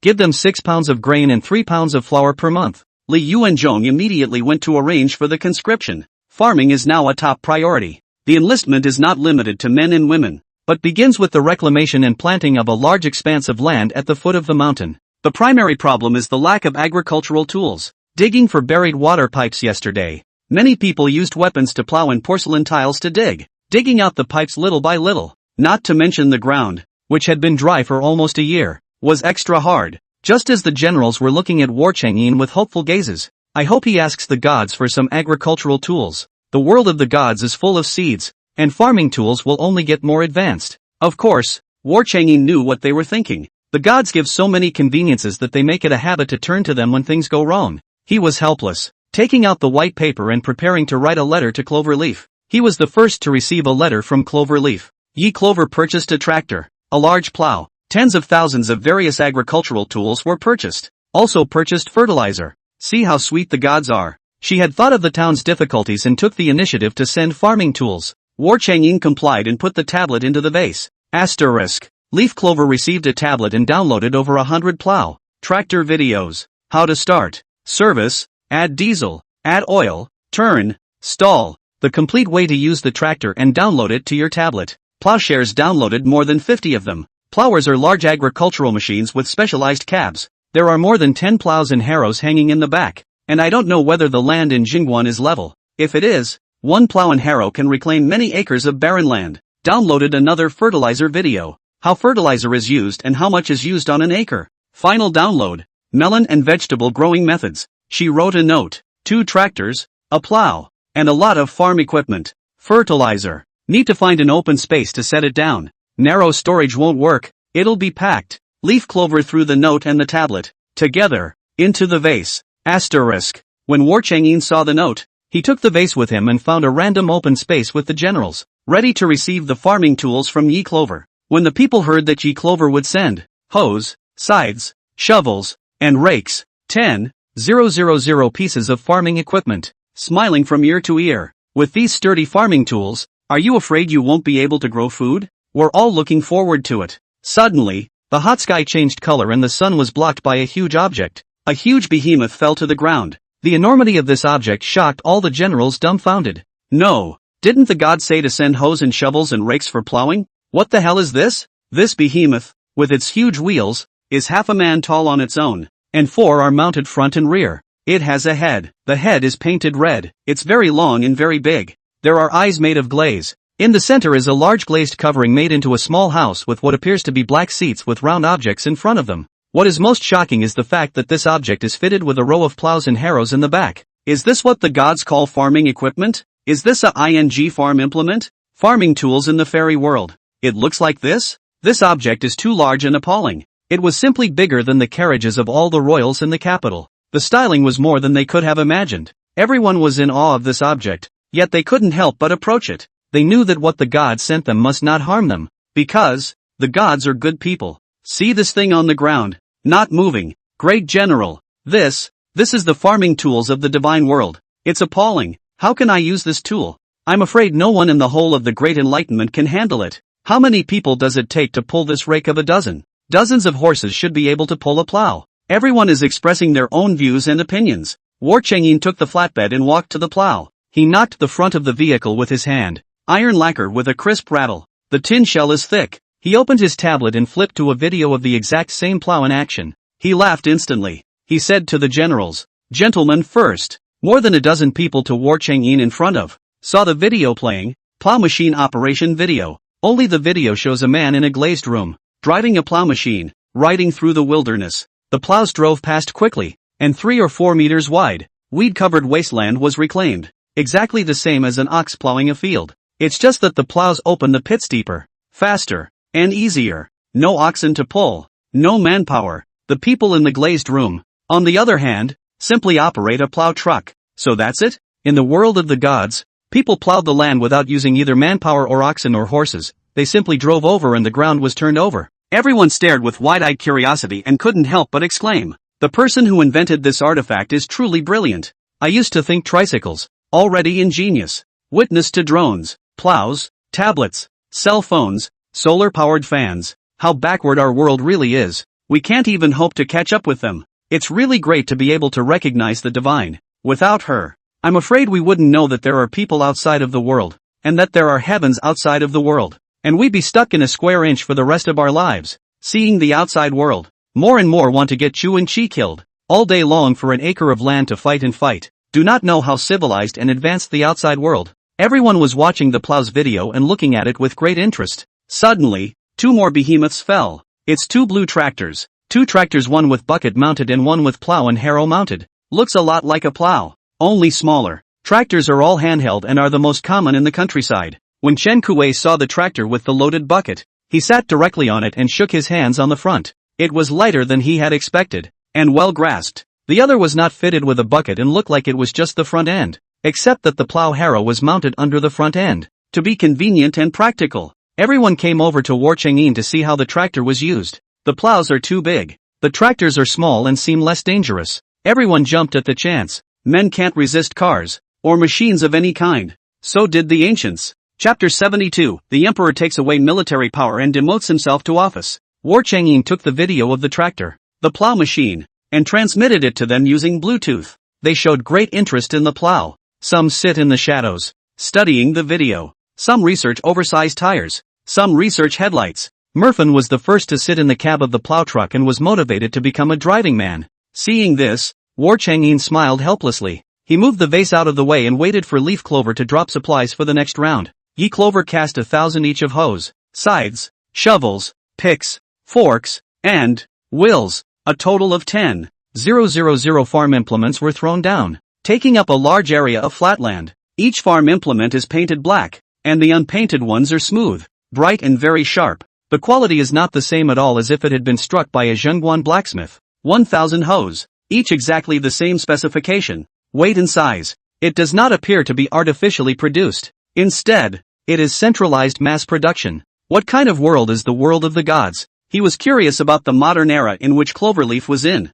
but it's not over. Leaf Clover continues to drop all kinds of fertilizers. Uric acid, compound fertilizers, chicken manure fertilizer, sheep manure fertilizer, bone meal, phosphorus powder. It adds up to dozens of packages. War Chang'in ordered Bian Ziping, Li Yuanzhong to register all the fertilizers, farming tools, seeds and put them all in one house. War Chang'in looked at the room. Seeds, farming tools, fertilizer. These things are the future of Zhengguan. More than that, it is the future of the Great Kai. As long as the grain was successfully grown, he would quickly present it to the court of the Great Revelation and spread it throughout the country. As long as the drought doesn't continue, it doesn't take 10 or 5 years, 3 at the most. The whole of the Great Revelation would be planted in barley and wheat, and the nation would be fed, with extra grain stored, or sold to neighboring countries. The Great Kai's national power would surpass Chu and Chi and become the deserved number 1. It would be better if there was enough food to bring the other 6 nations to peace. If he is unable to submit, he will point his sword at the Central Plains and go south to recover all the countries, fulfilling the ideals of the gods and realizing the great unification. War Chang'in had a great deal of bravado inside. These are the things that are the beginning of their dreams, carrying his dreams with the gods. He told Li Yuanzhong and Bian Ziping to find someone to learn how to drive a tractor and plow machine right away. Seeds and farm implements were arranged for people, distributed, and planting began when the sun was not so hot in the afternoon. The 2 were now in high spirits and eager to try, because the plows and tractors, they belonged to them. Having such 3 behemoths, think of how powerful they would be in Zhengguan in the future. If the enemy had seen it, they would have been scared less. When they thought of this, both Li Yuanzhong and Bian Ziping felt that the offerings they made to the gods last time were given less. When you return, you will have to collect strange and exotic treasures and offer them to the gods. A little more could come from a plow or something. The 2 laughed and went about their business. Asterisk. War Chang'in returned to the council chamber on the city wall, blowing on a fan, one hand behind his back, his eyes glancing at the sandbox. The king of Chu was an extremely headstrong man. He had his sights set on the Great Enlightenment long ago, and it was unlikely that he would give up just because the first attack on the city had failed. And Ling Xiaofeng was very reluctant to accept his last defeat. Chu will surely launch a second attack on the city. And the king of Qi didn't want to give up the fat meat of Jingguan. I'm afraid there's a large amount of grain in Jingguan, and word has long since gotten out. When will they do it next? Divine weapons and explosives were delivered. And when Su Huai's 100,000 men arrived at Jingguan, War Chang'in would initiate the attack. At this time, Imo Fan and Chen Kuei Chen Wu stood outside the door of the council chamber. All three wanted to drive the plow's car, and there was an argument just now. But in the end, they let Merfin get in the car first. Their expressions were grave, especially Merfin, who couldn't hide anything. He said, "War Chang'in, your trouble is coming." Zhang Yuan, who was behind him, took out the bright yellow holy decree from his sleeve. Originally, it was Mo Fan who read the imperial decree, and he was impatient and threw it to War Chang'in. War Chang'in caught it with one hand and opened it. The Great Enlightenment Edict, War Family Army Chief Marshal War Chang'in to the War Family Army of 200,000 men, 180,000 dead. The emperor rebuked his lack of generalship, took away military power, and deprived the chief commander of his duties as a great general. 10 days later, the remaining men of the War Family Army will be taken over by Su Huai. Su Huai will lead 100,000 men in 10 days, and enter Jingguan, take over the task of defending Jingguan, and take charge of the people. War Chang'in's hands pinched the holy decree to death, and his finger bones pinched to the point of whiteness. Akira Zhengguan defended it. They have the seeds, the tools to clear the wasteland for farming, the plow trucks and tractors, a vast water supply, and fertilizers. Everything is looking up. Why did they have to demote him and take away his military power at this juncture? Mo Fan felt inside the council chamber, the cold and piercing chill. He touched his nose and carefully took 2 steps back. He advised, "The general is out of the army, so don't listen to just that. The emperor is still 2 years younger than you, and he eats and drinks in the imperial city every day. So how would he know what the people of the world are living through? He couldn't have imagined that his people starved to death by 10 million, that the Great Revelation was starving everywhere,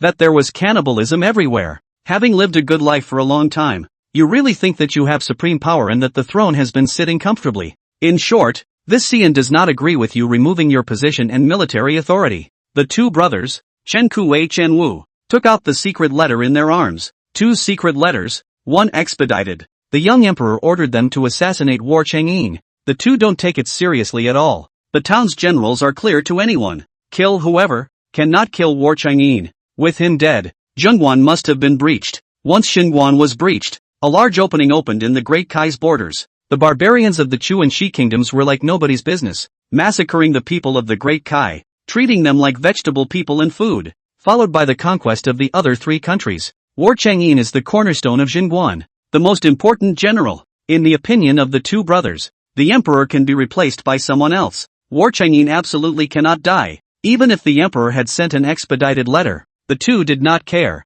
Until the holy decree reaches Merfin, the 2 felt they couldn't keep up this charade any longer. Solely present the secret letter, so that War Chang'in have a preparation. At this time, Chen Junlin also came on the back porch. When he saw the secret letter in the hands of the 2 Chen brothers, he knew that he couldn't hide it anymore and pulled out the one in his arms as well. Presumably, the emperor, seeing the Chen brothers' delay, gave Chen Junlin the order to have Wushu Yuan assassinate War Chang'in, which is to say, Chen Junlin, like them, never wanted to move War Chang'in. Now, Su Huai is going to take over Jingguan. Several people originally thought that they would use food to buy the soldiers below Su Huai. Today, it only seems to be not easy. Su Huai has an imperial decree, has the backing of the court, and is more legitimate. With 100,000 people to take over Jingguan in a great way. Su Huai earlier on the War Chang'in almost let Jingguan lost, has long been dissatisfied. 200,000 war family troops died in battle to 20,000, and they even scoffed at him. A milky brat was crowned as a hereditary prince of the 1st rank. He had been stationed at the border for 20 years, and he was only a 2nd-ranked general. He thought that War Chang'in was lucky and happened to behead the barbarian general. Su Huai had long been displeased with the war family's father and son. At the court, Su Huai was familiar with Prime Minister Su. There was no shortage of people falling on the war family's father and son. When he saw that the city of Jingguan was nearly destroyed, he let himself be saved by death. So Chen Kuei proposed, if Su Wai can't be bribed, kill him directly and take over the 100,000 men. It's just that in doing so, they completely flipped the script with the Emperor of the Great Enlightenment. Direct rebellion. Taking this step is a choice made only when there is no other way out of a desperate situation. All the generals' families are in the capital, all under the supervision of the Emperor. If there is any movement in Zhenguan, the family will be decimated. They will not go down the road of rebellion until they have to. Chapter 73 Arms and Armaments Delivered. When it was almost dark, Yi Clover finally waited for Master Huang to bring the second batch of oil. His truck's fuel tank was 100 liters, and he made 2 round trips, pumping out 10 200-liter barrels full of diesel fuel. Yi Clover gave Master Huang $8,000, including the money for the oil drums. Master Huang netted more than $3,000. He was very happy. During this period of time, he helped Yi Clover to transport goods, and in less than a month, he earned tens of thousands of dollars. Yi Clover explained to let the Yellow Master, tomorrow transport ice and frozen pork too. At noon can be delivered. At noon the warehouseman's son went home for lunch, and the warehouse was deserted, so she could conveniently transfer the goods. Master Huang hastened to respond and happily drove away. Asterisk. At night, Yi Clover stopped using the vase to put water in the stream. If there was a need in Jingguan, she would send 3 months' worth of drinking water at once. At dawn, Leaf Clover observes the vase for a note. The edge of the vase was clean, and no note came from War Chang'in. After she briefly washed up, the Xian Yuan Mountain Villa waiter brought breakfast over. As she ate her breakfast, she called Xiaohua to ask when the explosives would be delivered. Xiaohua said that 500 tons of explosives have been purchased and will be loaded tonight and delivered in 2 days. Next, she contacted the owner of the factory that made the antique weapons. The owner said Qin produced 50,000 units. 1,000,000 arrows were produced. The stranger's sword, his factory and his brother's factory worked overtime to rush out 50,000 handles, all of which had been bladed according to her requirements. The armor mobilized the whole village, enlisting many summer workers to work day and night to put it together and make more than 3,000 pieces. What other go? Axe, halberd, a few 100,000 each ranging. Yi Clover told him to send it right away. There was no need to wait until he had enough for $150,000. Otherwise the yellow flowers will be cold. Neither of the Chu Chi barbarians had retreated and were eyeing the border. They could make a comeback at any time. The owner said it would be delivered tomorrow afternoon. Leaf Clover gave him a new delivery address and sent it to the warehouse after dark. After all, large quantities of cold weapons, and she was afraid of being noticed by the authorities. Hanging up the phone, Yi Clover wrote a note to War Chang'in. She got 10 barrels of diesel fuel, which should be enough for 3 farm vehicles for a long time. Diesel fuel is flammable, she explained to War Chang'in.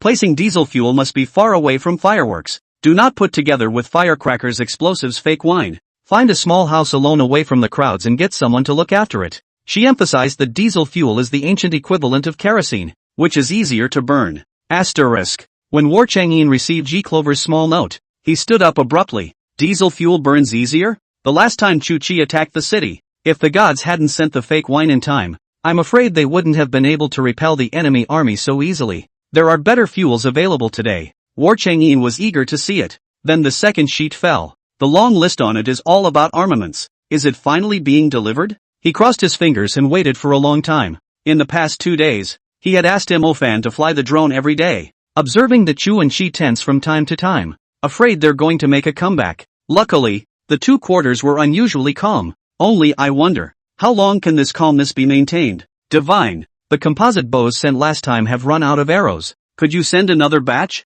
Compound bow is very good. Chu and Chi attacked the city. If there is no compound bow, the city gate is afraid that it has long been lost. Yi Clover received a letter back from War Chang'in. She gave it a busy forget. War Chang'in had also given her a mention that the composite bow was out of arrows. She was in such a hurry to place an order for $150,000 worth of gear that she didn't bother. She said, I'll go shopping right away. By the way, a load of ice will be delivered at noon and a load of frozen pork. So watch out for digging holes for refrigeration. War Chang'in returned. Good. War Sunging dropped the last piece of paper. All the generals stood up and nervously asked, General, how is it? Did the gods promise to send another plow machine? War Chang'in pinched his brow. A few generals couldn't stop thinking about the plow cart. He expressed his heart tired. Originally, Dian Zipping and Li Yu and Zhong were looking for, in the barracks, those who were good at machinery to learn how to drive a plow machine. Mo Fan, Chen Kuwei, and Chen Wu all scrambled to try it out. Well, it's a good thing it's a drive in an empty lot or you'd run people over and knock down walls.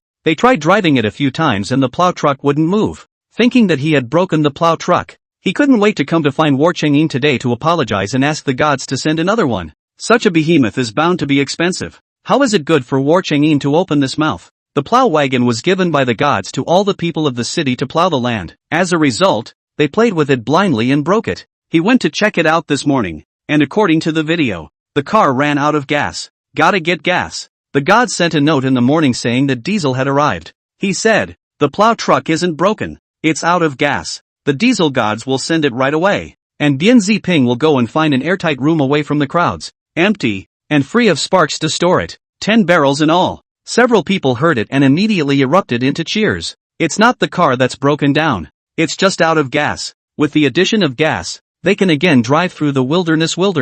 The plow truck is a thief to drive, and pulls, and is smoother than horseback. Every one of them wants to learn. Wu Sanlang, how's the pit you let the Chu dig? He smiled and replied, 3 large pits were dug, each 1.5 feet deep. One of them has already turned the grain in. War Chang'in, very well. Today the gods sent a carload of frozen pork and a carload of ice too. You are responsible for registering and storing the warehouse. Wu Sanlang took over the supplies later. It was a fat job, and he happily responded, yes, General. Several of the generals were pleased to hear this. The soldiers in the barracks, seeing that there was no shortage of food, let loose with their food. One had a huge meal, and the meat started to dazzle in big bites. Horsemeat marinade didn't spoil, but it didn't taste as good as pork. None of the soldiers ate it and secretly gave the horse meat to the people to eat. By the way, how are the arrangements for the 2,000 chuans coming along? As soon as he said this, Wu Sanlang laughed. 300 of the 2,000 enlisted in the army,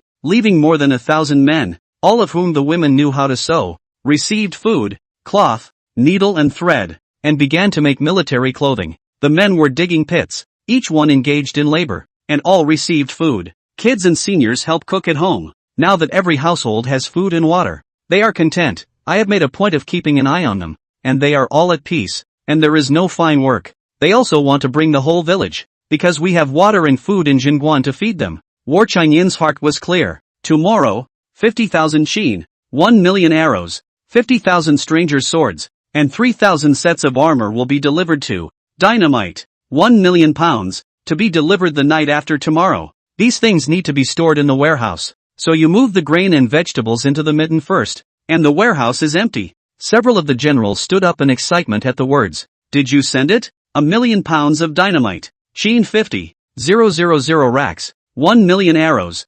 50,000 strangers. 3,000 armor. Ah, this huge number. Even if the 3 parties jointly attack the city, with this equipment, they would be able to defend it even if they had fewer people. Chapter 74. Let the general taste the milk tea. Chen Kuei said excitedly, General, with this equipment, we can attack the enemy camp at night. War Chang'in added, the gods will immediately send diesel fuel. Remember, diesel fuel is extremely flammable. Store it carefully. A few generals, their eyes gleamed as they looked at War Chang'in. Chen Wu jumped at the chance. General, does it really burn better than fake wine? If it does, I'll light up the tents and siege wagons of the Chu and Qi armies at night. They are both curious about diesel fuel. A group of people went to the warehouse and the vase had just been put in when buckets of oil fell from the sky. The oil drum was large, half a man high, and the black iron drum was covered with a layer of oil. Chen Kuei touched it with his hand. The grease was a bit dirty and had an unspeakable flavor. Fake wine rushes through the nose.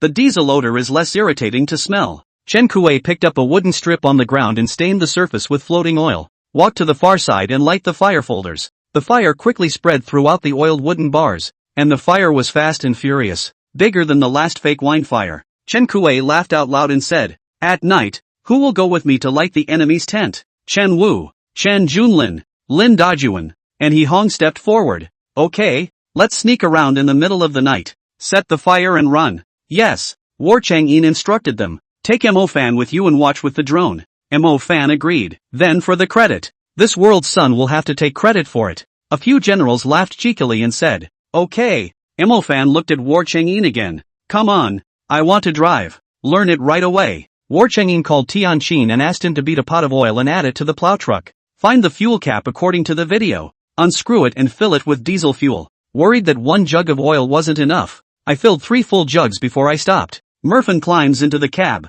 fires up the ignition and starts. This thing turns out to be an oil eater. Asterisk. Leaf Clover ate breakfast and took the heavy-duty pickup out to purchase arrows. She's a big customer. Several compound bow store owners remember her. For 3 stores, she purchased 100,000 arrows. Leaf Clover drives from house to collect arrows. At that exact moment, her cell phone rang. It's Lawyer Sue calling. There was no contact for 2 or 3 days after the last time I saw you at the police station. Did the property manager make another request? She answered the phone suspiciously. Ms. Yi, several relatives of your Yi family, after being detained for 3 days, were all released. It was your grandmother who hired a lawyer and paid a hefty fine to be released. The opposing attorney contacted me and said he was willing to settle. They are going to sell the house and the car to pay off the arrears and make you wait a while. When did the Yi family become so nice? She knew their nature best. They took the property left to her by Yi Clover's parents and treated it completely as if it were their own. When you don't get the benefit of the doubt on the will, you start playing the kinship card. Playing the family card didn't work, so they went on an online smear campaign. As a result, he himself was the first to suffer a dumb loss. Fighting with her and the property, they simply could not win. So, this is an admission of defeat? No way. They won't pay what they owe. Attorney Sue said. I thought so at first, but, at that moment, Lawyer Sue's phone was grabbed by someone. Her great-aunt. Clover, your eldest uncle and I know we are wrong, and we are being educated by the police every day. No, we are being taught the law, saying that the amount of debt we owe is huge, and if we don't pay it back we'll be arrested and put in jail. In the past few days, your eldest uncle and I were in the detention center. We all figured it out. We don't want the house and car. We are ready to go back to the countryside. Selling the house. The procedure is long and you have to have a buyer to take it over. Do you think you can allow some time? Come on. Xiao Xian, hurry up and apologize to Clover. How can you, a cousin, keep bullying your sister? Yi Xian's very impatient voice came from the phone. You're asking me to apologize to her. On what grounds? She got me locked up for half a month last time, and I haven't gotten to her yet. If she hadn't hijacked my property, I'd have a daughter-in-law by now, and mom, you'd be holding your grandchildren. There's no way I'm going to apologize to her. The irrationally aggressive brother-in-law grabbed the phone and persuaded. Clover, my big brother and I talked it over. We're not going to mess with you anymore. I just got out of the police station and was chased down the road. Now that the internet knows about it, they're calling us greedy and saying we're trying to eat the Jedi. And we definitely didn't mean that. So what? I'll get you the money even if the house and car are sold. So don't sue again. I really don't want to go to jail. Yi Clover knew the faces of this group of people in the Yi family too well. They were spurred on by something and suddenly changed their tune. Was it the police who thought them through? Still locked up in a detention center. Suffered and didn't want to go to jail. She said to Uncle Sam, give the phone to the lawyer. Lawyer Sue picked up the phone and said, Ms. Yi, you can see that the other party is still very sincere and called me early in the morning to make a settlement. The court date on the court side was delayed by 6 months, and the mediator advocated for a settlement. Cloverleaf asked the lawyer, can they really pay back the money? Well, I'm not so sure about that. A second-hand agent, coming to the house for an assessment. The house was bought early and has all appreciated in value. And even if the real estate market is in a slump, paying off your arrears is still possible. Do you see that your side means to accept the settlement? Leaf Clover told the lawyer. I don't accept. The Yi family's mentality of wanting to eat the Jedi is well known to all, and it will not be rested on its laurels. It's just that the online drama has gotten so bad lately that it's had a serious impact on their daily lives. Auntie and Uncle Sam's children are being bullied at school. The great-aunt's job was spoiled. The eldest's business is being suppressed by his peers. And there's a loudspeaker in front of the store shouting every day how the eldest is trying to take over his niece's family's property. The family was famous on that street. They settled, not really wanting to pay back the money, just trying to stuff her and the internet. Leaf Clover said, let's get the money ready first before I trust them. Attorney Sue expressed his understanding. After Cloverleaf put the arrows away, she looked for an unoccupied bridge to pass the goods under. Next, pull up to the front of the milk tea store. Purchase 20 cups of various flavors of milk tea and wait for the clerk to ship and pack them. It was hot, and she was hot and sweaty from coming out to collect arrows. When purchasing milk tea, incidentally, he also packed it over to the group of War Chang'in. Give them a taste of a modern, refreshing drink. Leaf Clover was bored and ready to play with her cell phone when, suddenly, a dilapidated Wuling drove crookedly and crashed towards Yi Clover. Countless pedestrians on the roadside saw it and hurriedly shouted, Dodge! Dodge! Leaf Clover started the car and went to shift. It was too late. Boom! There was a loud bang. Yi Clover's car was knocked back several meters. Her whole body inertia. Her head slammed into the windshield. The car's airbags instantly opened. wrapping her entire body. She's fine, she didn't get hit in the head. In the next instant, Yi Clover remembered something, and in a flash her face changed drastically. She yanked the airbag away, her heart racing, her face pale as she looked into the heirloom vase. Chapter 75, The Junkie Tried to Kill Her. She didn't dare open her eyes for fear of seeing the vase shattered. Once crashed, it would be impossible to contact War Chang'in in the future. Jingguan reverts to the dead city. It was a month ago. War Chang'in eventually died in battle. Jingguan was broken. 100,000 people were reduced to vegetables. She couldn't accept the result. Yi Clover clenched her hands and snapped her eyes open. The vase was intact and strapped to the passenger seat. The entire vase was wrapped in an airbag and was not broken. Okay, not broken. Almost. Just a little bit. She breathed a huge sigh of relief and looked over her shoulder at the drive over to the Wuling Honda. The front end of the Wuling Honda is warped and falling apart. Her heavy-duty pickup truck, with its ample materials and heavy tonnage, had its front safety bar badly deformed by the impact. The back of the car was forced to rear-end and the lights were cracked. Good thing the body is intact. From the car's storage bin, she pulled out an oversized wrench. Leaping out of the car, he came aggressively to the Wuling Honda and wrenched on the window. She said angrily, "Come down. I'll roll right down." Many onlookers had already gathered around. The glass of the Wuling Honda was shattered, and the driver was sitting crookedly in the front of the car, with blood running down his forehead and his eyes lax. The driver looked young, in his 20s, with dyed yellow hair. His skin was dark and yellow, with a greenish tint under his eyelids, and he looked like he hadn't rested in a long time. His eyes were not anxious, and when he heard Yi Clover tapping on the car door, his bloodshot eyes, like staring at prey, looked at her for an instant. The next second, he yelled, "I'm going to kill you, kill you, I kill." He suddenly pulled out a long knife and tried to get out of the car. The people around him saw this and rushed to hold down the door of the car so that he could not get out of the car. A big brother snatched Yi Clover's big wrench and pointed it at him. "Be honest with me, still want to kill someone in the street? I'm afraid this man is a madman, isn't he?" "No, he's not crazy, he's on too much of that stuff. Look at the hyperactive demeanor. He can't focus his eyes. I've seen addicts. That's what they look like when they're on too much." "Then why don't you call the police?" He came out with a knife and chopped up anyone he caught. Not to mention little girls. Even grown-ups can't handle it. Hold down the doors together and don't let him down. Leaf Clover leapt back a step. She didn't realize that the other person was a drug addict and tried to kill her. She wasn't stupid to think that today the Yi family was loose with paying back the money. 4 hours hadn't passed before some junkie drove up and crashed. But whenever the Yi family goes to collect a terminally ill patient, with the intention of certain death, they drive a big van into her. She's going to get run over and killed. She's not afraid of death. Her parents died, and she spent most of the year alone in a state of confusion, several times holding a knife and trying to slash at her arm. Finally held back. She's afraid to die now. If she dies, what will happen to the people of Zhengguan? What about War Chang'in? What about the generals?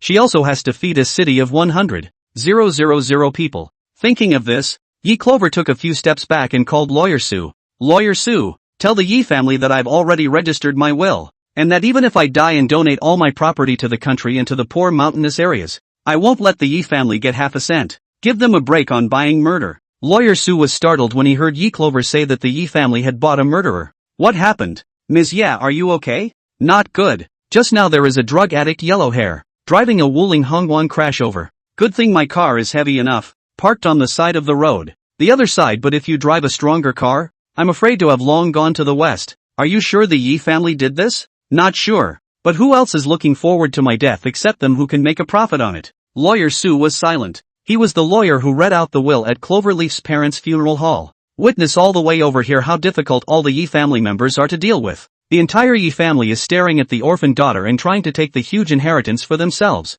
They tried to make money by all means, but they didn't expect Yi Clover to be soft and hard. This group does have a motive to kill. In this way, Lawyer Su said, "Did you catch the murderer?" Someone called the police. He had a knife and was being held down in the car. Didn't dare to let him out for fear of hurting passers-by because of the smoking. Lawyer Su said, "Where is it? I'll come over quickly." Yi Clover gave Lawyer Su the address. Lawyer Su came with the police and the hospital ambulance. Lawyer Su flashed his credentials, showing that the murderer had a motive to kill, hitting Yi Clover's car intentionally. Knives were flashed as Clover Leaf rapped on the car door, looking for him to make amends. If it wasn't for the passers-by, I'm afraid he would have already hurt Clover Leaf. Passers-by testified. Though Yellow Hair is an addict, did his brain remain clear at the time of the collision and was his mobility normal? It's hard to say. If he killed on purpose? How does it count? The follow-up matters. Yi Clover handed over to lawyer Sue to deal with. Heavy-duty pickup truck. She called the insurance. Let the maintenance garage pull it away.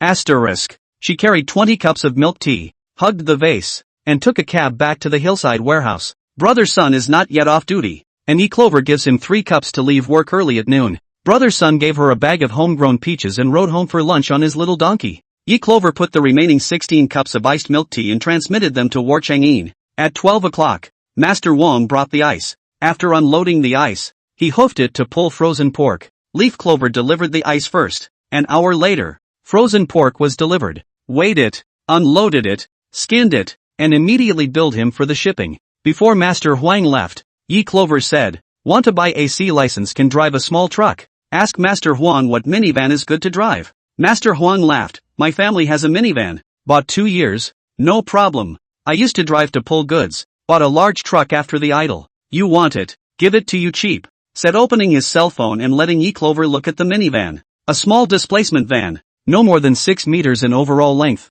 suitable for Leaf Clover to drive. The truck compartments are fully enclosed. The transmission of goods cannot be seen from the outside world, and the secrecy is extremely strong. Leaf Clover said, "How much?" "I'll take it. I bought it for 75,000. Depreciation. Kilometers counted. 46,000 for you." Yi Clover nodded. "You get the car serviced and fueled. 50,000, I'll take it." Master Huang was beaming with joy. "Okay, I'll deliver it tonight." Yi Clover sent off Master Huang and wrote a note to War Chang'an. A few minutes later, deliver 60 tons of frozen pork. That's when lawyer Sue called. His tone was heavy, and he was silent for a long time before he said, "It was the Yi family who bought the murderer." Leaf Clover clenched her palms suddenly. "So that's it? They can't wait for her to die. Who is it? The entire Yi family is involved?" Lawyer Sue said, "It's Yi Xin. He privately found someone to buy the murderer, knowing that Huang Mao has a history of sucking, and lured him with a high amount of money. $2 million for your life.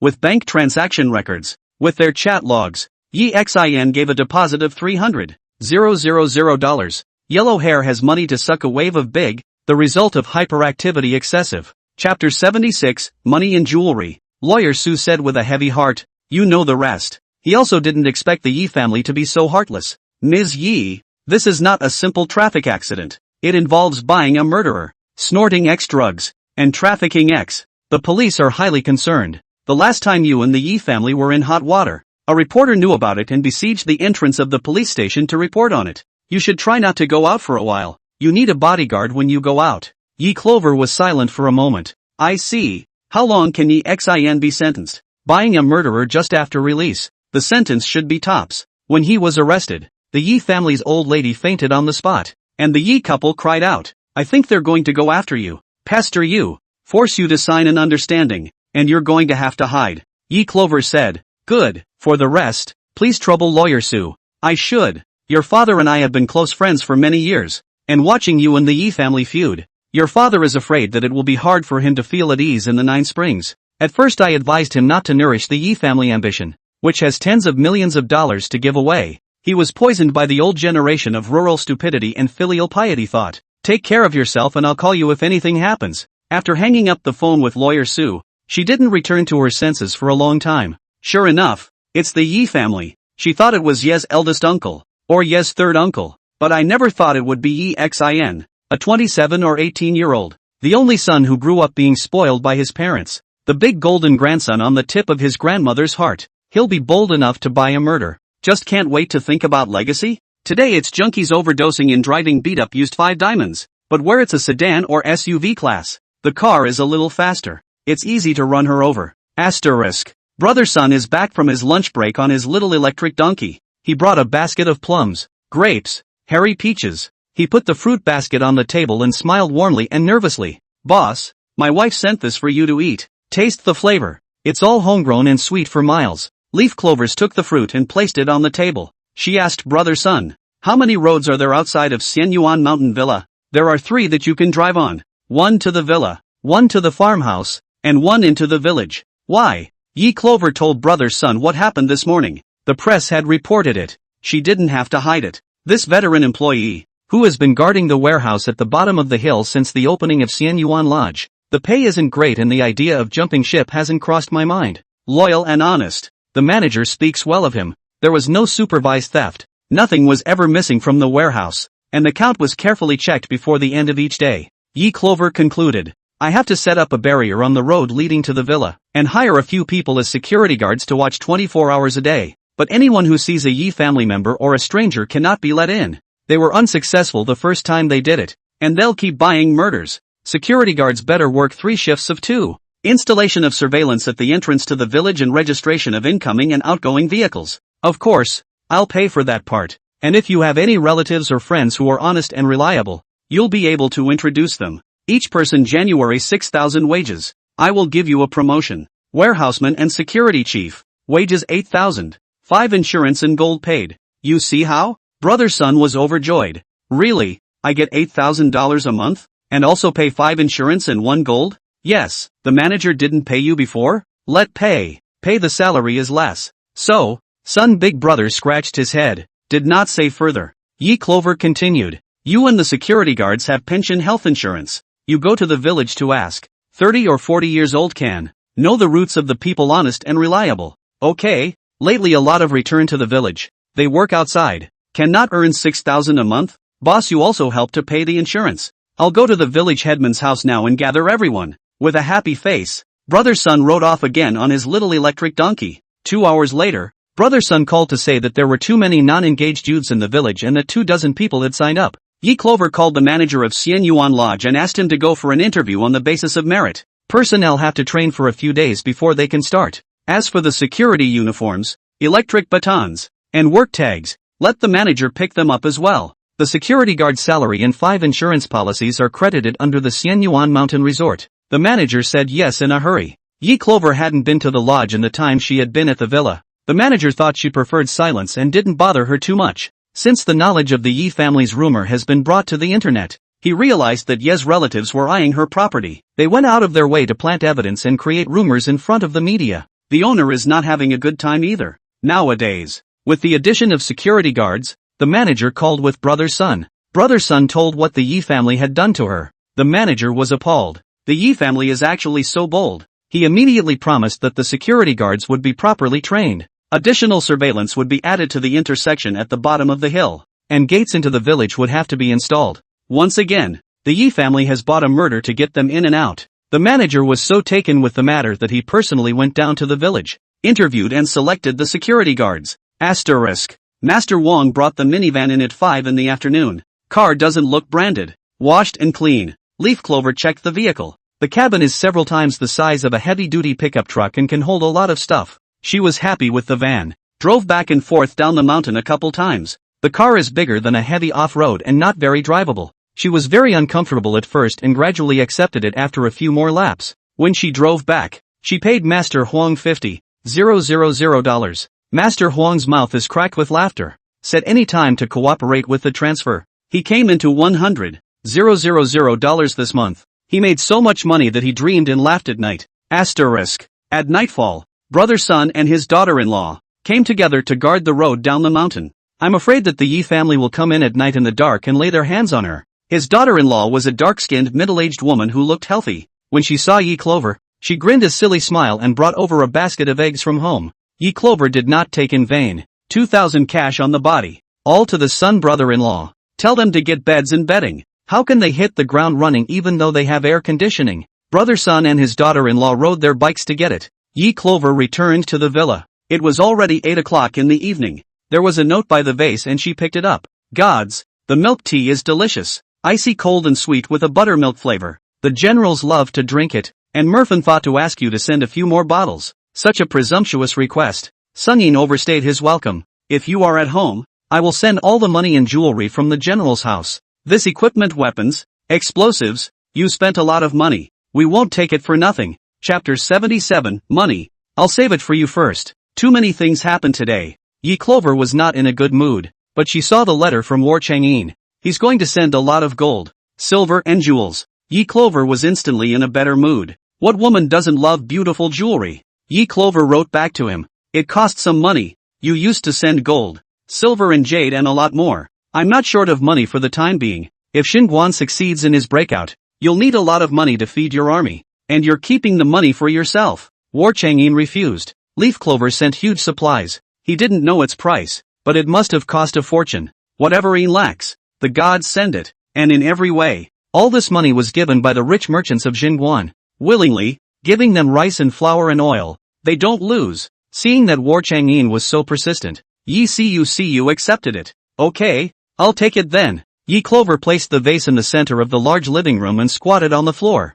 waiting with her hands on her chin. After about a few minutes, countless boxes fell from the sky. Most of the ancient chests were made of black wood, painted with red paint, and the locks were not strong. One of the boxes fell apart. Inside, gold cakes, gold dollars, hoof gold, gold bars, and gold leaves, clattered and scattered out, rolled all over the living room floor. Then, several boxes of jewelry fell down, pearl agate red coral. Lastly, there are 18 boxes of literature and paintings, the 4 treasures of the literary house. There were a lot of books in it, taking up 10 boxes. She counted 38 boxes. It's a whole 38 boxes. The boxes are built high and take up most of the living room space. With so many antiques, she didn't dare to imagine what kind of sensation it would cause once it was exposed and put on the market. Plus 11 boxes in her basement. She now owns a total of 49 boxes of antiques. 49 boxes. On these antiques, she would be clothed and fed for this life. And the next.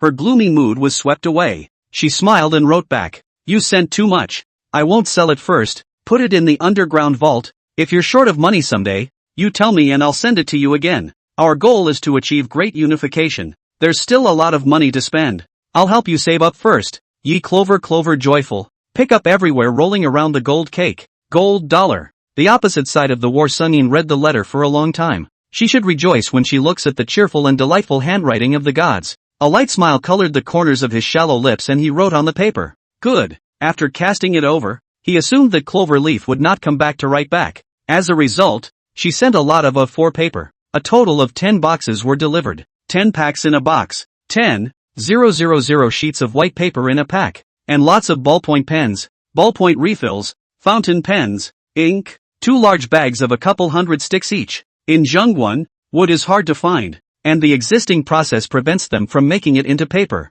War Chang'an and Yi Clover correspondence. He is written on the front, right the back. A sheet of paper is written all over before it is replaced by the next one. He needed the paper more than leaf clover. Asterisk. Night is coming. Chen Kuei Chan Wuli Yuan Zhongchen Junlin and his party are going to point to the tents of the Chu and Qi countries. Everyone entered the council chamber and saw many cardboard boxes. Open a box at random. All white paper. Paper had been invented during the Great Revelation. However, it is mostly used for rituals and burning paper money for the dead. Very few people in ordinary life use paper. First, the paper is extremely expensive. In addition to the aristocratic rituals, ordinary people cannot afford to use. Secondly, most people still use bamboo slips, unless a carrier pigeon was needed to deliver a message. A small tube of paper was rolled up and tied to the pigeon. Daki paper is rough, yellowish, and extremely expensive. The gods sent so much white paper that the generals each wanted a packet. Seeing this, War Chang'an said to them,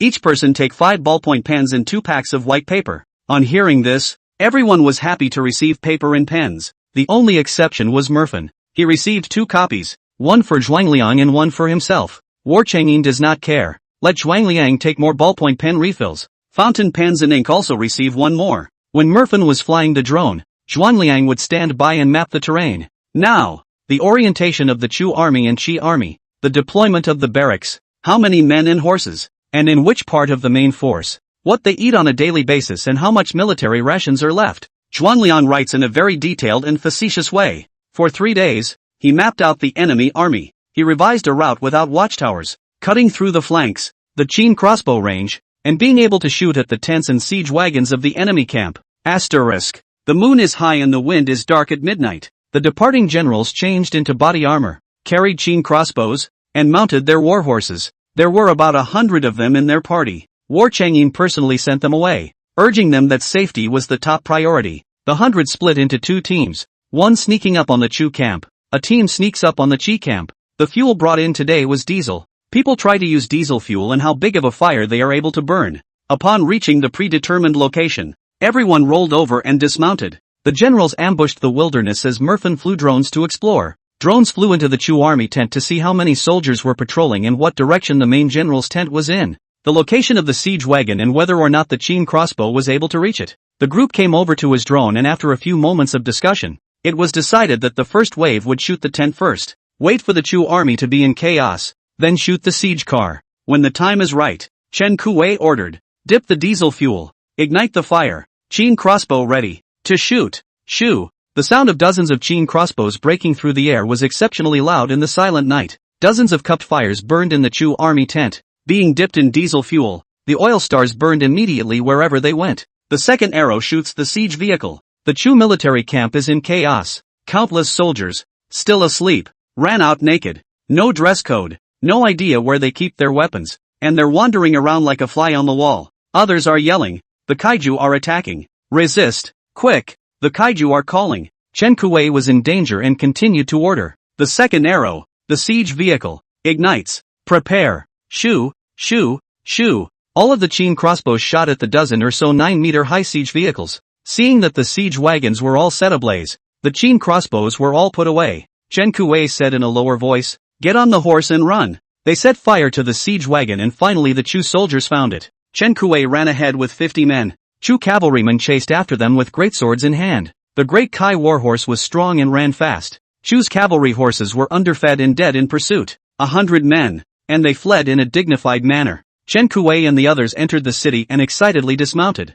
handing their horses over to the groom. He quickly came to the city wall's council chamber and prepared to give War Changyin his orders. The Chu and Qi camps are ablaze. The fire was so bright that it was clearly visible from the citadel. There is a great drought and no water to quench it. The fire got bigger and bigger. Chen Kuwei looked at the fire and laughed. What a pain in the ass. We were killed by the barbarians as our grandchildren a month ago, and were blocked inside the city, with only one way to die. Nowadays, no one expects that there are hundreds of thousands of people stationed outside, but they can't do anything about us. Painful. Really painful. Come on. Serve cold beer. Let's all have a few drinks. War Changyin smiled and had someone bring cold beer. 100 or so people drank in pain. War Changyin looked at the distant sky rushing fire, put up his pen and wrote, tonight at midnight, Chen Kuwei Chen Wuli Yuan Zhong Chen Junlin. 100 men attacked the Chu Chi military camp at night. The enemy's barracks are ablaze with flames, and today's battle is a complete victory without a single casualty. He cast the note down into the vase.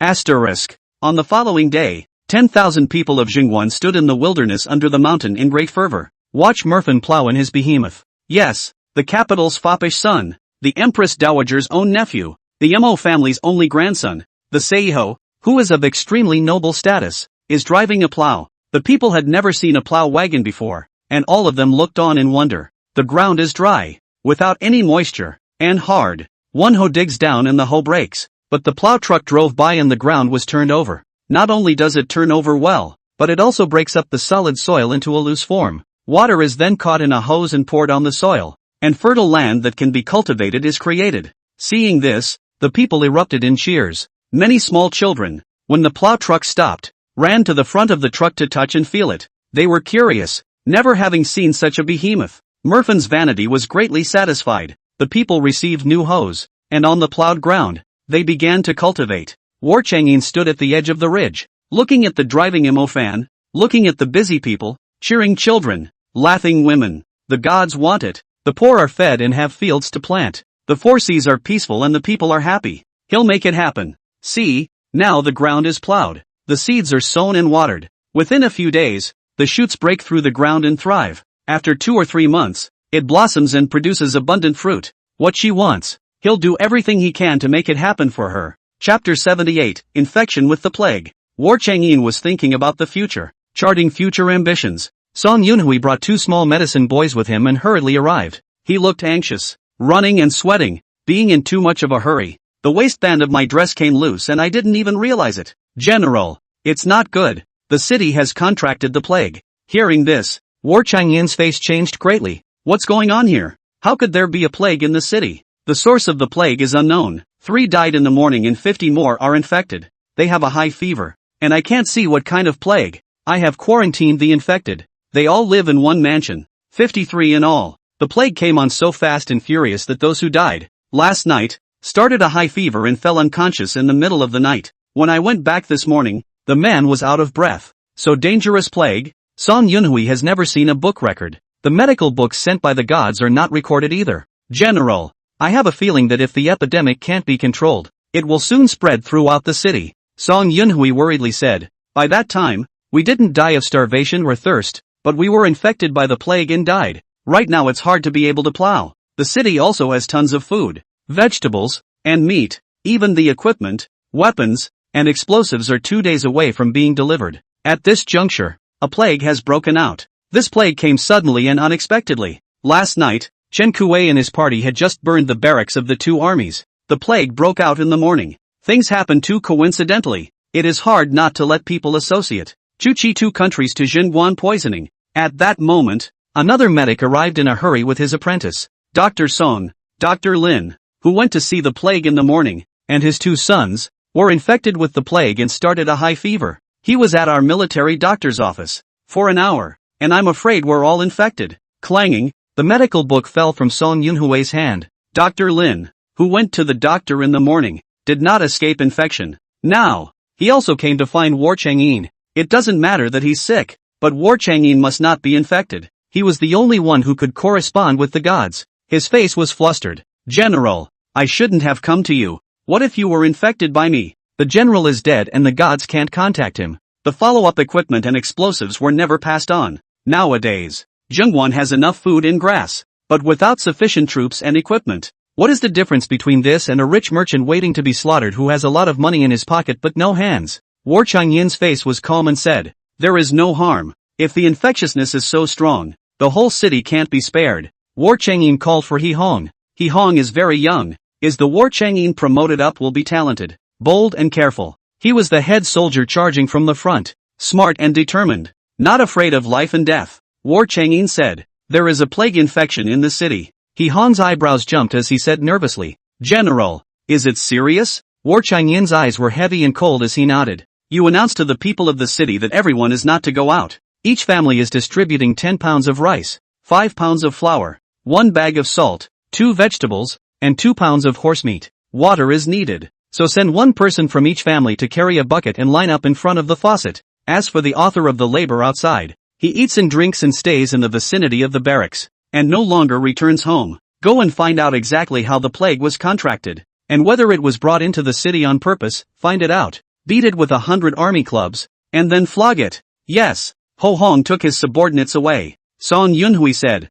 General, the army has no medicine to deal with this. Even the mugwort is gone. The matter is urgent. Can we ask the gods for a grant of wormwood? If we can have medicine to deal with the plague, our entire city of 100,000 people will be saved. War Changyin also knew that the matter was not trivial. He and Song Yunhui rode to the tent. He looked to the vase, and no note came from leaf clover. At this time, the sun had just risen, and according to the gods, it was not yet 8 o'clock, and she was resting. The plague is eager and can't wait. He found his tablet and set his alarm for 5 minutes. Pass it along with the note. The note reads, symptoms at the onset of the plague. The whole body is hot. Hot. The person is burned and confused. Sweat can wet the bed and talk mush. 2 hours later, the pulse was weakening and the breathing was intermittent. In another hour or two, when it was found, it was broken. The body temperature, however, is still high. Asterisk. Leaf Clover was sleeping in a daze when she heard the alarm go off. She got up from her bed and opened her hazel sleepy eyes to see the second-hand tablet ringing a bell under the vase.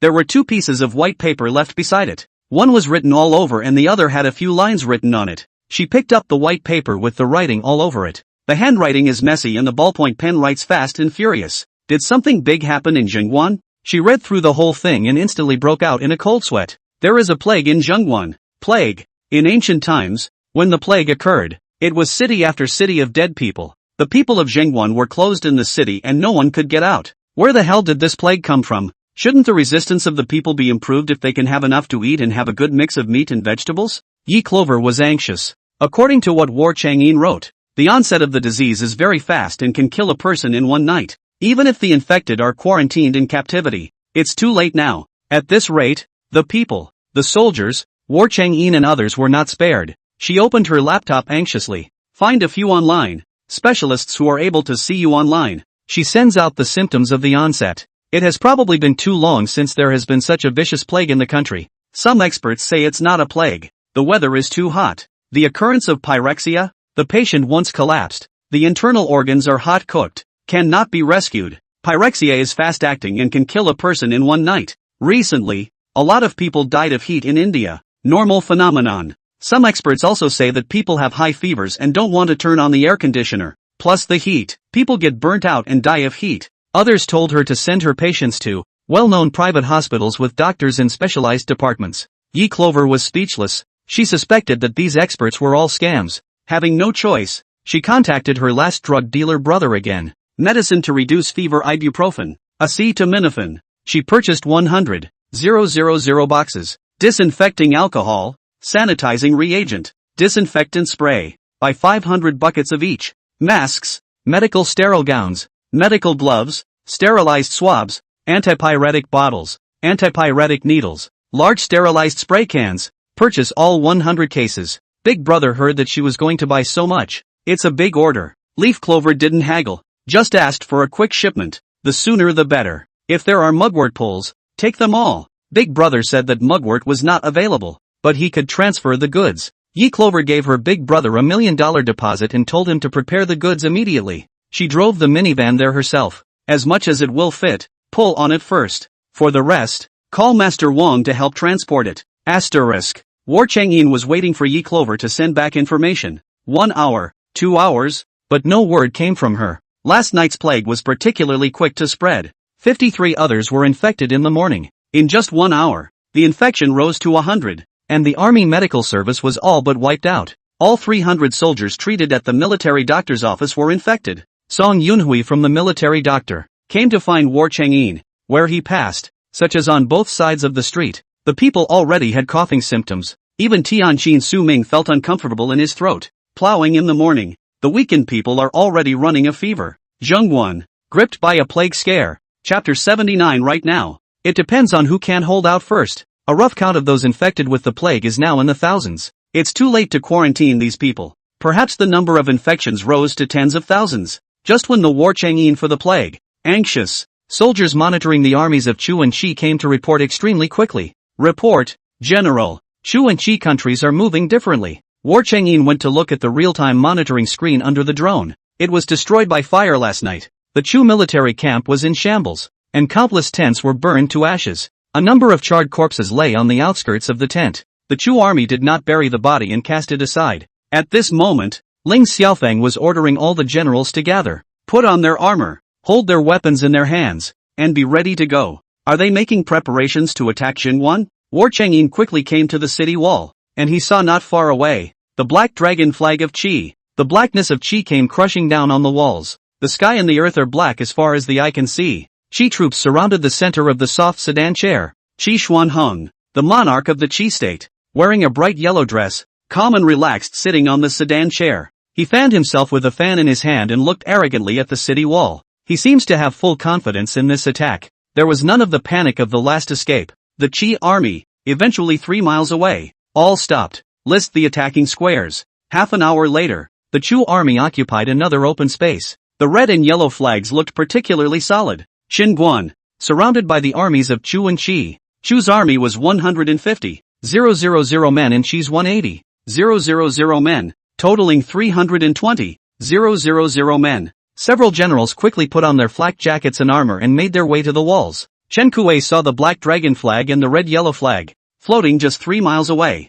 3 miles, optimum distance for a siege. He cursed, Mother her. It wasn't just a fire that was set yesterday. What's the matter? It's revenge today. Come on, if you've got the guts, let's go. If you don't, you're a bastard. Do you really think I'm afraid of you? This general has never seen one so eager to die. Ling Xiaofeng didn't continue to approach any further and all stopped at the periphery. I don't know what I'm waiting for. War Chang'in knew that they were waiting for the Xinguan plague to completely break out. Wait until the people and officers are all coughing and feverish and unable to resist, and they'll launch a siege. You can't beat them head-on, so you use such underhanded tricks. At this time, He Hong came to report in a hurry. General, it's clear. It's 2 hours after General Chen Kuei and his party sneak attacked and set fire back to the city last night. Someone from outside the walls, throwing clothes in. It was late at night and the soldiers guarding the city didn't pay attention, and a few pieces of intact clothing were thrown into the walls and picked up by the people.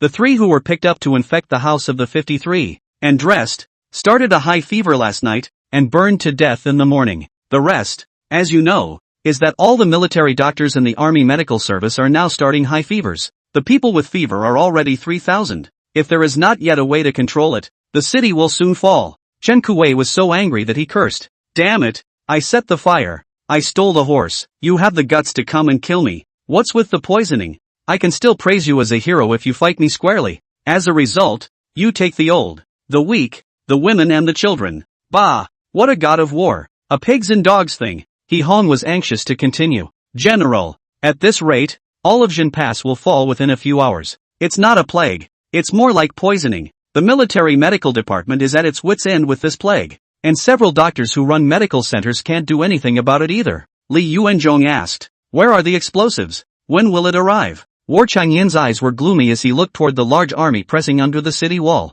He said, the explosives will arrive at night, and the Qin Jade stranger will arrive in the afternoon. And now, it's only a few hours until the weapons are delivered. But, for a few hours, most of Zhengguan will be in high fever. Tianqin and Su Ming had already covered their mouths and noses, trying to stifle their coughs. They've been infected with the plague. So much for that general. War Changyin's face could not yet be seen to be different. Only, none of Tianqin Su Ming was spared. He may have been infected. Chen Wu's eyes looked at War Changyin with worry. General, then your body. He shook his head. No harm done. The primary problem now is to get the enemy to retreat. Even if the Qin Jade and the stranger are delivered in the afternoon, at that time, how many people were infected? And how many people could still pull a Qin Jade? Qin Jinyu was using his whole body and his foot on the bowstring to shoot arrows. How can a soldier with a high fever and a weak body draw a bow? General, why don't you ask the gods to save you? If something happens to you, what will happen to Xinguan? What will happen to the people? Yeah, we can't let you get half bad no matter who gets infected. At this time, the Chu and Qi armies in front of them moved. They walked forward, one step at a time, weapons in hand. The pace was neat, and with each step, it seemed as if the earth shook. The enemy is attacking. All troops on alert. Qin Jade team ready. All the generals kept a close eye on the enemy. If, for example, they attacked Xinguan now, Zhengguan was then in a complete state of despair. Because, Qin Jade is almost out of it. The explosives are gone too. Compound bows can only be used for close attack, not long-range shooting. War Sunyin said, stall for time. Stall until the gods deliver the weapons. She said that if she delivered it this afternoon, she would be able to deliver it. Chen Kuwei took out his stranger's sword and said to War Changyin, General, I'll go down and find someone to fight one-on-one. Ling Xiaofeng's two sons, both of them can't afford to be provoked. I'll go down and pick them off their horses. Zhuang Liang immediately advised. General Chen Kuwei, it's not good. Ling Xiaofeng was robbed of thousands of war horses by you, and his tent was set on fire last night, and he has fought dozens of battles since he went on the warpath without defeat. The last attack on Zhengguan was the first defeat, and again, they were stolen and robbed of their horses. If he doesn't abide by the rules of single combat, and you go down and are killed by tens of thousands of his soldiers, we can't take that risk. War Changyin shook his head at Chen Kuwei. Don't go down there and gamble on humanity. His eyes were like torches as he looked towards the Chu general who was slowly pressing forward. Ling Xiaofeng. He wore colorful black armor. His face was pitch black with smoke, and his eyes looked angrily at the city walls. He was holding his breath. That's why they used such as genocidal tricks to attack Xinguan. War Changyin said with certainty, they will not attack the city so quickly. They will wait. They won't attack until the city has a complete outbreak of the epidemic. In this case, it will be 3 hours. It will be 3 days. In short, it will not be done hastily. The city's finesse has caught around. Every barrier was patrolled, but any carrier pigeon that flew out was directly shot. Drones patrol back and forth at night. Perhaps, there are still spies in the city, but it's hard to pass the message out. Qi Xuanhong and Ling Xiaofeng, they are waiting for the city. The plague broke out completely. War Changyin was also waiting for the gods to deliver the equipment and explosives. Right now, it's all about who can hold out first. Chapter 80, there is hope for survival. Right now, it's all about who can hold out first. Zhuang Liang also agreed with War Changyin's words. The last time they attacked the city, the two countries lost miserably. They won't act rashly. The city will not be attacked unless there is complete certainty. For now, we can only pray and hope that the gods will send the equipment and weapons soon, and maybe there will still be a chance to fight. In the immediate situation, the only way to retreat is to use explosives. The Qin Jade scent may not even be useful. The soldiers are infected with the plague and can't pull the bowstring. Everyone is worried, and they are all trying to find ways to delay the battle. At that moment, another small soldier came to report. Report General, the barbarian army from the southwest corner has appeared. Barbarian army? How can that be? They thought that the barbarians had completely abandoned Jingguan. After all, they had lost more than 100,000 people. Generals have been out of place for a long time. I didn't think that they would dare to come. War Changyin quickly headed towards the city wall in the southwest. There were a couple of skirmishers flying drones. He took the footage of the released drone and brought it over to look at it. The barbarians were heavily armed, wearing various colors of war uniforms and riding horses, like locusts entering the country, surging towards Jingguan without any rules. At the head of the barbarian army was a powerful and majestic youth, very tall, with a full head of dreadlocks and a bushy chin. He looks a little like Rogo, stronger than Rogo. Looking at his dress and traveling specifications, he looked like the king of the desert. As the drone approached the barbarian army, everyone got a good look at the visitor. He is indeed the king of the desert. Now it's the supreme ruler of Desert North, Luo Ge's brother, named Russell. He ascended the throne for 2 years, supposedly after dozens of sons of the previous generation of desert kings. He stood out from it. The tactics are even more forceful and brutal than Rogo's. Killed several competing princes to get to the throne. The old king of the desert took the initiative to abdicate in order to avoid him.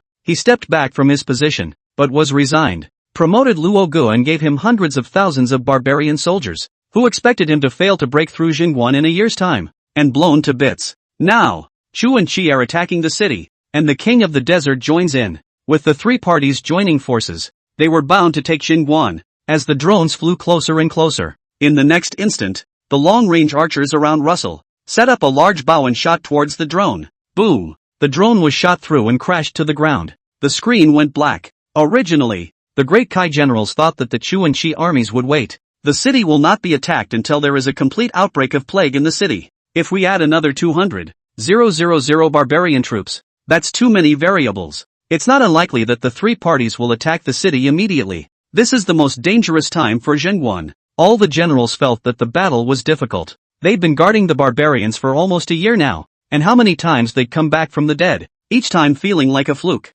And this time, for the first time, they truly felt death threat. Even Chen Kuwei, who had just sworn to go down and fight single-handedly, showed a look of uncertainty. He muttered, "Before I came here, I wrote severance letters to my wife and children, so that if the Jin Pass is breached, I will have them all swallow poison and kill themselves." When Chen Kuwei finished speaking, several other generals had tears in their eyes. Who would want his wife and son to commit suicide by swallowing poison if he had the choice? Because, if Jingguan is breached, it is inevitable that water and food will be looted. The food was enough for the people of Jingguan, but not enough for the 500,000 troops outside. When they run out of food, they eat people. Women and children are the first wave of vegetable people. The strong men were the second wave. Old people are the third wave. What about after the whole town has eaten? They will continue to attack the Great Revelation. Fight and kill wherever you can. Without food, you eat people. The people of the Great Enlightenment will be slaughtered by them. The land of the Great Revelation will be divided among them.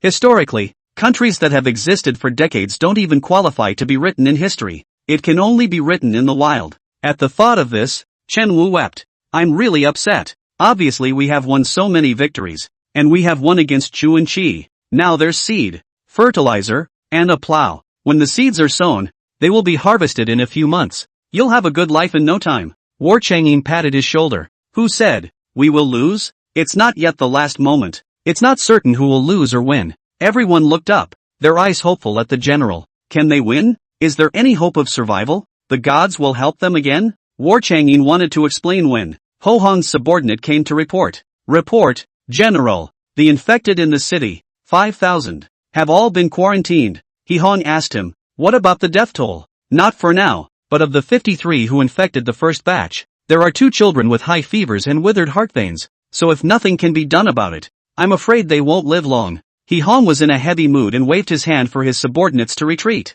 This plague is so vicious that it takes only a few hours from onset to death, not even half a day. Even if the gods had a way, would it be in time? At this time, the barbarian army was 10 miles from Jingguan. The footage is at most 2 hours. It's been over 2 hours, and as long as the gods send weapons, they still have a chance to win. Even if they die in battle, they take 2 more with them before they die. It's also earned. War Changyin immediately returned to the council chamber. He unfolded the white paper and wrote quickly, "Gods, the 3 armies are approaching the city. They already know that the plague is rampant in Jingguan City, and they intend to attack the city on this. If you can't find the medicine, no harm done. Just hope the weapon is sent quickly. Once the weapons arrive, there's still hope for Jingguan to hold it down. War Changyin cast the letter down. Asterisk. Yi Clover was in the car at the moment, and her big brother was calling for someone to move the medicine. From inside the mouth of the vase, she took out the note. See what's written above. She then said, how could the plague happen in Jingguan in good time?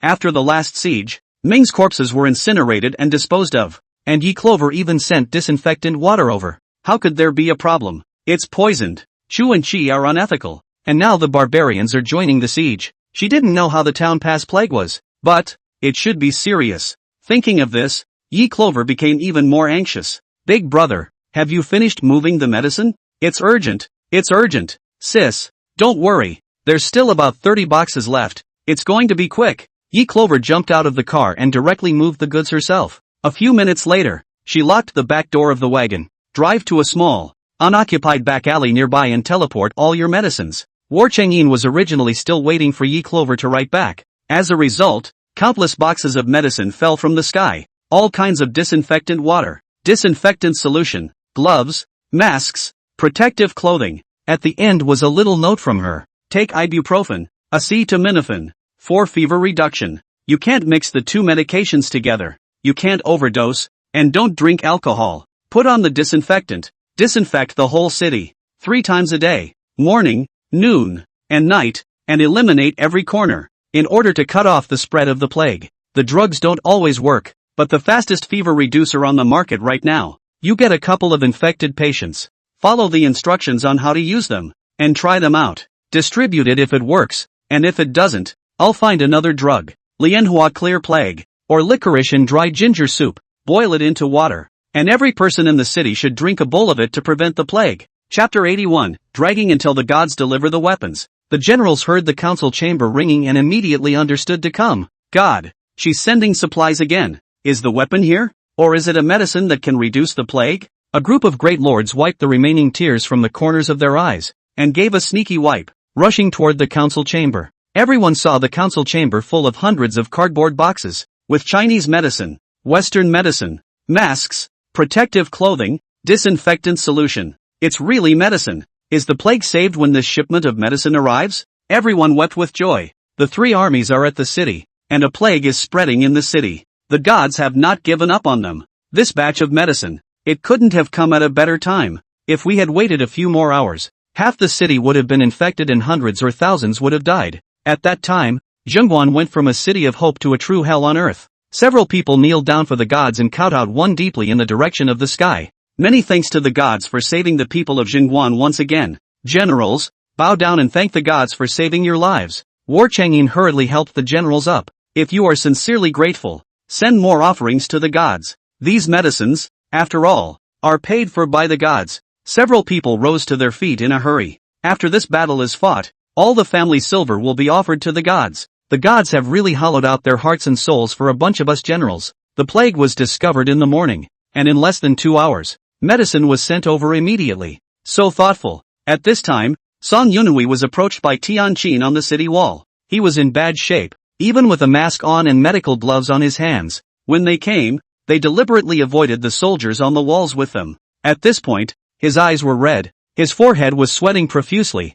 and he was so severe that he had a high fever. He is now invited by Tianqin. A couple of practicing generals took a look. Their feet were weak, their breath was unstable, and they were obviously seriously ill. It's only been 2 hours. Why are you so sick? Song Yunhui stood in the doorway of the council chamber, saw the piles of room medicines, eyes with hot tears, hurriedly 2 or 3 steps in, opened the medicine box. Take out ibuprofen, acetaminophen. He read the ibuprofen instructions. Body anti-inflammatory drug with antipyretic and analgesic efficacy. Can be used for fever caused by colds and flu. This, not a cure for the plague, but it can reduce the fever. War Changyin inquired of him. How is it? Can it cure the plague? Song Yunhui shook his head with a slightly disappointed expression. It's not a special medicine for the plague, but it can reduce the fever. And as to whether it has any curative effect, you have to have someone test the medicine to find out. He unwrapped the box, detached a pill from the tin cardboard, and stuffed it into his mouth. The other generals took a look and just tried to stop him.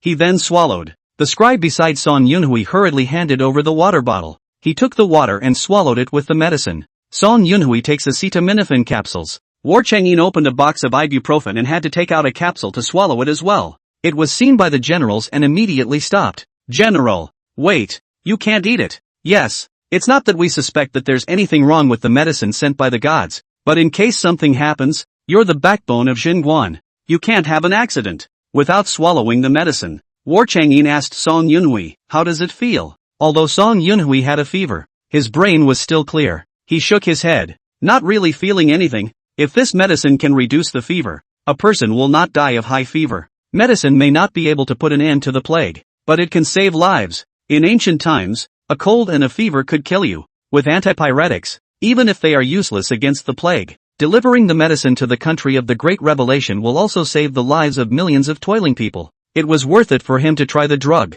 Song Yunhui took a few boxes of capsules and handed them to the medicine boy. Take the medicine to the 50 people in quarantine. Those 2 kids, half a pill each, and let them try it. The medicine boy hastily accepted it. Song Yunhui hand touched the forehead of the medicine boy. He was also feverish, and the half-grown child did not cry out in pain. He heartily picked up a bottle of mineral water from the table and shoved it into his arms. Eat half of one yourself and take it with water. Good boy. Go. The medicine boy obediently answered. Yes, master. After the medicine boy left, Song Yunhui didn't rest. Organized the medicine chest with a few generals. When Song Yunhui saw protective clothing, masks, gloves, buckets of sanitized water, large sanitizing spray cans, he was ecstatic and immediately said to War Changyin, the gods are right. Even if there's no mugwort, we have to eliminate the whole city. The more than 5,000 people who were infected in Zhengguan are at risk of others being infected as well. With clean disinfection, there is much less risk of being infected.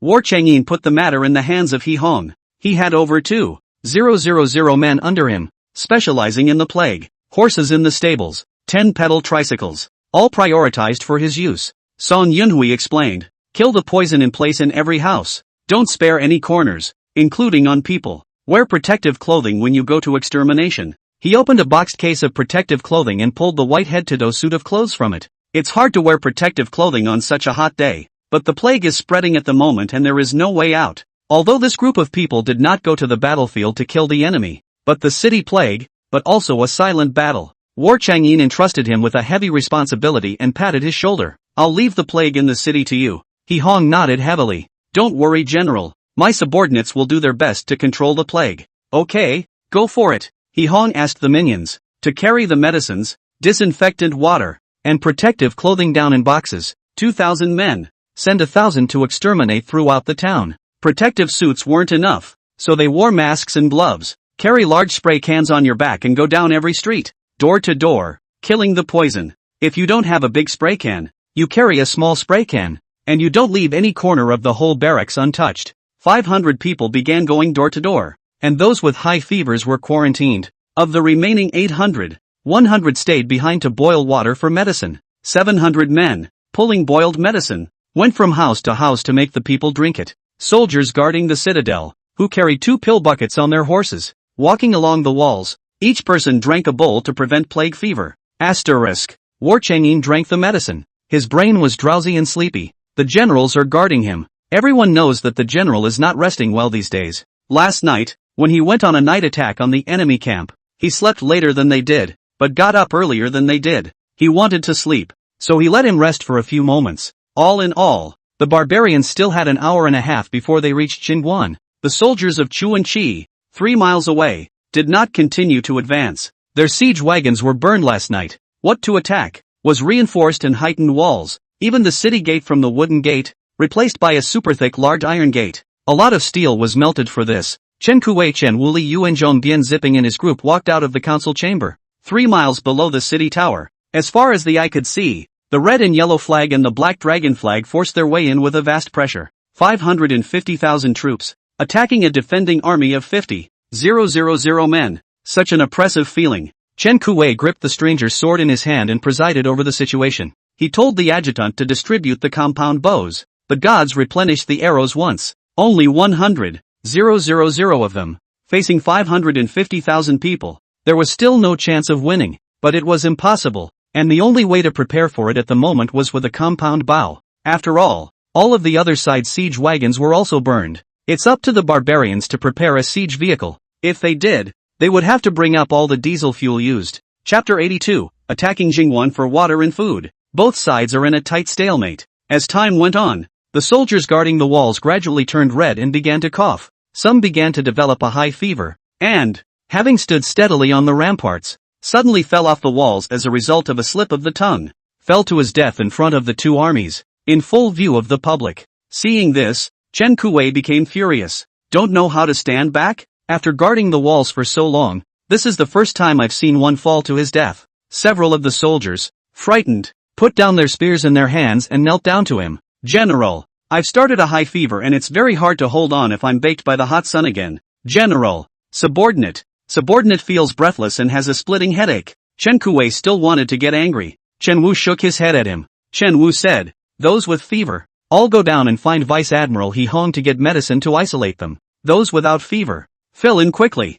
Feverish soldiers, laying down their weapons, walked down the walls. Then others filled in. It's just that the fillers are much sparser, half as many as they were a moment ago. Under the city wall, in front of the Chu army formation, Ling Xiaofeng and his two sons, seeing the guards on the city wall, in full view of everyone, actually fell off the city tower. His eldest son, Ling Yunjia, laughed out loud. Father, did you see that? The plague of Jingwon has spread. It has spread to the walls, and the pawns are falling off the walls. His youngest son, Ling Shichen, also complimented. Father, this is a wonderful idea of yours, and now, we will be able to attack Jingwon without much effort. It is said that there is so much food inside that we can't eat it all, and the water is stored throughout the lake, enough for our Chu army to eat for half a year. If, for example, all food and water sources are owned by the Chu army, they destroyed the Great Revelation, and then used the supplies they got from destroying the Great Revelation to conquer several small countries around them.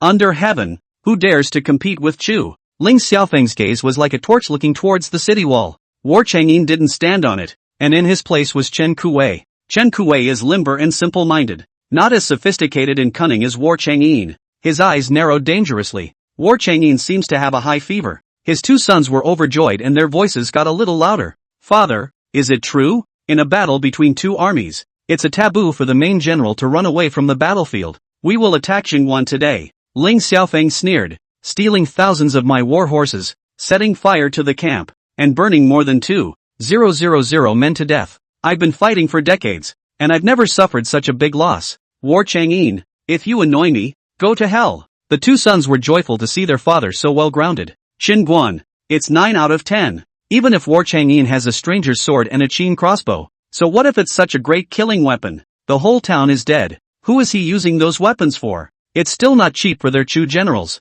At the thought of this, Ling Yunjia Ling Shichen couldn't contain his laughter. Father, are you happy that we can take Jingwon today? The king of Chu will surely reward you with the richest city and most fertile land in Chu, and our Ling family will be under one person and above 10,000 from now on. Ling Xiaofeng laughed coldly and shook his head. You guys are still too young. Do you know why my father must attack Jingwon? Even if he loses tens of thousands of people, the king of Chu will not leave even if he issues 3 secret orders to retreat? Ling Yunjia was surprised. Father, aren't you doing this for the head of War Chang'in? Winning him would be the same as winning over Battle Tianyi. Ling Xiaofeng shook his head. Stupid. Look, the Qi monarch is so smart that he personally came to the front line. Is it clear to you why he has come? Both sons shook their heads. How did I give birth to you two dumb as pigs? I'll tell you when we break through the town pass. Asterisk. In the Qi army, Qi Xuanhong was half lying down on a big chair, and his slender-featured maid was helping him fan himself. He ate the dried-up grapes while chatting with Yu Hong. How's it going? Did Ling Xiaofeng's method work well? Yu Hong respectfully said. Useful. Just now I saw Qibing fall from the city wall. If he didn't start a high fever and have a chaotic brain, a normal person wouldn't fall from the city wall. Qi Xuanhang's body sat up straight as he looked at the front of the Chu army with a somber gaze. The 3 Shao family fathers and sons were sitting on a high horse. His 2 sons, in particular, were hardly happy, as if Xinguan was in the bag. Qi Xuanhong sneered. Really small man. This gentleman suspects that Ling Xiaofeng has won more than 30 battles in a row, all with poisoning to spread the plague to. Yu Hong also felt offended. The army of the Great Enlightenment does have dirty tactics, first stealing horses, then setting them on fire. But people come straight in the middle of the night and don't use poisonous tricks, they just can't keep it to themselves. 3,000 horses were stolen from Qi and 5,000 from Chu. Qi was burned in more than 100 tents, and Chu was burned in 300 tents, killing more than 2,000 men. The Qi found out early and did not blindly go after those who set the fire,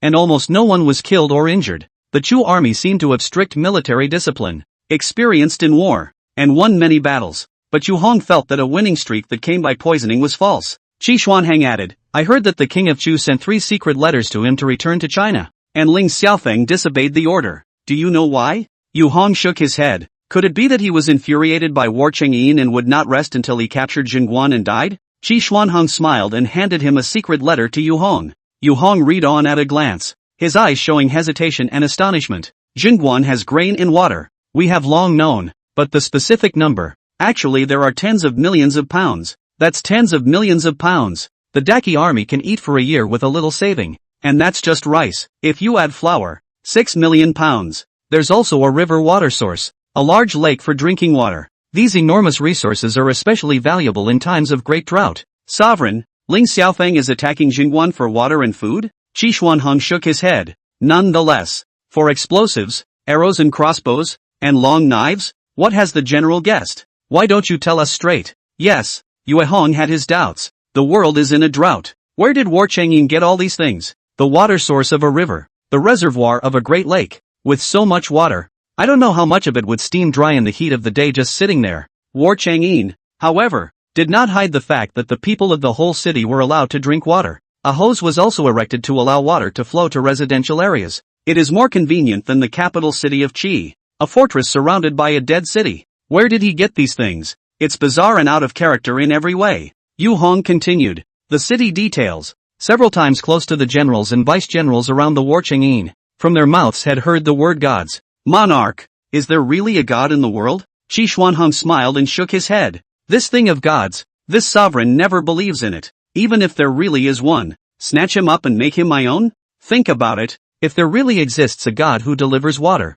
food, groceries, weapons and equipment, why should we give so many favors to a defeated general who is at the end of his rope and not far from death? This monarch was born as a monarch of a country with supreme imperial power. Whatever he wants, power, status, women, this monarch gives it with both hands. All that inexhaustible water and grain is all mine. The great Qi kingdom. At that time, not to mention the Chu barbarians, even if several other countries came together, we wouldn't have to put it in our eyes at all. This is the reason why this king must come to Jingguan. If there is a god it is best. If you can't find one, War Chengyin is hiding a huge secret on his body. He can't be killed. He can only be collected over and used for us. It would be better for me to convince. But you say if he loses the battle of defending the city, in front of me and Ling Xiaofeng, who will he choose? Pick Ling Xiaofeng? Speaking of this, Qi Xuanhang could not suppress a smile. This kind of scumbag who relies on planting the plague, War Chengyin would choose him? TCH, I'm afraid I guess I'd hate to set him back on his feet. Yu Hong understood in his heart. When attacking the city, you want to save War Chenyin's life? Qi Xuanhang shook his head. He contracted the plague. I'm afraid he doesn't have long to live. Find the secret on him and take it for yourself. Remember, you must find it before the Chu army does. Yu Hong half-kneeled and made a bow, lowering his head. Yes, monarch. Chapter 83, the Jingguan plague is finally saved. Qi Xuanhang gathered his cynical stance and with a strict expression, instructed Yu Hong, if the Chu army is the first to go, the extermination of the War Chengyin, if the Chu army interrogates any gods, or treasures, or whatever, they will be killed on the spot. His eyes were cold with a solemn killing intent as he looked towards Ling Xiaofeng, the head of the Chu army, and his 2 foolish sons. The treasure cannot be obtained by Qi, nor can it be obtained by Chu. He'd rather destroy it than let Chu boost his power. Yu Hong half-kneeled and kowtowed, placing his left hand on his right chest and bowing his head reverently. The subordinate will do his best to do so. Well, War Chengyin is infected with the plague and will die of a high fever in a few hours.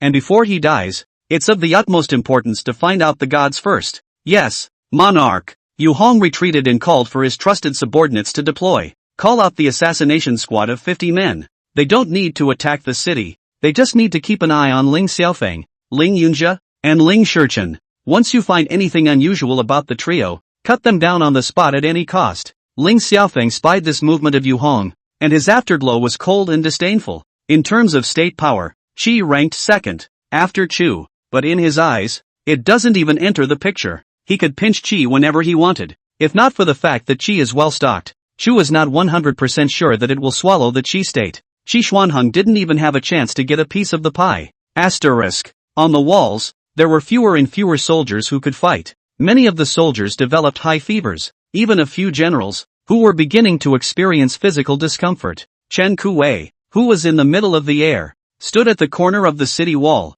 arching his body and coughing constantly. His face reddened. Very difficult. He coughed and cursed. Damn it, even I've been hit. The herbal water he drank seemed to be useless. His mind was dull and his limbs were weak, because it's too hard. He went to Song Yunhui for ibuprofen capsules to take. Two people, Song Yunhui and War Changyin, tried two kinds of Western medicines respectively. At this time, it was staying in the council chamber, observing the effects of the medicine. War Changyin sat at the top, elbows supporting the desktop, handsome eyebrows closed, seems to have fallen asleep shallowly. Song Yunhui still had a headache, but it was much better compared to earlier. He visibly felt his body temperature gradually recede. He took out a thermometer and measured his temperature. Half an hour ago, he had a fever of 39 degrees 1. Now, down to 37 degrees 8. From a high fever to a low one. Not completely cured though, but the medicine works. Most of those who contracted the plague died of high fever. If the fever doesn't get high, the plague won't kill you.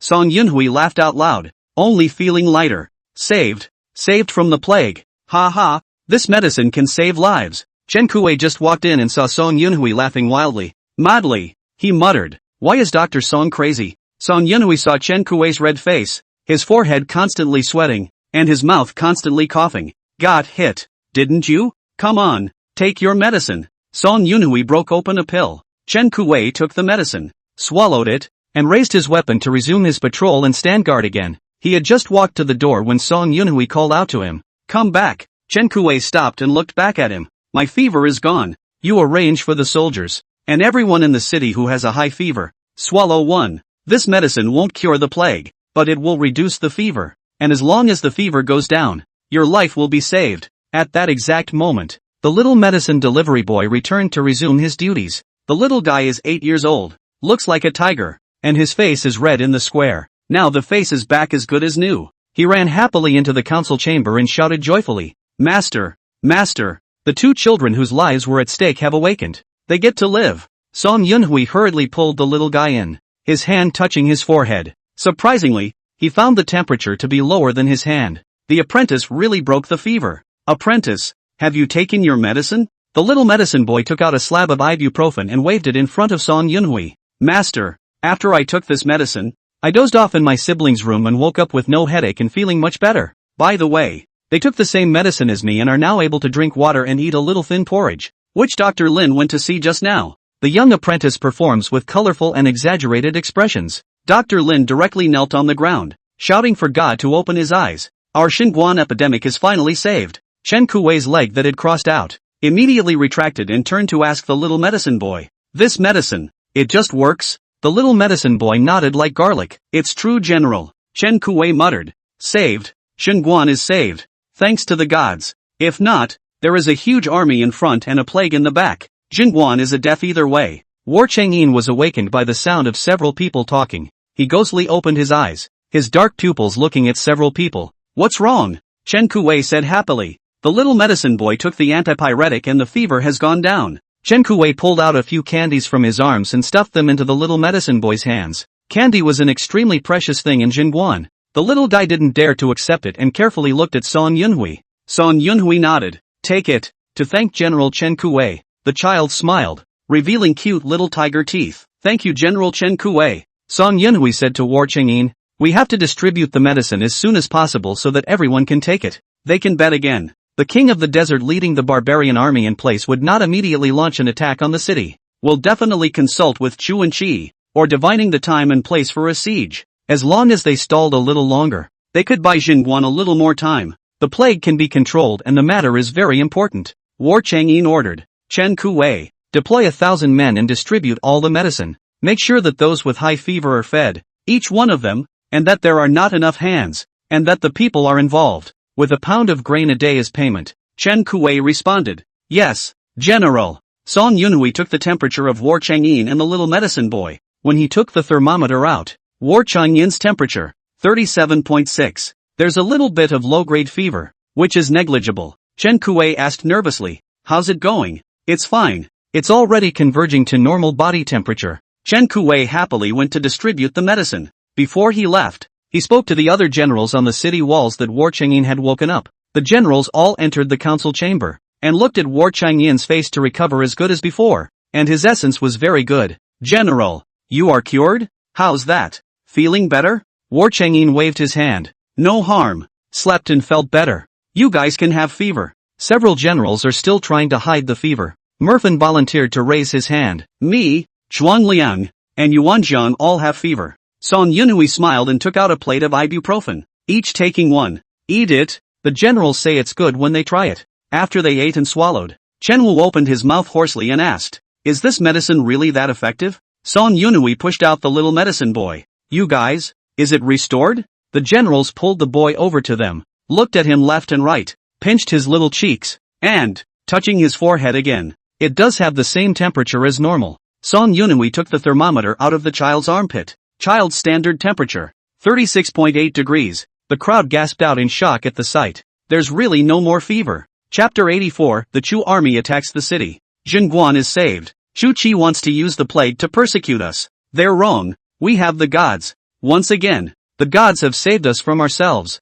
Wu Sanlang reddened his eyes and his voice choked. I even wrote my will, and prepared poisons for everyone in the house, including the slaves. I didn't expect this medicine to really reduce the fever. War Chang'in patted Wu Sanlang's shoulder. The gods won't leave us alone. Cheer up. There's a three-way joint attack on the city coming up. Everyone gathered their emotions and took it seriously, because it's all clear that until the gods send the explosives and weapons, they are not back to their full strength in combat even with fever reducers. The number of enemy soldiers was so great that 10 enemy soldiers against 1 Daki soldier still had some left. Last time they were able to win. It was all backed up by advanced equipment. Now, everyone looked worriedly at War Chang'in. War Chang'in hand clenched white paper, holding the pen. Every time they were in trouble they would ask the gods for favors. Not once did the gods fail to oblige. They owed her so much more than they could ever repay. Suddenly, War Chang'in held the pen and wrote on the white paper, Divine, the antipyretic is effective. The fever has gone down in all those who tried it,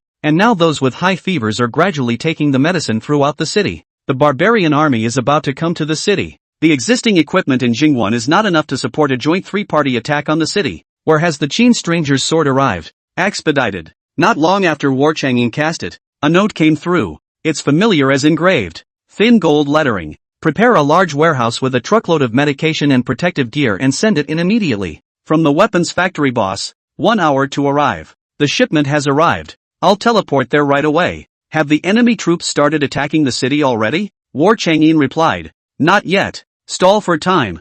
Find a way to stall for more than half an hour. Okay, Ian will try his best. Chen Kuei sought out Ho Hung. He was wearing a white protective suit. In the hot sun. Clothes off, oozing water. It's too hot. Too sunny. The protective suit was smothering and airless, and his whole body felt like it was steaming. The other generals saw it and showed their heartache. However, he was unimpressed. General, the medicines for those with high fever have all been distributed. Do the herbs still need to be boiled? It seems like it's not too useful. War Chang'in said. Keep boiling. It's useless as they are already infected. The uninfected drink the soup and medicine. Maybe they can avoid infection. The second shipment of medicine from the gods has arrived. Take over at once. He Hong was overjoyed. Great. The disinfecting potion is about to run out. The water mist sprayed by the small spray can is too small. It's laborious to eliminate. If there is a large spray can, in one day, I can eliminate the entire town pass. War Chang'in and the generals went downstairs, set up a large tent,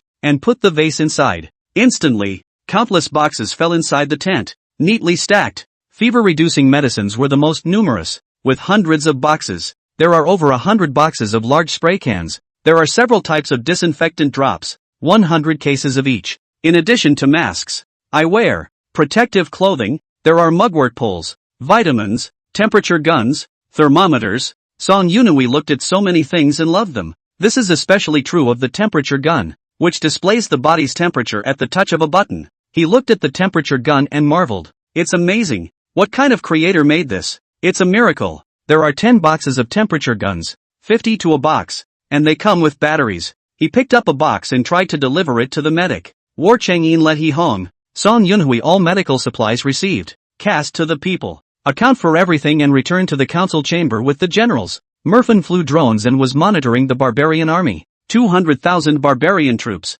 getting closer and closer to Jin Pass. The leader, Desert King Russell, with eyes as gloomy as eagles, had been staring at the drone overhead. Merfin tried to fly low to provoke him when, from the guards behind him, he took a large bow and aimed it toward the flying man machine. Merfin controls the drone as it rises, trying to avoid the bow and arrow range. Phew! The second base drone was shot and crashed to the ground. Then, it was crushed by the big horse Russell was riding. When had Mo-fan ever been so strangely humiliated? He screamed. He humiliated me. He blatantly humiliated me. One day, this son of the world will definitely kill him. Chen Kuwei said. Don't worry, there's plenty of opportunity. Then we discussed what to do if the enemy attacked the city. War Chang'in said. I haven't shown my face at the city walls all morning. They'll think I've contracted the plague. I'll take it too. 000 man stronghold and flank the secret passage. You guys on the city walls, with Chen Kuwei as your leader, continue to answer the battle. The generals refused, all wanting to go out of the city instead of War Chang'in,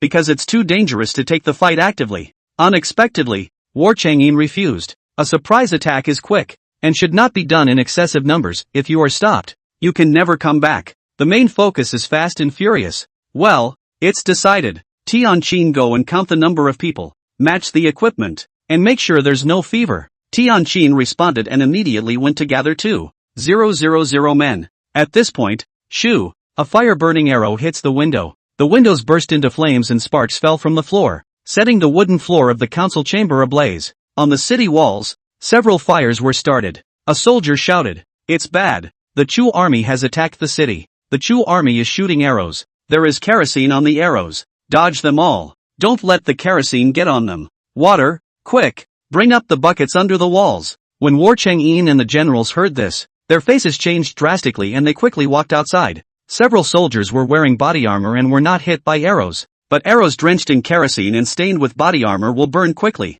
Several soldiers, burned, fell to the ground in agony. Chu's army was already one step ahead, coming under the city wall. In the front row of them were archers, lined up with their bows drawn and ready to shoot. Densely packed, there were actually 50,000 people. The heads of the bows and arrows were all dipped in kerosene and aimed at the Kai soldiers on the walls. Ling Xiaofeng raised his hand and countless bows and arrows were shot towards the city walls. The Chigua soldiers rushed to use their shields to fend them off, and the kerosene stars fell on the shields, quickly burning them until they could not hold them steady. Some of the arrows landed on the walls, which were now concrete and would not catch fire, but it will burn when it gets wet with kerosene and burns before it goes out. On the city walls, a cluster of flames had burned. War Chang'in shouted, "Pull the hose and put out the fire. The rest of you, get on the compound bow." Lin Dajuan immediately pulled in a bucket of oil, coated all compound bows with diesel fuel, and ignited them to shoot down. Chen Kuei shot while yelling, "Come on, shoot each other.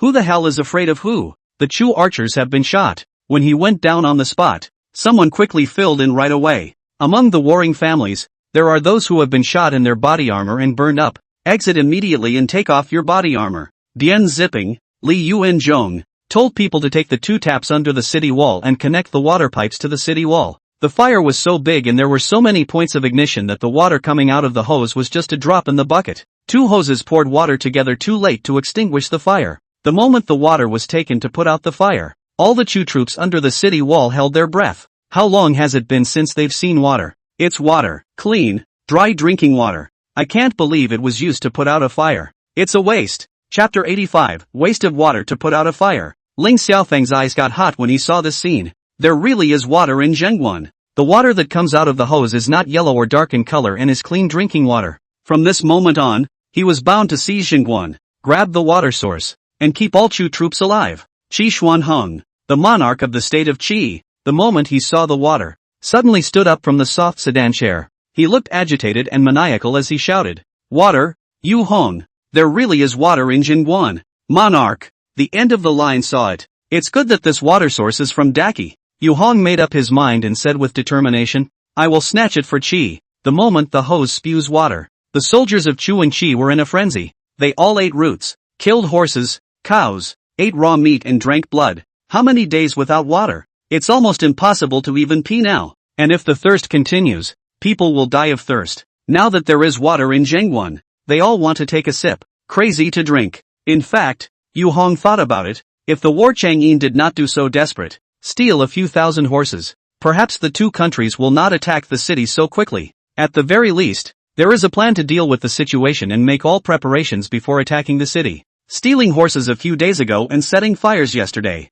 the kaiju looked like they were winning, but they also pushed themselves to their deaths. Without war horses, the problem of drinking water could not be solved, so they could only come to rob Chigua. Ling Xiaofeng's crimson eyes ordered frantic archery. Countless arrow feathers fell from the sky. These arrows were hung with a small packet of kerosene, which was already on fire on the walls, and the kerosene fell to the ground. Directly the whole wall burns with fire. The Chu army no longer cared whether they shot anyone or not. They just wanted to burn all the Kai army to death to avenge the last battle. The 6-meter-wide walls burst into flames, and the council chambers, sandbox rooms, and lounges of the citadel all burned up. The small hose is no longer useful. The composite bow could shoot the Chu army, but the numbers below crushed the Kai army. War Chang'in helplessly shouted, "Retreat! Chen Kuei is looking to fight again." To keep holding on, War Chang'in said, "They don't have siege vehicles, so it's not that easy to get on the walls. If we keep defending, the soldiers will really get burned." The walls were connected in all directions and they retreated to the south and north walls.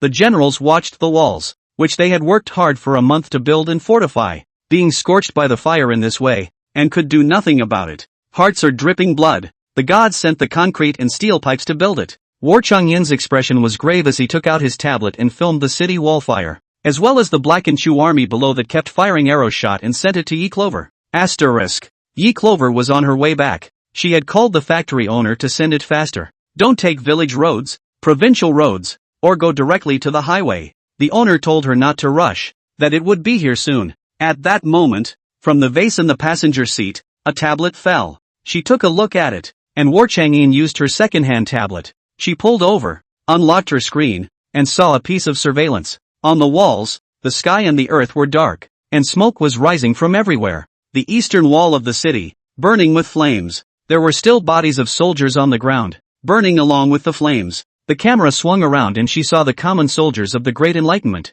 who were shooting compound bows close to the flames. The body armor was already on fire, and at his feet, his comrades were wailing in pain from the fire. Some people doused the fire on their comrades with water, but it was no use. He was still rolling over in agony. Yi Clover sent bulletproof vests. Spelling the cheaper one bought by Shishi, is a composite nylon texture. It is easy to catch fire. Once the fire has heated and reddened the steel plate, it's the equivalent of welding a soldering iron to your body. Yi Clover couldn't hold back her tears when she saw this scene. She was born in peaceful times and grew up with doting parents and never suffered. This was the first time she faced the war nakedly and head-on. It's brutal. The fire got hotter and hotter, and a dense rain of arrows kept flying down from the sky. A rain of arrows, carrying a small packet of fuel, landed on the walls, and the fire continued to grow. Chu couldn't beat them last time, so they used fire this time.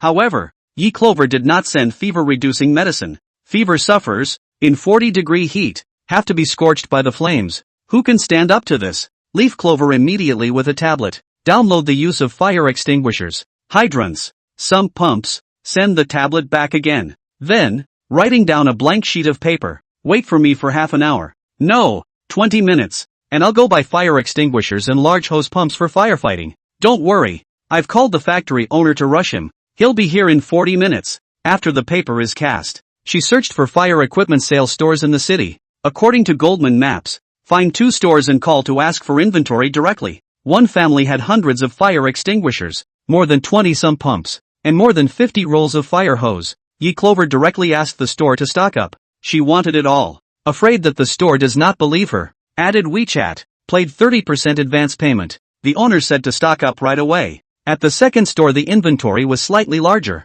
with 500 fire extinguishers, 50 sump pumps, and over 80 rolls of fire hose. Clover Leaf made a 30% call and had to be ready in 20 minutes. She'll haggle over time. The boss's wife answered and closed the store to prepare the goods. All ready in 10 minutes. When she drove to, there is a store to put the goods are set out. Yi Clover did not count. Direct store owners and employees, all move on the car. When you're done moving, check out and go. She drove the car to a secluded spot with fewer people and teleported the goods. The second store, with more goods than the second store. She didn't count, gave the owner's wife the check, and immediately moved the goods to the car. Drive to a secluded area and deliver the goods. It was half an hour after the rush. The owner of the antique weapons factory called and said he'd reached the suburbs. At the address she gave, the car was stopped by villagers at the village gate. Yi Clover immediately called Brother Sun and asked the village to release it. She's driving back now. As the minivan drove down the road, she felt targeted. Her sixth sense had always been spot on. And the day her parents died, nothing went right for her. When drinking water, the glass falls to the floor for no apparent reason. Now the feeling is back. She looked in the rearview mirror and saw a black sedan. Not far behind her, the driver wore sunglasses. A stranger. And she felt the driver keep staring at her. She didn't recognize the man. She was driving a minivan. If the black sedan rear-ended and crashed, it's possible that the dead one was the driver of the sedan. Leaf Clover accelerated, trying to ditch the minivan. Driver alertness is very strong. Know that Yi Clover noticed out. Plus she drove a truck. Collision firefight is not necessarily who wins. He didn't follow any further. But Clover Leaf knew that she couldn't hide her new car, her new place of residence. The Yi family will surely come to harass her. It was 1 o'clock when we reached the warehouse. Sun and his daughter-in-law had been waiting for her and were relieved to see her safe and sound. The two of them went to lunch on a small electric donkey. The factory owner insisted on refusing to unload the goods until Yi Clover arrived. When Leaf Clover arrived, the two of them walked away with good eyesight. After unloading, Yi Clover roughly counted the number and the boss said the difference. Random sampling a few change-aid. Stranger. Chapter 86, the equipment has finally arrived. The quality is as good as the last one. She transfers the payment for the goods to her boss and tells him to go to the lodge for dinner and rest for the night before leaving. The boss and the driver got in the car and said he had to get busy as the factory was still working. This time, when he closed the books and gave his boss a settlement of tens of millions of dollars, his mouth smiled crookedly. After sending the people away, Yi Clover wrote a note and threw it into the vase. Turn off the electric switch, cut off the surveillance, and pull up the warehouse roller shutter. Delivering equipment to Zhongguan. Asterisk. Xinguan. On the city wall, dozens of juniors opened the fire extinguisher valves and began to extinguish the fire. The fire extinguisher sprays white foam that covers the ground and literally puts out the fire. The moment the fire was extinguished, countless generals were cheering loudly even if they had fever. Extinguish. The fire is out. Ha ha ha. This item is really amazing. Called a fire extinguisher, it can really put out fires. Dian Ziping also pulled water pumps. More than a dozen water pumps poured on the walls. The point of origin of the fire on the city walls was doused with large quantities of water. The fire's all out. Ling Xiaofeng watched as the water flowed like a stream and just sprayed down wastefully from the city walls. That's a lot of water for nothing. Looking at the Chu and Qi armies, their eyes reddened and they kept swallowing their saliva. Take a sip. That's all they want. Some, no longer able to withstand the temptation of the water, laid down their weapons and ran under the walls, opening their mouths and licking the water that flowed down from them. Just these waters are contaminated. But it's better than drinking horse blood every day. Someone led the way, and the rest of them dropped their weapons and ran over. Ling Xiaofeng shouted, "Come back!" But no one listened. They were too thirsty. Thirsty to the point where I could no longer stand it and just wanted to take a painful sip of water. In the next instant, countless composite bows shot down, and those who ran to drink water were all shot to death. The fire was extinguished, and Ling Xiaofeng's further fire attack was obviously no longer useful. And that's when he sneered. Do you think that you can win by putting out the fire? No. Today I must break the Jin Pass and kill you all. At that moment, a large number of horses' hooves came from the southwest. Someone shouted, "The king of the desert has arrived." The 200,000 men led by the king of the desert, who had reached the city walls, stayed to the southwest. The three parties joined forces to attack the city and all arrived. The king of the desert rode his horse and came to Ling Xiaofeng, who looked at the black smoke, the white foam, and the stream of water that the pump kept extinguishing. His eyes, like those of a falcon, stared at the pump for a full dozen seconds. The town is closed and well watered. He thought it was a rumor, but now that he actually saw it, the determination to win rose in his heart. Three forces, each with their own agenda, have formally allied today for the purpose of attacking Xinguan.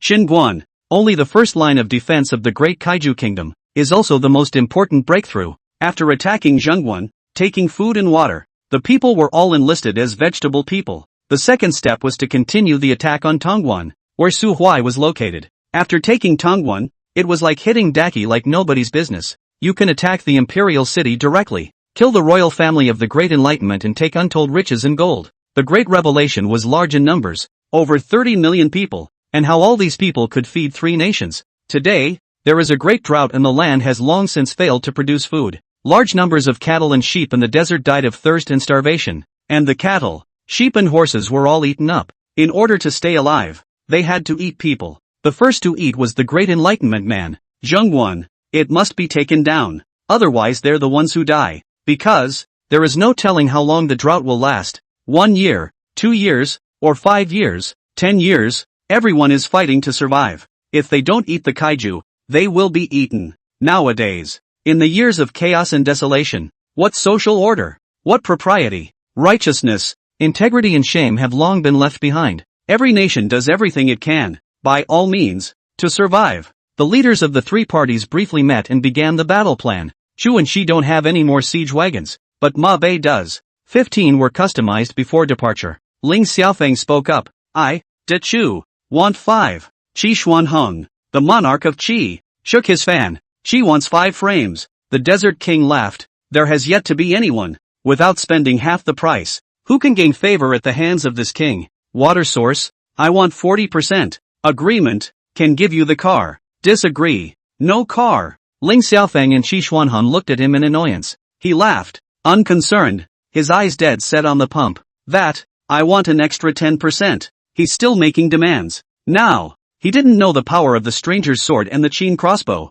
If he did, he would definitely still ask for an extra 10%. Ling Xiaofeng and Qi Xuanheng, annoyed in their hearts, were forced to agree. If he had gotten a Qin crossbow, he would have shot arrows from horseback. I'm afraid Chu and Qi are no match for the barbarians. Barbarians, naturally good at writing and shooting. Ethnicity has an inherent advantage. Unlike Chu and Qi, they had to spend a lot of time training. Ling Xiaofeng gritted his teeth and said, fine, I agree. Qi Xuanheng frowned in dissatisfaction. Yes, but you can only ask for more of these 2. The rest will be split 3 ways. No one can take more. Getting what he wanted. The Desert King smiled. Deal. Asterisk. Beneath the walls, the fruits of victory at Zhengguan were already being divided. War Chang'in looked at tens of thousands of Qin crossbows and strangers, 2,000 armor, and hundreds of spears, halberds, and go. Steady. The weaponry is finally waiting. Seeing so much weaponry, Chen Kuei-chen Wu pounced over and picked up stacks of crossbows and boxes of arrows. He laughed unimaginatively. It's here. Finally. Waiting for it. Damn. I want to cry. First the plague was high, then the city was set on fire. This battle is too hard to fight. Now it's good. 50,000 Qin crossbows, 1 million bows and arrows. Ha ha ha. As long as there are Qin crossbows, so what if there are more people on the other side? I'll shoot through them. Chen Wu, Dian Zipping, Li Yuanzhong, Lin Dajuan, and others all looked at the weapons and loved them. Now, their hope for a turnaround lies in the Qin crossbow. The stranger's sword. Qin crossbow a few days ago. All the generals had training and were able to draw their bows. As for shooting accurately, since there aren't many arrows left, you'll just have to learn to draw the bow. War Chang'in Tianqin said. Bring your equipment and get ready to go. He patted Chen Kuei's shoulder. The city is in your hands. All the generals knelt down and bowed. The last general will not fail to fulfill the general's trust. General, you must return safely. War Chang'in laughed. Surprise attack blitzkrieg. Is this general's best?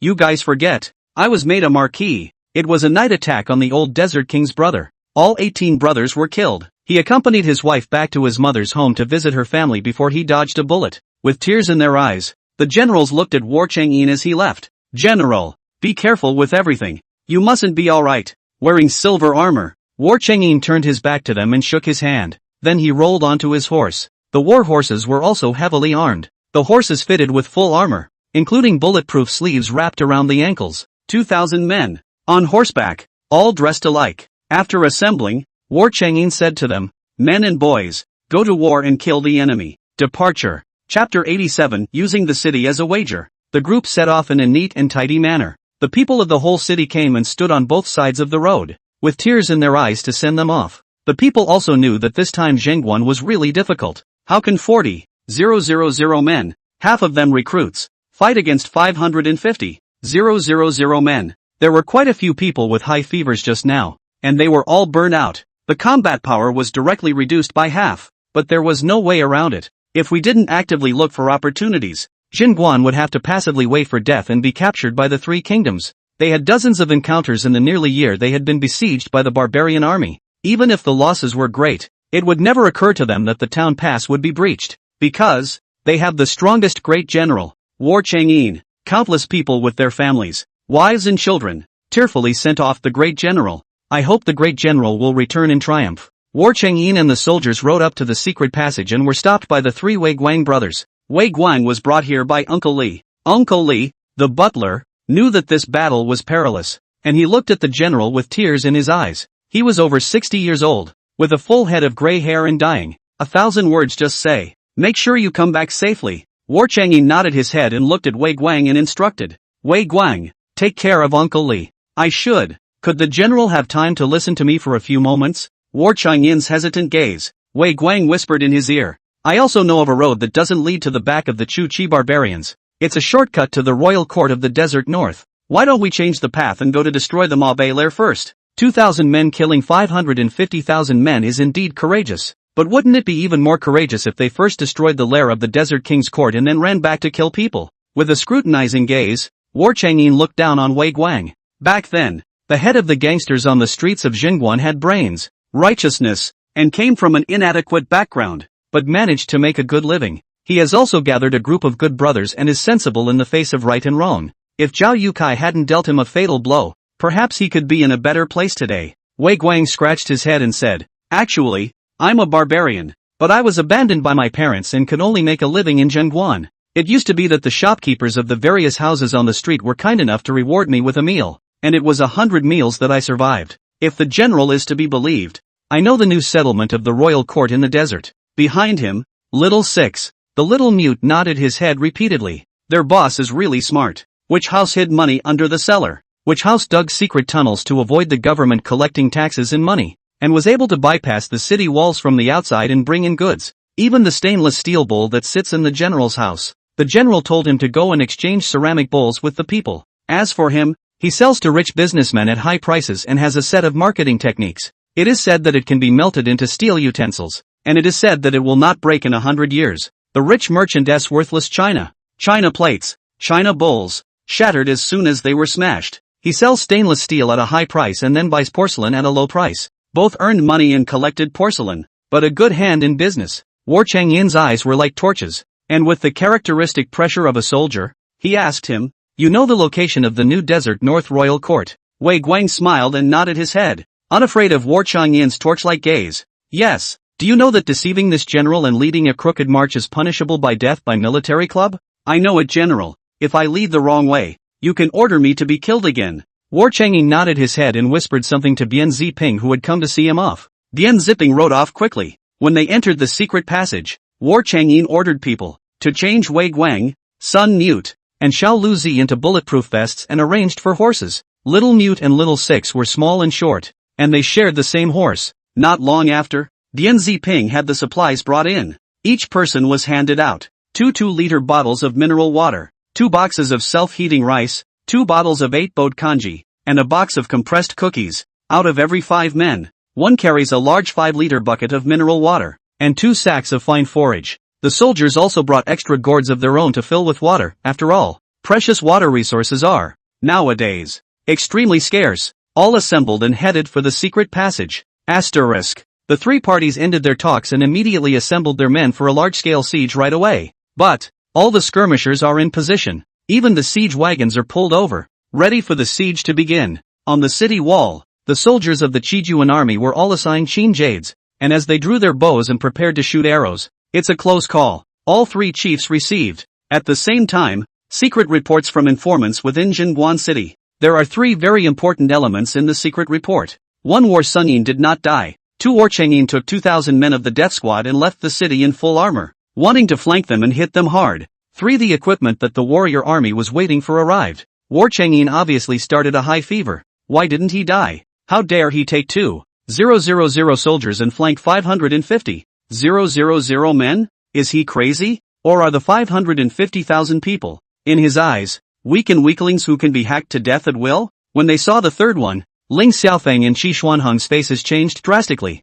Because, last time it was because of their arrogance and haughtiness. Then he was hit hard and heavy by War Changyin and lost a whole 100,000 men. And now that his new equipment has arrived, it means that not only the Qin Jade stranger, but even the explosives are ready. That dynamite. Until now Qi Xuanheng's heart was scared. He attacked Jingguan. Was it really for Jingguan, the do-it-all city? No. The secret of having endless water and food was on the body of War Changyin that he wanted. He wondered who the gods were that War Chang'an and his subordinates were talking about. It is how food and water are provided to War Chang'an. To put it bluntly, he attacked War Chang'an purely for supplies. Zhengguan doesn't matter, but War Chang'an must be taken. Qi Xuanheng received this secret report, and immediately he wanted to give up attacking Zhengguan and turn to deal with War Chang'an. It's best to take him alive. If we ask for the source of the supplies, the entire Qi state will increase its power dozens of times. And will it still be subordinate to Chu? As it happened, Ling Xiaofeng was also in the process of retreating.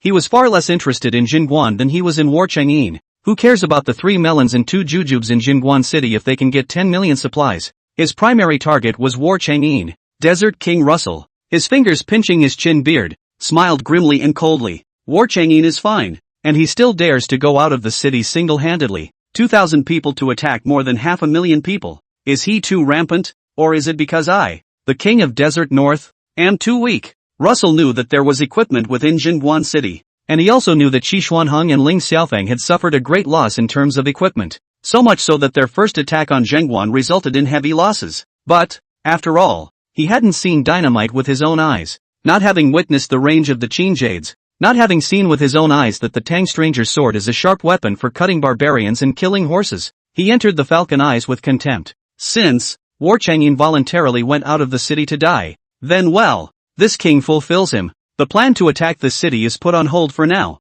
Kill War Chang'an first. Then, he turned his head to the barbarian soldiers behind him and shouted, whoever cuts down War Chang'an will be rewarded with 1,000 cows, 2,000 sheep, and 500 horses. Taking such a generous reward, in the barbarian clan, one could already be promoted to a great noble. The barbarian soldiers shouted frantically, kill him and cut off his head. Woo-hoo! Qi Xuanheng smiled and shook his fan, saying lightly, Desert King, 550,000 people, against 2,000 people. Just chopping off the head can be too simple. Let's do it this way. Let's make a bet. Whoever can capture War Chang'an alive will win, and the loser sends the other a city. What do you think? Using the city as a bet? Ha ha ha, why don't you ask this general? Ling Xiaofeng said with a smile. Qi Xuanheng shook his head. It's not that this sovereign is talking nonsense. General Ling, you can't be the lord of the great Chu kingdom without control of the city. Your words don't count.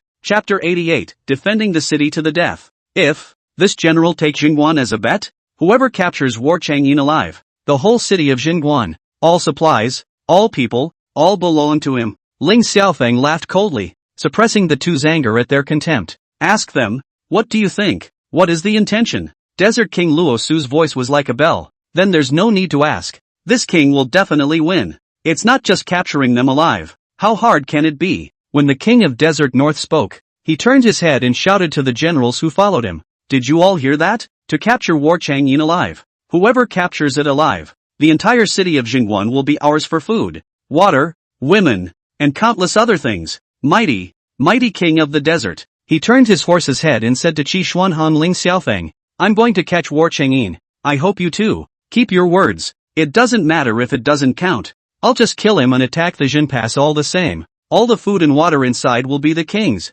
The king of the desert put down his words, turned around and rode away. Qi Xuanheng frowned, his jade fan covering his mouth and nose, and said with slight dislike, what a barbaric course. Then, with his eyebrows grimly containing a smile, he looked at Ling Xiaofeng. You're also interested in the secrets on him? TSK, General Ling. Let's just wait and see. After saying that, Qi Xuanheng gave Yu Hong a wink. Yu Hong said to the sedan bearer, raise the sedan chair. After Qi Xuanheng left, Ling Yunjia and Ling Shurchen came behind their father, their faces grim as they stared at the Qi monarch. Father, is War Chang'an really not dead? According to the portion we cast several times heavier than the previous battles, he can live for at most 4 or 5 hours, and once infected he will surely die. There is no way he is still alive. Ling Xiaofeng handed them the secret letter. War Chang'an left the city in the midst of the people of Jingguan's entourage of cheers, heavily armed, and followed by 2,000 soldiers. A man presenting a secret report is just that. More than a dozen people presented the same secret report.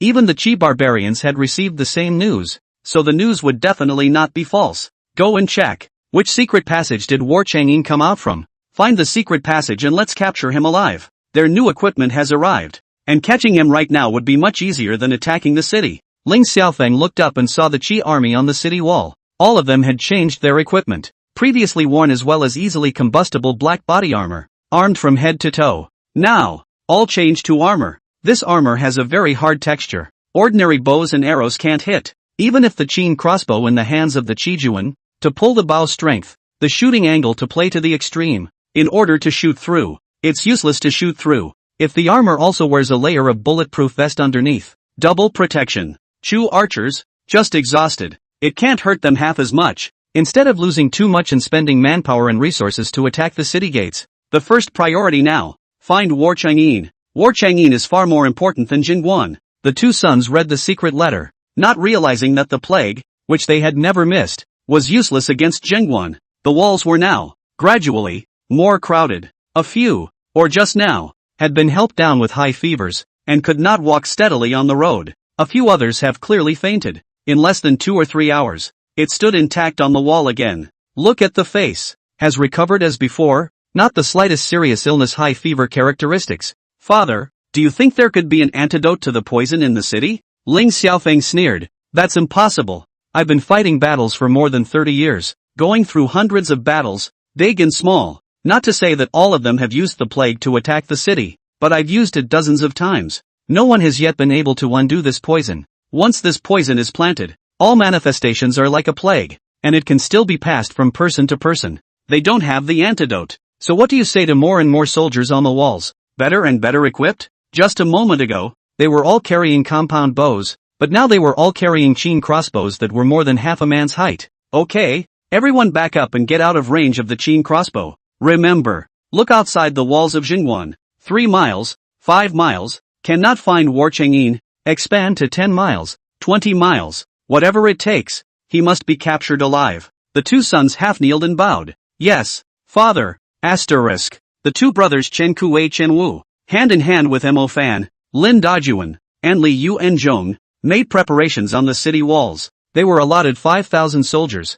1 Qin crossbow for each of the 5,000, and 200,000 arrows. He also had a stranger's sword at his waist, and ordered arrows to be fired whenever the other side attacked the city. But, it's weird, the 3 chiefs got together and discussed for half an incense stick, and gone. That's it. Didn't continue the siege anymore, all spread out to the perimeter and backed up. From under the walls, back a mile, 3 miles, 5 miles, they surrounded the city walls with iron barrels, and then 55,000 men, searching around, not knowing what they were looking for. The tense, close call siege just fell apart. Chen Kuei only felt that a golden pie had fallen from the sky, smashing his head. The other generals felt that the other side's retreat was fishy, because of the 550,000 men. How to attack the city? Jingguan is like clay, can be crushed by the number of people, but they actually gave up. Instead, it was Zhuanliang behind Mofan who said, "It's the news of General leaving Jingguan that has leaked out. There are still spies in the city, and there seem to be quite a few of them. Otherwise, those 3 parties of generals wouldn't have received the note just now," chatted idly for a few moments, and dispersed and walked away. It's not that they won't attack the city, it's just that the general is more tempting to them than Zhengguan. They want to take the general alive. Chen Wu said, "Wouldn't the general be in danger then?" Zhuanliang was also worried. If War Chang'in was captured alive, then not only was Jingguan finished, but the Great Kai would also be finished. Chen Kuei couldn't sit still. "No, I'll take my men out of the city and rescue the general. He can't fall into the hands of the enemy." Chen Kuei was a man of action. He immediately put down his Qin crossbow, put on his cloak, and was about to go to the rescue in a flurry of wind and fire. Just then, on the city wall stairs, Dian Zipping quickly ran. He said, "Hold your horses. The general is fine. They can't catch the general." The crowd looked to him and inquired. 550,000 men searching. Extend the tracking distance to 5 miles, 10 miles, how will the general hide? He shook his head and whispered to them, "The general has gone to make a surprise attack on the royal court in the desert. Wei Guang of the general's house knows a shortcut. They have ridden out for half an hour, and are no longer within 20 miles, they cannot find it. And need not worry, now the general expects you to defend it to the death. We can't let Jingguan fall into enemy hands. He'll be back soon. He orders you all, defend the Jin Pass to the death. You must wait for him to come back. At night, if the gods send explosives, if someone goes out of the city in the dark to bury the explosives, Wei Guang has 2 more secret passages. Provide them. It's just that, right now, the general is not in Jingguan, and the vase is left behind though. But, whether they could teleport over or not, none of them knew. If the explosives are not delivered, then, they can only rely on the Qin crossbow stranger to hold on. A 40,000 man battle against a 550,000 man battle. Chapter 89, the explosives have finally arrived. How is this going to win? At the cost of soldiers' deaths. To stall for time. To stall until War Sunin can return?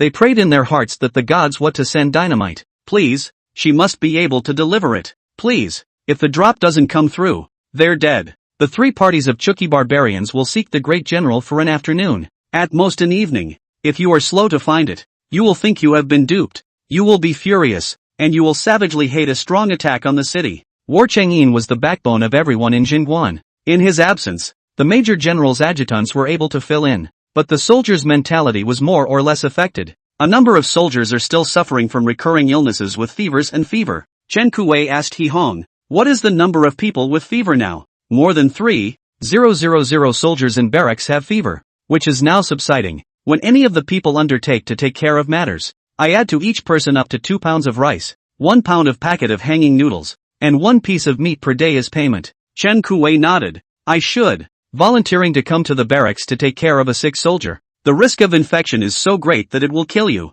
How many of the people are infected? Door to door was able to isolate itself. The risk of infection was low, and there were more than 5,000 people, all of whom took fever-reducing medication. But the constitution is not as good as a soldier's, and the fever will not go down until tomorrow or the day after tomorrow, and it will be a week before it is cured. Good. Vice Admiral He Hong has worked hard. He Hong nodded his head as he went on to do the extermination. Since spraying the disinfectant, he could feel that the spread had slowed. The fevers, gradually, are slowly receding. About 7 days to half a month. The whole town off the plague can be completely controlled. If there had been such a ferocious plague in the past, I'm afraid that the entire city's military and civilians would have died out, but they knew the gods and they all survived. The gods have saved Jingguan several times. After the battles such as Ho Hong were over, the court handed out crushing rewards, all of which were offered to the gods. Asterisk. Yi Clover returned to the villa after sending all the weapons over. She took the video taken by War Chang'in and transmitted it to her cell phone.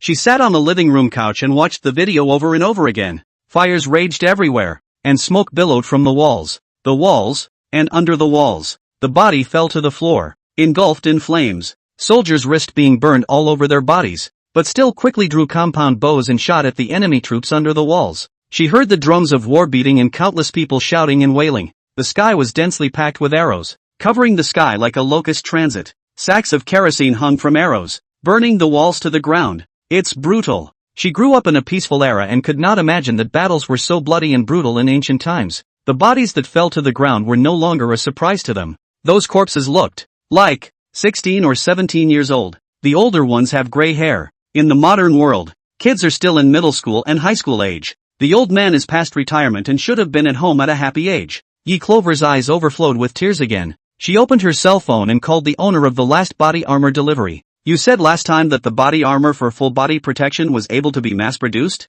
Can it be fireproof and waterproof? Is it durable? How much does a set weigh and does it interfere with traveling? The owner remembers leaf clover well. He smiled and answered enthusiastically, already able to mass-produce. The material of the hardest carbon fiber, wrapped inside the ceramic steel plate. The weight is not as heavy as the steel plate, but the toughness is strong, able to arm the whole body, from head to toe, but also can be armed to the upper. It's more expensive, $4,000 a set. Leaf clover said, I'm reserving 50,000 sets. Can it be cheaper? Can't. Miss Yi, you're an old customer. Our carbon fiber cost is too high. Sold to the Middle East is 13,000 a set. You don't need to go out of the customs. The settlement is fast. I just mention a little profit above the cost price. Yi Clover was silent for half a minute before asking him, are you sure it's waterproof and fireproof? The boss immediately gave her a WeChat, transmitting a video. It's carbon fiber body armor. Pour gasoline on it and set it on fire, and the whole suit bursts into flames. At the end of the fire, the surface of the body armor was as good as new, with no holes burned through it. Thermometer in the body armor measures in the mid-20s room temperature. Bulletproof vests have the effect of insulating against high temperatures and preventing combustion. That really doesn't make the 4,000 price tag too high, because armor at 6,000 a pair kills the price to 5,000 and is not as effective as body armor. Okay, I want 50,000 sets, and I'll give you a 30% deposit up front for when I can deliver them. The boss smiled helplessly. Miss Yi, I need to lay the production line. The fastest 3 months. It's taking too long. I can raise the price. $4,500 for a set. You put it into production right away and send over as much as you can produce. This big money man. He's rich as hell. The boss laughed. Good. The fastest we can send over 2 or 3,000 sets in half a month. Okay. Bulletproof vests were put in place and she made a 30% deposit to the owner. Yi Clover contacted Xiaohua again and asked when the explosives would arrive at night. Xiaohua said, I'll be able to deliver it around 7. So wait at home. 500 tons of explosives. 8 big trucks this time. There are a few too many cars for fear of attracting attention. Leaf Clover took the vase and went to the warehouse at the bottom of the hill. Brother Sun and her daughter-in-law were cleaning the warehouse. The bed in the security room has already been set up. Afraid that Yi Clover would blame them for running the air conditioner all night and consuming electricity, he brought the half-used fan from home as well. The two couples are really a bit too honest. Yi Clover told the two of them to set up a roadblock at the entrance to the village or the village road leading to the villa. Build a house next to the roadblock. Just 2 or 3 floors. Can have 10 rooms,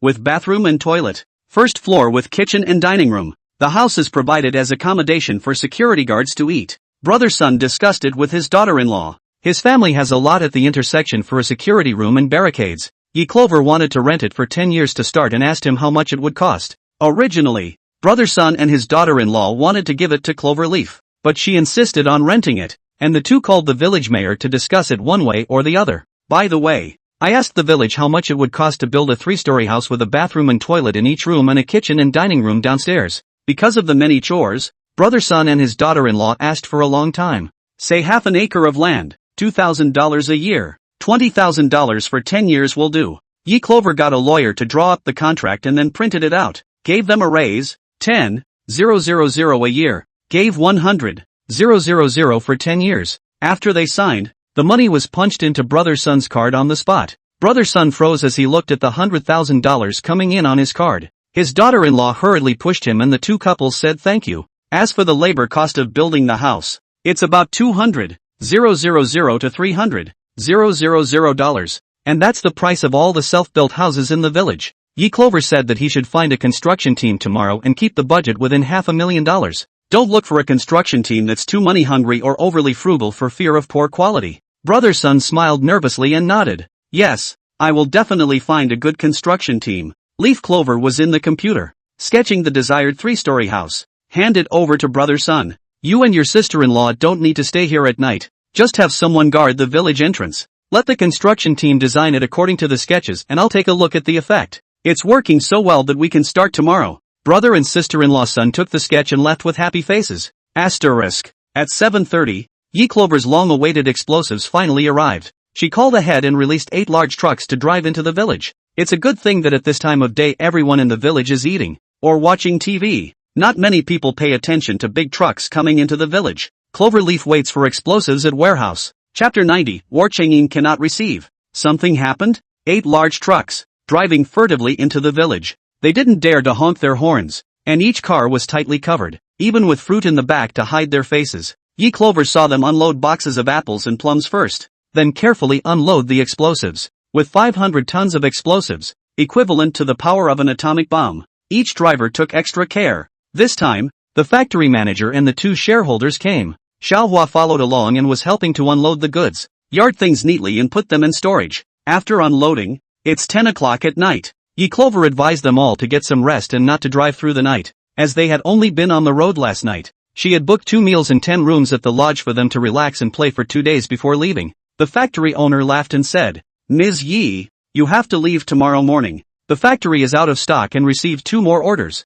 The shareholder shook Yi Clover's hand. Thank you Miss Yi for taking care of the business. We can't stay longer. Let's continue to work together next time we have a chance. Yi Clover nodded her head and called the manager to prepare 2 tables of sumptuous meals and 10 rooms. It's all on her tab. In front of several people. Transfer $70 million to Xiaohua. Because last time the deposit was given $30 million and $70 million was settled as the final payment. Xiaohua checked the background of the cell phone bank to make sure that $70 million arrived in the account, and then showed it to the shareholder boss. The money arrived and they were all happy. Blasting and explosives is a cold business. Either open and eat for 3 years or not open for 3 years. They make $20 to $30 million a year to keep the company afloat. This year, after making $100 million here in Yi Clover, she jumped to become their company's #1 customer. Several people have taken the initiative to visit and maintain large accounts. They shook hands with Cloverleaf and said goodbye. Xiaohua took the shareholder bosses and drivers, and went to the lodge for dinner and lodging.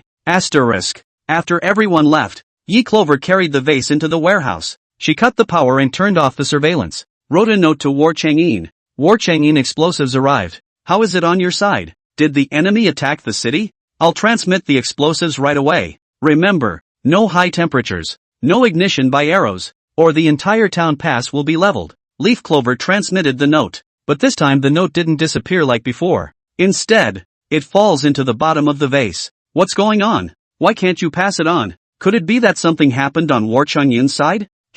Something happened? Clover instantly panicked, trying desperately to convince herself that it won't. She sent over fever reducers, some pumps, fire extinguishers, hoses. It must not be too late. But why can't the paper transmit? Yi Clover picked up the paper, closed her eyes, and used her mind power to transmit it. The paper disappears over the vase. Yes, the paper disappeared. She thought that War Chang'in was dead, and now her heart was still thumping violently. Good thing. She was the one who worried for nothing. She wiped the cold sweat seeping from her forehead and waited for the other to reply. But 1 second, 2 seconds, 1 minute, 2 minutes, 5 minutes. Still no one has responded with any messages. Asterisk. At Jingguan, a group of generals scratched their ears and were anxious. They were overjoyed when they received the note from the gods. Even if the great general isn't here, the vase is still able to deliver the message. The explosives will still be dropped. Now, at a range of 5 miles, the 3 enemy armies are no longer gathered around.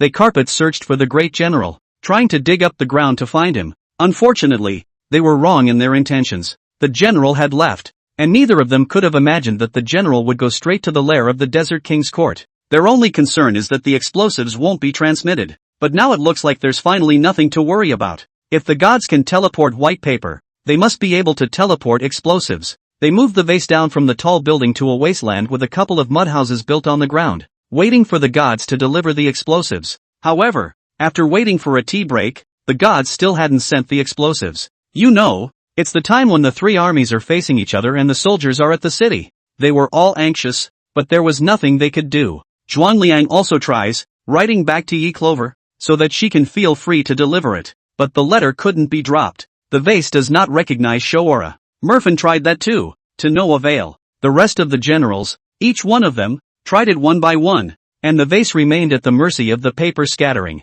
After waiting for almost half an incense stick of time, everyone was dumbfounded, unable to write back to the gods. She wasn't sure when to transmit. How long will that take? What will happen to the generals in case she doesn't deliver? Asterisk. Yi Clover anxiously waited for almost half an hour. Still no reply. She decided that something must have happened to War Chang'in to cause him to be unable to reply. He's badly injured and dying? Or is the person not at the vase? The greatest fear was that War Chang'in had already died in battle. This was the most unacceptable thing for Yi Clover to accept. She spent 100 million on 500 tons of explosives. Spent another $200+ million today on waterproof and fireproof full body armor. She endeavored to reverse the fate of War Chang'in and all the people of Jingguan. How to say dead. She wrote another piece of paper. War Chang'in, I'll give you 10 minutes. I don't care if you're dead or alive. 500 tons of explosives I'll send over one by one. If you die, these 500 tons of explosives send the enemy to heaven. You live, and live well for me. Win this battle and continue the campaign.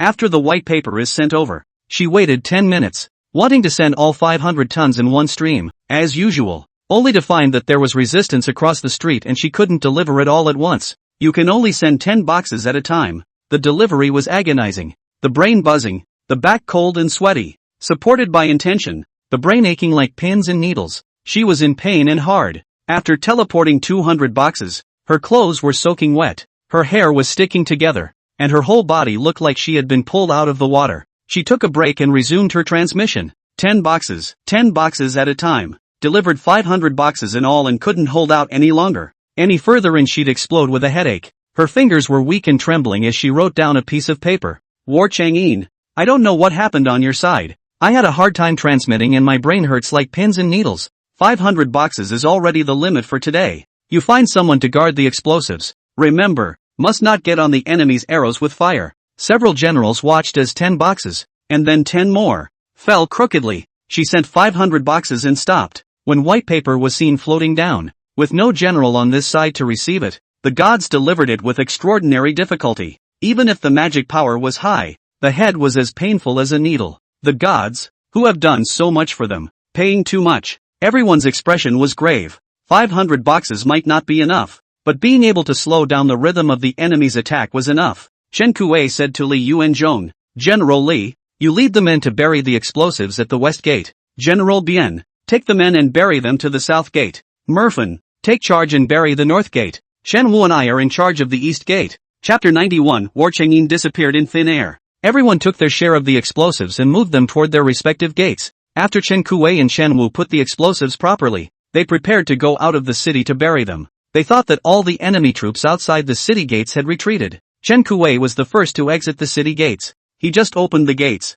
Unexpectedly, the cracking sound of archery seemed to be heard in the darkness. He was alerted and took a quick step back. Ding! An arrow slammed into his chest, colliding with his armor and sending up a shower of sparks. The arrow fell to the ground with a crunch. With a bang, Chen Kuei quickly slammed the city gates shut. He turned on his flashlight and shined it on the ground. It was a very thick and long arrow feather all the way down. He picked up the arrow on the ground suspiciously. The length of the arrow body is very similar to the Qin crossbow bow and arrow. The Chu army positively learned from their last loss and went back to improve their bows and arrows on the hoof. Today, the ones that shoot up the walls are inferior bows and arrows. The main role is not to kill people. It's to set them on fire, so it doesn't hurt to use it in the slightest. The arrows that shot Chen Kuei at night were their newest arrows, with arrows made of fine iron and sharp. If Chen Kuei hadn't worn a double layer of protection, he would have been shot through the chest and died. He celebrated. So close. Fortunately, the god sent armor and body armor to save his life one more time. He said to the few who had not yet gone far, there's no need to go burying explosives. Those rats in the gutter, lurking in the shadows, will be shot as soon as they get out of the city. Today, move the explosives on the city wall. Watch carefully, but where they dare to attack. On the explosives, to blow up the little bastards. Here, Chen Kuei helped to carry the explosives upstairs. Find someone to guard them, and arrange for the personnel to be on duty. Half of him and Shen Wu watched the first half of the night and half the second. The vase placement point, after intermittently delivering another 200 cases of explosives, was completely immobilized. It seems that after delivering 200 boxes, the gods have reached their limit. Asterisk. Yi Clover returned to the villa, and after a simple wash, she lay down on the bed and fell asleep. Being so tired, she didn't wake up until 12 noon the next day. Wake up and look in the vase first thing. There is still no news from War Chang'in, not even a blank sheet of paper. She couldn't help worrying about it. Is he really dead? The great general she's raised for so long is just gone? She wandered around the room apprehensively. No, she can't give up on War Chang'in. Yi Clover guessed that whether War Chang'in had suffered a very serious injury and fell into a coma, so that he had no way to contact her. In the wild history, the famous great general had more presence than the entire Qi kingdom. He shouldn't be so damn casual. Yi Clover found ways to help them reclaim the wasteland and plant fields to produce their own food. He also wanted to support him, ascend to the throne and unify China. She would never let him die. Yi Clover called again to the big brother of the drug dealer yesterday to formulate a whole set of medical equipment that, especially for symptoms such as fights, knife wounds, cuts, order large quantities of drugs and medical equipment. Medical equipment requires electricity, and she formulated 3 diesel generators. After paying the advance, she called Master Huang. Tell him to go to the pharmacist big brother warehouse and help ship it over. The drug dealer's big brother was happy with Yi Clover's big spending, tens of millions of dollars to buy medical equipment. Give her more medications like tetanus and penicillin. It's just that the large medical equipment needed to be transferred and arrived 7 days later. Small medical equipment, scalpels, surgical beds, can be pulled first. As for large medical equipment, it will be delivered when it arrives. Asterisk. After hanging up with the drug dealer's older brother, son's brother and sister-in-law contacted her. They found a construction team to design a complete house plan based on the drawings drawn by Clover Leaf, plus simple furnishings. The full set will require a budget of $300,000. The design drawings were sent to Yi Clover's cell phone. The house design is not bad. It's a beautiful cottage look. The land of brother-son's family. Half an acre is 333 square feet. If you build a separate house, the land is enough. There's no place to park your car. And when you go out, you're in someone else's field. Next to brother-son's land is a neighbor's, also half an acre. Who wants to rent it to her? The neighbor said he didn't need $100,000. Just give a $50,000. Yi Clover replied to brother-son. The house design is good. Build it like this. The land next door. $100,000 for the neighbor to sign the contract to me. Brother-son was happy to ug. Ms. Yi, the construction team said they could start today. and I've had people start taking measurements. Yes, Cloverleaf made a payment of $400,000 to Sun. Have him invoice everything he buys. Message her daily to reconcile the accounts. Hanging up the phone, Yi Clover went downstairs, and the mountain resort restaurant had already delivered the meal. She finished her lunch and went down the hill to the warehouse. The door to the warehouse was closed, and Brother Sun and his daughter-in-law watched the excavator digging the foundation. She made her way to the innermost warehouse. The explosives were still there, untouched. She wrote, "There are still over 3,000 cases of explosives that need large space for storage. In 10 minutes, I'll start transmitting. Watch for reception." After throwing in the vase, there was still no reply from the other side. She was afraid of not having enough time and deliberately waited for 20 minutes. 20 minutes later, she was able to deliver 100 boxes at once. 10 deliveries were made, totaling 1,000 boxes. She didn't feel the pain of last night, rested and continued to deliver, finishing all 3,000 boxes in a little over an hour. Asterisk. Town off. After a day and night of carpet searching, Shuchiyamo Bay are not looking for any trace of War Chang'in. The whole town of Guan people. The road to send off. Watch the War Chang'in raid of 2,000 people, vastly out of the city gate. They rode high horses, wore armor, long swords and chain crossbows. However, no matter how the three parties searched, they could not find War Chang'in. Yes, he disappeared out of thin air in general. He went out of the city even if he did it secretly, is able to see the traces. The outside of the town pass is all yellow sand. Because of the extreme lack of water, all the grass and trees are cut down and eaten up. The land has become semi-deserted. Yesterday, there was no wind and no rain, but where the War Chang'in led 2,000 people and horses out of the city, it will definitely leave footprints. As a result, they searched for 20 miles, and there was not even half a footprint. War Chang'in clearly out of the city, but disappeared into thin air. That's not possible. The three army chiefs would not feel that it was their incompetence that prevented them from finding someone. They will only think that it is the city that is delivering the false news. War Chang'in was still hiding in the city. He was trying to delay the siege and cover his tracks. Hundreds of thousands of troops, searching for a day and a night, full of fatigue, but was teased by War Chang'in. They were furious, aggressively launching an attack on the city to vent their anger at being screwed over. They deployed the east, west, and south gates with 5 siege engines each. There was no unified attack from the east gate. Instead, there were over 100,000 attackers at every gate. East gate. At Ling Xiaofeng's command, everyone attacked in unison. Chen Kuei stood on the city wall, looking down at the densely packed Chu army, dragging siege wagons and setting up wall-climbing ladders, running toward the east gate. When Chu's soldiers and horses approached the range of Qin's crossbow, Chen Kuei's eyes were vicious as he ordered, "Set up your bow and shoot arrows." In an instant, 10,000 arrows were fired from the city walls. The recruits who couldn't pull the Qin crossbow, using the composite bow and aiming at the Chu army, shot arrows. The Chu army had tens of thousands of archers, and they fired tens of thousands of arrows, covering the sky and shooting towards the city wall. Chapter 92 Today, his eyes have been opened. The Chu army improved their bows and arrows, which were sharper and had a longer range. Bulletproof vests for soldiers of the Great Revelation are not full body protection and will expose arms, legs, etc. The old armor they wore had a low level of protection and could be pierced by the Chu army's improved arrows. In this battle, the Kai army suffered heavier losses than last time. Hundreds of men fell in the first assault. Many were shot in the shoulder and arm and could no longer pick up their bows and arrows and lost the battle, carried down by the people and sent to the military doctor. There were too many wounded in the military medical office, and Yi Clover's last delivery of medicine was stretched to the limit. Song Yunhui was in the tent, drawing arrows for the soldiers. The medicine boy looked at the medicine cabinet,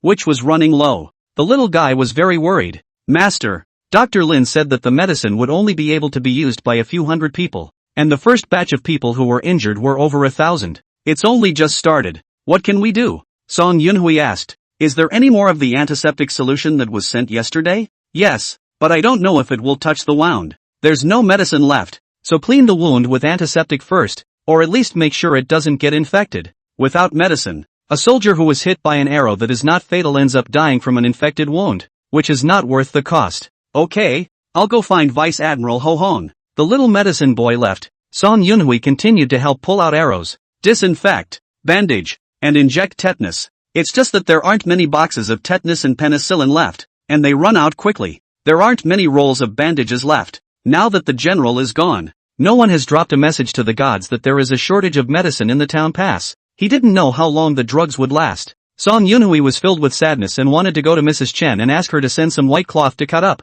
Use it as a bandage. Wounded soldiers continued to be carried in, and all three of Song Yunhui's tents were filled with the wounded. The little medicine boy made a rough calculation that he alone would have to save more than 500 people. The military medical office has a total of 10 military doctors. And all the doctors in the city who used to open pharmacies and medical centers have been found to help save the lives of the people. It's just that it will soon run out of medicine. Song Yunhui is worried about what to do when the medication runs out. Like the old days, when all you could do was watch the wounded wait to die? He never wants to feel again the torment of conscience and moral condemnation of a month ago. Asterisk. On the city wall, Chen Kuwei watched the siege wagon getting closer and closer, and the arrows were doused with gasoline and ignited to shoot at the siege wagon. The siege vehicle instantly burst into flames. The Chu army seems to have found a way to deal with it. They wrapped the starting point of the fire in sheepskin and cowhide, quickly extinguished the fire, and continued to push the siege wagon to attack. Chen Kuwei ordered to continue lighting the fire. The lower part continues to be extinguished, back and forth repeatedly. It was hot, and instead of burning out, their siege wagons were getting closer. Angry Chen Kuwei cursed his mother. At this time, Song Yunhui ran panting to the city wall and found Chen Kuwei. There's no more medicine. We're running out soon, and the bandages are almost gone. What about the wounded? Chen Kuwei was unable to burn the siege wagon, and he was so anxious that his face was covered in sweat. How is that good? I can't reach the gods to send her medicine either. Song Yunhui was helpless as he looked at the dead soldiers that had fallen on the ground. Blood had seeped through a thick layer on the floor of the city wall. Flames burned in every direction, choking the nose that couldn't even cover the smell of blood that was thick in the air. No! We must find a way to contact the gods, or thousands of soldiers will be hopeless. Chen Kuwei pushed him away and shot Qin Jade while saying in a neutral tone, anything you need, go find He Hong. Didn't the gods send a shipment of medicine yesterday? Take those medicines, now. This general has only one mission, to defend Jin Pass to the death. If we can't hold it, we're all doomed. Song Yunhui was about to say something when Chen Wu pulled him aside and asked him, how much medicine is still missing? 15,000 wounded, and all the medicine is only good for 500. What about saving? 800 at the most. But how much can be saved by the wounded constantly being sent down? Will the antiseptic solution sent by the gods yesterday work? That's not a wound antiseptic. It works. Whatever the hell the sanitizer is, how can that work? I just tried it and the antiseptic solution was so harsh that the soldier fainted from the pain. While the two were discussing, Chen Kuwei's close friend came to report. Report, General. The close friend came over with a note and presented it to Chen Kuwei with both hands. Chen Wu. Song Yunhui gazed over to the letter. It says, 20 minutes later, the gods would continue to send over explosives, with more than 3,000 cases ready for storage in large warehouses. God buys many medicines. There are surgical instruments, surgical beds, medical instruments, several generators, most of all the main anti-inflammatory drugs, bandages, tetanus, penicillin. She purchased a lot. It will arrive in an hour, and arrangements will be made for the warehouse to receive it. When Song Yunhui saw this, he was so moved that tears immediately overflowed. It's so timely. Really, he's about to run out of drugs. The hardest, when you're at your wit's end. The gods came with medicine. Song Yunhui wiped his tears on his sleeve and said to Chen Kuwei Chen Wu in a choked voice, help me to thank the goddess properly. If it weren't for her, those wounded could only wait for death. He would suffer torment and conscience as he watched a soldier die before his eyes. The gods deliver in an hour. Well, soon enough. The first order of business was to get someone to set up tents and receive large quantities of medical equipment and other supplies right away. Asterisk. Chen Wu sent his cronies to receive the second batch of explosives. The explosives on this occasion they placed in a house not far from the walls. It will be used soon. Put it under the walls for easy transportation. Yi Clover intermittently shipped over 3,000 boxes of explosives, stacked a couple of folks' houses full. Several of the generals got men in wagons and sent them to the walls of the city in all directions. The first to use the explosives was Northgate. Merfan, Mo Fan, Chen Junlin, Zhuangliang and Jiang Yuan all fought at the Northgate. They were facing the barbarian army led by King Russell of the Desert. Russell is big, tall, and sinewy. He didn't take a couple of young, raw men on the ramparts. For granted. Qin Guan, the only one he could call an opponent was War Chang'in. He also wanted to fight with War Chang'in painfully. I didn't realize people actually disappeared. Nowadays, the Xingguan without War Chang'in is like a clay pinch. He's casually able to attack. As for the 4 raw eggs on the city wall, to fight with him, it was like a mole cricket trying to shake an elephant. At Russell's command, countless barbarian troops set up ladders and pushed siege wagons. Climbing up towards the city wall, Zhuangliang ordered the men on the wall ladders and siege wagons to pour diesel fuel. Ignition. Burning arrows hit ladders and siege wagons.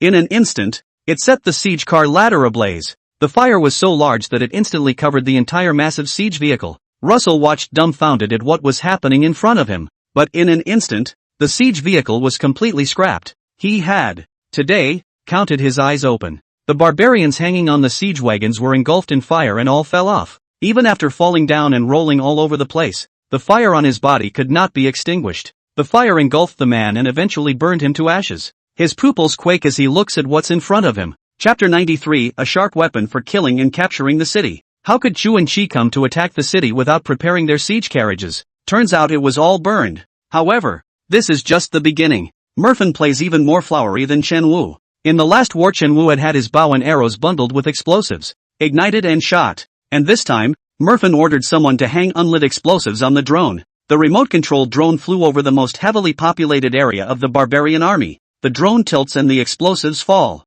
being targeted with an ignited bow and arrow and shot with explosives. Boom! A loud bang exploded in the pile of barbarian troops. Instantly, a large circular crater exploded where the dynamite had landed. A field of corpses fell around them, at least 100 in visual estimation. This is just the first wave. There is a second and a third wave. This group of barbarian troops had long seen the power of explosives and were fearful. The barbarian army had the most people killed by the bombing, adding up to 100,000.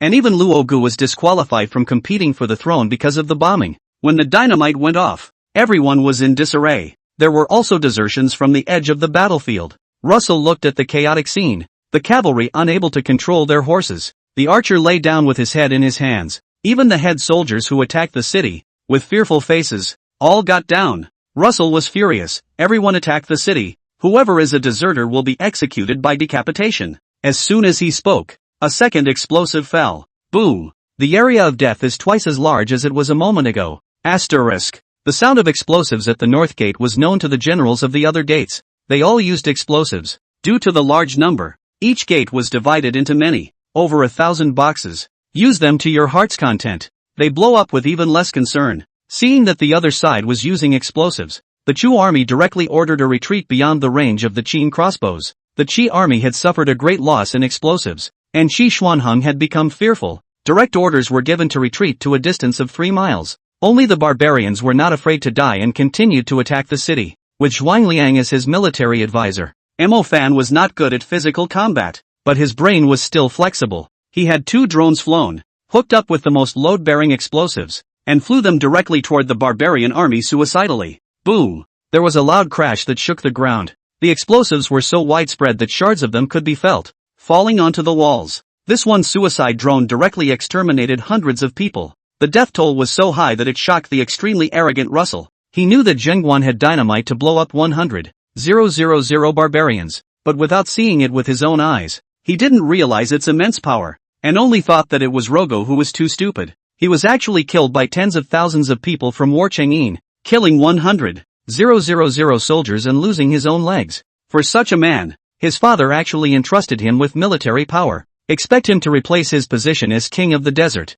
It's just ridiculous. He thought that if he stepped in, he would surely take Zhengguan. Goes to prove that it is Rogo who is incompetent, much less capable of taking the position of king of the desert. Today, it is he who is too gullible. Log didn't lose unfairly at all. Comparing food and water sources in Zhengguan City, the Qin crossbow and explosives are the biggest bargaining chips. He was deceived by 2 cunning Han Chinese. What was the use of sharing 10% more water and grain? Qin crossbows and explosives are what kill people and take over cities. Russell ordered the entire group to retreat to avoid it. As soon as the explosives came out, the enemy troops attacking the city gates all retreated to station 5 miles away. Asterisk. The 3 chiefs met once more. Once inside the tent, Russell was furious and cursed at them. 2 brazen things, actually daring to deceive this king. Why don't you say that there are actually explosives in Jingguan City? You guys lost last time, and you lost on explosives. I can't believe I didn't warn you this time. Making this king lose a full couple hundred men. Qi Xuanhong frowned, in a rather unpleasant mood. Last night's search War Chang'in, found in the middle of the night, not even found a footprint, would have been resentful. Now the king of the desert is still raising hell. His brother, Rogo, was killed in the bombing. You don't care about them. You blame them? How dare you conceal gunpowder? Qin crossbow. It's you who are stupid. The barbarian army died 100,000 deaths, purely in vain. Qi Xuanheng retorted unhappily. Ling Xiaofeng's face was grim as he interrupted their conversation. Quiet. What now? They came a long way to attack Jingwan. The rations brought were already low, and the heat was still short of water. A part of the barbarians moved close to the side of the snowy mountains, from which they dug and melted into snow water. It's a long trek of over a month to get to the camp. They had been saving up snow water for a year or two for this attack. Today, the water supply is about to run out. The war horses were not fed with grass and were already wasting away, and the half-dead ones were directly chopped up to be used as army rations. Similarly, Xu Wenqi paid a great price for attacking Jingwan. It can be said that all the resources of the country were pooled to attack the city. If the attack doesn't work, the depleted soldiers are another story, but there will never be a second batch of resources to attack Jingwan. In the future, when War Chang'an counterattacked, they might not have the power to resist. Behind what appears to be a siege is the scheming and determination of several nations, wanting to survive. Retreat? It's impossible to return. No country can afford the consequences of failure. But, attacking the city, the other side has big killers in their hands. Now, dilemma. What to do? Ling Xiaofeng said, poisoning and fire attacks are useless against them. There's only one thing to do today. Russell and Qi Xuanheng both looked at him. His eyes were cold and calm as he said, the only way to consume the lives of some of the soldiers is to consume the explosives, bows and arrows in the hands of the Kai army. Let's attack the city again to have a chance of winning. They're only 40,000 strong. How long can they hold out when they're depleted? Qi Xuanheng shook his feather fan. This method is overly cruel. With 550,000 people, at least a large portion of them will be lost, and 300,000 will die in order to consume their weaponry. If these soldiers die, how will you go back to resume your duties? Chu's vitality has been greatly injured, and with such a small number of troops, just any small country can wipe out your Chu. Furthermore, with 250,000 men left, will they be able to really attack? They also have high protection gear. Didn't we try that last time? The knives of the soldiers of War Chang'an, cutting their bronze weapons, simply cut iron like mud. Did they cut in? 200,000 men could not necessarily stand up to well-equipped soldiers of the Great Enlightenment. Ling Xiaofeng couldn't help but get angry. Qi Xuanheng, do you want to give up? Admit defeat just like that? You Qi domestic troops do not have much left. The main force all conquest Jingwan. Take down. You can only go back to wait for death. We only need to take Jingwan, and we can't use up all the food and water from War Chang'an. No matter what, at any cost, we must take Jingwan. Qi Xuanheng laughed. General Ling, you are afraid that you have forgotten how well equipped the Kai army is. You only remember explosives and Qin crossbows. Their finest equipment is armor and Tang stranger swords. Cut down your soldiers as if they were meat, and one man can stand up to 10. No, more, because the guards can't cut in. Ling Xiaofeng laughed and shook his head. No, their arms, thighs, and necks are unprotected and can be attacked as soon as you can get to the wall. Several people slash at the unprotected parts at the same time. They have armor stranger swords, so what 2 fists can't beat 4 hands. A dozen surround 1 person. Can be recruited. Chapter 94 Enameled Cylinder. Soap. Shampoo. King Luosu of the Desert King sank his eyebrows and coldly watched the 2 men arguing from the sidelines. He questioned with a voice like a bell. What Tang stranger's sword? What protection is the armor? Why does one man need a dozen cuts? What else are you guys hiding from me? He stood up abruptly and said to the military division, bring the Tang stranger's sword of the Qijuan army, and the armor to the king. I want to try it myself. Asterisk. The drill ground where the 3 armies are stationed. The soldier stood on the outermost perimeter with a gray head, his eyes fixed on King Russell of the desert. He wielded a Tang stranger's sword, which was 1 meter and 2 meters long, with a chilling light on its blade. Wave it casually and you can hear the sound of breaking air. This stranger's sword is the last failed siege. Chu Qi and the army captured one of the few handles of the sword. Russell was a big man, a head taller than the Han. He held a glittering silver, open-bladed, sharp stranger's sword and slashed heavily at the Chu army's weapon. Anum, ding. The Chu army weapons were actually cut off by him alive. The section is neatly cut. Not a single nick in the stranger's knife. Russell's jaw dropped. He had never imagined that the difference in equipment between the 2 sides was so great. What's more, he didn't expect that tens of thousands of Kaijun, a month ago, were still struggling to survive under the iron hooves of the barbarian army. Today, however, there are advanced weapons that, in no way. At this point, another person presented the black equipment of the kaiju. The body armor was placed over the stump, the helmet, the bulletproof undershirt, and the lower pants in that order. Russell used his barbarian army scimitar and slashed heavily into his helmet. There was a loud clank and the helmet was unharmed. Not much of the paint came off. Instead, it was the scimitar in his hand that directly snapped open. He dropped his scimitar and burst into a rage. How can this be fought with such high protection? He regrets taking over the mess Rogo left behind. If it wasn't for the Chu-Chi generals snubbing him in the first place, he wouldn't have had to do it himself. The kaiju army was small in number, but they were well equipped, especially the explosives, which killed hundreds of his men without a single blow. Now there was also the strong stranger sword in armor, and he couldn't even break the helmet. How do you attack regular minions? He-Tun felt duped. Darkening his face, he led the barbarians back to the resident camp. Qi Xuanhong and Ling Xiaofeng watched him lead his men to withdraw.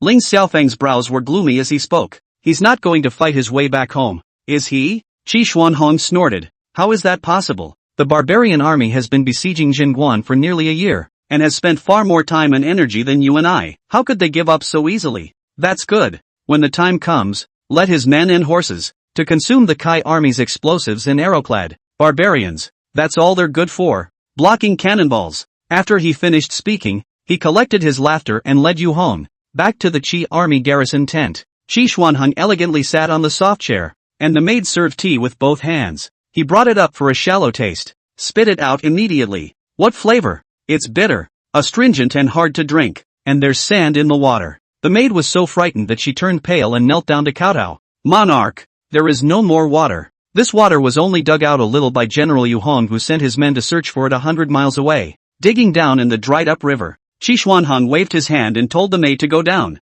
Looking at the yellow, bitter, sandy water, he didn't drink it. Jingguan clean water source. He must get his hands on it. Asterisk. Town off. After the enemy retreated, they began to clean up the battlefield. The generals had stony expressions and extremely low air pressure. Because, this battle is so much tougher than the last one. The East Gate, in particular, suffered heavy losses. Just now, the statistics showed that the War Family's army had 800 dead and more than 3,000 wounded. The number of soldiers capable of fighting fell from 48,000 to 44,000. So many people were lost in one 2-hour siege. If the enemy army attacked a few more times, the War Family's army would be exhausted sooner or later. They all sat paralyzed under the city wall, each with a grayish face and no appetite for the meat porridge handed up by the adjutant. Each person is in a depressing mood. Instantly, the tent where the vase was placed was filled with many more boxes of medication. There is also a lot of large equipment. Example, 30 hospital-specific trundle beds, hundreds of cases of ventilators,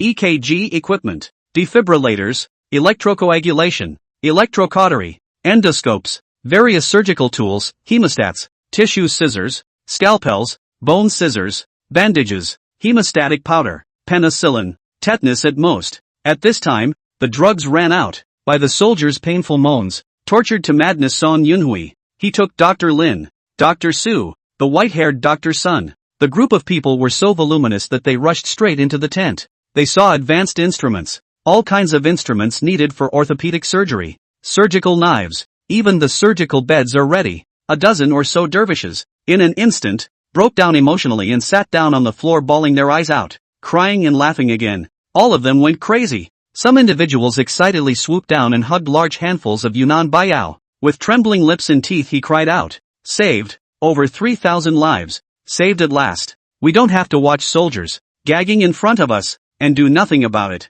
The white-haired military Dr. Sun, supported by 2 disciples, sat trembling in the center of the drug. He wiped his tears with his sleeve and let out a long sigh. In my lifetime, I have no regrets in dying to see so many mechanical appliances. After all the military doctors cried and laughed, they all let out their emotions and quickly gathered themselves together. Split up the beds, 2 beds each. The pharmacy doctor, who came to help, also shared 1 set of surgical tools per person and centralized distribution of medicines. The apprentices and medicine boys, taking the instruments assigned to the military doctors, went back to their tents and continued to treat the wounded soldiers. There were not enough people in the military medical service, and the civilian population helped to apply trauma medicine and carefully helped to bandage the wounds. Chen Kuei arranged for people to transport the medicine to the warehouse of the military medical office and take it as needed. After the arrangements were made, he was organizing the vase when he saw the new tablet. After unlocking the screen, there are video explanations on how to use the medical equipment and how to run the generator.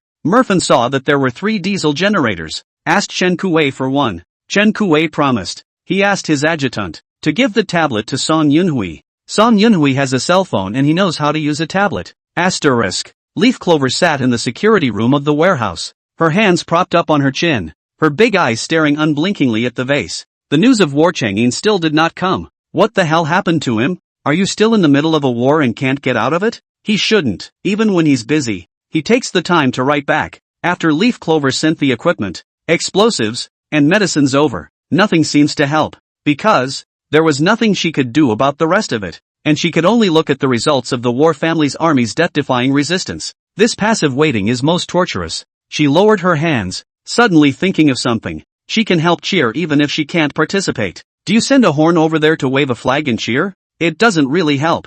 She intends to give the soldiers a little practical patronage. Immediately approach the manager of the lodge and get the phone number of the largest distributor of daily chemicals in the city. She called for advice. Soaps, shampoos, body washes, laundry detergents. Distributors have a large stock of. If you want more, you can get a discount. Leaf Clover soap wants 1,000 pieces. 50 boxes per piece, totaling 50,000 boxes. 4,000 pieces each of shampoo, body wash, and laundry detergent. 12 bottles to a piece, totaling 48,000 bottles. She found another vendor who sold enamel pots and tubs. The trader has so much stock that he sells it for years, and he can't sell it all. The total number of warehouses is about 100,000. Leaf Clover was purchased in its entirety at a low-grade price. Finally, at the towel store, buy 100,000 towels. As it was purchased in the city, I had the store deliver it in the afternoon, and once it was overdue I was refunded directly.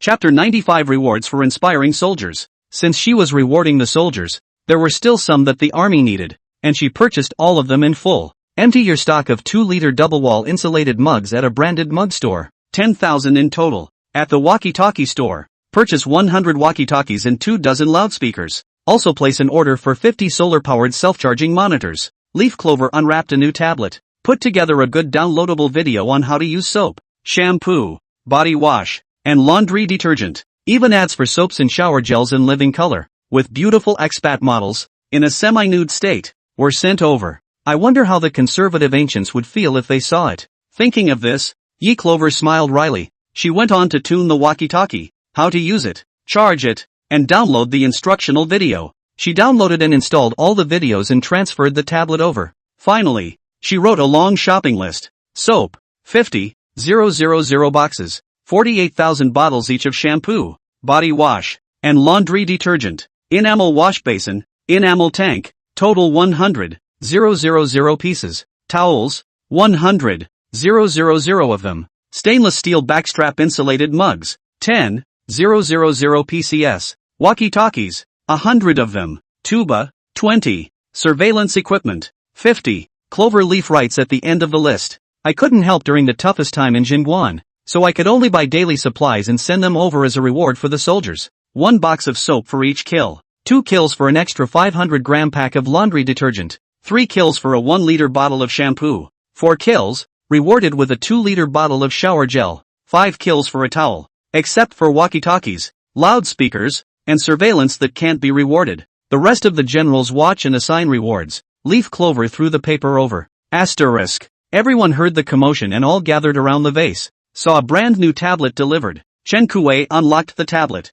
and the last video was how to install surveillance. He couldn't read it. Chen Kuei handed the tablet to Mo Fan. Sheetsy, I'll leave it to you. A few of us are too thick to read it. Murphin took over the computer and looked over the installation surveillance videos one by one. When he saw an advertisement for a body wash in which the blonde, half naked, half lying in the bathtub taking a bath. He had been hanging out at the moonshine place for years, and had never seen such a bold and revealing thing. His nose bled instantly. Zhuang Liang, on the other hand, blushed, while Jiang Yuan twisted his head away, but his ears were red to the point of dripping blood. A few people watched him get a nosebleed, and a few generals craned their necks to see the screen. Murphin quickly cut the screen and the image didn't show anything. How come these 3 people? Their faces are so strange. Finally, Chen Junlin took out a piece of white paper and handed it to Mo Fan. Wipe it off. The nosebleed is on your lips. It's hot and dry. Watch out for fire. Murphin took the white paper and wiped it off, smearing his nosebleed all over his face.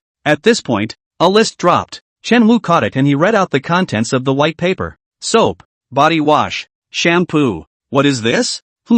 What's an enameled pot? A thermos? He reads back and sees walkie-talkies, loudspeakers. Instantly the eyes widened. Modern high-tech products such as drones, tablets, and computers help them immensely. Now the gods are sending so many supplies. All of them swept away and were overjoyed. These were divine items that were not found in the Grand Chi Kingdom, and they were worth a lot of money. Originally, after the general left, they were worried that they would not be able to contact the gods. But today, unable to communicate, the gods continue to help them and expect them to win the battle, send numerous supplies and find ways to boost morale. It was worth their lives to get to know the gods. This time, everyone gathered around Murphin to see how the object was used. Walkie-talkies. Two people can talk at a distance. They were dumbfounded. Isn't that a clairvoyant? When they saw the loudspeakers touring the area, they all opened their mouths in amazement. There are loudspeakers traveling around, and in the future, when you call the soldiers to get up and drill, you don't have to go from one to another to call them,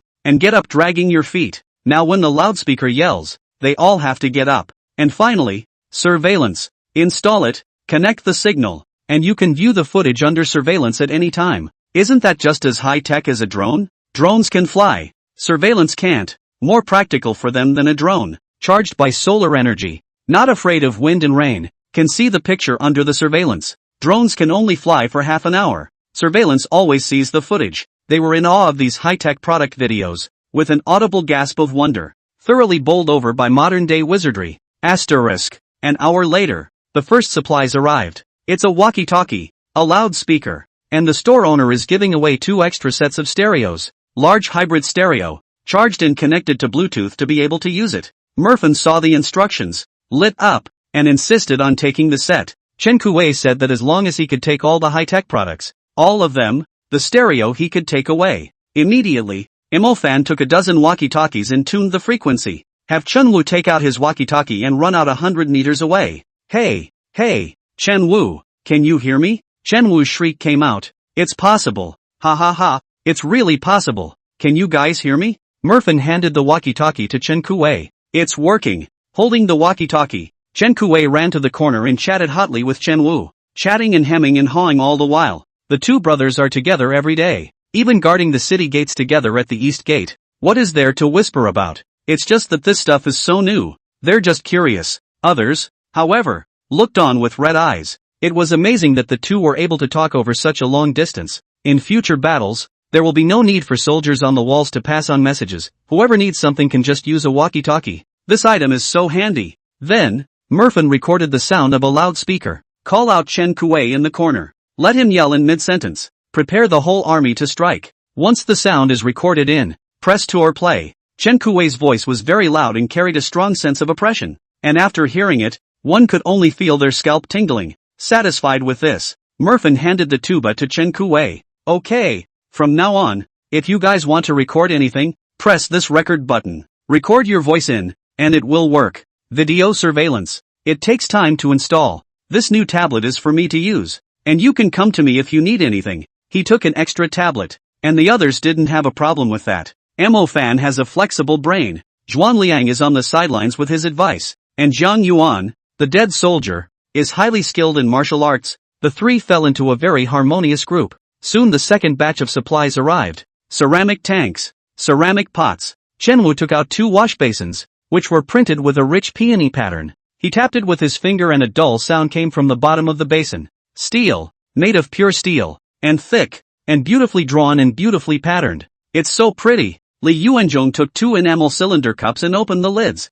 which were clean and dry. Printed on the outside are the words, "For the people," etc. Steel wrapped in a coating on the outside to prevent rust. Craftsmen of the age of the gods are truly wise. The third batch was towels, soap, shampoo, and body wash. The fourth batch is a thermos. Chapter 96, A Wave of Rewards. Making a fortune. Chen Kuei stood on the steps of the city wall, his back straight, and raised his trumpet to shout, "I am General Chen Kuei. Come here if you hear me." The soldiers who were hiding in the shade under the walls all gathered at the foot of the steps. They looked curiously at General Chen Kuei's hand, the strangely shaped horn, discussed in whispers. Chen Kuei's voice was already loud, and after spreading through the loudspeakers, it was extremely penetrating and transmitted even farther. It was close, noisy and harsh. Dum dum dum dum dum dum dum dum dum dum dum dum dum dum. Chenwu used the hilt of his sword and struck the bottom of the enameled basin with a ringing sound. Speed. The general is going to give out rewards. As soon as I heard about the reward, the soldiers moved at the sound and gathered around aggressively. The people stretched their necks curiously and peered inside. Chen Kuei took out a piece of soap, unpacking, fat jade color soap block, emitting a clear and elegant fragrance. This small object is soap, and this general will show you how to use it. Chen Wu carried out the small soldier with pitch black hands. Soldier hadn't washed his hands in I don't know how long, and his fingernails were covered in black mud. He called the pawn first, wetting his hands under the faucet. Give him the soap and rub it vigorously to create a rich lather. The foam washes out with the black mud, and after half a minute, it is rinsed under the faucet. Hands washed clean. The young soldiers looked on in disbelief, as they could not wash their hands every day due to the chronic water shortage in Zhengguan. Install the faucet before taking advantage of washing your face and scrubbing your hands. The dirt is like an imprint on your hands and no amount of rubbing will get it clean. At this point, they both look down at their pitch black hands, and then look at the white fingers of the little soldier. This soap, they all want it, especially if you are married to a daughter-in-law. Take it to your daughter-in-law, who is only too happy to use it. Chen Kuei smiled and asked loudly, "Want one?" Soldiers look eagerly at soap. "Wanna." From this day on, for every enemy killed, a piece of soap will be rewarded. The soldiers who had already shot the enemy erupted in cheers. "Woohoo! I've shot 3 people, and my name is on the Qin Jade's arrow. I shot 2 people and I was able to claim a piece. Me, I just shot 1 person, and I had a hand in it." Dong. Chen Wu knocked heavily on the enamel basin to quiet everyone down. Chen Kuei took out another brightly packaged shampoo. Chen Wu carried the small soldier over just now and had him untie the hair coiled on his head. The soldiers hadn't washed their hair for a long time before the water came. Hair is so tangled that it can't be combed out and made to be cut right off. Many soldiers now have dog-like haircuts and are unable to tie their hair. Anyway, once the bulletproof helmets are on, no one minds anyone. The young soldier's hair was tied back extremely well and brushed daily. After spreading out, Chen Wu asked him to wet his hair first, then poured shampoo and rubbed it vigorously. At first it dropped out large amounts of black water, and after one rinse, it lathered up abundantly. The scent of the shampoo, unlike soap that is light and fragrant, is a rich orchid scent. The people standing in the outermost layer could smell the rich aroma. All of them, eyes locked on the shampoo. Veterans who have killed the enemy are imperative to the shampoo reveal. Soldier washed his hair 4 times over and over again. After he rinsed off, a group of soldiers gathered around him and pinched his hair and sniffed it deeply. One looks like a leering Hulk. Fragrant. So fragrant. No more oily hair. Clean and fresh. Hair is smooth. Washed and smells good. Dong. Chen Wu knocked on the enameled basin again and said loudly, "Quiet. A big bottle of shampoo. Do you want them all?" "Wanted." All of them spoke in unison, and their voices shook. "Very good. Such a big bottle of shampoo. And all it takes is 4 enemy heads to claim the reward." Soldiers who shot more than 4 erupted in exultant cheers. "Yeah, I've killed enough to count. Ha ha, I'm old enough to count, too, to be able to take the shampoo home and give it to my mother-in-law." Those who didn't shoot, or didn't shoot enough, one hung his head. Next, Chen Wu introduces enameled pots. This basin, of steel texture, weighing 1 pound, and made of extremely thick steel, can be exchanged for as little as 8 heads. When they heard it was made of steel, they all gathered around and each touched and tapped it with their hands. A thick metallic sound came. Indeed, as Chen Wu said, the steel texture, the appearance of colorful glaze painting, thick and durable. It's steel. Their weapons were only made of bronze even a few months ago. Most of the pots and pans in the homes of the people are wooden. Only rich merchants use bronze. It was only the great wealth of the capital that could be built with expensive fine iron, but the quantity was extremely rare. Nowadays, if you kill 8 of your enemies, you can exchange them for steel enamel pots. The eyes of all the soldiers burned with the fire of necessity. This time, they're going to take advantage of the opportunity to kill more enemy troops and redeem the enameled steel pots.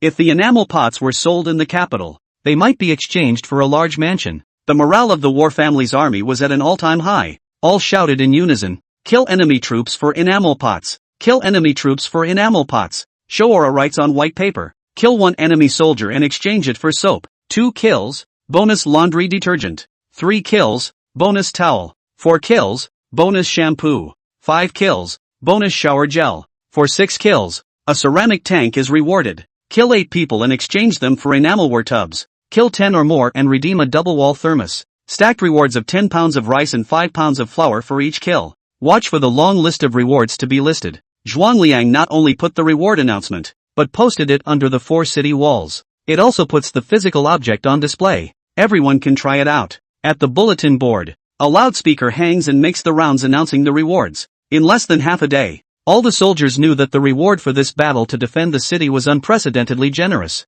Everyone is ambitious and wants to pocket the rewards. With these rewards in hand, traffic to wealthy merchants, you'll be clothed and fed for the rest of your life. It's a great opportunity to change your life's destiny. In the past, I was afraid of the enemy attacking the city. Now, everyone jumped at the chance to have the enemy attack the city faster. They're crazy about trying to harvest heads, because there are a limited number of rewards. They are available on a first-come, first-served basis. Asterisk. When Chen Kuei-Chen-Wu explained shampoo to the soldiers, Mo fan all kinds of supplies, all carry a box to take back to the house. The first thing he did when he got back to the house, he washed his hair, took a bath, and smelled good all over. Let your hair dry before you go to install the surveillance. Zhuangliang is his best aide. He researches surveillance installation methods on a tablet and connects to monitor Bluetooth signals. Go to the north gate first to install it. Turn on your tablet and you can see under the walls. There. Follow the law and install surveillance on the 4 gates. Monitor a dozen or so with a dozen or so,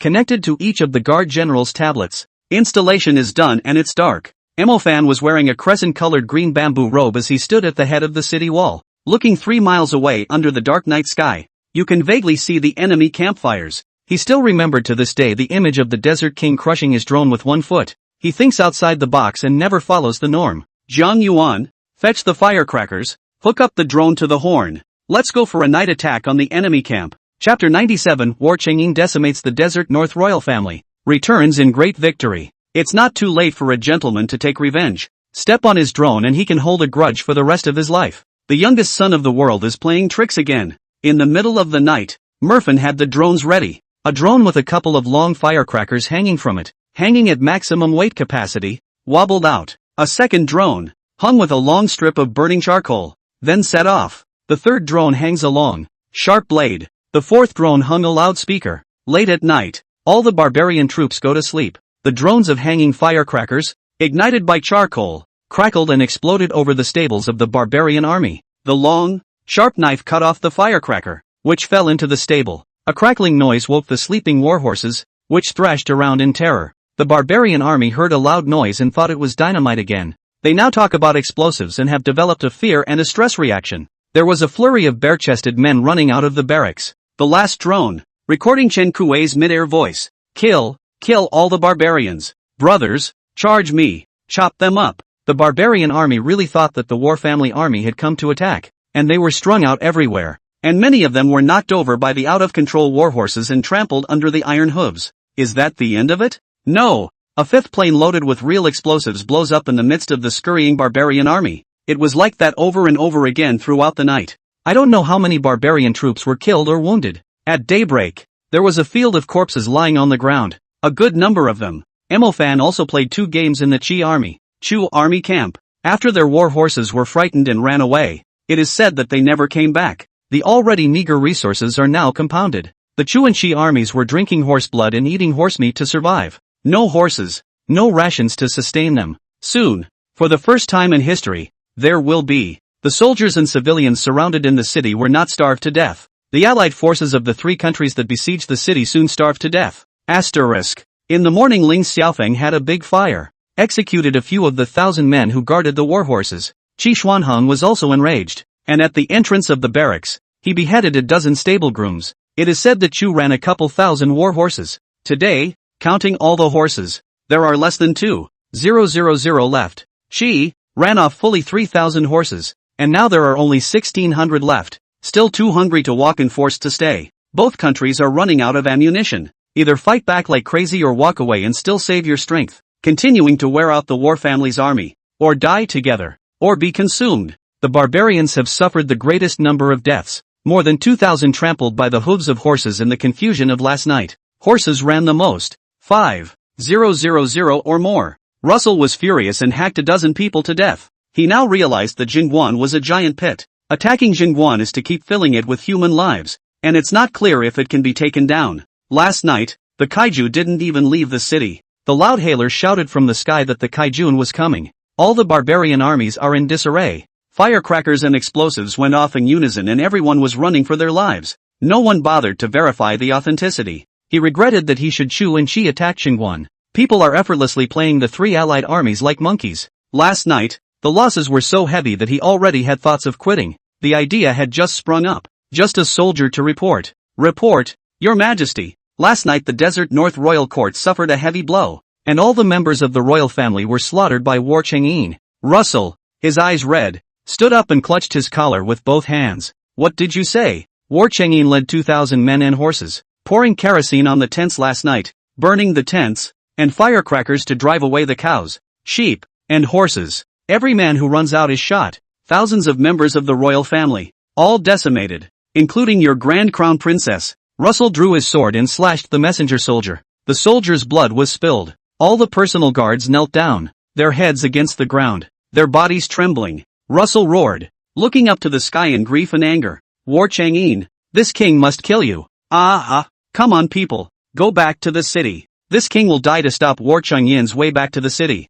After the barbarian army heard the great king say that they were returning to the city, they actually all secretly let out a sigh of relief. They don't want to die in Jingguan in an unknown manner, and they don't want to live a life of fear and trepidation. Who of them have not, in their hands, stained the lives of a few Han Chinese? They have also never treated the Han Chinese as human beings. The Han people are just rations and two-legged sheep in their eyes. But now, the Jingguan warrior family army let them know what true cruelty was. Dynamite bangs and gets blown up to the point of missing arms and legs, which is not bad. They had seen, with their eyes, living, breathing people in front of them, instantly blown into a bloody mist. The flesh became a mist, and not a single crumb could be found. That's the real horror. They've had enough of this kind of fearfulness. Now, they no longer dare to look down on the Han Chinese. Do not dare to treat the Han people as rations or two-legged sheep. Now that the king is willing to retreat, they would rather go to the foot of the snowy mountains to collect snow water, and to the desolate north to herd sheep and raise cattle. Nor were they willing to continue the attack on Jingguan. At the king's call to return to the city, everyone hurriedly ran to pack up their luggage and household goods, afraid he'll back out. Asterisk. Russell with 190,000 men and horses as he rushes back to the desert. Ling Xiaofeng, Qi Xuanheng's face was grim as he blocked his way. Behind the two men were the neatly equipped Chu and Qi armies. Ling Xiaofeng directly lit up his large sword to intercept Russell. Desert King. The three kingdoms agreed to attack Jingguan together. You said you were leaving. What do you take the alliance for? Luosu's hand drew out his curved sword, his face unafraid. What? With just the two of you, you also want to stop me? Qi Xuanheng shook his fan, a smile on his clear and handsome face, and came out to round things off. Desert King. This ruler knows that your barbarian tribe suffered heavy losses last night, and our two countries also lost several thousand horses. You can't run just because of this setback. There is an inexhaustible supply of water and food within Jingguan City. Don't you want to feed the people below? The barbarian troops who understood the Chinese language frowned when they heard it. Food and water, only if you have a life to live. They don't want this food anymore. Russell didn't listen to his nonsense and angrily said, "Get out of the way." Ling Yunjia Ling Shurchen drew his weapon and stood in front of Qi Xuanheng, and behind them, the armies of Chu and Qi, having been authorized to do so, flashed their weapons in an attacking stance. The barbarian soldiers, one after another, drew their long swords and prepared to meet the enemy. Both sides are at odds with each other. The big battle is imminent. The triad that was the Iron Triangle the day before now drew their swords against each other. That's ironic. Mo Fan and a group of generals were in the newly built council chamber on the city wall, watching the three allied forces flip out. Alliances become mortal enemies. Chen Kuei complimented Mo Fan. This whole thing last night was really beautiful. See, that's a flip. Tonight, make the armies of Chu and Qi sleepless. And it's not enough to vent your anger if you don't play them to death. Murphin laughed and said, "Good point. In the future, when the gods send me something, let me pick it first. What's so hard about this? When the great general comes back, I'll talk to him." Several of the great generals were happy to see it, and the Triangle Alliance flipped out, and they all watched with great interest. At that moment, a soldier came to report holding an eagle. A smile spreads across the soldier's face as he yells out in delight to the general. Report, Great General decapitated several thousand royals of the Desert North Royal Court and returned in a great victory. Chapter 98 Blitzkrieg of Surprise Attacks. Still depends on the great generals. The generals rose to their feet in excitement. Chen Kuei's eyes widened as he excitedly asked the messenger boy, "You mean it's true?" The junior soldier took the roll of paper drawn from the eagle's leg and handed it to Chen Kuei. Ballpoint handwriting on white paper. 5,000 Desert North Imperials have been killed in full. Do not miss. This general is about to return. So guard the town pass and don't let the gods worry. Chen Kuei took the note and laughed. 1. The Desert North royal family all killed. Ha ha ha. The surprise blitzkrieg is still up to the great general. The late emperor conferred on him a first-class hereditary title. I, Chen Kuwei, am completely convinced. The other generals were all excited and smiled as they sent the notes from War Chang'in and passed them on one by one. All have read it and hugged and cheered loudly. 1. Ah! The great general killed the lair of the Desert North Royal Court. Great! No wonder Russell wants to go back even though he's turned his back. It turns out that the great general has slaughtered the light. When the great general returns, I'm only afraid that he will meet up with Russell. Fan had a smile on his lips and his hand gently stroked the eagle's feathers. Last time he released 3 eagles. As a result, they flew back. They stayed in Zhengguan and had pork, horse meat, and baby chicks to eat. The chickens that Yi Clover first sent grew up, and later, she sent eggs. Earthen eggs hatch quite a few chicks. The dead chicks are fed to the eagles. The 3 eagles flew for half a day, could not catch a mouse, could not find a river, and were thirsty and hungry, so they flew back again. On the day that War Chang'in went to war, he looked for Fan to ask for an eagle to send a message. Now, this eagle neck crop loaded full. Come afraid to be War Chang'in fed a lot of beef. Merfin smoothed the eagle's fur. You've been eating good food for 2 days. You've gained a lot of weight. Li Yuanzhong was worried that War Chang'in would return to the city and run into Russell. Although there are a few people from Weiguang to point out the way, if the king of Desert North intends to look for it, his 190,000 soldiers and horses, the probability is that they will encounter it on their way back to the city. How do I notify the general? The drones can't fly that far. The crowd's gazes shifted to Fan. Merfin stroked the eagle's head, understanding what everyone meant. Go, bring a letter to War Chang'in and fly back after delivering it. Afraid that he was thirsty, he poured a cup of water from an enameled jar and fed it to the eagle. The eagle drank its fill and flew to Merfin's shoulder. Zhuangliang took out a paper and pen and wrote a reply. Great General, do not hang up. Yesterday, the 3 countries' allied army attacked Xinguan, ended in failure. The gods sent a large number of drugs, explosives, Qin crossbow, stranger sword, all kinds of weapons, and to reward the soldiers, send shampoo, shower gel, soap and other things, to greatly motivate and encourage the morale of the soldiers. Now that the barbarians and Chu and Qi have turned their backs on each other, they won't be attacking the city anytime soon. The plague is now under control, and the only concern of my subordinates is that the great general will meet up with Russell when he returns to the city. Luo Su is narrow-minded and extremely conceited. And now that the great general has killed the royal family of the Desert North Royal Court, he won't be satisfied. The general might as well take the long way around and avoid Russell back on defense. After Zhuangliang had written it, he rolled it into a bamboo tube and tied it to the eagle's leg. Merfin released the eagle into the air. Go, and fly back quickly with any news. The eagle fluttered its wings and flew out the window. At this point, everyone's attention returned once again, with the 3 armies turned against each other and swords drawn. Just a little while ago, Russell and Ling Xiaofeng somehow got into a fight. They're singling out, knowing that the cost of a melee is too great. If the barbarian army really wants to leave, the Chu and Qi armies may not be able to stay. They can no longer afford to be consumed. Russell and Ling Xiaofeng fought against each other for 3 rounds. Russell was young and vigorous, and he beat Ling Xiaofeng in single combat on a warhorse. In the second game, physical combat with weapons, Russell's curved sword was no match for Ling Xiaofeng's double axes, and he lost. Before the third game had even begun, soldiers from both sides rushed and began a bloodbath. Qi army desperately blocked. Each side had more than 100,000 people, and the few hundred standing in front of them had been so mixed up that they couldn't even be pulled. Until, that is, there were deaths in their respective armies. In an instant, dozens of people died. Qi Xuanheng couldn't watch any longer and angrily rebuked. Stop it all. The town pass hasn't been taken yet, and you're starting a fight 3 miles away. Is it just a flat-out joke for the War Chang'in subordinates? Remember, you guys, if you keep fighting, but if a bomb is dropped from the sky, you're all going to die. At once, everyone looked up at the sky. There were drones flying in the sky, observing their movements at all times. Last night, this is the same thing that threw down firecrackers and dynamite and made tens of thousands of horses in the stables of the 3 armies run away. Today, they see drones and get angry. The fight isn't even on. Russell set up his big bow and shot toward the drone in the sky. The drone quickly flew high and out of bow range.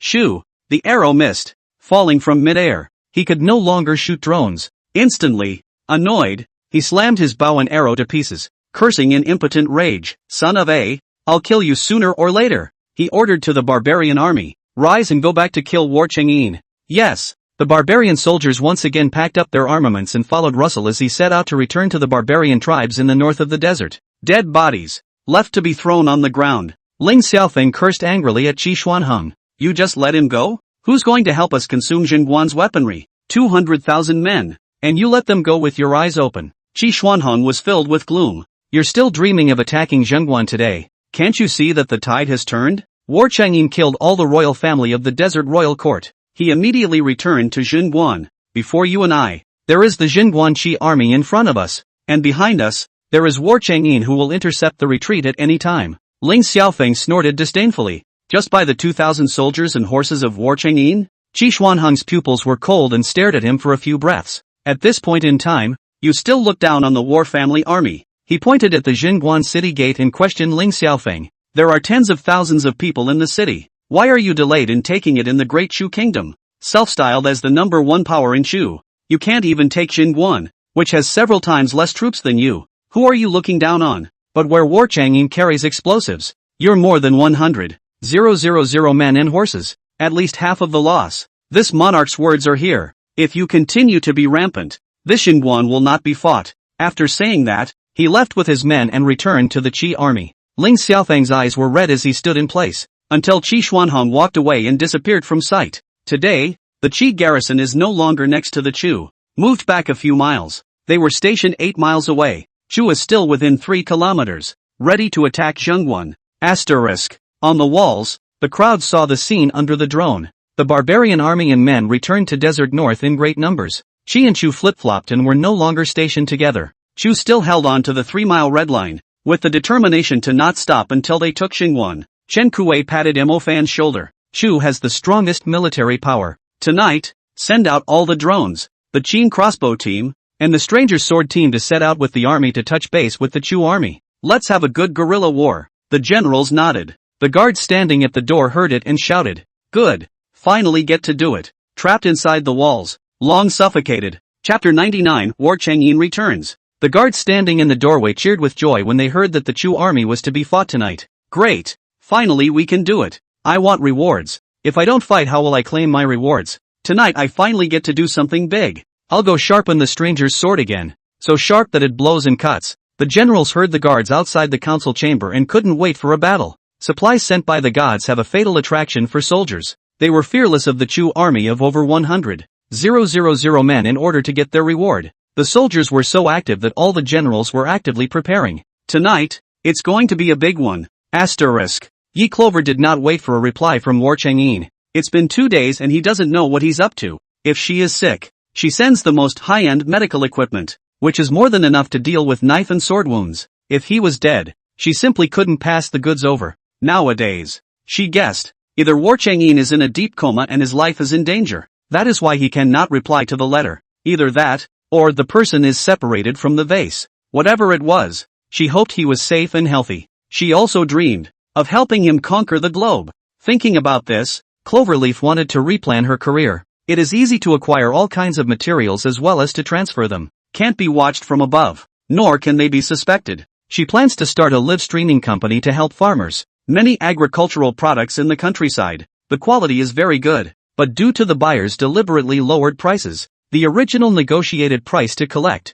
As a result, it had to wait until it almost rotted in the ground to come over. And to keep the price down, the fruit growers had to admit it. A year's work is wasted because it rots in the ground. If you sell it cheaper, you might be able to get back some of your fertilizer money. When she went to watch the diggers laying the foundation, she witnessed the fruit farmer, sitting on the ridge bawling. Sell it. A year's worth of hard work just went down the drain. If you don't sell it, it will just rot in the ground and the grains will not be harvested. Fruit farmers are too bitter. At that moment, she contracted all the orchards of her mother. The damsel grows peaches, plums, and pears, a whole mountain. In accordance with the previously negotiated purchase price, leaf clover also more than 10 cents per pound to buy. Damsel can make tens of thousands of dollars more. She paid the damsel a deposit in front of the fruit growers. The older woman wiped her tears and thanked her profusely. Before the fruit farmer walked away, he glared at her with a sinister gaze and said, "Badger me. We'll see." The fruit farmer left, and brother Sun looked at her with some concern. Want to say, what can she do when she buys so much fruit? Leaf Clover called the lodge manager. Originally the lodge had only 18 old-fashioned houses for visitors. she's going to increase to 30 houses, 5 of them, for live banding, with produce. The location doesn't need to be great and the view doesn't need to be excellent, but easy to get up and down the hill. Have the manager of the lodge help her recruit on boss, to help the farmers' live team. Guides, anchors, video editors, copywriters, are all needed. The manager of the lodge knew that she was going to recruit a team to bring in the goods and thought that the young lady was too much of a fool to think one way or the other. There was plenty of fruit in the nearby countryside, but could she eat such a large amount? If you can't sell it, won't you lose your money? Seeing Yi Clover's insistence, he stopped persuading, but he is still happy in redecorating the house to accommodate the huge number of visitors. With 18 houses, it does stretch some days. After talking to the manager on the phone, she called the village chief. The town's farmers market, which catches the market, has been there for some years, and the government does not allocate funds to repair it. She wants to rebuild a new farmers market that will focus on produce, meat products, household goods, small appliances, getting merchants on board. She needs a constant supply of goods to buy directly at the farmers market, convenient and unobtrusive, built-out farmers market, frontage, and booths are available for rent. She wasn't greedy for this rental money. It was mainly convenient to stock up on goods under the name of the farmers market operation without being suspected. The mayor of the village heard her to build a farmers market, overjoyed, immediately went to the township government a trip to put this into effect. The old farmers market roof tin are lifted. A rain, the water rushing down. The floor was damp and wet. It's long overdue for a change. The village chief took the document down that day and gave it to Cloverleaf to sign. Reconstruction was put under her sole responsibility and a rural markets administration was created and managed by her. Asterisk. War Chang'an was dusty, and Wei Guang, a group of people, bypassed the barbarian territory and pressed the line from the border of Chu. They took the long way around and came back late. War Chang'an received a flying eagle message. When he knew that Jingguan is still firm, the three parties attacked the city did not attack. His taut heart finally dropped. I also heard that Yi Clover had sent huge supplies in order to boost morale. He couldn't wait to return to Jingguan and correspond with Yi Clover immediately. 2 days without guarding the vase, unable to write back to her. Instead, she continued to send supplies. He would worship her as a god for the rest of his life, be her most faithful devotee, and offer his all, even if it means sacrificing your life. He couldn't wait to get back to Jingguan, back to the vase. At the border of Chu, he met Song Duo, who had disappeared for a long time. That Vice Admiral Song Duo, who was staking out the border, but was let off the hook. He joined up with another group of a couple dozen men, explosives still in place, and stole over 100 tents, stayed out for more than 10 days. If it is not sufficient food and water, this team of men and horses, I am afraid that has long been starved to death. War Chang'an was living quite a life when he met them, for many hungry horses followed behind. They were all runaway war horses, hundreds of them, all following them, hanging on daily by a handful of fine grain and grass and a mouthful of water, and then go to gnaw on the ground dry yellow grass to fill up the hunger. Surprisingly also willing to go with Song Duo and his party. Most of the horses couldn't eat the rations, yet they still followed them. When they came across any horse that was dying of thirst, they would only feed a little water and fine grain to hang on to. Running into War Chang'an, Song Duo was surprised. It was actually Merfin's eagle that guided the way to find them. War Chang'an 2,000 people, brought a lot of water. Most people still have 2 liters of bottled water left. Each fed half a bottle to the horses. This group of war horses, more than willing to follow them, they all carried grass on their horses' backs, and now and then they went over to take a nibble. More than 2,000 men, with a few hundred war horses, returned to Jingguan 20 miles when, fly a drone to see it. However, he saw that the War family's army actually came out of the city gates and fought fiercely with the Chu army. The War family army is just over 40,000 men. The Chu army has more than 100,000 men. In terms of numbers, the Chu army crushed the War family army. But the truth is, this time, the small soldiers of the War family's army, all of them were exceptionally brave, holding the Tang stranger's sword in their hands, and chasing after the Chu army to cut. Even more bizarrely, a few miles away, she stood as a wall and did nothing to help. These two countries had previously joined forces to attack Jingguan, and now actually indifferent to the extent that, watching the Chu army fell to the wind but coldly watched. Seeing this, Song Duo asked War Chang'an suspiciously, "General, Chuchi two countries how like flip-flopped? We have to and the city soldiers, double-sided pincer attack Chu army?" War Chang'an's pitch-black pupils looked at the Chu army tent that was on fire. He shook his head. No need. Bury the explosives and block all the retreating paths of the Chu and Qi armies. Chapter 100 The Great General returns from a great victory. At the order of War Chang'an, All the soldiers dismounted. 1,000 men stand sentry and keep watch, and all the rest dig pits. Even the horse wasn't idle, both hooves following to vigorously plow the hole and dig the soil. There were so many people that the explosives were all planted in an hour. The lead line stretched for thousands of meters, 20 miles from where the Chu and Chi armies were stationed. Once they retreat, back out of range of the explosives, detonate a bomb that can kill countless enemy troops. After doing everything, they slowly move forward to approach the Chi army's compound. Front, the Chu army and the War Family army were both in the midst of a fierce battle. The warriors' army is well equipped and has a great deal of morale. The Chu army found the shortcomings of the War Family's equipment and specialized in slashing at the thighs and arms. But War Chang'in has trained the strangers, 3 people back to back, presenting a triangle, and the 3 of them were extremely skillful and flawless, leaving the Chu army attacking with nowhere to go. At this point, the Chu army had already fallen into a disadvantage,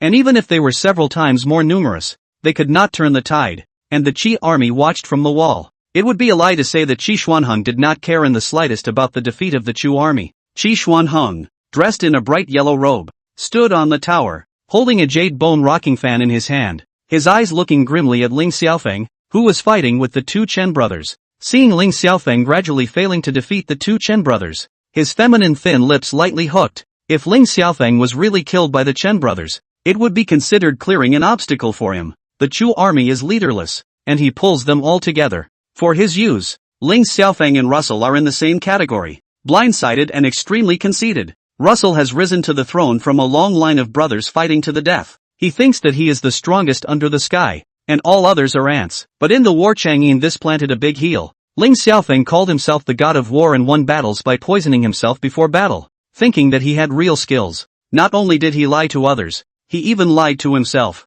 As a result, the god of war led more than 100,000 people, but could not defeat the War Family army, which only had a mere 40,000 people. How ironic is that? Song Duo asked War Chang'in, "General, you said that Chu and Qi have flipped. Once the Chu army is in a desperate situation, will Qi come down to help?" War Chang'in's pitch-black pupils, looking toward Qi Xuanheng on the high tower, decisively said, "Will, then why didn't he get off the field?" War Chang'in's lips smiled lightly and spat out a few words. He's waiting for the Chu army to fall into a truly desperate situation, and then he'll snowball it. It's easy to put the icing on the cake, but it's hard to put it in the snow. If Qi Xuanheng really didn't care whether the Chu army won or lost, how could he let the Qi army wear armor and carry weapons, ready to support the Chu army at any time? They both had the goal of swallowing the Great Kai, hence the alliance. No matter how bad the relationship gets, you will never abandon your teammates. If the Chu army really lost, then Qi would never be able to break through Jingguan again. He was waiting for a chance for the Chu army to consume a certain number of the warrior family's army before going down. More than 300,000 men on both sides don't have to attack the city with high consumption. Fighting outside the city has many times higher odds of winning than attacking the city, and War Chang'in was not going to let Qi Xianheng have a chance to go down. "I'm trying to pick up the pieces." No way. Just as Qi Xuanheng watched the 2 sides fight, and the 2 Chen brothers had the upper hand against Ling Xiaofeng. After all, General Ling was in his 50s, and the 2 Chen brothers were in their prime, and he was gradually out of his depth. Arms, back, and waist were cut by a stranger's knife. His 2 sons tried to come over, but they were intercepted by Li Yuanzhong and Chen Junlin. Li Yuanzhong joined the army at the age of 15 and has been in the army for 20 years, with extensive combat experience. Playing Ling Yunjia is like walking a chickadee. Chen Junlin was a martial arts scholar, and against Ling Shichen, his force value was directly crushed. At this point, Ling Shichen had already been picked off his horse and was being pressed. Asterisk. At the order of Qi Xuanheng, the Qi army was allowed to enter in support of Chu. Boom! A loud, resounding bang directly cut off the Qi army's support. The first batch of Qi soldiers who ran to the battlefield were killed by the sudden explosives, blowing them up. The first thousands, just gone. All Qi troops stop in their tracks. Some people back away in fear. A sharp arrow from a Qin crossbow was shot towards Qi Xuanheng's brow. Qi Xuanheng may not deserve his fate. He was so frightened by the explosives that his legs went weak and he fell violently into his chair. Ding! An arrow of light flew past him, through his hair, and nailed him in the back of the chair behind him. He cried out in terror. "Help! Quick! Help! All of you come back and protect this king." Qi Xuanheng was surrounded by guards in front of him, and they carefully escorted the monarch as he descended from the high tower. Supporting soldiers are called back and they circle the city to protect the monarch in the center of the circle. Song Duo watched the Qi monarch's series of maneuvers in disbelief. What a nerve to go into battle. War Chang'in asked. Are there any more explosives? Qi Xuanheng is within the range of the Qin crossbow. There are too many people. The Qin crossbow may not be able to hit. If you have explosives, a wave can take it away. Song Duo regretfully said. General, just now the bombing killed thousands of people and used up all the remaining explosives. That's kinda sad. So now, War Chang'in once again mounted his warhorse and shouted loudly to the 2,000 soldiers. Generals, the War family army is right in front, and the Chu army is in the middle of killing. Let's go to support. Charge ah! The Chu army was already at a disadvantage, and War Chang'in joined the battlefield with 2,000 men. The group was well equipped, wearing bulletproof vests and then armor sent by Leaf Clover. Double protection. Can't hack it at all. The Chu army was once again in a passive state. The death toll intensified. Infuriated, Ling Xiaofeng's eyes turned crimson, and he raged. Vertical child, come and fight. When the War family army saw that War Chang'in had returned safely and prevented Qi from coming down to join the battle, all of them were happy. Some even chanted on the battlefield. The general is back. The great general has returned in great victory. Brothers, kill. Charge for honor and reward. Asterisk. This battle was the first time in a year that the War family army had attacked out of the city. They fought and won. And win beautifully, with everyone doing everything they can to kill the enemy for the reward. Like chicken blood. One was unusually hyper. It was a good fight for several hours, and the battle lasted until midnight. The warriors returned with a big win. After killing tens of thousands of Chu troops, Ling Shichen was beheaded by Qin Junlin. Ling Yunjia had one of his arms chopped off by Li Yuanzhong. Ling Xiaofeng fell down with several swords in his body, not knowing whether he was dead or alive. The remaining ordinary Chu soldiers, even those who survived, were each scarred. War Chang'in led the generals into the city. The people all stood at the gate of the city and cheered at the sight of the general returning from a great victory at the head of the generals. The people had been besieged in the city for a year, and were used to seeing the warring families lose battles, with 200,000 people beaten down to 20,000. Some even started digging their own graves. The barbarian army attacked the city for a day, lying in and then committing suicide, and not wanting to be eaten by the barbarians. No one had expected that in just 1 month, the War family army had won one battle after another. The great general traveled far into the Desert North and decimated the Desert North royal family in a surprise blitzkrieg attack. The city's generals, no longer wimped out as shrinking violets, dare to go out of the city gates and fight the Chu army. In the past, the Chu army's status among the people was that of an undefeated division. Ling Xiaofeng won dozens of battles in a row before he became famous and was honored as the god of war. When War Chang'in entered the city, he immediately took off his cloak and handed it over to Tianqin. Swiftly up to the council chamber of the citadel, beside the vase of flowers, he found countless sheets of white paper that he had been thinking about day and night. He was unable to reply to the letter. Sure enough, the gods were worried about him. Chapter 101, Her young general, very mighty and courageous. He sat in a wooden chair by the vase, his handsome face taut,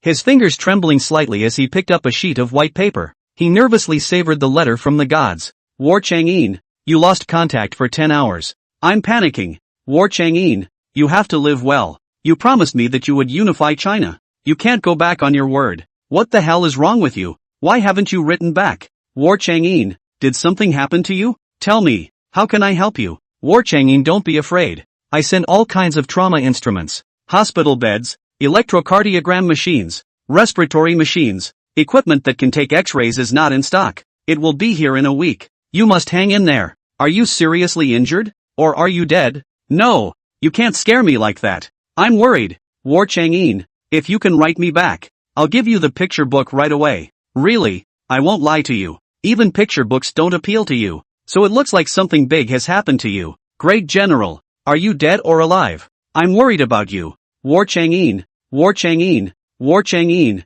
He went through them one by one, seeing the last one, his eyes reddening and overflowing with moisture. In the 2 days he disappeared. It turned out, she was so hung up on him, worried about him. It's his fault. I should have left her a note before I left, saying I was going out of town for 2 or 3 days. He would never worry her again. The thought of worrying day and night because of her loss of contact, she could not eat or sleep at night. He's got a lot of guilt. He wrote on the back of the last sheet. I'm sorry God. It's Sunin's fault. These 2 days he led 2,000 soldiers and horses and went straight to the royal court of Desert North, beheading thousands of people from the royal family of Desert North. In order to solve the predicament of Xinguan, the barbarians have retreated back to the Desert North. There is a crack in the alliance between Chu and Qi. Tonight, the warriors go out of the city to fight the Chu army and return with a great victory. Zhengguan and the War Family Army will get better and better. Yin has always remembered your wish. The liver and brain will also be accomplished for you. So when is your picture book coming in the mail? He was curious about the divine resemblance.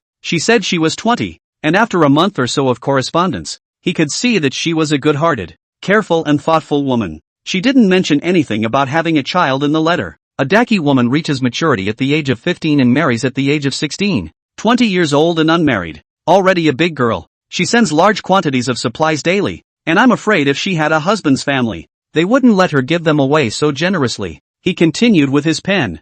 3 temples have been established for you in the city. 1 in the streets of the people, 1 by the river, and 1 by the walls of the east gate. The temple's flying eaves and horizontal jibs have been completed, covered with red tiles and the walls painted white, just waiting for the golden body to take its seat. Finally, his fingers gripped the pen tightly and his handwriting was strong. Yin also misses you. When the letter was written, he threw it into a vase. The vase didn't respond, and he looked at the time on the tablet again. 2:30 in the middle of the night. By this time, the gods have long been asleep. Asterisk. Below the city walls, soldiers were enthusiastically redeeming their rewards. There were waves of cheers. He went out and saw the soldier who had just come on duty to guard the city, carrying soap, shampoo, and body lotion. The hug is full of joy. When he saw the great general, he hurriedly tightened the supplies in his arms for fear that War Chang'in would snatch them. Great general! War Chang'in saw the shower gel and shampoo. Can you show me? The little soldier took it out reluctantly and explained. You cannot open it.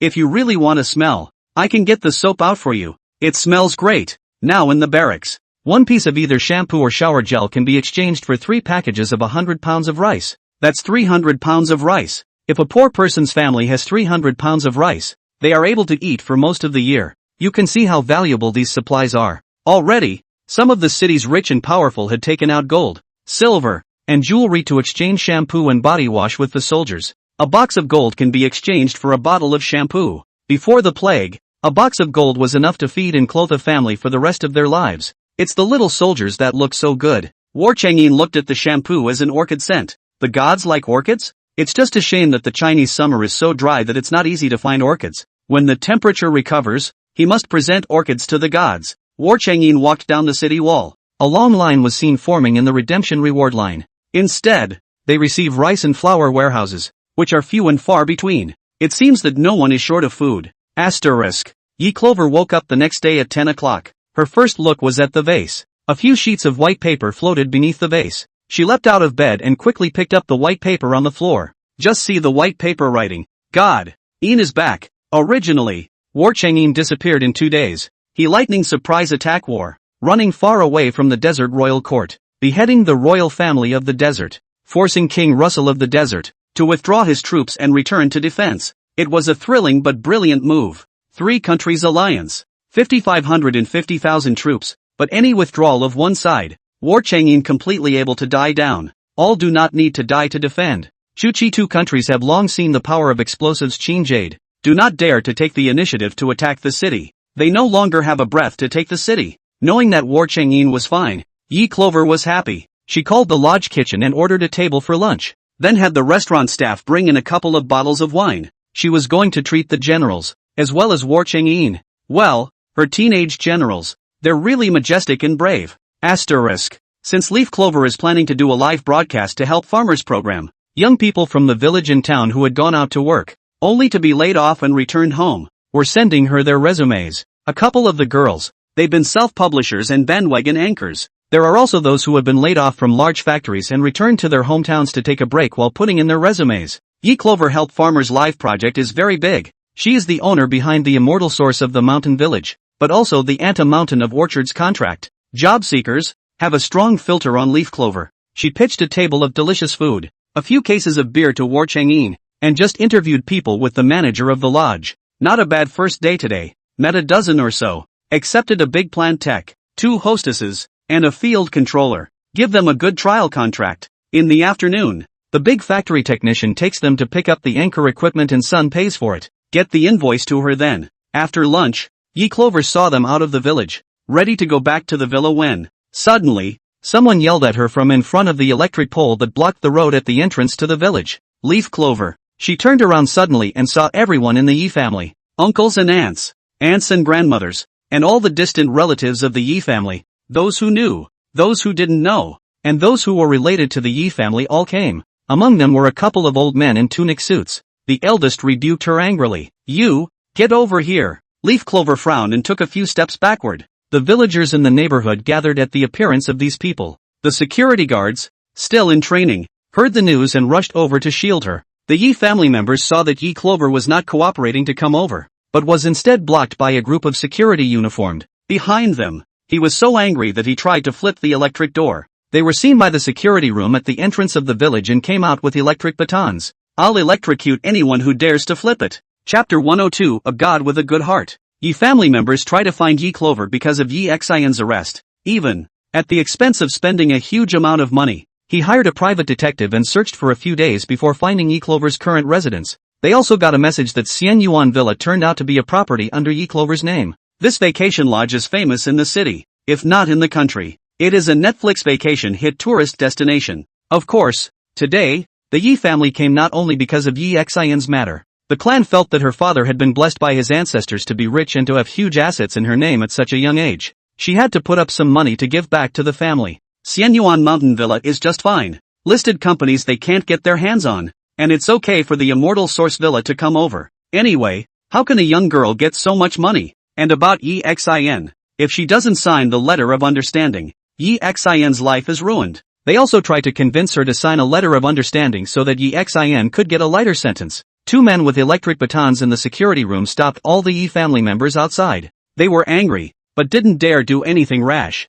Banners were hung under the plaque at the entrance to the village. During the busy farming season, outsiders are not allowed to enter the village by force. Call the police. The intersections into the lodge are barricaded. Entering the village is intercepted with a fully automated electric gate. What about their defense against thieves? Grandma can't see Yi Clover. This little girl is complacent. She hid behind the people and looked at the Yi family with cold eyes. The old lady was so angry that she cursed. "You come out and sign the understanding. Yi Xian is your brother. What kind of heart are you resting on? Actually wanting him to die? This old woman is so biased." Yi Xian was arrested. Yi family member's heart door clear. He saw death himself and actually turned around and blamed Yi Clover for wanting him to die. Yi Clover coldly said, "If he is really sentenced to death, he deserves it. The heavens can't stand to look at him and take him away. What's the use of a whole bunch of you coming to my place to make a scene? Whether I sign or not doesn't get in the way of the fact that he bought the murder. Oh, by still a drugged murder. Guilty as charged. You guys are so desperate for me to sign an understanding.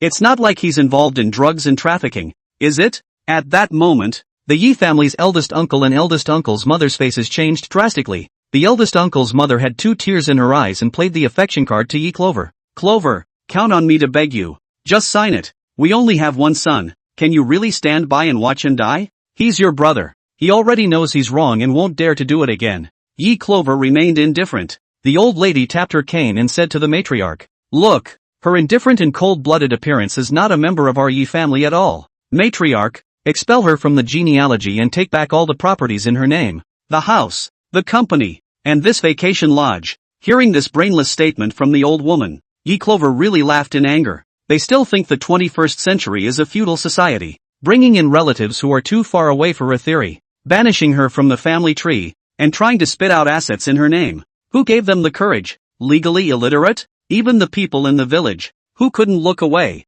were talking about it. It's the first time I've seen that eating a Jedi is so refreshingly easy to say. Those who use eviction of genealogy to seize people's property. Do you take the law for a joke and take out a so-called genealogy to seize people's property? Don't take shamelessness for granted. I said Miss Yi, how could she be murdered? So it's these people, who want to hijack her property want to go crazy. So bull asterisk excuses are thought out. Hearing the villagers' murmurs, the Yi family's so-called several matriarchs and distant relatives, their faces were dry with panic. But Yi family's eldest uncle and aunt and uncle, and young uncle and aunt looked as usual. Because of Yi Clover's lack of cooperation, annoyance grew vaguely on their faces, angry that Leaf Clover had embarrassed them. It is true that if a man is shameless, he is invincible. Yi Clover didn't want to bother with them, and after calling her lawyer, she turned around and wanted to leave. Yi family's eldest uncle saw her trying to leave and shouted, "Stop right there. Get Xiao Xin out of there. Do you hear me? I'm warning you,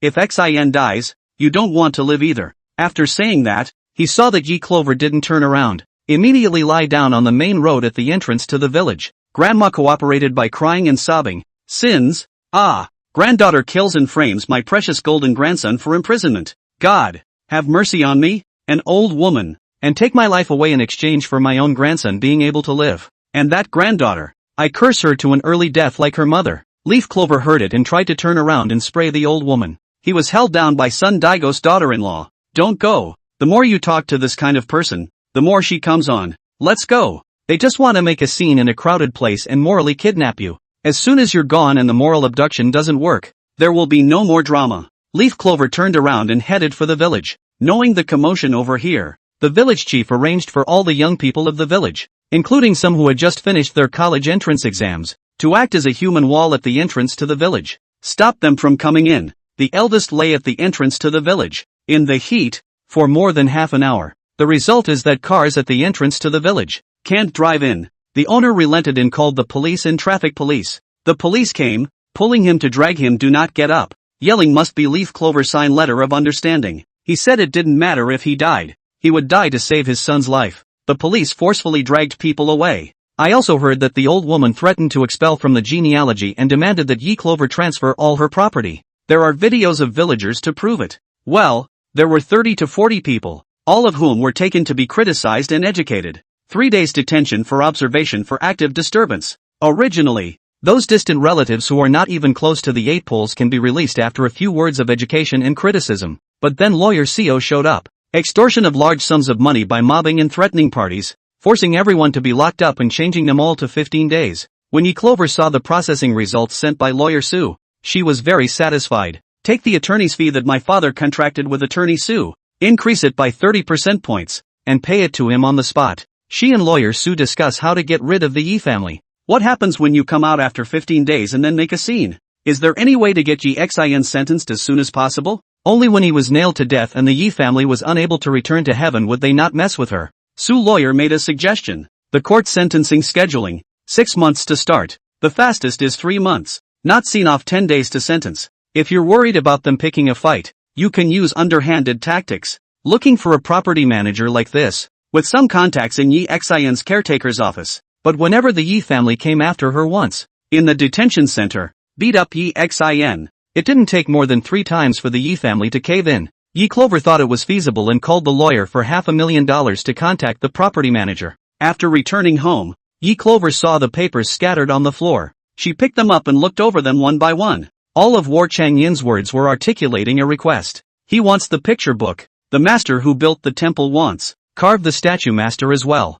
All the people of the city wanted to see what a good-hearted god looked like. Already the people are lighting incense and making offerings. Can the gods tolerate that the people look at an empty temple and burn incense and kneel? Chapter 103. The gods in the heavens are nothing more than that. Ye Clover, in his inability to return the message, indeed had promised to give him a picture book, building a golden body to open the face of the matter. But she was only trying to coax him to write back and get well soon. She really didn't mean anything by it. The great general would probably be angry if he knew she was lying. The ancients emphasized promises, and a promise is worth 1,000 words. There are no vintage photos in her latest cell phone album. The villa does have a couple of heavy-duty vintage clothes, customized ones that cost a fortune at a treasure store, waiting for clothes for months. As it happened, the manager of the lodge said that there was a group of people coming in for interviews, a lighting technician, a photographer, and 2 makeup artists. All have several years of experience. Ye Clover wrote a note and threw it into the vase. War Chang'in, wait for me for a few hours.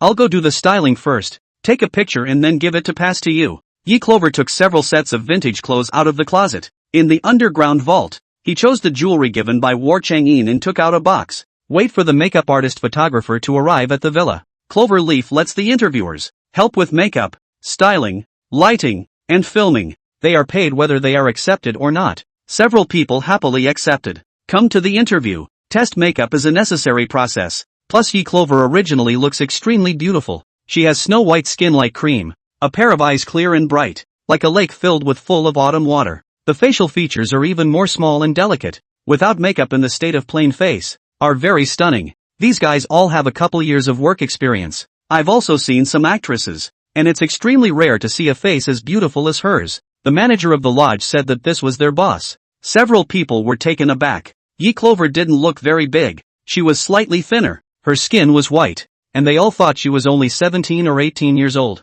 Leaf Clover opened the box, The crowd gasped at the sight of a box of fine gold jewelry. Wow! What exquisite jewelry! It's all solid gold, and the rubies dotting the top are real. I'm sure it's the boss. Hoity-toity. After the makeup was done and styled, Ye Clover tried on the first ancient dress. Light elegant smoke-colored gauze long skirt. Long skirt 7 or 8 layers of gauze layers cascade down. The sun reflecting light-colored soft light. Since it is a portrait for building a golden body, she looks as kind and dignified and atmospheric as possible. 6 sets of looks were captured with the old-fashioned architecture of the lodge as the backdrop. Photographers and makeup artists do retouch. After retouching, Ye Clover is pretty like a god, not like a real person. They were at a very high level and all of them were accepted and went down the mountain happily with a big red packet from their boss. Ye Clover returned inside the villa and a few papers fell by the vase. Gods, you can't be lying. Are you cheating, Sunin? Why don't you write back? Forget it, it's Ian who's too eager. Forget I said that. Then no more notes fell.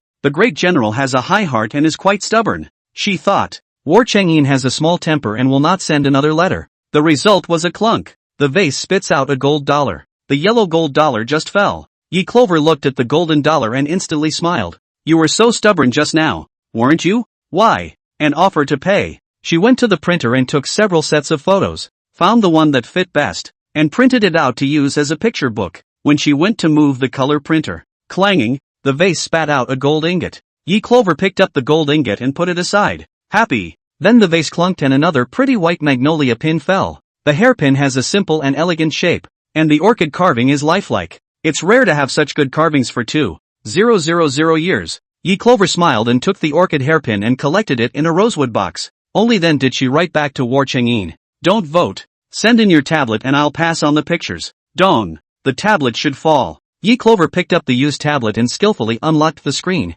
One photo is transferred to the album and a password is set. Take the printer. Type out the rough color distorted photos. Dry them and transmit them together. She wrote a note. The prints are too rough. I've passed on all 6 sets of photos, so watch and choose which ones fit. By the way, how's the plague going? Do you still need medicine or food and weapons? I'll purchase a second batch of full protection body armor, and the first shipment will be delivered in 10 days or so. If the enemy attacks the city, you must hold out. Ye Clover threw the printed photo, along with the note, into the vase. Asterisk. Today Mushio. War Chang'in returned to the general's residence after burning incense and bathing. He waited for a long time. The gods did not transmit the portrait to God, who does not lie. But she did push back again and again and did not transmit the portrait truthfully. 3 temples have been built, and the temples are empty, and there is no delay in the enthusiasm of the people to kneel and offer incense. The people feel that the hard-earned good life that we all have today is thanks to the blessings of the gods. The empty temple is worshipped daily by countless people.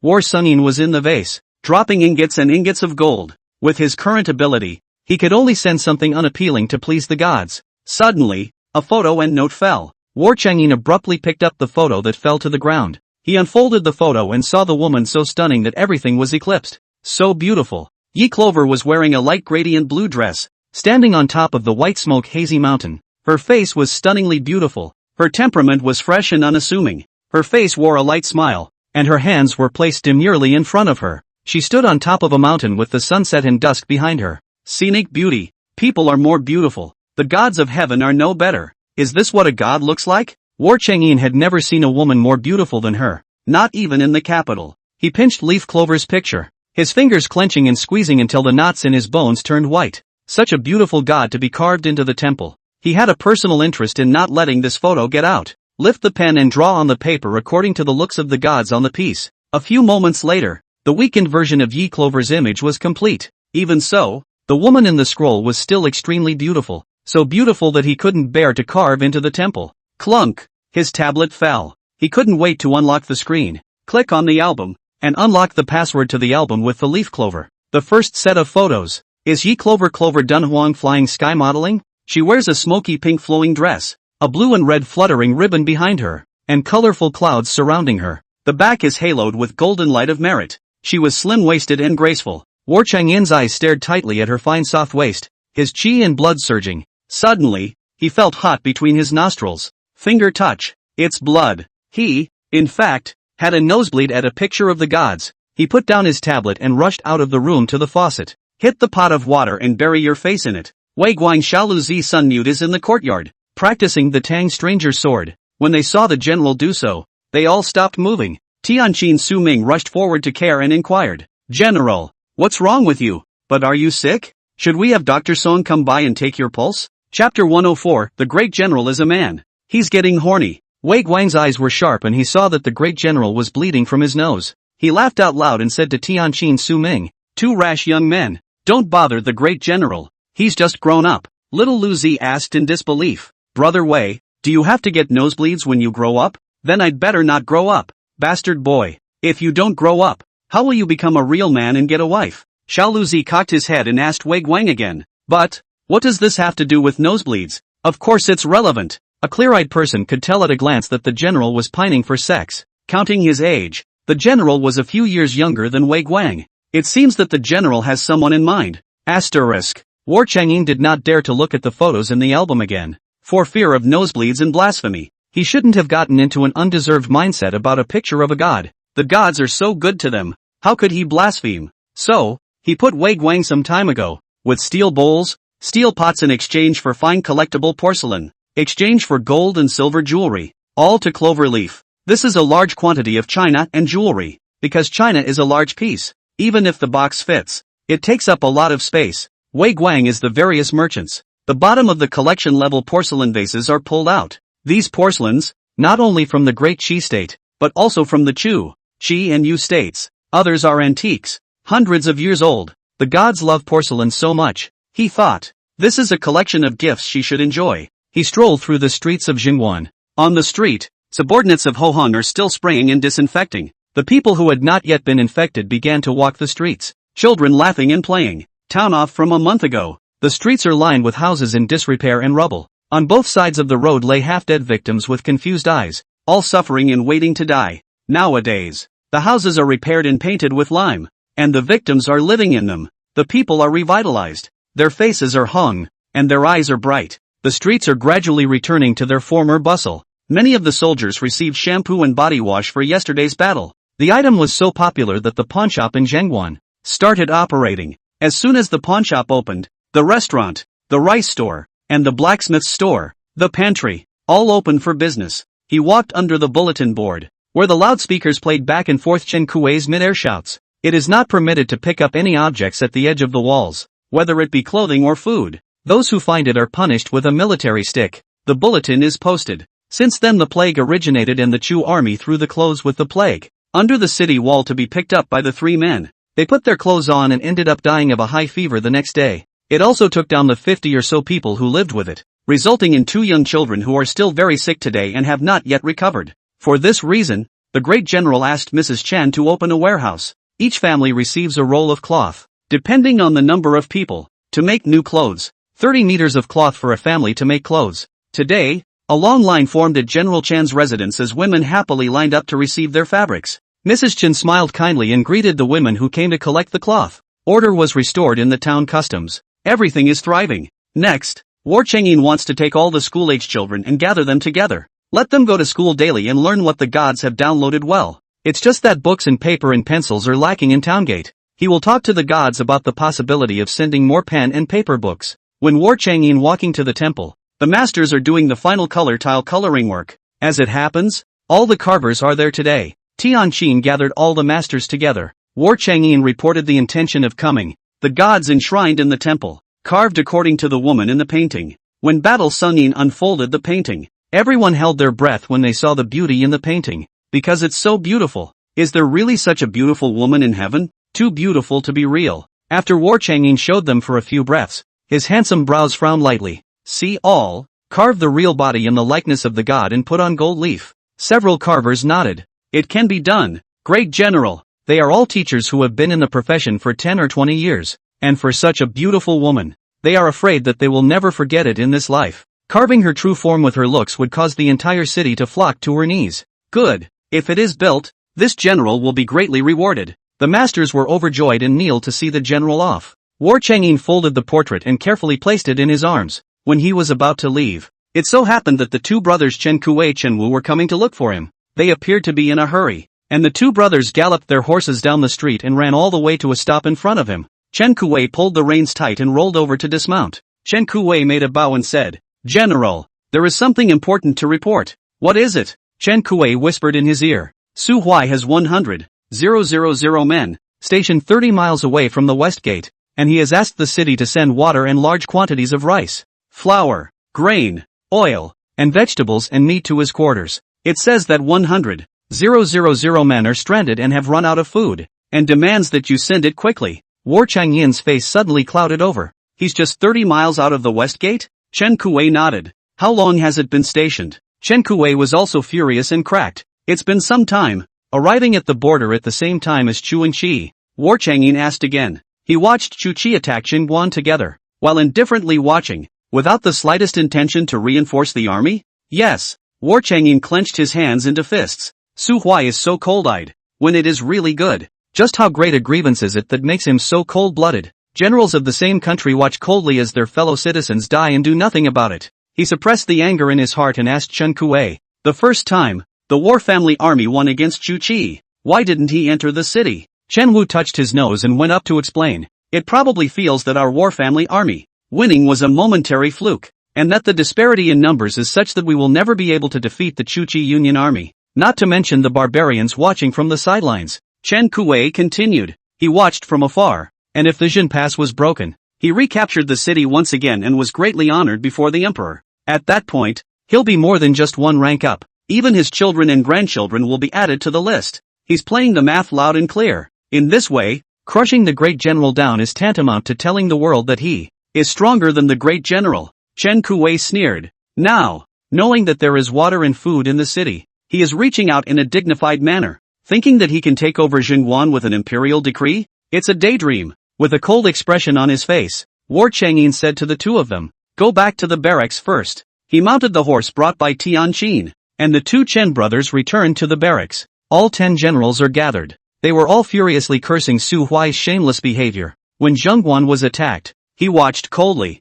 He ignored the plague when Zhengguan was in deep trouble. Zhengguan was attacked by the allied forces of the three kingdoms, and he did not contribute a single soldier. Zhengguan beat the barbarians away and attacked the Chu army at night, causing the Chu army to suffer heavy losses. Seeing better days, he came to ask for water and food in a dignified manner. Just a moment ago, Mo Fan sent him a flying pigeon message, asking why he didn't enter the city. He returned, the city is overflowing with plague, and I fear disturbing the 100,000 soldiers and horses to be infected. At the end of the reply, he also asked Mofan to prepare 10,000 horses grain for him. Rao Mofan was pampered and grew up as a young son of the world, and had never seen such a brazen and shameless person. How he had the face to come and ask for food. Murfan is about to write back to scold him when War Changyin had just entered the tent. All of them rose, half kneeling and bowing. Great General. War Changyin walked over to Mo Fan and saw Su Huai's letter. After reading it, his handsome brows wrinkled deeply. He and Chen Kuei plan to buy and rope in the soldiers under Su Huai once he enters Xinguan. Snatch up 100,000 people. But he actually didn't even enter the city and wanted the War family army to provide for him. There is no such thing in heaven. Chapter 105 Precipitation as a true god of war. The general strongly condemned Su Huai's shameless behavior. General, water and food must not be given to him, they are given to you by the gods. Yeah, has he ever done anything to help the War family army? Has he ever repelled a single enemy soldier? Why does he have to ask for it? Su Huai counts as an old man. I'll take someone out tomorrow and take him away with a shot of Qin Jade. The general said that they should never give water or food to Su Huai. They've seen humble begging. I've never seen a justified beggar. And Chen Junlin silently pulled out from his arms the secret letter sent by the young emperor. He's already received 3 secret letters. Previously, he had privately circulated it to War Changyin. Nowadays, we are all grasshoppers on the same rope. Having been born into death many times and having a lifelong friendship, there is no need to hide it. War Changyin took it and opened the secret letter. The first letter secretly ordered Chen Junlin to kill War Changyin. The second letter, still assassinating War Changyin. The third seal, War Changyin do not have to kill, forcing him to smoothly transfer the rights to Su Huai. Let the 2 brothers of the Chen family, Wu Sanlang, and others, follow Su Huai's orders, and shelve the War Changyin. Right now, War Changyin was extremely prestigious in the court and the people. It has surpassed the royal family of the Great Enlightenment. Why? He led the War family army to successive victories over the barbarians, Chu and Qi armies. He led 2,000 men on a 1,000-mile raid to take out the lair of the Mabe royal court. After he finished fighting the Desert North royal family and took a detour back, he ran into the Chu Qi war. He killed 30,000 Chu troops, killed Ling Xiaofeng's youngest son, and chopped off an arm of his eldest son.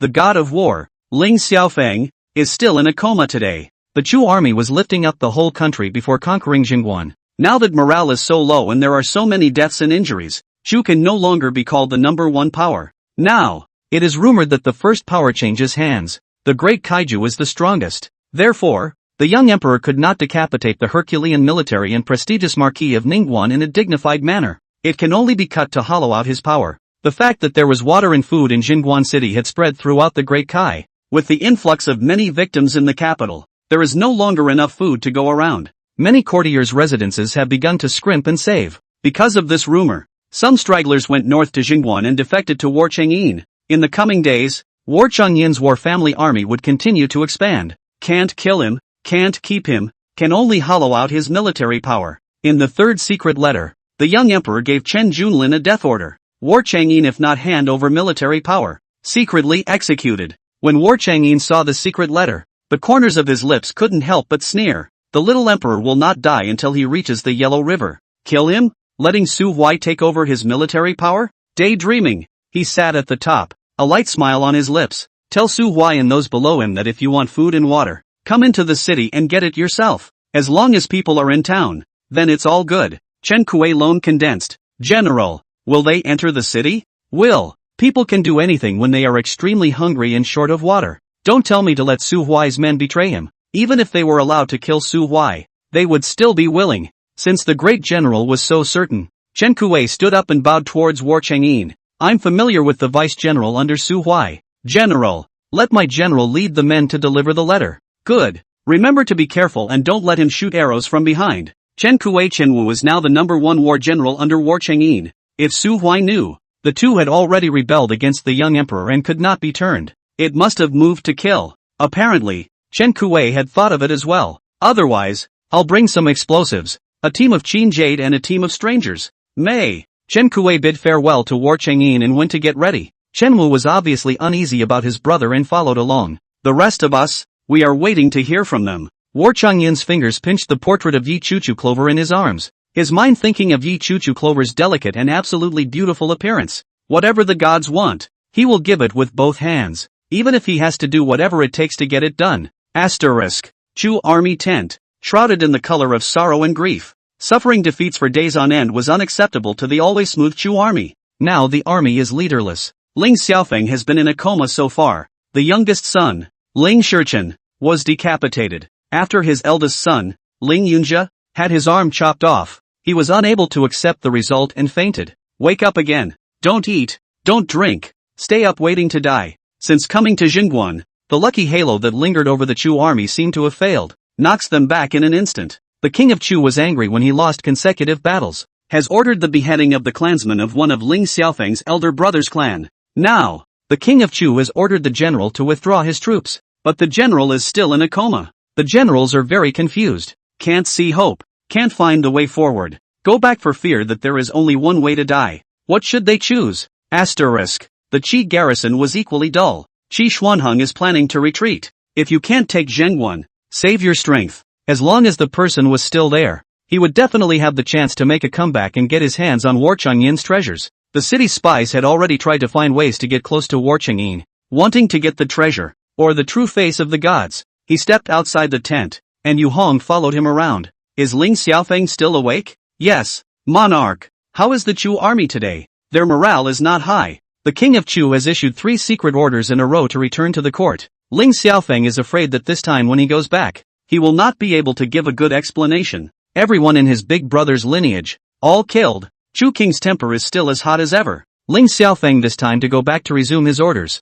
I'm afraid that it will be very bad. With his character, to go back is to die. To stay is also to die. Perhaps he will continue to fight with War Changyin until he exhausts all the Chu army. Yu Hong nodded his head. What the monarch said was indeed like Ling Xiaofeng's character. He'd rather bend than break. Win or die. The path taken in the early days was too smooth, and this hurdle stepped over, perhaps settling into a true god of war. If you can't step over it, life comes to an end. I heard that Su Huai's 100,000 men are stationed 30 miles away from Hope to take over Jingguan? Qi Xuanhong asked. Yu Hong said, yes, the monarch. He has been stationed for some time. Why don't you go into the city? I do not know. From our informants in the Great Kai secret report, the Emperor of the Great Kai ordered him to take over the Jingguan. If the War Chang'an refused to cooperate, can be decapitated on the spot. Suddenly, Qi Xuanhang's eyes instantly lit up. The gloom that had hung over his head disappeared in an instant. Su Huai and War Chang'an don't get along? Yes. War Chang'an rose too quickly. Su Huai after all led the army for 20 years of veteran generals. War Chang'an first-grade marquis, status above him. Plus the young emperor doesn't like War Chang'an and has been trying to find ways to get rid of him. Qi Xuanhang happily patted Yu Hong's shoulder and laughed loudly. Yu Hong, this sovereign has found a way to break the game. Doesn't Su Huai want to take over Jingguan? If War Chang'an doesn't cooperate and beheads him on the spot, then let's give him a hand. You take 100 dead soldiers with you and go to Su Huai, saying that this king wishes to wish him luck. Yu Hong frowned and said nervously, Monarch, 100 dead soldiers, isn't that too many? No, if we can get the hands of War Chang'an, the secret of water and grain, not to mention 100 dead soldiers, pay a greater price. This gentleman is also willing. Chapter 106, Too many antiques to fit in the bag. Chen Kuei returned to his house and told his wife that he was going to the camp where General Su Huai was stationed, 30 miles west of the city. It's a dangerous trip out. He and Chen Wu were originally in the camp of the young emperor, but now they had turned against War Chang'an. There's a chance he'll clash with Su Huai. In case he can't come back, tell Mrs. Chen not to wait for him. The general will definitely help take care of his wife and children. When Mrs. Chen heard her husband's words, she looked sad and tears were falling down her face. The War family's army had managed to repel the barbarians of the desert north and hit the Chu army hard, but as a result, there was a chance that husband would die at the hands of his own people. She tried to talk her husband out of going, but military orders can't be disobeyed. Mrs. Chen, a skinny woman, hand clenched Chen Kuei's arm, eyes with tears unwilling to look at her husband. Chen Kuei comforted her. I'll be fine. The Chen family has hereditary titles. If Su Huaishan dares to kill me, the family won't let him go either. Having said that, the two of them knew in their hearts, since Chen Kuei Chen Wu did not kill the War Chang'an, the little emperor has been suspicious of them. His father struggled in the imperial court, and was not reappointed by the emperor, even tried to find an excuse to remove him from office. This is still the case with the father of the three dynasties who has labored so hard.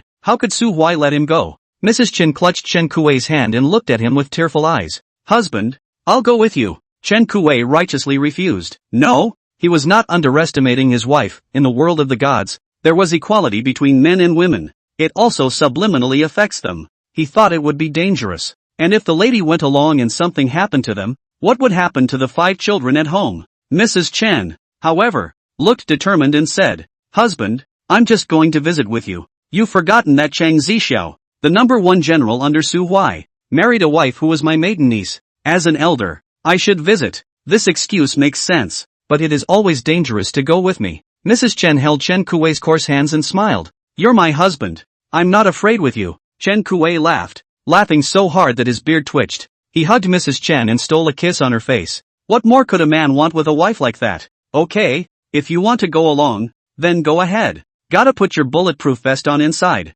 If both sides fight, it'll be a defense. Okay, I'll listen to everything, husband. Mrs. Chen put on her bulletproof vest and prepared some gifts. Little niece this year 16 years old married Cheng Zixia with the army. The child was born less than a year. How difficult it should be to bring a swaddled child in such a desolate place as Jingguan. She had brought a few extra cloths with her, and children's clothes were most unforgiving, changed several sets a year. When they were ready, the group prepared to leave the city. At the city gate, the great general came to see him off. He pulled Chen Kuei Chen Wu aside and instructed the two. If Su Huai is greasy and salty, there is no need to talk nonsense with him. Remember, you must take care of your life. The two brothers made a bow and bid farewell to War Chang'an. Before leaving, War Chang'an asked Wei Guang to bring up a few bags of horse material. As for food and water, Su Huai didn't deserve it yet. Chen Kuei Chen Wu with 500 Qin-jaded archers, 500 strangers and swordsmen, with Mrs. Chen's carriage, set off from the west gate in great numbers. 30 miles, takes half a day. Against the blazing sun, they arrived outside General Su Huai's tent in the evening. Su Huai brought his vice-general out to greet him personally, and saw that Chen Kuei Chen Wu was empty-handed and had nothing with him. He threw off his cold face at that moment and directly questioned, where is the food and water that this general wants? Chen Kuei rolled over and dismounted from his horse, looking displeased. General Su, what contributions have you made to Jingguan? Even if there is a holy decree, how do you have the cheek to ask for things as a matter of course? Su Huai was annoyed. How dare you? With what attitude are you talking to me? Chen Kuei sneered and laughed. You say, you are the general of Jingguan. But even Jingguan has not set foot in half a step. Even if you hold the holy decree, you go to Jingguan and ask, who will believe you that holy decree? Don't take begging for granted. You. Su Huai's voice trembled with anger by Chen Kuei. He's been holding down the Tongguan Pass for many years, and no one dares to talk to him like that. Immediately, he gave orders to his general. Men, take them down and dispose of them with 50 army clubs. 50 clubs. Ordinary people were already at their limit of 30 army clubs, and 2 people had to suffer 50. He's taking a personal vendetta, trying to beat Chen Kuei Chen Wu to death. Just when the generals behind Su Huai were about to make a move, the curtain of the carriage lifted, and Mrs. Chen, dressed in a peony-patterned gown, got out of the carriage in style. She walked in front of Su Huai and bent down to salute. In a military camp full of men, a beautiful woman suddenly appeared, and all the men's eyes were fixed on her. Chen Kuei's face was grim as he blocked in front of Madame. With a dignified smile on her face, the lady said to General Su Huai, General, your adjutant General Cheng Zixiao's wife is my niece from my mother's family, so may I be able to visit Eri? Su Huai stared at Mrs. Chen for half a night before nodding his head and saying to the guards behind him,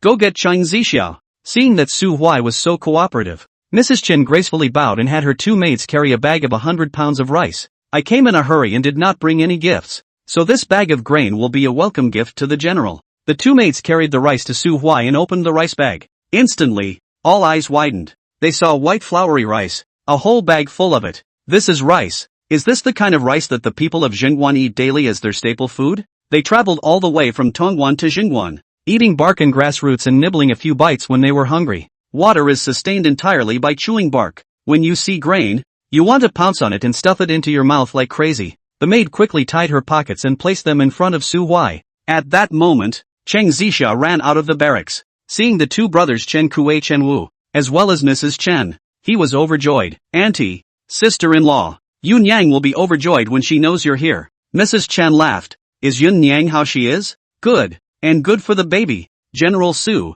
may I be allowed to check on Yun Yang? After receiving Mrs. Chen's rice, Su Huai didn't make things difficult for her and asked Cheng Zixiao to take her to the tent where the women were stationed. The maids and guards followed along. Asterisk. Yi Clover looked at the floor full of porcelain, gold, jewelry, and various antiques. This batch of antiques is so huge that the warehouse is going to be stacked. The exquisite degree of the porcelain compared the porcelain that War Changyin cradled out from several generals' homes last time. The last batch of china. It was almost as if it had been put together. She was vegetating with her hands at a parlor full of china and antiques, gold jewelry. There are no more boxes in the villa. There is no extra space in the basement to fit. She had to get out of a batch of china before she could put it down. She dialed Mu Lao's number. Once the phone was connected, Mu Lao was happy. Yi girl, you finally called me. How is it? What new goods are coming out? Deputy Director Zhang, who introduced you to the Provincial Scale Museum last time, has finished repairing it and is about to open it. He discussed with the provincial leaders to open a separate Daki Dynasty showroom. Just not enough antiques on hand. He looked for me 2 days ago. Want to discuss with you. You have many big chi antiques in your hands. Can you lend him exhibition? Of course. Do not borrow your for nothing. You can give you a deposit. Daki Pavilion tickets in the profit, the end of each year, divided into a certain amount. Return to you. Chapter 107. The Great Revelation can live without a little emperor. Yi Clover pondered for a moment and asked Mu Lao, is porcelain okay? Hearing that she was willing to lend the porcelain, Mu Lao was delighted. They knew that the surviving porcelain of the Great Kaiju State was extremely rare and expensive to trade. Even if she lends 3 or 5 plates, it is a great contribution to the development of the domestic museum exhibits business. Elder Mu was overjoyed. Alright, porcelain is the most popular in the museum. I'll thank you for Zhang Lin if you're willing to lend out the porcelain for the exhibition. You're welcome. You guys drive by tomorrow and pick it up and I'll sort it out. Good. By the way, any antiques you have to offer, you can offer them to me. Yes. Yi Clover moved the porcelain, gold, silver, jade and antiques aside. More than 800 porcelain plates and bowls from the collection were taken out of the basement and placed in the villa's dining room. I received the china today and picked out a few of the less impressive ones and brought them out. All objects are organized and grouped together, wiped with a dust cloth and covered with a Ziploc bag. Use the crate to pull it to the underground vault. It took a total of 5 pulls before they were all released. Cloverleaf organizes 800 bowls with writing and colored glazes put together, unwritten, unmarked, and dusty, stacked in a pile. It ended up being from today's batch of antiques, picked out and put in another pile. It's getting late. Before she went to bed, She sent a message to brother Sun. Tomorrow, Elder Mu and Deputy Director Zhang will come to visit, so that he can release the electric gate at the village entrance. Asterisk. Mrs. Chen and her maid, with 10 guards, walked in the rear tent of the compound. Along the way, they saw soldiers in rags, lying half dead in the sand, eyes staring straight at Mrs. Chen and the 2 maids. If it wasn't for the presence of Chang Zixiao, with more than a dozen guards behind him, they would have pounced on him. It was rare enough to see such a marked woman in this barbaric land. In the rear camp, tents were so close to each other that in some cases you could even smell the stench of yellow soup. There are still military prostitutes in the army. A few thin but heavily made-up women stood in front of the tent, selling smiles and soliciting customers. They hadn't washed for a long time, and the layers of paint on their faces were so unattractive that they were quite shocking at first glance. Mrs. Chen saw with her own eyes. A Xie Ding Thin is a bamboo pole veteran, holding a young military prostitute into the tent, and the other tent military prostitutes did better business. The woman who solicits the customers is completely faceless. In front of their tent, there was a long line of soldiers, scrambling to get into the tent first. When Chang Zixiao brought Mrs. Chen and her group, they passed by the tent, the soldiers in line, their eyes staring nakedly at Mrs. Chen. They had never seen such a beautiful, elegantly beautiful woman. The woman was fair-skinned, wore light makeup, and her dress was neat and tidy without even a folded mark. In the drought years, there were women who lived as decently as they did before the drought. It's a rarity. The gazes of the crowd made Mrs. Chen feel doubly uncomfortable. She asked Chang Zixiao with a slight frown, "Does Yun Yang live in this environment every day?" Chang Zixiao scratched his head in embarrassment. "Ma'am, Yun Yang is doing well. Since she just gave birth, she gets to eat daily. She just doesn't have any milk, so she can only use grass roots to grind powder and feed it to the child." Mrs. Chen immediately snapped. "You feed grass roots to a few-month-old child?" Chang Zixiao felt guilty and did not dare to look directly at Mrs. Chen. "It's Zixiao's fault. We'll do our best to feed the baby. How can you feed a child on grass roots?" Chang Zixiao bowed his head in silence and stopped speaking. The group made 7 turns and arrived at Chang Zixiao's tent. Pulling back the flap, the tent was a cluttered environment, with a smell of child urine coming from it. The tent was fairly spacious, but there was no landing place, and it was full of scattered children's rags and diapers. Mrs. Chen saw this terrible living environment. Yun Yang was dark and thin, completely lacking the appearance of a capital city $1,000 lady. She was heartbroken and shed tears. Yun Yang looked up with her baby in her arms and saw her sister-in-law. She wore a long dress with a large peony pattern, her green silk pulled up, and a gold pin step on her head. The white face was tinted with rouge and the eyebrows were traced. The Xinguan wind and frost didn't seem to have left any traces on her face. She was dressed atmospherically and had a graceful demeanor, no different than before she was married. "No, it's even more beautiful than when I was in the capital. All the same, married to a general." Yun Yang was thin as if she would fall at any moment, the baby in her arms, crying without the strength to cry out, like it would break at any moment. She hugged the baby and cried into her sister-in-law's arms. Mrs. Chen hurriedly held the child and comforted her. Her voice was hoarse from the dryness and her lips were cracked. Mrs. Chen recruited her maid and opened a bottle of mineral water to feed her. Yun Yang hadn't drunk such sweet water for a long time, and picked up the water bottle and poured it down, drinking fast and furiously. A bottle of water was about to bottom out when she remembered that her husband hadn't had such good water in a long time. She took the rest of the water and handed it to Chang Zixiao. Chang Zixiao took the translucent mineral water bottle and drank the rest of the water in one go. Tongue licked the last drops and reluctantly set the bottle down. Mrs. Chen said to Chang Zixiao, "Yun Yang and the child I'm going to take back to Jingguan. Do you want to come with us?" Chang Zixiao's face instantly changed as he immediately refused. "Madam, this is not in line with the rules." Mrs. Chen was furious. "Rules? You and your wife and children are starving to death, and you're talking to me about rules. If the child is brought into Jingguan, I can find her a nurse. You see how the child can live when she is small and weak and eats grass roots every day? This is not something I am discussing with you, but I am informing you." When she finished speaking,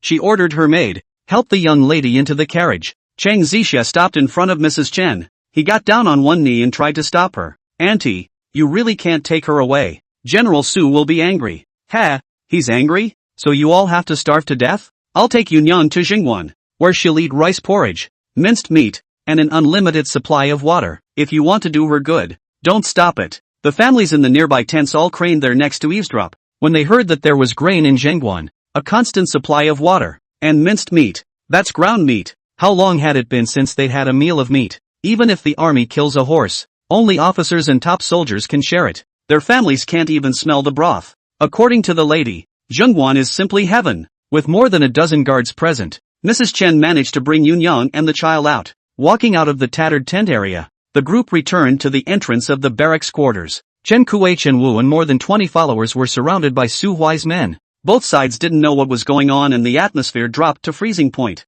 Su Huai's soldiers, hundreds of them aimed their spears and bows and arrows at Chen Kuei, Chen Wu's group and others. The swords are drawn and the battle is imminent. As soon as Mrs. Chen walked out, she saw such a shocking scene. "Husband!" She shrieked and pounced on Chen Kuei. Chen Kuei hurriedly held his wife and gently coaxed. "It's okay. How can it be okay? How are we going to get out of here with so many people surrounding us?" Chen Kuei hemmed and hawed. "If I say it's fine, it's fine." He changed his tone and snapped, "Release the arrows." In the darkness of the night, an arrow flew towards Su Huai's face. Su Huai was a veteran and extremely responsive. He casually drew his saber and clanked it, cutting off the arrow with it. Bows and arrows have a long range and are extremely heavy shooting. Even if Su Huai blocked it with his sword, he was shocked to the point that his arm was numb and his joints were vaguely painful. In the next instant, countless bows and arrows shot out. Those who held weapons aimed at Chen Kuei, Chen Wu were all instantly killed. In front, 500 well-equipped strangers appeared, cut off the second group of soldiers who were about to lay siege. Chen Wu whistled, and the two men's mounts galloped and stopped in front of them. Chen Kuei stood in front of his horse and said to Su Huai, "Don't use the Emperor's secret order to blackmail us. If we really cared, we would have already made a move against the great general. Guess why we don't do it? Because, while the great Kai can live without the little emperor, it cannot live without the great general." Chapter 108, War Chang'an. He will rebel. Su Huai's eyes opened as wide as a drum. It was the first time he had seen such treacherous words. "What do you mean the great Kai can be without an emperor, but not without a great general? They are disregarding the emperor and openly rebelling." Chen Kuei arranged his wife, as well as his niece and child, into the carriage. Rolling himself onto his horse, he looked down at Su Huai. "The general told me to tell you that if you want food and water, come to Jingguan. Yourself, wastes who only know how to hide outside the city and watch Jingguan fall. You don't deserve to be a general of the great Kai, so why should you enjoy the general's offerings as a matter of course?" Su Huai has been defending Tongguan for 20 years and is the top general.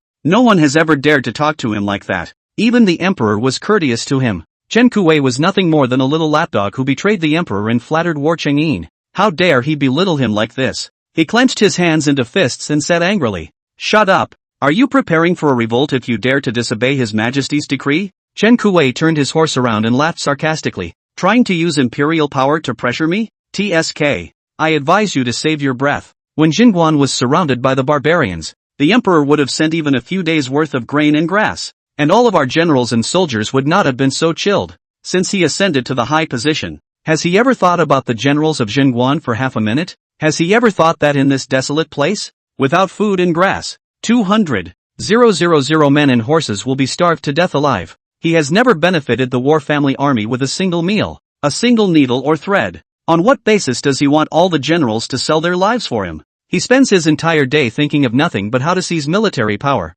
never thinking that once Jingguan is lost, will the great Kai dynasty still be around? Chen Kuei looked at the soldiers standing at the entrance of the barracks, holding blunt swords and weapons, skinny and bony, with no fighting spirit. "Look at your soldiers. They're in rags. How long it's been since they've had a full meal. You are willing to sell your life for the emperor for the sake of power. But have you ever thought about the deaths of those below you? I, Chen Kuei, am here to put the word out that whoever is willing to follow me to Jingguan will have enough food and water pipes. 2 meals are served daily, with steamed white rice as the main course, 1 meat and 1 vegetable dish, and 1 pot of broth." The soldiers had become so hungry that their eyes were green. Here, white rice, 1 meat and 1 vegetable, and broth. All swallowed hard and stared at Chen Kuei for an instant. In Tongan, unless a warhorse died, the meat that was distributed was also smoked. Never cooked broth. Right away. There were soldiers who couldn't stand the temptation and put down their weapons and wanted to go with Chen Kuei. As soon as they touched Su Huai's man-eating gaze, they picked up their weapons silently again. Chen Kuei laughed aloud at the sight and flicked the switch on the loudspeaker he carried on his horse's back. The Jingguan warrior family army is recruiting new recruits. New recruits are being recruited. Recruits each get 8 pounds of rice and 4 pounds of white flour per month. The deadline is 3 days. And those who are willing to follow the war family army within 3 days, the military families will arrange for shelter and will be given an extra piece of fabric. The loudspeaker sound was so penetrating and quiet at night that it could be heard throughout the campground. Not only the soldiers, but even the family members were heartened. These supplies are enough for a small family's monthly expenses. Rice is boiled into porridge and more is saved. The women, holding their children, ran out of the tents, all wanting to follow General Chen Kuei. I'm afraid I would have run off with him in the night if I hadn't been suppressed by force by the soldiers' weapons. Yun Yang was in the carriage and saw the wives of her husband's fellow officers. They stood on either side of the carriage and waved her goodbye with tears in their eyes. Yun Yang went to Jingguan to have food and water, and would never starve her children again. Mrs. Chen followed her gaze. Several noble women with sunken cheeks and children eyed the carriage. Yun Yang explained in a breathless whisper. These three are the wives of General Su Huai's top 10 generals, and they were the ones who helped me when I gave birth. Now that I'm gone, I don't know if I'll see you again in this life. Auntie, can you take them with you? Staying here, they can only wait for death. Mrs. Chen looked at the noble women wearing dresses and skirts, although dirty, but are made of silk material. Above the embroidered red plums and azaleas. Embroidery exquisite. Their faces hadn't been washed in days, but their hair was meticulously combed. With a twinkle in her eye, Mrs. Chen beckoned to the three ladies and smiled amiably. Come, three ladies, come here. The husbands of the three wives were of equal rank to Chen Kuei. Chen Kuei was born into a marquis family, higher in rank than the average general. The Daki emphasized the importance of the family, and in terms of status, Mrs. Chen was a bit higher than the three noble women. They walked over to the carriage and bowed to Mrs. Chen. Concubine has met Mrs. Chen. Mrs. Chen took out a handful of candies and smiled as she slipped them to the lady in charge. Here, take it and distribute it to the children. When the head lady saw that it was candy, she was shocked, not thinking that Jingguan even had candy. She shrugged it off. How can this be? She knew how valuable candy was as a strategic material. Mrs. Chen also took out, from the carriage, 3 5-jean bags of rice and 3 bottles of mineral water, and handed them to the three ladies. These were originally reserved for Yun Yang, and since she came with me, the three ladies take them back. In the future, if there are any difficulties, just come to me. I can help for sure. The three ladies saw that it was grain, and no longer pushed it away. Accepting it with tears of joy, they knelt down and kowtowed to Mrs. Chen. Thank you, Mrs. Chen. They clung to the water and rice in their arms. There were many children in the family, and the food would last for some time. At this moment, Chang Zixia was outside the carriage, shouting mournfully, Yun Yang, don't you want me? Will you come back with me? Yun Yang lifted the curtain and saw her husband for a moment. Her eyes were red from crying.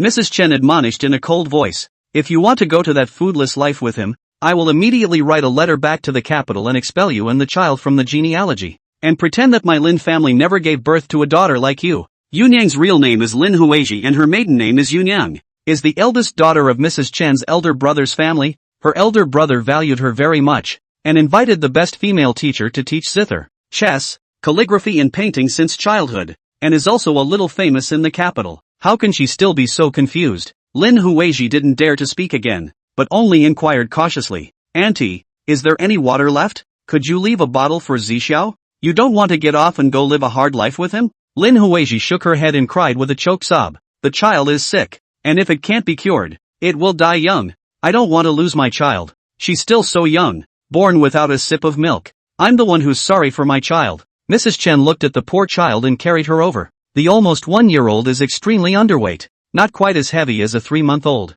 How can a child be so thin? How do you, as parents, take care of it? She hated it and took 2 bottles of water and a bag of 5 pounds of flour from the carriage and slammed it towards Cheng Zixiao. Don't die, or Yun Yang and the child won't forgive you. After speaking, she said to Chen Kuei, husband, set off. Chen Kuei glanced coldly at Cheng Zixiao and shouted, rise. Broken by the strangers' swords, the Qin Jade squad, which had been ambushed in the distance, all stood up, their bows and arrows staring at Su Huai and the generals under him. Lieutenant General Li Hu wanted to go after it. Su Huai's hand holding the knife was still trembling as he said, don't chase after them, go back first. Li Hu was undeterred and said, General, you are to take over Jingguan and let them insult you like this? You can swallow this, but the last general can't. Sooner or later, he would have to make Chen Kuei look good, so as to avenge his arrogance today. Watch everyone, and whoever dares to sneak out of the camp in the middle of the night will be beheaded on the spot. Li Hu reluctantly said,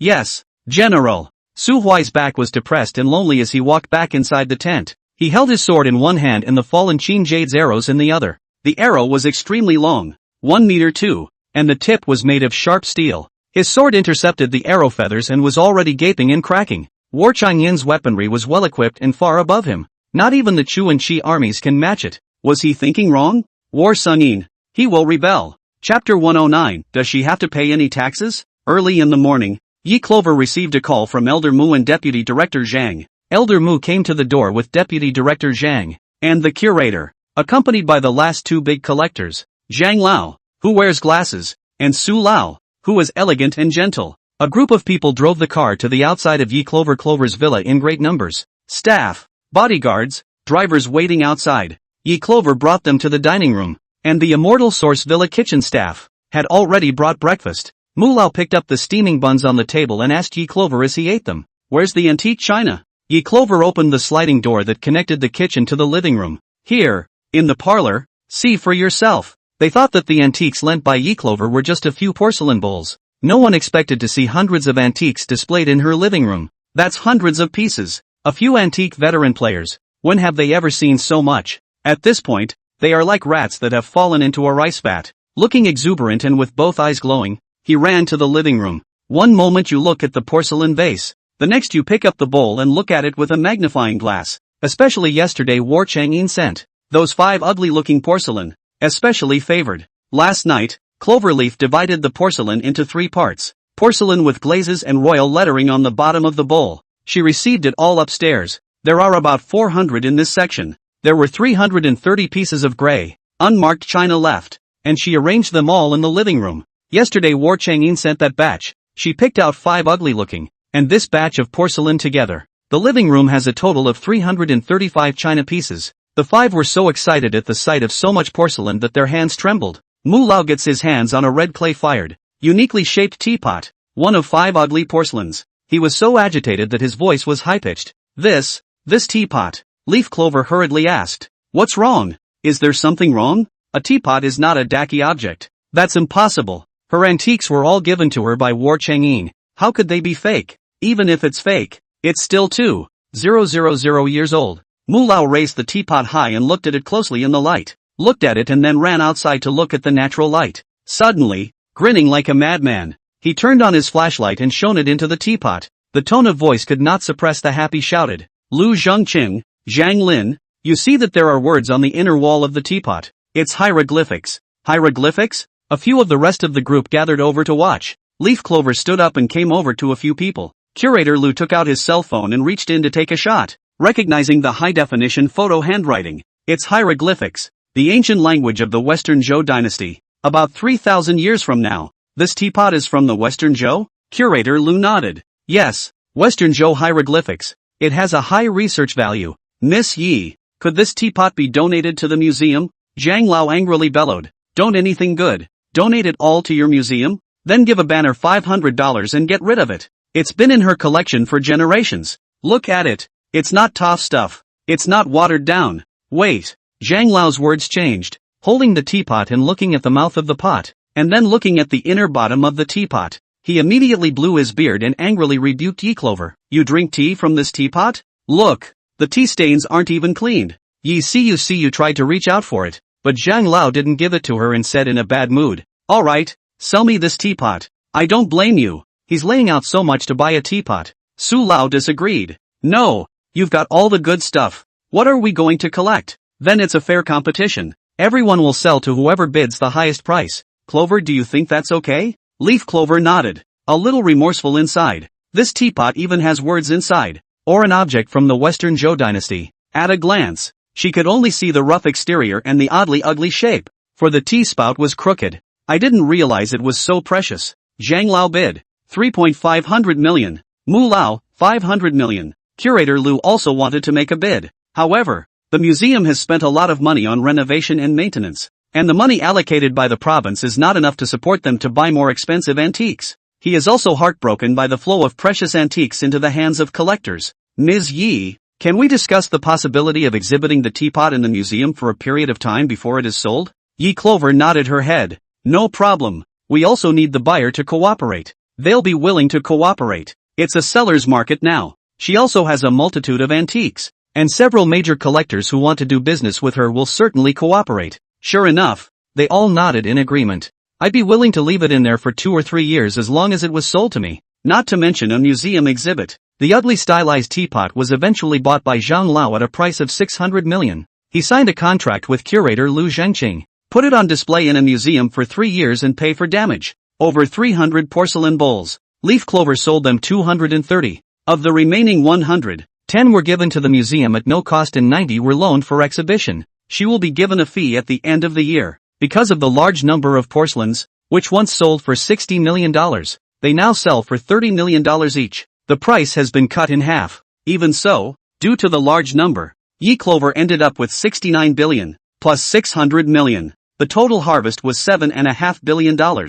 She was instantly rich and became a little rich girl. The remaining 4 ugly-looking antiques are on loan to the museum for a year's exhibition. Leaf clover is retrieved after 1 year. They buy again. Because of the high price, all 4 of them have to be eaten. You have to prepare large billions of dollars. They have to get rid of some of the china they received today before they have the funds to purchase it all. The 3 made a pact to compete fairly in a year's time. The deal was done, and several people were still hung up on the 4 ugly porcelain pieces. After playing with them until noon, Ye Clover invited them to have lunch at the lodge. Between seats, Cloverleaf asked them for advice. How about finding a good bodyguard? After a little drink, the conversation opened up. Leaf Clover gives the whole story about the Yi family wanting to eat the Jedi, to kill her, and to inherit her legacy. The Yi family came to the village 2 days ago to make trouble, which is why electric gates were installed at the entrance of the village to stop cars. Several old people are nearly old. What kind of things have not seen? But I didn't realize that Cloverleaf was an orphan. Instantly, all were compassionate. Especially today, both thought they would be satisfied to receive a china or 2. As a result, 80 were collected each. She went out on a limb and gifted the museum 10 worth $300 million. During the meeting, Zhang Lao went out to make a phone call. Within a few minutes to Ye Clover to pack up and said, to help you get it done, I have some contacts. Already let the guardhouse seriously warned them. When you come out, you won't be bothered again. If you really dare to bother you, call me and I'll take care of it. Ye Clover hurriedly smiled and thanked her. She didn't know what backgrounds Elder Zhang and Elder Su had, though, to be able to acquire so many antiques, billions of unblinking swipes, the background should be very strong. She asked for their advice again with an open mind. Do I have to pay any taxes when I sell so many antiques? She had records of large transfers on her bank card, and sooner or later the tax department would come looking for her. A few people didn't expect Ye Clover to have such a high ideological awareness, and actually took the initiative to pay taxes. Lu Curator said, you go to do individual business registration. It is best to open a physical store. Just sell antiques. The size in Mulao like a small store is enough. Hire a professional finance again, to help you with your taxes. And remember not to avoid taxes. Tax avoidance is in a sense tax evasion. Okay. Leaf Clover made a note to look for stores and recruit finance. She's opening an antique store soon. Chapter 110, War Changyin's Legend of the Treasure Pot. When Mulao saw that Ye Clover wanted to open an antique store, he immediately asked, the store next door to me is going to be sold out. Do you want it? Ye Clover has been to Antique Street just once, and she has already forgotten what the store next door to Mulao looks like. Mulao took out his cell phone and showed Ye Clover the video of the store next door. The owner next door is ready to transfer his store. More than 100 square feet, 2 floors, much more spacious than my small store. The Antique Street frontage is kinda tight. If you want it, I'll call the owner and dish it out for you. The 2 little old men, Su Lao and Zhang Lao, both said in unison. This guy wants to be near the water. They've all volunteered to help dish up the store next door. Thieves. Ye Clover carefully watched the video. The store was divided into 2 floors. Each floor was more than 100 square feet, quite spacious for an antique Jade Street. The decoration is very upscale, and the shelves are decorated with small items from the Qing and Ming dynasties. She couldn't tell the difference between real and fake, but it was all pretty chic. Is the monthly rent expensive? 12,000 a month. That's kinda expensive. And she's not short on money to implement tax issues as soon as possible. Then you ask for me. Mulao immediately stood up. The smile at the corner of his mouth could not be suppressed, and immediately went to the balcony to make a call. Not long after, Mulao returned. He happily said, I negotiated it for you. The transfer fee is $2 million with antiques, 200,000 without. I know the landlord well. The monthly rent is 12,000. I'll talk to you about 10,000. You can sign the contract right away. Okay. Then sign the contract. Ye Clover didn't expect the store to pan out so quickly. After the group finished lunch, they were supposed to drive away with their bodyguard assistant driver. Ye Clover took Mulao's car and went straight to the antique Jade Street. Su Lao, Zhang Lao, Lu Curator, Zhang Deputy Curator followed together. All said to go to the new store to see, so that they can recognize the door later. The landlord and former store owner had been waiting and saw a line of luxury cars parked in front of the store, also with bodyguards, assistants. A group of people hugely, has long been dazzled.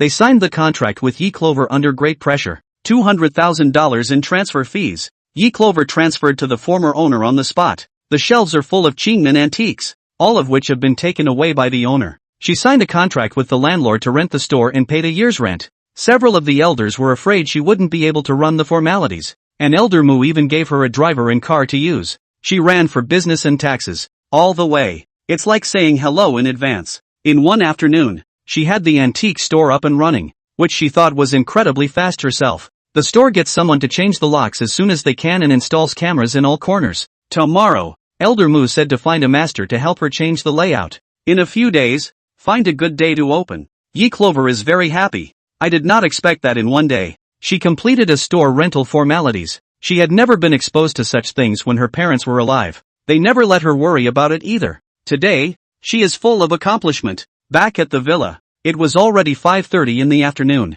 The vase was in her room, and she couldn't wait to get back to her room to see a few notes floating down on the floor. God, there are many orphans who have lost their parents wandering around in Jingguan. Ian wants to establish a schoolhouse so that the children can have a school to attend. Books and pen and paper cannot be produced at Jingguan. May I ask the gods to give them? Leaf Clover thought. It was her negligence. She helped the people of Jingguan to re-establish order, cultivate their fields, and repair their houses, but she didn't think about the children who had lost their families to the famine. The second paper is the Warchangyin statistics. The existing Jingguan lost orphans children a total of 2,000 people, even though Uncle Li, the old housekeeper of the general's residence, had adopted 50 people. It was not enough. 2,000 people is just the number of people in a school in modern times, but in ancient times, a Silesian home that could support 2,000 people was an extremely large expense. Yi Clover is now a small rich woman. She has money. That cost she covered. Preferably a modern school with classrooms, canteen,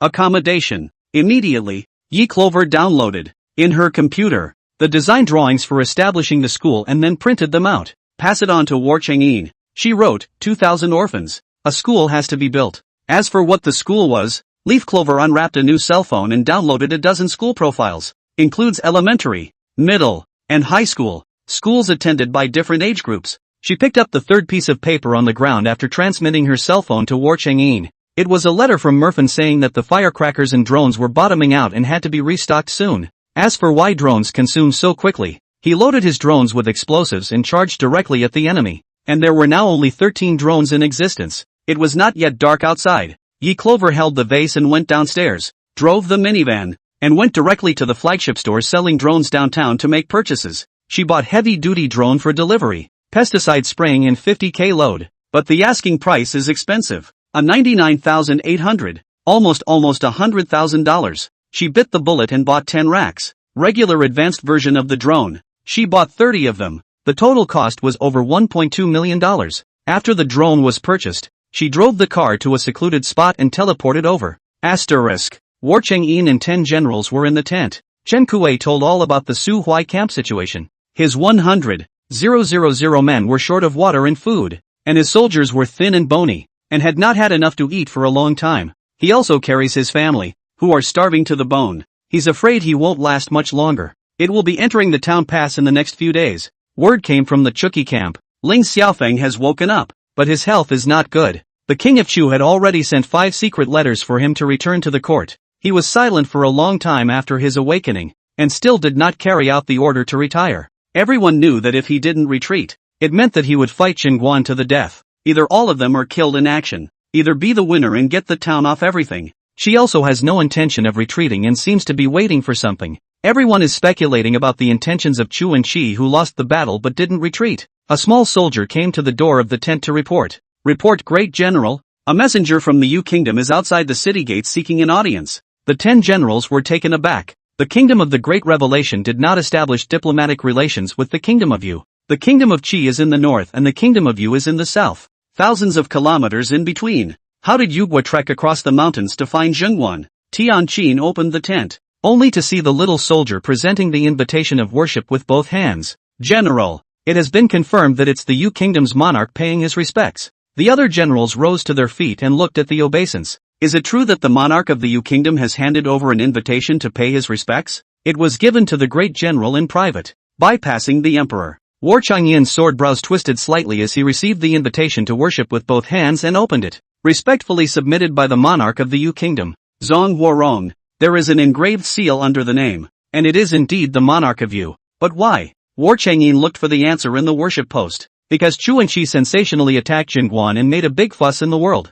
The outside world is rumored to be crazy. In a matter of days the Qi state will be annexed by Chu Qi, becoming the fastest country to be destroyed among the 6 countries in China. But who would have guessed? The Kaiju kingdom was not only overthrown. When the Chu, Qi and barbarians jointly hanged Jingguan, they suffered 2 defeats in a row. Loss of over 100,000 men. Chu was even falling from the first place in the national power fault, directly to the bottom, drawing jokes from other countries. Even funnier are the barbarians. The entire force besieged Jingguan, and the siege lasted almost a year without taking it, resulting in the Mabei imperial court is unable to defend. By the War Chang'an with 2,000 people, the night to the royal family slaughtered. Now it's straight back to defense. Chu and Qi are still struggling. They couldn't beat them, so they exposed the fact that there was food and water in Jingguan, and it describes things in a godly way. It says that War Chang'an is carrying a treasure, gifted by the gods with a treasure bowl. He just has to make a daily wish to the bowl and it will be granted. He can get as much food as he wants. The hose can spray as much water as he wants. The world has suffered from famine for a long time. The legend of the treasure bowl fulfills the imagination of the laboring masses for the gods. They prefer to believe that War Chang'an was really given a treasure bowl by God. Therefore, the monarch of the Yu kingdom came from a long way and sent a person to deliver the invitation to pay his respects. Chapter 111. The whole world knows that War Chang'an has a treasure bowl. The monarch intended to draw him in with restraint and courtesy. He first praised some of War Chang'an's great achievements in fending off the barbarians. War Chang'an is not valued by the Emperor of Qi. It is the Emperor of Qi who is blind and does not know people well. Such a great general with a great war record is trying to take away his military power. If War Chang'an is willing to leave the Qi state, the Emperor of the Yu state will entrust him with the important task of taking charge of the military power of the Yu state. The War family army below him and the 80,000 people of Jingguan will be received together, and fields were given to each of the people. Having said that, the world is in a severe drought and the land cannot grow food, so there is actually little difference between giving and not giving this land. If War Chang'an was not willing to leave Jingguan and continue to serve the Qi kingdom, that was fine. He had the messenger prepare a large amount of gold, silver and jade to negotiate a deal with War Chang'an. The Yu kingdom wants to buy a shipment of grain, grass for cattle and horses to eat, and it would be great if they could haul back some water, gold, silver and jade. The messenger brought to Jingguan. It must be said that Emperor Yu was humble and courteous, and very good at what he did. It is not as aggressive as Qi Xuanheng, revealing between the lines that I pull you in because I look up to you. I can kill you anytime you disagree. Emperor Yu is pulling the plug on the deal and won't turn his back on him. Mo Fan saw the worship post, did not have the good taste to say, the world is in a great drought. Money cannot buy food. He put out some money to open the mouth to ask for food. Where's the good in that? War Chang'an was silent. He felt that if he spoke to the gods about this matter, probably they would agree. The gods gave him the impression that there was no shortage of money.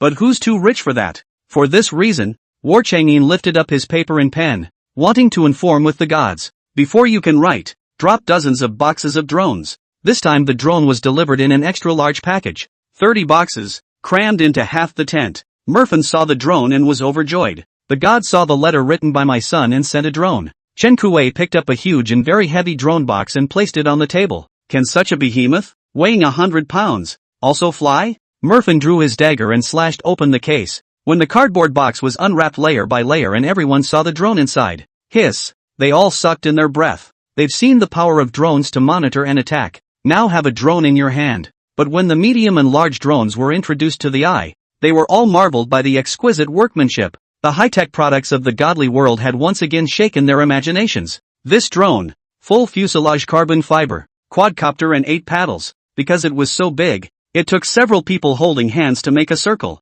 Merfin saw the package wrote, bearing capacity of 50 kg. According to the pound conversion is 100 pounds. He was ecstatic. The last small advanced version of the drone, carrying more than 10 pounds has reached its limit. This medium to large drone gifted by this god was able to carry 100 pounds. Skinny adult men, weighing only 90 or so pounds. This drone is capable of carrying men to take off. To top it off, the flight is 2 hours long. Merfin can't get enough of these drones. He said, I want a test flight. War Chang'an nodded. Good. The rest of the drones were told to be moved down by Tianqin and put into storage. War Chang'an put pen to paper and wrote a letter to the gods, describing the exchange of Yu's money for grain and water. He received a quick reply, but I didn't realize that the gods had refused. The reason for this is that although money is important, once you deal with the Yu Kingdom, it is almost the same as making it known to the world. There's food and water in Jingguan. Come and get me. She'd rather turn down the deal than have Jingguan under siege again. The news was put out by Chu and Qi. They put it out for no other reason than that the allied forces of the two countries couldn't swallow the fat meat of Jingguan. Other countries can only be invited to join in the attack. See other countries. The three allied armies couldn't take it. They joined in and became nothing more than a tool to breach the town's barrier. So even if you pay money for it, you don't want to join the attack team. Once the deal opens up, it will expose War Changyin's biggest bottom card. The gods did not want him to be in danger, so they refused. She's really good, always thinking of him, of the people of Jingguan. Just as today he just wants to beg for books and pen and paper. But what she wants is to establish schools, cafeterias, dormitories, and vigorously train orphans. If she doesn't agree to the deal, then so be it. War Changyin recruited Su Ming. You tell the messenger from Yu Kingdom at the city gates that this general does not agree to the deal. Of course, they came a long way to find a couple of gourds to fill with water and stuff them with some bread. Send the man back again. Su Ming responded. Yes, General. He stepped out of the tent to run an errand.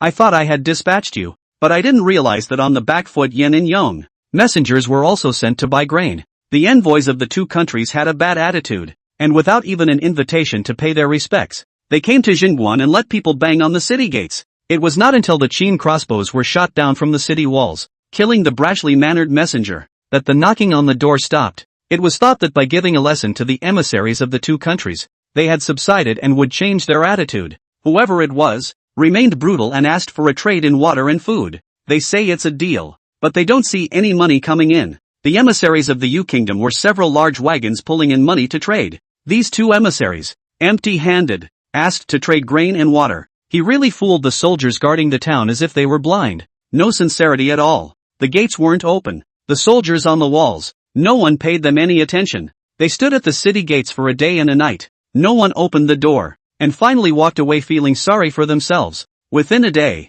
messengers from all three countries came to Jingguan to ask for water. The matter of War Changyin carrying a treasure bowl completely cannot be hidden. I'm afraid the whole world knows about it. Chu and Qi, if they can't get it, they'll destroy it. The union of the three kingdoms was unable to attack Jingguan. What if 4 or 5 countries joined together? Even if the war family army was well equipped, there were always numbers. And when it's consumed, no matter how strong War Changyin is, it is difficult to support him alone. The emperor of Chigwa wanted to seize his military power, and Su Huai was unwilling to enter the city even if he was stationed 30 miles outside. To put it bluntly, he was not well received in the kaiju. How long can more than 40,000 troops hold out? If it wasn't for the constant supply from the treasure basin, Jingguan would have been besieged as a dead city. Bandits don't feel cruel. It just feels like it's your fault if you don't bring out the good stuff you have. Being immensely wealthy and having no ability to defend yourself, you will be robbed for no reason at all. Right now, what Jingguan lacks the most is troops. Last night, Chen Kuei went to Su Huai's camp to persuade him, but it was not useless. With some loudspeaker publicity, many women, with their children, hiked 30 miles in the hot sun today, came to Jingguan to join the war family army. In all, more than 200 people came, ragged, dark and thin, most of them military dependents. Mrs. Chen stepped in to arrange houses for the 200 people to live in, 2 families to a house. It is said that all of them cried when they took their first sip of rice porridge. It smells so good. It's so good. The women cried that this was the first rice porridge in a year. The children cried along with one another, having never eaten such delicious food. You can imagine what kind of hard life they had in the Su Huai residency. Mrs. Chan is wise. She lobbied the women to bring a bottle of water and a caddy of rice to the Su Huai resident to fetch her husband. If you bring one person, you will be rewarded with 2 pounds of rice. 2 people, 4 pounds of rice awarded. And so on. Recruits get their share of the month's military pay column when they enlist. 8 pounds of rice and 4 pounds of white flour were enough for a family. The women were heartened, because the town off does have water. The water pipes deliver it to the residential areas, and it is always available for use with an unlimited supply. Mrs. Chen told them to rest for 2 days before planning to go to the military camp and pick up their husbands. This is a very good method. War Changyin praised Mrs. Chen in public. Chapter 112, Drawing the Chu to join the army. After Yi Clover finished delivering the drone, she returned to the villa to rest. The next day, she went to an antique store and got interior design to redesign the store. Elder Mu was also there, actively giving her ideas. The high value of antiques in her store necessitated bulletproof tempered glass, and double-paned at that. Alarms in place. Surveillance can't leave any dead ends untouched. Antiques are mostly porcelain and have to be designed to match the exhibition porcelain. The bottom of the tray is able to rotate and the light hits the spot to show the beauty of the porcelain in multiple ways. The designer creates drawings as required. Yi Clover and Mu Lao both felt satisfied after seeing it.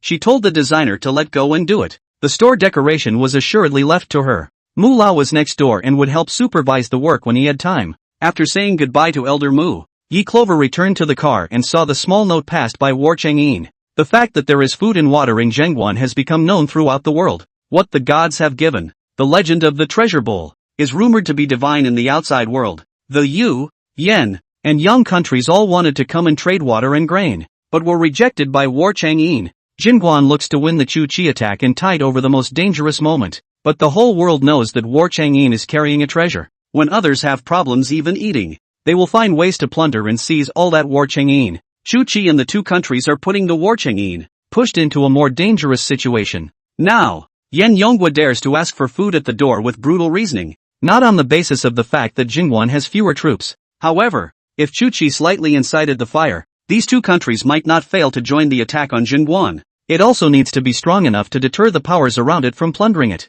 Jingguan is not short of water and food. Equipment and weapons are also leading the countries. The only thing is the lack of people. At this point, Yi Clover really couldn't help him. 2 days ago, War Chang'in sent a huge amount of gold and silver jewelry, antique porcelain, so that Yi Clover a burst of wealth, earned more than 7 billion. He gave away way too much. Leaf Clover was grateful to him. So, she decided to sponsor 2,000 ancient orphans so that they would have schooling, food and specialized care, until adulthood. Yi Clover wrote to War Chang'in, War Chang'in, thank you for sending me gold, silver, jewelry and antique porcelain the day before yesterday. I love it. Most of all, it made her a lot of money. Got rich overnight. 2,000 orphans. It's not enough to buy paper and pens. I decided to sponsor the establishment of a school. In the next few days, I'll give you the drawings for the design school. Steel pipes and cement and lime will be sent over, and you'll have craftsmen with building experience participate in the construction. After the school is completed, it will also be necessary to install blackboards for teaching,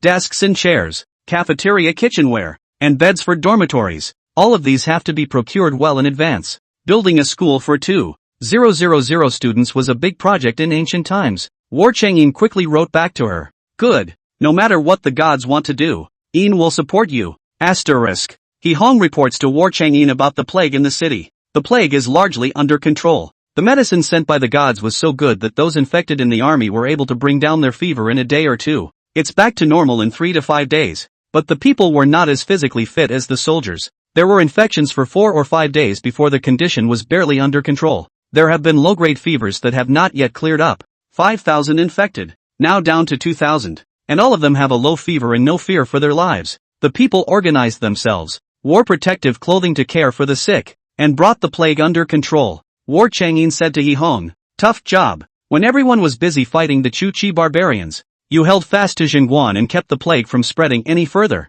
Otherwise, there is a war before and a plague after. The Battle Family Army may not be able to escape the last joint three-way attack on the city. Good thing. They held firm. He Hong half-kneeled and made a bow, his face flushed with excitement. He said, should I, General? Can I go to war next time? War Chang'in patted He Hong's shoulder and affirmed. Of course, next time you'll be the main player. He Hong was overjoyed. Really? Yes. You can leave the rest to Son Yunhui. He Hong was pleasantly surprised. Thank you, General. After He Hong left, Chen Kuwei came to the tent, said to the War Chang'in, today, from the Suhui military camp came more than 500 people. Our women, old people and children. Top of the scorching sun walk stop. Exposure to the sun for a day before arriving at Jingguan. Quite poor. War Chang'in asked him, are these people all arranged? Don't worry, General. The lady is reliable. War Chang'in said. Still no soldiers over from Su Huai's side? Chen Kuwei shook his head. He also wondered if the loudspeaker had been broadcasting so clearly that day. The soldiers were surprisingly unmoved. Or did Su Huai give a death order? But anyone who rebels out of the barracks, violators will be killed? The small number of soldiers in Jingguan had been their biggest headache. Recruitment was made from the people of Jingguan, but all who could come to join the army came. Quantities are always limited. What has become of the 2,000 Qin that we received last time? The group had been managed by Wu Sanlang. When they attacked the Chu army at night, they did not go to the front line and carried supplies in the rear. Yet not a single one of them fell off the wagon. With a diligent work ethic, often thankful to have survived the town pass. This group is far more reliable than the spies who are mixed up in the army. General, are you trying to pull the Chu to join the army? Exactly. Going to Chigwa to recruit soldiers and get the people to rush to Jingguan requires passing through Suhuai, but if he holds the Tongguan Pass, the people can't get through. In contrast, the Chu, the Qi, are a bit closer. You inform Wu Sanlang, let the Chu people below him go back to the countryside to bring the townspeople to fill the army, give a dozen horses, enough food and water pipes, and set out from the secret passage. Bring the men within 7 days, and the enlisted men will be paid according to the enlistment of new recruits. Chen Kuei thought that this method was feasible. The world is in a drought. People are dying everywhere. And never mind the Chu and Qi people, but anyone who is willing to join the war family army is a great general's man. Generals keep them fed and clothed. They fought for the general and were rewarded for winning. A family, or an entire family, survives a famine year. It's a win-win. Chen Kuei retreated to find Wu Sanlang. War Changyin received another note from Yi Clover. She's gone to buy supplies, and have him prepare a group of smarter learned electricians to pull and bury wires. War Changyin asked people to go and find Mo Fan Zhuangliang. Asterisk. Early in the morning, Yi Clover drove off to make purchases. She started by purchasing 50 lightweight laptops, 10 printers, and a dozen boxes of 4A paper, printer cartridges, ink countless. She went back to the new bookstore, wanting to buy year-round textbook books, paper and pencils. However, the number of new bookstores is limited, and even if they empty their stock, it is still far from enough for 2,000 sets. She had to fall back on buying online. She purchased another 54K HD large screens. The computer, screen, and printer must have power to run. Although she purchased diesel hair appliances and has sent over 3 of them, she doesn't know if anyone in Zhengguan will use them. With this in mind, she purchased 50 sets of electrician's books at the bookstore. Take apart a new cell phone and download the entire set of instructional videos on wiring, installing circuits, and designing circuits. At Hardware and Appliance City, buy wires, wiring tools, transformers. Tell the shopkeeper to send them all to Uncle Yang's warehouse. In the past few days, no goods were delivered to Uncle Yang's warehouse, and he simply didn't come to work. Yi Clover felt that Uncle Yang hadn't guessed something, because she's only in and out of this warehouse. The goods disappeared for no reason, and Uncle Yang was suspicious, but he wouldn't point it out. Retirees adhering to more than one thing. Just get your paycheck. Yi Clover also heard from War Changyin that Mrs. Chen's niece, with her child, moved from Suhuai camp to Jingguan. The months-old child, whose mother had no milk and had to eat grass roots, was already dying of hunger. She was heartbroken to hear it. An 8-month-old baby weighs less than a normal 3-month-old, so it's a fluke that he's alive. She went to the mom and pop store and bought over a dozen bottles of different sizes. Bought 10 cases of diapers, 10 cases of formula, all infant stages. Also bought a dozen little outfits for the baby. Chapter 113, Recruitment. War Changyin find Mo Fan Zhuangliang Jianyuan. The 3 are having a blast playing with a medium to large drone. Try to carry water, carry weapons, and fly near the Suhuai camp. The Suhuai camp was seen to have thousands of people, and they set off in the direction of Jingguan in great numbers. This time there were not only women coming, but also many ragged soldiers. Mo Fan told War Changyin the news. War Changyin asked Chen Kuei to get on his horse, pull on a wooden plank cart, and go out of the city to pick up the people. The war family army was short of soldiers, and he welcomed anyone who was willing to come and fill up the army. The god said a second shipment of weaponry was on its way. About 3 more days. On this occasion, there were 50,000 Qin crossbows and 1.5 million arrow feathers. There are 30,000 strangers' swords and 15,000 pairs of armor, 5,000 for shields, and 1,000 each for other weapons, such as spears, goads, and halberds. Once this batch of weapons was in place, they were able to take the initiative to go out of the city and challenge the Chu and Qi armies. The enemy was whisked to the place where the explosives were buried, and the explosives were ignited. Chu Qi must have suffered heavy casualties. The rout is on. The dilemma of Zhengguan, which had been under siege for over a year, was completely broken. No one, ever again, dared to besiege Zhengguan. Chen Kuei received the order and took his men and horses out of the city to pick them up. Asterisk. Chu army camp. Ling Xiaofeng wakes up and sees a secret letter from the king of Chu,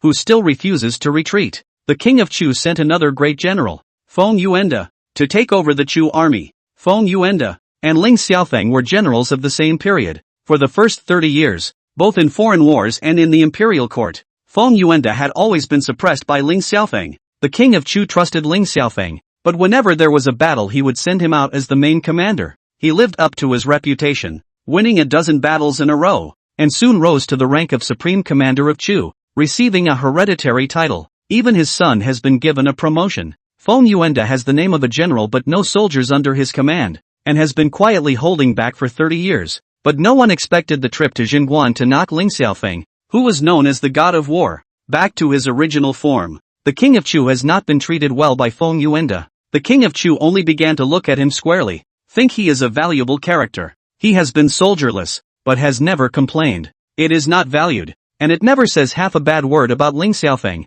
In the courtroom, he had an amicable relationship with the ministers. Unlike Ling Xiaofeng, those who are obedient will prosper and those who are disobedient will perish. Ling Xiaofeng was extremely overbearing in the courtroom, and anyone who dared to oppose him, no matter if they were civil officials or military generals, would not have a good ending. But whenever he returned from a victorious battle, he demanded of the king of Chu that he execute the ministers who had opposed him. Over time, the court became Ling Xiaofeng's Hall of Fame, and no one dared to go against him. His status in Chu, one person under 10,000 people. If Xinguan hadn't taken on War Chang'an, I'm afraid that he would have only become more rampant, giving birth to the desire to change the dynasty. Feng Yuanda was 50 years old, a military general who had spent his prime years at the court and had not once led an army into battle. Even if he pretends to be calm in the courtroom, he hates Ling Xiaofeng in his heart. At this moment, when he looked at Ling Xiaofeng, who was sitting on the hospital bed, covered in bandaged white cloth, his eyes contained sharp edges,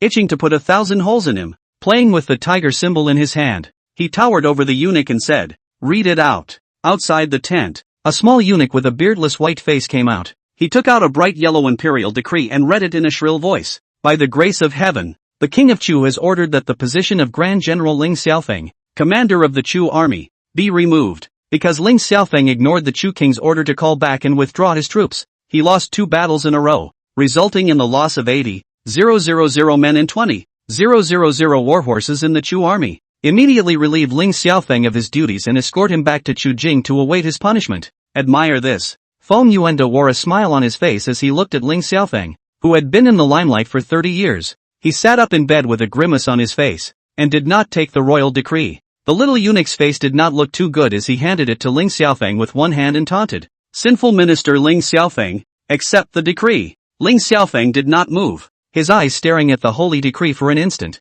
Feng Yuanda sneered. "What? You still think you're a great general under one person? Do you realize that your loss of 80,000 men has put years of Chu's preparations to waste? You don't want to bear the cost of losing the battle. You don't want to bear the wrath of the king of Chu. You've taken advantage of all the benefits but you don't want to bear the responsibility. How in the world can there be such a good thing?" Before he could move, his eyes shifted from the holy decree to Feng Yuanda's smug face. Feng Yuanda laughed out loud. "Don't believe that King Chu would do this to you? When you can bring him benefits, he naturally treats you as a favorite. When you're useless, he'll just think you're in the way. Accept reality." Then, he said to the generals at the door, "Ling Xiaofeng does not cooperate with the Chu king's decree and refuses to carry it out. Men, tie him up." 2 vice-generals in armor appeared at the doorway, and they came to stand in front of Ling Xiaofeng, one on the left and one on the right. Feng Yuanda said expressionlessly, "Tie him up and quickly escort him back to Chujing." The 2 lieutenants drew their long swords, and when Feng Yuanda was at his slackest, suddenly, a man put his knife against Feng Yuanda's neck. One cut off the head of the little eunuch. The little eunuch was splattered with blood. The Ming Emperor's holy decree fell to the ground and was quickly dyed red with blood. Feng Yuanda's pupils looked at the knife on his neck in horror. "Ling Xiaofeng, are you crazy? Dare to blackmail me? Are you trying to rebel?" Ling Xiaofeng stood up and stomped on the holy decree, stomping it into the blood. His eyes stared sinisterly at Feng Yuanda. He snatched the tiger talisman from Feng Yuanda's hand and slammed it to the ground, stomping his foot in the sandy soil. "Want to use the imperial decree to seize my military power? You think I am War Chang'an, round and flat at the mercy of the emperor? In my life, I, Ling Xiaofeng, have made great achievements for Dechu, and the number 1 ranking of Dechu's national power is something that I, Ling Xiaofeng, was born into, and fought with battle after battle. My men, good brothers who have followed me for many years through life and death. A tiger talisman can control them? When we have lived these 30 years in vain? You think you can replace me once you gain power? Dream on." Then, he drew his saber and slit Feng Yuanda's throat with a single cut. Blood spurted out instantly. Ling Xiaofeng drew out a white cloth and wiped the blood from the blade. For a military general to have no vigilance, a single move can put a sword on his neck. For someone like you to lead the Chu army is the real nightmare of Chu. At this point, Feng Yuenda was not yet dead and fell to the ground in constant convulsions. Ling Xiaofeng said indifferently, "Pull these two down and let the generals share them." The two vice-generals were ordered. "Yes, great general." A man and his body were dragged down. The blood was covered by a blanket. Ling Xiaofeng looked in the direction of Xinguan. "War Chang'in, in the 50 years of my life, I have never been in such a sorry state. I'll make you pay." Xinguan he was bound to get. War Chang'in he will not let go even more. Asterisk. War Chang'in and the generals watched as the gods delivered the supplies once more. Boxes of powdered milk that say infant formula. With 1, 2, 3 stages. Curious, Merfin unpacked a box and took out a can of powdered milk and opened it. A shallow taste. Buttermilk. Flavorful. Yummy. Seeing this, Chen Wu hurriedly snatched it. "It's for the little child. What are you grabbing?" Then everyone saw the bottle, the shape of the nipple. A couple of the big old men were embarrassed and turned their faces away. Instead, a couple of the ones who hadn't been married yet and hadn't been through a woman were working out how to use it. For example, Chen Junlin and He Hong, exploring with bottles and pacifiers. This glazed bottle. The mouth of the bottle is actually soft.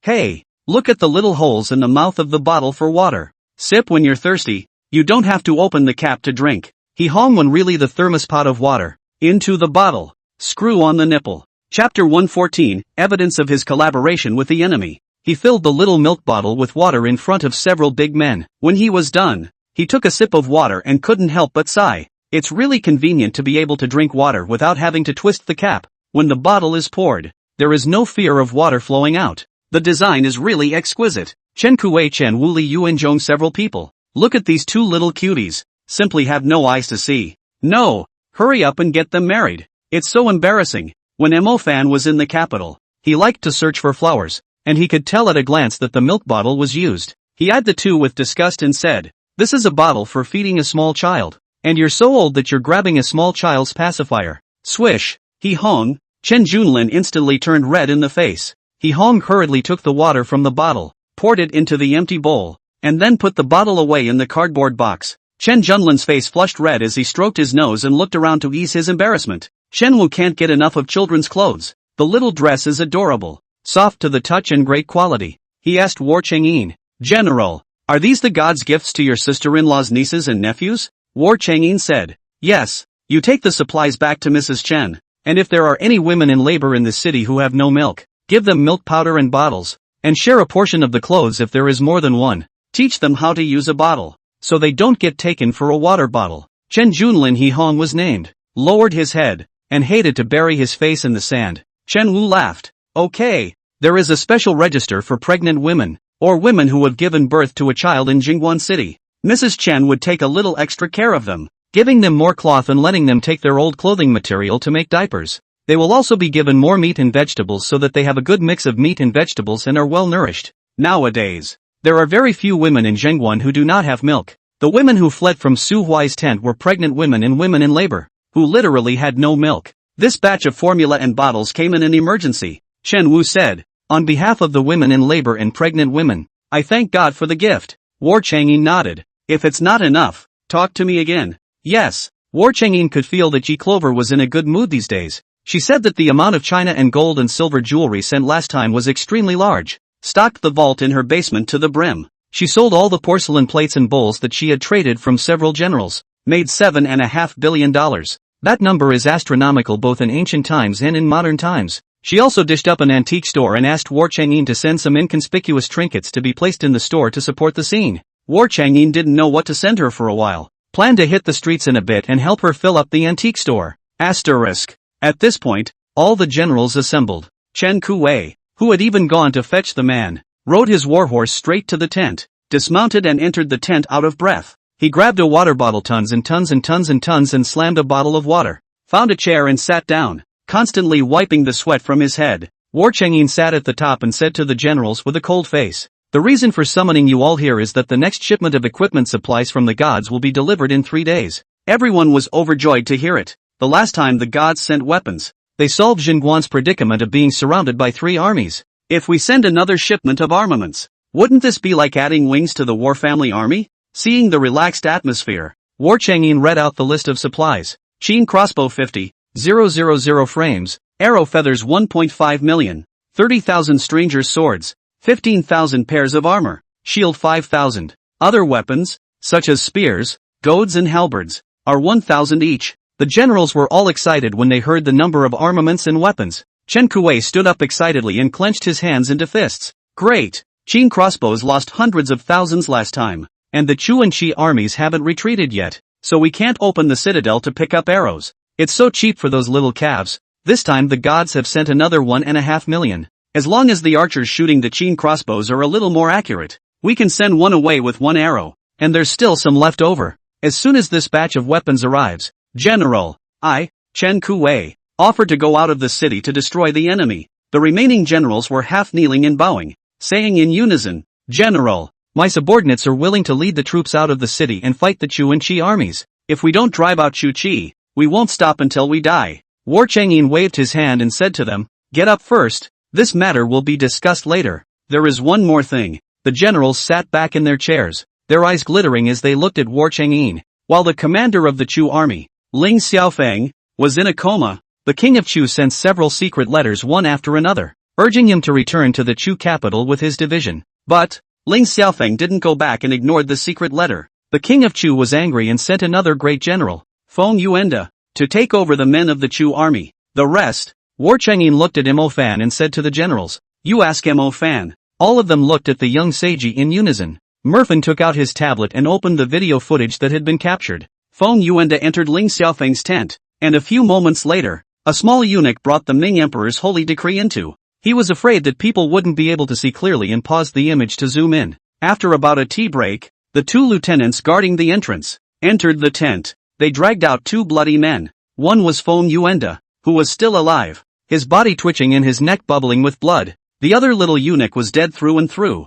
dragged out motionless like an animal. Both men were dragged to the cookhouse, and within a few moments, several blood-soaked thighs hung out of the doorway of the cookhouse. The generals saw this and frowned. When the War Family army was at its toughest, it only killed war horses and never ate the corpses of soldiers. The Chu army has really reached the point of running out of food. Even so, they remained reluctant to retreat. War Changyin said, see, the Chu army no longer has any extra provisions, yet they are unwilling to retreat. There's no way back for them. Either they capture Zhengguan and live, or die in battle. The next battle against the Chu army must be tough. They are taking a do or die, certain death stance to fight us to the death. Therefore, all of you should remember that you should not take this lightly. She didn't retreat either, and a small soldier came to report that they found someone to make private contact with Su Huai. I don't know what kind of deal was made. Ji Xuanheng sent 100 men to Su Huai's camp, and that group, so far, has not returned to the Qi camp. Several of the generals frowned at the idea.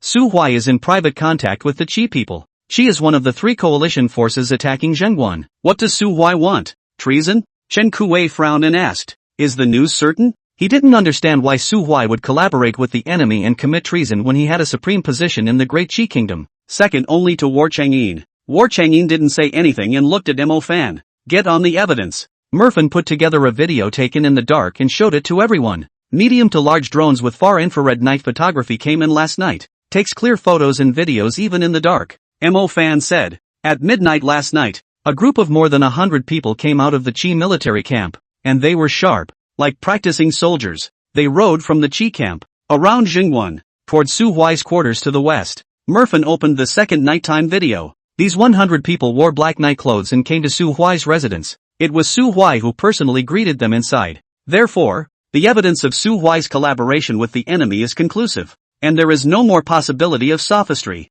Until today, this group of people never came out of the Su Huai residence again. I gave Jiang Yuan the group's whereabouts and stance to identify, and Jiang Yuan said they weren't ordinary practitioners, more like dead soldiers. Chapter 115, can she have more compassion for him? The situation was so serious that all the generals looked at Jiang Yuan. Jiang Yuan nodded. Yes, they are trained dead soldiers, he explained to the group. They all wear swords. If they are ordinary soldiers, they wear swords, goads, spears, with different weapons, wear armor, and carry bows and arrows. They had daggers hidden in their legs and bellies and swords at their waists, and each wore garments woven of silk cloth that were not patched, and some even had jade pendants around their necks. This group is too rich to be poor soldiers who sell their lives to feed their families. More like dead soldiers bred by the powerful. The generals nodded. Jiang Yuan was right. It's true that peers know peers. What's the point of offering 100 dead soldiers to Su Huai? War Chang'in answered everyone's doubts. Su Huai receives this group of people, and in a few days,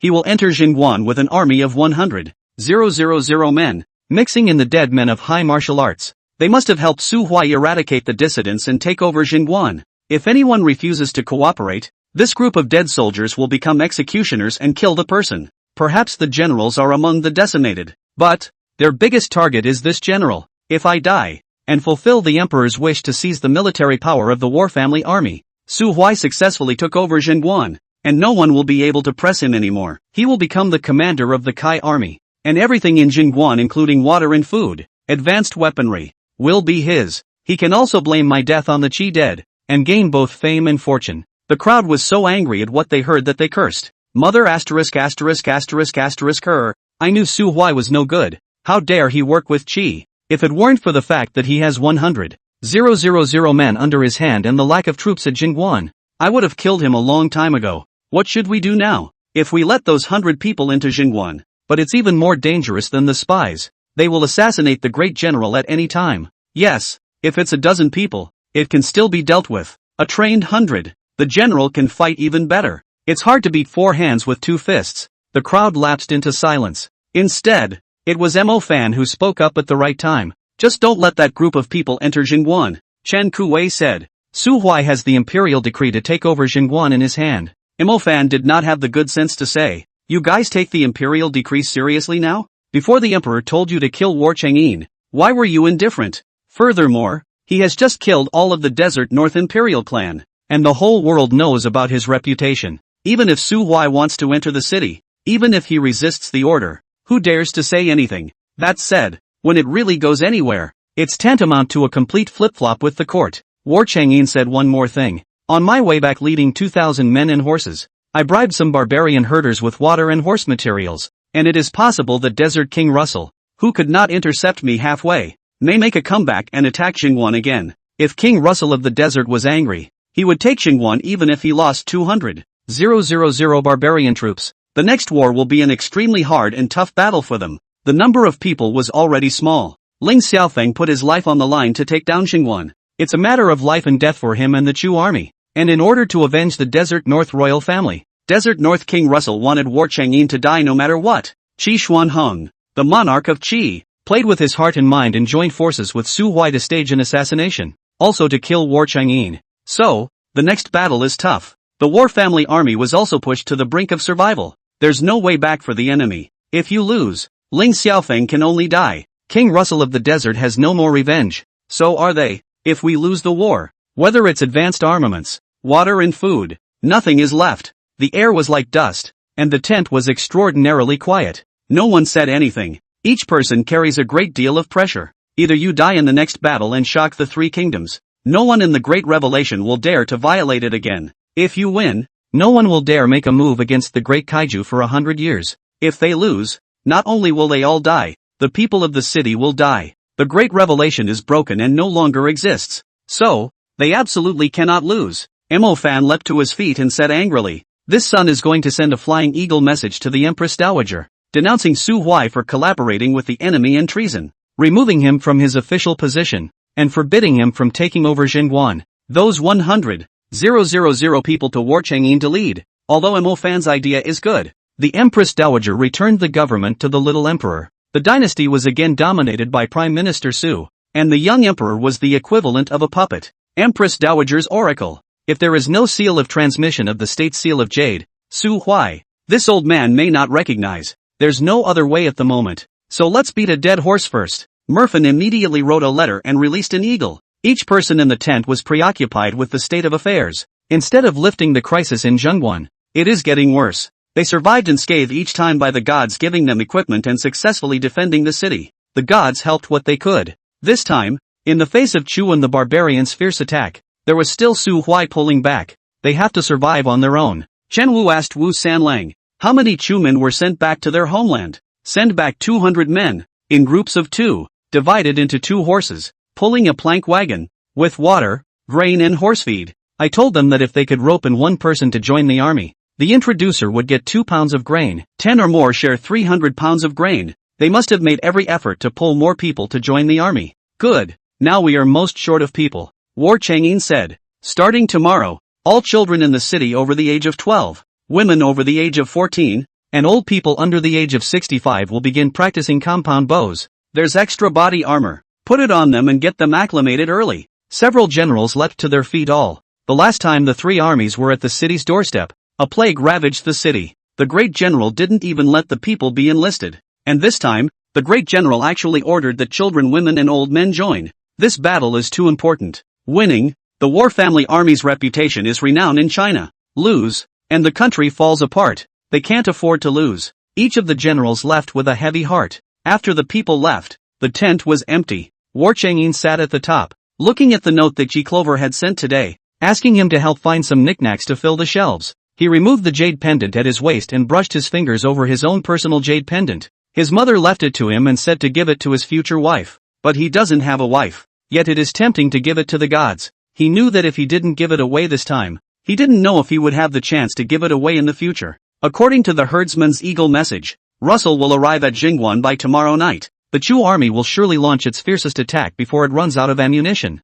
Thinking of this, he opened his tablet to look at Leaf Clover's high-resolution photos. For this one photo, she is wearing a Tang Dynasty costume. She was smiling like a flower on a swing. The large red gauze skirt fluttered in the wind, reflecting her face as stunningly beautiful as a hibiscus. War Changyin's fingers lightly touch her face. He wants to live. Having survived, he sees her picture every day and falls asleep looking at her smiling face. He knew that he was blaspheming. He wasn't supposed to be a good person. It's the defending general whose hands are stained with blood and who has killed countless people. If there was a chance, he would like to meet her, thanking her on his knees to her face. When everyone gave up, even he gave up on himself. She saved him. God said that he would have mercy on the world. Could she have more pity on him? If he's killed in action, he hoped that she would remember him in her heart. Remember him for the rest of your life. Chapter 116, he has a stunning beauty that overwhelms all beings. Yi Clover sat in front of the suburban warehouse in 100 boredom. Today Uncle Yang went back to his daughter's house in the countryside for the summer and won't be back for a few days.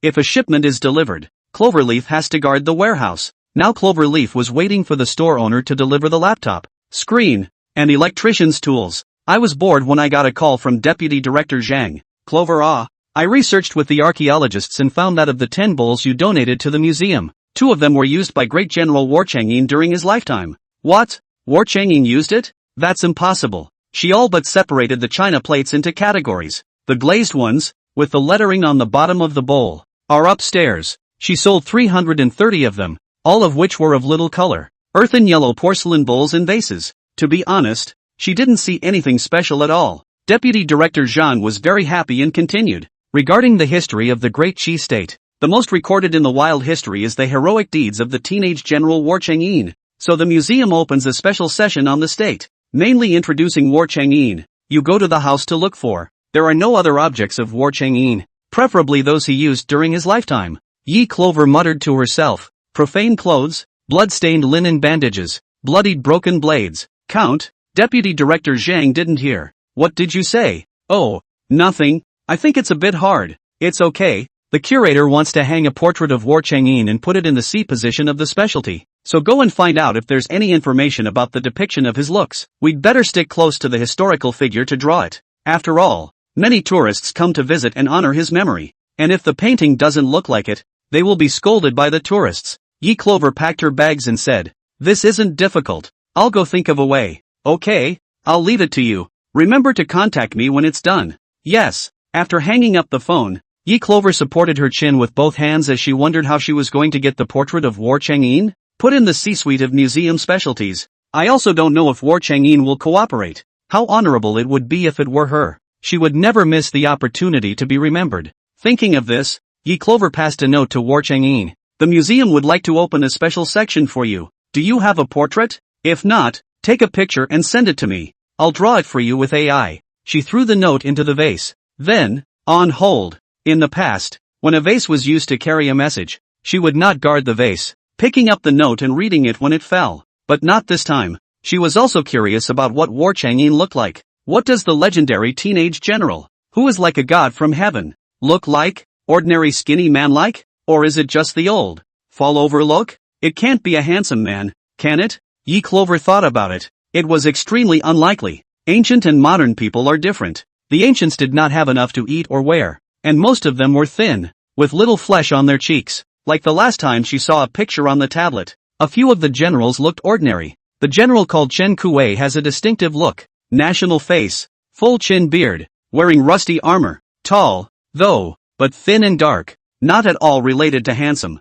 Presumably, War Chang'in also looks like this. A note came from the other side. Gods, does it have to be a picture? Yes, if I ever get the chance to put the portrait in a museum and have it admired, I must have done a great service that will live on for generations to come and the genealogy will stand alone. You don't understand the gold content of being put in a museum, whether it's after 100 years, or 1,000 years, there will always be people who will remember you and honor your memory. War Chang'in, so the gods wish to be remembered forever? Yin will carve a monument for you and build a temple to inscribe your great achievements on the monument. Whether in 10 years, 100 years, 1,000 years you will be remembered. Yi Clover was fine with that. I do these little things that are nothing compared to you. War Chang'in denied. No, it is very important to Yin. If not for you, Yin and the generals fear that they would have died long ago. Okay, whatever. Do you have any portraits over there? No pictures for me to come over. If you don't give it to them, the museum staff will download a random picture on the internet and pretend it's you.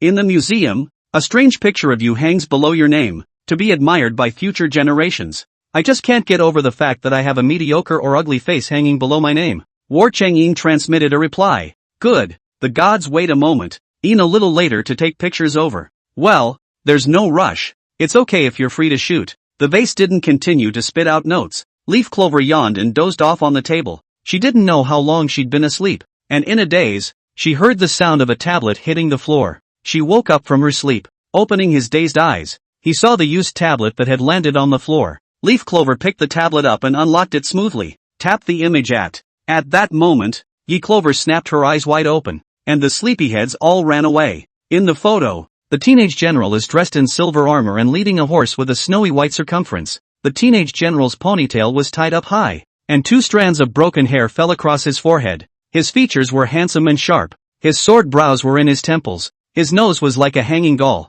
and his lips were single and tightly pursed. Skin white as snow. Born cold white skin. Jingguan bad weather did not tan his skin. The most striking thing about his handsome, thin face were the eyes. Deep and bright as a star. Eyes burned into the flat-screen camera, and it was alarming to lock eyes with someone. Leaf Clover couldn't have imagined that he had amazingly overwhelming beauty. So cool. The teenage general she raised had an extremely handsome face. Leaf Clover returned to him.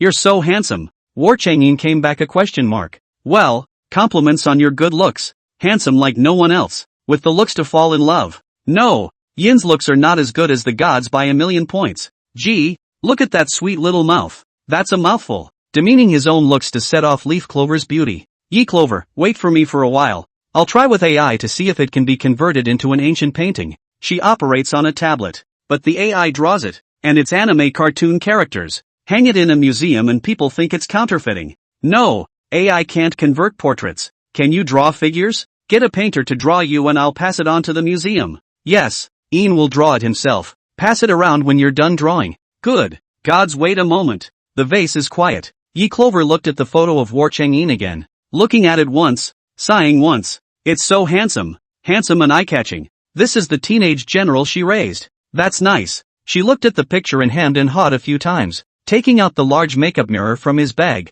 he cast it to War Chang'in. Don't draw it wrong. Just follow your face. The other side sends a point. Taking advantage of this opportunity, Leaf Clover uploaded the photo to her cell phone before posting it on her social media account. Once the photo was posted, it drew countless likes from the ladies. 3 minutes. I want all the information on this handsome man. Which drama's male lead? This face is so awesome looking. Which company signed the newcomer? He entered the entertainment industry. It's just messy killing. Chapter 117, All the family's possessions gifted to the gods. Yi Clover looked at the messages from the young ladies and giggled. The little sisters are so talkative. Tell her more. She loves it. After waiting for a while, War Chang'in still didn't transmit the portrait. Could it be that War Chang'in painted himself too ashamed? You won't send the painting? About half an hour later, Yi Clover passed him a note. Has War Chang'in drawn it yet? Not yet. Can he give it to the gods again at night? Okay, it's the museum that wants your portrait, and you decide when to give it. Many thanks for God's understanding.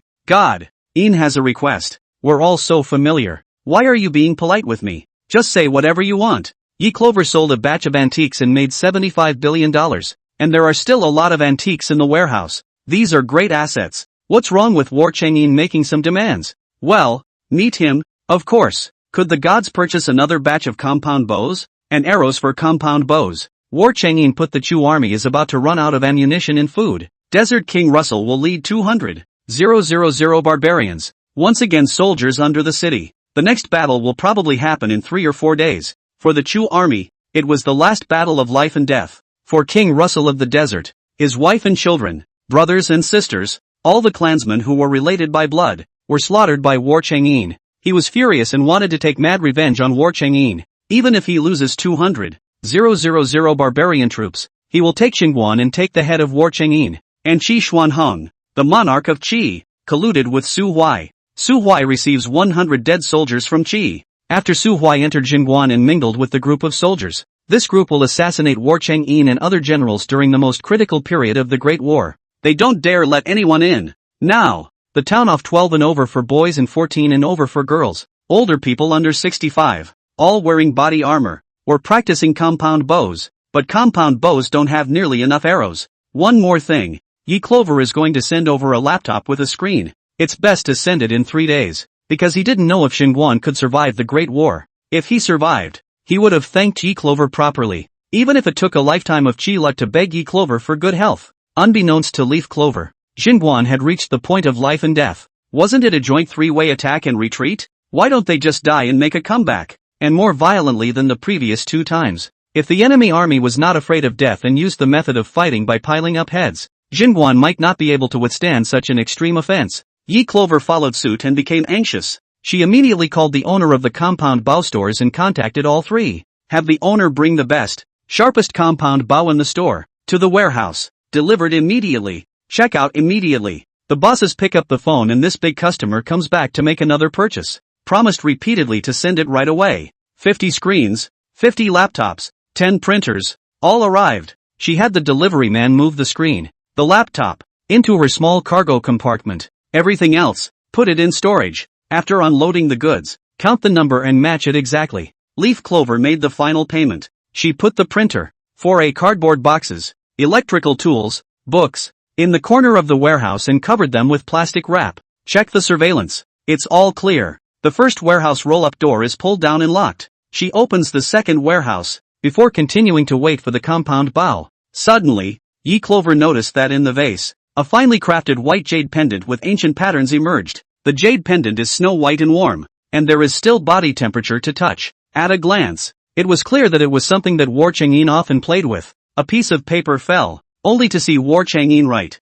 "Gods, the battle in 3 days. Yin doesn't know whether he can win or not. This jade pendant is a mother's relic, very valuable to Yin. Yin gifted you, is considered to keep for me. When Yin won the Great War, he didn't keep writing. I can imagine that he is in a difficult state of mind." Yi Clover put pen to paper and wrote a reply. War Chang'in, you are a great general who has never been seen before and will never be seen again. Looking at the entire history of the Qi state, no matter whether it is an emperor or a courtier, no one has been left famous by the history books, and you are the only great general who has been heavily inked and praised by the history books. This is a battle you can win. Have faith in yourself. I'll do everything I can to help you. Isn't it true that if we win this war, Zhongguan will no longer be under siege and the people will be free? After Yi Clover cast the letter, a moment later, War Chang'in sent a reply. Yes, if we win the 3-way siege, no country will dare to covet the Great Enlightenment again, and no one will dare to commit another offense for 100 years. War Chang'in, you have to do your best to survive.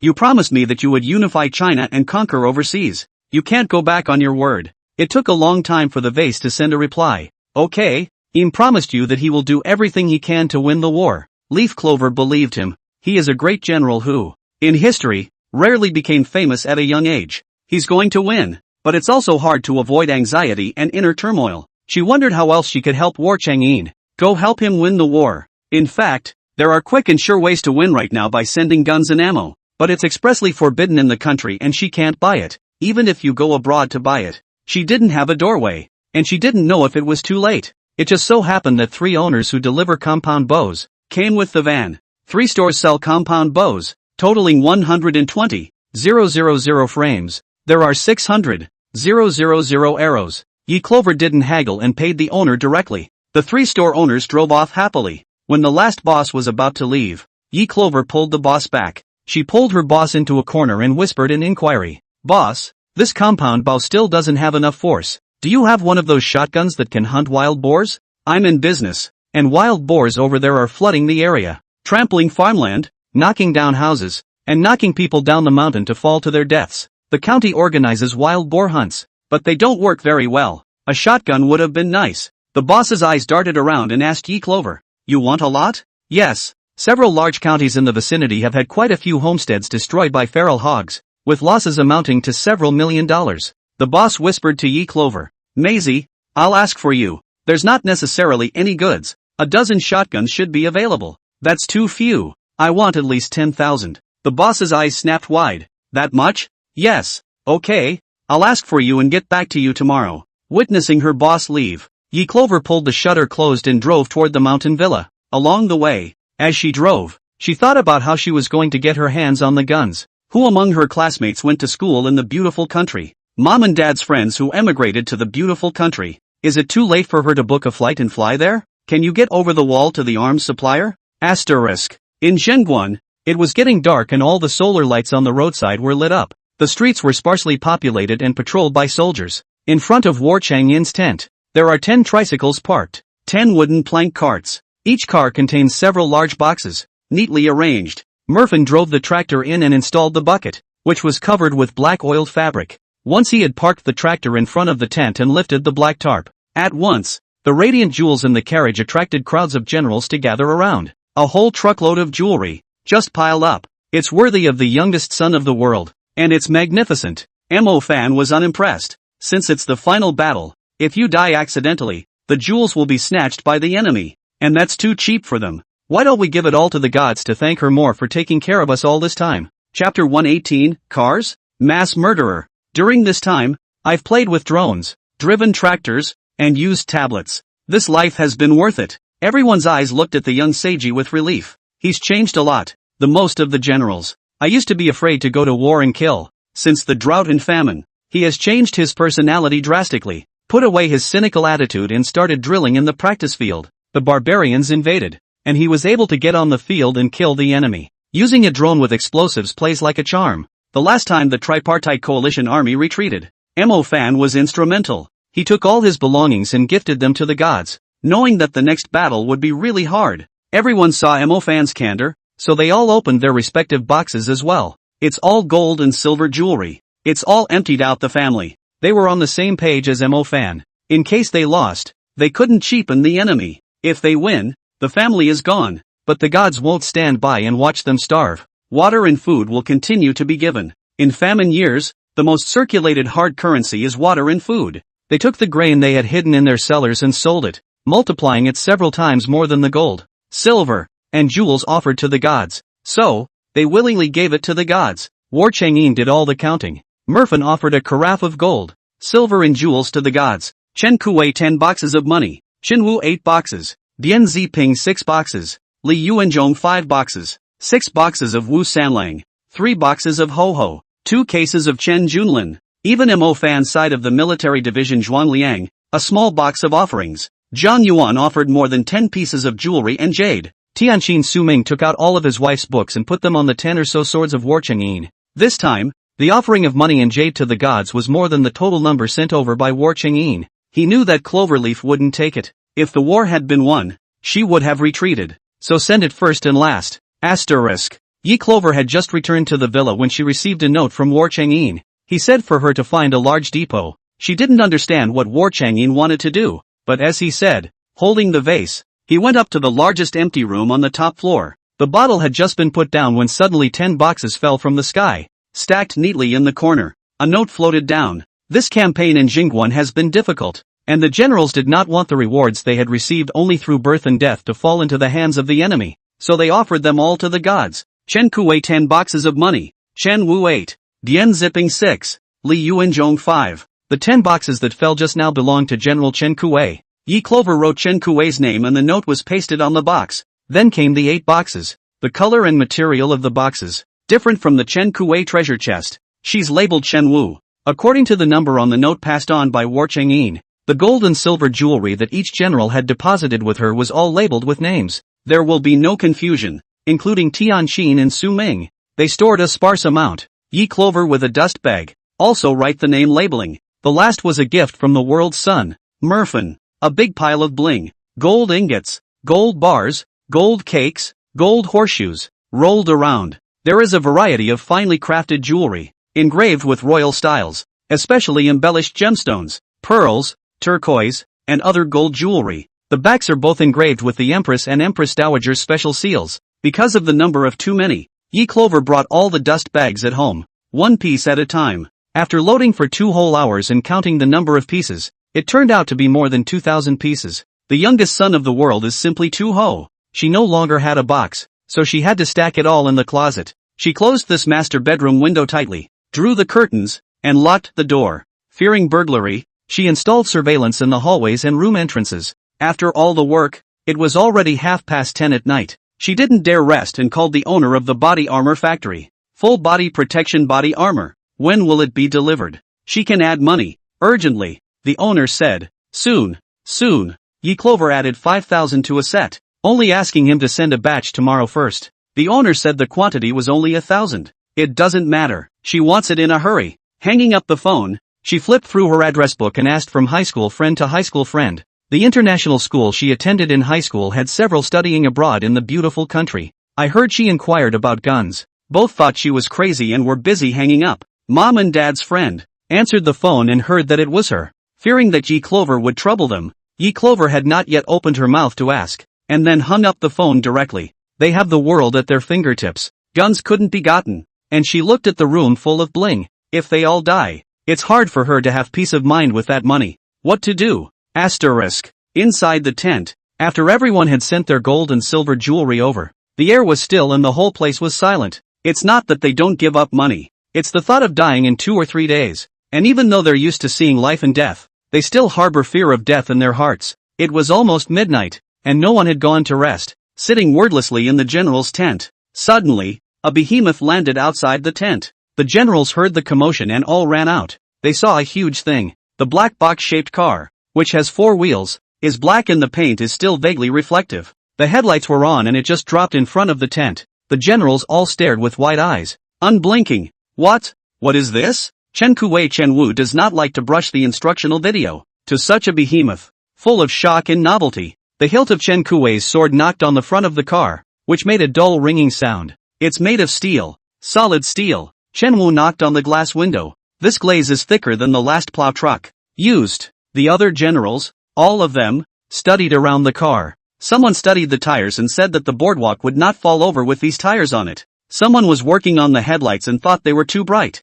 Keyed out and placed on the city wall. It can shoot for miles and miles, so you won't be afraid of enemy night attacks in the future. Merfin often swiped through instructional videos, and he recognized it. This thing is called an automobile. The gods have been featured countless times in their instructional videos. The roads of the godly world run full of these cars. The car makes occasional appearances and looks small and flat. I didn't realize the physical object was so huge. It was placed in front of the tent, blocking almost all of the tent exits. Then, the next second, the tablet and a set of car keys dropped. War Chang'in unlocked the tablet. An image where Leaf Clover is not in the picture, and she sounds distressed. The car is a heavy-duty SUV that Dad used to drive, and I don't know if you guys can drive it, so go ahead and try it out. The car is kind of a big killer. It can disrupt the enemy camp and run over countless people. If the car could ram people, it would greatly ease the pressure on the warriors to get the gates taken. Mo Fan took the tablet and carefully watched the driving instruction video, while Zhuang Liang and Jiang Yuan stood behind him and watched it together.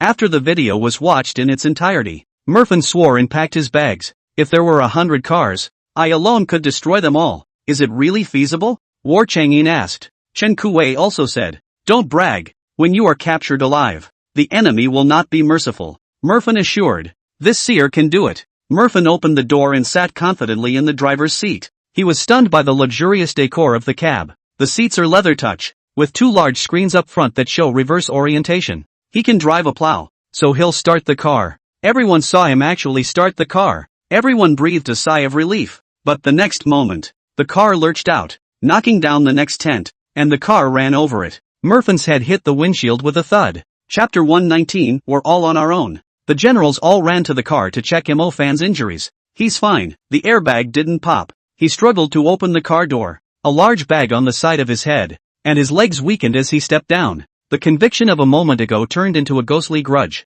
Cars are so hard to drive, harder than plow trucks. Chen Kuei laughed and said, I told you not to show off. Mo Fan was helped by Jiang Yuan and casually found a chair to sit down. Zhuanliang helped him to wipe the wound and bring down the large bulging bag. He Hongchen Junlin several young people surrounded the car around. They all love cars, especially this dominant heavy-duty off-road. There was a lot of fist-pumping to get up there and test drive it. However, none of them succeeded in starting the car. It was Jiang Yuan, who somehow managed to back the car out and drive it back into the clearing. Everyone is rare to look at Jiang Yuan. Mo Fan, this vice general, is not simple. It's amazing that he's already learned to back up. At this time, Yi Clover passed another small note. How's it going? Did you test drive the car yet? I'll procure a few cars tomorrow if I need them. War Chengyin put the note down and asked the generals. A letter from the divine. She's sending a few more cars tomorrow if they're needed. Mo Fan's feet did not go soft, rubbed up and said to War Chengyin, yes, let the gods send 10 cars.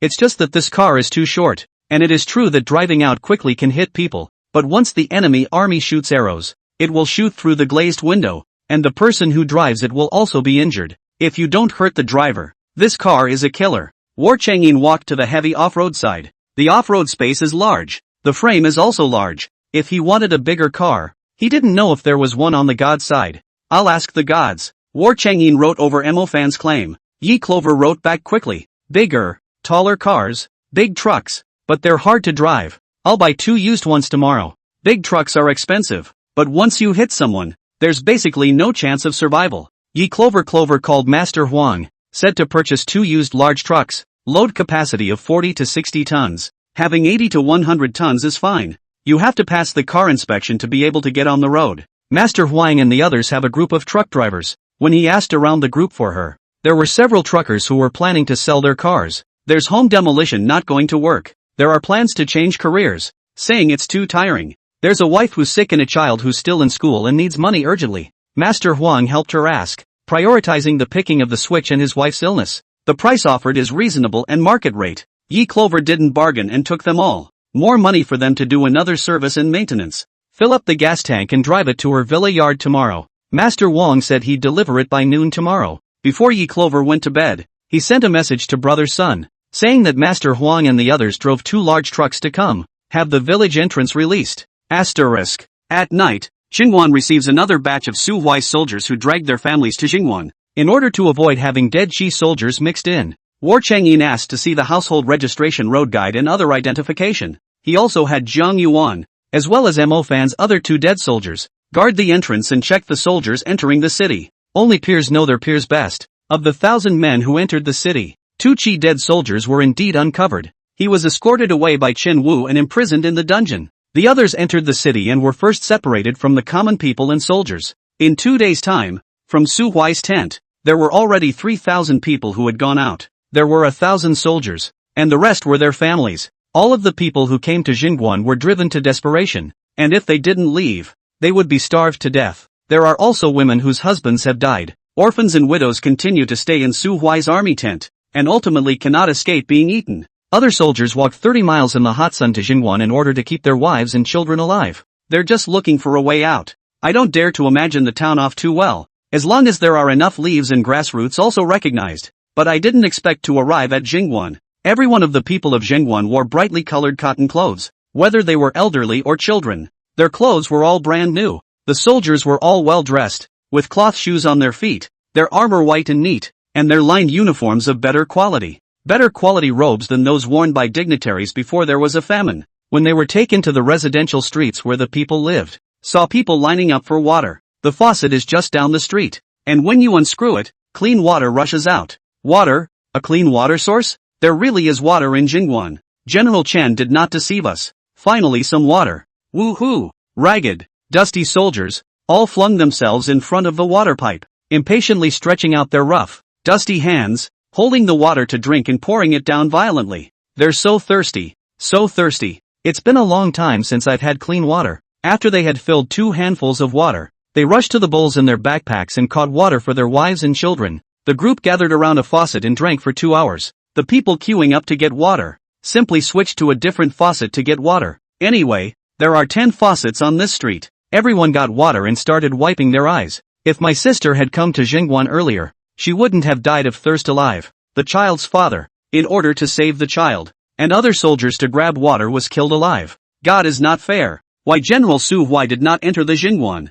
There is water. The child's father will not die. Su Huaide is not worthy of his position. Obviously there is an imperial decree to take over Jingguan, but he is hard to boil my child's father to death. Everyone cursed Su Huai, cursing him for being greedy and cold-blooded. Boiled to death so many innocent soldiers and families. Asterisk. Standing on the city wall, War Changyin observed what Qi Xuanhong and Ling Xiaofeng were plotting through the medium and large drones. It had been 2 hours since the two of them had entered the tent. The drones have all been replaced twice. It's not out yet. Wei Guang Xiaoluizi Sun Mute is now able to follow Zhen. In their surprise attack battle, Wei Guang accurately searched for the location of the royal court of Mabe and took great credit. They had now become soldiers and were able to follow War Changyin around and did not need to hang around the general's residence. Wei Guang said, "General, these two would not be holding back any good farts. If they can be assassinated, feel in at night and kill them. It's only difficult to feel your way through at night, but it's nice to be able to throw a dynamite and try it out." Just as War Changyin was about to have someone carry it out, the two men walked out of the tent and stood in front of it, not knowing what they were talking about. Sun Mute came over, zoomed in on the screen, looked at the lips and said, "Tomorrow night, the king of the desert, Russell, arrived at Jingguan, with 200,000 men. The day after tomorrow at the most, the assembly will be completed and the siege will begin. This time, if we can't attack the city, Chu Qi and barbarians will both suffer heavy losses. Ling Xiaofeng, the king of Chu will not let you go. You can only survive if you take Jingguan. In order to avenge your son's death, the first batch of the Chu army will charge into battle." Ling Xiaofeng said, "It's impossible. I'll attack the east gate. You'll attack the south gate. Russell will attack the north gate. And we'll all do what we can." Chapter 120, Everywhere you go, there's no one alive. War Changyin frowned at once. Attacking the city the day after tomorrow? God willing, the second batch of equipment should arrive in time. Mute Sun continued. "Monarch of Qi, there's no point in talking more. Wait for Russell to bring the men and horses over.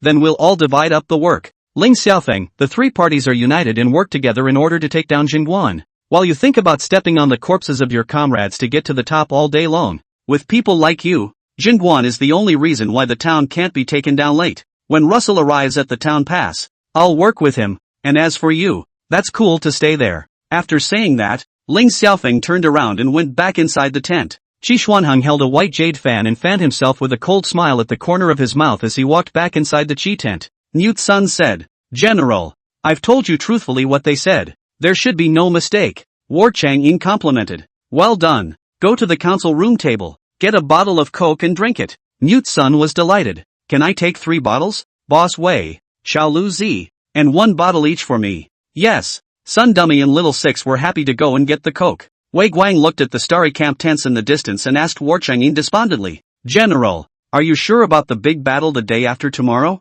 "There is no, so there's nothing we can do?" War Changyin shook his head. "Wait for them to gather the day after tomorrow before attacking the city? No way. How could he give the enemy a chance? To give the enemy a chance is to be cruel to yourself." War Changyin picked up the walkie-talkie. "All generals to the council chamber." Asterisk. The council chamber. Chen Kuei leapt to his feet. "An evening raid, a night attack?" War Changyin said. "Sun Dum read to tomorrow night. Russell 200,000 people are about to arrive in Jingguan. Once he's in place, with 500,000 soldiers and horses, attacking the city regardless of the cost of death, Jingguan may not still be able to hold it. We wait passively and wait for death. Instead, we should take the initiative tonight and strike hard against the Chu and Qi armies. Be sure to bring down the numbers before they join the barbarians." "How many Qin crossbows are left now?" Chen Duo replied. 15,000 bows and 400,000 arrows. "Where's the stranger?" "There are many more in number. 1 for each person." "Compound bow delivered today?"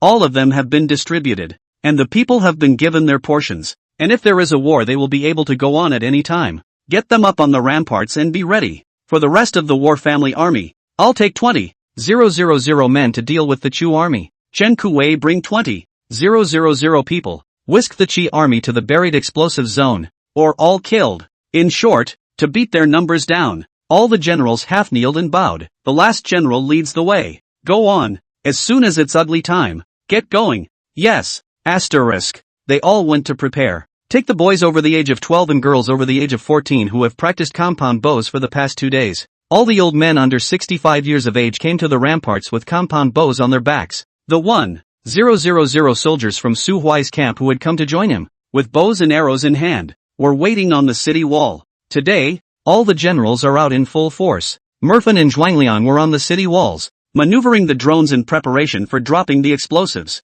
Jiang Yuan led the soldiers under Mo Fan's command and killed the enemy together with War Chengyin. Once the clock strikes midnight, all hands, get ready to leave from the city gates. The Chu soldiers monitoring the gates of Jingwan were killed by an arrow from a Qin crossbow before they had a chance to ventilate the city. Observing with drones, it has long been known that the Chu army monitors the location of the city gates, getting shot straight out of town. War Chengyin and Chen Kuei split their troops into two. War Chengyin strikes head-on. Chen Kuei took Chen Wu and the others, detoured from the side and attacked the rear of the Qi army. If the Qi army chased after him, he led them to the place where he planted the explosives and blew up all the Qi army. War Chengyin led the men, arriving at the Chu army tent nearly a mile away. He had them all dismount. Qin crossbow team ready. The first round of Qin crossbows, each Qin crossbow hangs a packet of diesel fuel. No need to shoot at people, just shoot at tents. Shoo shoo shoo. During the night, countless Qin crossbows flew out and shot at the tents. After practicing for a long time, the archer's accuracy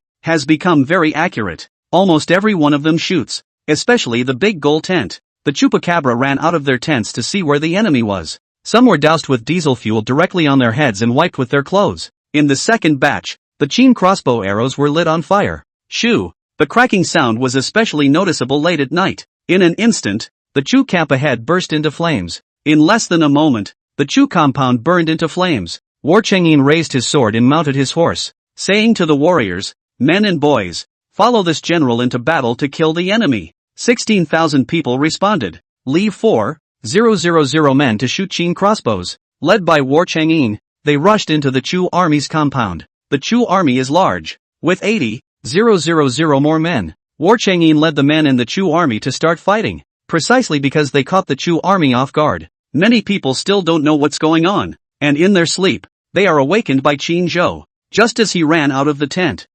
behind him burst into flames. They were shirtless and unarmed. Being led by War Chengyin on horseback, the War family army wielded a 1.6 meter long Tang stranger sword to slash at them. Some of them, even to the point of death, are still in a daze, not knowing what's going on. The Chu army fled in all directions, and drones flying in the sky dropped explosives to block their retreat. But the weapons are still in the tent. It's on fire. I don't dare go for them. They're all over the place like headless flies. Until the war drums were beating in the Chu army quarters. Many rushed to find weapons and began to defend themselves. The kaiju are too fierce. They wore armor with body armor underneath, and all of the ones who fought in the lead were double protected. The Chu army's backward weapons can't cut in at all. The stranger's sword and the bronze weapon slashed against each other, and the weapon was directly wasted by the other side. War Chengyin with the people are even more courageous, as if chopping melons and cutting vegetables. Wherever they go there is no one alive. Run and kill wherever you can. The few generals who followed him were all red-eyed from killing,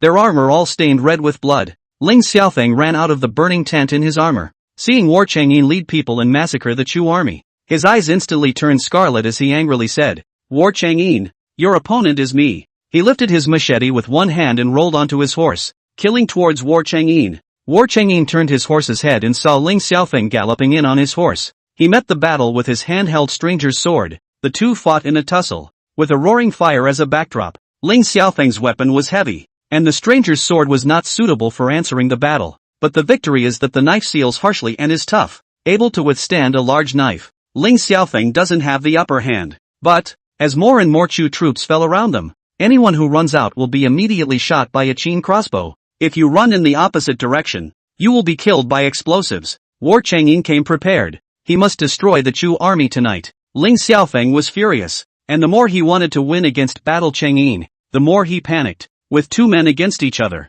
distractions are especially taboo. He was careless and was single-handedly knocked off his horse by War Chengyin. Fall to the ground. He had wounds on his body that had not yet healed. Pulling at the wound, he stood up with his hand on his chest, looking pained. War Chengyin hand holding Tangmore knife, will not give him another chance. A knife stabbed over Wen, his one-armed eldest son, Ling Yunjia, blocked War Chengyin's stranger's sword for him. The stranger's sword pierced through Ling Yunjia's chest, and he instantly fell to the ground. Ling Xiaofeng came back to his senses and shouted mournfully, "Jia." His eyes stared angrily at War Chengyin. It was you who killed my child. War Chang'en, I'm going to make you taste life.